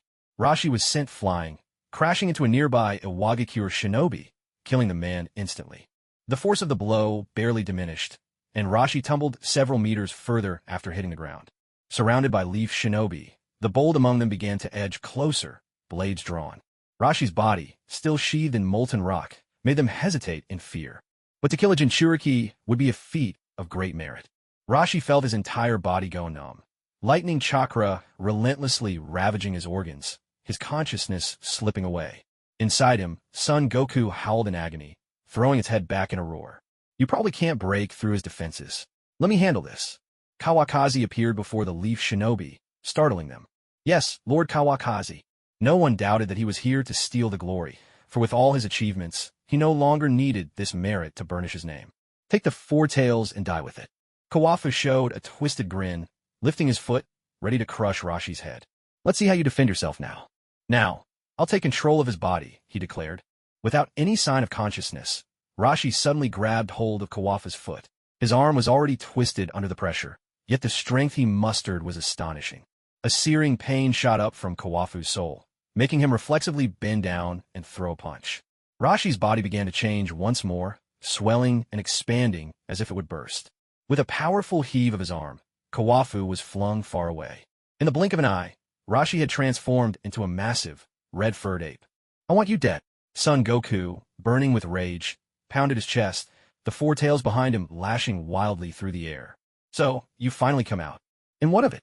Kawafu's tone was dismissive at first, but in the next breath, his words dripped with murderous intent. Hadn't he fought enough tailed beasts already? With a furious bellow, Son Goku surged forward, molten lava seething around him as he charged at Kawafu. Wherever he went, enormous, corroded footprints were left smoldering in his wake. Does being bigger make you stronger? Kawafu sneered, unimpressed. He bent down and casually picked up a katana of unknown owner from the ground. Dried blood still stained the blade. Nothing beats a good old blade, Kawafu murmured, admiration in his voice as lightning crackled and danced along the sword's edge. Sword art, blazing thunder god. Flooded with chakra, the sword he had grabbed at random began to tremble, barely able to withstand the force. Lightning exploded around Kawafu, his whole figure radiating a fierce, electric aura. In a flash, he became a fiery thunder dragon, lunging towards Son Goku. A resounding crash echoed as Son Goku's fist struck nothing but earth. Kawafu's speed had left him behind. The ground split open, spewing lava in all directions, and a nearby ninja retreated even further away. When gods clash, mortals had best stay out of the way. A heart-wrenching roar burst from Son Goku as a massive wound opened along his left flank. Faint lightning flickered over the charred flesh as he clutched his side, dropping to one knee while slamming his other hand furiously into the ground. Instantly, the earth before him collapsed into a deep pit, bubbling up with molten rock. Lava gurgled and hissed, filling the air with a deadly threat. Kawafu, finishing his attack, appeared behind Son Goku, his sword now reduced to dust. With a single blow, Kawafu had gravely wounded Son Goku, stunning everyone who witnessed it. No one could have imagined that such a colossal force as the Four Tails could be felled by one strike. For the Konoha shinobi, who had only ever heard tales of Kawafu's exploits, their hearts now surged with awe. With such power on their side, perhaps even the third Hokage would struggle to compare. With a man like this among them, what was there to fear? The Rock Ninja witnessed the scene, utterly bewildered and at a loss. This fully unleashed Jinchuriki was a force that cared nothing for friend or foe. To intervene or not, either choice seemed impossible. For a moment, the fighting spirit of the Leaf Shinobi burned brighter than ever, while the Rock Ninja showed clear signs of collapse. "You're pushing us too far." Inoki drove Tsunade back with a single technique, his eyes now openly gleaming with icy, murderous intent. This girl wasn't as strong as Hitaki Kawakazi, but she was far trickier to deal with. After all this fighting, she showed no hint of exhaustion, and the wounds he'd inflicted had left no mark at all. In the next instant, chakra surged wildly around Inoki, his robes billowing though there was no wind. He formed hand seals with blinding speed, then spat a torrent of earth and stone from his mouth, launching it straight at Tsunade. Earth-style, firm lattice technique. Masses of earth swiftly fused midair, forming a colossal rock monster that swung its mighty fist toward Tsunade. Its enormous fist, larger than Tsunade herself, came crashing down with a rush of air, aiming to pummel her into the ground. But Tsunade dodged with cat-like agility. For a split second, the corners of Inoki's lips curled upward. She was never his real target. The rock giant's punch missed and crashed into the ground, leaving two deep craters before it turned, stomping straight for Kawakazi. With each thunderous step, the earth shook violently, and Leaf Ninja along its path scrambled to get out of the way, shouting in alarm. Those too slow to escape were crushed mercilessly beneath the monster's feet. Lord Suchikage has finally entered the fray. On the battlefield, the Rock Ninja saw this as a sign of Inoki's support, a move that truly disrupted the Leaf Shinobi's formation. It granted them a brief moment to catch their breath. Earth-style, Great Mud River. Earth-style, Stone Lodging Destruction. Earth-style, Earth Dragon Spear. Seizing the opportunity brought by the Rock Giant's rampage, the Rock Ninja launched a fierce assault against the Leaf. The Leaf Shinobi, desperately evading the monster, fell in droves to the devastating Earth-style jutsu unleashed by their enemies. "You'll pay for this." Seeing the carnage, Tsunade's fury erupted. Inoki's expression, in contrast, was calm. His face betrayed no emotion, though inside, his bloodlust raged. He glanced at the oncoming Tsunade, then soared even higher into the sky. Whoosh! Tsunade clung to him relentlessly, her pursuit inescapable, a shadow that never left. With her crimson wings, she was faster and more agile than Inoki could ever hope to be. Yet a flicker of cold resolve crossed Inoki's face as he pressed his palms together before his chest. A low, resonant hum filled the air as chakra whipped around him. Between his open hands, a translucent barrier appeared, then solidified into a four-sided cube. Dust-style, detachment of the primitive world technique. He had used this very technique against Kawakazi before. Now, offense became his best defense.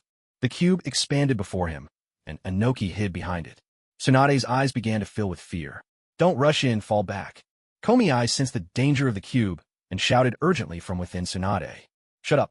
Tsunade snapped sharply, halting less than a meter in front of the cube. With a swift turn, she prepared to retreat. She had no desire to experience the power of dust release firsthand. To have her entire body reduced to molecules, she couldn't imagine there'd be any hope of recovering from that. "Where do you think you're going?" At such close range, Inoki was confident he wouldn't miss. He hurled the cube with brutal force, and in the blink of an eye, it was right before Tsunade. A wicked grin spread across Inoki's face. No one had ever survived his dust release. The dust release surged forward, unstoppable, tearing through everything in its path until at last, it struck the ground, gouging out a massive, cubic pit before slowly dissipating. That should have finished her off. Inoki breathed a sigh of relief and turned his attention to Sun Wukong. Then his pupils contracted sharply. Kawafu was gone, and only Sun Wukong remained, howling in pain. The rock colossus, having lost its target, had now joined the fray. Inoki looked around, searching, and in the distance he spotted two figures. "Are you all right?" Kawafu was half-crouched on the ground, cradling Tsunade in his arms. Twice in a heartbeat, he'd used Flying Thunder God to snatch her from the jaws of death. "Phew! I thought I'd never see you again." Tsunade was still shaken from her brush with the dust release. She, too, had believed her end had come. Komi, within her, had even closed his eyes, too overwhelmed to muster any will to resist. Now, having survived, he began chattering nonstop, but Tsunade paid him no mind. Don't worry, as long as I'm here. Kawafu gently stroked Tsunade's hair in reassurance before setting her down. Though he'd missed the chance to finish off Sun Wukong, Tsunade's safety clearly mattered far more to him. Tailed beasts could be hunted anytime. Tsunade was irreplaceable. I'll go take care of the rock monster first. Tsunade glanced at the rampaging rock giant, noting the Iwnin's counterattack. The tide had turned, and the Konoha shinobi were now at a disadvantage. Go on. With a gravely wounded tailed beast and Inoki, there was no chance of them cooperating. Kawafu felt at ease letting Tsunade act. He turned away, fixing Inoki with an icy stare as the old man hovered in midair. Tsunade darted forward, her crimson form slicing through the air with a powerful rush of wind, appearing behind the rock giant in an instant. Lady Tsunade is here. Relief and hope blossomed on the faces of the Konoha shinobi. Salvation had arrived. Against such a colossal foe, most could barely put up a fight. With a resounding crash, Tsunade's mighty blow landed squarely on the back of the rock giant's head. Its massive stone skull shattered under her strike, and giant chunks of rock tumbled from the sky, kicking up clouds of dust and leaving deep craters in the earth where they fell. Tsunade did not relent. She charged into the IWA ninja ranks, and wherever she passed, every punch and kick left death in their wake, never merely injury. With 3 buffs enhancing her, she was an undeniable boss-level threat for ordinary shinobi. The IWA ninja began to scatter in panic, retreating even before Tsunade reached them. No one dared to lag behind, terrified that a slow step would mean a brutal end.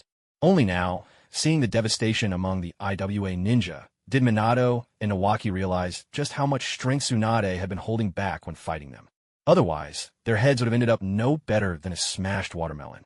After taking down their own opponents, the two of them instinctively reached up and touched their heads in silent agreement. Charge! Follow Lady Tsunade!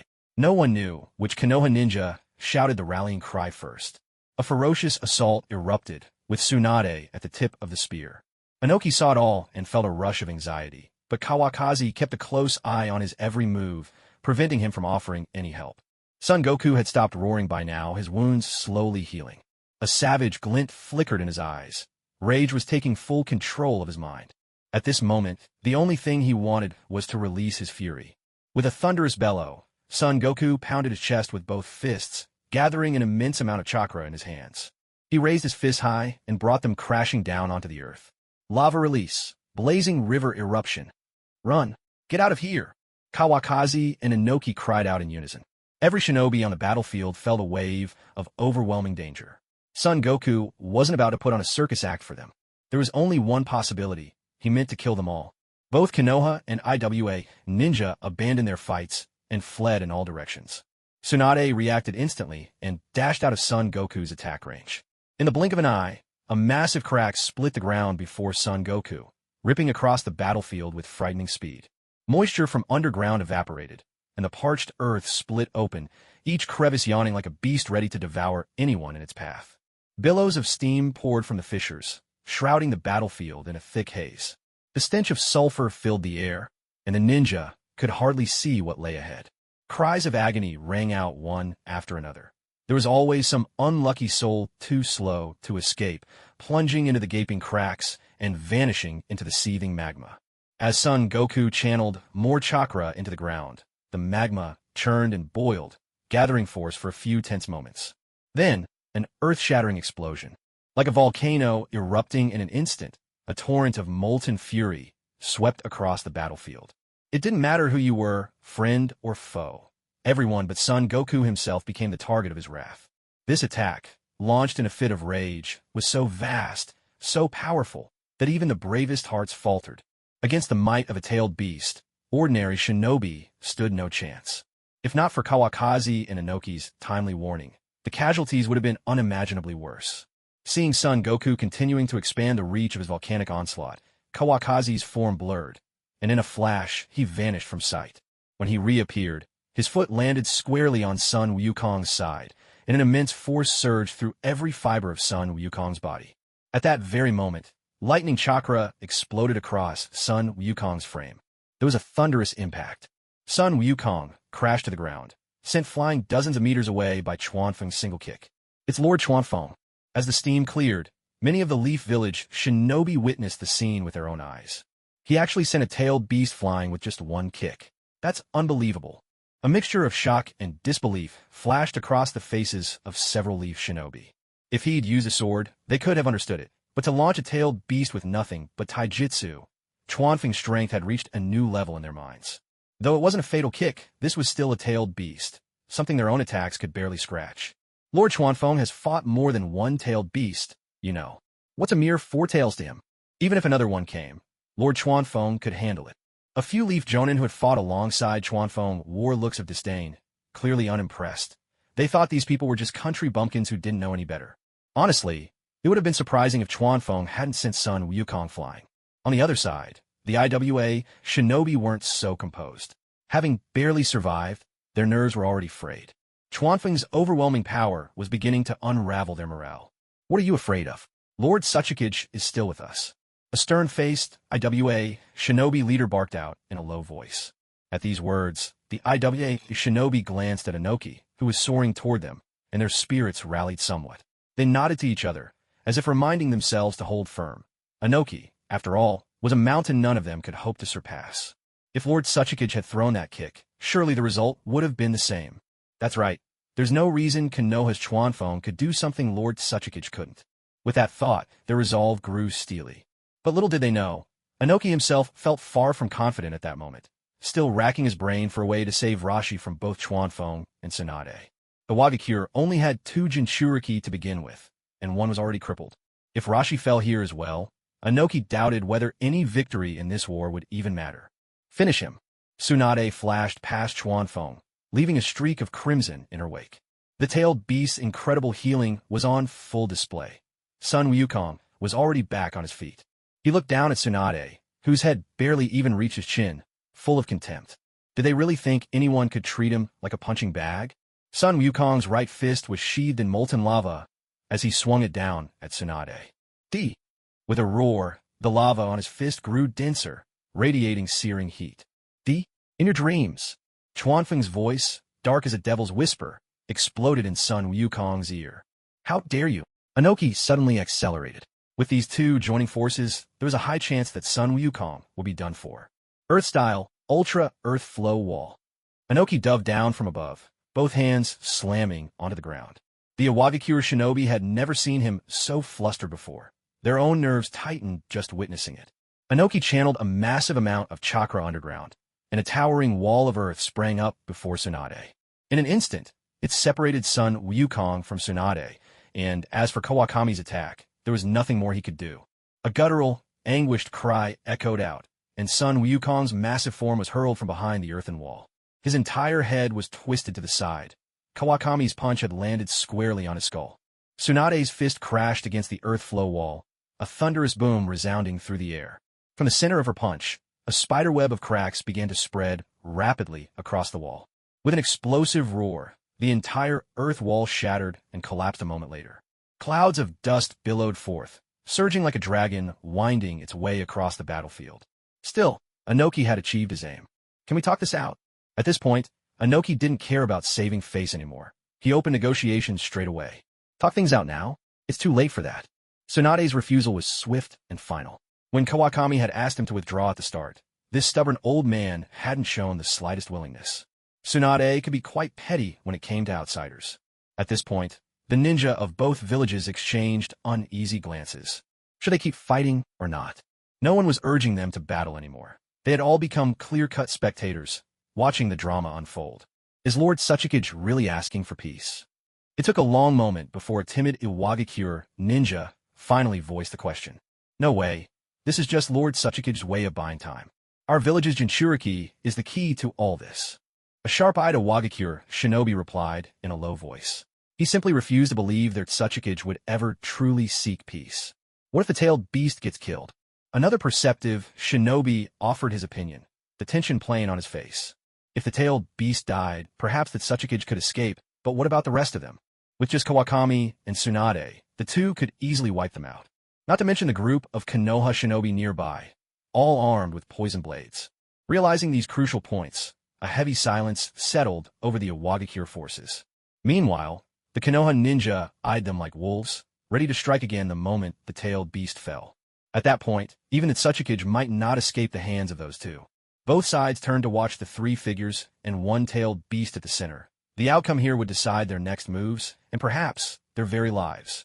Well, Princess Slug, don't blame me for showing no mercy.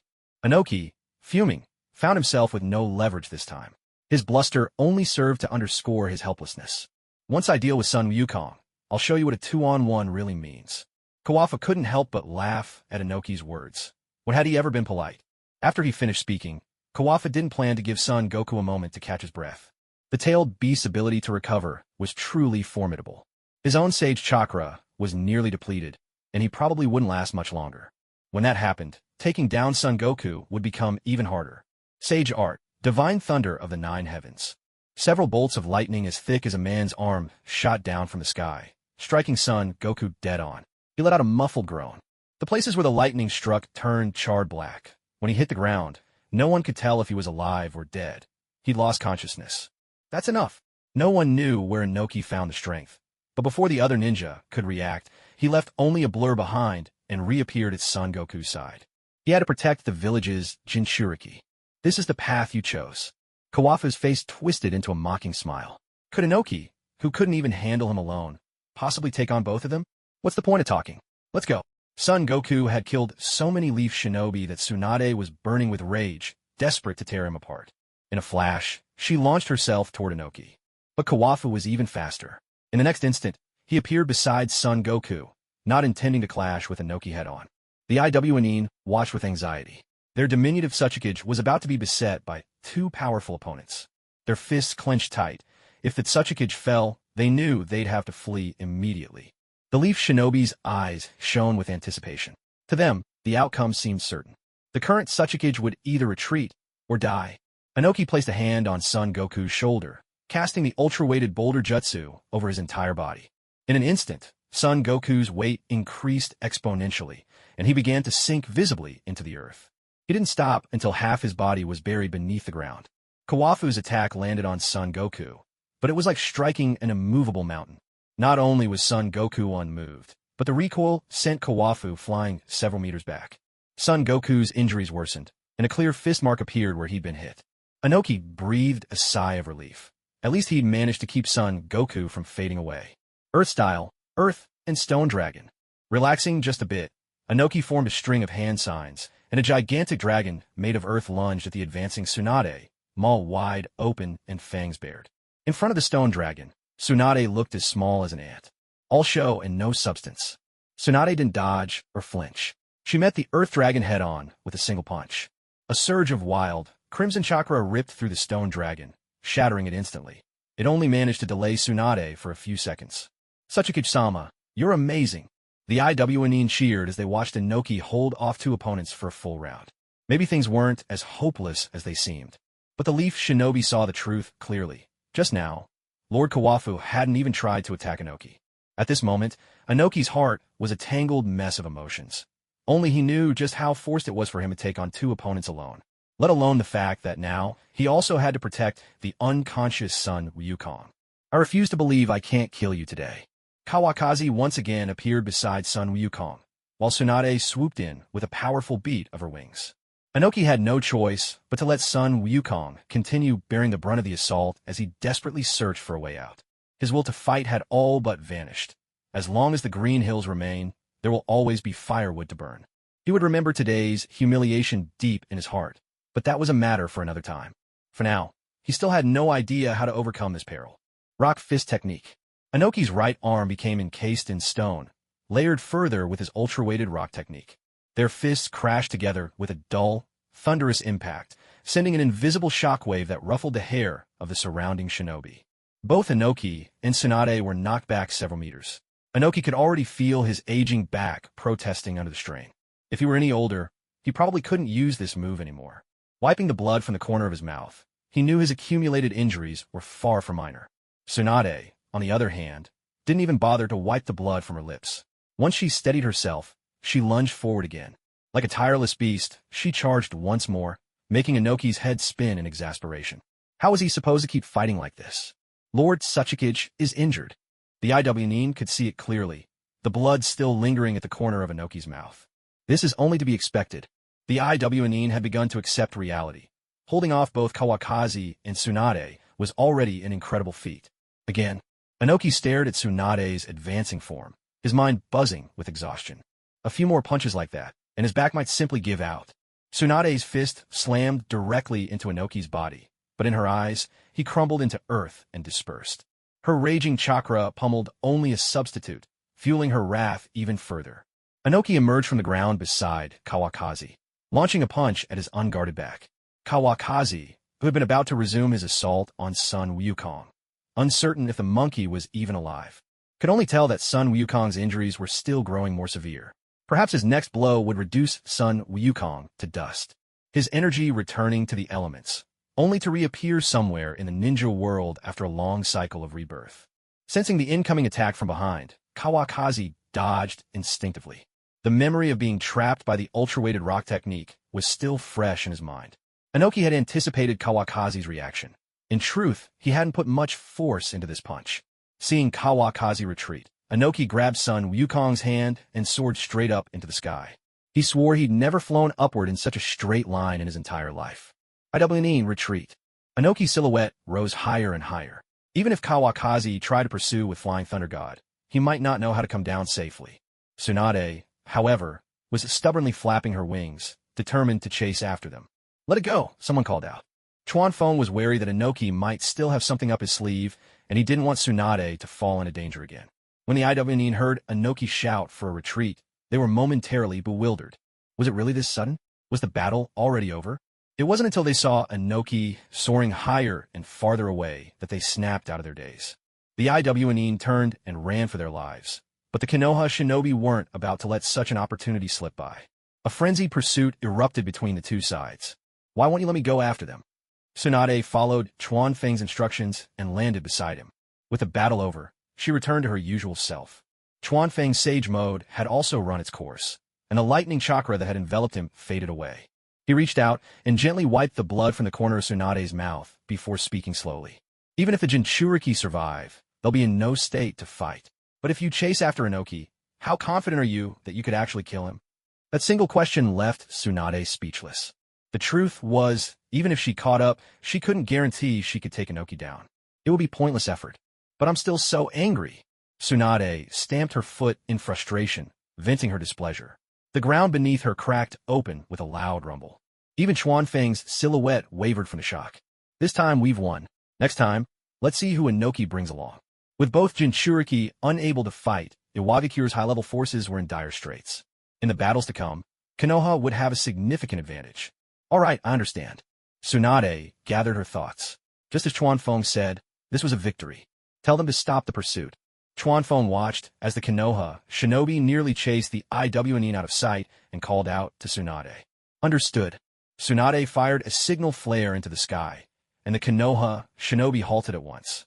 That was the order to withdraw. "Clean up the battlefield. We're pulling back." Watching the returning Konoha shinobi, Tsunade issued her command.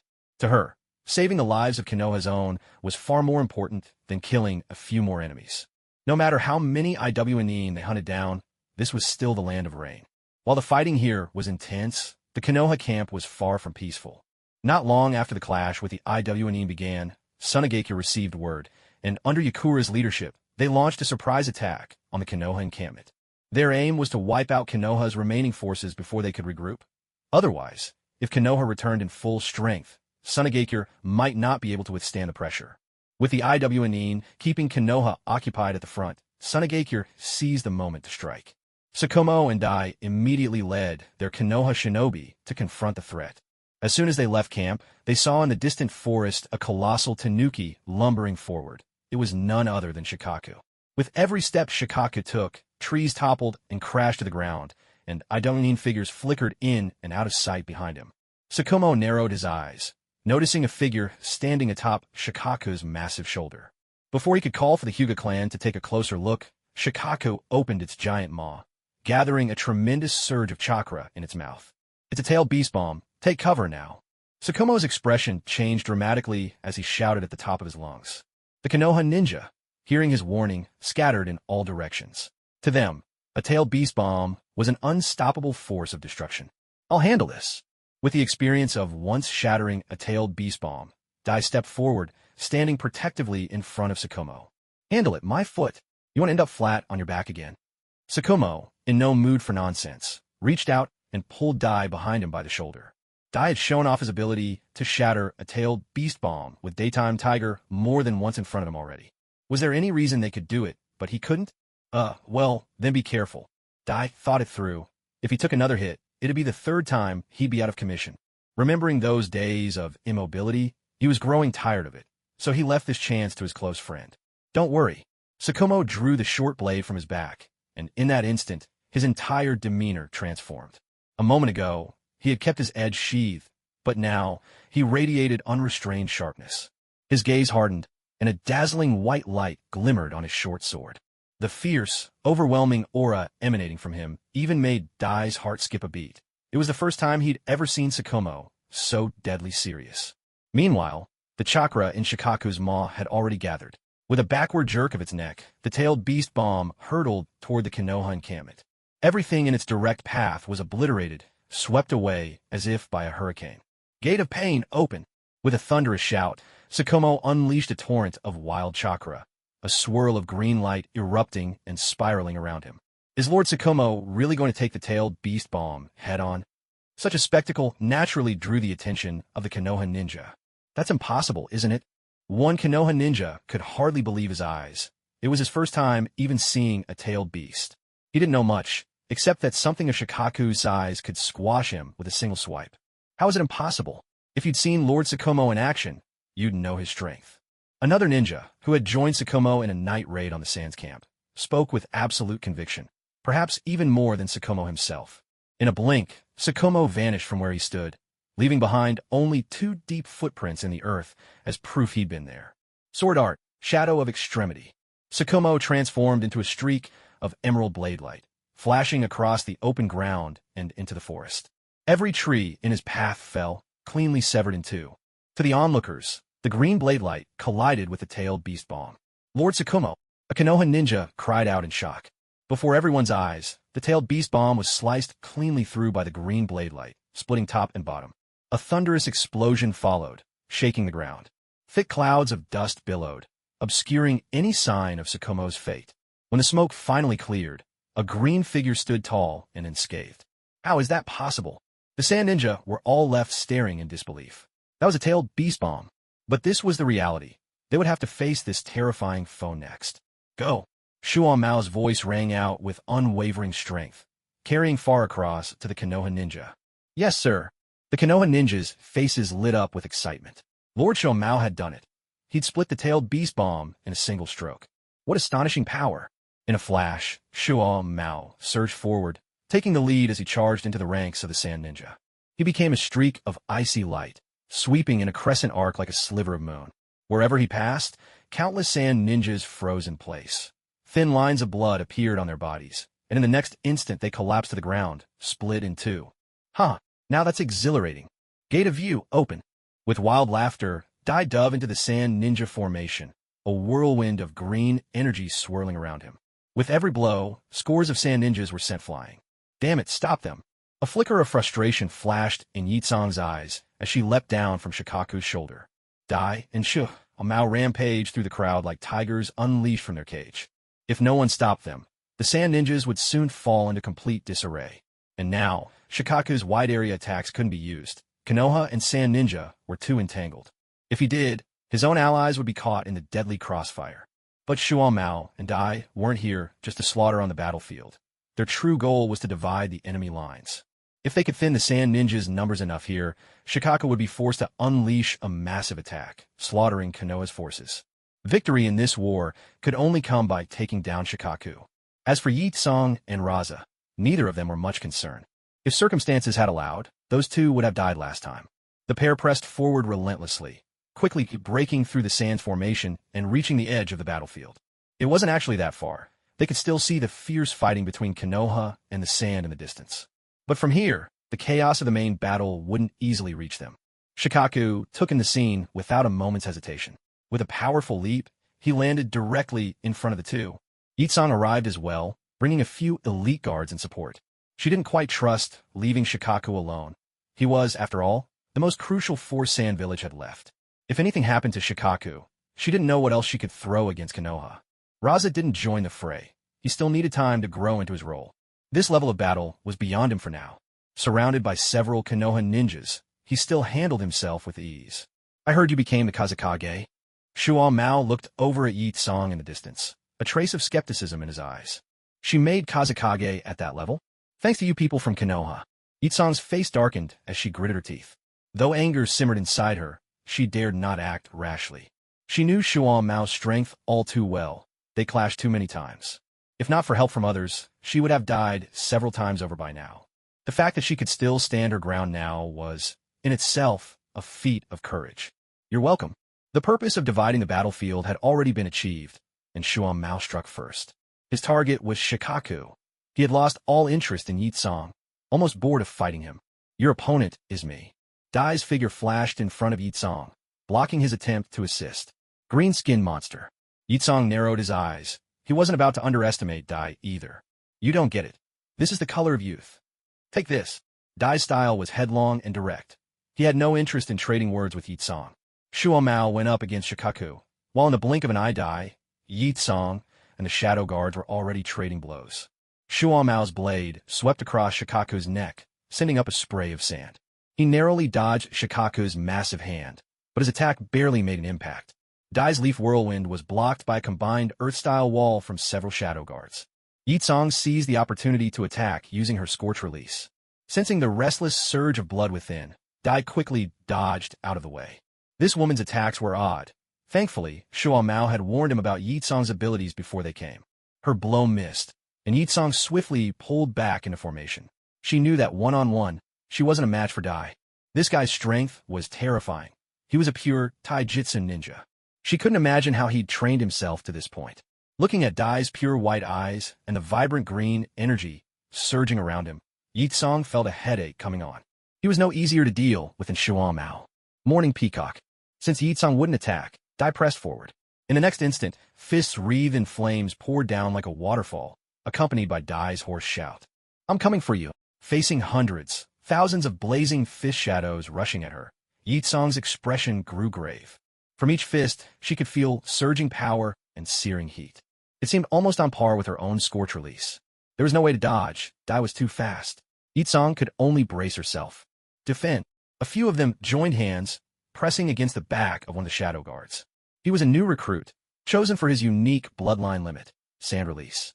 Sand release, sand shield wall. He formed hand signs, and the earth surged up, creating two massive sand shields in front of him. With chakra from his comrades flowing in, he not only poured chakra into the sand shield for defense, but also carefully selected the hardest mineral grains for maximum protection. The enormous shields enveloped everyone, completely hiding them from Dai's view. The thunder of fists striking shields drew everyone's attention on the battlefield. From a distance, the fiery rain lit up the sky, a meteor shower, spectacular and terrifying all at once. Countless phantom fists crashed against the sand shield, sending ripples through it. The terrifying heat was so intense that the sand began to glisten, turning almost translucent. There were even signs it might turn to glass. Whenever one layer of the shield was punched through, another would rise to block Dai's assault. Everyone behind the sand shield wore anxious expressions. With every tremor, their hearts skipped a beat. A sharp, sudden crack rang out. Dai and Yi Tsang exchanged startled glances. The sand shield, now turned to glass, shattered and fell in glittering shards to the ground. Dai's morning peacock had finally been stopped. Impressive defense, Dai admitted, surprised that his morning peacock had been blocked so thoroughly. That's nothing, Yi Tsang retorted, taking a deep breath, unwilling to be outdone even in words. Scorch style, overboil kill. With a flash, she charged straight at Dai. Sand style, sand shower, came a shadow guard's cry, jutsu forming once more. A torrent of sand gathered and rained down from above, aiming for Dai's head. But Dai didn't so much as flinch. He simply vanished, the attack useless against him. He was just about to face Yi Tsang's onslaught when he suddenly realized his feet were gripped tight by hands of sand bursting from the ground. It was a dual-purpose jutsu. The shadow guard's lips curled in satisfaction. He had him. He poured more chakra into the sand hands, reinforcing their strength and hardness, determined not to let Dai break free. Lady Kazekage, now's your chance. With a fierce shout, Yitsong, wreathed in spinning fireballs, charged at Dai. This time, she was determined to evaporate all the moisture in Dai's body, turning him into a mummy. If she could then work with Shikaku to take down Sukumo, victory would be within their grasp. A beautiful vision flashed through Yi Tsong's mind, but fate had other plans. Is that all you've got? Dai tested the strength of the sand hands gripping his feet. They were indeed powerful. But if they thought this could hold him, they were underestimating the burning blood of youth. Leaf strong whirlwind. Dai channeled a massive surge of chakra into his legs, spinning fiercely. The sand hands snapped with a resounding crack, the force of his kick echoing through the air. In the blink of an eye, Dai vanished from in front of Yi Tsong. He wasn't foolish enough to clash head-on with someone wielding Scorch style. Trading 1 for 1 would be a huge loss, he thought. At the very least, he'd make it 1 for 4. In the next instant, the green blur appeared before the Shadow Guard, who was still sustaining the sand hands. The Shadow Guard didn't have time to react. A swift kick from Dai landed square in his midsection. He spat blood, flying dozens of meters before crashing to the ground. Struggling to rise, it was clear his life was hanging by a thread. Only when someone rushed over and fed him a pill was his life barely saved, but he was finished as a fighter. With no effective sand defense, Yi Tsong and her comrades were completely overwhelmed by Dai's relentless assault. They had no chance to catch their breath. If this continued, Dai's victory was inevitable. Meanwhile, Sukumo and Shikaku had already crossed paths several times. He moved with agility, his attacks fierce and precise, but only because Shikaku's defense and regeneration were truly formidable. That was the only reason for the stalemate. Against anyone else, he would have already taken their head. Are all Konoha's shinobi this troublesome? Shikaku couldn't help but roar in frustration. Every leaf ninja he'd ever fought had been tough as nails. As he bellowed, his massive hands stretched outward, trying to seize Sukumo. Tailed beasts aren't so impressive after all. It was Sukumo's first time facing a tailed beast, so he'd started out cautious. But now he'd adapted to Shikaku's attacks. It was always just sand, manipulated to strike. Dodging past Shikaku's giant hand, Sukumo slipped around to the beast's back. He remembered what Tsunade had told him about Shikaku's weak spot. But Shikaku was now more alert than ever. His tails were kept low, not used for offense. He spun around, aiming a powerful air bullet straight at Sukumo. Impressively vigilant. Sukumo sighed. Shikaku had clearly learned his lesson the hard way and wasn't about to let his guard down. So much for sneaking in from behind. Sukumo dodged the air bullet. The spot where he just stood was obliterated, leaving a huge crater in the ground. Arg, you hateful little rat. If you got guts, stop dodging. Shikaku began to lose control, slamming his hands onto the earth as waves of sand surged toward Sukumo. This was exactly why Sukumo needed to separate the battlefield. He could evade, but the other leaf ninja might not be so lucky. He still remembered the final blow of the third Kazekage. How many lives had it claimed? Even now, Sukumo felt a lingering chill at the memory. As you wish. Activating Flying Thunder God, Sukumo reappeared on Shikaku's shoulder. He'd already placed a seal there, but hadn't found the right moment to use it until now. Sword Art, Sky Splitter. A dazzling green light flashed along his short blade as Sukumo struck down fiercely from Shikaku's shoulder. He'd aimed for the neck, but that spot was too difficult to reach, and Shikaku's defenses there were only getting stronger. Shikaku howled in agony, a guttural cry echoing as Sukumo sliced off the entire arm with a single stroke. I'll kill you for this. Unable to maintain the sand waves, Shikaku slapped his remaining hand over the wounded shoulder. Come and get me if you can. A faint, confident smile played at Sukumo's lips as he stomped hard on Shikaku's shoulder, then vanished once again from the beast's sight. All Shikaku managed was to scatter clouds of sand from his own blow. With a furious bellow, Shikaku hurled a tailed beast bomb towards Sukumo in the distance, while sand began to surge from his shoulder, reconnecting with the severed arm on the ground. In no time at all, he was fully restored. Again, with no battlefield behind him, Sukumo didn't worry about the tailed beast bomb endangering other Konoha shinobi. He slipped away in a flash, not about to waste time hacking at a tailed beast bomb. He wasn't here for games. A thunderous explosion tore through the air. The tailed beast ball exploded violently where Sukumo had vanished, sending a shudder through every ninja on the battlefield. The massive shockwave swept across the area, laying waste to the nearby trees once again. Another tailed beast ball. I hope Lord Sukumo wasn't hurt. A Konoha ninja, having just dealt with a sand ninja, turned to ask the radar specialist beside him. No, Lord Sukumo dodged it. With her keen eyes, The female radar could easily keep track. Sukumo's departing silver hair was always a sight to behold. It was a pity, she mused, that he already had children. After all, she was just a female radar ninja. What are you daydreaming about? Getting all love-struck?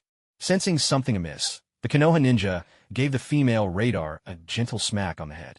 I just admire him, that's all. Try to keep your head in the game. The Konoha ninja rolled his eyes. Girls were always prone to flights of fancy. He thought to himself, I think Lady Tsunade is beautiful too, but do you see me getting starry-eyed? The two of them charged once more towards the nearby sand ninja. From the battlefield, such tender thoughts seemed almost laughable. Meanwhile, Dai had just finished off another shadow guard, and Yitsong was now determined to trade her own life for his. As Dai approached, she threw herself into the fray, heedless of her own safety. Even if it cost her life, she was resolved to take Dai down with her. She had the utmost faith in the power of her scorch release. Dai, however, had no intention of making such a losing bargain. He had a wife and child waiting for him at home. What sense was there in dying here with some reckless girl? Still, he found himself at a loss. How did he end up facing someone so utterly fearless? All he could do was rely on his superior speed, constantly darting past Yitsong to pick off the shadow guards. His plan was to wear her down once only Yitsong remained, confident in his own stamina. That confidence came from decades of relentless training.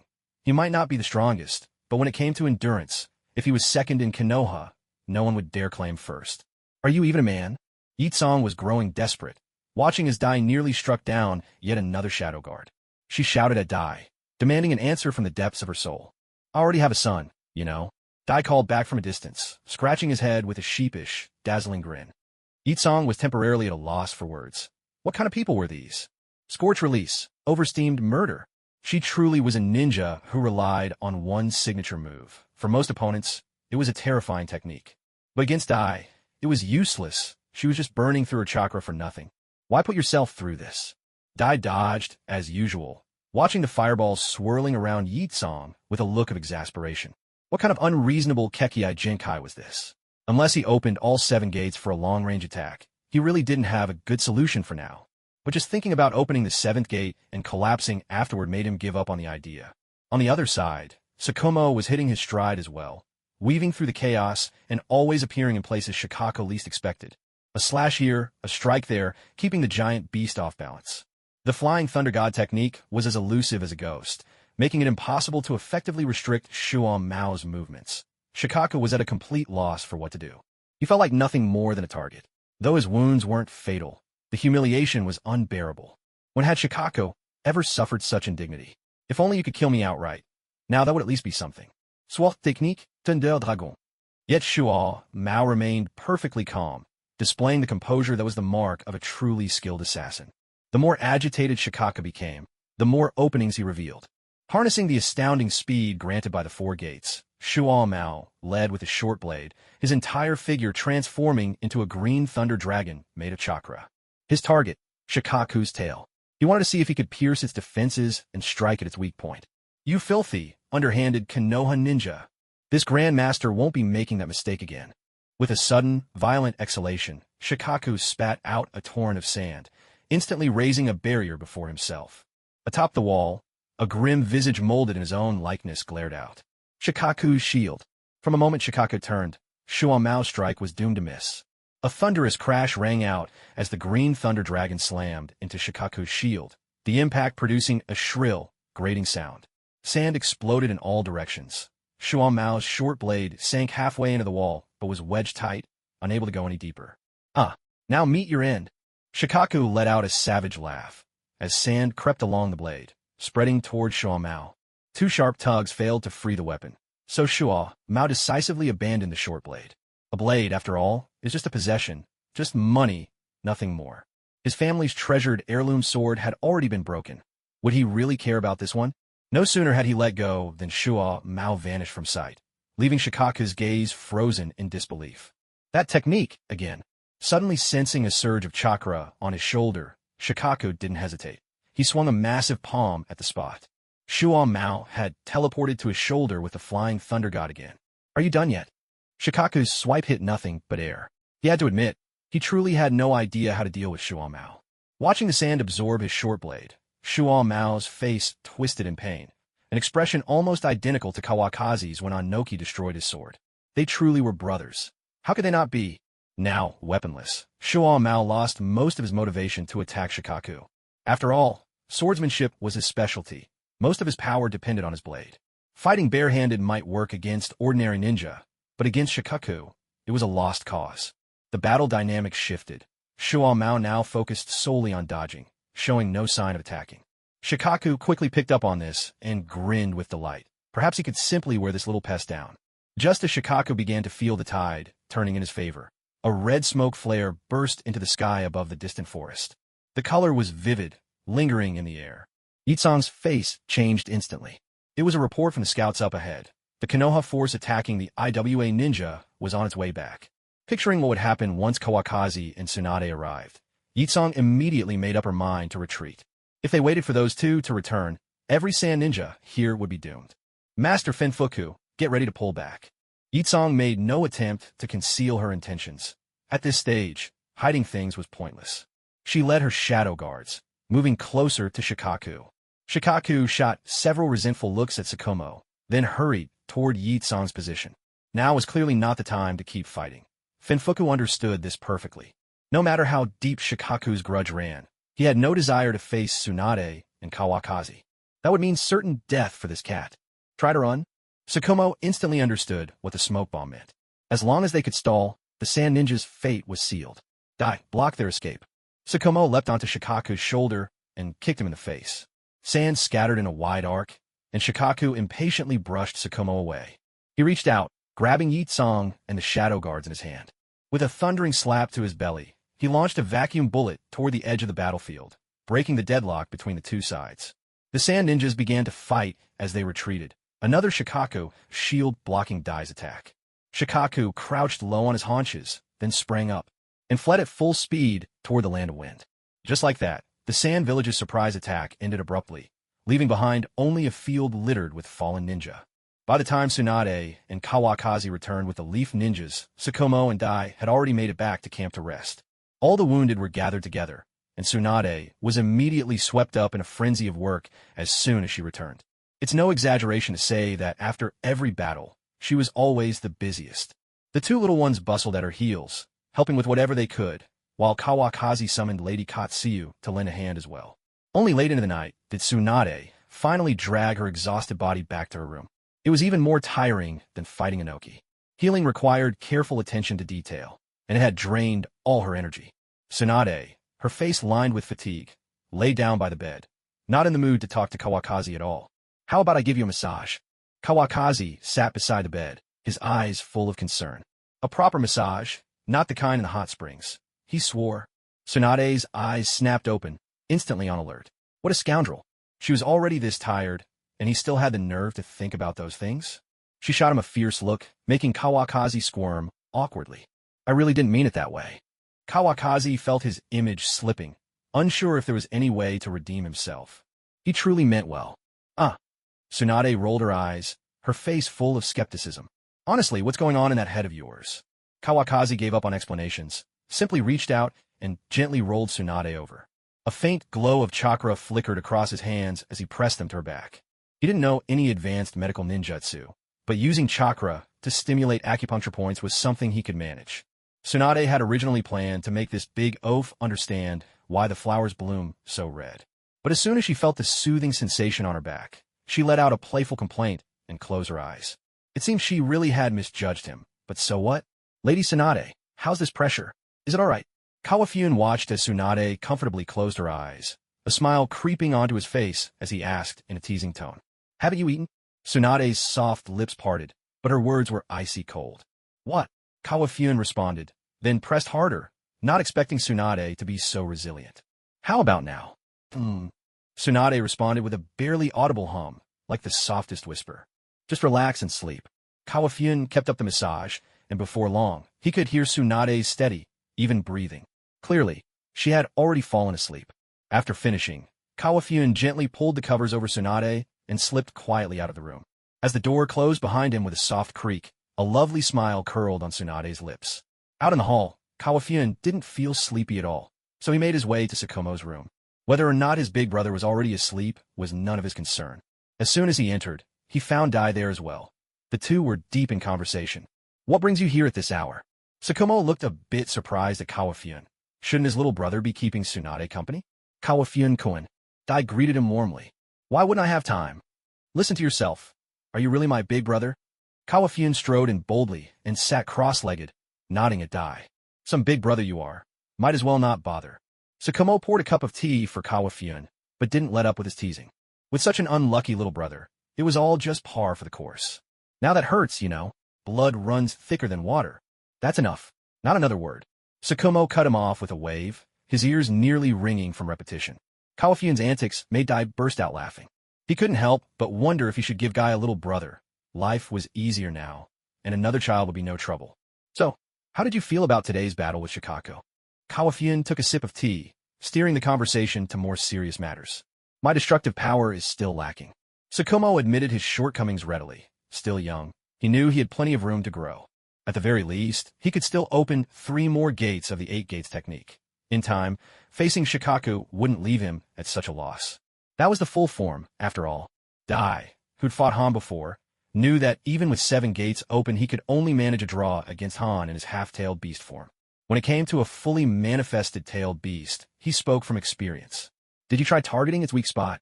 Kawafun recalled that Tsunade herself had once told Sukumo where Shikaku's weakness lay. "There's no way there isn't. Shikaku's been on high alert." At this point, Sakumo couldn't help but get annoyed. That tail of Shikaku's had never once been raised. All right, then Shikaku must have learned his lesson. After all, tailed beasts are intelligent creatures, and Kawakaki could understand Shikaku's behavior. In any case, that particular weakness meant nothing to him. Even without targeting it, he could still keep Shikaku in check. "We've technically won both major battles, but the casualties are a real headache." Today Dai had helped with tallying the losses, and the numbers had left him deeply unsettled. If Tsunade hadn't been there, that number would have only climbed higher. Even with Konoha's ninja equipped with Tsunade's poisons, their numerical disadvantage couldn't be completely offset. After 2 battles, their lack of manpower had become even more pronounced. "There's not much else we can do. We're up against 2 shinobi villages after all." Kawakazi let out a sigh. If Konoha hadn't had so many skilled fighters, the losses in facing 2 villages would have been far greater than this. None of the clan leaders managed even a hint of a smile today. Sakumo had observed closely. Every clan in Konoha had suffered heavy losses. Clan members were even dearer than comrades in arms. How could any of them possibly smile? "We'll just have to see how things are arranged tomorrow." Kawakazi shook his head. He still didn't have a clear plan for how to handle what was coming next. Hopefully, tomorrow's meeting would bring some constructive suggestions. Time slipped by, and the next morning Tsunade woke up feeling refreshed. After having breakfast with Kawakazi and the others, she made her rounds, checking on the wounded. Soon after, she gathered everyone to begin the strategy meeting. The council hall that Sakumo had specially set up was finally put to use. It wasn't long before everyone had assembled, and Tsunade gave a brief summary of the recent battles. Now, the Wagakure has retreated and Tsunagakure has withdrawn to the Land of Wind. What's our next move? With that, she left the question to the assembled group. Kawakazi had no intention of speaking up. He glanced at Naruto, curious to see if he had any good ideas. "Could we focus all our strength on taking the Land of Wind first?" This came from a member of the Inuzuka clan. There was a hint of recklessness in his voice. His beloved canine companion had died in the war. "That's not feasible. Iwa and Suna, their villages are on opposite sides, one to the north, one to the west. If we move west, Iwagakure will seize the chance to invade our Land of Fire." Naruto shook his head at the suggestion. He understood what dogs meant to the Inuzuka, but it was clear that this idea simply wasn't workable. "Then what do you suggest?" The Inuzuka member grew anxious, pointing a finger and raising his voice. His eagerness for revenge was understandable, but his attitude was a bit out of line. "Arguing won't solve anything. Let's talk this through." Kawafa still showed respect to his sister-in-law.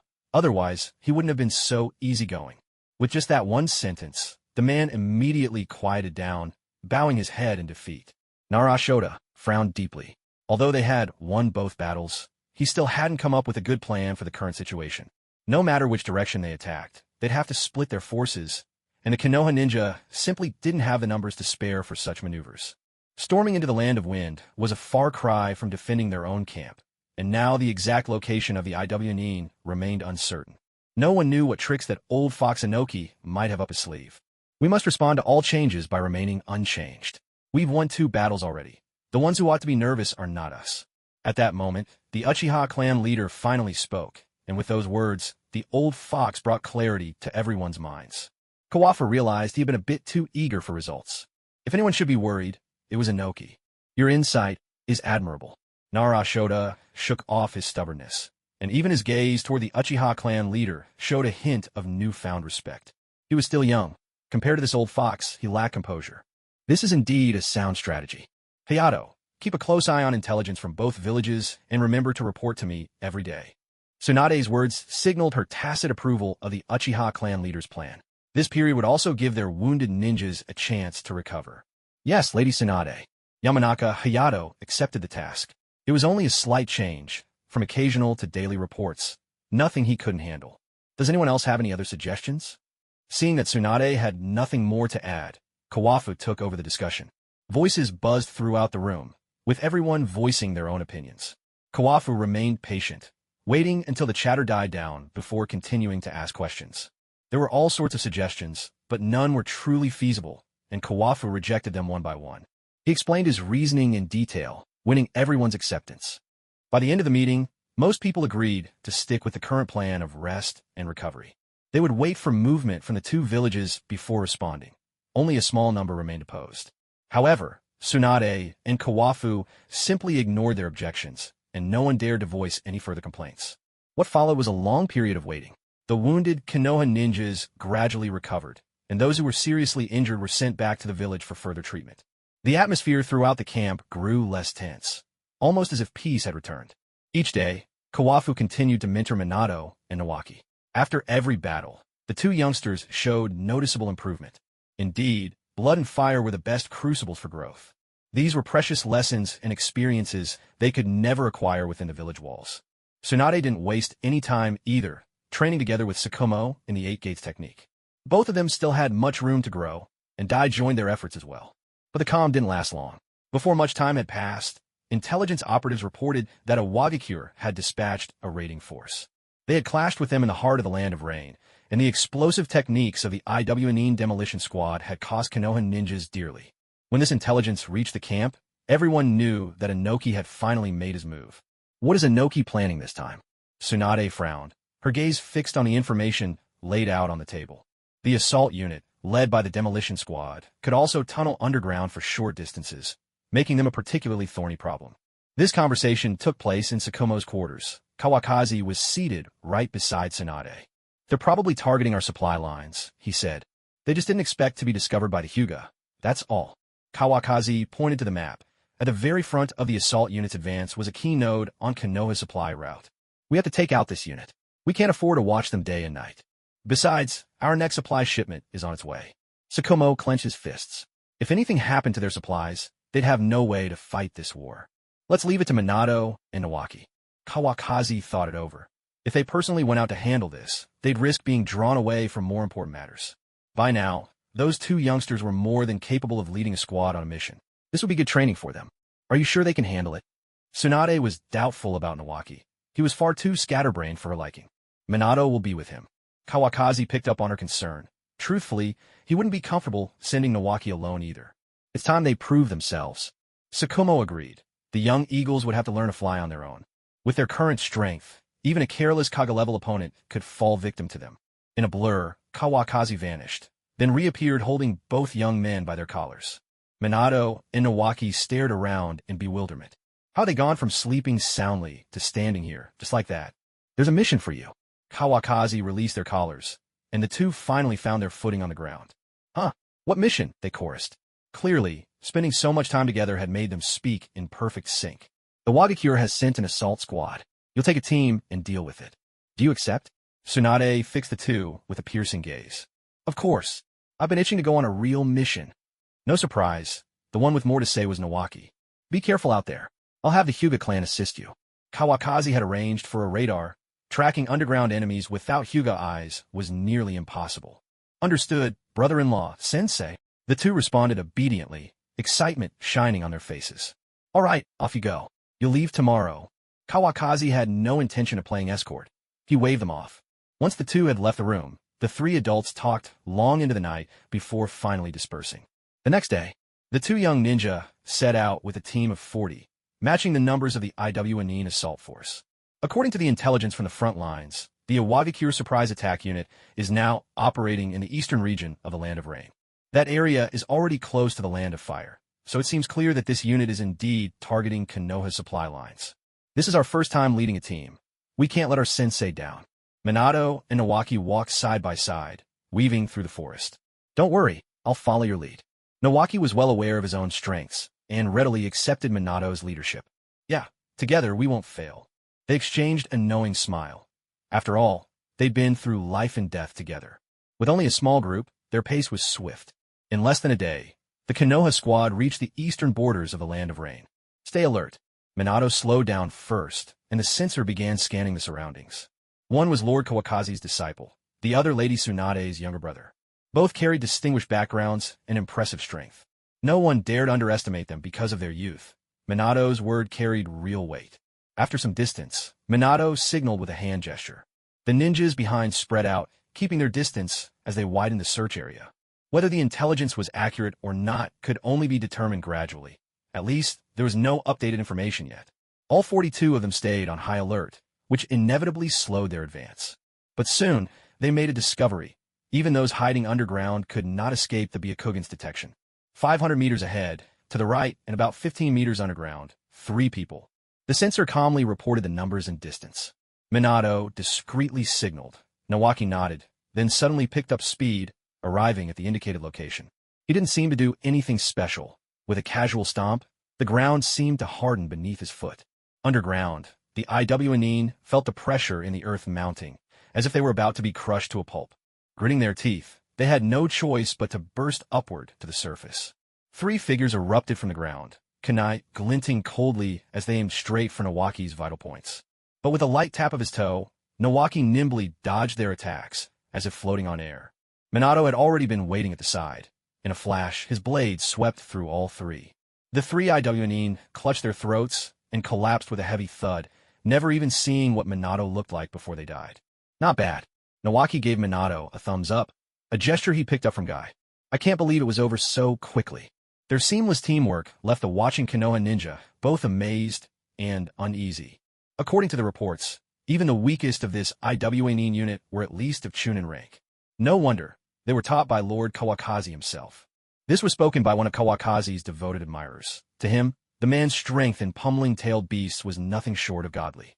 These two were still so young, yet already so formidable. It was clear Kawakazi's teaching made all the difference. They really are geniuses. A hint of envy colored the Konoha ninja's voice. Enemy attack. In the distance, the cries of Leaf Village ninja rang out. They had just dealt with 3 enemies here, and already, someone couldn't stay hidden any longer. Minato leapt forward and arrived just in time to see a Leaf ninja take a punch square in the chest from a Stone ninja. A deafening blast echoed through the air. Where the fist struck, an explosion erupted, and the Leaf ninja was blown away, his body torn and mangled. The Stone ninja looked ready to lunge at another Leaf ninja, but Minato quickly threw a few kunai in his path to slow him down. Is that explosion release? Minato wondered aloud. He'd heard about it from Kawakazi, but this was his first time witnessing the technique firsthand. It matches what my brother-in-law described. Shunshu replied, though he didn't sound entirely certain. Oh, who cares what kind of jutsu it is? Let's take him down, he added. If he can explode at close range, I'll just keep my distance and attack from afar. With a quick series of hand seals, Shunshu drew back his neck and spat out a flurry of high-speed water needles, aiming straight for the Stone ninja's vital points. Minato, sword in hand, charged in and clashed with the explosive ninja. Another blast erupted, but Minato vanished instantly, escaping with Flying Thunder God. In that brief exchange, Shunshu's rain of water needles pierced the Stone ninja's throat. He fell lifeless. There was no coming back from that. Aside from that strange, explosive ability, the ninja's overall strength wasn't particularly impressive. No wonder there were so many users of explosion release. They had just finished off one enemy when another explosion sounded nearby. Minato glanced at his sword and noticed a new notch in the blade. It seemed those explosions packed a real punch. And this was no ordinary sword. Let's go, Shunshu called, already rushing toward the source of the next blast. The two of them darted through the forest like firefighters racing to an emergency. With their leadership, the Leaf Ninja began working together, and the Stone Ninja Strike force quickly dwindled in number. Minato kept a mental tally. They had already taken down 23. There couldn't be many more enemies left. After all this fighting, anyone who hadn't been found by now must have either fled far away or had some special technique for hiding. This mission isn't so hard after all, Shunshu remarked, sensing no formidable opponents. It's not that the mission is easy, it's that we've seen too many strong foes, Minato replied honestly. Compared to the people they'd faced before, this Stone Ninja squad didn't have anyone truly remarkable, though for ordinary Leaf Ninja, it was a different story. That's true, Shunshu conceded. Without realizing it, both he and Minato had become standouts even among Jonin. Unless they ran into an extremely troublesome Kekkei Genkai, the two of them could handle most enemies together with little trouble. If Raza were to fight the two of them again, it was anyone's guess who would come out on top.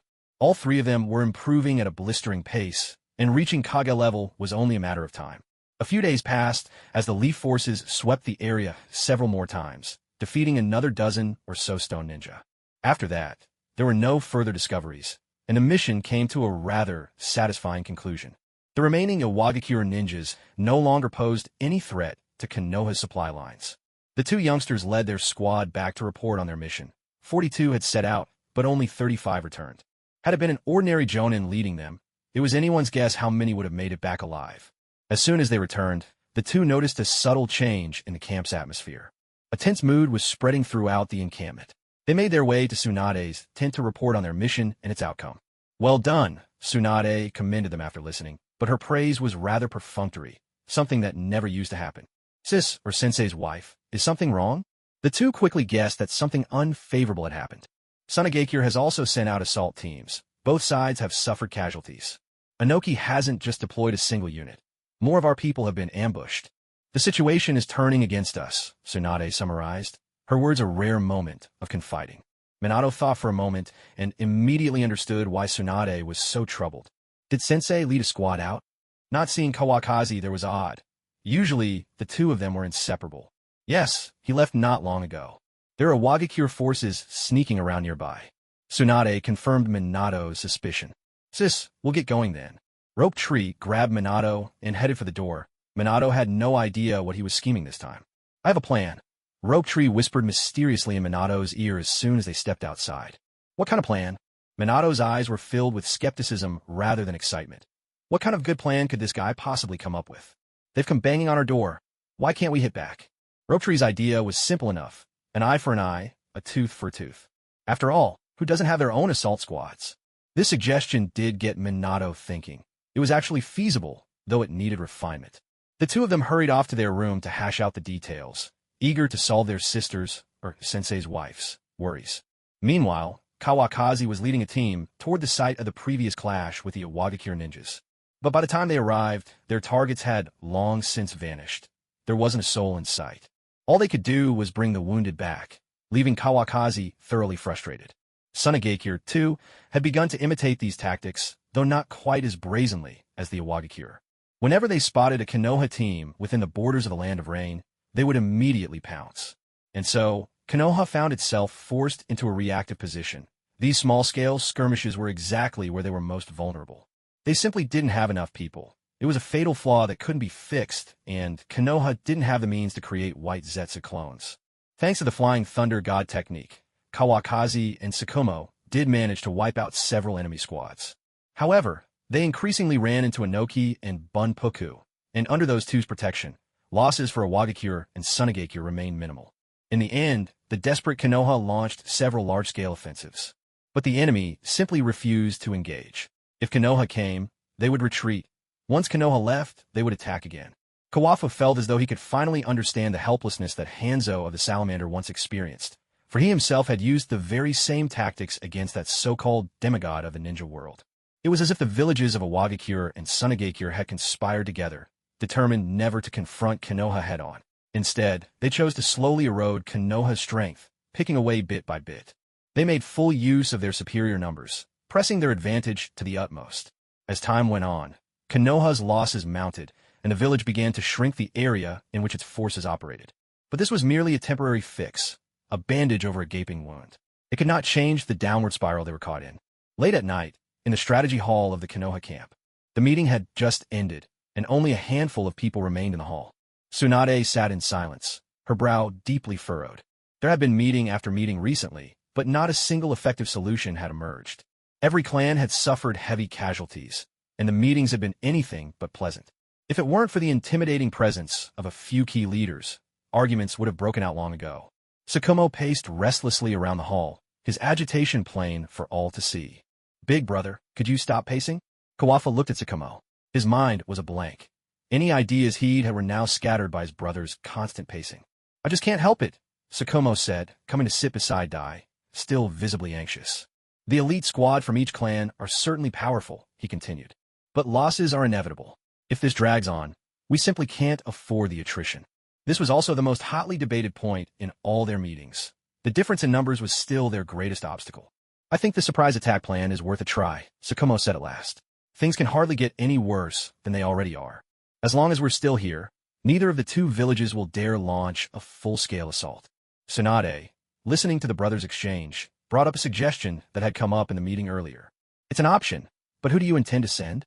Kawafu himself had been weighing the feasibility of this plan, only to have his train of thought interrupted by Sukumo's pacing. "Sensei, brother-in-law, we're willing to go." Kawafu had barely finished his sentence when Minato and Nawaki pushed open the door and entered. The two had been waiting outside for some time. It was only when they overheard talk of a surprise attack plan that they finally made up their minds to come in. After much discussion and careful planning, the two of them had come up with a comprehensive strategy. "Oh, do you know what this mission entails?" Kawafu looked at the two young men as they approached, and all eyes in the room turned to them. "Of course we do." "Nawaki, it's your turn," Minato said with a smile, watching as Nawaki stepped confidently up to the operations map. "Minato and I have already worked out the details.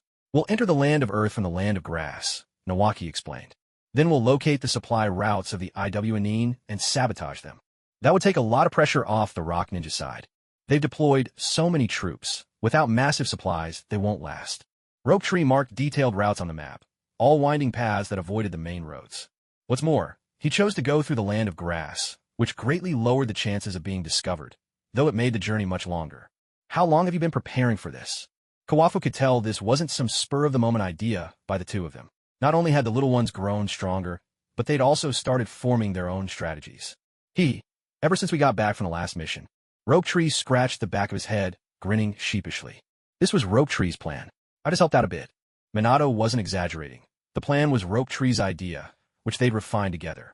They made quite a few trips to Hayato in the mountains to work out the details of the routes through the land of grass. "Not bad. I think this could work." Sukumo glanced at the map. From his experienced perspective, the route looked sound. The real question was strength, the hard standard. "Are you two really up for this?" Tsunade's words came out a bit discouraging, almost without thinking. To her younger brother was still just a kid, and Minato was even younger. They'd only led a mission once before, and this one, deep behind enemy lines, was far more dangerous. "Come on, sis, don't sell us short." Rope Tree complained to Tsunade, a bit dissatisfied. He was strong now, after all. He could already use the light and heavy rock technique on living things. Soon, he'd be able to fly. "It's not that. I'm just worried about you guys." Tsunade realized her slip and tried to explain with an awkward smile. "Sensei's wife, my new jutsu is almost finished. You'll see it for yourself soon." Minato, ever modest, circled back to show his progress. He had a hunch. This new jutsu was perfect for him. It felt almost as if his teacher had invented it just for him. No wonder his teacher wanted him to develop it himself. Was it because his teacher couldn't do it? Minato quickly dismissed the thought. His teacher just wanted him to master the technique himself. Only then could he truly unleash its full power. Lost in his own motivation, Minato completely excused Kawafu's laziness. A pioneer in self-motivation in the history of Hokage. "Oh, then be sure to work hard. This technique still has plenty of room to grow." Kawafu's eyes lit up at the thought of reaping the benefits of Minato's efforts. Hearing this, Minato became even more convinced. His teacher had even anticipated future upgrades for the technique. How could he possibly fail to develop it now? "Yes, sensei." Minato, caught up in his own inspiration, replied with utmost sincerity. "All right, you can go, but be careful." Tsunade finally made up her mind. She knew she couldn't keep Rope Tree by her side forever. "Thank you, sis." Rope Tree was overwhelmed with excitement when Tsunade agreed, and he dashed over to plant a big kiss on her cheek. "Aren't you a bit old for this?" Tsunade, smiling in mock annoyance, pushed Rope Tree away. He was still the same clingy little brother as always. Kawafa didn't feel the slightest bit jealous of Rope Tree. After all, they were real siblings. My youthful spirit is already ablaze. Let me wish you both a safe journey in advance. It was only then that Dai finally spoke up. These sorts of things weren't really his area. If there was a fight, he'd be the first to step in. Then it's settled. Tomorrow, I'll assign a team for your departure. With no outsiders present, Kawafa went ahead and made the decision. Give us a couple more from the Hyuga clan. Minato spoke up without reservation. Byakugan detection was just too useful. He learned that firsthand on their last mission. Don't worry, I'll make sure you get the best people. Tsunade smiled at the two youngsters. The new generation of Konoha was already starting to shine.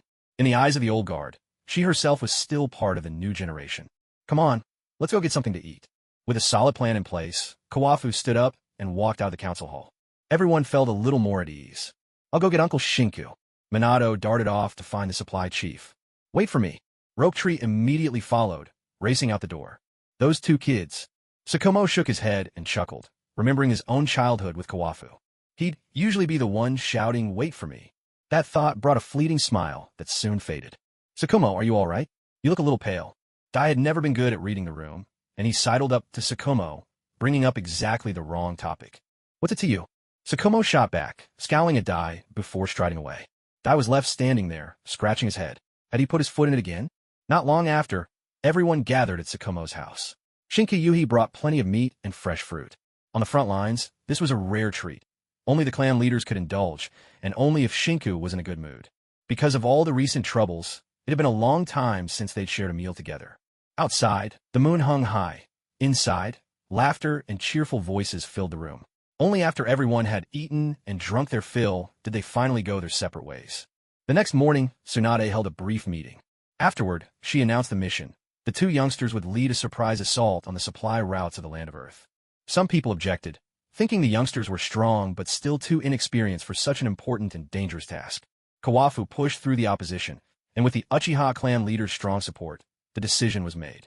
For this reason, Fugaku also joined the two youngsters' team. Be careful on the road. Your safety comes first. Kawafu was never one to get stuck on rigid rules. To him, the mission was never the most important thing. Even if they failed, it wouldn't be the end of the world. Nothing mattered more than their lives. Understood, Sensei, brother-in-law. The two youngsters nodded obediently in response. Make sure to follow orders and act accordingly. The Uchiha clan leader stood by, giving Fugaku a few last instructions. He understood all too well the importance Minato and Nawaki held in Kawakazi's heart. I understand, uncle. Fugaku showed no sign of resistance. After all, he now recognized the strength of the two youngsters. That's good. Complete the mission and come back safely. The clan leader gave Fugaku's shoulder a firm pat. His nephew had grown much more mature. Set off now, and return as soon as you can. Tsunade watched Fugaku rejoin the group and gave the order to depart. We'll return with good news. With those words, Nawaki turned and marched off.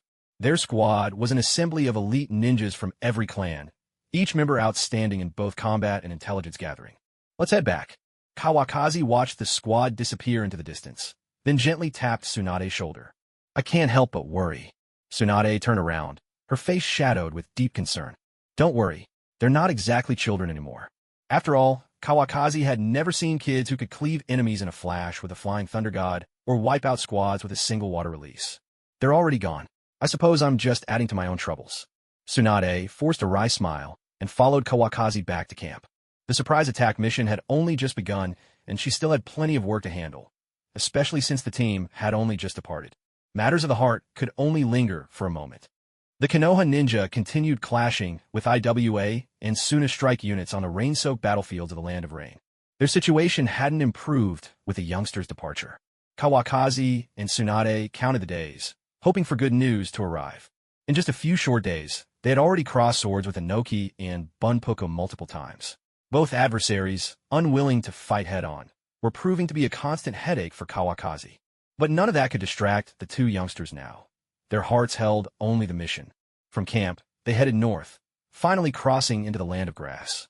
Endless grasslands stretched before them, and they chose to travel along a narrow, winding path. The journey was quiet and deserted, the only sound that of their squad's steady footsteps moving forward.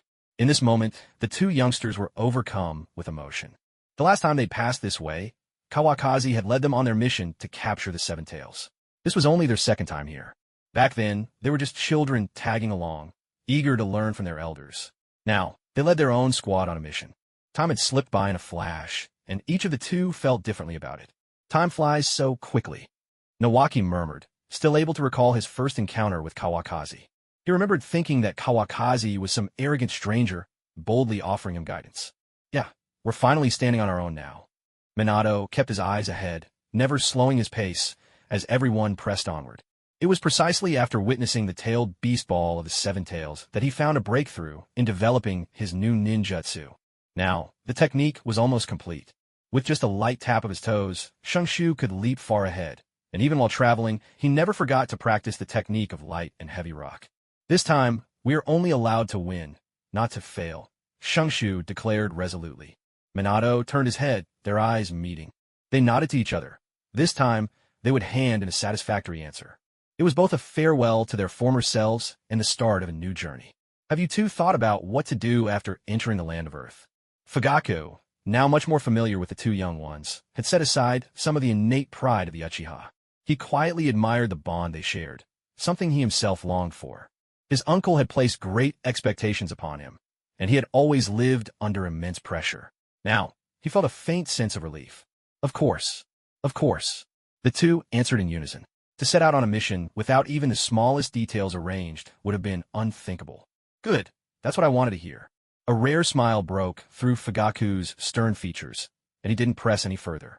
Shungshu had never felt much hostility toward the Uchiha, and his attitude toward Fugaku was nothing but friendly. As always, respect is a two-way street.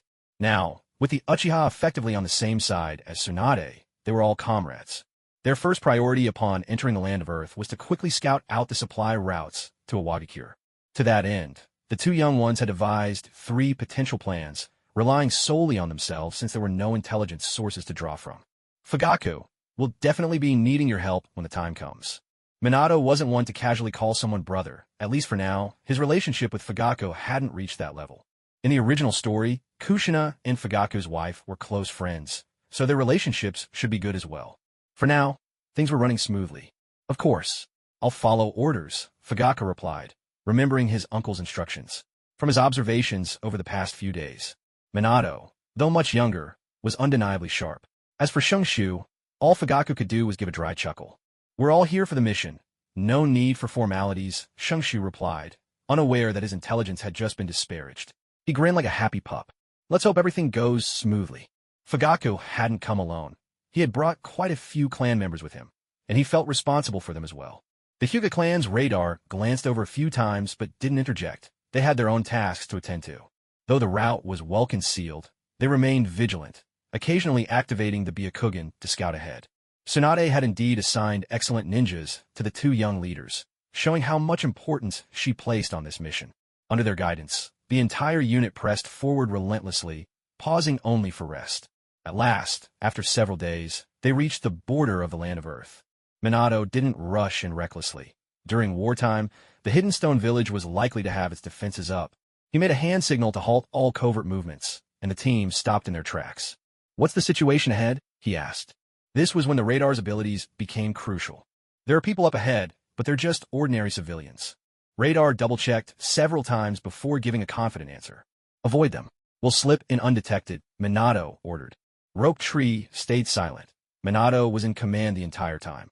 Everyone split up and, evading the gaze of the townsfolk, quietly infiltrated the land of Earth. When the team regrouped on a towering mountain within the country, the surprise attack plan officially commenced. So, can you finally tell us the plan? Fugaku asked in his usual unhurried tone. If there are people in town, that makes things easier. You'll come with us to scout out the situation, Minato replied. The others will stay here, keep hidden, and rest until we send word. That was the first scenario the two had devised. Fugaku nodded, and the 3 of them set off. They used the transformation jutsu to change their appearances before entering the border town. In front of a bustling barbecue restaurant in town.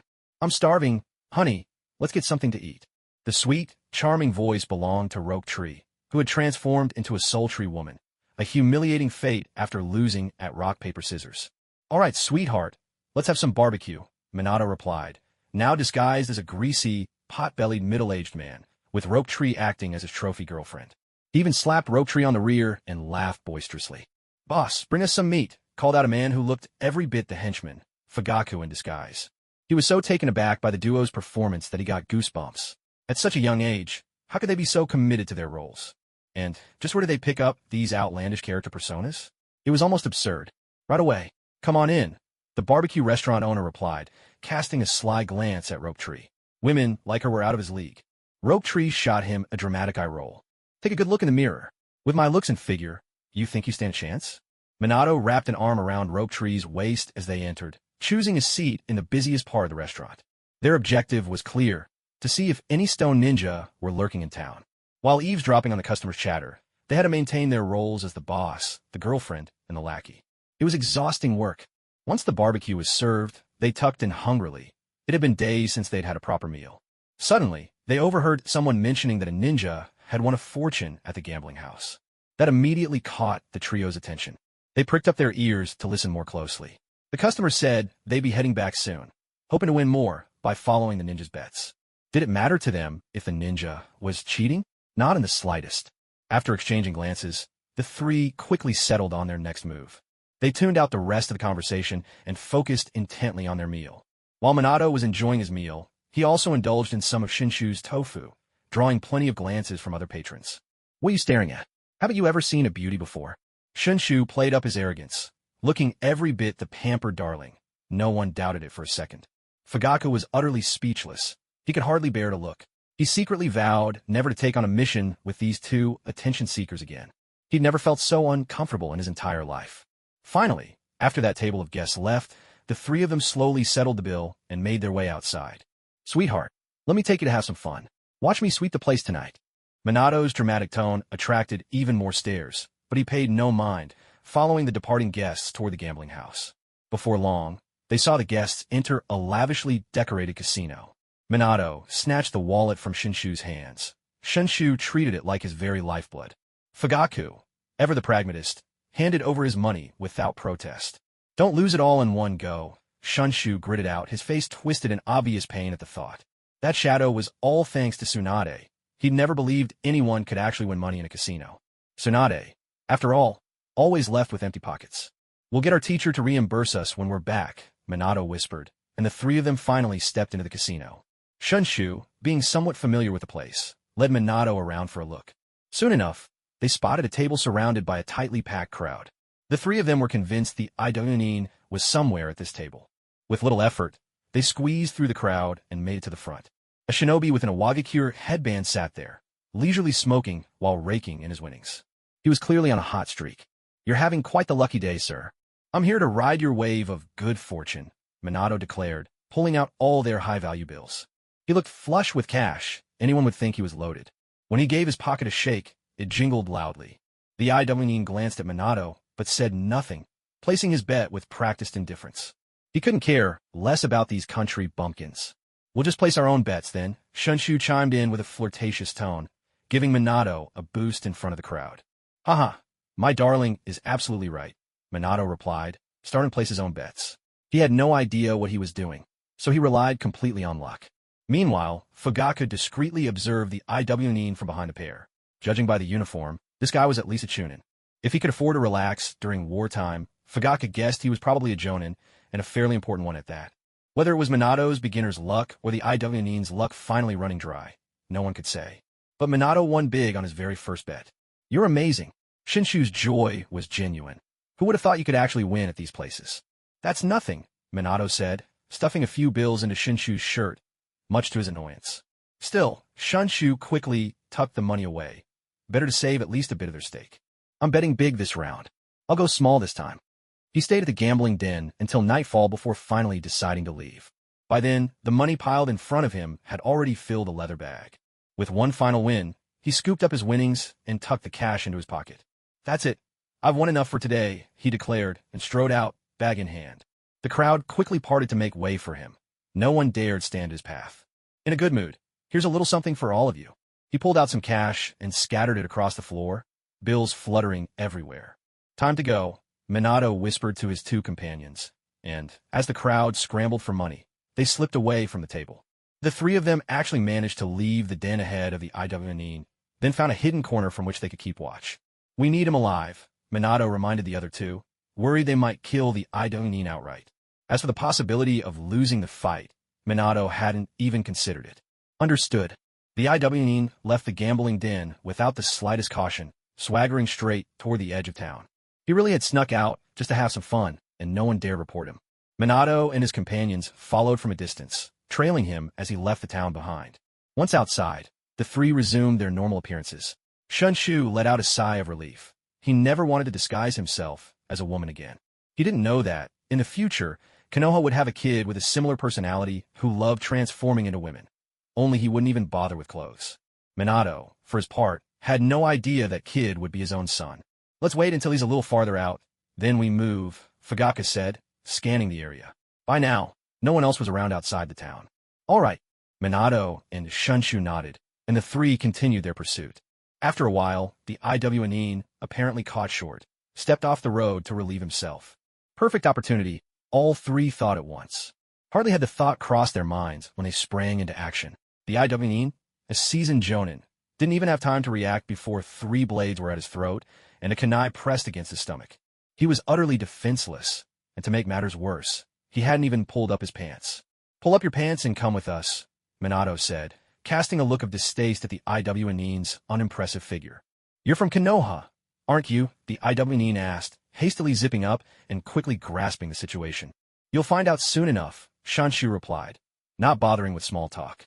With a swift chop, he knocked the IWN out cold. With practiced ease, Fugaku hoisted the unconscious man onto his shoulder. The teamwork between the three flowed seamlessly, as natural as water running over stones. Minato didn't forget to pick up the bag of money. After all, it was a windfall. Let's get him back for questioning, Minato ordered, and the three headed toward the mountain where they had regrouped earlier. When the IWN finally regained consciousness, he found himself tightly bound.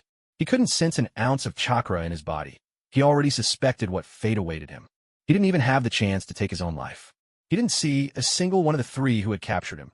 Everyone in sight was either suffering from cataracts or red-eye disease. It wasn't long before he fell under a jinjutsu, unable to resist as he was interrogated, spilling out everything, whether it should have been said or not.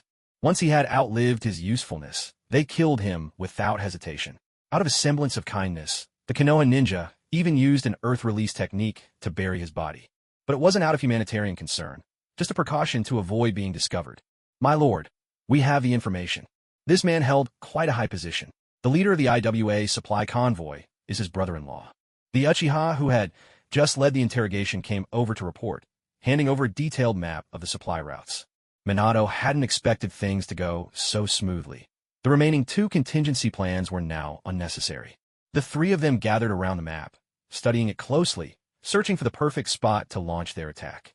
If we strike too close to the border with the Land of Rain, the IWN station there will spot us. We'll have to go deeper in. Minato frowned, realizing this mission was more challenging than he'd hoped. There's no other way, Fugaku said after a moment's thought, agreeing with Minato's assessment. All right, I'll follow your lead, Shoto said cheerfully, relieved that he didn't have to do any of the planning. He was happy just to go along with the others. Tonight, get some good rest. When this mission's over, let's all celebrate, Minato said, painting a bright picture of the future. After all, there was no reason not to make use of that box of money. By the next morning, dawn was just beginning to break. Minato led the group northwest, pushing deeper into the land of Earth. They ate on the run and slept under the open sky. After several days, they finally arrived near the supply route. Before them stretched an endless, open plain, their view unobstructed for miles in every direction. Finding a place to hide here was going to be a real challenge. We'll have to go for a frontal attack, Minato said, surprised to find not even a single hill or mound to conceal themselves behind. Clearly, the IWN hadn't chosen their supply route at random. We need to strike swiftly and decisively, Fugaku added, voicing his concern that if they dragged things out, IWA reinforcements might arrive. After all, they were deep within enemy territory, with no backup of their own. I'll keep watch. Wait for my signal, Shoto announced, quickly forming hand seals before sinking silently into the earth. Not bad at all, Minato remarked. After Shoto had disappeared completely, Minato even stepped on the ground a couple of times to test it. It was solid as ever. Quit stomping, you idiot, came Shoto's muffled voice from underground, sounding a little off.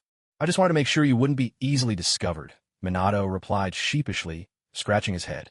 His intentions had been good. Just get lost and wait for my signal, Shoto snapped, shooing them away. With so many of them around, it'd be all too easy to give themselves away. All right, stay safe, Minato replied. Let's move, he commanded, leading the others away until it was as if they'd never been there at all. Only Shoto remained, lurking beneath the ground, alert and waiting for the IWA supply convoy to arrive. To make sure he had the strength he needed, Shoto popped several soldier pills into his mouth and waited. Underground, the concept of time lost all meaning, and Shungtong had no idea how much time had passed. He simply felt himself growing increasingly restless, forcing himself to endure the crushing silence and endless loneliness of the darkness. He regretted not dragging Minato down with him. At least then, he'd have had some company. Alone, the ordeal was almost unbearable. At last, one day, Shungtong heard the heavy rumble of wheels above. Most likely, the Iwagakure ninja had arrived. His heart leapt, but he kept his composure, deciding to observe and assess the situation before acting. He quietly surfaced, just enough to poke half his head above ground. But before he could get a good look, someone's foot came crashing down on his forehead. Ow! What has tripped me? A stumbling Iwanin was sent flying. Enemy attack! Another Iwanin behind him shouted out. Shungtong's forehead protector had already given away his identity, and no one could be sure if there were more hidden underground. In an instant, a barrage of attacks rained down on Shungtong. The Iwanin closed in, surrounding him. Seeing this, Shungtong knew things had gone south. He immediately burst out of the ground, bit his finger, formed a hand seal, and pressed his palm to the earth. Bang! The summoning seal spread across the ground, followed by a thick cloud of smoke. A low, menacing hiss filled the air. A huge black serpent reared its massive body upright, its giant head flicking out a forked tongue, eyes gleaming with a deadly ferocity. The enormous snake appeared before the startled Iwanin. Every kunai and attack hurled at Shungtong was swept aside by the serpent's powerful tail. Dust billowed as the Iwanin nearby were flung away like ragdolls. Lord Shungtong.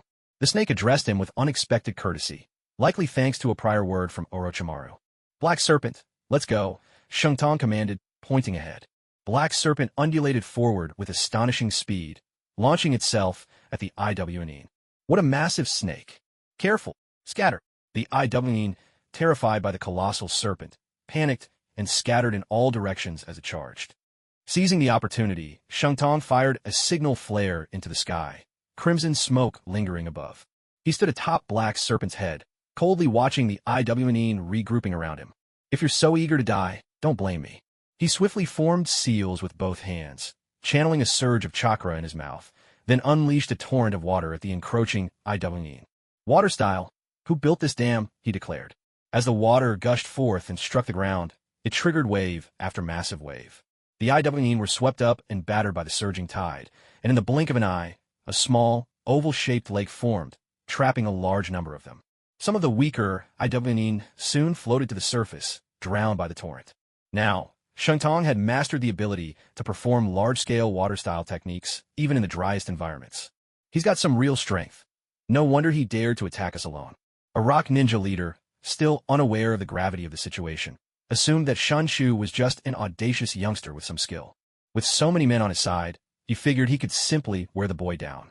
Break his water-style jutsu. Earth-style restrains water-style after all. The rock ninja leader glanced up at Shunshu atop the serpent's head, marveling at how the hidden leaf truly teems with talent. Earth-style, earth flow rampart. Channeling chakra into the ground, the rock ninja drew upon the earth's very own dragon veins to raise the terrain. In an instant, the lake was split into sections, its waters spilling outward and losing all cohesion. Some of the trapped rock ninja were rescued in the chaos, collapsing to the ground and retching up water, too exhausted to keep fighting for the moment. Meanwhile, the black serpent had already burst into the ranks of the rock ninja, jaws wide open as it devoured them whole. In that moment, it was every bit as terrifying as the legendary Manda. Shunshu cast the weighted boulder jutsu on the black serpent, slowing its speed but greatly amplifying its destructive power. Whether it crashed through or swept aside, rock ninja fell dead or wounded before the serpent's relentless charge. Trap him! Now, the rock ninja leader was truly alarmed. He hadn't expected the serpent to possess such overwhelming strength. Earth-style, earth core movement. Several rock ninja darted in, forming a loose circle around the black serpent. After weaving their signs, they slammed their hands into the earth. The ground surrounding the serpent suddenly rose up, trapping it in the center. A deafening roar echoed as the black serpent, infuriated, hurled itself at the earthen walls. But this was not a barrier it could break with brute force alone. Calm down. This little trick isn't enough to hold us. Shunshu soothed the serpent, showing no sign of panic despite standing atop its head with no view of the outside, and even as boulders crashed down from above. He remained composed. After all, Earth Style was his specialty as well. Try to restrain him with such a tactic? Impossible. Earth Style, Earth Flow River. As Shunshu completed the hand signs, a river of giant boulders burst from beneath the serpent, lifting them out of the pit. The falling boulders overhead were swiftly shattered by Shunshu one after another. We're here, Shunshu. No sooner had they emerged than Minato suddenly appeared at Shunshu's side. Take them down. Shunshu looked to the distance, where more Leaf Ninja were rushing over, with Fugaku at the forefront. His Sharingan, already evolved to 3 Tomo, gleamed with power. Summoning Jutsu. With a puff of smoke, a colossal slug appeared beside the giant serpent. The two creatures were roughly equal in size, though the slug was merely a modest split-off of the original. Lady Katsuyu, I'll be counting on you. Leaping from the serpent's head to the slugs, Minato joined Shunshu as they launched an assault on the rock ninja together. Lady Katsuyu offered no words, likely because she wasn't very familiar with Minato. After all, his contract with her had been quite the accident. Surveying the battle, she opened her mouth and sprayed forth a corrosive liquid. Wherever the liquid touched a rock ninja, flesh began to dissolve, and the air was filled with agonized screams. What kind of monsters are these? The Iwagakure leader gasped in shock. 2 massive summoned beasts had appeared at once. An unbelievable sight. What kind of suffering is this world inflicting on us? How are we supposed to survive against this? Sir, what should we do? Some of the Iwagakure shinobi were already considering retreat. This Konoha squad was simply too formidable. And those 2 kids aside, both the Uchiha and Hyuga clans were present, the 2 most renowned bloodline families in all of Konoha. What do you mean? What should we do? What do you want to do? If we die, then we die right here. The Iwagakure leader barked back, his voice sharp and unyielding. Fleeing had never even crossed his mind. He understood all too well the importance of their supplies. He didn't dare imagine what would happen if he returned empty-handed. To put it bluntly, if their failure led to the collapse of the land of Earth's strategic plans, the consequences would be unimaginable. To fall in battle would make him a martyr, but to live on under such disgrace would be meaningless. Yes, sir. The subordinates lowered their heads, gritted their teeth, and could only follow their leader into the charge. Fire style, majestic destroyer flame. Fugaku rushed in, stopping not far from the Iwagakure shinobi. After weaving hand signs, he gathered his chakra at the back of his throat and unleashed a torrent of fire, rolling forward like a tidal wave. Of course, his technique's range and power were nothing compared to Madara's legendary flames, but it was still enough to incinerate dozens of Iwagakure shinobi in front of him. Even so, the might of this jutsu was awe-inspiring. Fugaku's power was rising at a remarkable pace. Meanwhile, the Hyuga clan's gentle fist in close combat was giving the Iwagakure shinobi a taste of real pain. Once their chakra points were sealed, they became no different from ordinary people, completely at the mercy of their enemies. Led by Minato and the other 2, the Iwagakure forces quickly fell into disarray. The Iwagakure leader, to his credit, was no pushover.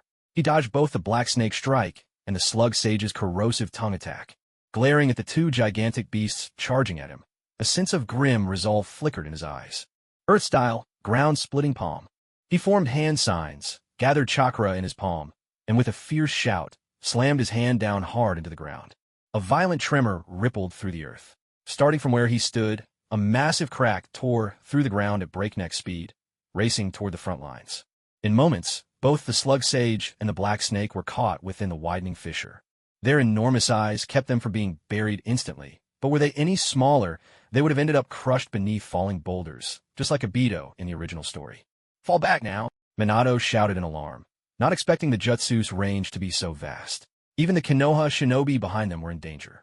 Without hesitation, he leapt from the Slug Sage's head, blade in hand, charging straight at the Iwagakure leader. Water style, water blade slash. Shinku, using the lightweight boulder technique, moved even faster than Minato, overtaking him by a hair's breadth.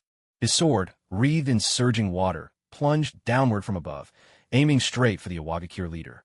Earth-style, earth flow wall. The IW ninja leader didn't have time to dodge. A towering, thick earth wall shot up before him. Boom!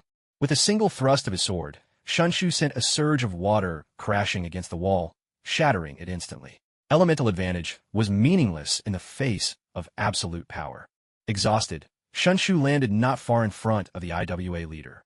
Minato arrived as well. With a flash of cold steel, his sword pierced straight through the leader's chest. Terror flooded the IWA leader's eyes. Staring wide, he toppled backward slowly, disbelief etched on his face. He had never imagined that his Earth-style technique would be broken by a Water-style attack.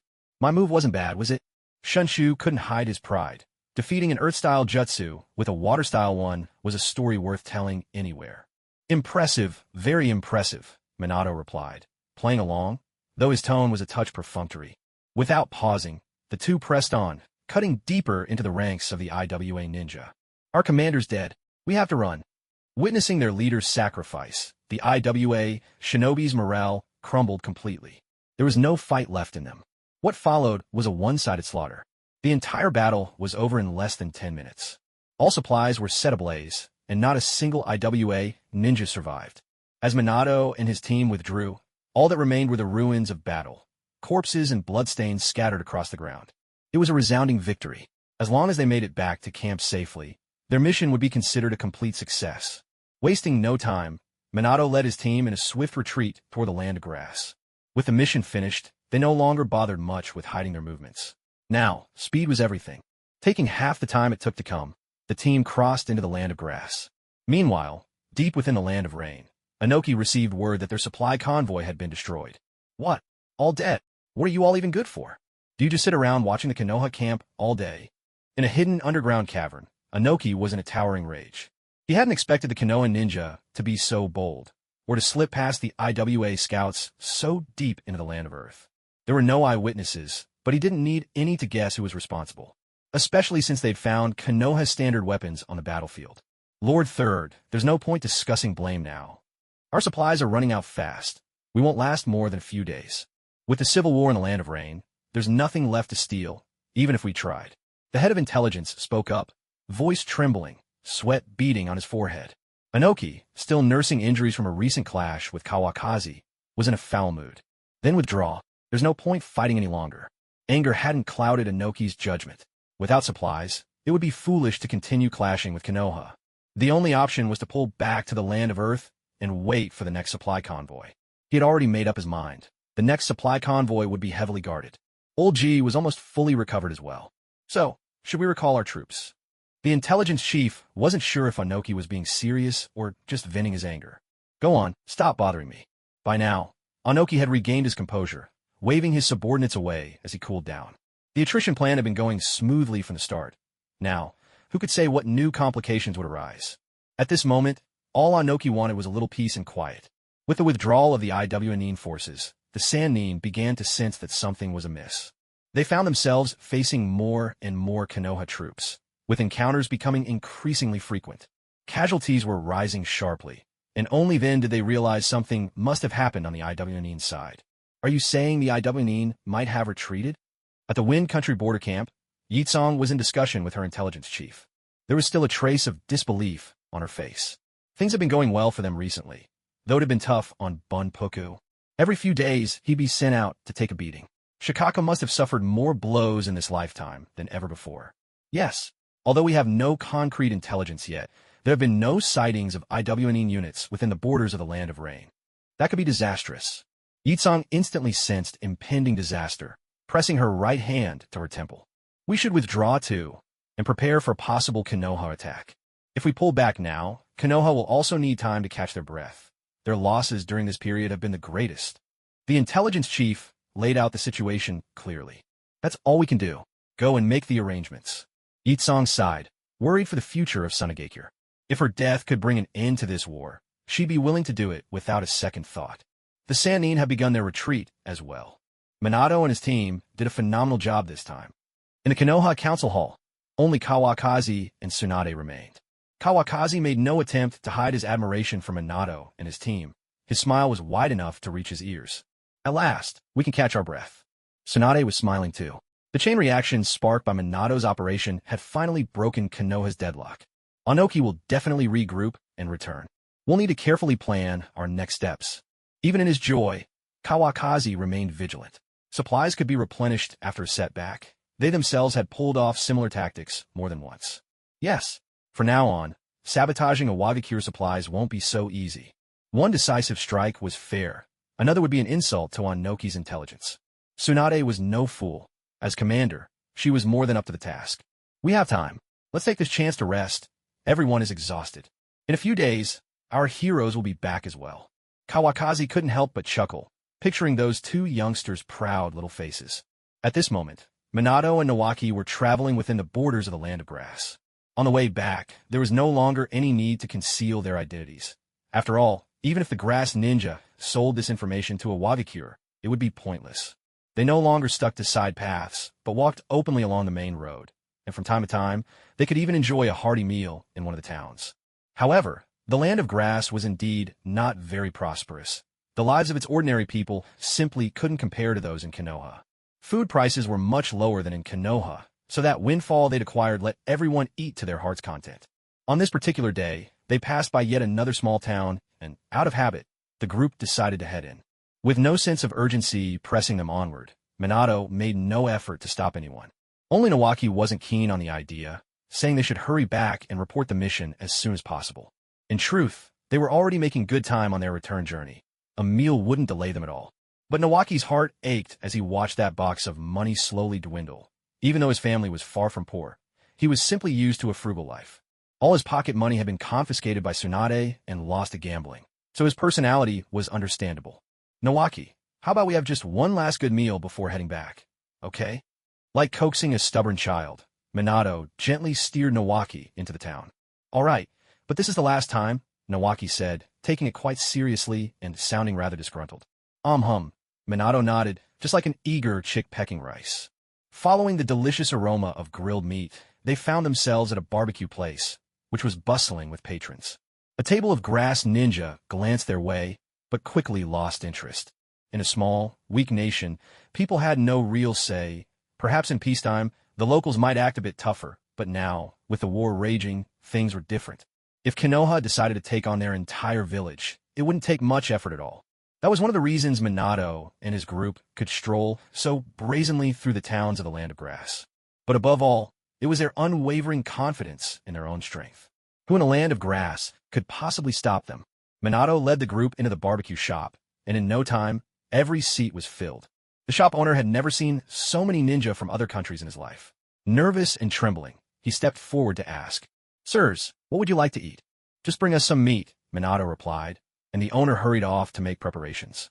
With so many mouths to feed, he'd be grilling for a long time. If these ninja decided to skip out on the bill, all he could do was grit his teeth and accept it.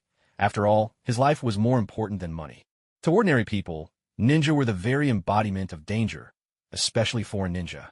After a while, the Grass Ninja, perhaps sensing the tense atmosphere, left before their food even arrived. Minato and his friends were deep in conversation and didn't notice at first. By the time they realized, they'd taken over the entire barbecue shop. "We really aren't very welcome, are we?" Minato chuckled and shook his head. It certainly wasn't the first time this had happened. "It's only natural, given the war," Fugaku said, understandingly. "They look far too intimidating for anyone's comfort. Let's eat quickly and be on our way." While feeling sorry for himself, Shungtong stuffed meat into his mouth, eating faster than anyone else. Watching Shungtong like this, Minato was at a loss for words. Back in the village, he never noticed Shungtong was so stingy. Was it because he never had to pay the bill? It seemed handing over the money to him had been a mistake. After everyone finished eating, Shungtong dutifully paid the bill, even trying to haggle a little with the owner.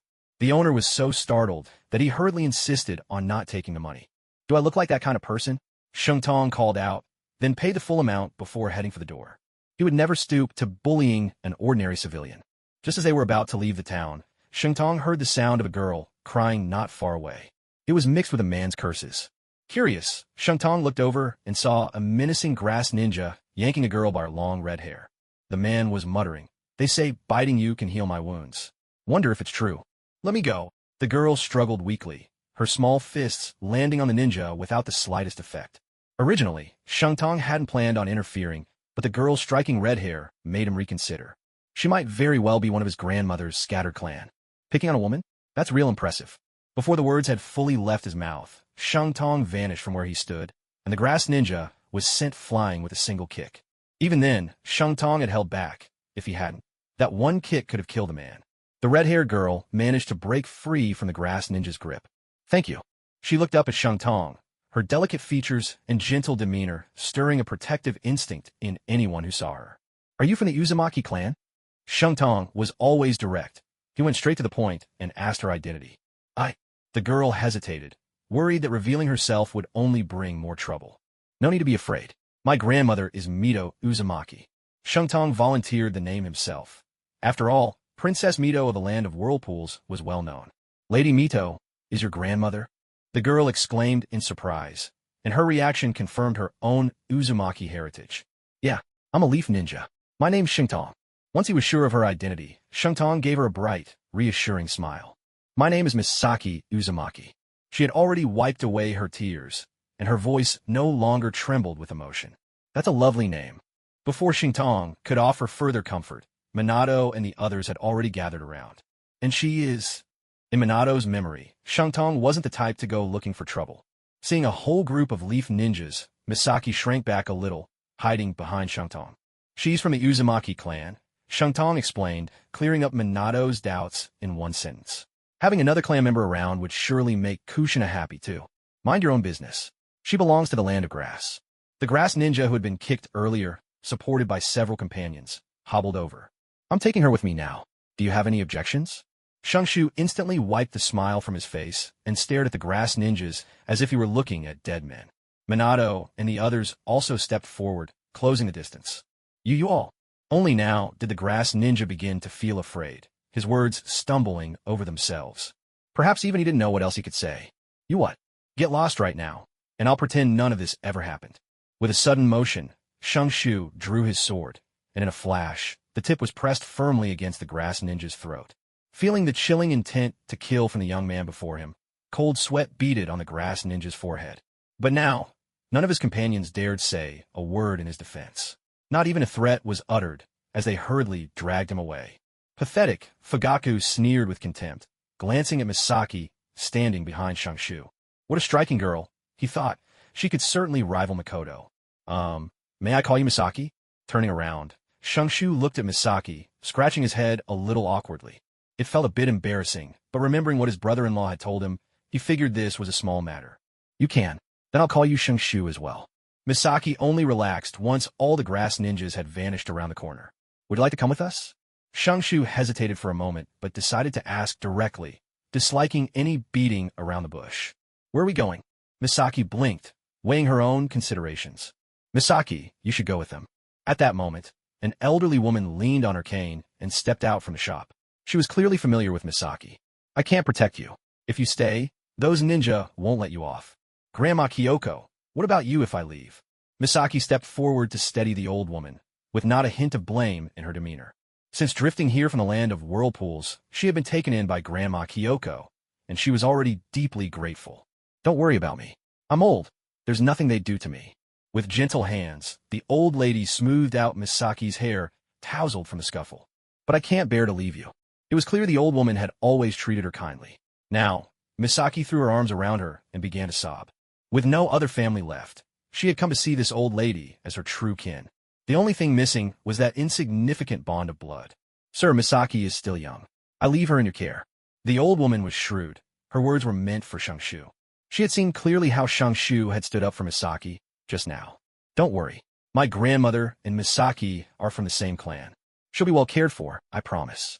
Shangshu readily agreed, while Minato stood nearby, a faint smile tugging at the corner of his mouth. Watching his friend squirm in embarrassment was rather entertaining. That's perfect. The old lady gently pulled Misaki aside and wiped the tears from her cheeks. Misaki, you go along with this young man now. If you get the chance, just come back and visit me sometime. As she spoke, cloudy tears welled up in the old woman's eyes. If she could protect Misaki, she would never let her go off with strangers. She had no idea if she would ever see Misaki again once the girl was gone. Sadly, she herself could not leave. No matter how harsh this place might be, it was still her home. Grandma Kyoko, I'll do as you say. Misaki gazed deeply at the old woman, then quietly walked behind Shangshu, falling silent. Grandma Kyoko, we'll be going now. Shangshu, unsure what else to say, simply offered his farewell and turned to leave. Go on, then go on. The old woman watched the red-haired girl follow the group until they disappeared from view, then slowly made her way back inside, leaning on her cane. Her hunched back was a heartbreaking sight, utterly alone in the world now. Once they left the town, Shungshu suddenly realized that having Misaki along would slow the group down. He opened his mouth to say something, but couldn't find the words. Minato, however, seemed to have read his mind. The two were always on the same wavelength. When a brother's in trouble, it's only right for the little son to step in and help. Uzumaki Misaki, we can't keep up our pace with you along. How about this? Would you let someone carry you? That way, you won't get tired, and we won't have to slow down much. Minato walked over to Misaki, speaking in a gentle, negotiating tone. Misaki glanced around the group. There wasn't a single other woman. This time, Minato's team was all men. Shungshu noticed Minato's meaningful look and swallowed the words he was about to say. He almost blurted out, that wouldn't be appropriate, but managed to hold back. We're on a mission, and we can't afford too much delay. Seeing the hesitation on Misaki's face, Minato gave her a little nudge. Then Shungshu, could you carry me? Just as Minato expected, Misaki chose Shungshu. Fugaku, watching from the side, found their little performance amusing. He crossed his arms, content to simply watch the scene unfold like a play. Of course. Shungshu hurriedly agreed, causing Minato to let out a quiet sigh. Brother, you really can't keep your cool. As Shungshu crouched down in front of her, Misaki blushed and nervously climbed onto his back. Once Shungshu stood, Minato gave the order to move out, leaving Misaki no chance to second-guess her decision. That was as far as brotherly help could go. Are we heading to Konoha?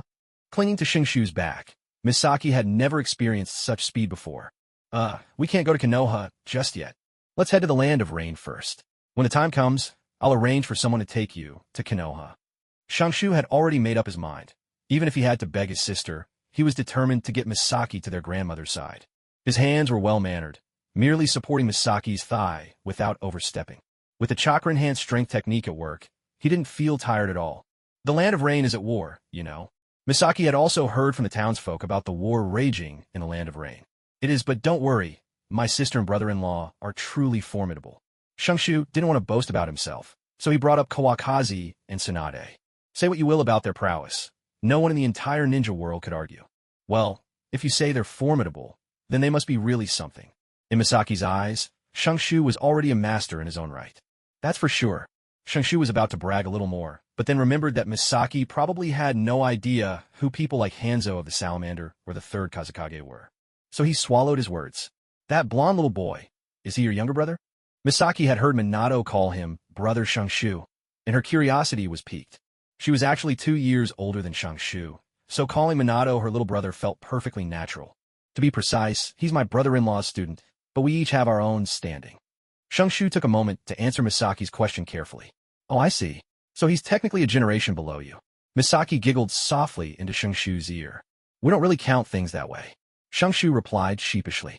Perhaps hearing their conversation, Minato glanced back at them. Shungshu really had picked up some good habits from their teacher. Watching them banter so easily, Minato's smile grew. He vividly recalled the scene when their teacher had tricked him into confessing his feelings to Kushina. This Uzumaki Misaki and Kushina couldn't be more different in personality. Still, he liked Kushina just a little bit more. The rest of the journey passed without further pause. Once they left the land of grass, they headed straight for Konoha's encampment. They're back. Inside Shumo's quarters, Kawakaki had already sensed the flying thunder god marks on the two youngsters. His previously serious expression instantly broke into a smile. As long as they're back, that's all that matters. Let's go meet our heroes, shall we? Tsunade stood up as she spoke, smoothing out the folds of her kimono. All right, let's go. Shumo rose as well. These two kids deserved such a welcome, status aside. This was an honor they had earned for themselves. Those two must be feeling pretty smug right now. Kawakaki teased as he followed them out. Dai and Yuhimahiru also joined in with laughter, forming a grand welcoming party. Unaware of what awaited them, Minato and the others neared the encampment. Shungshu gently set Misaki down. Let's walk the rest of the way. It's not far now. Shungshu was worried that it would look bad if Kawakaki and Tsunade saw this. I'm fine with anything, Misaki said, standing demurely by Shungshu's side, looking very well behaved. All right, let's get going, Minato interjected, instantly seeing through Shungshu's intentions and cutting him off before he could explain himself further. So what if they see? Is your teacher not even more shameless than you? Let's go then, Shungshu replied, scratching his head awkwardly. The group slowed their pace and headed for the camp. From a distance, They could already see people waiting to greet them at the camp gate. It's Lady Tsunade and the others. Radar had already recognized the figures ahead and was visibly excited. This was an immense honor for all of them. It must be my brother-in-law who, since we were coming back, Shangshu, his mind working quickly for once, couldn't hide his delight. Which one is your brother-in-law? Misaki craned her neck, trying to see ahead, but her eyes just weren't sharp enough. She hadn't awakened the Uzumaki clan's Kagura mind's eye, so all she could make out was 5 figures standing at the gate. On the way here, she'd heard Shangshu praise Kawakaki endlessly. How powerful he was, how wealthy his family, how he treated Shangshu like his own brother. It had completely piqued her curiosity. Strangely, Shangshu had barely mentioned Tsunade, just glossing over her with a few words. He's the one standing next to the woman, Shangshu declared confidently. Even if he couldn't see clearly, he knew Kawakaki would definitely stand beside his sister. On that point, there was no doubt. I can't see, Misaki admitted, straining her eyes but still unable to make it out. Her anxious, frustrated expression was irresistibly cute. Haha. Honestly, I can't see either, Shangshu laughed heartily at the sight of the adorable girl. Then you're just making it up, Misaki pouted, giving Shangshu's shoulder a playful tap. You'll see when we get there, Shangshu replied with a goofy grin, dodging a little but still getting tapped by Misaki. Before long, the group reached the camp's entrance. Welcome back, heroes. Tsunade stepped forward from beside Kawakaki and greeted them warmly.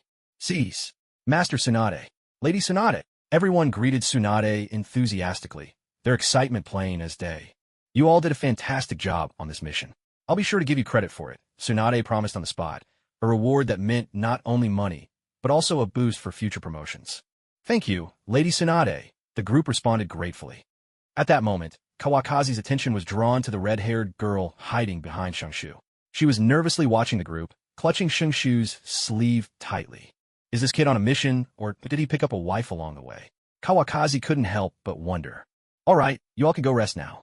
You've worked hard enough, he said, leaving the words of praise to Tsunade and signaling for them to disperse.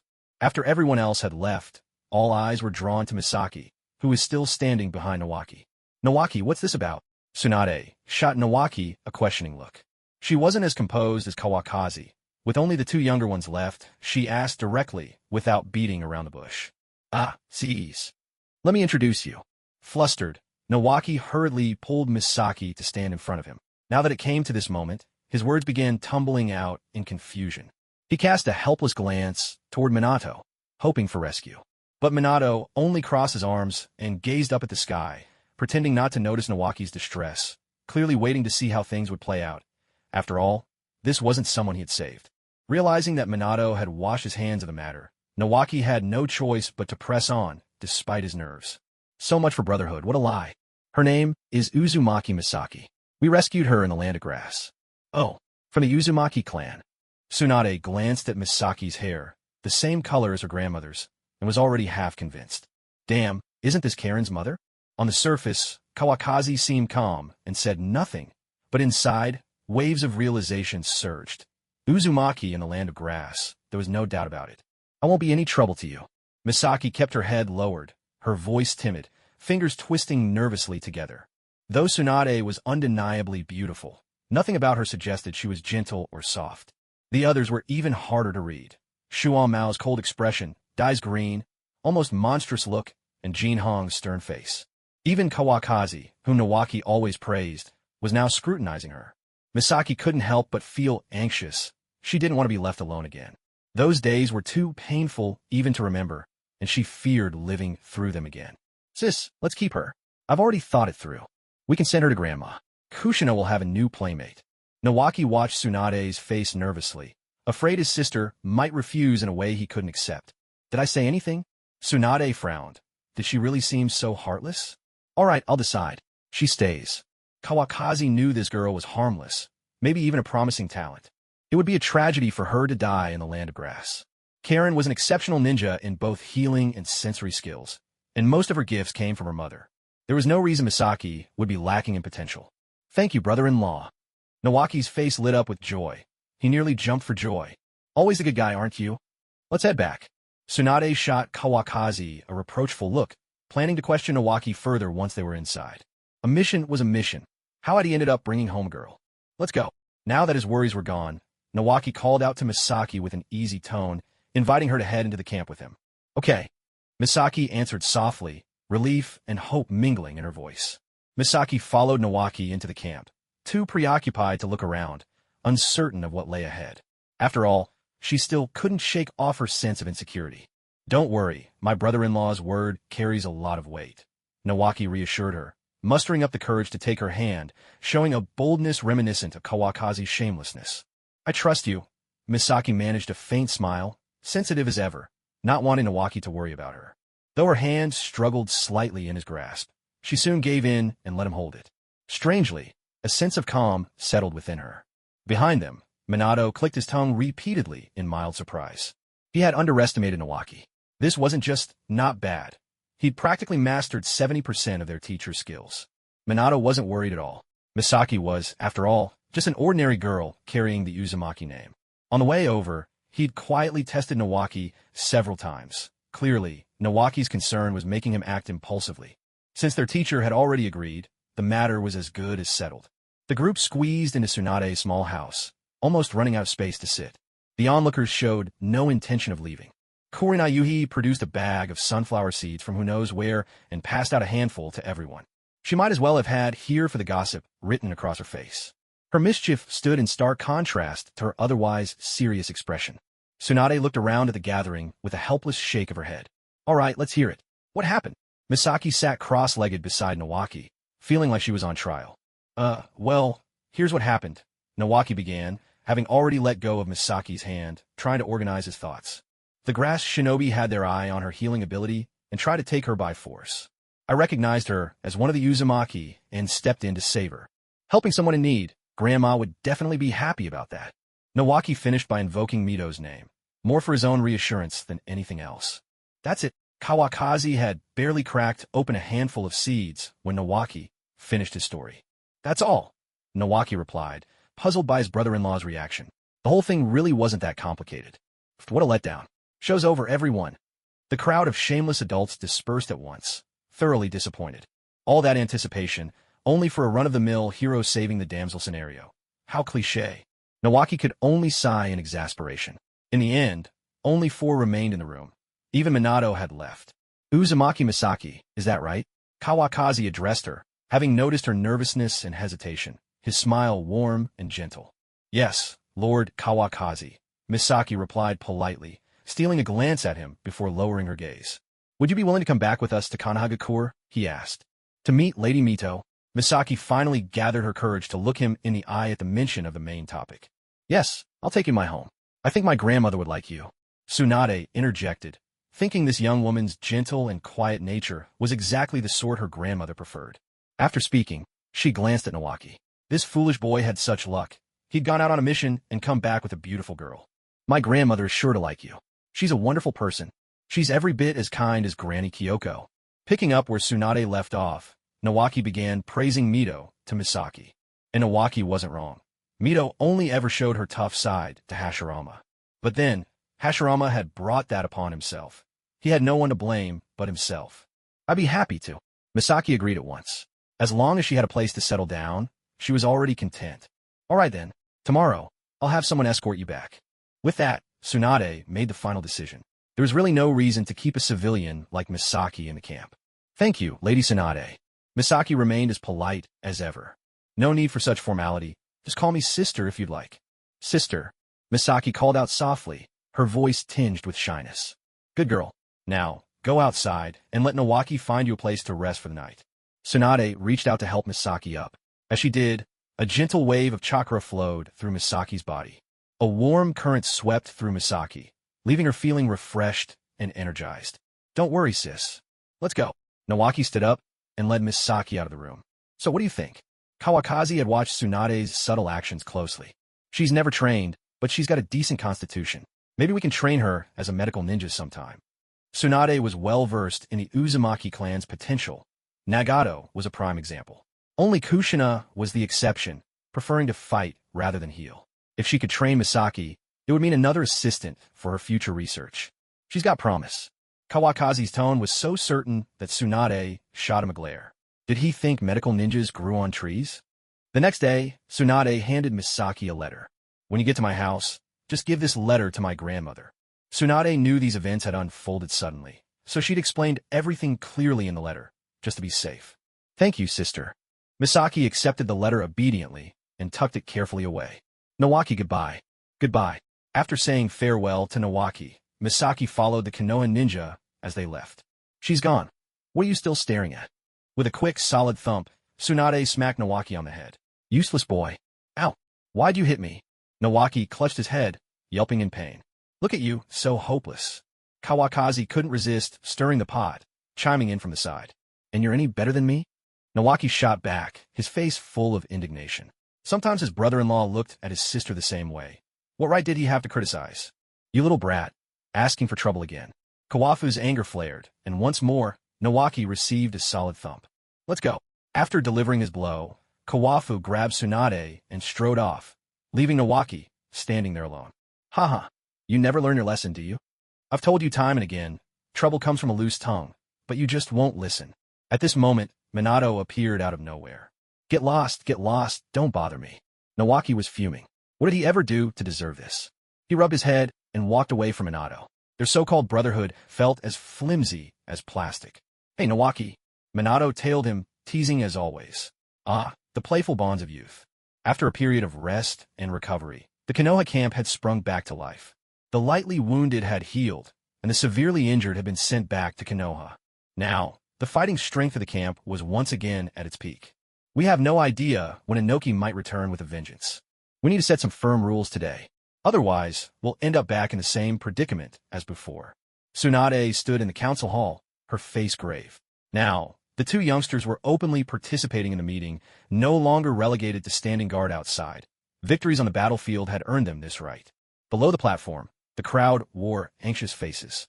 Meetings like this had become all too common. But today, Tsunade's tone was more forceful than ever. It was clear she wouldn't rest until a workable plan was agreed upon. Hayato, you speak first. Kawafu, too, had been racking his brain over this issue. Such hard-won respite could not be squandered. Inoki is regrouping at the border of the Land of Earth, waiting for supplies. Tsunade has stationed heavy troops at the Wind Country border, laying numerous traps. It seems they're already prepared for a bloody showdown with us. Hayato's intelligence was as reliable as ever. With just a few words, he made the situation crystal clear. Should we ask the third Hokage for reinforcements again? A Konoha ninja, out of ideas, ventured the suggestion. We can't send any more troops, not if we want to keep the village safe. Tsunade shook her head. If there had been more reinforcements to send, she would have asked her teacher already. Damn Iwagakure. If they hadn't butted in, we'd have conquered the Land of Wind by now. This came from a battle-hardened veteran, one who had survived the clash with the third Kazekage. A cruel scar now marked what had once been a handsome face. The battlefield changes in a blink. In the end, we just weren't prepared enough. Kawafu never made a habit of shifting blame. In war, reason was a luxury no one could afford.